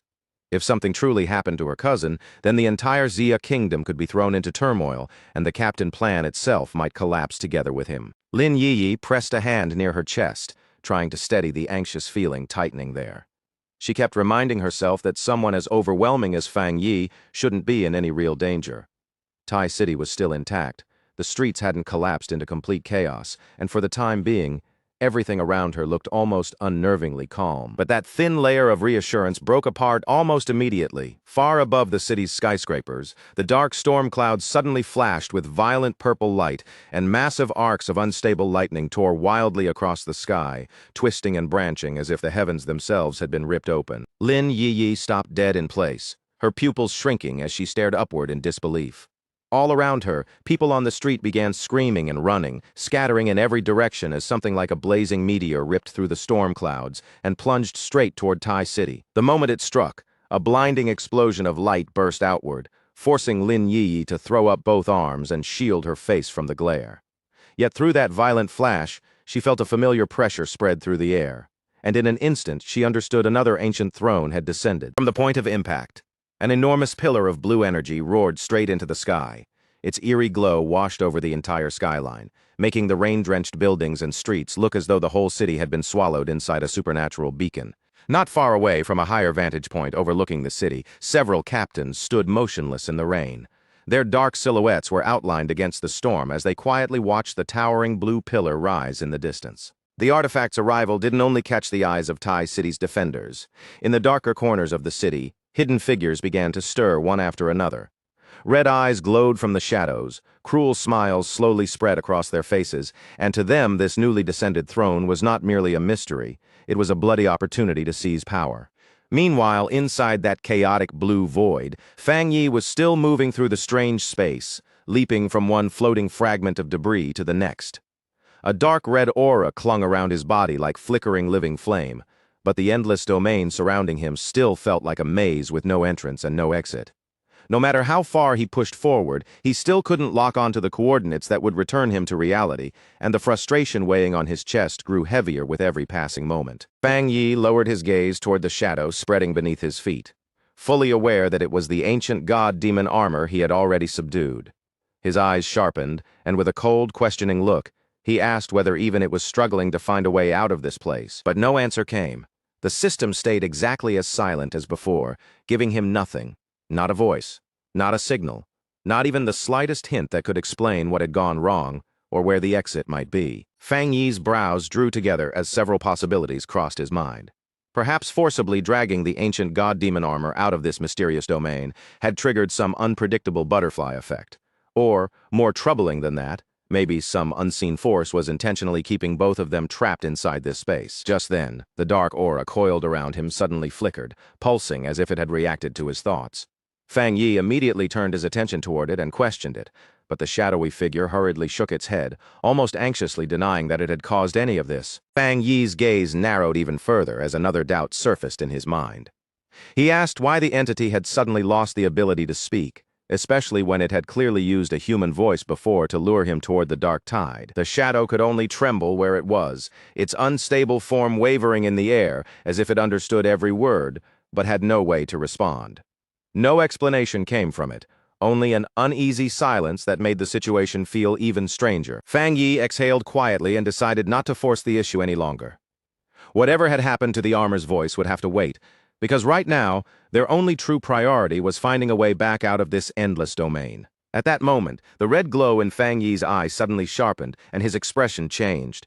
Beyond the surrounding chaos, he finally sensed something faint, a thin, fragile connection leading back toward the outside world. Back in reality, the storm clouds above Tai City split apart as a massive beam of blue energy came crashing down from the sky. It slammed into the city with terrifying force, marking the arrival of yet another mysterious throne. Heavy rain poured over the streets while terrified pedestrians fled in every direction, but Lin Yiyi pushed against the chaos instead of running away. Her figure cut through the curtain of rain as she sprinted straight toward the place where the energy had fallen. Lin Yiyi knew exactly how dangerous the timing was. Fang Yi was missing, and now a throne had suddenly appeared in Tai City. If this wasn't handled quickly, the entire city could be thrown into disorder. Even with the risks clear in her mind, she decided she had to investigate the situation herself. Her shoes splashed hard through puddles as she raced across the wet pavement, rain streaming around her with every step. But before she could make it much farther, her instincts suddenly flared, warning her that someone nearby was lying in wait to strike. A sinister-looking man carrying a knife stepped out onto the road ahead, blocking her path with a smug, unsettling grin. He addressed her as Miss Lin with far too much confidence, and Lin Yiyi stopped at once, shifting her stance defensively as she demanded to know who he was. Then, through the curtain of rain, more armed thugs began emerging one after another, cutting off the paths around her. Lin Yiyi swept her gaze across them and gave a cold, mocking remark, calling them fools for daring to wander into Tai City at a chaotic time like this. Her eyes turned sharp as she demanded to know what they were after. But before any of them could give an answer, Lin Yiyi moved first, releasing a fierce wave of green spiritual energy that blasted outward and violently drove back the attackers closing in on her. Without wasting even a single motion, Lin Yiyi shaped that green energy into thick, twisting vines. The vines shot forward through the rain and wrapped tightly around one of the older thugs, binding him in place before he had any chance to react. She followed up instantly, driving a powerful kick straight into his chest. The blow knocked the breath out of him, and while he was still trapped in the vines, Lin Yiyi pressed him for answers with a fierce, commanding glare. The man was thrown down hard onto the rain-slick pavement, his body hitting the ground with a heavy crash before skidding across the wet surface from the force of Lin Yiyi's attack. After watching their first move fall apart so quickly, another thug reacted without delay. He lifted a whistle to his mouth and blew a sharp signal through the storm, calling for reinforcements the moment he realized they needed more numbers. Almost at once, the entire area came alive with movement. More enemies appeared from the shadows from narrow side streets and even from the rooftops above, each carrying different weapons as they moved in and completely surrounded Lin Yi. The center of the ambush, their leader finally stepped forward, a red bandana tied around his head. He raised his massive sword with an arrogant tilt of his chin and pointed the blade directly at Lin Yiyi. The leader sneered at her, dismissing Lin Yiyi as nothing more than a little girl borrowing fame from the Entomber's reputation. Then, without the slightest hesitation, he gave the order for all of his men to rush her at once. A bright green light began burning in Lin Yiyi's eyes as she glared back at the crowd around her. Instead of showing fear, she asked if they were really looking down on her, then declared that this was the perfect chance to test the multi-target combat training she had been practicing lately. In the very next instant, Lin Yiyi pushed her spiritual energy outward, and countless sharp whip-like green vines lashed through the rain in every direction like a storm of living blades. The vines struck with frightening speed, catching several attackers in mid-air and yanking them off balance before they could complete their assault. At the same time, Lin Yiyi kept moving up close, delivering quick, precise kicks to anyone who managed to break through and get near her. With one sharp movement, Lin Yi commanded the vines to tighten. The enemies caught in their bindings were squeezed even harder, leaving them hanging helplessly in the air as they struggled and twisted against the crushing restraint. The older thug writhed inside the vines, cursing through clenched teeth as panic finally spread across his face. Only then did he realize the truth. Lin Yi's unique wood attribute wasn't merely restraining their bodies, it was also actively suppressing the flow of their spiritual energy. Now that she had taken full control of the fight's rhythm, Lin Yi pulled the bound thugs together with her vines. One by one, the struggling men were dragged into a single tangled cluster, completely caught in her grasp. Then, with a powerful sweeping motion, she hurled the entire group through the rain-soaked air. As their bodies went flying across the street, Lin Yi shouted for them to get lost, her voice cutting sharply through the storm. But before she could ease her guard, a sharp projectile formed from dark purple energy suddenly tore through the falling rain. It sliced toward her with deadly speed, cutting a dangerous line straight through the storm. Lin Yi's expression shifted the instant she sensed what it was. This wasn't ordinary fire. It was a flame ability mixed with a corrosive dark attribute. Normal flames would struggle to burn through her strengthened vines, but this dark fire carried a completely different level of danger. She immediately tried to dodge, twisting her body out of the attack's path. But even with her quick reaction, the dark energy still grazed past her and carved sharply into her arm. Lin Yi gasped at the sudden burst of pain, her eyes widening as fresh blood spilled from the cut. The blood quickly mixed with the rainwater running down her skin, leaving a red trail against the storm. The instant the bandana-wearing leader and the remaining thugs saw that she had been injured, they seized their chance. They lunged at her from every direction at once, weapons raised, trying to finish her before she could recover. Just before their blades could close in on her, Lin Yi released another surge of green light. In a flash, a glowing barrier formed around her body, wrapping her in protective spiritual energy. The barrier erupted outward with explosive force, slamming into every attacker and sending them flying back across the rain-soaked street. Standing in the center of the green glow, Lin Yi coldly mocked them, saying that even 9 grown men still couldn't bring down a single student. The leader landed and steadied himself on the slippery pavement, his feet sliding slightly beneath him. But instead of looking furious, a calculating glint appeared in his eyes as he quietly studied the situation in front of him. He realized that even after Lin Yi had been pushed into such a dangerous position, Fang Yi still hadn't appeared to save her. That single fact was enough for him to confidently conclude that Fang Yi truly was no longer in Tai City. With his real objective already achieved, the leader immediately ordered his men to retreat. One after another, the thugs leaped away into the storm and disappeared through the rain, leaving Lin Yi standing alone in the street as she caught her breath and realized she had walked straight into their trap. Frustration surged through Lin Yi, and she slammed her fist hard against a nearby wall. By fighting so desperately to protect herself, she had accidentally confirmed the one thing their hidden enemies wanted to know most. Fang Yi was absent. Lin Yi cursed herself for being careless, her expression tightening with regret. Now that the enemy knew the truth, they would definitely return with better preparation next time, and she understood that she needed a plan immediately before the situation spiraled completely out of control. But before Lin Yi could fully sort through her racing thoughts, the stormy sky above Tai City lit up once again. In the distance, a massive pillar of golden light pierced through the clouds and crashed down somewhere within the city. The instant Lin Yi finally realized what that mysterious glow had been trying to communicate, the look on her face shifted in a heartbeat. The confusion in her eyes vanished, replaced not by panic, but by a sharp, unwavering determination, as though the answer had snapped into place and she had already chosen the path she needed to take. Lin Yi didn't allow herself even a moment of hesitation. She pulled out her phone at once, her fingers moving quickly and accurately, despite the rain, the pressure, and the danger closing in around her. With urgent focus, she made the call and demanded to be connected to Captain Su as quickly as possible. At almost the exact same time, Captain Su was still holding her post in the pouring rain, standing guard near the barricades around the newly descended throne. The restricted zone around her was locked down tight, every corner tense with danger, and when she answered Lin Yi's call, her first question was whether Yi had been attacked. Lin Yi told her that she had driven the attackers off for the moment, but her voice stayed heavy and serious because she knew this was only a temporary pause.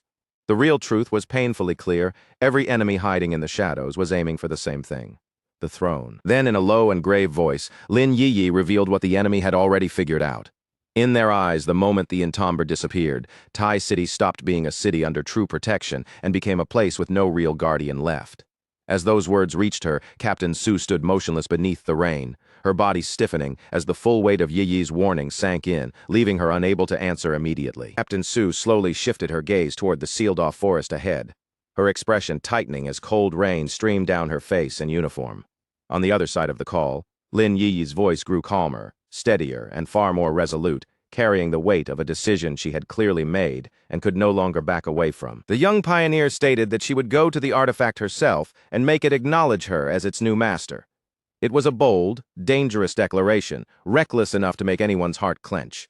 But beneath her words was the desperation of someone who understood that protecting the city might require walking straight into the greatest danger. By the time Lin Yi reached the restricted site, the storm still hadn't weakened, and sheets of rain continued hammering down around her. Standing before the oppressive aura of the artifact ahead, she spoke with firm determination, saying that if she wanted to protect Tai City, then there truly was no other choice left for her. The moment Captain Su realized what Lin Yi was planning, she rushed forward through the rain and pulled her into a tight, desperate embrace. Holding Yi close beneath the cold downpour, Captain Su scolded her for being foolish, her voice shaking with both fear and anger. She warned her that this newly descended artifact carried the metal attribute, which meant its power was terrifyingly sharp and lethal, far beyond the anomalies they had faced before, possibly 100 times more dangerous. Captain Su forced Lin Yi to understand that her wood attribute would offer almost no defense against a metal attribute power of that level. Facing it directly would be no different from stepping willingly toward death. Tears gathered in Captain Su's eyes as she pleaded with Yi not to sacrifice herself, begging her not to throw away her life on something that looked less like bravery and more like a suicide mission. But that painful, emotional moment was broken apart almost immediately. A guard came sprinting toward them through the rain in a state of panic, his face drained of color, his breathing ragged, and the urgency in his voice making it obvious that another disaster had just struck. The guard quickly reported that large numbers of underground organizations and neutral factions were rapidly converging on their location. Worse still, even registered pioneers had started pouring into Tai City in waves, turning the crisis into a disaster pressing in from every possible direction at once. Meanwhile, in the shadowy corners of Tai City, countless rogue pioneers and mutants were gathering together like a storm about to burst. The rumor that the Entomber had died had spread through them like wildfire, stripping away their fear of both the military and the Spirit Association. To them, Tai City had become an open battlefield with no law, no order, and no one strong enough to stop them. Driven blind by greed, they prepared to rush the restricted zone, convinced that whoever claimed the throne would become the next absolute ruler of Jia. At the same time, far away from Tai City's growing chaos, a rescue team passed through a swirling portal and stepped into the mysterious domain. Their objective was simple but urgent. They had to find the exact location where Fang Yi had disappeared. Elder Wu and Ye Xiao emerged into a vast white desert, the pale sand stretching endlessly beneath an unusually clear sky. The brightness of the place felt almost unnatural, making the entire domain seem empty, silent, and strangely unreal, as if they had walked into a world that had been wiped clean. Elder Wu confirmed that this was indeed the same place where the dark tide had once swallowed the Entomber. But as his eyes swept across the transformed landscape, confusion slowly appeared on his face, because the scene before him no longer matched the terrifying place he remembered at all. He could not make sense of it. The oppressive dark energy that had once filled this domain, along with the ancient tombstones that carried such a horrifying aura, had all disappeared completely. Everything was gone so cleanly that not even the faintest trace seemed to have been left behind. Then, without the slightest warning, the sky above them tore open. From that crack, a terrifying rush of dark energy exploded outward, rolling across the air like a black tidal wave, and every member of the rescue team stared upward in shock as that overwhelming force poured down before their eyes. From inside the dark rift, Fang Yi suddenly fell through and landed on the white sand below. His arrival was abrupt and powerful, cutting through the silence of the pale desert and sending a wordless shock through everyone watching. Even Fang Yi looked surprised to find himself in this strange place. He had only been tracing the energy signature of the newly descended throne, using that thread of power as a guide to return to reality, and he clearly had not expected the trail to bring him here first. When Elder Wu and Ye Xiao saw the golden aura surrounding Fang Yi, their eyes widened at once. It was him.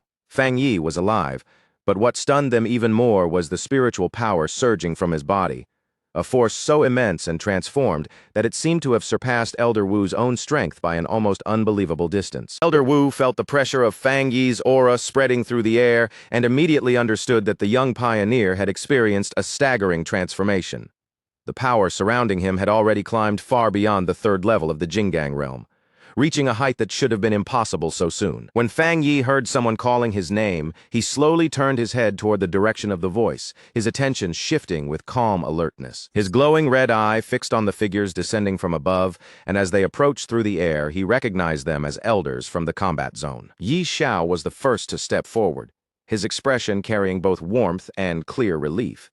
He reached out and firmly took Fang Yi's hand in greeting, as if the simple sight of Fang Yi standing alive before him had finally lifted a heavy burden from his chest. He introduced himself as Yi Xiao, the president of the Ixi Nation Spirit Association, speaking with a sincerity that was impossible to miss.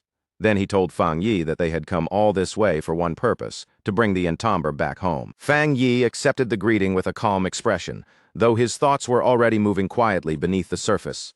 Since he had never heard Yi Xiao's name before, he naturally guessed that this man must have taken up the position during the time he had been missing. Yi Xiao suggested that the strange spatial disturbances were likely connected to the newly descended throne. Fang Yi then explained that after being trapped inside the domain, he had wandered aimlessly without any way to locate Earth's coordinates until by chance he encountered their rescue group. A sudden urgency tightened inside Fang Yi, and he immediately asked to return to Tai City without even a moment's delay. Elder Wu and the veteran pioneers agreed at once, their faces bright with eagerness, proud that they had the chance to personally assist such an extraordinary young pioneer. No one wasted any more time. The group began pouring their spiritual energy together, and before long, a huge blue portal opened in front of them, its swirling light expanding rapidly as the path back to the real world took shape. As Fang Yi stepped into the portal and moved back toward reality, an intense sense of dread suddenly swept over him. A dark premonition struck deep in his heart, making him fear that his cousin, Lin Yi, might be facing deadly danger, and all he could do was hope with everything he had that the feeling was only his imagination. Inside the swirling blue void, the group rushed forward at incredible speed, streams of light twisting and flowing around them from every direction. Elder Wu kept his expression controlled, forcing himself to remain silent, even as questions pressed heavily inside his mind. Still, Elder Wu could not stop thinking about what he had just witnessed. How had Fang Yi survived the catastrophic dark tide at all? And even more unbelievable than that, how had he come out of it with such a tremendous breakthrough in cultivation? Far from the portal, Tai City had already descended into complete disorder. Heavy rain continued pouring over the city, drenching the streets, while smoke drifted through shattered roads and broken buildings, like the aftermath of a battlefield. Across those ruined streets, the defending pioneers were fighting with everything they had left. They stood their ground desperately, trying to stop the overwhelming tide of hostile invaders that kept flooding into the city from every side. At the front line of the battle, the Spirit Association's lead official raised a golden shield, just in time to block the attack of a cloaked rogue. As the enemy sneered and mocked their stubborn resistance, the official's expression darkened. He could see clearly just how arrogant these underground factions had become, willing to tear down the entire order of the city simply to seize power for themselves. With a fierce movement, the lead official released a blazing golden shockwave that hurled the attackers backward. He immediately ordered his people to launch a counterattack, but right in the middle of the chaos, a frantic report reached him. The defensive perimeter surrounding the newly descended throne had already been broken through. Realizing just how dangerous the situation had become, the official commanded his subordinates to hurry and reinforce the squads holding the throne's front line. He declared that he would defend this position alone, then raised his power once more and unleashed a barrage of golden flames, cutting off the assassins as they leapt toward him. When one of his subordinates hesitated, clearly unwilling to abandon him there, the official snapped a stern command and ordered them to obey. Then he touched his earpiece, and his expression hardened, not only with determination but with a fresh glimmer of hope. He revealed that crucial news had arrived. As long as they could survive this wave of attacks, victory would be guaranteed. Elsewhere, in the rain-soaked streets of Tai City, two defending pioneers were barely managing to hold their position against the enemy forces. Just then, Wang Lan and Song Yiming appeared through the downpour, and the exhausted defenders turned toward them with hopeful eyes, asking whether headquarters had finally sent reinforcements. Song Yiming calmly explained that every pioneer had their attention fixed on Tai City's exposed resources, now that the city appeared vulnerable. Wang Lan, however, wore a faint smile as he spoke, making it clear that they had not come for those reasons. They were here to repay a favor. Without saying anything more, Song Yiming thrust his fist forward and unleashed a blazing punch straight into the attackers. Flames roared through the street in an explosive wave, engulfing the enemy forces and scattering them in a devastating blast. As the enemies crumpled beneath the force of the attack, They laughed at how pathetically weak the invaders really were. They mocked them for struggling so desperately over the entomber, a man all of those fools believed had already died. Song Yiming then stated coldly that a weak, chaotic, and disorganized mob like this had no right to even dream of taking control of the newly descended throne's immense power. When the opposing pioneers arrogantly shouted that the metal attribute throne belonged to them, Wang Lan didn't bother answering with words. Instead, he released his water abilities in a violent strike, and in the next instant, the enemies were frozen solid where they stood, their bodies turning into rigid ice sculptures beneath the rain. The wave of invasion soon reached Fang Yi's private villa. Outside the residence, a group of armed thugs gathered together and quickly realized they had discovered the entomber's home. One scarred thug laughed with greedy excitement, already imagining Fang Yi's possessions falling into his hands, and his expression became even more disturbing when he mentioned the two defenseless women inside. But before the thugs could force their way through the doors, a haunting melody suddenly floated through the rain. Nearby, a pioneer raised a glowing green flute and began to play, sending out rippling waves of magical sound. The power struck the invaders immediately, making them scream and dance uncontrollably, their faces twisting in terror as they realized they had been trapped by terrifying mind control. The person who stepped in was Moon City pioneer Captain Chen Ruo. She stood calmly on a nearby rock, looking down at the struggling thugs with cold, unreadable eyes, her posture steady despite the storm around her. As Chen Ruo watched the thugs writhe helplessly under the control of her melody, her thoughts drifted back to something her mother had once taught her. People who were weak but still consumed by endless greed could, in their own way, become truly frightening. At the foot of the restricted mountain, a massive burst of blue energy suddenly erupted upward into the storm-dark sky. The brilliant surge tore through the falling rain, instantly catching the attention of countless rogue pioneers swarming in the nearby area. Above the gathered crowd, an invader wrapped in roaring flames floated high in the air. He laughed wildly into the storm, overflowing with confidence as he declared that the throne was already his. Without warning, a blinding pillar of fierce blue radiance dropped straight into the restricted zone, splitting the air as if some heavenly punishment has come crashing down from above. The instant that light touches the ground, a savage shockwave detonates outward, smashing into the advancing invaders and driving them back before they can force their way any closer.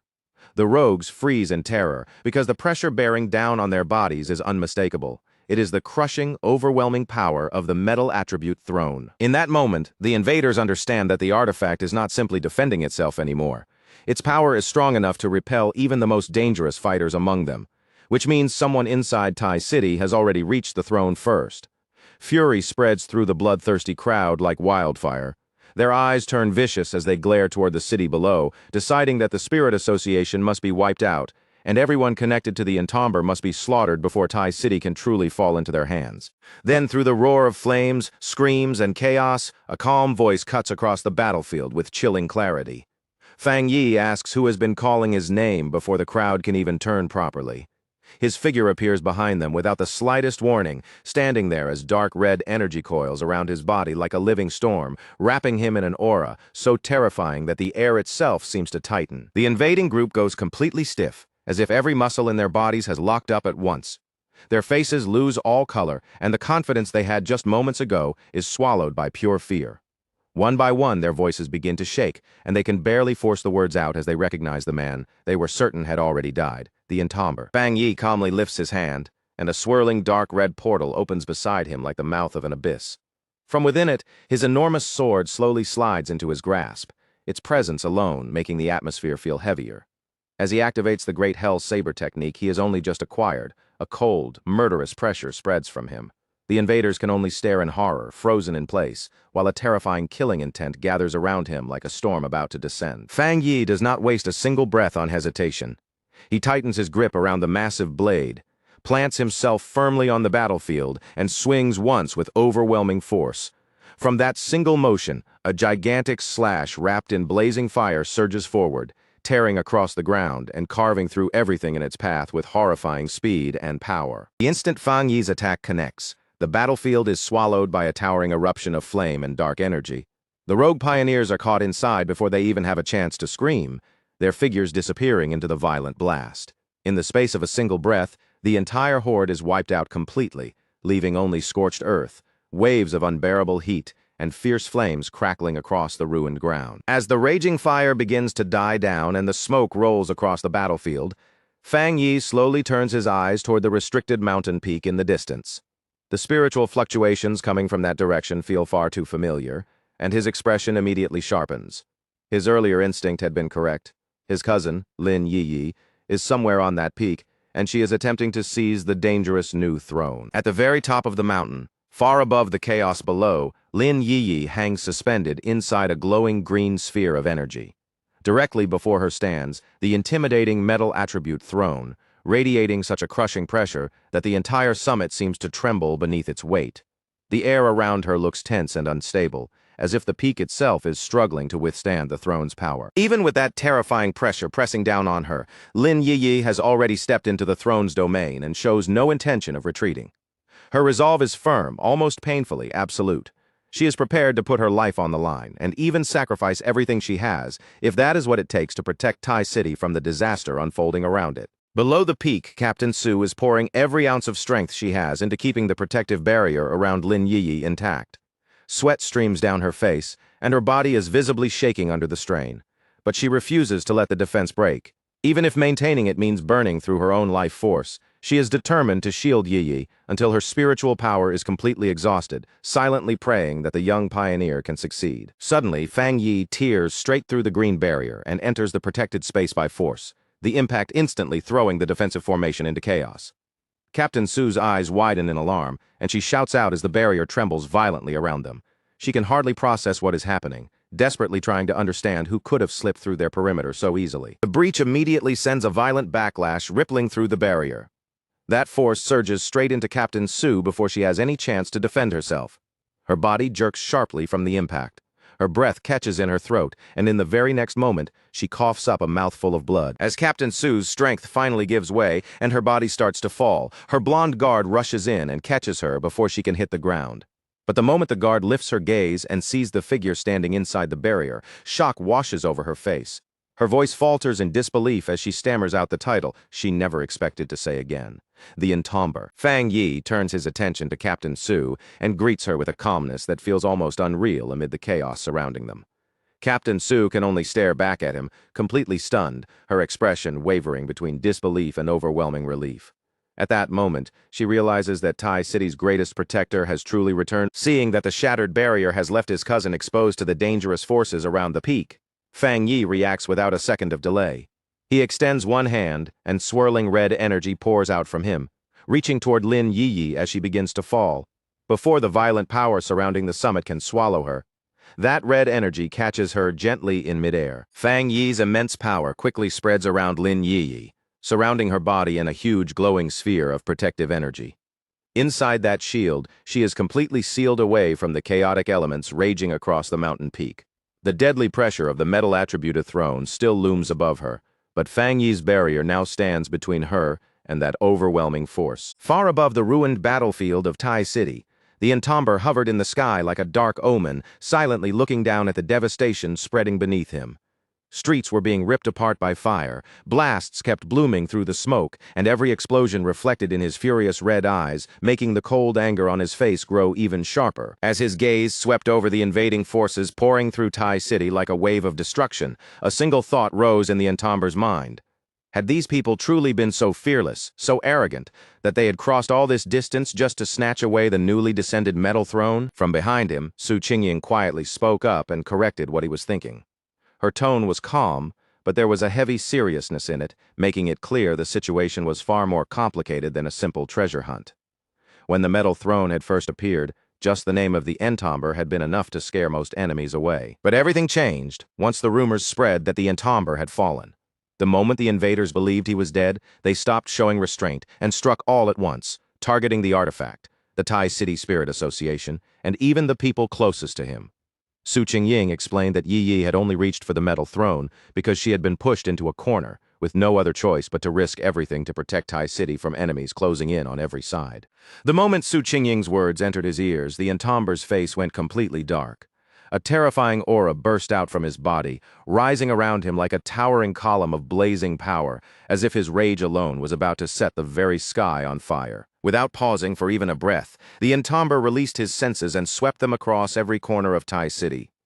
One hostile presence after another was caught in his awareness, and under that crushing silence, he made a merciless vow in his heart that not a single enemy who had stepped into this city would be allowed to leave alive. Then, like a storm dropping from the heavens, his overwhelming power pressed down over the entire city. The invaders who had been charging through Tai City without fear only moments ago suddenly stopped where they stood, their bodies going rigid as terror crawled over them from head to toe. Su Qingying watched that terrifying pressure spread outward from the entamber, and cold sweat instantly broke across her skin. For that brief moment, staring at his back as he stood above the ruined city, she felt as if the man in front of her had already crossed beyond the limits of anything human. Right then, the entamber's attention shifted as several familiar auras suddenly entered the battlefield below. Amid the chaos of smoke, fire, and surging floodwater, presences he recognized began moving through the city and striking back against the invading forces. Down in the flooded streets, he soon spotted Zhang Lu, Ji Ruoyan, and a group of allied pioneers fighting fiercely against the enemies. Seeing them push their way through the disaster gave him a brief flicker of relief, because with reinforcements now standing in defense of Tai City, the collapsing situation on the ground still had a chance to be reversed. But that tiny moment of relief was shattered almost immediately. Yi's agonized cry tore across the battlefield, sharp and painful enough to cut through all the explosions, and the entamber's focus snapped away from everything else in an instant. He turned toward the sound and saw Yi coughing up blood, her body shaking violently as she struggled beneath the unbearable pressure of the metal throne. The artifact's power was pressing down on her without mercy, crushing her so fiercely that she looked as though she could barely hold herself together. Seeing Yi in that state, the entamber could not bring himself to blame her for being reckless. His own sudden disappearance, the descent of the metal throne, and the enemies attacking Tai City from every direction had left her with no safe path, forcing her to stand up for the city on her own. Images of their childhood flashed through the entamber's mind, making the scene before him even more unbearable to watch. No matter what price had to be paid, he knew he had to save her, because if Yi died here in front of him, he would never be able to forgive himself. Knowing there was no time left for hesitation, the entamber suddenly launched himself forward. His body cut through the air like a streak of darkness, heading straight toward the blinding blue radiance surrounding the metal throne. He crashed directly into the enormous sphere of raw power, forcing himself through the violent resistance pressing against him from all sides. With fierce confidence in his voice, he declared that one mere elemental attribute would never be enough to stop him from breaking through. The crushing pressure tore at his body, leaving visible wounds and damage across him. But the entamber's expression did not shake at all. Instead, the red light in his eyes burned even brighter, filled with a ruthless determination that refused to bend no matter how much pain the artifact forced onto him. Before pushing himself any deeper, the entamber turned just enough to warn Su Qingying to protect herself. Then, without showing even the smallest trace of hesitation, he charged straight into the deadly domain surrounding the artifact. The entamber continued forcing his way deeper into the storm of raging energy, each movement pushing his body harder than the last. Su Qingying could only stare in stunned silence, unable to believe that he was throwing himself so fearlessly against a power that should have crushed anyone else the moment they entered it. As the metal throne's force kept ripping into him, the entamber's system immediately activated a healing technique to keep his body from breaking apart. A brilliant green glow wrapped around him, pulling vitality from the surroundings and rapidly mending his injuries almost as fast as the artifact could tear them open. Bathed in that restorative green light, the entamber allowed a faint smirk to rise on his face. He understood at once that this was the perfect time to use such a life-giving technique, because against the metal throne's brutal assault, that healing power was exactly the counter that could keep him standing. His forceful entry into the artifact's domain immediately triggered a violent reaction. A massive eruption exploded outward from the metal throne, and a blinding pillar of blue energy shot straight up, tearing through the storm clouds above Tai City. Far away from the center of the blast, Zhang Lu and the other defenders all looked up toward the sky in shock. The metal throne's energy was fluctuating wildly, surging with such terrifying force that it felt as if the artifact was trying to pierce straight through the heavens. Down in the flooded streets, the Association Superior also sensed the sudden spike in power. The instant he recognized that unique energy signature, he understood that the crucial moment had finally arrived, and without wasting a single second, he ordered his men to begin their strategic plan. Back at the very center of the disaster, the entamber stood firm within the storm of blue energy roaring around him. Step by step, he pushed through the violent force, refusing to be driven back, until he finally reached the glowing metal throne itself. With a calm, almost mocking tone, the entamber casually offered an apology for the interruption. Then he raised his hand and placed it firmly on the artifact, making direct contact with the source of that overwhelming power. The system instantly detected the dense metal attribute contained inside the throne and began compiling a brand new technique. Within only a few seconds, the entomber's dark energy surged over the artifact's essence, swallowing it into himself, and the system confirmed that the extraction had been completed successfully. From that extracted power, the entomber obtained a metal attribute technique that could multiply his attack strength and allow him to strike 3 full tiers above his current level. The drawback was dangerous, since the cooldown would leave him vulnerable to metal attacks, but the power also gave him the ability to grant an object or person a metal physique and strengthen them directly. With the core power now in his grasp, he lowered his eyes to the glowing diamond-shaped construct resting in his hands. Without the slightest hesitation, the entomber selected Yi Yi as the target for his newly gained implantation skill. He carefully guided the radiant golden energy toward her, letting it drift forward with a controlled gentleness that still carried absolute resolve. The core slowly sank into Yi Yi's chest, and its golden light began spreading throughout her body as the metal attribute fused with her. The same terrifying power that had nearly crushed her moments earlier now started flowing into her in a stable, controlled form. As that light wrapped around her, the pain twisting across Yi Yi's face gradually began to disappear. Her trembling body slowly relaxed, her breathing evened out, and she slipped into a peaceful sleep, while the metal throne's power formed a safe shield around her. At the same time, a group of rogue pioneers stormed into the base of the Tai City Spirit Association.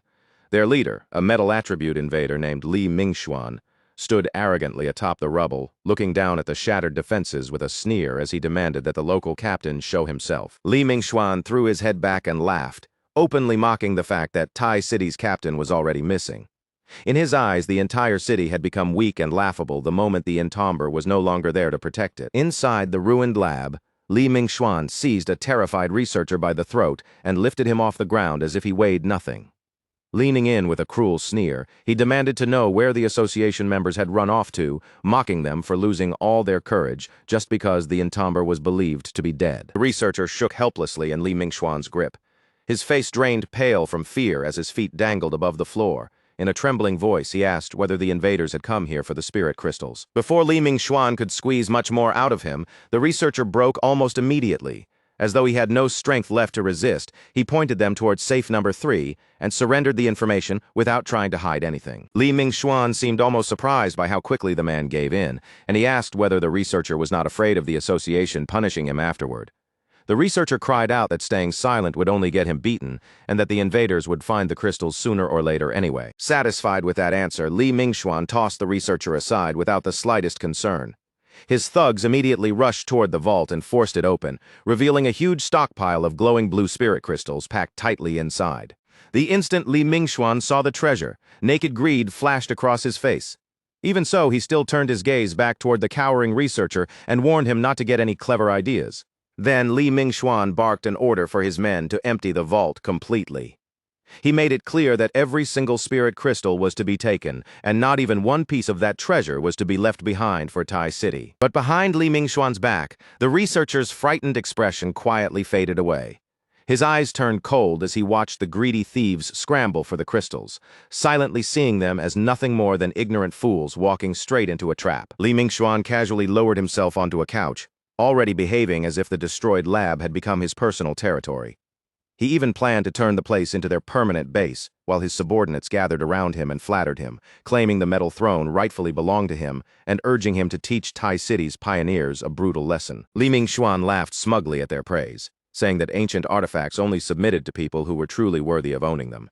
He confidently pointed out that the entomber's relative still had not conquered the metal throne, and to him, that only proved the artifact had already rejected her. One of the thugs added that, according to the rumors, that pioneer was nothing more than a young girl. The group immediately burst into mocking laughter and began discussing how they would ambush her later, completely unaware that a swirling dark void had silently opened on the ceiling above them. Their laughter suddenly began to fade when Li Mingxuan caught the sound of something strange dripping nearby. The faint, eerie noise echoed through the ruined room, cutting through their smug celebration like a warning none of them understood. Li Mingxuan frowned and slowly looked around the broken lab, confusion tightening his expression. For a brief moment, he wondered whether the damaged ceiling above them had started to leak. Then he raised his eyes, and his expression changed in an instant. From the darkness overhead, sharp tendrils of black energy were descending like deadly rain, dropping straight toward him and his men. The dark liquid pierced through Li Mingxuan's subordinates before they even had time to react. Screams exploded across the room as the highly corrosive energy burned into their bodies, devouring them alive in horrifying agony. From inside the swirling shadows above, the entomber calmly stepped down into the wrecked lab. His entrance was quiet and unhurried, but the overwhelming pressure he carried instantly swallowed the entire room. The moment Li Mingxuan recognized the legendary pioneer standing in front of him, every bit of arrogance drained from his face. His eyes widened with pure terror. His body locked in place, and fear overwhelmed him so completely that he could no longer move. His voice shook so badly that the words barely came out in one piece, each phrase breaking apart as he stared at the figure in front of him. No matter how many times he tried to say it, he still could not accept what his own eyes were seeing.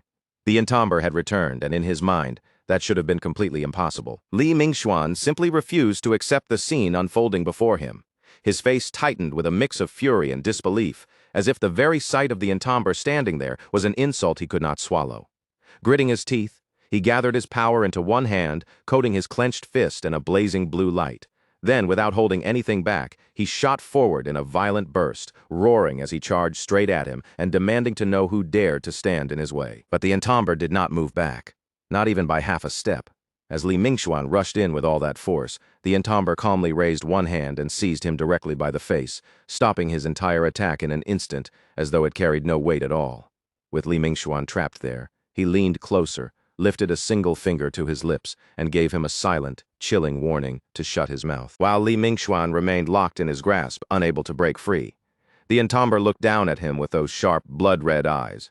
His face showed no anger, no hesitation, and no mercy, only a cold, absolute calm. Then he made the judgment clear. Anyone who dared to trespass into Tai City had only one fate waiting for them: death. Fang Yi looked down at the intruders with an expression so cold it seemed to freeze the air around him. Then his voice sank, sharp and merciless, as he delivered Taishi City's absolute law without the slightest hesitation. Anyone foolish enough to trespass on this land would pay for that choice with their life. Li Mingxuan barely even had time to catch his breath or steady himself before Fang Yi moved. The strike landed with terrifying force, smashing into him so violently that the man's face twisted in panic as his body was thrown backward and sent crashing hard onto the ground. Fang Yi stepped forward over the fallen leader, his presence looming like judgment itself.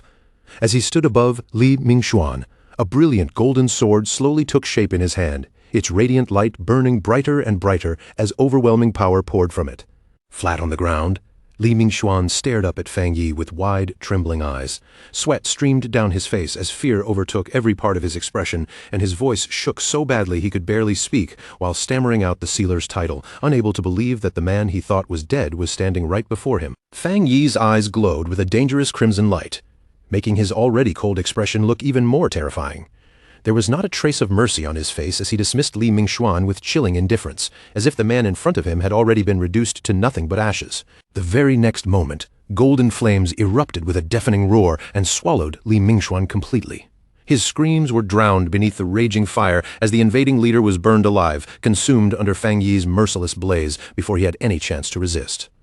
When the final sparks drifted through the heated air, Fang Yi slowly shifted his calm gaze toward the remaining thugs. His voice remained steady as he said he could understand why people would fight and struggle over a throne that had only just appeared. But as soon as Fang Yi's eyes sharpened, the atmosphere around him changed completely, turning heavy enough to make breathing difficult. What truly enraged him was not their greed for power, but the fact that these idiots had dared to divide up Taishi City as though it belonged to them. Fang Yi began advancing toward them one step at a time, and every measured footfall seemed to crush what little courage they had left. Then his voice grew even colder as he reminded them that they had gone even further than greed. They had actually dared to reach their hands toward his family. The killing intent in Fang Yi's glare was so heavy that the entire room felt locked in place, as if even the air had stopped moving. With no emotion in his voice, he delivered their final sentence. Not a single one of them would be allowed to leave this place alive. A violent surge of power burst from Fang Yi, and in the next instant, a blazing fire dragon tore through the room. Its flames swept over the invaders with terrifying speed, engulfing them before they could even scream and erasing them from existence in a single overwhelming strike. Outside the building, Taishi City was still drowning beneath the storm, its streets soaked and chaotic. Jianglu stood together with his allied pioneers, facing hostile forces from every direction as the tension around them continued to tighten. Then, from the direction of the Spirit Association building, a massive explosion of fire suddenly shot into the sky. The golden blaze tore through the dark storm clouds, spreading its light across the rain-soaked city and illuminating everything beneath it. The enemy thugs froze in place the moment they saw it, their faces draining pale as fear spread through their ranks. In that instant, the truth struck all of them at once. The sealer had really returned. Panic crashed through the invaders when Li Mingxuan's aura disappeared without a trace. Realizing they had been tricked by false rumors, they cursed themselves for believing the sealer was dead, and even more for having the nerve to step foot inside Taishi City. The moment Zhang Lu saw their morale fall apart, he threw his head back and burst into a triumphant laugh. He mocked them for having the courage to invade Taishi City, but not the courage to face what came after, then charged straight into battle just as the thugs began shouting for a desperate retreat. The invaders' formation collapsed instantly, and they scattered in every direction like terrified beasts fleeing a hunter. Every single one of them understood the same thing deep down. Once they crossed paths with the sealer, the only road waiting for them was death. Seeing that the perfect moment had arrived to crush them completely, the lead official of the Spirit Association raised his voice and gave the order to pursue. He made it clear that none of these invaders could be allowed to escape, regroup, and bring danger back to the city again. But before the fleeing rogues could put any real distance between themselves and the battlefield, a vast wave of fire swept across the streets. It crashed straight through their escape route and burned through them with horrifying speed. Captain Chen Ruo looked up as the flames descended from above, and the instant that overwhelming pressure washed over him, recognition flashed across his face. This devastating power was something he knew far too well. Wang Lan and Song Yiming stood frozen, staring in shock as the destruction unfolded before their eyes. When they saw even powerful Jinggang realm pioneers being wiped out in the blink of an eye, they both understood that only the sealer could unleash such a terrifying attack. Su Qingying looked out across the battered city, and confidence returned to her gaze as the pressure on their side finally lifted. She calmly declared that no enemy would dare approach them now, and with the balance of power completely reversed, she immediately ordered her subordinates to gather every metal attribute spirit crystal the association had available. The surviving thugs fled wildly through the nearby forest, pushing forward in a frenzy while branches lashed against them from every side. But their fear only grew sharper when they realized that heavily armed military reinforcements had already entered the area and were hunting them down. President Ye Xiao arrived with Elder Wu Guyuru and the military forces moving alongside him. Without wasting even a second, Ye Xiao ordered the troops to capture every last invader, making it clear that the sealer himself would decide what fate awaited them. Completely cornered, exhausted, and stripped of all their earlier arrogance, the surviving rogue pioneers fell to their knees and begged for mercy. They swore that if their lives were spared, they would join the Spirit Association and dedicate themselves to protecting the Xia nation from then on. Guyuru looked down at the kneeling men with open disgust in her cold eyes. To her, these people were nothing more than pathetic opportunists, not truly repentant at all, only shaking and begging because death had finally arrived right at their doorstep. At that moment, Guyuru's attention snapped upward as one of the allied pioneers suddenly shouted in alarm and excitement. His voice cut through the battlefield as he announced that the sealer had arrived. A towering pillar of fire crashed down into the street in front of them, roaring upward with incredible force. Heat rolled across the battlefield, and golden light spread over everyone nearby as the flames surged high into the air. From within the raging flames, Fang Yi stepped out slowly, his fiery sword gripped in his hand.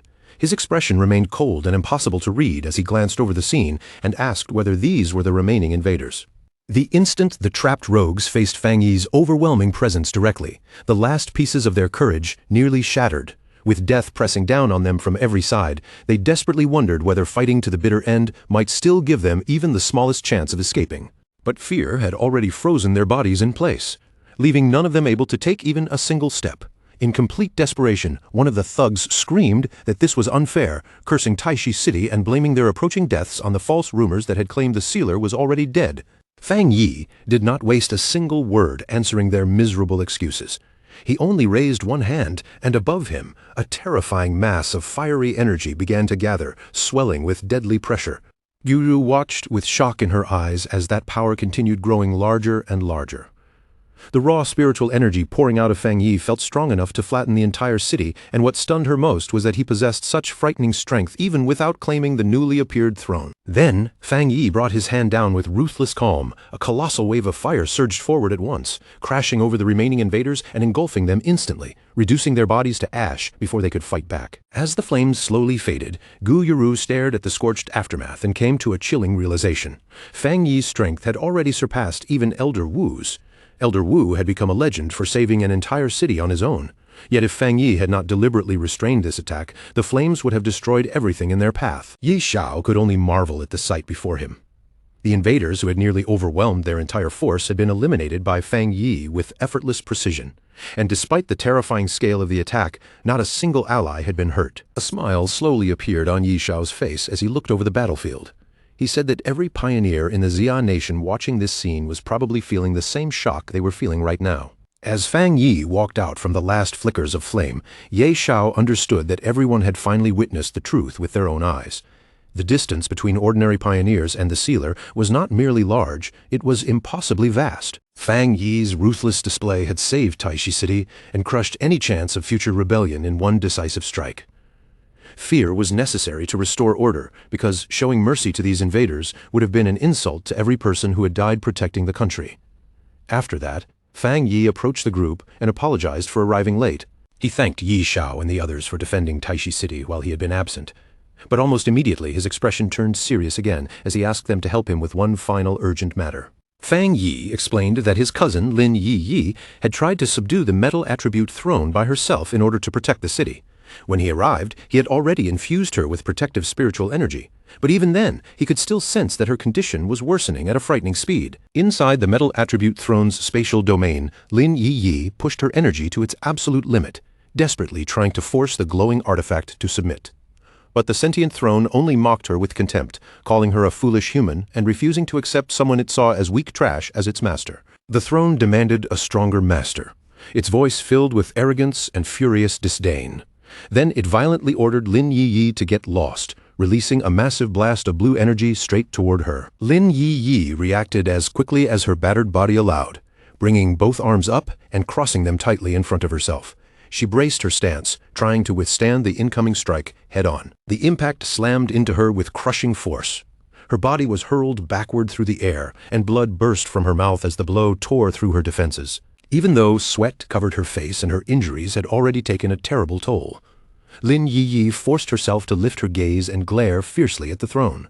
No matter how arrogant the artifact was, she refused to let it look down on her. The artifact finally ran out of patience and declared that she would die right there at its feet.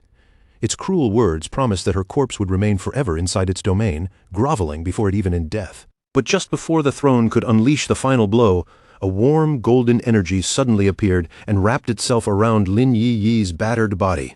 That protective aura caught her in mid-air, holding her steady before she could fall any farther. At the same time, it shielded her from the crushing pressure of the artifact's deadly power. Lin Yi Yi's face immediately brightened with relief as she felt that familiar power surrounding her.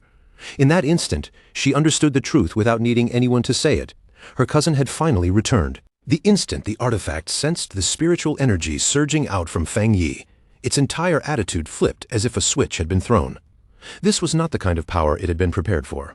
The energy was unbelievably pure, crushingly vast, and so far beyond its expectations that the artifact could no longer maintain even a trace of its former arrogance.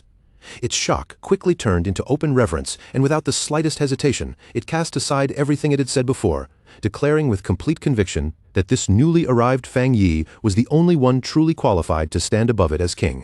A boom laugh erupted from the sentient metal throne, ringing out across the space with the harsh, victorious sound of steel crashing against steel.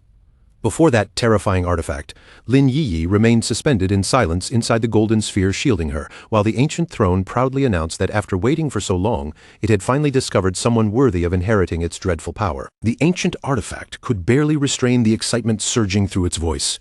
Its attention locked completely onto Lin Yi Yi, and it declared that it wanted to witness her real limits with its own senses.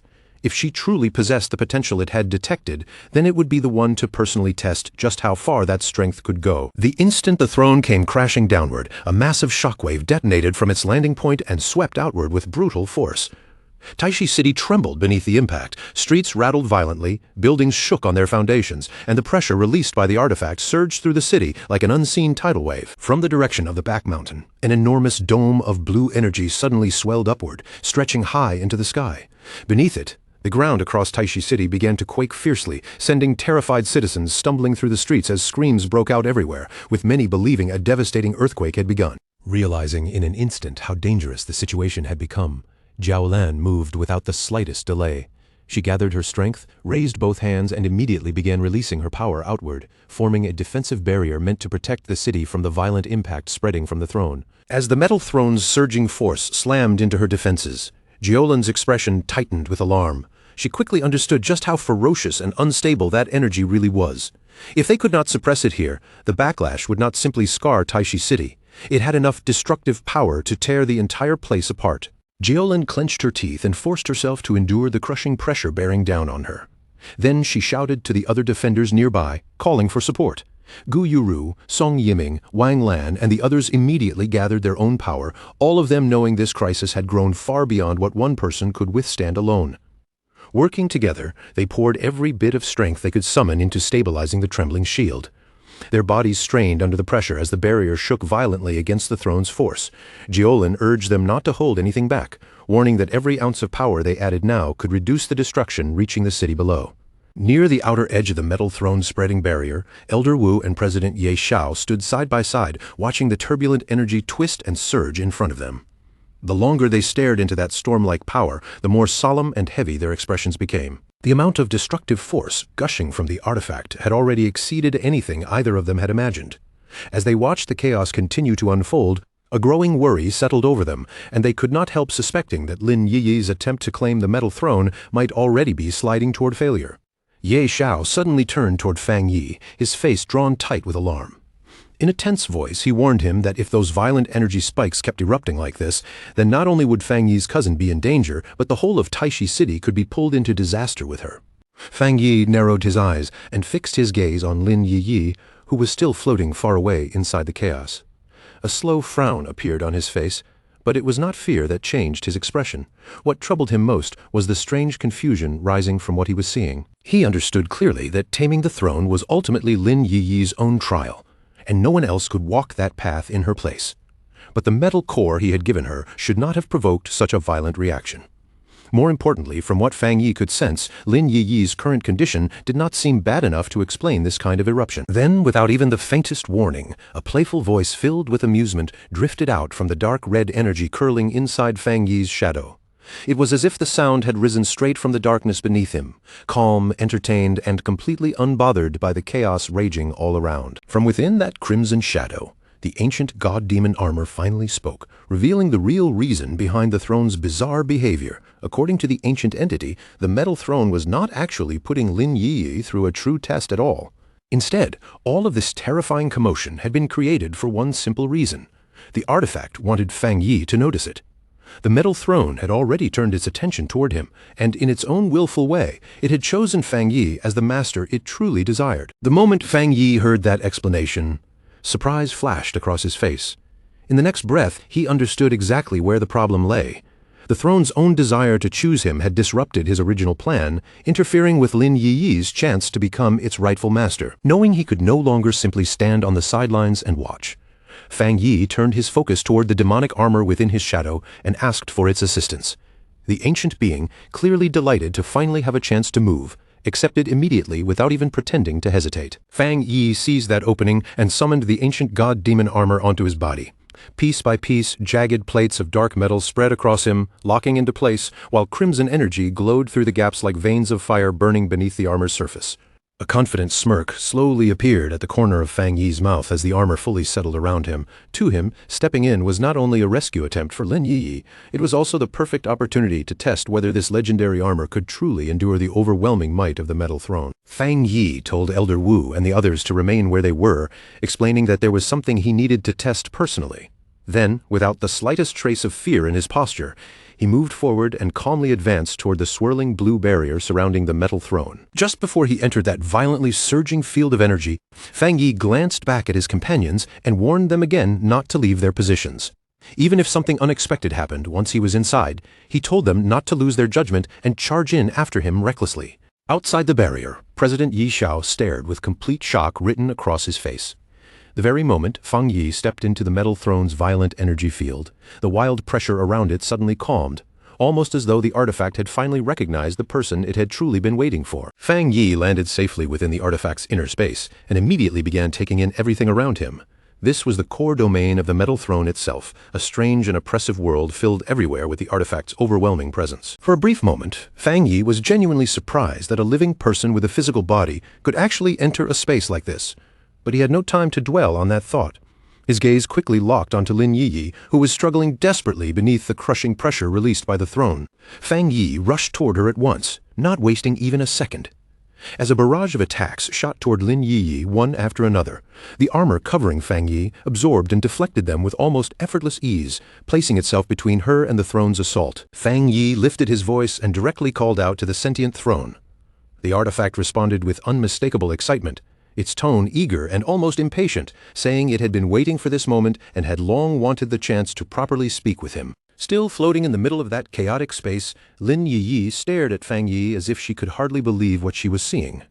Confusion and shock crossed her face, and she called out to her cousin, asking how he had possibly managed to enter the barrier. The metal throne paid no attention at all to Lin Yiyi's question. Its focus remained fixed entirely on Fang Yi, fascinated by the dense spiritual energy gathered within him and by the ancient noble aura wrapped around his body. With obvious pride, the artifact declared that its instincts had been correct in choosing Fang Yi. But right as it began boasting about its judgment, Lin Yiyi suddenly shouted in alarm, desperately warning Fang Yi to be careful. In the next instant, enormous spheres of pure energy appeared around Fang Yi, surrounding him from every direction. Yet, instead of striking him down, the throne began making a proposal, insisting that humanity was in desperate need of a weapon as powerful as itself. The throne's energy coiled around Fang Yi like chains forged from light, wrapping him tightly within its grasp. With almost feverish enthusiasm, the artifact promised that if he accepted it, it would help him become the absolute ruler of their world, the vast universe beyond it, and even distant realms he had never imagined. The metal throne pressed even further, declaring that together they could rewrite the very laws of reality and raise Fang Yi above every other being as the one true king. But standing in front of that enormous temptation, Fang Yi did not look shaken at all. He simply smiled. Fang Yi did not even bother taking a moment to weigh the offer. He rejected it outright, and with a burst of effortless force, he shattered the energy chains binding him. The proud sentient artifact froze in stunned disbelief, clearly unprepared for such a direct refusal. With a calm expression, Fang Yi told the metal throne that he had absolutely no interest in claiming it for himself. Then he added that there was also a serious flaw in all those grand promises it had just thrown at him. Fang Yi pointed out that several other ancient thrones already existed on Earth. Because of that, the metal throne had no real proof that it was stronger than the rest of them. Its overwhelming confidence alone was not enough to make such a claim believable. Then, in the same casual tone someone might use to ask an ordinary question, Fang Yi wondered aloud whether the ancient artifacts had some kind of ranking system. The question struck the metal throne like a direct insult, making it stammer with fury as it demanded to know whether Fang Yi truly dared to question its power. Fang Yi did not get drawn into the throne's anger. Instead, he calmly lifted his hand, pointed toward Lin Yiyi, and laid out a deal for the metal throne to seriously consider. If the throne wanted to prove its strength and cooperate with Fang Yi, then the first thing it had to do was accept his cousin as its master. Only by acknowledging Lin Yiyi would it even have the chance to earn a position beside him. Fang Yi went on to explain that both the Wood Throne and the Thunder Throne had already shown far more wisdom. Unlike the Metal Throne, they had chosen to form useful partnerships with him and with the people standing around him. With a faint smirk on his face, Fang Yi reminded the throne that no matter how powerful it was, it could not force him into a pact. If it truly wanted to fulfill its own purpose, then it needed to abandon those impossible standards and carefully think over the offer being placed in front of it. When the Metal Throne suddenly fell silent, Fang Yi felt a small flicker of disappointment pass through him. The artifact's quiet reaction was not exactly what he had expected after provoking it so directly. After all, the Metal Throne was known for its violent and aggressive nature. Fang Yi had almost been hoping it would explode in anger and attack him, giving him the perfect chance to test his new armor in a true battle. Leaving the silent artifact where it was, Fang Yi turned and walked over to Lin Yiyi. He told her that Taishi City no longer needed her to sacrifice herself, and if she wanted to leave this dangerous place, he would personally take her out. Now that the crushing weight of duty had finally been lifted from Lin Yiyi's shoulders, Fang Yi looked at her with a serious expression and asked the question that mattered most. Did she still want the metal throne, and did she truly have the willpower to tame it through her own strength? Lin Yiyi met Fang Yi's gaze directly and did not look away. Her eyes remained steady, her expression was firm, and when she answered there was no trace of hesitation in her voice as she declared that she was ready to face the challenge. She thanked Fang Yi for always standing behind her and giving her support whenever it mattered most, but at the same time, she made it clear that her resolve had already been set before he ever arrived to help her. When Fang Yi heard that response, the seriousness in his expression softened into a proud smile. In that moment, he understood that Lin Yiyi was no longer being pushed forward only by duty. This time, she had chosen the path with her own will. Fang Yi reminded her that in a world as dangerous as theirs, real strength was never just about ambition, pride, or chasing power for its own sake. It was the only way to keep surviving, to protect the people closest to them, and to guard their family from the threats that still waited ahead. With her confidence renewed, Lin Yiyi promised that once she conquered the metal throne, she would finally step forward in the proper way. From that point on, she would officially take up her role as the captain of Yuan City. After leaving his cousin inside the trial space to face the rest of her challenge on her own, Feng Yi turned back and stepped through the portal once again. The instant his figure returned to the real world, Elder Wu, Zhao Lan, and President Ye Xiao were already waiting for him there, their faces tight with worry and their bodies clearly unable to relax after everything that had just unfolded. Feng Yi could see the tension written all over their expressions, but he himself stayed completely steady, as if the pressure from moments ago had not shaken him at all. In a calm voice, he explained that the sentient metal throne had not directly turned Lin Yiyi away, and instead it had agreed to seriously weigh the possibility of recognizing her as its master. Then Feng Yi gave them the most important reassurance first. The artifact would no longer threaten the city. At least for now, there was no reason for anyone to fall into panic or rush into extreme measures. What they needed to do was keep the mountains sealed, isolate the entire area, and maintain a strict quarantine around it. Feng Yi continued by telling them that Yi Yi had made her own decision to remain inside the trial space, choosing to complete the process properly instead of backing away midway. Because of that, he looked directly at the leaders gathered in front of him and asked them to provide her with every bit of support they were able to offer. President Ye Xiao did not even pause to think before agreeing. Without the slightest hesitation in his voice, he promised on the spot that every metal attribute spirit crystal currently held by the Spirit Association would be delivered directly to Taishi City. All so Yi Yi would have the best possible chance to succeed. Elder Wu's face quickly brightened with a satisfied smile, and he stepped in with the same eagerness. He gave his word that the Star God Combat Zone would empty out its own stores for Yi Yi, and beyond that, they would also pull together extra resources from other military bases to push her training support as far as they possibly could. Around them, the pioneers and officials who had been silently watching could no longer keep their reactions contained. Low whispers began spreading through the crowd, and again their eyes shifted toward Feng Yi, filled with stunned admiration, deep shock, and the kind of disbelief that came from witnessing something far beyond common sense. From their point of view, everything Feng Yi had accomplished was almost too unbelievable to accept. He had endured the terrifying dark tide, wiped out wave after wave of monsters, and even spoken with a godlike throne as though he were negotiating with an equal. Yet after all of that, he had actually turned around and refused to take the throne for himself. Now that the immediate danger hanging over the city had finally been lifted, Feng Yi's expression gradually turned solemn once more. He shifted his gaze toward Elder Wu and told him that there was still one last matter left to handle, an extremely important task that he needed to entrust to both Elder Wu and Zhang Tian. With the city finally out of danger, Feng Yi's face loses its earlier ease. His gaze settles on Elder Wu, and in a low, serious voice, he says there is still one final matter left, something extremely important that he needs Elder Wu and Zhang Tian to handle for him. Feng Yi turns to the two seasoned veterans, Elder Wu and Zhang Tian, and asks them to help him test a new item he managed to bring back from the dark tide, an item whose true power still needs to be measured. Nearby, Zhao Lan catches their conversation.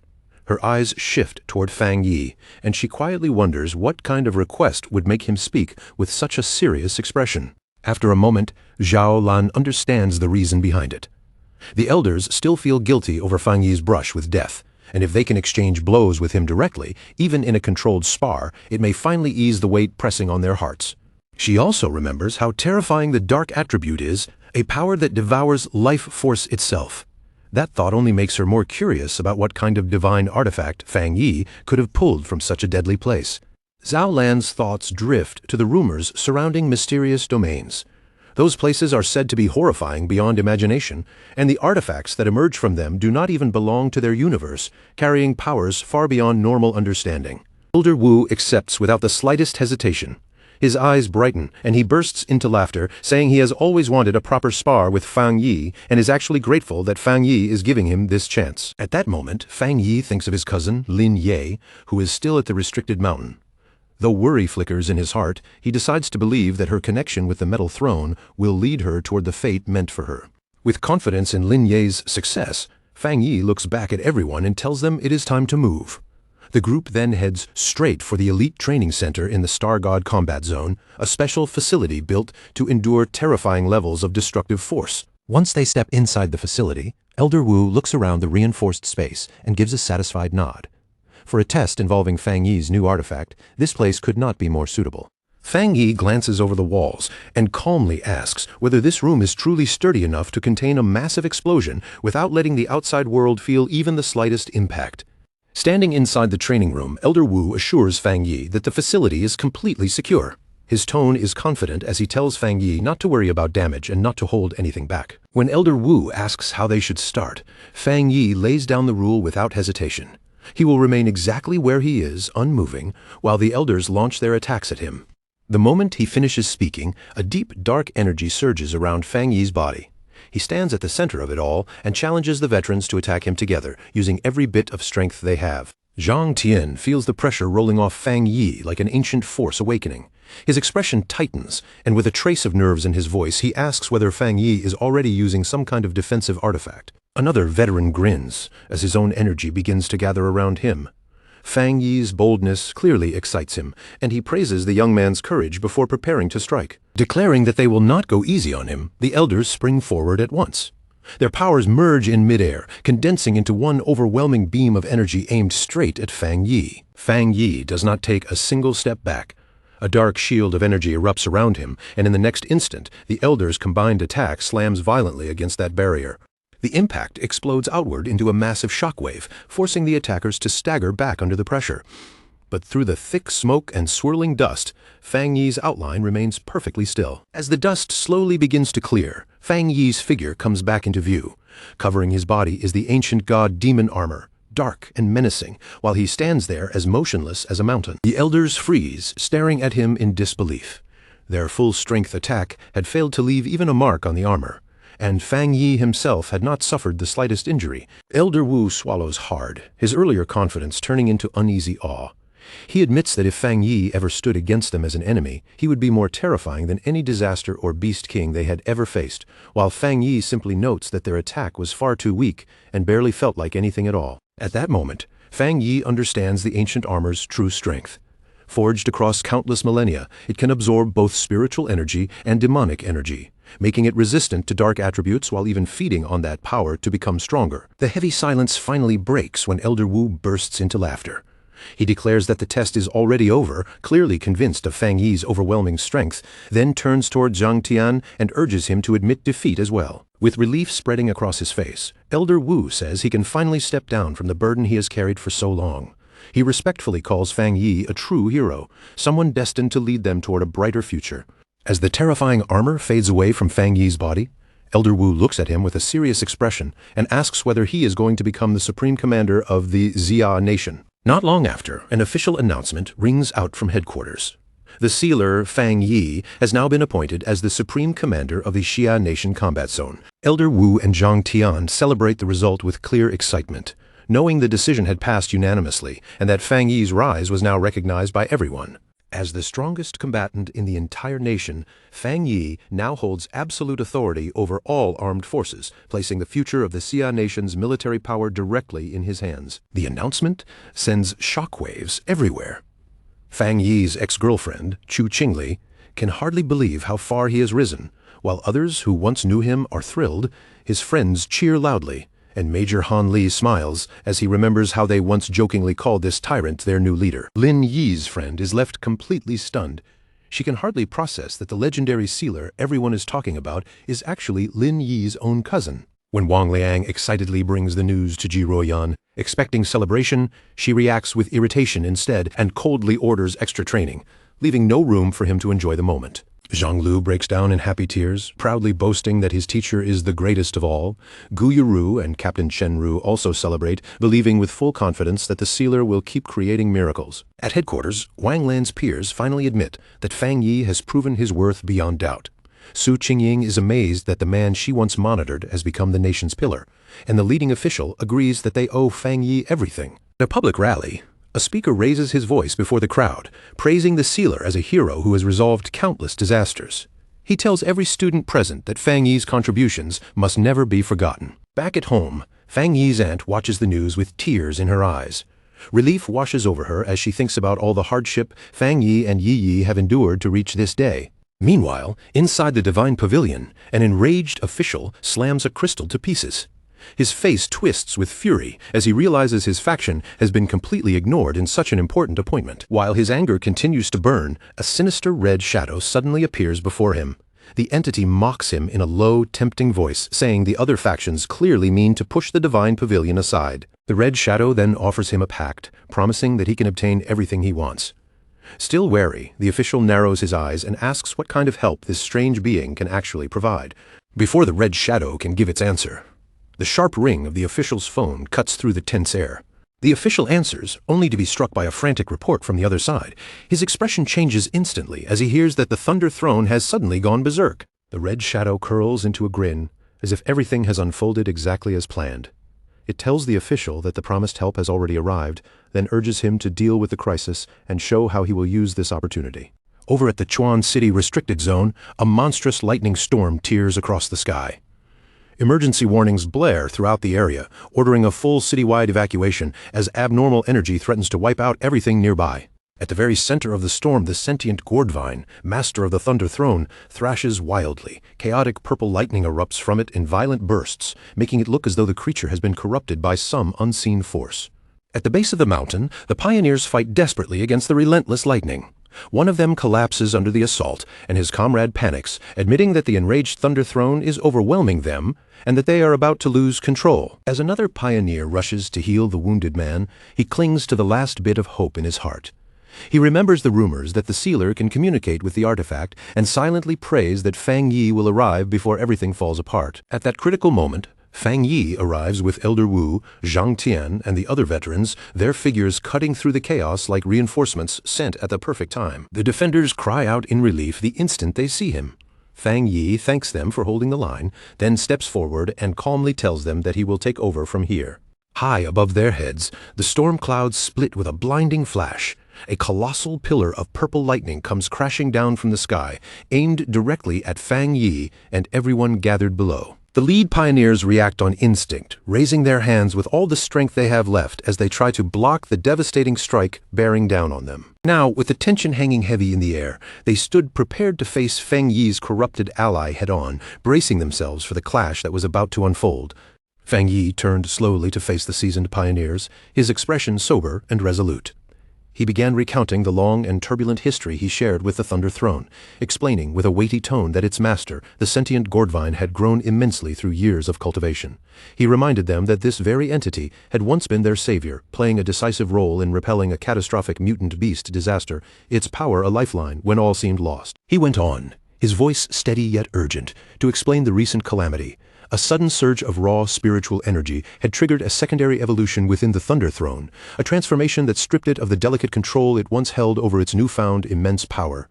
The consequences of this uncontrolled evolution, he warned, could be catastrophic. Under the overwhelming pressure radiating from the artifact, Elder Wu groaned deeply, each strained breath a testament to the sheer force pressing against his chest. The weight of energy was nearly unbearable, pressing in from all sides like a suffocating storm. Beside him, President Ye Xiao's eyes widened in astonishment, reflecting a mix of fear and awe as he assessed the Thunder Throne.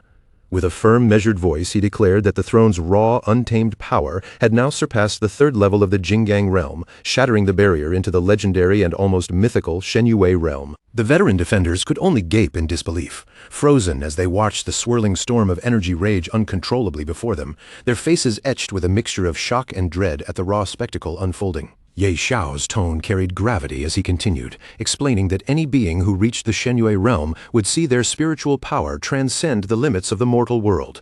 Such a pioneer could ascend to near divinity, commanding authority rivaling that of an entire mystical domain or even a throne itself. He added with measured concern that the rapid acceleration of spiritual energy recovery now made attaining the Shenyue realm within reach for some, and that inevitably even loftier tiers, such as the star-altering Zuri realm, would emerge in the future, redefining the boundaries of mortal potential. A ripple of panic spread among the pioneers, as they realized the Jia nation had yet to produce a single Shenyue realm pioneer. Fear and a creeping sense of despair clouded their minds, leaving them to question whether the Thunder Throne's wild, rampaging power could even be contained by anyone alive. Fang Yi lifted his hand with calm authority, signaling the defenders to resist the rising tide of panic. His gaze was steady, unwavering, radiating a quiet confidence that urged them to hold their composure despite the storm around them. He sensed a flicker of the Thunder Throne's original consciousness deep within the chaotic energy, and declared with resolute determination that hope was far from lost. With a firm decision, he resolved to speak directly to the sentient gourdvine, aiming to restore its lost control. Drawing upon his inner reserves, Fang Yi activated the Thunder Domain Divine Limit. A luminous spiral of energy appeared on his forehead, glowing brightly as he focused with unbroken intensity, channeling the erratic currents of the throne toward himself in a daring attempt to stabilize the chaos. In an instant, the violent swirl of lightning around him froze midair, coalescing into a colossal, radiant silhouette of the gourdvine itself. The pioneers inhaled sharply, realizing in stunned silence that Fang Yi had not only halted the throne's relentless assault, but had successfully established a direct connection with its sentient master. Every pioneer held their breath, tension gripping them as they silently prayed that the Thunder Throne's consciousness had not been completely lost. Eyes fixed on Fang Yi, they waited, uncertain but hopeful, to see how he would navigate the treacherous storm of raw power. Ye Xiao, noticing the immense energy radiating outward from Fang Yi, instinctively shouted for the others to assist, but Elder Wu gripped his arm, halting him just in time. He understood immediately. Fang Yi had already forged a direct, unbroken connection with the Thunder Throne. Any further intervention was unnecessary, potentially disruptive. And now, it was a matter only for Fang Yi and the sentient gourdvine. Fang Yi's consciousness slid seamlessly into the inner sanctum of the throne, penetrating the roiling heart of the artifact's being, immersing himself fully in the chaos that churned within. Amid the tumultuous currents of spiritual energy, he found the sentient gourdvine flailing helplessly, a primal struggle etched in its every motion. With calm authority, he asked whether it had lost control of its own immense power. Receiving no reply, and seeing the gourdvine incapable of even forming words, Fang Yi recognized the truth. The artifact was utterly overwhelmed, its consciousness teetering on the brink of collapse. He directed the struggling entity to follow his lead, speaking with quiet insistence. Fang Yi guided it to perceive its own spiritual energy as a tranquil lake, the turbulent waves gradually calming under its careful control. A violent surge erupted from the Thunder Throne, lightning scattering like a ferocious storm, yet Fang Yi moved with effortless grace, dodging every bolt while maintaining unshakable focus. He knew with acute awareness that if the gourdvine failed to regain control, soon the risk of complete descent into madness loomed dangerously close. Radiating a calming aura, Fang Yi guided the throne patiently, encouraging the entity to soothe the turbulent lake that raged within its spiritual core. He instructed it to flow with the energy instead of resisting, to accept the spilling spiritual power and shape it with precision, bending it gently yet firmly to its will. Step by step, the once wild currents began to subside, slowly retreating and being absorbed back into the sentient gourdvine under Fang Yi's careful, steady direction. Fang Yi offered words of praise as the gourdvine regained control, and the sentient artifact, relief evident in its aura, thanked him, apologizing for the chaos it had caused. A warm smile spread across Fang Yi's face. He remarked on the gourdvine's late development of consciousness and noted that, despite its occasionally childlike mannerisms, it displayed an unexpectedly human-like understanding. The gourdvine asked, tentatively, if it had nearly fallen into demonic corruption. Fang Yi explained patiently that it had only experienced a sudden surge of power, temporarily losing control, and that violent resistance would have only deepened the chaos it had unleashed. He cautioned the gourdvine not to rely solely on the throne's strength without a grounded mind, emphasizing that in moments of crisis, raw power alone could lead to disaster. Fang Yi advised that calm, measured control must always accompany force. Outside the inner domain, the storm clouds gradually began to part, revealing the calm, clear sky above as if the world itself exhaled in relief. Elder Wu and President Ye Xiao exchanged astonished glances. The Thunder Throne had heeded Fang Yi's guidance, and Ye Xiao silently marveled at the young pioneer's uncanny ability to communicate directly with such unpredictable and chaotic energy. Zhang Tian's eyes followed Fang Yi's descent, disbelief written across his features. He murmured in astonishment, questioning whether a human could truly command such control over a throne and whether Fang Yi could still be considered fully human at all. He reflected further, realizing that Fang Yi protected the Xia nation with a fierceness surpassing that of all veteran elders combined. Yet he still wondered aloud why this extraordinary young pioneer had not yet advanced to the next realm, despite the overwhelming power he wielded. Fang Yi exhaled, the tension and exhaustion washing over him in equal measure. Guiding the Thunder Throne had been far more draining than any cultivation challenge he had faced. Muttering to himself, he admitted that teaching or guiding others was infinitely more troublesome than cultivating one's own power, a lesson steeped in newfound respect for mentors. With the crisis behind him, Fang Yi descended gently from the sky, landing gracefully before Elder Wu, Zhang Tian, and President Ye Xiao. Every movement was controlled, deliberate, his presence calm and reassuring. A helicopter roared nearby, its blades slicing through the air, shattering the brief moment of reunion with the mechanical intrusion of rotors and dust. 3 cloaked figures stepped from the helicopter, each exuding an air of authority that commanded immediate attention, their presence imposing and deliberate. The lead figure moved forward, confirming Fang Yi's identity as the legendary sealer. Introducing himself as Zheng Huiren of the Divine Pavilion, he projected authority and scrutiny. Confused, Fang Yi turned to Zhang Tian, asking quietly who these men were. Zhang Tian dismissed them with a derisive sneer, labeling them as corrupt bureaucrats who had amassed wealth and influence long before the spiritual awakening, their motives tainted and self-serving. He explained further that the Divine Pavilion, leveraging its deep coffers and powerful connections, aggressively asserted its dominance across the Jie nation, influencing every major decision with financial and political muscle. Zheng Huiren leveled a sharp accusation at Fang Yi, blaming him for a disaster that had caused severe damage to both the Jie nation and Chuan City. Unshaken, Fang Yi calmly challenged him to clarify the specifics of his claim, his demeanor collected and unflappable. Fuming, the official shouted that Fang Yi had possessed the power to communicate with the Thunder Throne, but had deliberately delayed intervention, jeopardizing countless lives. Pointing fingers and raising his voice, Zheng claimed Fang Yi had endangered Chuan City and demanded reparations. Fang Yi remained composed, noting that the Thunder Throne had already been restored to its normal state. Still dissatisfied, Zheng bellowed that mere recovery was insufficient. He demanded an ironclad guarantee that the throne would never again pose a threat to their safety. He pressed further, insisting that Fang Yi must command the Thunder Throne to serve the Jia nation, emphasizing the strategic and military advantage such control would confer upon the country. Ratcheting up his threats, Zheng demanded an immediate acknowledgement of guilt from Fang Yi, warning that refusal would provoke severe sanctions from the Divine Pavilion across the entire combat zone. Before Fang Yi could respond, an intense, blinding purple light suddenly engulfed the area, freezing everyone in place as if time itself had halted in awe. Zheng Huiren's eyes went wide with sheer terror as he instinctively glanced upward, utterly paralyzed by the otherworldly spectacle. A colossal bolt of lightning tore down from the heavens, striking him directly. The force was beyond comprehension, unstoppable, a manifestation of raw divine wrath. High above, the sentient Gortvine's voice rumbled like thunder, a declaration of wrath aimed squarely at those who dared disrespect its master.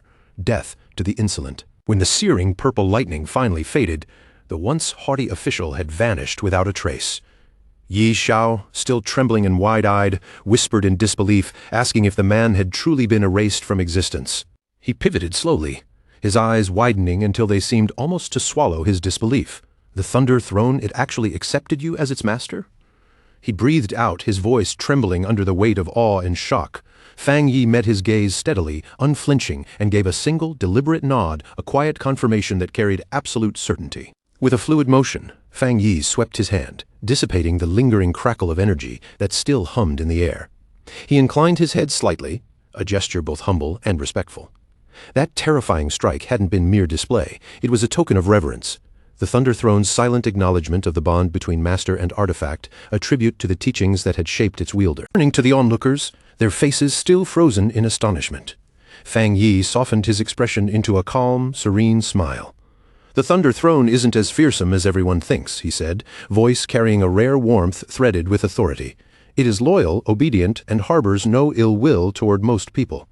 His gaze swept over the group, and with a lighter tone he added, "And it learns faster than anyone could even imagine."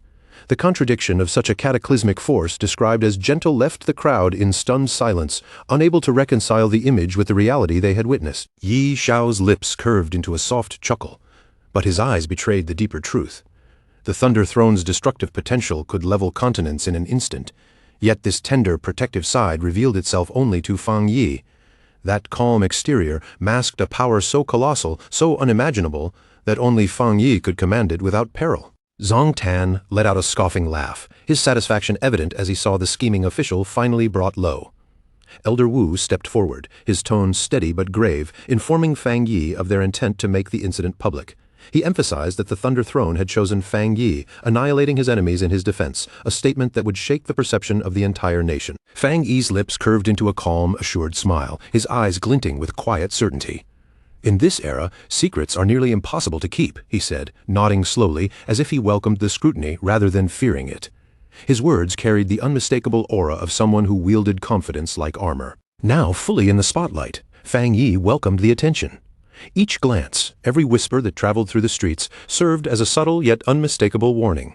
The Thunder Throne's immense power wasn't just a tool, it was a statement. A signal to all who might even consider opposing him that such defiance would come at a devastating cost. His expression darkened as he turned to Elder Wu, a shadow passing over his features. "The nation's peace will not endure for long," he warned, his words descending upon the room like an icy wind, heavy with portent and threat. A new era was unfolding. The age of the thrones. Leaders, factions, and power brokers across the land understood one immutable truth. To command one of these artifacts was to command the ultimate authority in a world rapidly reshaping itself. Elder Wu nodded, his face etched with grim concern.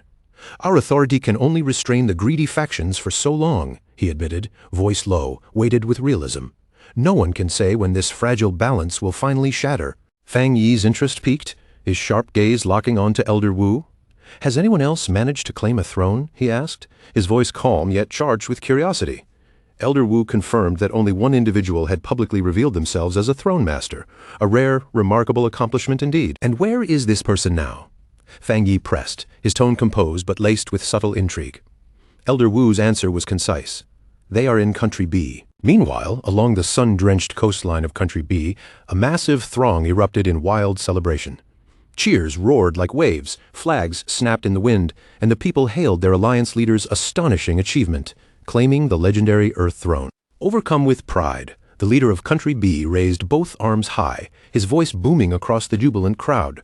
"This is the ultimate symbol of fortune and power for our nation," he declared, his eyes alight with triumph and unyielding confidence. Hovering effortlessly into the sky, the newly crowned master's robe billowed dramatically like a banner caught in a victorious gale. He declared himself the Lord of the Earth, a title brimming with both authority and promise, as the wind carried his proclamation far across the celebration. "I will wield this divine might to elevate our nation above all others," he shouted, his voice echoing across the waves, resolute and commanding. "This ascent is ordained by the will of heaven itself." Clasping his hands together, he unleashed the Earth Throne's energy in a resounding roar. Massive boulders erupted violently from the ocean, spinning and smashing into the sky as if the sea itself had been rent apart, a breathtaking display of raw power. The crowd watched in wide-eyed awe, mouths hanging open as colossal stone monoliths erupted from the waters. The sheer scale of the throne's might left them trembling, a terrifying yet exhilarating spectacle that they would never forget. The Country B leader turned sharply to his followers, barking orders to capture every moment. This event would broadcast the nation's strength to the world. He lauded the unmatched power that only a throne master could command, eager to immortalize their dominance on every screen. Facing the cameras, the pioneering leader issued a brazen challenge, his grin laced with arrogance. He dared the Shia nation to respond, questioning whether their strongest pioneer, the Sealer, had ever dared to claim a throne. With a smug, self-satisfied smirk, the Country B leader answered his own taunt. "He hasn't?" he declared, each syllable dripping with scorn and superiority. Pointing directly at the camera, he continued, venom thick in his tone. "Without a throne, Fang Yi cannot even comprehend true power. Should we ever meet, the Sealer will be annihilated without mercy." The broadcast exploded across social media, going viral in an instant. Comments poured in from around the globe, mocking Xia Nation for failing to secure a throne. They derided Fang Yi as a fraud and hailed Country B as the new global superpower, dismissing Xia Nation as irrelevant and powerless. Back at headquarters, Su Qingying's eyes narrowed as she scrolled through the chaos online. Have they already forgotten how effortlessly Fang Yi dismantled one of their elite teams? She muttered, frustration cutting through her words like a blade. The lead official frowned, scrolling through the backlash with a deep sense of unease. The public announcement isn't even the worst part, he said. They're manipulating public opinion to make Jia Nation appear weak, merely because we have no officially recognized throne master. Su Qingying's gaze hardened, unwavering. Fang Yi's combat ability alone has always been enough to neutralize any internal threat, she said firmly, even without an artifact in his hands. The lead official let out a bitter laugh, shaking his head. The people of Country B are too foolish to accept the truth, he said, a pained smile tugging at his lips. The two throne masters in Zanation?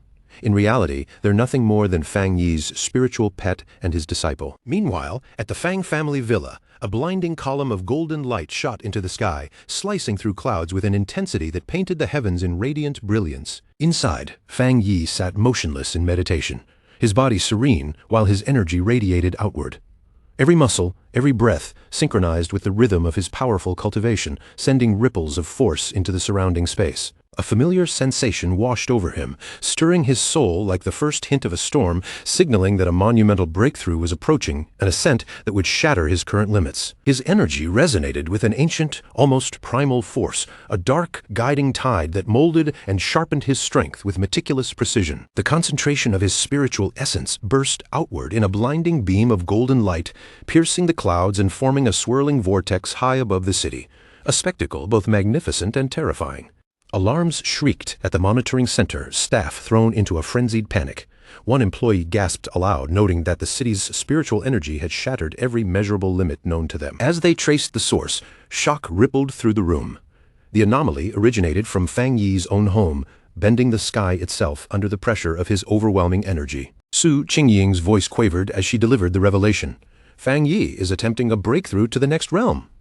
The officials froze, each struck dumb by the enormity of what she announced.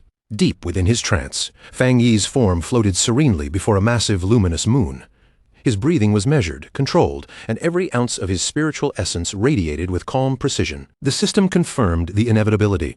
A breakthrough into the Shenyue realm was imminent, promising to elevate Fang Yi's power far beyond its current boundaries.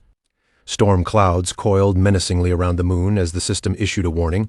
The Shenyue realm governed cold and illusion, and to succeed, Fang Yi would have to endure the celestial tribulation that awaited him. His once peaceful mental landscape erupted into chaos. Dark red currents swirled violently, striking and lashing against him with relentless ferocity. Through his spiritual vision, Fang Yi meticulously scrutinized the storm, observing every strike, every lash of force battering against his protective barrier. He recognized the tribulation instantly, pure, concentrated dark energy. Its connection to the moon was no coincidence, embodying the chaos and disorder that defined the realm he was about to enter. Fang Yi grasped the true essence of the Shenyue realm. To mortals, the moon appeared serene, beautiful even, but its power was rooted in madness, manipulation, twisting faith into fanatic devotion and bending minds with insidious subtlety. A confident, almost playful smile curved across his lips. This breakthrough won't be easy, he admitted, anticipation and unwavering resolve shimmering beneath his composed exterior. He gathered a massive sphere of golden energy around himself, crafting an impenetrable shield as the system warned of the tribulation's subtle attempts to corrupt his mind. Blinding slashes of dark energy collided with surging divine lightning, hammering his fiery barrier with ceaseless, relentless force. The tribulation drew on every ounce of its accumulated power, striving to crush his defenses and break his indomitable will. Unyielding, Fang Yi unleashed a thunderous roar, summoning the ancient god-demon armor that flowed over him like molten darkness made flesh, enveloping him in an aura of sheer terror. A colossal wave of dark red energy erupted outward, fused with the throne's immense power, driving back the storm with staggering intensity and authority. With unrelenting fury, Fang Yi unleashed a devastating fire slash, slicing through the celestial tribulation with raw, unstoppable force. Pouring every fragment of his strength into the attack, he invoked a secret, forbidden technique, summoning a massive flood of dark energy that engulfed the storm, asserting his dominance over the heavenly trial and bending the tribulation to his will. A churning, inky black energy twists violently through the air, coiling around itself like a living serpent. It devours the storm's chaotic winds and lightning with insatiable hunger, as if the raging tempest were nothing more than a flickering candle struggling to survive in the night. Every bolt, every gust, is drawn into the darkness, absorbed without effort, leaving the storm's fury helpless beneath its grasp. With the storm's roar silenced, Fang Yi rises with effortless grace, drifting upward toward the serene glow of the full moon hanging high above, like a silent guardian watching over the world below. The cool moonlight bathes him, tracing the lines of his form as he floats, calm and unwavering, the chaos of the tempest now a distant memory beneath him. A confident, almost mischievous smile curls across Fang Yi's lips. With a sharp snap of his fingers, the scattered remnants of the dark energy whirled obediently back toward him, rushing like an incoming tide returning to its shore. Each fragment of darkness merges with him seamlessly, wrapping around his aura until it pulses as one with his being. Moments later, a notification pierces the silence. Fang Yi has achieved a breakthrough. He ascends to the first level of the Shen Yue realm. The final threads of dark energy are absorbed, vanishing into his form, and he feels the surge of power explode within him, coursing through every nerve and fiber with thrilling intensity. The sensation is intoxicating, a potent mix of strength and clarity, leaving him both exhilarated and grounded at the same time. His senses sharpen beyond the realm of mortal perception, stretching outward, connecting with the very essence of the world around him. A radiant clarity washes over his mind as if he and the divine moon above have become one, his vision and spirit harmonized with the luminous celestial presence. Now in perfect unity with the universe, Fang Yi moves with an almost effortless mastery of the boundless spiritual energy surrounding him. Each motion is fluid, each thought instantly transformed into power, a seamless symphony of control where intention and action merge without hesitation or error. Suddenly, his expression stiffens. Fang Yi pivots sharply, eyes widening as if the very fabric of reality itself has unfolded before him. A vast galaxy, glittering and impossibly immense, stretches into view, each star and cosmic swirl demanding awe and reverence. A system alert abruptly shatters the wonder, fractured and urgent. It warns that his newly acquired Shen Yue realm is still fragile, a precarious state teetering on the edge of instability, especially against the incomprehensible vastness that now stretches before him. The system's urgent instructions hit him like a bolt of lightning. He must enter deep training immediately, preparing to withstand cosmic storms and unknown threats lurking in the far reaches of time. Confusion flickers across his face at the mention of these mysterious dangers. As he descends from the celestial heights, worry carves deep lines into his expression, each motion weighted by the gravity of the warning. He understands there is no room for hesitation. The Shi nation cannot be left exposed, not when unseen global threats gather in the shadows, poised to strike without warning. The system delivers an uncompromising ultimatum. Refusal to train will freeze his growth permanently, leaving him with a near-certain 99% chance of death and guaranteeing the Shi nation's total annihilation.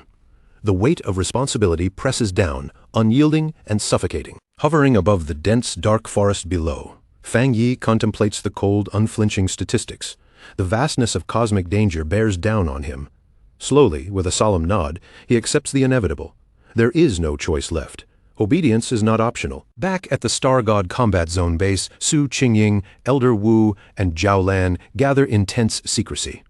The sealer has officially begun deep training, and the weight of the unfolding crisis hangs thick in the air, pressing upon each of them. Elder Wu's voice cuts through the tension, like steel, firm and unyielding.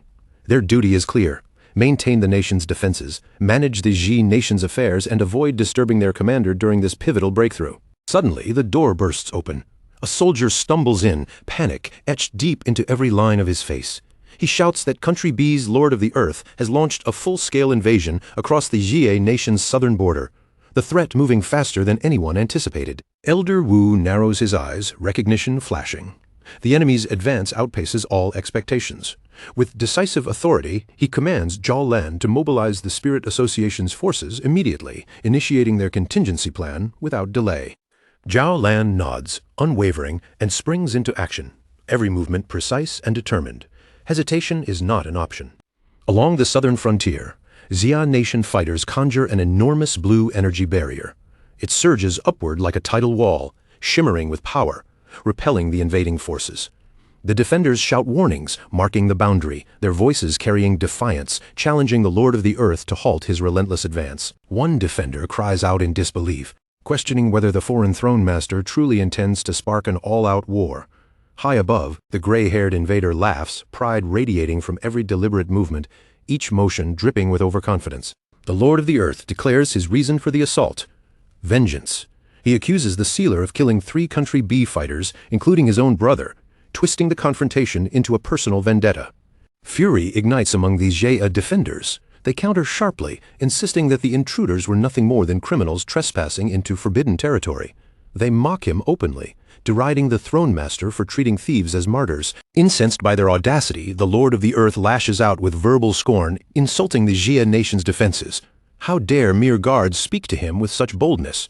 Swearing vengeance, he channels his immense power into the ground beneath him. Massive stone spikes explode upward, jagged and merciless, lashing toward the Jia fighters with devastating force. The rocky columns tear through the coastline, forming an intimidating wall of earth.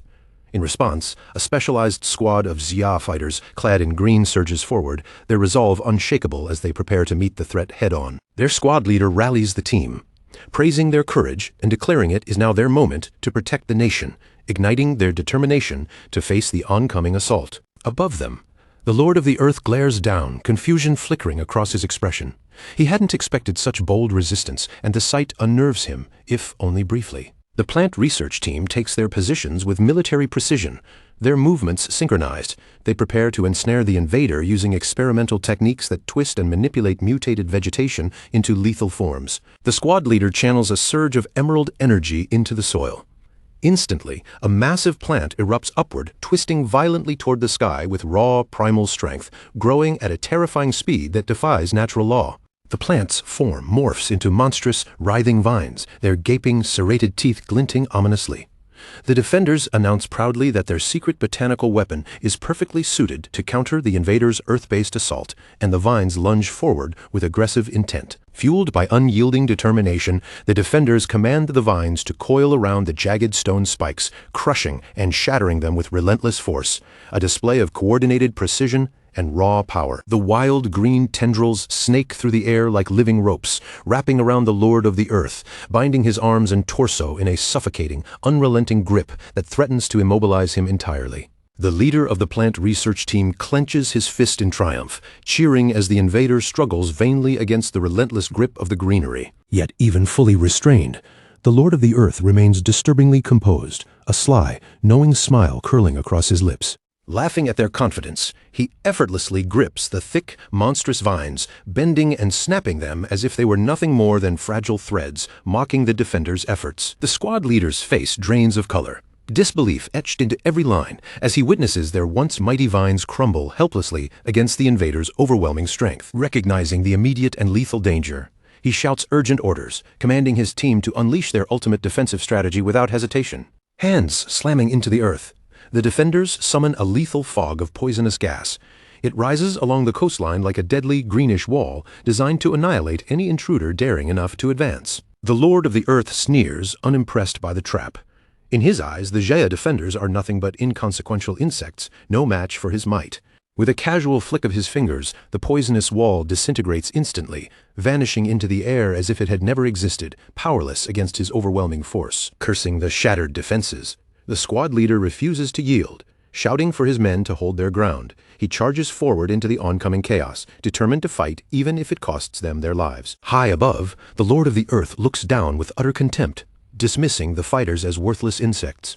He summons a massive orb of fiery dark energy above his head, the surrounding air crackling and snapping with raw menace. The squad freezes in terror as the enormous sphere blots out the sunlight, casting the battlefield into a chilling shadow, a prelude to annihilation. With cold, merciless intent, the Lord of the Earth hurls the colossal energy sphere toward the defenders, his movements deliberate and unflinching. The orb strikes with devastating force, obliterating the entire squad in an instant. The coastline itself is leveled, engulfed in a blinding explosion that shatters earth and stone alike, leaving nothing but ruin in its wake. Turning his dark, unyielding gaze toward a nearby Jia city, the Lord of the Earth declares it his next target, taunting the nation for lacking a throne master capable of defending its people. A pillar of shadowy energy descends with unstoppable force, annihilating the city center in a blinding wave of catastrophic destruction. Buildings crumble instantly, leaving the area in smoldering ruins. Within the wreckage, terrified citizens huddle together, their cries piercing the smoke-choked air. Amid the chaos, a lone local fighter steps forward, bracing against falling debris. He swears to protect them, vowing that the defenders have not abandoned the city, even as devastation surrounds them. Far away, in the quiet sanctity of his private training chamber, Fang Yi sits in deep meditation beneath the moon's radiant glow. His breathing is steady, his mind focused, centering his spirit as he taps into the depths of his newfound power. Suddenly, a violent shock of spiritual energy surges through him, jolting him from meditation. Pain streaks his body as blood trickles from his mouth with a harsh cough, yet he pushes through, ignoring the injury. Instinctively, he knows that he must break off his training and intervene immediately before the catastrophe escalates beyond control. Soon, at the Shaya nation's southern border in Nanming City, a sudden attack leaves the streets in flaming ruins. The Lord of the Earth laughs as he uses his powers to rip chunks of the city's infrastructure into the sky, sending panicked civilians falling toward the ground. Sweeps of green energy catch the falling civilians. Elder Wu and Zhang Tian arrive on the battlefield. After saving the civilians, Elder Wu orders the defenders to focus on protecting the crowd while his team handles the enemy. Impressed, the Lord of the Earth complains about facing a bunch of old men and demands to know where the sealer is hiding. Elder Wu retorts that the sealer does not need to show up, declaring that their veteran group is enough to deal with him. Suddenly, a spike of green energy shoots upward at the invader, but the Lord of the Earth blocks the strike by summoning a giant rock. He mocks the defenders as weak ants who overestimate their strength, but a new presence distracts him. Bai Su and Zhao Lun arrive on the battlefield, and Bai Su announces he is ready to join the fight. Elder Wu calls out to Bai Su, relieved that he has finished his training. He jokes that he thought the young pioneer would stay in seclusion until he became a fossil. Amazed by the display of power, he asks Bai Su what technique he used to immobilize the Lord of the Earth. Zhao Lan steps in beside Bai Su. She explains that she layered her mutation abilities over his bamboo-forming technique to double their control. She warns that they must remain cautious against someone of his caliber. With the Lord of the Earth encased in sharp green growths, Jialin suggests using his captured body to negotiate with Country B. A chuckle echoes from inside the casing. The Lord of the Earth mocks the defenders, asking if this hold is the limit of their Jingang realm power. Elder Wu realizes the danger and shouts for the team to fall back. The prison shatters as the Lord of the Earth rips it apart with his bare hands. His body has mutated into a decayed monster with glowing green eyes. Bai Su freezes in disbelief. While Zhao Lan realizes the invader has undergone forbidden body modification, Elder Wu deduces that Country B never abandoned their illegal biological experiments, making the Lord of the Earth a product of their research. The mutated Lord of the Earth laughs, denying that his state is a crime. Instead, he proclaims his modified body is Country B's greatest masterpiece. Gathering a storm of chaotic energy, he boasts that this research will guarantee Country B becomes the ruler of the planet. He fires a blast at the Jia defenders, stating that the sacrificed test subjects should thank him for giving their lives value. Force of the strike pins the defenders to the ground. Struggling against the weight, Zhang Tian uses his abilities to turn the solidifying rock into loose sand, shocked by the might of the throne's power.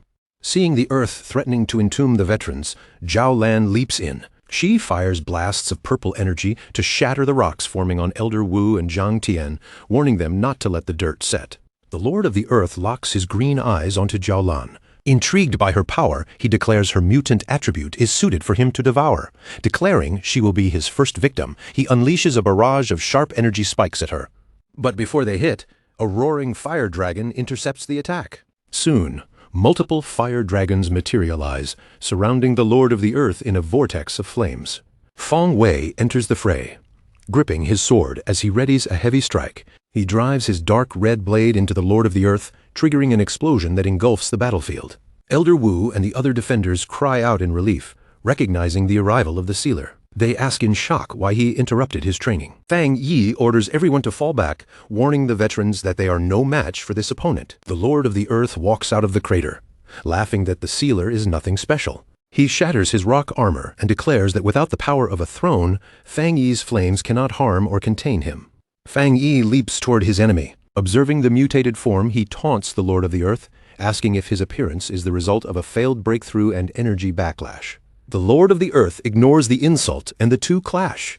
Fang Yi launches a flurry of blade strikes against the invader's rock defenses. Watching from a distance, Zhao Lan notices that Fang Yi's condition seems off. She debates with Elder Wu whether they should intervene, but decides to trust his orders and stay back to avoid becoming a burden. The Lord of the Earth lands a strike on Fang Yi's back, causing him to note that the invader's assumptions about his power are not accurate. Coughing up blood, Fang Yi realizes the Shen Yue realm's energy is volatile and dangerous to manage. Then the system flashes alerts that his current cultivation realm is unstable. Overwhelmed, Fang Yi screams in pain as red energy erupts from his body. Struggling to rein in the chaotic aura, he realizes the consequences of halting his seclusion. Because he interrupted the process, he cannot access his post-breakthrough strength and suffers physical side effects. The Lord of the Earth capitalizes on his vulnerability. Mocking the sealer for fighting during an energy backlash, he summons 2 massive pillars of stone. With a grin, the Lord of the Earth sentences the sealer to death and clasps his hands together. 2 colossal slabs of earth slam shut, crushing Fang Yi between them. The southern border of the Xia nation, the spot where Fang Yi had been smashed down and buried, no longer resembled a normal pile of battlefield debris. The earth had compressed and fused together, forming layer after layer of enormous stone slabs until they stacked into a towering boulder, standing there like a cold, brutal monument in the middle of the ruined battlefield. Zhao Lan, Elder Wu, and the few pioneers who had managed to survive could do nothing but stare at the empty battlefield in absolute silence. Their eyes remained locked on the place where Fang Yi had disappeared, as if, even now, their minds were still struggling to accept that everything had truly happened right before them.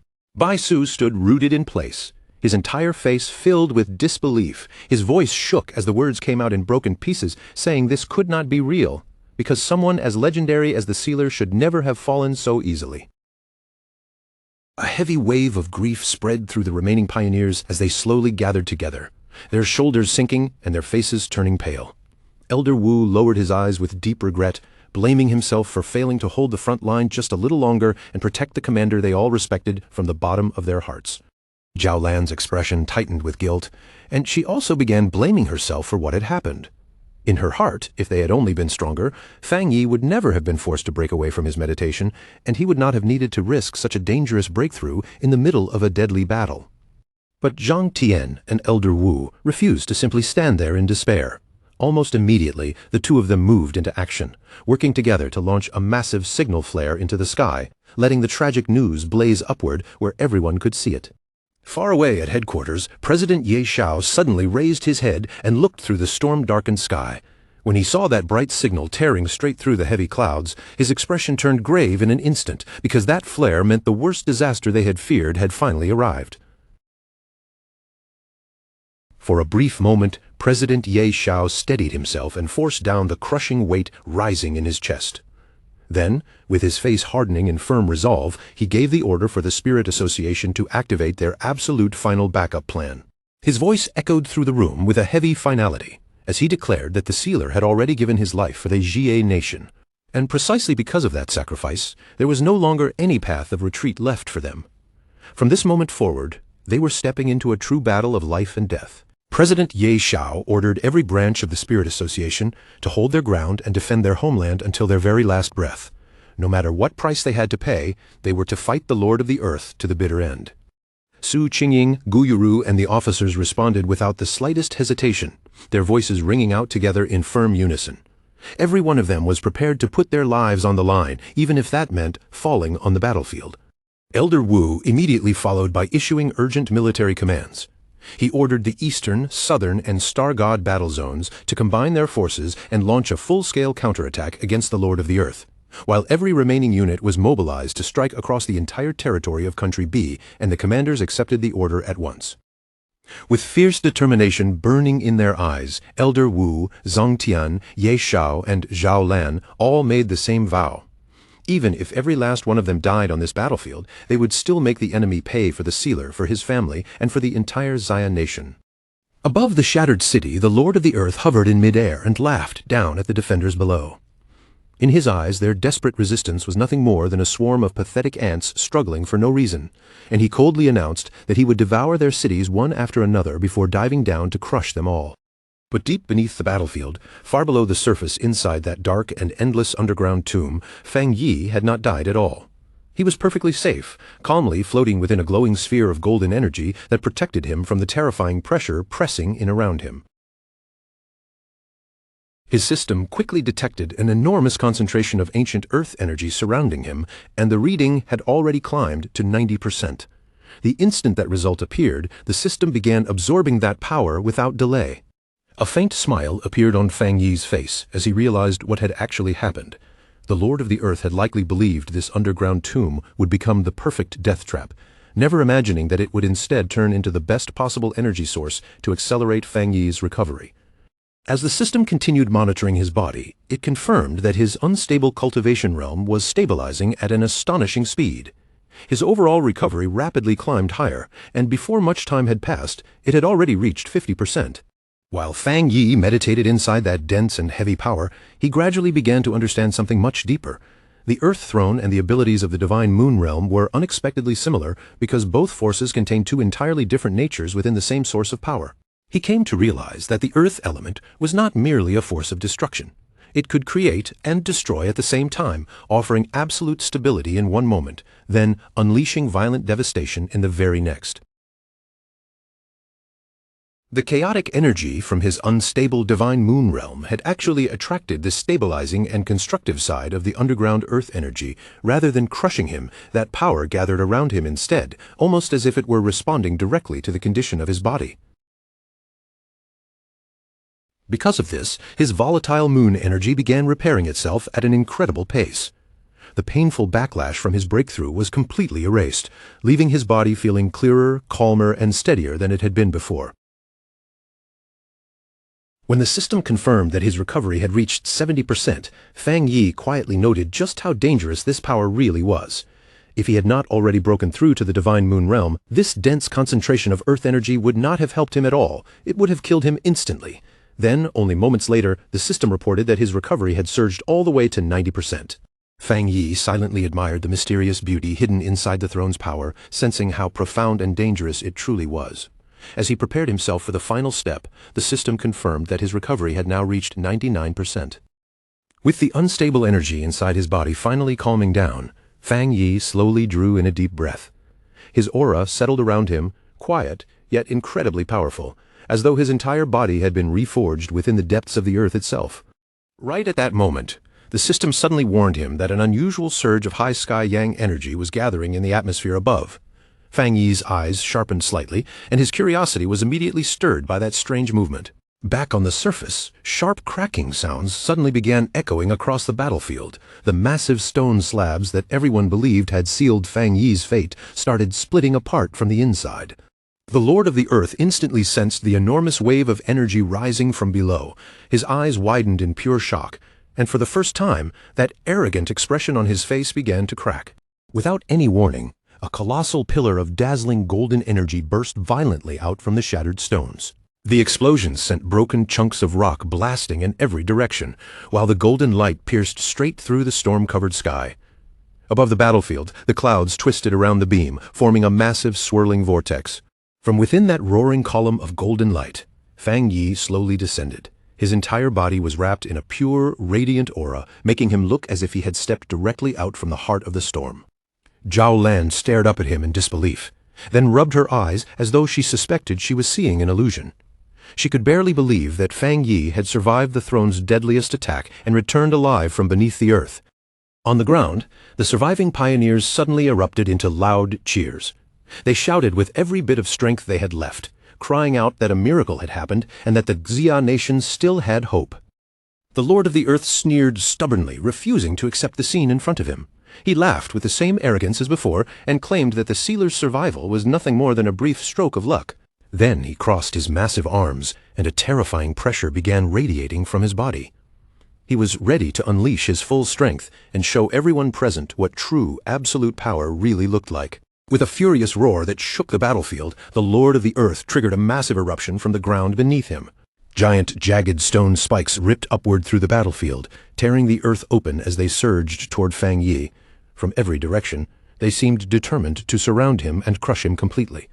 The Lord of the Earth grinned wildly as he watched the attack unfold, his expression twisting with the excitement of someone who was already certain of victory. The mutated Lord of the Earth then launched a rapid barrage of burning rock projectiles, each one ripping through the air with terrifying force. But Fang Yi moved through the sky with effortless precision, dodging every attack without showing even the slightest hint of panic. Even as the attacks screamed past him, Fang Yi never once looked away. His gaze remained locked on his enemy, calm and focused, as though every movement had already been seen through before it happened. Next, the Lord of the Earth raised his power again and summoned an enormous boulder from above. Like a meteor falling out of the sky, it came crashing down directly toward Fang Yi. When Fang Yi saw this, he almost looked amused. He quietly muttered to himself, wondering if this invader was really just repeating the same basic move all over again. But this time, Fang Yi did not dodge at all. Instead, he shot upward like a blazing beam of golden light, charging straight toward the enormous boulder plummeting down from the sky. As he rushed higher, Fang Yi pulled his fist back and gathered his strength for one overwhelming strike. Then, with complete confidence in his voice, he commanded the barrier to break. His fist smashed directly into the giant stone structure. In the next instant, a massive explosion burst outward, and the entire boulder was completely vaporized beneath the force of his punch. The Lord of the Earth stared at the scene in stunned disbelief. His so-called ultimate attack had been destroyed so easily that for a moment he could barely understand what had just happened. Nearby, the other pioneers burst into triumphant shouts, cheering for the sealer's overwhelming strength. They excitedly pointed out that this was what perfect control over power truly looked like, because unlike the Lord of the Earth, who only depended on borrowed strength from a throne, Fang Yi was a genuine genius who had climbed to the top one step at a time. Another pioneer excitedly added that the sealer's top-tier Yang attribute could completely suppress every other element. As the crowd began chanting for the Lord of the Earth's defeat, the furious invader clenched his fists so tightly that his rage seemed ready to spill out of his body. Overwhelmed by anger, the Lord of the Earth screamed in denial. He rejected everything they said about attribute suppression and perfect control, shouting that he was the Lord of a throne and that he would never allow anyone to mock him. Enraged that someone would actually dare stand against the authority of a throne, he stops holding back completely. His power surges upward in a terrifying rush, and a storm of chaotic energy bursts out from his body, tearing through the surrounding air with violent pressure. With his fury boiling over, he swears that every single person there will be punished and that he will make sure their deaths are more horrifying than anything they could ever imagine. But Fang Yi does not show even the slightest sign of fear. He stands there without flinching, completely unmoved by the furious threat crashing toward him. Instead of answering that rage, he slowly lifts his eyes toward the sky, his face calm, steady, and almost expectant. Then, in a low and quiet voice, he murmurs that the time has finally arrived and that it is now time for it to come down. The Lord of the Earth, still consumed by anger, suddenly pauses for a brief moment when he hears those strange words. His furious expression tightens as confusion slips into his gaze, cutting through the rage on his face. Following the direction of Fang Yi's eyes, he also looks up toward the sky and demands to know exactly what the sealer is talking about. Fang Yi then lowers his gaze from the heavens and turns his eyes back onto him, meeting that furious stare directly without a trace of fear or hesitation. His expression remains calm, but there is a firm certainty in his voice as he declares, with absolute clarity, that the time has come for his own throne to descend. In the very next instant, the sky above them seems to split apart under an overwhelming burst of brilliance. A blinding pillar of golden light comes crashing down from the heavens, pouring straight over Fang Yi's body like divine radiance. The dazzling glow wraps around him completely, swallowing his figure inside its brilliant golden shine. And within that radiant golden light, a new king is finally born.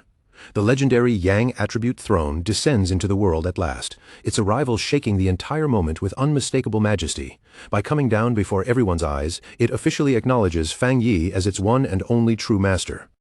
A blinding pillar of light suddenly crashes down from the heavens, swallowing the city in radiance, as the legendary Yang attribute throne finally reveals itself above the battlefield. At the very center of that dazzling surge of energy, Fang Yi floats in perfect calm, his body steady as he openly welcomes the overwhelming power pouring toward him. The Lord of the Earth stares upward in disbelief, completely unable to accept that a brand new supreme throne has appeared right in front of his own eyes. Elder Wu narrows his eyes, wondering whether this world-shaking artifact has chosen to stand with the sealer, while Jialon senses the terrifying scale of its energy and realizes it is almost beyond comprehension. The mutated Lord of the Earth throws his head back and lets out a furious roar, demanding to know what kind of impossible event is unfolding before him. He screams in rage, refusing to believe that any throne in existence could possess power greater than the one already under his control. Driven half-mad by pride and fear, he shouts that he was the one in a billion human chosen by a throne, a being already standing close to the level of a god. In his twisted confidence, he convinces himself that this new throne can be conquered too, just like the Earth throne he once forced into submission. With a furious scream, he releases a massive shockwave of Earth magic, roaring that such power would never willingly choose someone like the sealer. At the same time, inside monitoring centers across the world, warning alarms explode through the rooms as researchers shout that the energy readings near the Xia nation's border have shattered every previous record. As the numbers continue climbing, the researchers finally understand the terrifying truth. Another supreme throne is manifesting, and its power is even greater than that of a real star. A panicked official loses control and screams across the room, demanding an immediate response from the sequence department about what these impossible readings actually mean. Inside the Global Throne Sequence Department, the staff members are drenched in cold sweat. Their old estimates of throne power have completely collapsed, and the entire ranking system is thrown into instant chaos. The terrified official shouts that the appearance of this new sun god throne means every global ranking must be recalculated from scratch. Even the Earth and Thunder thrones, once believed to sit at the very top, now have to be pushed down to at least the third sequence. Until now, a throne's rank had always been judged by how strong and rare its element was on Earth, which was why elements like Earth and Thunder had been placed at the peak. But the arrival of the sun god throne tears that old belief apart, revealing one shocking truth. Only this throne truly deserves to stand in the first sequence. Meanwhile, at the Xia Nation Spirit Association Research Center, the director bursts with pride, declaring that the foreign standards were wrong from the very beginning. The energy of this new throne is more than 200% stronger than the old first sequence, proving that all previous data has to be thrown away. One research analyst speaks with absolute confidence, saying that a true first sequence power can only be something as terrifying as pure yang or absolute darkness. A female analyst is overjoyed, realizing that the entire balance of power has been overturned, because the sealer has now become the only master of the ultimate yang attribute. But the moment her eyes return to the live data on the screen, the smile on her face slowly fades away. Her voice begins to tremble as she stammers that the sun god throne did not appear by coincidence, and it did not simply choose the sealer on its own. Elder Wu soon understands the real reason behind it. The sealer was not passively waiting to be selected. Instead, he had used an active, overwhelming summoning to force the solar artifact into the world, guaranteeing complete mastery from the start. Even the Lord of the Earth is struck with surprise, his furious expression briefly cracking under the weight of what he has just witnessed. Still refusing to accept reality, the mutated invader bursts into wild laughter, screaming that no throne could ever be purer or stronger than the one he already controls. He gathers a violent storm of earth energy around his fist and insists that because the earth attribute is so highly desired, he remains the rightful king of the first sequence. Forcing out the last of his strength, the Lord of the Earth launches himself toward Fang Yi, roaring that he will never allow the sealer to claim mastery over the sun god throne. But before he can even close the distance, a blinding ray of pure solar energy shoots straight toward him. Caught completely off guard, the invader's crazed expression twists in an instant, and raw panic flashes across his face. He throws up his massive, stone-hardened arms to block the attack, then tries to gather enough force to strike back. But a second beam tears through the air and burns away his mutated stone arm in one clean blow, blasting apart the rocky armor covering his body. The solar blast pierces straight through his strongest defenses, detonating with a massive explosion that sweeps violently across the coastline. When the smoke and dust finally begin to clear, the Lord of the Earth's terrifying monstrous form is gone. He sucks in a shocked breath, his body trembling for a moment before he collapses backward. Blood bursts from his mouth as he coughs violently, one hand clutching his chest while he struggles to breathe. Then he slowly lifts his head and sees Elder Wu, Bai Su, and President Yi Xiao standing above him, looking down at his defeated body. Zhang Tan immediately steps forward and orders his forces to capture the Lord of the Earth. He warns them not to kill the invader, because keeping him alive makes him a valuable hostage and living proof of Country B's illegal experiments. News of the battle spreads through Country B at incredible speed.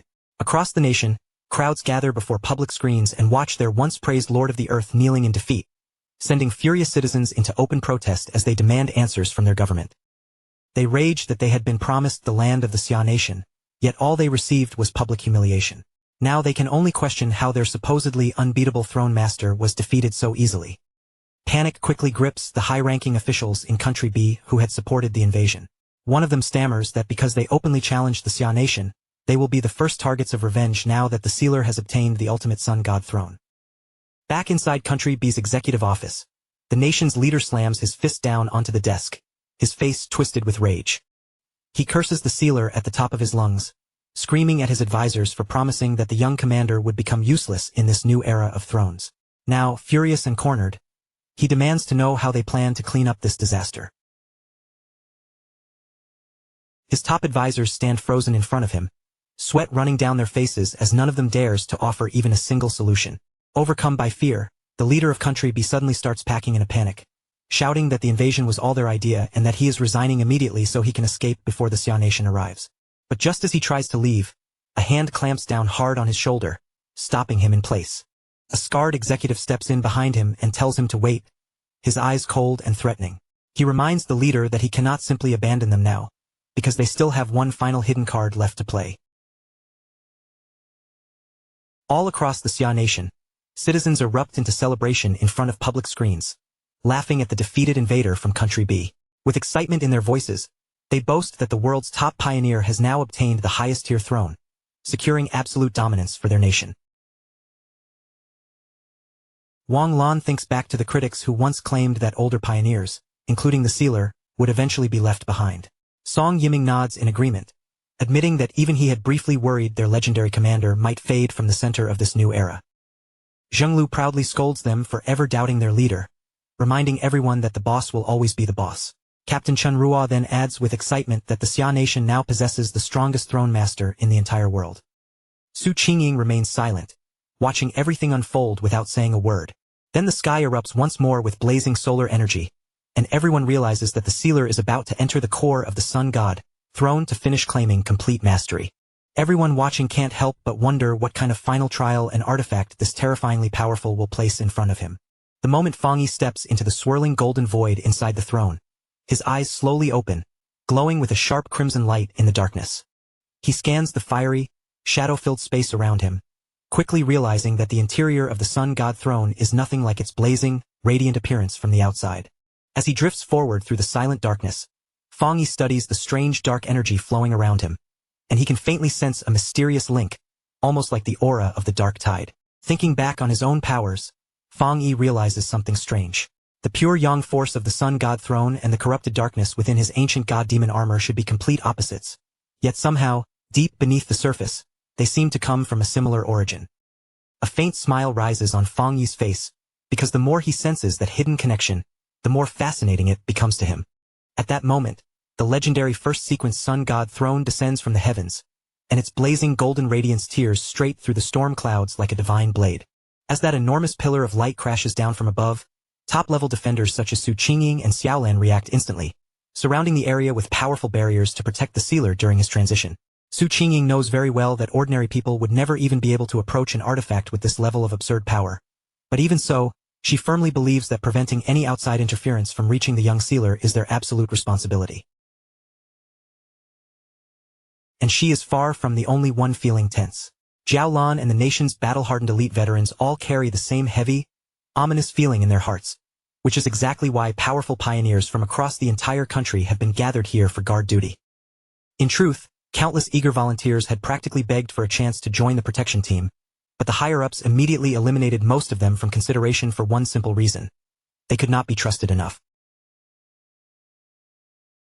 A mission on this scale requires loyalty that leaves no room for doubt, especially when old traitors and hidden spies could still be waiting in the shadows, ready to create another disaster like the chaos that once destroyed Taisher City.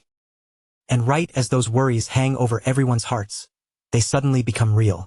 Far in the distance, a sinister flash of purple light erupts, instantly setting off the sharp instincts of Su Qingying and Jialan. The moment a wave of hostile energy shoots directly toward the golden beam, Jialan's expression tightens, and she immediately understands that this is a secret technique aimed specifically at disrupting the sealer's breakthrough.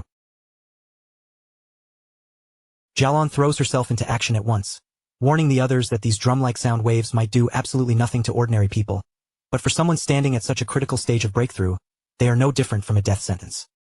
If those vibrations shake the sealer's concentration at this moment, the result could be a fatal backlash, causing his inner energy to spiral out of control and tear him apart from the inside. What makes the situation even worse is that normal defensive barriers cannot stop this technique at all, because the acoustic frequency slips straight through spiritual arrays as if they are not even there. Looking out over the rain-drenched city, Jalen forces herself to steady her breathing, knowing that her only choice now is to locate the hidden spellcasters as fast as possible and eliminate them before the damage becomes irreversible. But before Jalen can even begin searching, a sudden burst of blinding light explodes across the sky, catching her completely off guard. It is the sun god throne itself.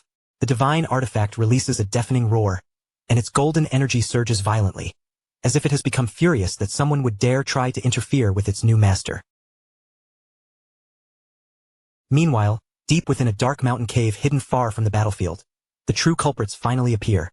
A group of cloaked traders, rhythmically striking a cursed drum to send out those mind-shattering waves. One of the operatives marvels at the strange power of the drum, even expressing disbelief that native Xia traders would willingly work with Country B to sabotage their own homeland.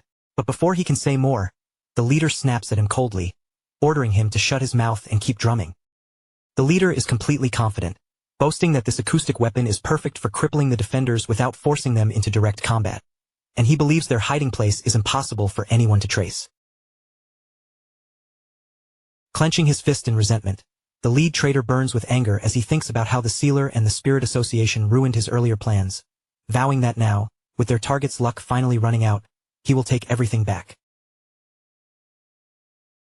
Convinced that they have already done enough to threaten the Sealer's critical breakthrough, the leader prepares to slip away before reinforcements can arrive, leaving his accomplices behind to continue the operation. But the mercenaries watching him depart are not loyal to him either. One of them sneers at the native trader's stupidity and reveals that he has secretly brought elite powerhouses from Country A, planning to seize control of the entire operation for themselves. Before they can even enjoy their scheme, however, one of them suddenly senses an overwhelming danger closing in. He turns toward the cave entrance, only to see 3 blinding lights ignite across the dark sky outside. In the very next instant, 3 colossal pillars of golden solar energy descend from the heavens like divine missiles, locking directly onto their hidden cave with terrifying precision. The hidden operatives immediately scream in terror. They recognize the suffocating aura of the sun god thrown at once, and panic grips them as they wonder how a godlike artifact could possibly have found their secret location. Desperate to survive the strike that is about to fall on them, the elite experts from Country A quickly gather their power together, trying to form layers of defensive shields around the cave. But the instant they feel the true force of the incoming attack, the traders lose all courage. They scream for everyone to retreat and try to activate their final backup plan, right as the solar beams finish locking onto them. A split second later, the sunbeams crash down. A blinding, world-shaking explosion erupts across the mountain, and the entire peak is completely vaporized in the devastating blast. Xiaolan raises her arm to shield her eyes from the shockwave, and in that terrifying moment, she finally understands the true wrath of the sun god throne, an artifact capable of pulverizing mountains with what feels like a casual strike. Around her, the defenders stare in stunned silence, their faces filled with awe and dread as they realize just how powerless ordinary humanity is when standing before divine power on this level. But that stunned silence does not last long. Chun Rua suddenly rushes over with urgent news. The massive energy shockwave has damaged their restraining arrays, and during the chaos, the captive lord of the earth has escaped. Meanwhile, deep inside the core of the sun god throne, Fengyi walks toward a brilliant orb glowing like a miniature sun. As strange, bird-like cries echo through the dark space, he wonders whether his trial has truly begun. Fengyi slowly reaches out toward the radiant light, noticing that this trial feels nothing like the chaotic and violent struggle he once endured with the metal throne. As his body floats calmly within the warm golden glow, he realizes there is not even the slightest trace of hostility or danger around him, which only makes him more curious about what kind of test the supreme throne has prepared. Even so, as Fengyi continues deeper into the blinding golden void, he does not let his guard down for even a moment. Then, without warning, the legendary Fusong tree appears before him, its radiant form shining like a small sun suspended in the middle of the void.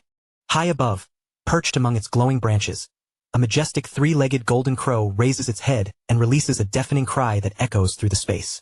Fengyi immediately realizes that this mythical bird is the true incarnation of the sun god throne itself, embodying the pure and absolute essence of the sun. But the colossal creature does not attack him. There is no hostility in its gaze at all. Instead, it looks down at Fengyi with an immense warmth, almost as if it is welcoming someone of its own bloodline. Trusting the instinct rising within him, Fengyi steps forward and gently stretches out his hand toward the magnificent sunbird. The instant they touch, the golden crow bursts into a massive vortex of solar energy, and Fengyi begins absorbing the overwhelming power of the throne into himself. Moments later, his system confirms that the sun god throne has officially answered his call and recognized Fengyi as its true master. As the confirmation process begins, Fengyi's eyes blaze with dazzling golden fire, and he channels the endless solar energy flowing through him with effortless control. Once the notification appears, confirming that his mastery is complete, the system immediately starts compiling a custom technique designed specifically for him.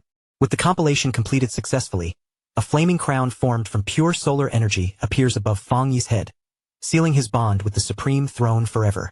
At last, the system delivers his reward, a brand new God-tier Yang attribute cultivation technique known as the East Heaven Divine Crown Secret Technique, pushing his already terrifying power to an entirely new level.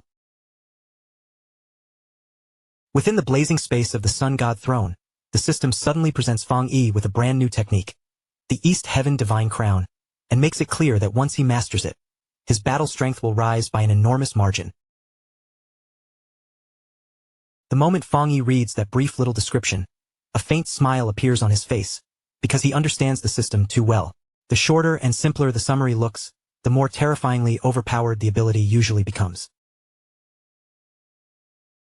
But just as Fang Yi is about to calm his mind and absorb the meaning of this new power, the peaceful atmosphere inside the throne is suddenly disturbed by a sharp surge of hostile energy. Meanwhile, outside the throne, two figures wrapped in dark cloaks silently slip past the defenses. In their hands is a strange experimental artifact shaped almost like a staring eye, and both of them are stunned when it actually helps them pass through the supreme barrier. Wang Lan slowly lowers his hood, his expression tense as he explains that this bizarre artifact is the only thing giving them a chance to enter the throne and interrupt the breakthrough ceremony before it succeeds. Song Yiming nods with a grim look, reminding his companion that the person they are targeting is the strongest fighter in the entire nation, so even one tiny mistake could cost them everything. As the two of them inch forward in silence, Song Yiming can only pray that the artifact's stealth field is powerful enough to conceal them from the sealer's frighteningly sharp perception. But their careful plan collapses in an instant when a cold voice suddenly comes from behind them, asking who exactly they are trying to hide from. The two men freeze on the spot as golden light spills across their backs, revealing Fang Yi descending right behind them.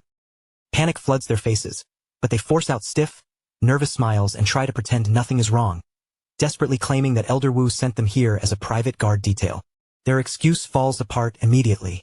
Fang Yi's overwhelming pressure crashes down on them like a mountain, freezing their bodies in place, and only then do they realize in horror that the sealer has already conquered the supreme throne faster than anyone could have imagined. Fang Yi gives the trembling pair a calm, almost amused chuckle, casually pointing out that their so-called disguise has no meaning in front of him. With only a brief release of his aura, an invisible force tears through their cloaks in an instant, shredding the fabric apart and exposing their true faces completely. The fake Song Yiming goes pale with shock, stumbling over his words as he struggles to understand how their hidden setup and stealth protection were broken through so effortlessly.